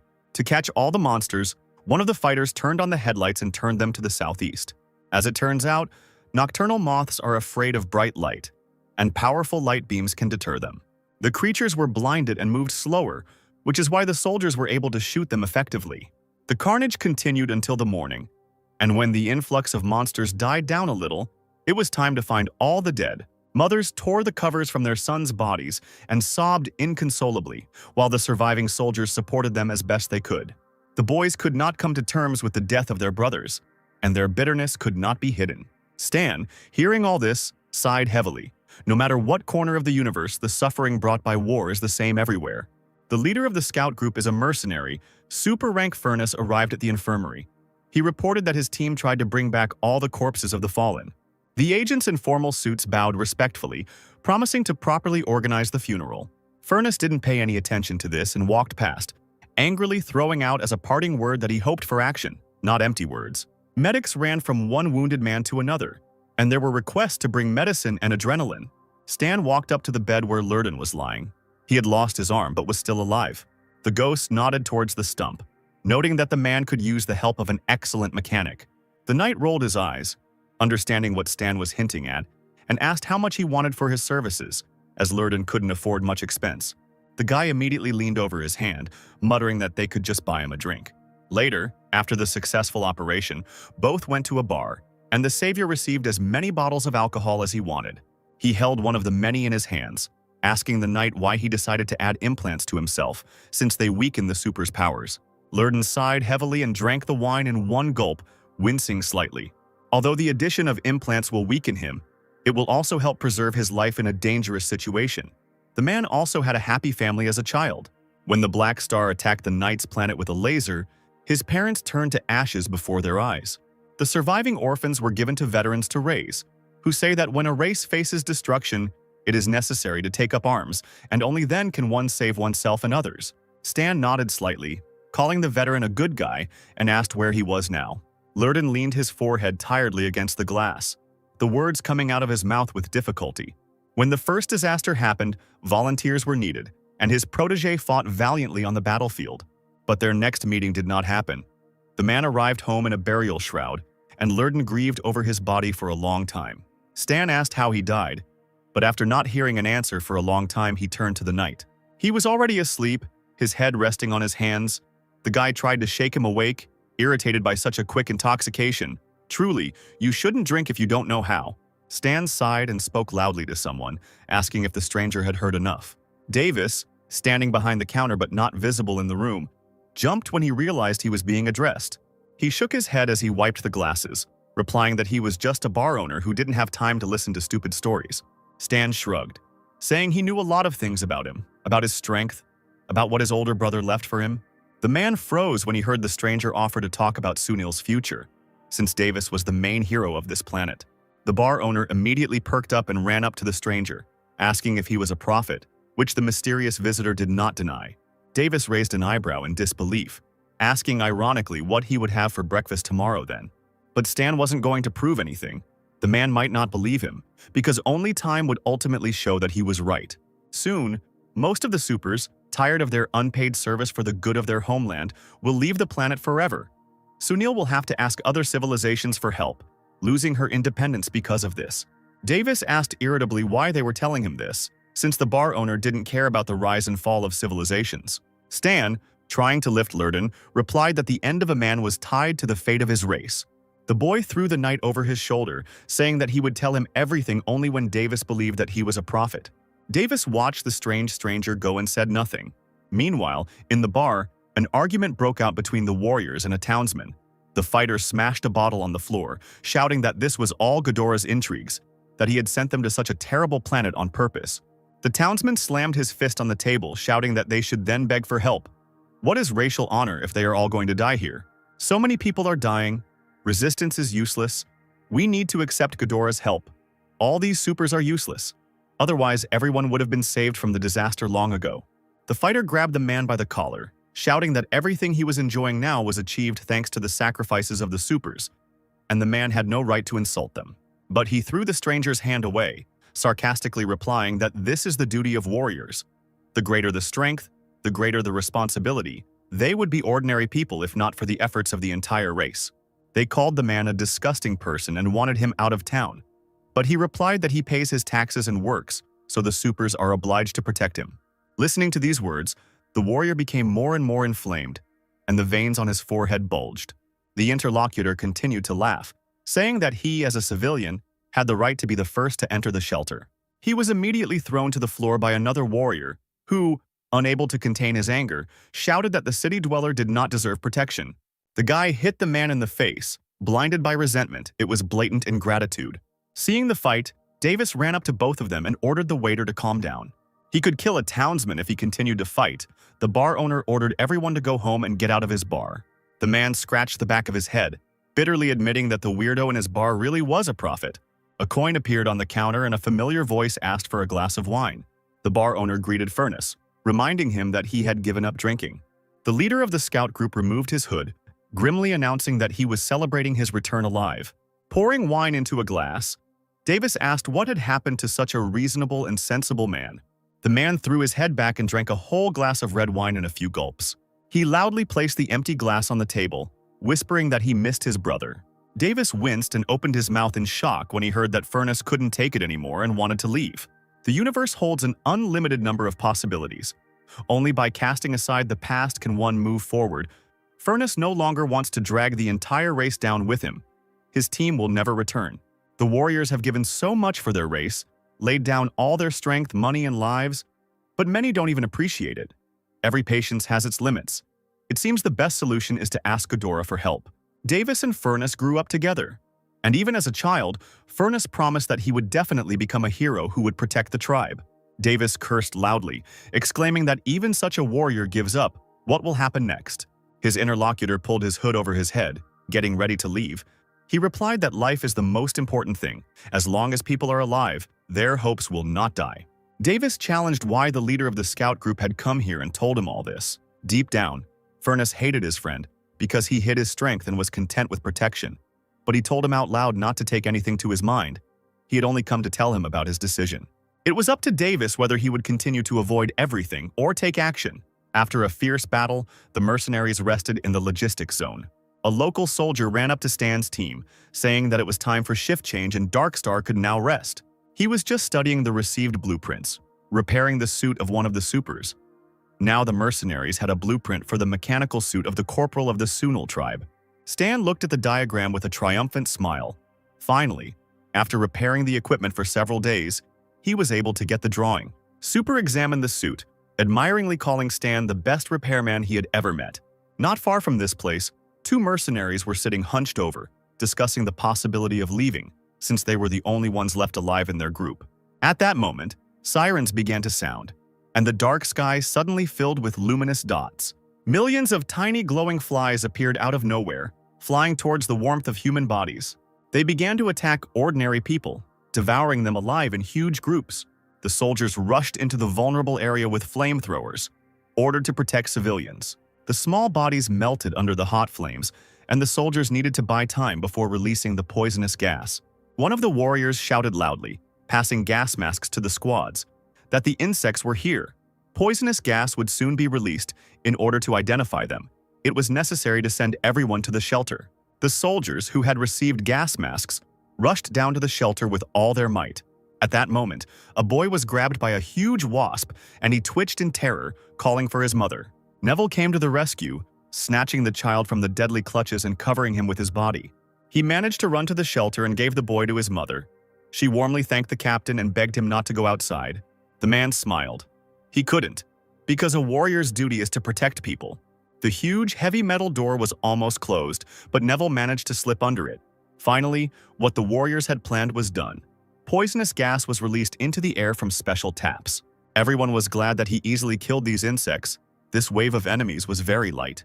Neville was already standing with a weapon in his hands, ordering everyone to remain vigilant. The appearance of insects meant that the disaster was entering its most complex and dangerous stage.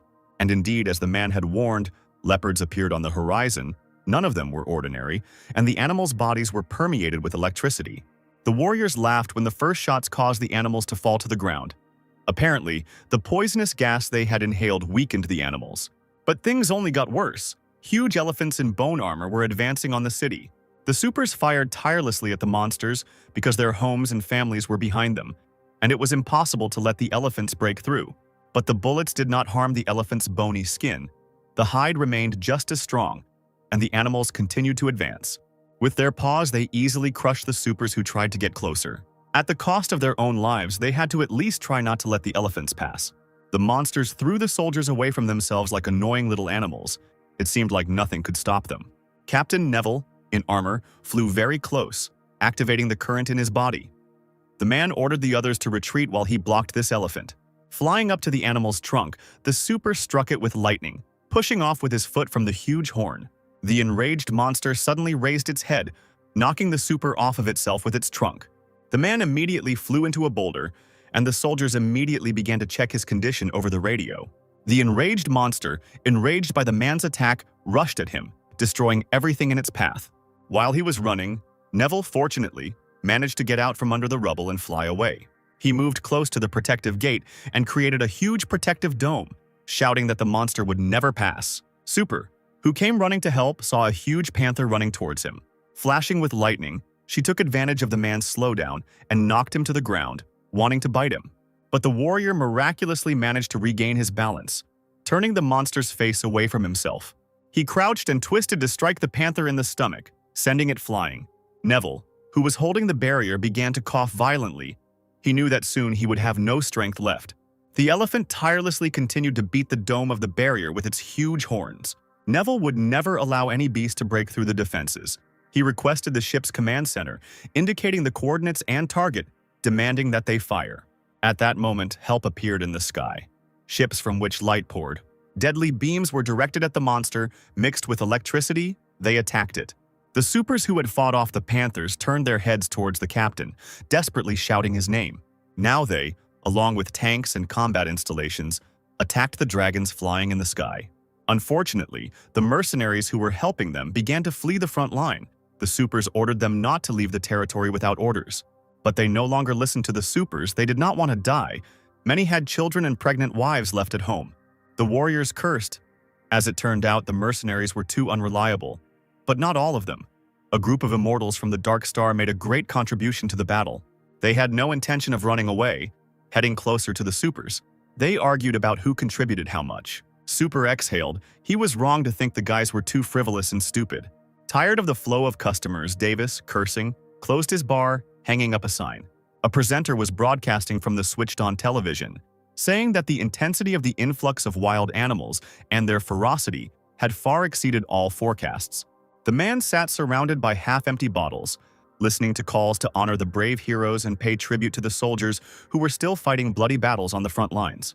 The bar owner, tormented by thoughts gnawing at his mind, desperately drowned them out with alcohol. Finally, he put the empty glass down on the table with a loud bang.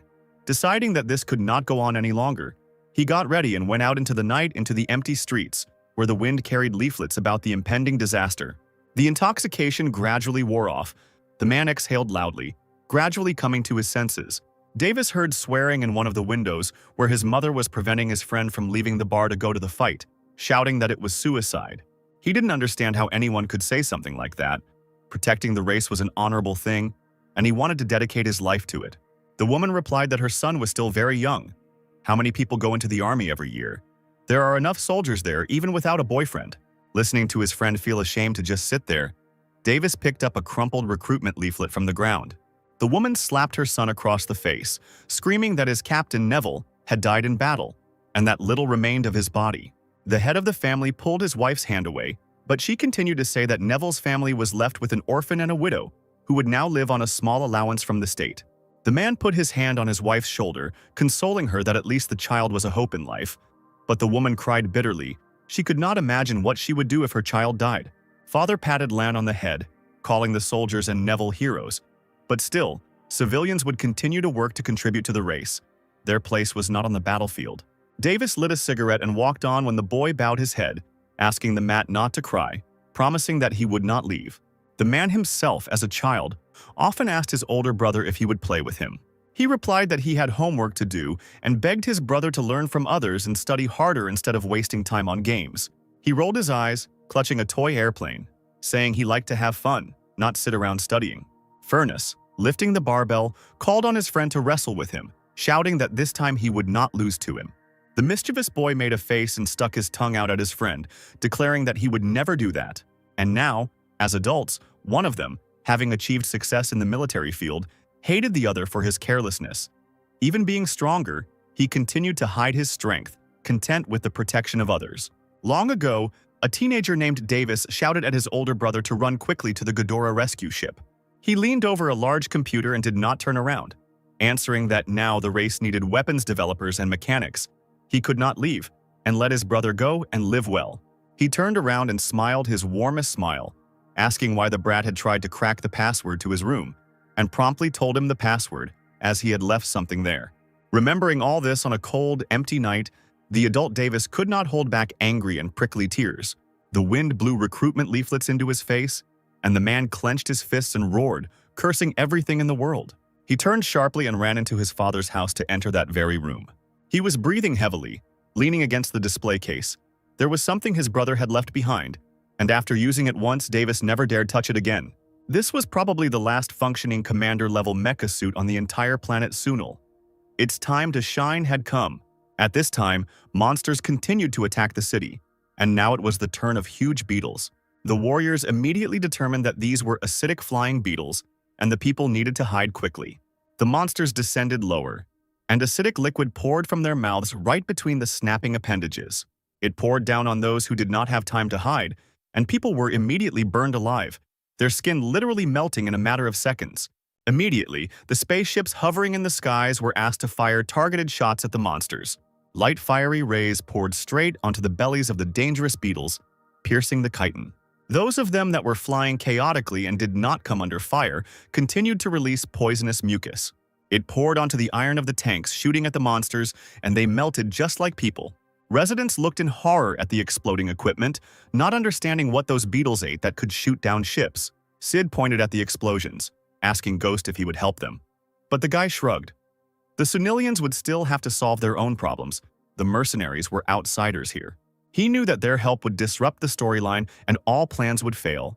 He urged Sid not to worry. The tribe had already experienced this disaster so many times and would be able to cope with the monsters. At that moment, a hatch opened in the ground, probably the tribe's secret weapon. A molecular high-frequency cannon of incredible size, which has not yet been used in combat, has appeared on the horizon. It began charging and was ready to launch within a few seconds. A huge light sign appeared in the air, which was thrown out by the installation. A special beam was aimed at the large beetle, which, fortunately for the warriors, pierced its strong belly. Everyone watched with relief as the monster crashed to the ground, raising clouds of dust. The residents rejoiced at the power of the weapon. At this rate, the battle would soon be over. But now the soldiers called for everyone to look up. They looked in fear at the black sky. It seemed that a new misfortune had now befallen the tribe. Meteorites were flying to the earth, approaching the city with dangerous fire. Large plates on the bottom of the spaceships lit up with a blue light. The aircraft surrounded the meteorites and activated a combined force field. With its help, they managed to slow down the fall of the meteorites, and the ships began reloading their cannons to buy time. It turns out that several spaceship force fields can combine together, which Stan found interesting.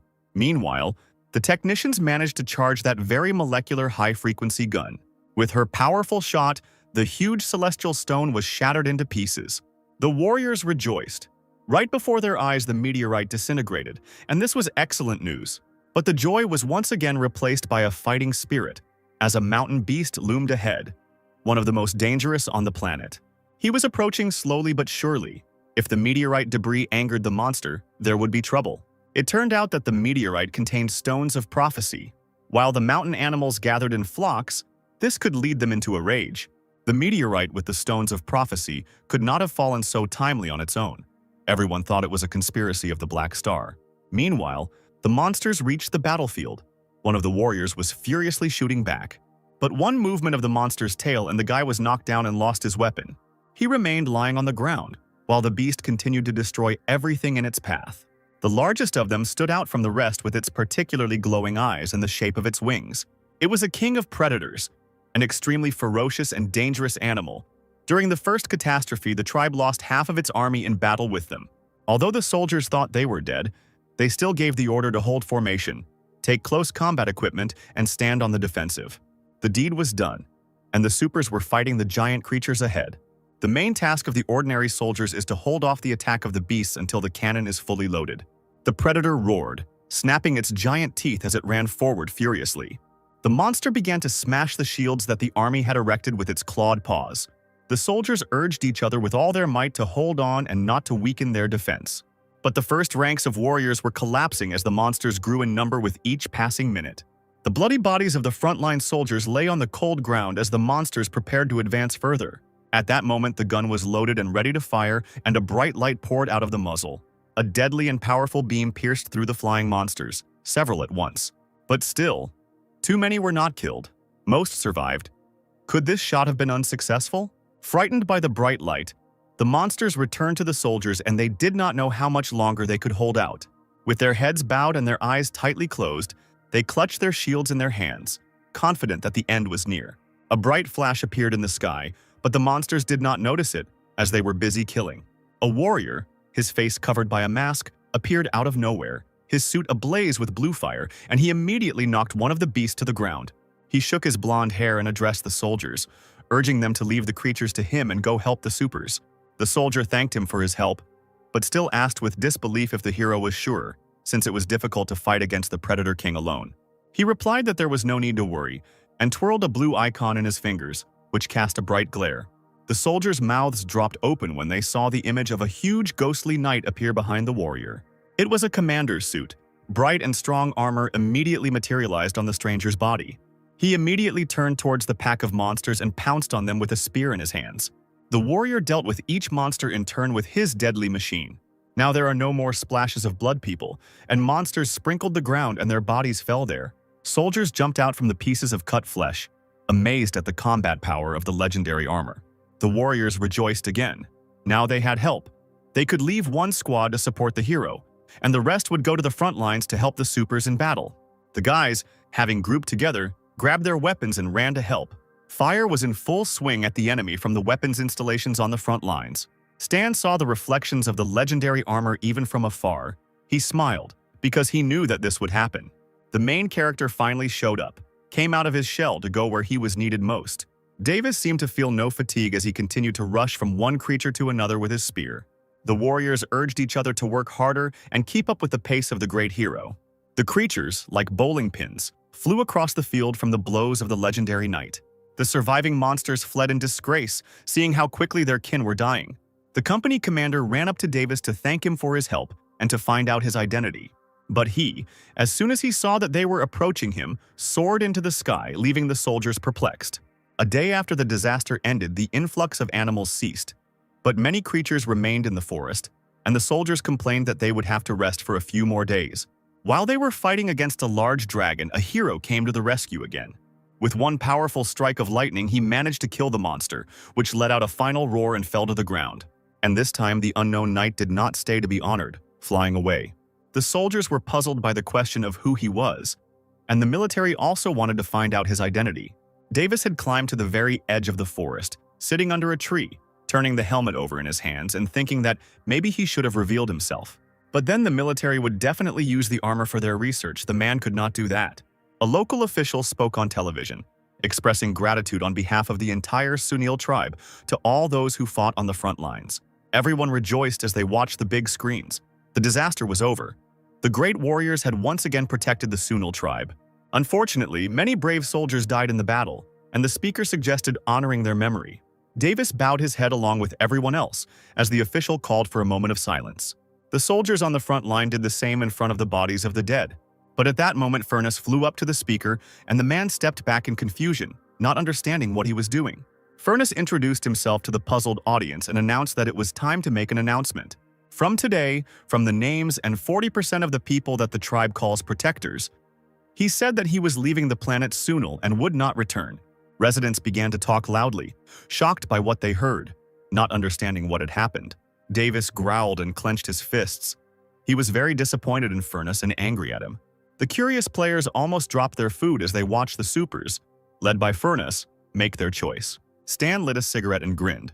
The fun he had been waiting for so long was finally beginning. Lurden rushed towards Furnace, shouting as he went and asking why he was doing this. Without holding back his anger, the knight struck the captain in the face with all his might with his powerful armor. He scratched his bruised chin, spitting that so many years of labor and sacrifice, during which time many of his brothers died, and the supers did everything possible for the tribe. The soldiers did not know what to answer to this, but simply bowed their heads in silent agreement. Lurden didn't understand why it was necessary to announce this publicly if everything could have been done quietly. Furnace did it for the sake of truth and did not want his departure to be hushed up by the top leadership. He wanted all the people of Sunil to witness and make their own choice. He turned around and called the supers to follow him, who followed the captain in silence. The residents cried. They had lived to this day with such difficulty. Now the end had come and they would all die. The people fell to their knees, clutching their heads. Everyone understood that now the Sunil tribe was doomed. At that moment, the huge screen above the square shattered into pieces, and everyone looked in that direction. Right from the inside of the broken screen, as if by magic, appeared the one who helped the supers defeat the beasts of the last line. The residents already knew to whom in particular they owed their lives, and immediately recognized the mysterious hero. The man eagerly pulled his helmet off his head, calling himself James. He wanted to make an unprecedented statement. Davis pressed his hand to his chest and announced for all to hear that from today on the Sunil tribe would be under his protection. The next day, Davis arrived at the tall building of Sunil Barracks, where large portraits of supers still hung on the walls.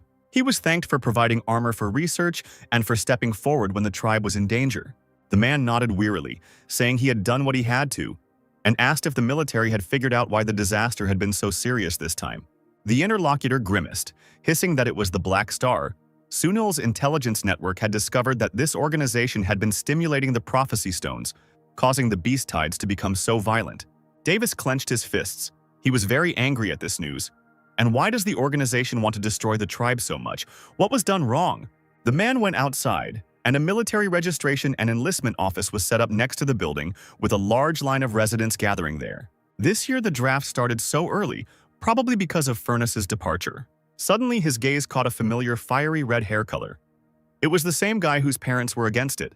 He raised his fist in the air as he stood before a senior officer, declaring that he wanted to join the army. The man shook his head and frowned, replying that the boy was so young that his parents probably wouldn't agree to let him in.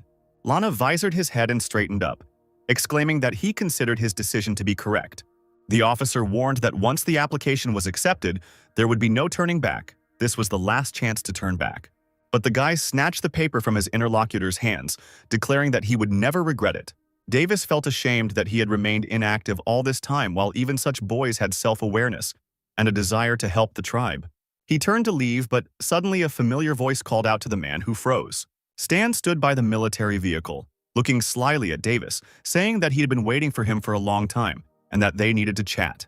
The newly minted superhero approached the guy, asking how he knew about his arrival.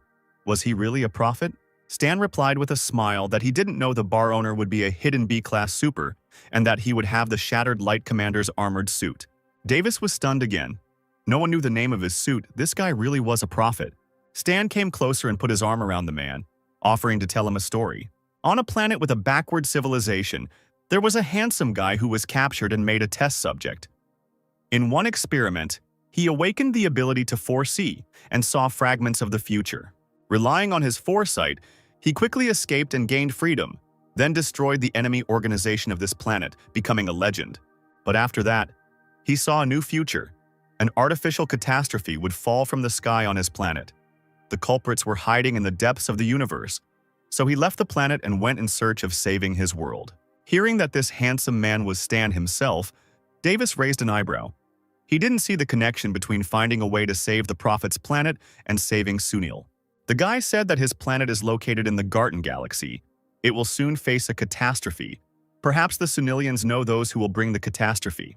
Davis immediately understood who they were talking about, which meant that the Black Star was their common enemy, and that was why the prophet had come here. Stan and his crew roamed space in search of saving the planet. He helped Sunil as an ally and comrade in misfortune. This delighted the man. After all, the prophet turned out to be not a madman, but someone who defended his race. He asked what awaited him in the predicted future, and Stan was pleased with his acting abilities. Scratching his chin, he said that Davis died a miserable death in the fight against evil. Ferocious animals broke through the defense of the forest city, and Davis closed this gap with himself, fighting until his last breath. The newly minted superhero froze and thought, not knowing what to answer to this.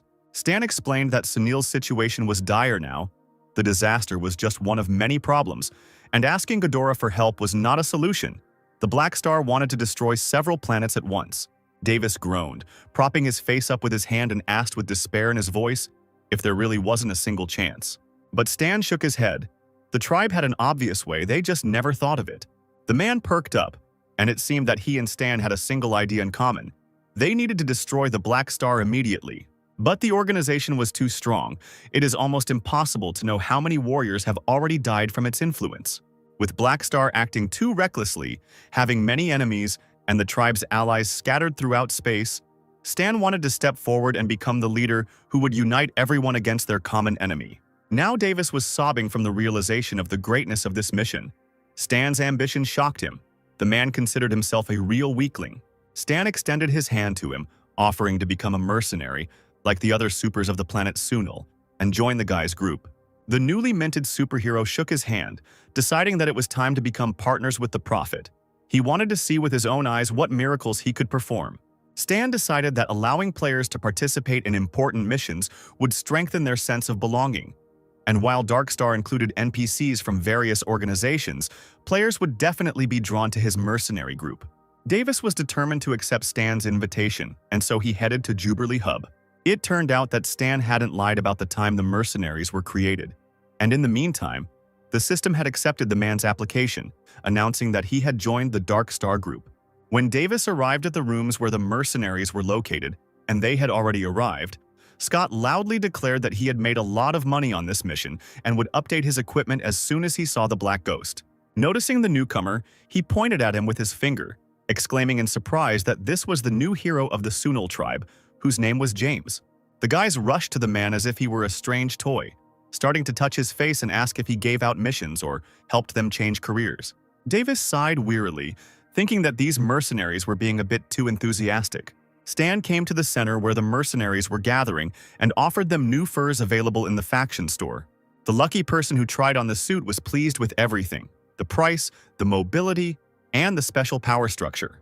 Now other mercenaries were also buying furs, and although they didn't bring in much money, this was only the beginning.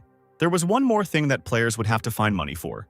Stan announced that the mecha suits were good, but for a small additional fee, he could modify and improve them. Sid, hearing this, beamed, but also wanted to strengthen the suit. The other players took up the cry. Stan asked, first of all, to transfer him the money and give him the armor, and in 3 days everything would be ready. The guy was incredibly happy with the Prophet. After upgrading the equipment, the cost of upgrading it would also increase, but if players wanted to upgrade their equipment, they would have to look for the ghost every time. Davis approached the guy, and he realized that he had not yet introduced the man to the team members. Davis declined the promised welcome party, but pointed to the armored suits, asking if the Prophet had made them. Stan smiled and said that he had only been repairing all these suits on the battlefield and then received the blueprint. After talking with the hero, the guy went to the mechanical modification room. He was glad that he was able to acquire the necessary advanced knowledge. Now he could change his profession. The system announced that the user had successfully completed his studies, mastered the modification of heavy machinery, and advanced electromagnetism. Streams of energy gushed into the Black Ghost's body, and the information technology mechanic received points for energy, agility, endurance, and intelligence. Stan opened his eyes, which were now shining even brighter. He felt the energy boiling in his body. Mechanical affinity has improved. It feels like the strength has become an extension of the body.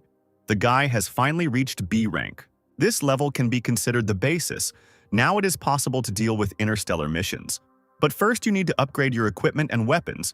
You need to improve the pistol and turn it into a weapon with kinetic magnetic energy. Next, the mechanisms were strengthened. Stan activated magnetic vision and entered a special state of magnetic visual field. Stan closed his eyes and moved into a special capsule, where he received an attribute bonus from the improved blueprint. A new, more powerful and stronger suit appeared on the guy's body than before. Now his suit had an attack mode, and in his hands, Stan held a razor-bladed battle scythe. He jumped up and, moving faster than light, began to test the battle scythe, quickly twirling it above his head. Then he quickly got into a fighting stance and lightning pierced his suit and scythe. Stan turned off his helmet and smirked. This equipment was worthy of his B rank. He would add more modes in the future. It was announced in Jubilee Hub that a team of Silvers had been attacked by scavengers while traveling through a shattered star ring, with some being kidnapped. The locals raised their heads and listened to the news. The size of the scavenger group was unknown, and the escaped Silvers were now hiring mercenary groups for high rewards. The Silvers are majestic aliens with unusually shaped ears, originating from the distant sea of silver spirits. They are a race with a high degree of evolution and high status as nobles, occupying a special position in the universe. Davis walked thoughtfully through the corridors, analyzing the information he had heard. He burst into Stan's office, calling him Darkstar from now on, and asked if he had heard what had just been said. He offered to accept the mission, since the rewards from the Silvers were always very good. Stan agreed. Both went to the machines in the Mercenary Alliance building to choose a mission. To receive the mission Rescue the Captured Silvers, 400 trust points were required. Stan said with sadness in his voice that the team doesn't even have half of these shackles. It seems it's not meant to be. Davis was also upset because if they had taken on this mission, he could have earned a lot of money for the tribe, but his interlocutor urged him not to worry and not to rush. Both left the Alliance. The man noted Stan's ability to let go of the situation. Suddenly, their path was blocked by a trio in white suits. The alien asked permission to introduce himself. It was Junior Captain Jacob of the Sky Ring Mercenary Corps. Stan was surprised, asking only what the White Ring wanted from him. The man looked at the screen, seeing that Stan had previously chosen the Silver's mission. Noticing that Darkstar was having difficulty with it, he looked down at the guy, resting his chin on his fingers, saying that he had come up with something that could solve the mercenaries' problems in one go. When Stan let out a chuckle, Jacob couldn't help but jump on him, shouting at him, calling him a rude person without immediately asking what the idea was. Stan scratched his nose and rolled his eyes, asking the main question, and Jacob beamed, noting that the guy was a quick learner. Since it so happened that his Skyring mercenary group was also going to accept the Silver's mission, why don't they do it together? Jacob suggested joining Skyring. The other warriors whispered discontentedly when they heard that the Heavenly Ring had sent an invitation to a group of new mercenaries. It was not so easy to get in. His interlocutor exclaimed, "This is incredible luck. Some people can't get through even after several applications." The Sky Ring army is at the top of the mercenary groups in the Shattered Star Ring. They have over 10,000 people, and the group leader is Super A-class. But despite all this, Stan crossed his arms over his chest and shook his head in refusal. Jacob stared at his interlocutor in shock, shouting that maybe he hadn't heard his invitation. The mercenaries listening to this conversation almost dropped their jaws to the floor. The newcomer really did reject the invitation of the Heavenly Ring. Then Stan thought. The Sky Ring had clearly heard about the immortality of his group members. Joining them would make the mercenaries' development smoother and help solve many problems. But then the faction would disappear. Davis rushed to the guy, urging him to think, because the group of mercenaries looked very powerful. Stan shook his head, explaining his reasons for refusing, as a large group of mercenaries was only interested in profit and would not be able to risk going against Black Star. He reminded the man that he was a warrior of the Sunul tribe, who did not rely on Ghidorah's help, but still fought for themselves and their future. Davis looked down, saying he hadn't thought of it, and Stan patted him on the shoulder, saying he knew the solution. Jacob and his team were literally crying in the corner from failure, but Stan offered him a partnership, finding a way to get the best of both worlds. Still upset by the rejection, Jacob looked up hopefully as he listened to Stan. Stan asked if his mercenary group had attracted attention because its members were immortal, and if the Sky Ring carried out dangerous missions, meaning Darkstar would accept missions with a high mortality rate. Jacob looked at the guy with disbelief, asking if he would still work with him. The captain of the Mercenary Corps was pleased with this because Tun had found a partner and invited Stan and his group to come to the pier. Davis was glad to meet a man who could summon many supers to help him fight. He was glad that he joined Darkstar. Stan stretched, urging him not to praise him so much, and suggested they go home to prepare. Soon, the ship carrying the Darkstar mercenaries set off for the territory where the mission was to take place. The team was thrilled. They got a second mission so quickly, and this time it was going to be a big one. Davis approached Stan, telling him that this high-reward mission was very dangerous and that he would protect the mercenary leader. Stan grinned, egging the man on. Who else would protect whom? And urged him to practice. Davis said confidence was good, but he wouldn't be held responsible for any blow to Stan's confidence.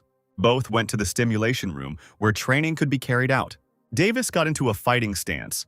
He wanted to show Stan the difference between strength and rank, promising to stop in time. Stan chuckled and ran faster than the wind, shouting that the man was too slow. He hit him with a bright flash of lightning, but Davis covered it without difficulty. He raised an eyebrow, indicating that he hadn't expected such strength from the mechanic. Davis spun around and sent Stan flying into the wall with one clean kick. But not only did he not hit, but he froze in the air. What he saw took Davis's breath away. He was wearing a new improved suit, holding a war scythe in his hand. Laughing, Stan ran forward using the blade, which frightened the Sunilian quite a bit.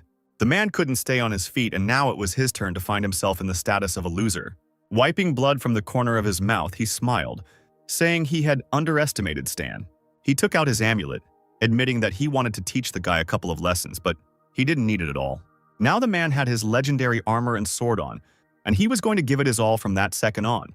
Stan got into a fighting stance, declaring that this was exactly what he wanted in the first place. While they were fighting, the members of the Heavenly Ring entered a large, bright hall. Jacob raised an eyebrow at the strange scene that was happening there. A robot waiter in the form of a cat brought milk tea to the mercenaries, and the girls began to stroke his ears and admire him. Jacob grinned, not seeing anything surprising in an ordinary robot. These natives were making a fuss for no reason. He decided to show the guys something amazing and demonstratively cleared his throat. The next moment he began to show off his latest model armor. The girls were stunned, looking at the man with admiration. They had never seen anything like this before. Jacob smiled and offered the mercenaries to join the Sky Ring, which would give them the basic version of the armor for free, as they were unable to operate it at their current level. The girl thanked him, and at that moment her partner called everyone to watch the duel between Stan and Davis. Jacob saw the general commotion and considered the natives to be real rude people. Everyone rushed to the windows of the stimulation room, where the training was already looking like a real battle. Stan's new suit gave him a distinct advantage, as did his war scythe. The mercenaries seemed glued to the window, noticing the leader's new equipment. It seemed his power had increased by more than one notch. Jacob also looked in that direction, not understanding how the natives could have such good equipment. Stan attacked Davis again and again with the blade of his war scythe, driving him into a corner. Finally, the man coughed and, lowering his head, admitted his defeat, calling for the day to end.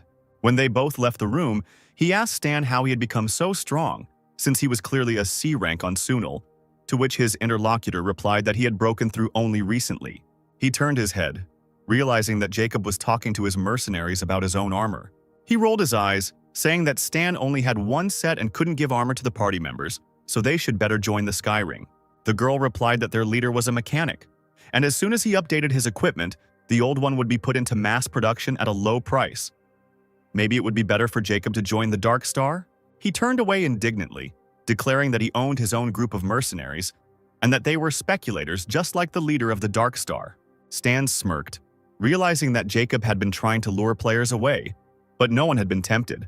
It seemed like his hard work on faction cohesion had paid off.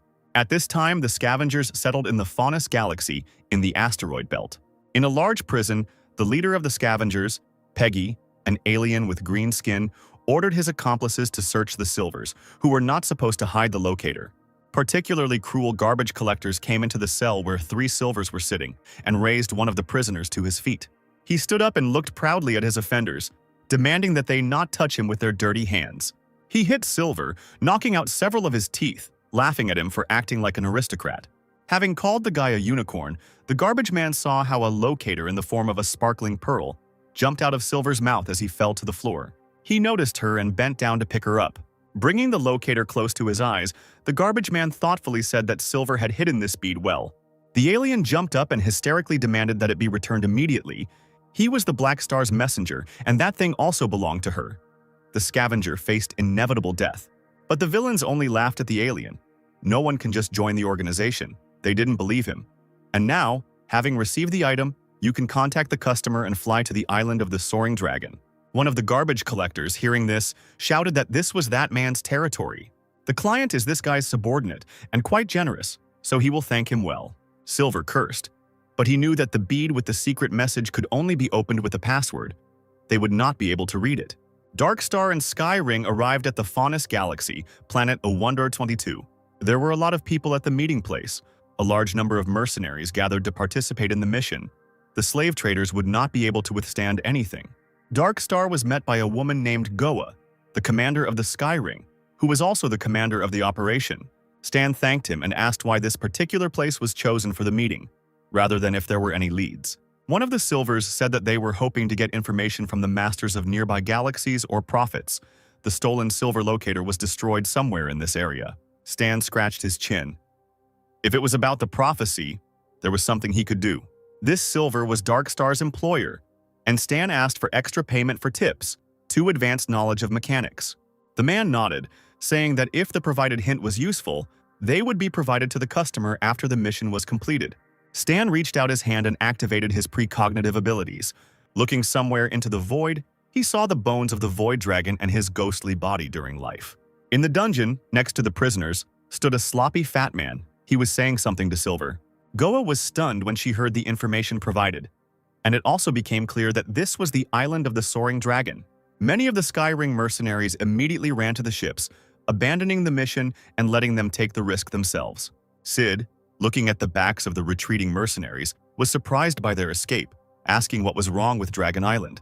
Jacob grinned and stepped forward, asking permission to clear up any doubts. Soaring Dragon Island is a neutral territory where criminals gather, respect the ruler, and can do whatever they want. And the ruler is a super-class disaster that has surpassed A rank. Sid exclaimed that it sounded exciting, and Leo imagined that he would be able to capture some amazing footage. Goa shook her head, saying that even if the mercenaries were immortal, this place was very dangerous. They had better think again. Stan urged them not to worry, as his team was not afraid of trouble, and then Goa suggested discussing the plan for the upcoming operation. Meanwhile, at the Black Star base, in the Great Hall, the leaders were discussing the matters on the agenda. Their courier had been caught. But Ghidorah did not reveal Silver's plan to transport the information. The locator was destroyed, but the informant said that the deal would take place on the territory of the Sleeping Dragon Island, and outsiders do not have the password to the bead. No one will be able to extract the source of the mutation and the super gene extractor inside. It was suggested to send Ember. He had never failed while he was part of Black Star. The spaceship was slowly approaching its destination. Ember, the Black Star's assassin, was told that the mission had been entrusted to him and that the man had no right to fail. Soon, 2 teams of mercenaries arrived on Soaring Dragon Island. An informant appeared in front of Goa and Stan, who was going to give them a report.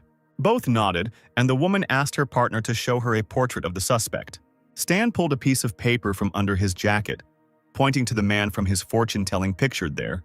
The informant revealed that it was Horlade, the owner of the largest slave market on Soaring Dragon Island, and promised to take Stan to the market. Sid wandered into the island's slums, where a dangerous company was discussing how much they would sell high-quality ore for. An alien with a gun in his hands approached the disgruntled merchant and immediately received the opportunity to buy the goods at his price. Stan and his group passed by, and Sid exclaimed that aliens were making fun of people. Hearing their scream, the villains spat. They had heard this more than once from mercenaries with morals. Polly, realizing that they had just been insulted, let out a loud yelp, grabbing her friend's hand. The main thing was that Stan heard this. He immediately measured the aliens with a furious look that did not bode well. His clothes immediately transformed into powerful equipment, and the blow from the battle scythe sent the alien flying to the side. His brothers immediately ran to him, calling the mercenaries stinking puppies who dared to attack. The scavengers, some with swords, some using magic, rushed at the mercenaries to show their strength. Goa immediately stepped forward, giving the order to prepare for battle. Stan and Davis were already in full gear. With one movement of her hand, the woman created a tornado that lifted into the air and froze a group of particularly zealous garbage collectors. Then Stan rose up to them and swung his battle scythe, cutting through the ice and the aliens in it. The remaining mercenaries in the Skyring team also dealt with the villains quite well. Davis worriedly asked Stan if they would attract the attention of the island's security. But there was no need to worry. In this territory, many things were decided by force or murder. There was one rule to remember: you cannot kill workers and civilians.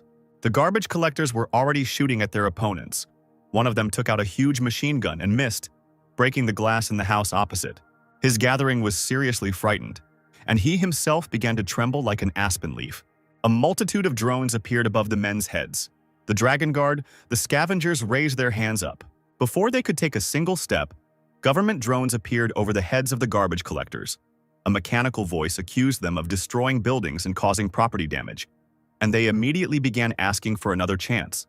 But the verdict was passed. In the name of Ames, the ruler of the island of the Soaring Dragon, they were sentenced to death.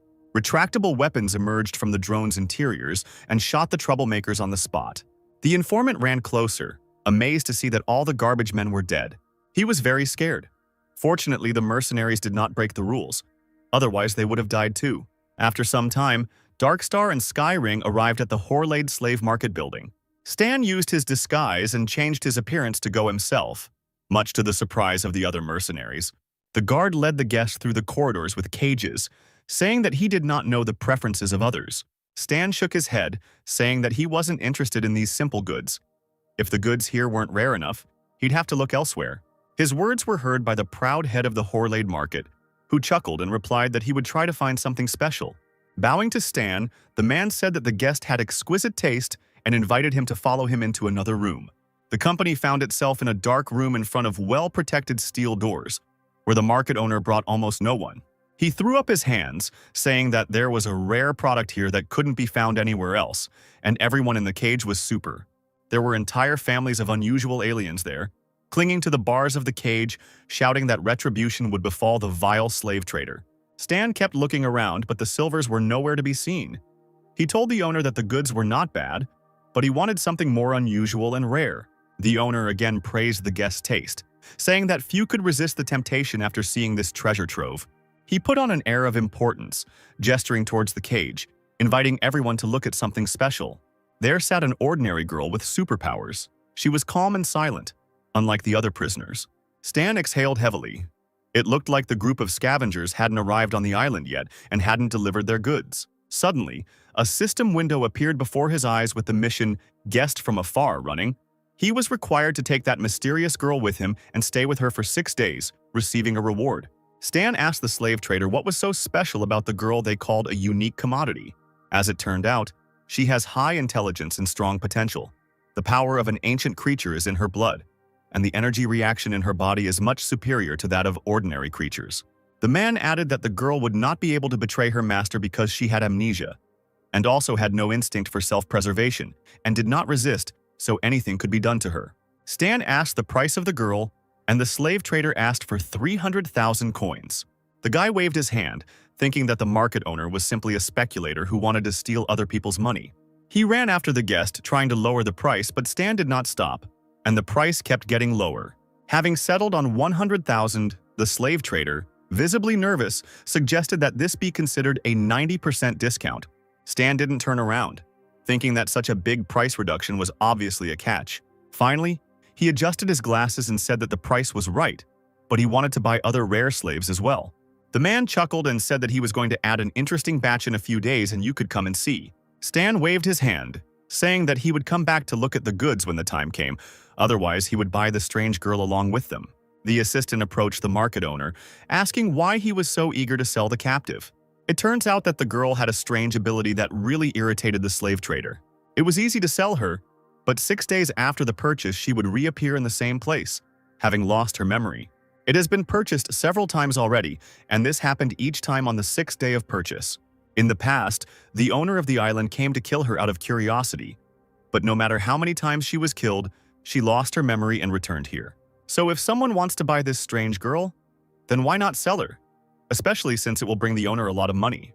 The assistant clapped his hands, calling the man a very wise man. It was a good plan. Stan returned to the teams, explaining that the silvers had not yet been delivered, but that the deal would take place in the next few days.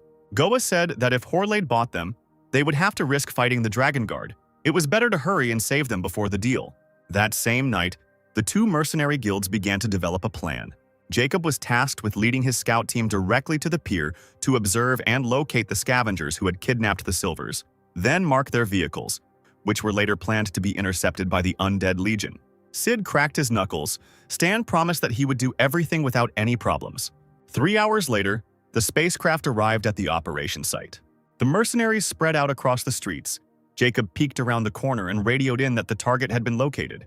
Stan nodded, adjusted his earpiece, and was instantly suited up and ready for action. Near the cages nearby, the leader of the scavengers, Peggy, with the ability of the awakened bloodline of the snake race, possessed extremely keen perception and early warning of danger. His head turned into a snake's to better sense the danger. He immediately realized where the enemy was and ordered the others to retreat to the ship. The snake's body returned to its clothes, and Peggy told Horley that he had arrived on the island of the Soaring Dragon. But someone was pursuing him, and this time, the customer had better come and pick up the goods himself, bringing the Dragon Guard. The microphone hissed, and Horlade exhaled, replying that it was bad luck. But he understood. Jacob, watching them, cursed, because the scavengers returned to the ship again. Goa radioed that the other side was very cunning. They should have discovered the mercenaries. The woman ran forward, leading the warriors behind her. They must rescue the hostages before the deal begins. The mercenaries, who were armed, activated their weapons on the move to immediately use them against the enemies. The wall of the building where the garbage collectors were hiding was destroyed by a powerful explosion. The aliens there immediately realized that they had been ambushed and called on their fellows to hold on. They needed to wait for the arrival of the Dragon Guard. The garbage collectors ran out into the street, also armed to the teeth, and began to fight off the attack. Davis, Stan, and their team were not far behind. The leader of the Dark Star gave the order to kill everyone. Stan's war scythe was able to knock down several aliens at once. Davis lunged forward, his sword also hitting the scavenger, sending him flying back towards the opposite wall. The enemy found themselves surrounded by teams of mercenaries moving faster than light. The scavenger leader, Peggy, came face to face with Stan, exclaiming that he was strong, but he would not be able to catch the scavenger. He immediately transformed into a long snake, slipping out of his clothes. Stan began to look around, and only when he noticed the snake's tail slipping out the open window, he cursed, realizing that he had missed the enemy. Stan decided to leave the scavenger for later, as a group of silvers were already waiting for him. He called on the aliens, delighted by his arrival, to hold on tight and lifted the cage with them in his arms to carry it out of the building. The guy took advantage of the power of his suit, easily jumping over the destroyed walls. Goa saw that the Dark Star leader had succeeded and ordered the soldiers to retreat and not engage in a fight. A few moments later, the enemies noticed that Dragon Guard planes had arrived at the battle site. The owner of the slave market tried to justify the value of the goods to the instigator, while the latter called him a weakling who was afraid of a group of mercenaries. While government planes were flying over the area, orders were given not to damage the goods while killing the mercenaries. Fire appeared from the flying machines and they began to shoot at the fleeing Dark Star team. They fell to the ground but still dodged and received minor damage. One of them opened his eyes and saw a strange object on the ground in front of him. The system did not determine what it was, but if the player gives the pearl to a special character, he will receive a very high reward, or he can try to identify it. Then the mercenary's friend called out to him, urging him to run faster from the shelling. He shouted that he was coming and quickly put the pearl in his inside pocket, thinking that it must be a good thing. Meanwhile, the drones continued to fire. The mercenaries could not be allowed to escape. The fire was so powerful that some of the Skyring mercenaries had no chance to reach cover. Jacob and Stan discussed on the go how to get rid of the Dragon Guard without harming their lives. Goa stopped and turned towards the helicopters, offering to leave this mission to her. With a warlike cry, the woman raised her hands and erected a wall of ice up to the heavens. The ice was so strong and rose so high that it reached the aircraft. Soon, thanks to Goa's efforts, all the helicopters found themselves trapped in ice. Davis, running forward, looked back and was delighted that all the ships were frozen. Now the crew could return to the starship. One of the Skyring mercenaries cautiously suggested that freezing the ships could cause the Dragon Plague. But there was no time to think. They had to get to the starship with the captives before the guards and scavengers caught up with them. After some time, the ship had already risen into the sky, and all the mercenaries had managed to get there. The onboard computer showed a message about engine activation and preparation for the jump. Everyone was happy with this outcome of events. Jacob exclaimed that the task was completed, and they succeeded. But luck turned against the team, and a warning about the engine malfunction was triggered, indicating that the space jump could not be completed. Losing their balance, the passengers fell to the ground, not understanding what was happening to the ship. An image of a stately woman on a throne appeared on the large screen. It was the Dragon Emperor Ames, the owner of the soaring Dragon Island.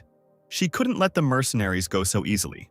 Davis trembled with fear and shouted that the mercenaries had provoked the Emperor, and now it was all over. Stan and Davis helped their fallen comrades. Sid clarified whether the woman was the legendary ruler of the soaring Dragon Island. In the original theory of energy levels, rank A was considered the pinnacle of the level for superheroes. Later, a person appeared who could break through this level. They are called the Great Disaster Market. There are currently 4 such people in the split heavenly ring. Ames, the ruler of Dragon Island, is one of them. Sid and Leo trembled in fear for their lives, thinking that the Emperor might lock them up and torture them.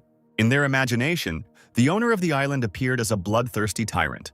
All the culprits were transported to the central fortress of the soaring Dragon Island.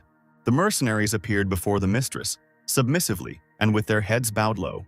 Ames asked Weislander, the commander of the Dragon Guard, what the punishment was for attacking the Dragon Guard, and he replied that the guilty party should be executed. The lady lazily ordered that all of their heavenly ring be locked up and that their leader pay a ransom, which surprised the commander. The mistress turned her head sharply and glared at the man, hissing that only she could set the rules here. Since the leader of the broken heavenly ring often carried out her orders, a small exception could be made if he paid a good compensation. Then Ames would let everyone go. Sid and Leo were glad that they would not be killed. Daryl thanked Ames for her kindness. But the woman bowed her head and put her hand forward, sending out unusual waves, quietly saying that she promised not to kill people from the heavenly ring. The rest should not rejoice. She immediately asked him to give her a reason why the others should be pardoned. Stan was confused. He thought that now he could bluff and use the information he knew about Ames and the island of the soaring dragon. Placing his hand on his chest, he loudly announced that he knew information that could save his and his group's lives. The woman suddenly stopped and listened to the mercenary leader, allowing him to speak. One day, Stan met a very ordinary man in the Juberlit hub, who looked like a dusty interstellar traveler. He first passed by, but then called out to the guy. Ames sighed heavily and loudly declared that the story was very boring. Davis quietly urged his friend to speak faster, as the mistress was running out of patience. But Stan knew he had an advantage with this story. The man said that when she met the owner of the island, she did not wait for him until he himself wanted to see her. There was a silence as everyone froze, waiting for Ames's reaction. She slammed her fist into the armrest and leaped forward, sending waves of furious energy scattering all the mercenaries. Stan realized he had hooked the woman and continued to describe what the stranger looked like. Ames rose from her throne again, asking if his eyes had shone like stars in the darkness of space. Stan slammed his fist into his palm and exclaimed that it was so. The woman lost her majesty for a moment, whispering why the old man did not want to see her. Did their promise mean nothing? The man promised that he would find her when she became strong. Wislander cautiously asked the lady who that man was. Davis quietly asked Stan if all this information would anger Ames, who was already in a bad mood. But the guy assured him that everything would be fine. Finally, the woman spoke, informing Stan that he had a choice in exchange for the information he provided. Ames offered Stan two options, either die or work for her. The guy immediately respectfully dropped to one knee, declaring that he was ready to work for her. This way, he would be labeled as the Dragon Emperor's subordinate for a long time, but it was much better than death. Next, the order was given to take the chained people of the Heavenly Ring down. As she was leaving, Goa asked Stan not to forget about his task, and he asked for a little time. Wislander called the boy to follow him to register. As he and his team followed, the commander asked his future colleague what the relationship was between Ames and the mysterious man. The guy smirked, asking why Wislander cared about her so much. Was he in love? He smiled broadly, confident that his courage and appearance would win over the ruler of the island. Stan politely replied that although he didn't understand anything about demon aesthetics, he still wished the self-confident captain luck in his love affairs. Half an hour later, Stan and his mercenaries were brought to the office of Soaring Dragon Island. The head butler of Jenny's office, a slightly tired woman in a suit, asked if the new recruits had been brought to her. Stan was planned to be sent to the logistics office, which was short of manpower, and the rest would be incorporated into the Dragon Guard. Stan asked Davis to take care of everyone while he was busy and not to let them idle. Wisander nudged Stan, assuring him that he would put his men on the same team and they would all be together. Finally, the head of the Dark Star Guild, having resolved all the issues, headed to the logistics department. Logistics manager Harry, a scientist with several pairs of hands, did not look up from his work, greeted the newcomer and sent him to the workshop. Taking a break for a second, he added that there was a lot of work, but there was also plenty of benefit. The materials could be used however one wanted, and no one would check. Just don't spoil too much. Stan found himself in a room filled with all sorts of alien work materials. The guy's eyes lit up, because there was so much that he could use and even make something for himself. The scavengers managed to escape to Pier Number 3, but not without losses. Peggy communicated with the owner of the slave market, who was surprised that the snake was still alive. He was all wrapped in bandages and hissed with displeasure, reminding him about the payment as he handed the man the silvers. He asked in surprise what other payment was required, which caused genuine anger in Peggy, who thought that the interlocutor wanted to refuse the debt. Lazily swinging a birdcage in his hand, the market owner explained that the silvers had been stolen and the island's ruler had taken them back, meaning he hadn't received the goods. Peggy let out an angry howl, threw the phone on the floor and began to trample it underfoot, cursing foully. Under cover of night, a flying ship landed near the high-rise buildings and a ramp was immediately lowered from it. The people descending from there discussed the information from the intelligence service. The silvers fell into the hands of the Horlade slave traders. A group of strong guys in dark gear and masks decided to stay in the shadows and not attract the attention of the Dragon Emperor. They just needed to take the secret bead and leave. The warrior's path was blocked by a crowd of local alien hooligans, who were walking towards them and playing with bats. The leader stated that they dared to come to the island of the Soaring Dragon with such a small number of people, They should give them all the valuables, and then the aliens will be spared. The masked warrior emanated a threatening energy, and he sent the leader to hell. He laughed and pointed the pistol at the face of the uninvited guest, who was so bold, and let him not blame him for being rude. Without further ado, the stranger spread his arms and strange blue lines began to spread through the air from him. The hooligan didn't have time to look around before he realized that his body had been cut into pieces by dark matter. A few more swings from the warrior in black, and now the entire company had lost their bodies. The man looked emotionlessly at what was left of the hooligans and shrugged his shoulders because they asked for it. A lower-ranking warrior approached the boss, pointing to Horleidu's store, located directly ahead, and suggesting that they go in there and capture people. But the idea was rejected until it was necessary to use force. The Dragon Emperor is keeping order here. There is no point in attracting her attention. The boss decided to negotiate and buy out the silvers. 3 days later, Stan continued working in the logistics department on a new project. He let out a tired sigh. Finally finishing his work, it was time to go to Horleid to discuss the silver's affairs. The guy arrived at the slave traders, who was not happy because he had previously thought that he was a big client. Stan chuckled. They were colleagues now and he couldn't do that, and now he just wanted to buy the silvers. The man scratched the back of his head, saying that he could have given them away without buying them. But a few days ago, a large buyer made a deposit. Stan lit a cigarette, asking point blank if the slave trader meant that if the boy paid more, the deal could be renegotiated. The man nodded, having heard that Stan's employer cared about his race and was willing to pay. The guy replied that there are rules and you can't blackmail your employer. The owner of the slave market rushed to Stan, persuading him to agree and give a 10% discount. Stan still rejected the offer, saying that the parties could negotiate in person. He didn't want other people's dirty money. The man called his employer on the intercom, and he asked who he was talking to. The slave trader introduced himself, telling the silver leader that a group of his people had already become part of the goods, but if he paid 200,000 coins for each, he would return them all. The alien was astonished by such impudence, calling the deal a blatant harassment. The man pretended to be upset, saying that he would sell them to someone else, since silvers were a rare commodity. The other person had to agree and hung up. Stan was upset with the agreement. He couldn't let the speculator rob the silvers like that. He had to ask Jenny if the price could be lowered. The slave trader was delighted. He managed to make a lot of money.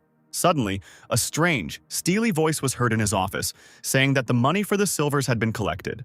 A group of masked warriors demanded that the aliens be left to them. The man shook his head again, saying that another large client had offered more. He named a price of 250,000 per person. If the warriors offered more, the slave trader would immediately give in to them. The warrior leader became angry, and a small, unnoticeable vortex of dark energy appeared in his palm. The next moment, the warrior clenched his palm, and the whirlwind disintegrated into small pieces. The man was able to contain his anger. After a short silence, he nodded, replying that he would return after he thought about it a bit. A group of warriors, led by their leader, left the building, wondering what to do and whether it was really necessary to collect such a large amount of money. The leader, however, said that people had to be taken away by force. Boundless greed would destroy the slave owner. He would get nothing. Night had fallen, and at this time of day the cosmic distances appeared more clearly in the sky. Warriors were gathering in front of the estate where the captives were kept, and the owner of the slave market lived. They appeared unnoticed on the square but still failed to avoid the guards. The armed and armored soldiers looked angrily at the newcomers. They tried to drive them away, since working hours were already over. The Black Star chief was advised to be careful, as they were the Dragon Emperor's guards, but he replied that there was no reason to worry as long as they remained alive. The Dragon Emperor's men didn't seem to have much courage, so the one closest to them trembled like a leaf, saying something about an enemy attack. He squeaked that the guards needed to be called when one of the warriors had already run up from behind and hit the guy on the head. The others did not hesitate, each taking on a man of the Dragon Emperor, knocking the breath out of them. The noise woke up the slave trader, who, in his pajamas and with a lantern in his hand, walked through the corridors of the mansion, demanding that silence be maintained. All sleep disappeared when the man saw what was happening in front of the mansion on the square. A Black Star man burst through the broken window, landing right in front of the slave trader, knocking him down. Once he was knocked out, the rest of the gang followed him through the corridors, ordered the power to be turned off and all the slaves to be released to make the greedy bastard lose everything. Meanwhile, in the logistics department of the same mansion, they noticed that something strange was happening. The technician approached the screens and saw a red flashing dot right in the area of the slave market. It was a power failure. The man leaned on the table and lazily called Stan from Darkstar to check everything. The guy threw his jacket on and immediately fulfilled the request, running out the door of the mansion. If something happened in the area of the slave market, it was a bad sign, as something could have happened to the Silvers. When Stan ran up to the building, he immediately saw the Silvers being led away by strangers in black suits. The prisoners were kidnapped. It turns out that negotiations with Horlade fell through, and he found other mercenaries to help. The Black Star leader noticed the accidental witness, and without wasting any time, he decided to finish him off and raised his hands, releasing networks of dark energy. The system immediately told Stan that he had been hit by Amber's carbon atom destruction attack and had taken a lot of damage. But the ability from the boss, German, allowed the guy to ignore the actual damage. The enemy froze in confusion, his eyes wide. For some reason, his attack hadn't worked. Stan quickly equipped himself and now attacked from above, aiming his war scythe at the enemy. A lightning bolt passed from the boy's body to the weapon, and the blade loudly hit the sleeve of the Black Star leader's clothes. But the enemy did not receive even the slightest injury. A diamond coating grew on his wrist. He quickly realized that he was inferior in abilities to the stranger, so there was only one way out. The man pulled a portable bomb from his clothes and threw it at Stan, who was thrown back by a fairly powerful explosion. This gave the organization members the advantage to retreat. They grabbed the Silvers and rushed upward, pushing off from the tall buildings. Stan pushed off the ground and rose higher, pursuing his opponents. They rushed in pursuit, not letting go of the Silvers. The order was given to launch the spaceship. The leader turned around and threw a volley of energy at the pursuer, ordering him not to interfere. A web of ice opened up in front of Stan, the center of which held him in the air. As Black Star ordered, they quickly sent a spaceship, and the organization members flew there with lightning speed. Stan watched the fugitives with an angry look. Deactivating his helmet, he informed Davis that the slave market was under attack and asked him to send a ship. The guy was distracted by screams outside. A group of marauders had already learned that the slave market had been robbed, and the alarm had been disabled, a quick way to make a fortune. The robbers were already running towards the building, shouting that there were a lot of good things inside. Stan assumed that they were interstellar pirates, who wanted to take advantage of the confusion and steal slaves. Looking around, Stan noticed Horlade lying lifeless on the ground. You can't sympathize with such people because a good speculator is a dead speculator. The system released the quest, Catch the Star Thief, allowing players to catch pirates and help the ghost build his reputation with Soaring Dragon Island. The guy himself had other things to do for now. He rushed headlong to the slave market. The walls had already been destroyed by the Black Star, so he continued to make the openings even larger without regret. The first thing Stan did was run up to the cage with the strange disappearing captive and use his own strength to widen the bars.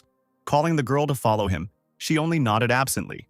The ships that Stan had just asked to be sent to help him appeared over the square. Faithful Davis stuck his head out of one and shouted to the guy that he had arrived and it was time to get on board. He nodded with a smile, replying that his friend had arrived on time and ran, tightly holding the rescued captive's hand. They boarded the ship. Stan left the space pirates to his mercenaries. They could not be allowed to escape. Once on board, the guy asked the captain to speed up in order to catch up with the ship with the Black Star members on board.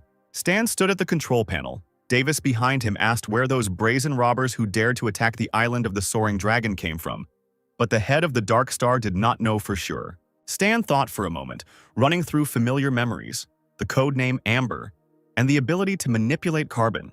He finally remembered. That leader was the Black Star's strongest super in the future story. Since the Star People came here, it seems that these Silvers have some important secrets. At this time, the kidnappers brought the slaves on board the ship and tried in every way to find out the password and identify the carrier of the cargo, calling themselves the recipients. The Silvers said they were just tourists and thanked them for saving them, not knowing what the men were talking about, and also promised a lot of money if they were sent to the nearest hub. But the leader of the Black Star did not stand on ceremony, grabbing the speaker by the collar. He rudely asked if there were other companions among them. It turned out that 2 people were killed by garbage collectors and thrown overboard. Then, sitting in the cage, they saw the garbage collectors drunk as death, who, for fun, agreed to commit this crime. And indeed, 2 Silvers were forcibly pulled out of the cage and thrown into open space. The head of the Star cursed and released the prisoner. He realized that the courier had been killed then. He knew that the slave traders had to search the Silvers, and the goods could have been taken by Peggy. He had not yet left the island of the Soaring Dragon. He needed to go back and find him. A frightened messenger ran into the room and reported that a Dragon Guard ship was pursuing them. Turning around, the head of the organization ordered them to abandon the ship and leave. They definitely shouldn't have conflicted with the guards. The question arose of what to do with the silvers. They began to beg to be taken with them, because if the dragon guards caught them, they would be sent back to the slave market. Despite this, the Star's boss ordered the silvers to be abandoned here and the engines to be turned off. The organization's members themselves would leave on a lifeboat, while the pursuers would be attracted by this ship. The silvers, handcuffed to the cabin, begged to be saved, promising a lot of money. But the warriors had already disappeared without a trace. The aliens could not hold back their tears and cries of despair. They were sure that they would end up at the slave market again. Meanwhile, Dark Star and the rest of the crew continued to pursue the alien ship. Davidge, blushing, pointed to the rescued captive and asked Stan who she was and why she was here. Stan irritably demanded to follow the radar, saying that the girl was a super slave he had rescued from the market, and that she would be following them for now. Davis gasped, embarrassed, but said nothing and rushed to the radar, realizing he had made a mistake. Taking a closer look, he announced that the radar had detected a target. A red dot was shining at the very edge. The Black Star was nearby, right in front of them. Stan ordered to give chase. The captain addressed the command of the nearby spaceship, ordering them to stop resisting. Otherwise, shooting would be inevitable. But Davis immediately noticed that the ship showed no signs of having passengers on it, and Stan suggested that they go and check. After donning protective gear, Davis, Stan, and the rescued super exited the ship. The guy asked the captive to be careful and do the same as he did. The trio found themselves on board a strange ship, and Stan demanded that everyone remain where they were, introducing himself as the guardian of Soaring Dragon Island. But instead of hostile thieves, the team was faced with only the chained silvers themselves, shaking with fear. Davis began to look around, not understanding why the prisoners were here alone, without the robbers.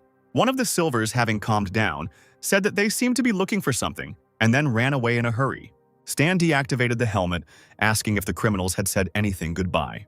He was told that they asked for the password and, having received no answer, decided to return to the slave trader Peggy. Without answering, Stan made one sharp movement, and all the shackles on the silvers' hands were destroyed. Davis told them not to worry, as the arrivals were originally mercenaries hired by the silvers' comrades to rescue them. The aliens jumped to their feet, taking off their annoying bracelets, with tears in their eyes thanking their saviors. The rescued super, who had been silent all this time, suddenly opened her eyes in surprise, asking what the word "thank you" meant. Stan wondered why Black Star would send people to Soaring Dragon Island with the threat of provoking aims. This was probably the beginning of another major conspiracy. But they had no idea that Stan had figured out their identities. The enemy is in the light and he is in the dark. They can conduct a more thorough investigation and tell everything to the Dragon Emperor. Through the haze, Horlade saw someone's silhouettes. He had just woken up, as if from a long sleep. Lysander patted Stan on the shoulder, praising him for his excellent work.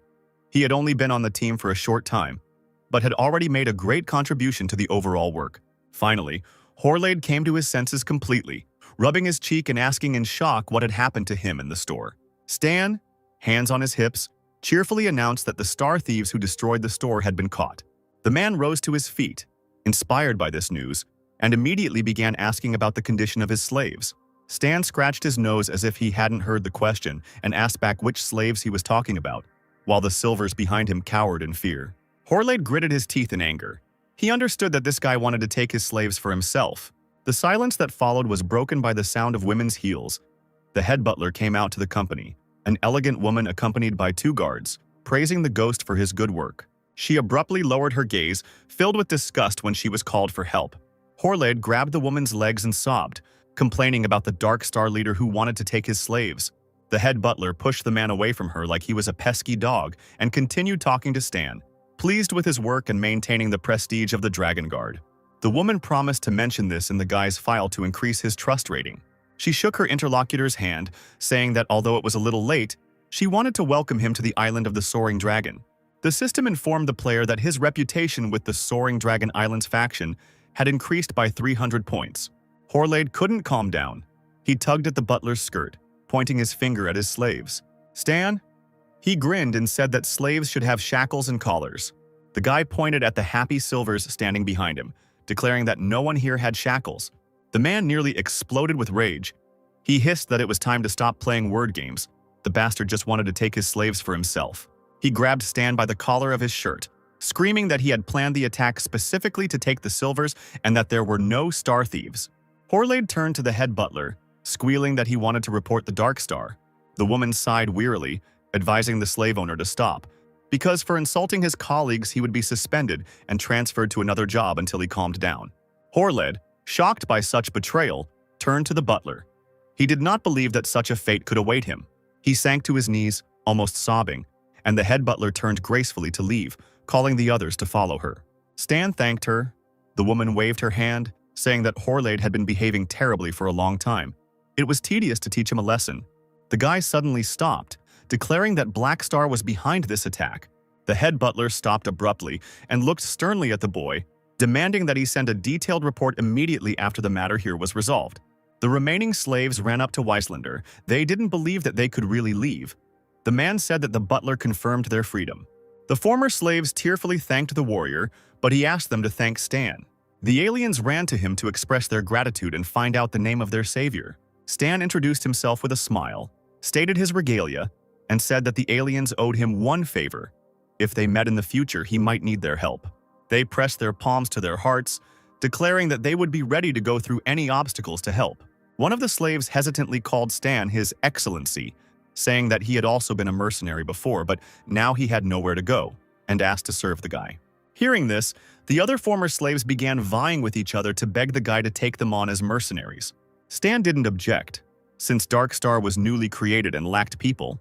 In the office hall of Soaring Dragon Island, the head butler told Stan that Ames was taking revenge on Black Star. She asked the guy what he wanted as a reward this time, and he thought carefully about what to ask for.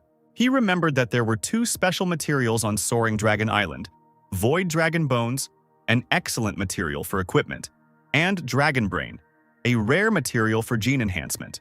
The woman's fingers raced across the keyboard. She promised to convey the request.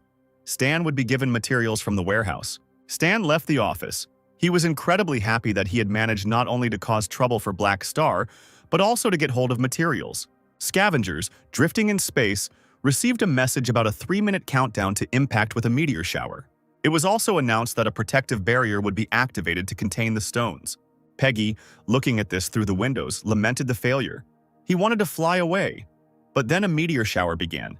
As soon as the barrier was removed, he needed to run faster and take a new order to replenish the losses. The upset scavenger heard that he was being called and decided to take the call from an unknown number. Appeared on the hologram says.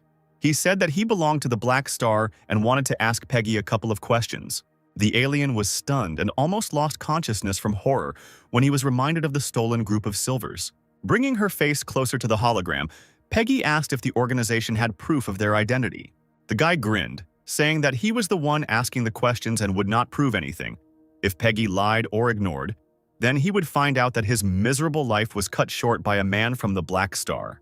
The scavenger realized that Silver wasn't lying. He really was connected to this terrible organization. Peggy was frantically thinking about what to do. He killed the Black Star messenger, and now they would kill him.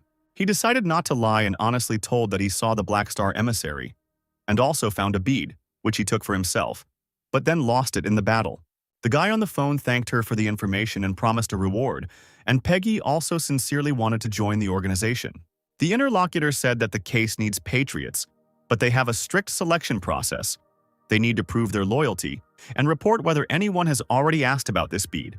Peggy said with a smile that his interlocutor was the first one who knew about the subject. Then the garbage man was ordered to say during the upcoming interrogations that the bead ended up in space, and only after that would the Black Star accept him into its ranks. People from the organization would arrive for the alien and take him to a secret base. Peggy saluted and loyally stated that his employer must be sure to receive good news. The next day, Stan arrived at Soaring Dragon Island on 4th Street. He expected Peggy, a mixed-blood Godorian, to be Black Star's secret admirer, but he didn't expect to find out so easily. He was the one who changed his appearance and called the garbage man. But thanks to Peggy's long tongue, the boy knew that Black Star was indeed looking for the bead. Half an hour later, an organization led by the boss appeared in the city on Soaring Dragon Island. They learned that the slave trader was still in Soaring Dragon Port.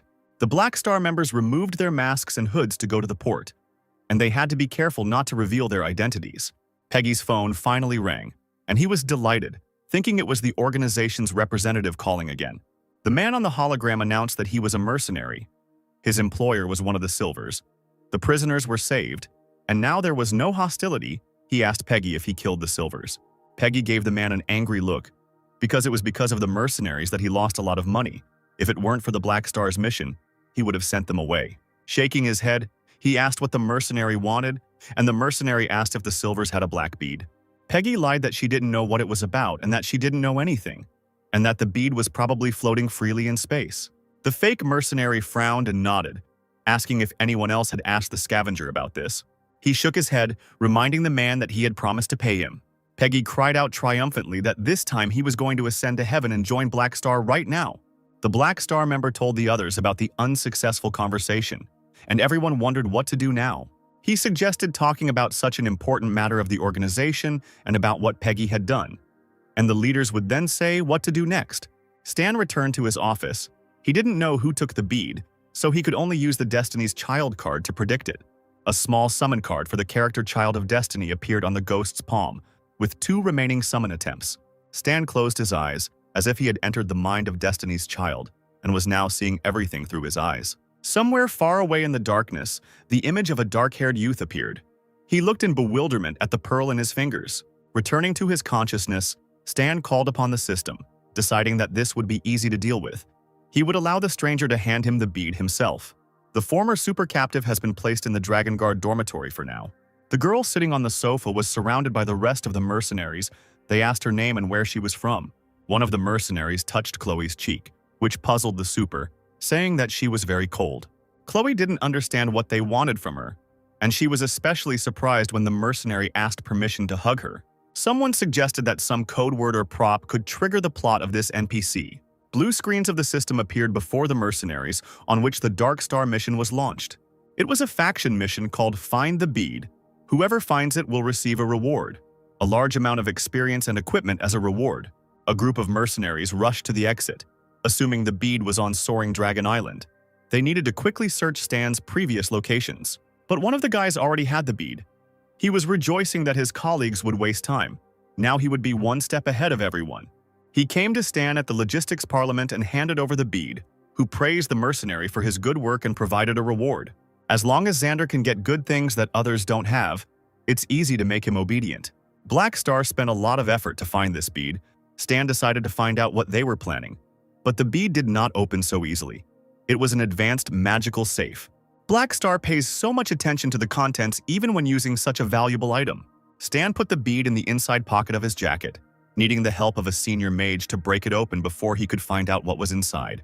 The scavengers continued to drift among the asteroid belt. A red signal appeared on the panel screen, warning of an object nearby. One of them, who was monitoring the onboard computer, warned the boss about a huge ship ahead. It seemed that it really was the ship of the Black Star, which did not break its promise and came for Peggy to accept into its ranks. The alien was overjoyed at his guess and ordered a communication channel to be opened in preparation for meeting the organization. Meanwhile, Black Star was already waiting for the doors to open and was preparing to storm in, preparing to take control of Peggy and his team. But it turned out that the garbage men themselves opened the door to their captors. Peggy happily came out, meeting friends from the Black Star. They looked at such a warm welcome with bewilderment, holding weapons in their hands. The commander-in-chief came to his senses and ordered that the garbage collectors be detained immediately. They raised their hands. Peggy's assistant assumed that the strangers did not welcome them. He irritably ordered the alien to shut up. Soon, all the scavengers on the ship were taken into custody by the organization. They were all placed in the main cabin, asking if the scavengers really did not know the bead's location. Peggy looked at the commander-in-chief, asking if he had told them what he knew before. The rest of the Black Star returned to the captain, saying that they had searched the entire ship, but the bead was nowhere to be found. Peggy looked at one of the warriors and said that he had spoken to him earlier and that he was an envoy of the organization. The commander-in-chief, realizing that Peggy was not finishing the sentence, grabbed him by the collar, demanding that he tell her what he had reported to the Black Star envoy. When the garbage man confessed to everything, he was angrily returned to the floor. The members of the organization realized that someone was pretending to be them. They needed to find out who it was. Peggy was almost in tears, begging him to forgive his mistakes and do something for the organization. He fell to his knees and the commander-in-chief asked if he really wanted to work for them. When the warrior heard that Star was Peggy's faith, he pointed a gun at the scavenger, ironically thanking him for his selflessness. Tears began to flow from the garbage man's eyes. He was muttering something incoherent, but as it turned out, he was more useful to the organization dead than alive. Meanwhile, In the logistics department, Stan received the requested materials and was about to inject himself with the Void Dragon's bone marrow, much to Harry's horror. He was sure that the worker would mutate into a monster after being injected with 7 doses at once, and Stan himself looked unwell. The boy acquired the ability of the Void Gene. His senses of perception were enhanced. He could detect changes in space, which gives him high reaction speed and greater flexibility. Harry approached Stan, cautiously asking if he was okay, but the guy sat back in his chair, assuring him that he was fine. The familiar sound of heels could be heard in the underground office, heralding the arrival of the head butler. The woman handed Stan a communicator, saying that Her Excellency Ames wished to speak with him. The island's owner looked at Stan seriously. Jenny told him about his origins in her report, and Ames approved of his activities outside the island, and she also prepared a suitable mission for the mercenaries. Stan was glad, because if the mercenaries hadn't gotten stuck here, the growth of their group wouldn't have slowed down. Ames added that Stan had already met her teacher and should now help find more information about him. After hearing that her employee had agreed, the woman asked to contact her on this communicator at any time if any leads appeared. A communicator that can directly call the Dragon Emperor is a dangerous thing. Stan and Chloe walked along the 4th street of the island. The guy will soon be able to leave this place and find the wizard to hack the bead, but before that, he needs to complete Chloe's hidden quest. At that moment, his reverie was interrupted by masked strangers. Members of the Black Star grabbed the guy by the sleeve, ordering him to follow them. Stan guessed that it was Amber's group. He and the super were surrounded. The space was filled with blue energy. He quickly took out his communicator to contact the Dragon Emperor, but it was all in vain. There was a signal jammer in place, so no one would come to help. Stan asked what was needed from him. The member of the organization replied that the guy had good relations with the Skyring mercenary group, and that he needed to ask them about the Black Bead. Black Ghost realized that his lie had been exposed by Black Star, and that they were looking for those who had participated in the fight at the port, and therefore agreed to cooperate. As it turned out, Black Star wanted to control the nanochip's heart and brain, which would lead to the transfer of control of life into their hands. Otherwise, the organization could not trust the mercenary. Stan couldn't do that, so he decided to end the cooperation he had just concluded and attack the warriors. One of them shrugged, ironically asking not to blame him for his rudeness, and generated clots of energy in his palms. As the chain of destructive aura flew towards Stan, he immediately donned his gear, covering himself with his hands. The enemy recognized the technician who confronted them that very night at the slave market. Last time they were in a hurry and didn't have time to determine the winner, but now there is plenty of time. The entire group of the hostile organization rushed towards the common enemy, intending to kill him. Stan created a thick protective dome, swinging his war scythe as Black Star pounced from above. Amber barked at the others to break into the stranger's gear. The team's engineer began typing something on a laptop. Once he took control of the mech, the enemy would no longer resist, and it would be easy to kill. At this time, the warriors tried in every possible way to knock the war scythe out of Stan's hands. They attacked from different sides, winning in quantity but not in quality. Ominous energy flew from all directions. Finally, the technician tapped the keyboard a few times and exclaimed that everything was ready. Stan realized that the mech system had been hacked. Now he couldn't move, and red lightning ran through his entire body. Amber praised his technician for his excellent work, as he could now disarm the enemy in a few counts. He straightened up and assumed a fighting stance, extending his hand forward, an ominous energy already flowing from his palm. The next moment, Stan found himself trapped in 1,000 bonds that enveloped his body. A powerful mage of the organization began to chant in an ancient language, and the guy assumed that it was atomic energy. The masked mage raised his staff, glowing a bright pink color, and wished for Stan to die in a cruel hell of lightning. Stan's body stopped functioning normally, and he realized that it had become difficult to move. The mechanic was so bound by magical bonds that his body froze in midair and was covered in thousands of lightning bolts. Gradually, Stan's fur and equipment were destroyed right on him, and the guy could do nothing about it. After a while, the Black Star members scattered, glad that the furs were broken. Stan lay face down on the ground with his eyes tightly closed. His opponents thought that the end had come for him, but after a few seconds, the guy came to his senses and suddenly woke up, opening his eyes. With a wide grin, Ghost rose from the ground as his fur regenerated in seconds. Amber stared in shock at the guy running towards him with a scythe, who had been lying on the ground just a few minutes ago. Stan swung his war scythe at his enemy with all his might, trying to knock Amber off his feet. There were still a few seconds left. The mechs were restored, and the last one to complete the cycle was the equipment helmet. The system loudly announced that the final restoration was complete, and yet parts of the suit were still missing from Stan's body. The organization members surrounded the boy, realizing that this was just a skill to use the mecha one last time, so he had to give up, otherwise it would get worse. The boy pushed off to run towards his opponents, a wide grin appearing on his face. The Black Star warriors stood wary as Stan rose above their heads, war scythe in hand. Suddenly, the handle of the weapon fell apart in his hands but did not collapse. The guy did this on purpose. The tip spun wildly and became like a drill that was directed towards the members of the organization.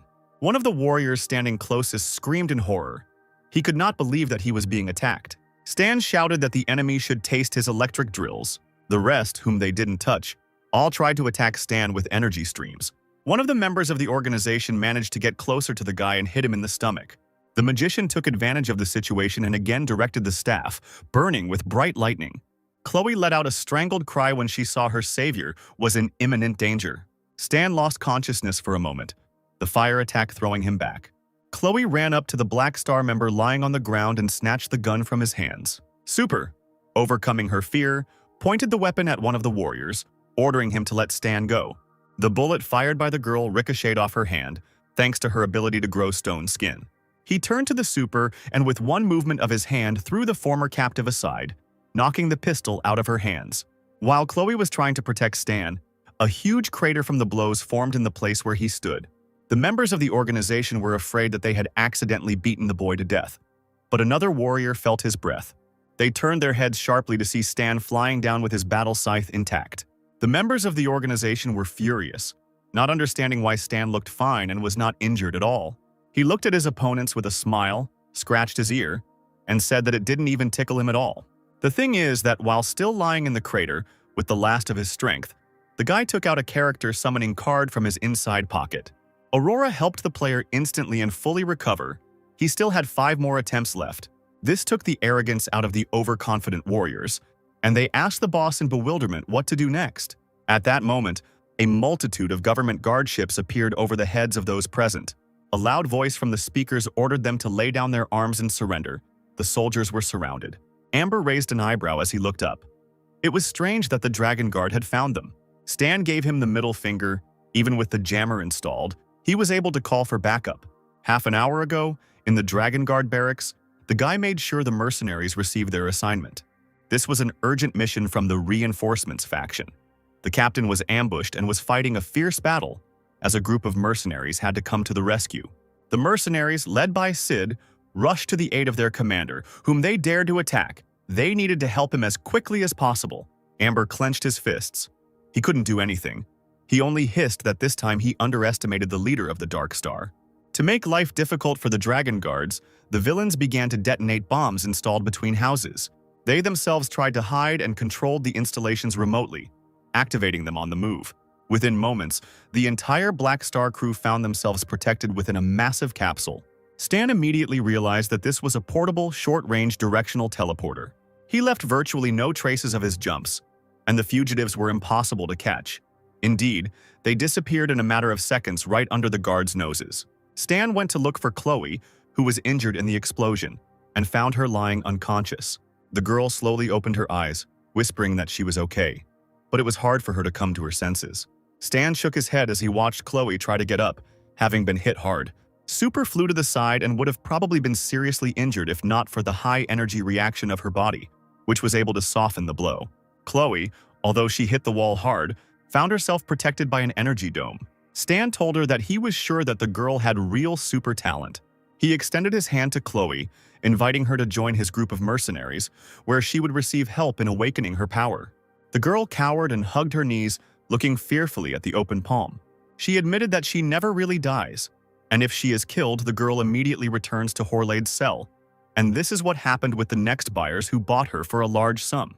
The man clutched the bars of the cage with rage, his eyes wide open as his purchase disappeared.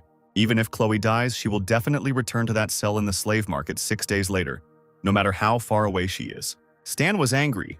No wonder the slave trader bastard was so persistent in trying to sell Chloe to him. The guy helped the girl up, thinking about that she has many secrets, and he has never heard of this NPC in the game. Moreover, the slave market has already been reduced to rubble, and even if Chloe were teleported in 6 days, she would have nowhere to go.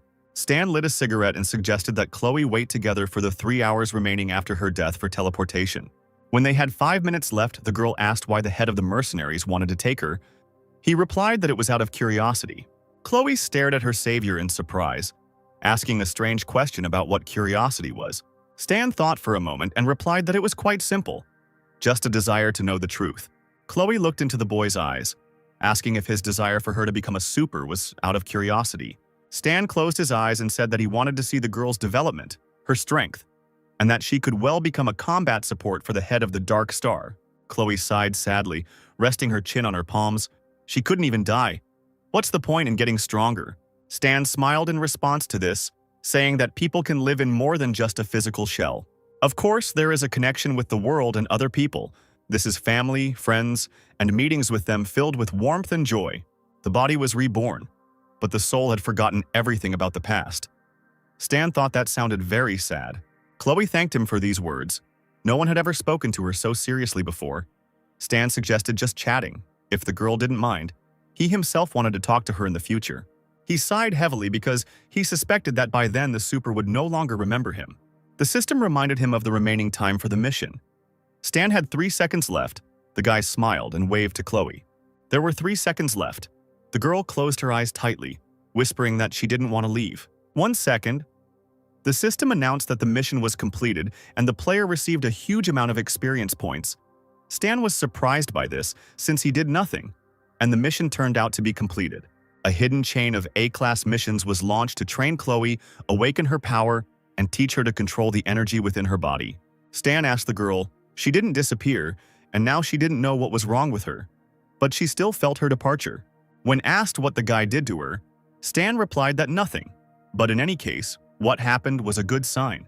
Chloe lowered her head and smiled. She agreed with her savior. The Black Star organization members have returned to their hidden base on Soaring Dragon Island. The boss of the operation reported the incident to the chief, taking the blame for being careless. He pressed his hand to his chest, exclaiming that he was asking for another chance, then he would definitely be able to find the encrypted bead. The boss remained silent, but then reported the words of their fortune teller. The bead had already been picked up by a mercenary. After the organization leaves this Soaring Dragon Island, the mission will be handed over to the fleet. A fleet of Skyring mercenaries arrived on the island to pay the ransom. Stan also received a reward from the Silver Chiefs and 2 agreed upon advanced knowledge. A few days later, Jacob, Goa, and Stan spoke with the leader of the Silvers, who, with a smile, asked to escort the tribe back. Jacob assured them that there was nothing to worry about. The leader of the mercenary group, Stan, was accompanying the escorts. Jenny approached those present, informing them that Stan had been appointed field commander, and his power was the external military forces of Soaring Dragon Island. The woman expressed hope that the mercenaries would soon become famous, and Stan promised that he would do everything possible. Mechanic. Harry handed Stan a box because he couldn't come in person. It contained a small portable nuclear power reactor.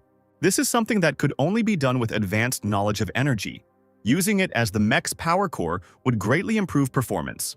At this moment, when Stan was admiring the reactor, Jacob called him and said that it was time for them to leave.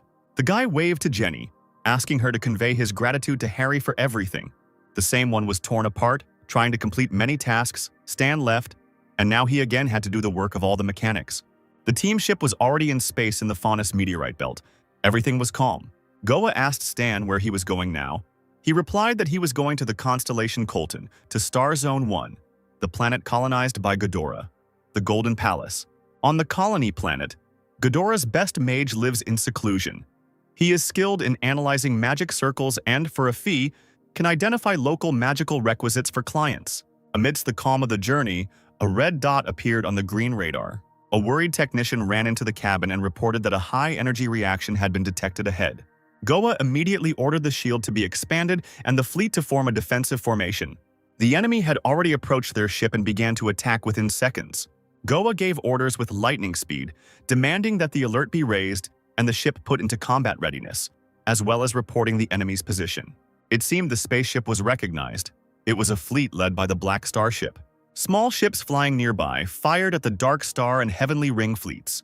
Gopa didn't understand when they managed to insult a group of Hell's Kings. With the firepower of the mercenary ship, they wouldn't be able to penetrate even the armor of the enemy's basic design. They actually sent the mothership, The bead is of great importance. This is the most dangerous and desperate situation Stan has ever faced. Jacob reported that this was the Faunus Galaxy, the territory of the Sacred Stone and the Black Raven, and he sent distress signals to these two civilizations. Goa believed that they couldn't rely on them. They needed to continue asking for support from other forces. Jacob continued to send requests to the leader of the mercenary group and ask him to assemble a fleet for support. The captains were ordered not to fight, but to direct energy into the spaceship's shield and prepare for a breakout. It was also necessary to contact other mercenaries nearby and find out if they were willing to help. Stan decided it was time to use the switch that would connect him to the Dragon Emperor. A hologram of Ames appeared in front of the guy. The woman called him her new subordinate. He asked if she had forgotten his name. Ames did not answer but began typing something into her switchboard. She wearily asked what Stan wanted from her and whether he had found out about the location of her teacher. Stan told her about the dangerous situation on the ship, and now he was asking the owner of the island for help. Ames asked why Star attacked the guy. It turned out that a few days ago the organization took advantage of the absence of the Dragon Emperor and caused riots on the island of the Soaring Dragon. After hearing this, the woman lazily took a sip of wine from her glass and waved her hand, replying that she would come when she was free. Stan sighed heavily and saw that the system had thrown up a sudden escape mission. The mission required evading pursuit and holding out until reinforcements arrived, with the final reward depending on the mission rating. After holding out for 2 days, the task's rating will reach its lowest level. But here it's difficult to hold out not only for 2 days but for 2 hours. The onboard computer warned that there was 67% energy left. The energy level was in the yellow zone, and the shield needed to be charged. Stan drove the captain away, saying that he was steering the ship in such a way that it would not last long. The guy added that if this captain was to steer the ship, the probability of it crashing would be 99%. But if Stan was to steer, it would be 30%. After adjustment, shield power has been reduced to 20%. The captain shouted that Stan had gone crazy. With such a shield, they would die even after 1 shot. But Stan didn't listen to him. Sitting down behind the captain's chair, he smiled and ordered him to hold on tight. After his words and actions, the ship sharply veered to the side, dodging the enemy's attacks. Meanwhile, the Holy Stone Union and the Black Crow civilization received a distress signal. On the Holy Warrior's ship, they discussed the appearance of the Black Raven fleet, which showed no intention of fighting. Black Star stated that they were only capturing Skyring mercenaries and would not attack the Raven and Stone fleets. But Skyring was asking for Stone's help. Matt, the commander of the Holy Stone civilization, didn't understand why he should help the Heavenly Ring. They were just a group of mercenaries. It was better to support the Black Star. The Black Star attack fleet gave chase to the retreating mercenary ship. Everyone present there could barely hold on. Many were sick from the incredible shaking. Goa was holding on with all her might to keep from spitting out her insides. Stan's driving skills were impressive at critical moments. Stan glared at the captain next to him and ordered him to sit down and just operate the gun. On the Black Star mothership, Captain Aiden was completely dissatisfied with the course of events. He slammed his hand on the table and barked that the Holy Stone and Black Raven were not interfering, and that his team still couldn't catch a bunch of mercenaries. As it turned out, the captain of the opposing ship was too good, and orders were given to send twice as many troops to pursue him. Later, the Skyring ship detected a large wave of enemy ships approaching from behind. Jacob was already tearing his hair out. He was screaming that it was all over, that he definitely couldn't take it this time. But a second later, a signal appeared from the 3rd formation of the Holy Stone Border Defense Forces. They received a distress signal. The ship could go to the designated coordinates to receive help and shelter. Stan advised not to rush, to be wary of deception. Something was wrong if Stone and Raven suddenly decided to help after hours of inaction. Jacob turned to Goa, asking if they could also wait for reinforcements. Perhaps this was the only chance for salvation. The woman stated that Stan's words made sense. They had to keep running. Jacob had no choice but to order the army to ignore the messages of the Holy Stone civilization, let them stay in line and continue moving forward. Suddenly, Jacob saw that the 4th ship had left the formation without permission. He ordered the captain to return back quickly. The man's hologram replied that they could not survive the Black Star's siege and that he would bear the testimony himself. Jacob tried to call for the captain, but Goa shook her head. The team's choice had to be respected. The captain had already decided to follow the coordinates left by the Holy Stone. He directed the 4th ship of the Skyring mercenaries to the designated location. Then he addressed civilization through the microphone, asking for protection and to take them away. But minutes passed. There was silence on the air. The captain shuddered, indignant that there was no answer. But the faster they approached, The sooner it became clear that it was all over, it was a trap. The enemy's huge ship used a blue beam of light to draw in the fourth side. Stan continued to dodge the advancing wave of enemy attacks. Jacob thanked him for his foresight and avoiding a trap, but their ship's situation was not much better. Stan knew they were separated from the other ships, and again ordered them to hold on tight, steering the side to the side. The captain of the Black Star ship barked that the fugitives had hidden in an underground rift, and that the planet's surface needed to be bombed to drive them out. The shield energy of the Skyring ship gradually depleted, and the energy cells disappeared. The technicians were trying their best to repair the shield. If this continued, they would be buried alive underground. Stan sighed heavily. He was forced to admit that this spaceship had reached its limit and needed to be abandoned. The plane descended lower and lower into the gorge, with thick smoke coming from all sides. Jacob yelled at Stan that if they left the ship, they wouldn't be able to escape this planet. Stan urged them not to worry. If the organization wanted to kill them, then one cannon from the mothership would be enough for this. They want to capture them alive. That's why they organized a raid on such a large scale. There are underground caves all over the planet, and it will be difficult for the Black Star to find them. It will have to take advantage of the planet's environment. The Black Star mothership was hunting for mercenaries, some of whom were captured. Those same ones from the fourth ship. The captain was informed that the interrogation was over. The captured mercenaries had never seen the encrypted bead, and not a single bead was found on their clothes or bodies. There is only one uncaptured ship left. The bead should be there. The starships moved slowly along the gorge in search of the celestial ring. After some time, we spotted a mercenary ship ahead. We needed to calm down and catch up with it. Several small ships set off in that direction like lightning, trying not to miss the fugitives. They surrounded the ship that had landed on the ground, but as the crew members approached, it became clear that there was no one on board. The captain was informed that the mercenaries had abandoned ship and fled. The floating lot was using life detectors to search for traces of the mercenaries in the air, and ground troops would assist in the pursuit. Bombs dropped by the mothership fell to the bottom of the gorge. The boss ordered Amber to lead the ground forces and not disappoint him. Underground, Stan led the mercenary crew to a strange structure that didn't look like a ship at all. It was a new all-terrain vehicle developed on Soaring Dragon Island. You could call it Carbal.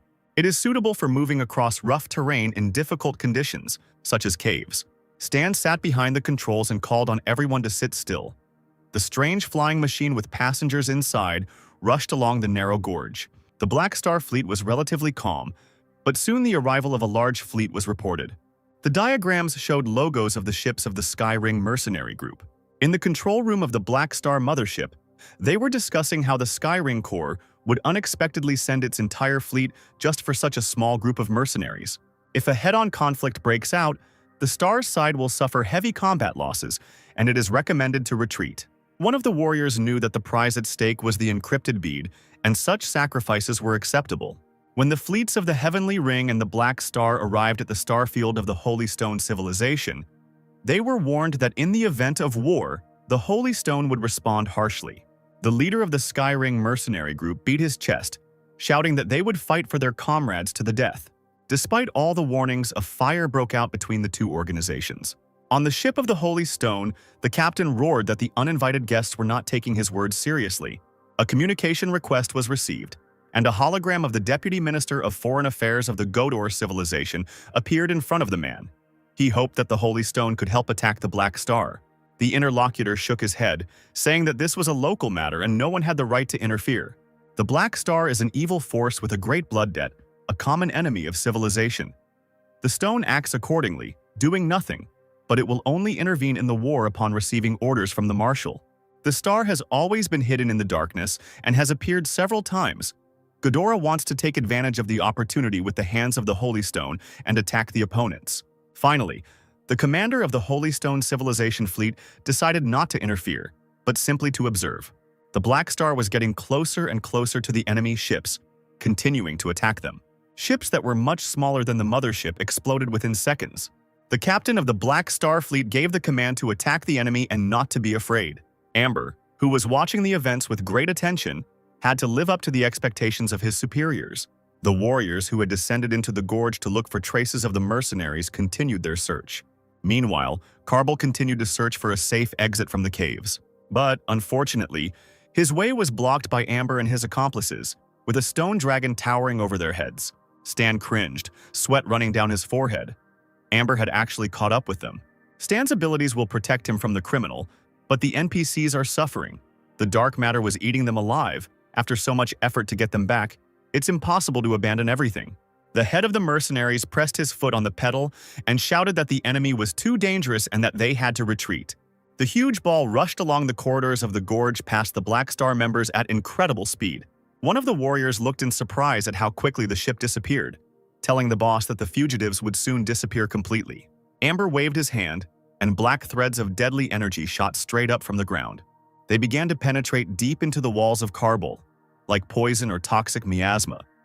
Moreover, the entire crew in the ship were in danger, because the dark energy had eaten into the engines.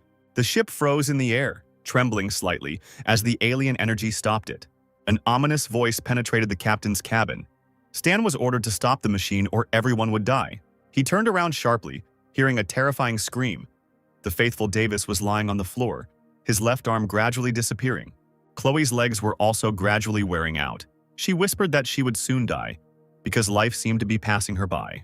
She suddenly remembered Stan's very words about how when a person dies, his connection with the world also disappears. The girl felt helpless. Angry tears rolled from her eyes. She didn't want to die.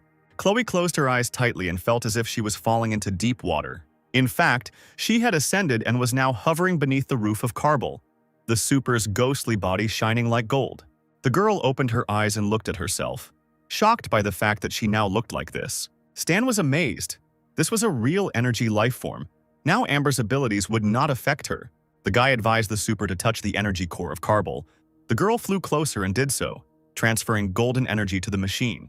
Thanks to her superpower, Karbol rushed forward with doubled power.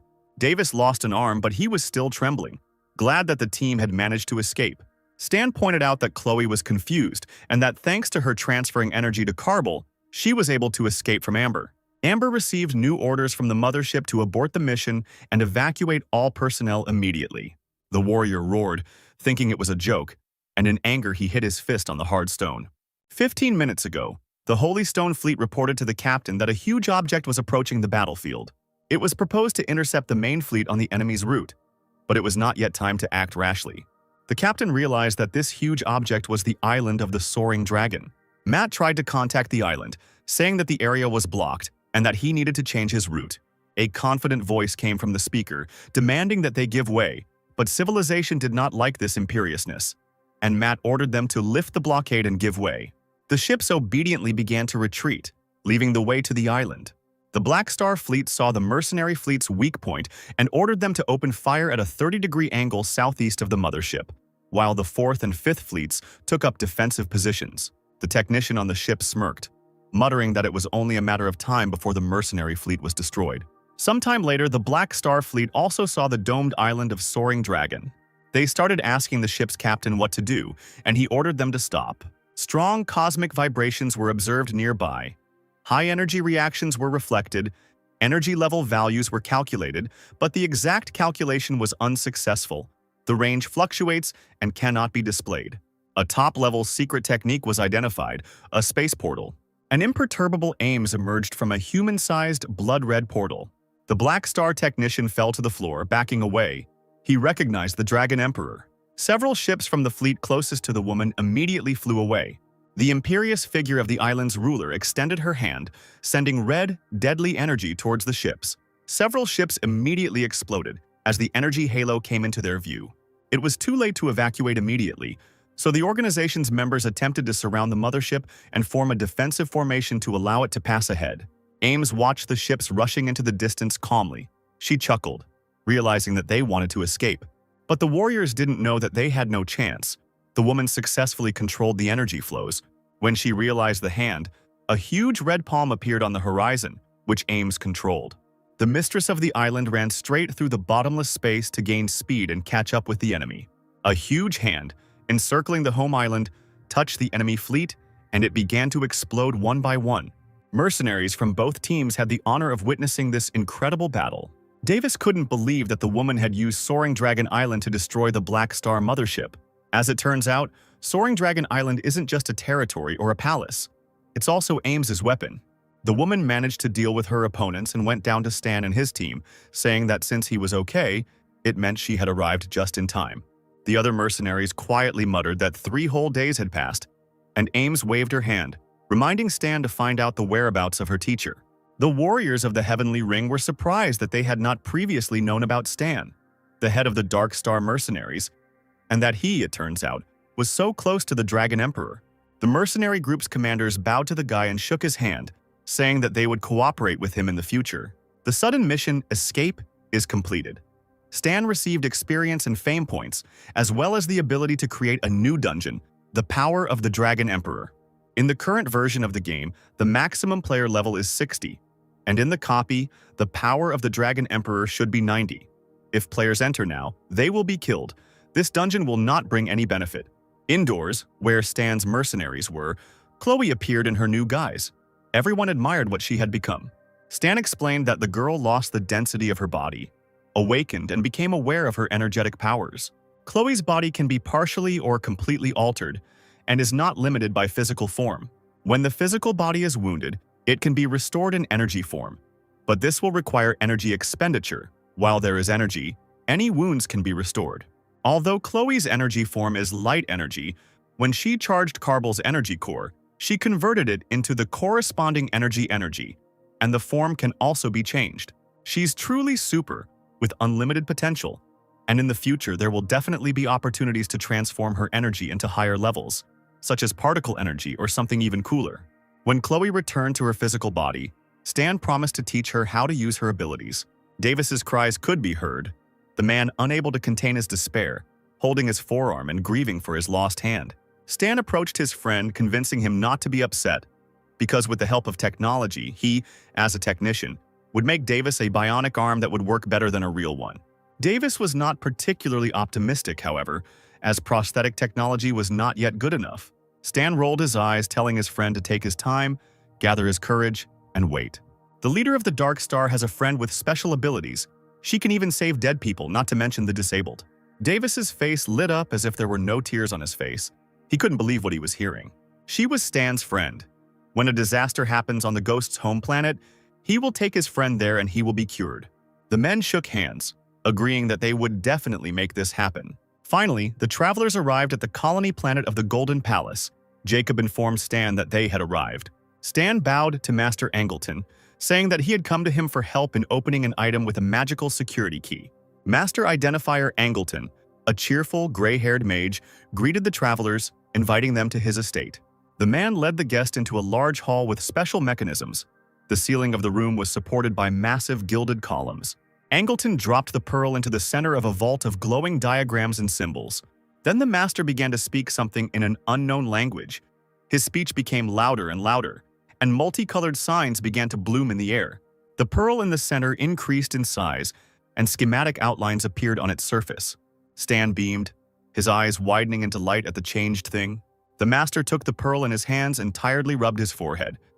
He said that deactivating this sealing magic was very troublesome, and that he would have to pay extra. Without further ado, Stan handed Angleton the bag of coins and nodded. Finally, after some time, Stan had a bead in his hands that was gradually opening. The system explained that the bead was the source of the 7th-generation mutation, the supergene extractor, the original virus from Aquamarine's primary mission, mutagenic catastrophe. These two things are the main plot of Black Star, and also the source of the mutation catastrophe. The Star purchased these items from another organization, and the courier responsible for delivery was hidden among a group of silvers. Unexpectedly, the silvers were so unlucky that they were captured by slave traders, and the organization had to go and search for the things in person. At the same time, the silvers hired mercenaries. They did not know about the deal that the courier made with the Black Star. It was all a series of coincidences. The system then opened a Class A main story mission. A mutation disaster had been triggered. The user had accidentally disrupted a secret Black Star deal and obtained the source of the disaster, and a way had to be found to stop the virus and protect the planets. Stan remembered that the player's mission was simply to protect the planet Aquamarine, but his goal also included other planets, perhaps because Stan himself had received the source of the mutation. The key factor in destroying the mutation disaster is Ghidorah. In the original story, it took a long time before an antidote was developed. But now the mission is frozen. It is better to wait for a more opportune time. Angleton said he didn't use force to break the encrypted bead. It could be restored if Stan wanted to reopen it. The guy smiled, asking to do this. And as for the 5th level mission, Bloodline, which requires resolving the conflict of Ghidorah's bloodline, it's in the top 3 of the 10 missions that make everyone sick list. The requirements are vague, and no one has yet completed the mission completely. At least Stan knew how to complete the first quest in the storyline, and could get a reward for them. But as for the rest, we'll have to see how things develop. Davis asked Captain Stan what to do next, approaching him with Sid. He patted his friend on the shoulder, asking him to take everyone back to the Jubilee hub for their vacation, and that Stan needed to stop by the island of the Soaring Dragon first. Davis and the mercenaries returned to the ship, waving his good hand and telling his friend to be careful on the road. Stan remembered that a certain captain of the Holy Stone helped the Black Star deceive the mercenaries. Then the pearl could be thrown to them. Stan soon flew to the pier on Soaring Dragon Island to meet with Ames and Whistlender. The latter hugged the guy tightly, saying that his plan sounded interesting. Jenny also agreed with this. Stan asked to do what they agreed on and can teach you how to do it all. The man straightened up and smiled, asking if Stan was joking, since he couldn't help but know. Whistlender left, telling everyone to expect good news from him. Anyone who dares to offend the island of the Soaring Dragon will be punished. Stan was surprised that Whistlender flew away so quickly. He was in too much of a hurry. The Soaring Dragon Island spaceship arrived at the Holy Stone Civilization space station. Matt and his assistants greeted the guest and asked the purpose of his visit. Whistlender said that some time ago, the Black Star attacked the mercenaries, and the Dragon Emperor personally took measures to stop the star. One of the rescued mercenaries said that the star was looking for a certain encrypted bead. Matt was taken aback when he heard this, and he immediately expressed his admiration for the Dragon Emperor's actions. Whistlender smiled, saying that by coincidence the bead was found by the guards, and they were going to give it to Ghidorah. But since the island lies in a different direction, and the territory of the Holy Stone borders on Ghidorah, it would be better if the Holy Stone gave the bead to the star. Quickly leaving the box with the bead in the hands of the perplexed captain, Whistlender quickly flew away. The captain's assistant, seeing the chief's confusion, asked what they would do, since it was impossible to insult the island of the Soaring Dragon. But first they needed to find the magician and find out what was inside. The item was taken to the Holy Stone Civilization, the Ministry of Magic, but there they discovered that the bead was empty.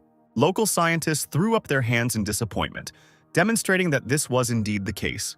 Matt cursed, because if he gave the bead directly to Ghidorah, they would think the things inside were stolen. But there was nothing to be done, and there was no other way. Although Black Star failed this time, it doesn't mean she will give up. She won't stop searching for the bead. And now her main suspects are the mercenaries. It was a hidden threat. If the star knows that Ghidorah took the bead, then she will not be able to take it back. They will think that the Holy Stone or Ghidorah got the contents of the bead. They will not be able to keep everything a secret. This way they won't have to look for mercenaries and the hidden threat will be eliminated. The Black Star ships were destroyed and burning when they landed on planet 122, Faunus. Almost all the warriors almost died. Many of them found themselves lying on the cold ground of the gorge. Suddenly, the pile of stones, lying in an unnatural stack, was illuminated by a bright purple light. It was the energy of Amber, who had been buried, but now managed to escape from the trap with his last strength. He stood up and bowed low to the teacher's hologram, asking how the situation was outside and whether the star had won. Sorota Mothership, and the man's face sank into sadness. The survivors were captured and sent to Rainbow Prison by Ghidorah's warriors. Amber lowered his head, disappointed by what he heard, then asked what about the secret bead. According to this star, the beads were found by the guardian of the Soaring Dragon Island and then given to the Sacred Stone Civilization, which in turn gave it to Ghidorah. Amber clenched her fist, remembering all the sacrifices of her brothers, which, as it turned out, were in vain. The Dragon Emperor attacked Black Star to save Sten, so he needs to be killed to prevent anyone from thinking that Black Star is easy to deal with. At this critical moment, Black Star must not provoke a powerful enemy, their opponent Ghidorah. Amber exclaimed that he had already suffered defeat at the hands of Stan 3 times. Only his death would wash away his shame, but he was called a fool. The organization does not need useless people. Amber has more important things to do to be distracted by such thoughts. The warrior bowed his head low, obeying his elder, asking what he should do. For the next year, Amber is prohibited from carrying out any missions. He must remain at the base and focus on his training and self-analysis. Due to the appearance of the Dragon Emperor, the popularity of the Dark Star mercenary group has increased. All sorts of supers also tried to join them, submitting applications in full swing. In the mechanical modification team, several mages were intensively training in their craft. Stan thanked them for their hard work. It really wasn't easy to enchant so many things. The mage was happy to help, wiping his forehead. It had been a long time since he joined the Dark Star mercenary group, but he still hadn't seen the Dragon Emperor. Stan promised the magician that the Emperor would reward him. The mechanism enchanted by the magician has the blessing of spells of different attributes, and in the future, Stan will have more battle modes. Davis came to Stan, informing him that the Dark Star mercenaries and Sunil had arrived and were awaiting orders. Stan asked them to wait at the spaceship until he could test the new tactics and at the same time increase his authority. On an asteroid outside of Jubilee Hub, warriors gathered, ships levitating next to them. The boys were worried about whether they should pass the leader's test before joining the mercenary group. Leo stated that it was necessary because mercenaries are not a joke. All of his teammates also went through a brutal test.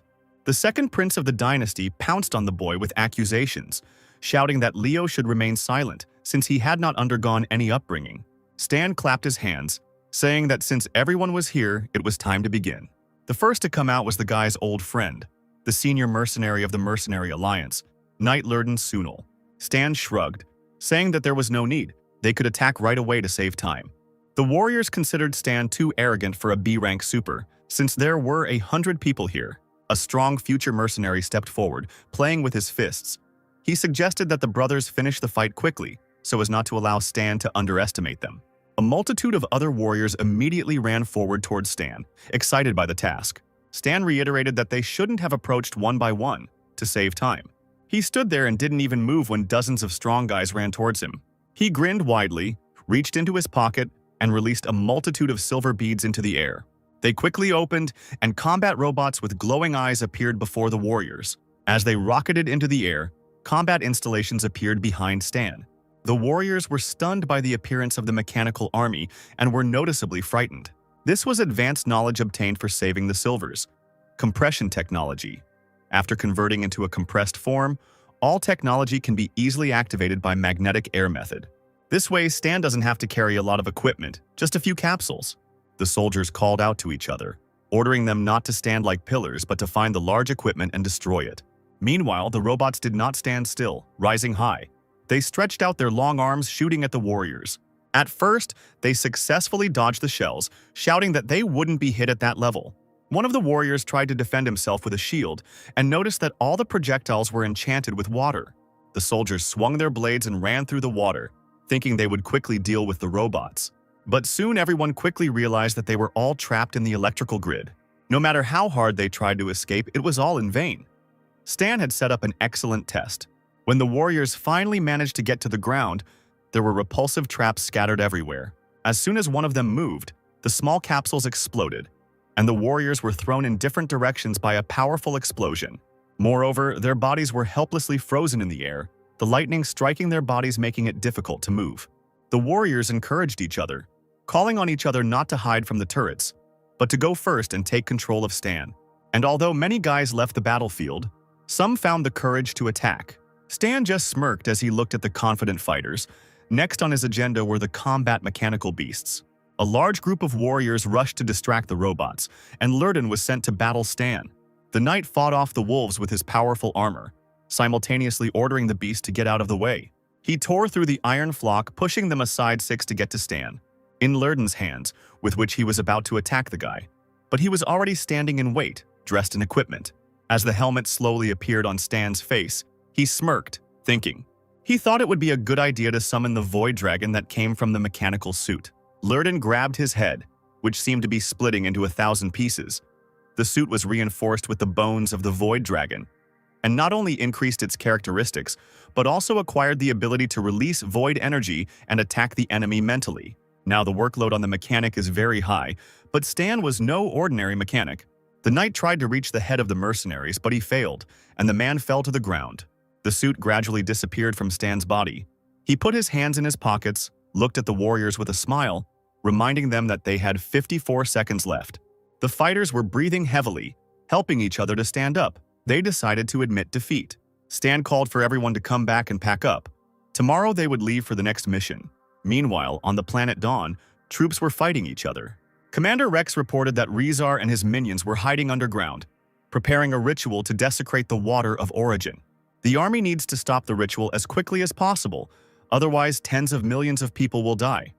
but it is difficult to break through the giant mojo dolls displayed by the cult members. Toby, the leader of the Red Horn mercenary group, entered the tent and introduced himself. The client's race had paid them a monetary reward, so the army would try to help as much as possible. Race shook the guy's hand, asking if he could really stop Rezar. But the situation here was far worse. The Red Horn is limited in its capabilities and cannot cope with tasks of this level, so reinforcements were called in.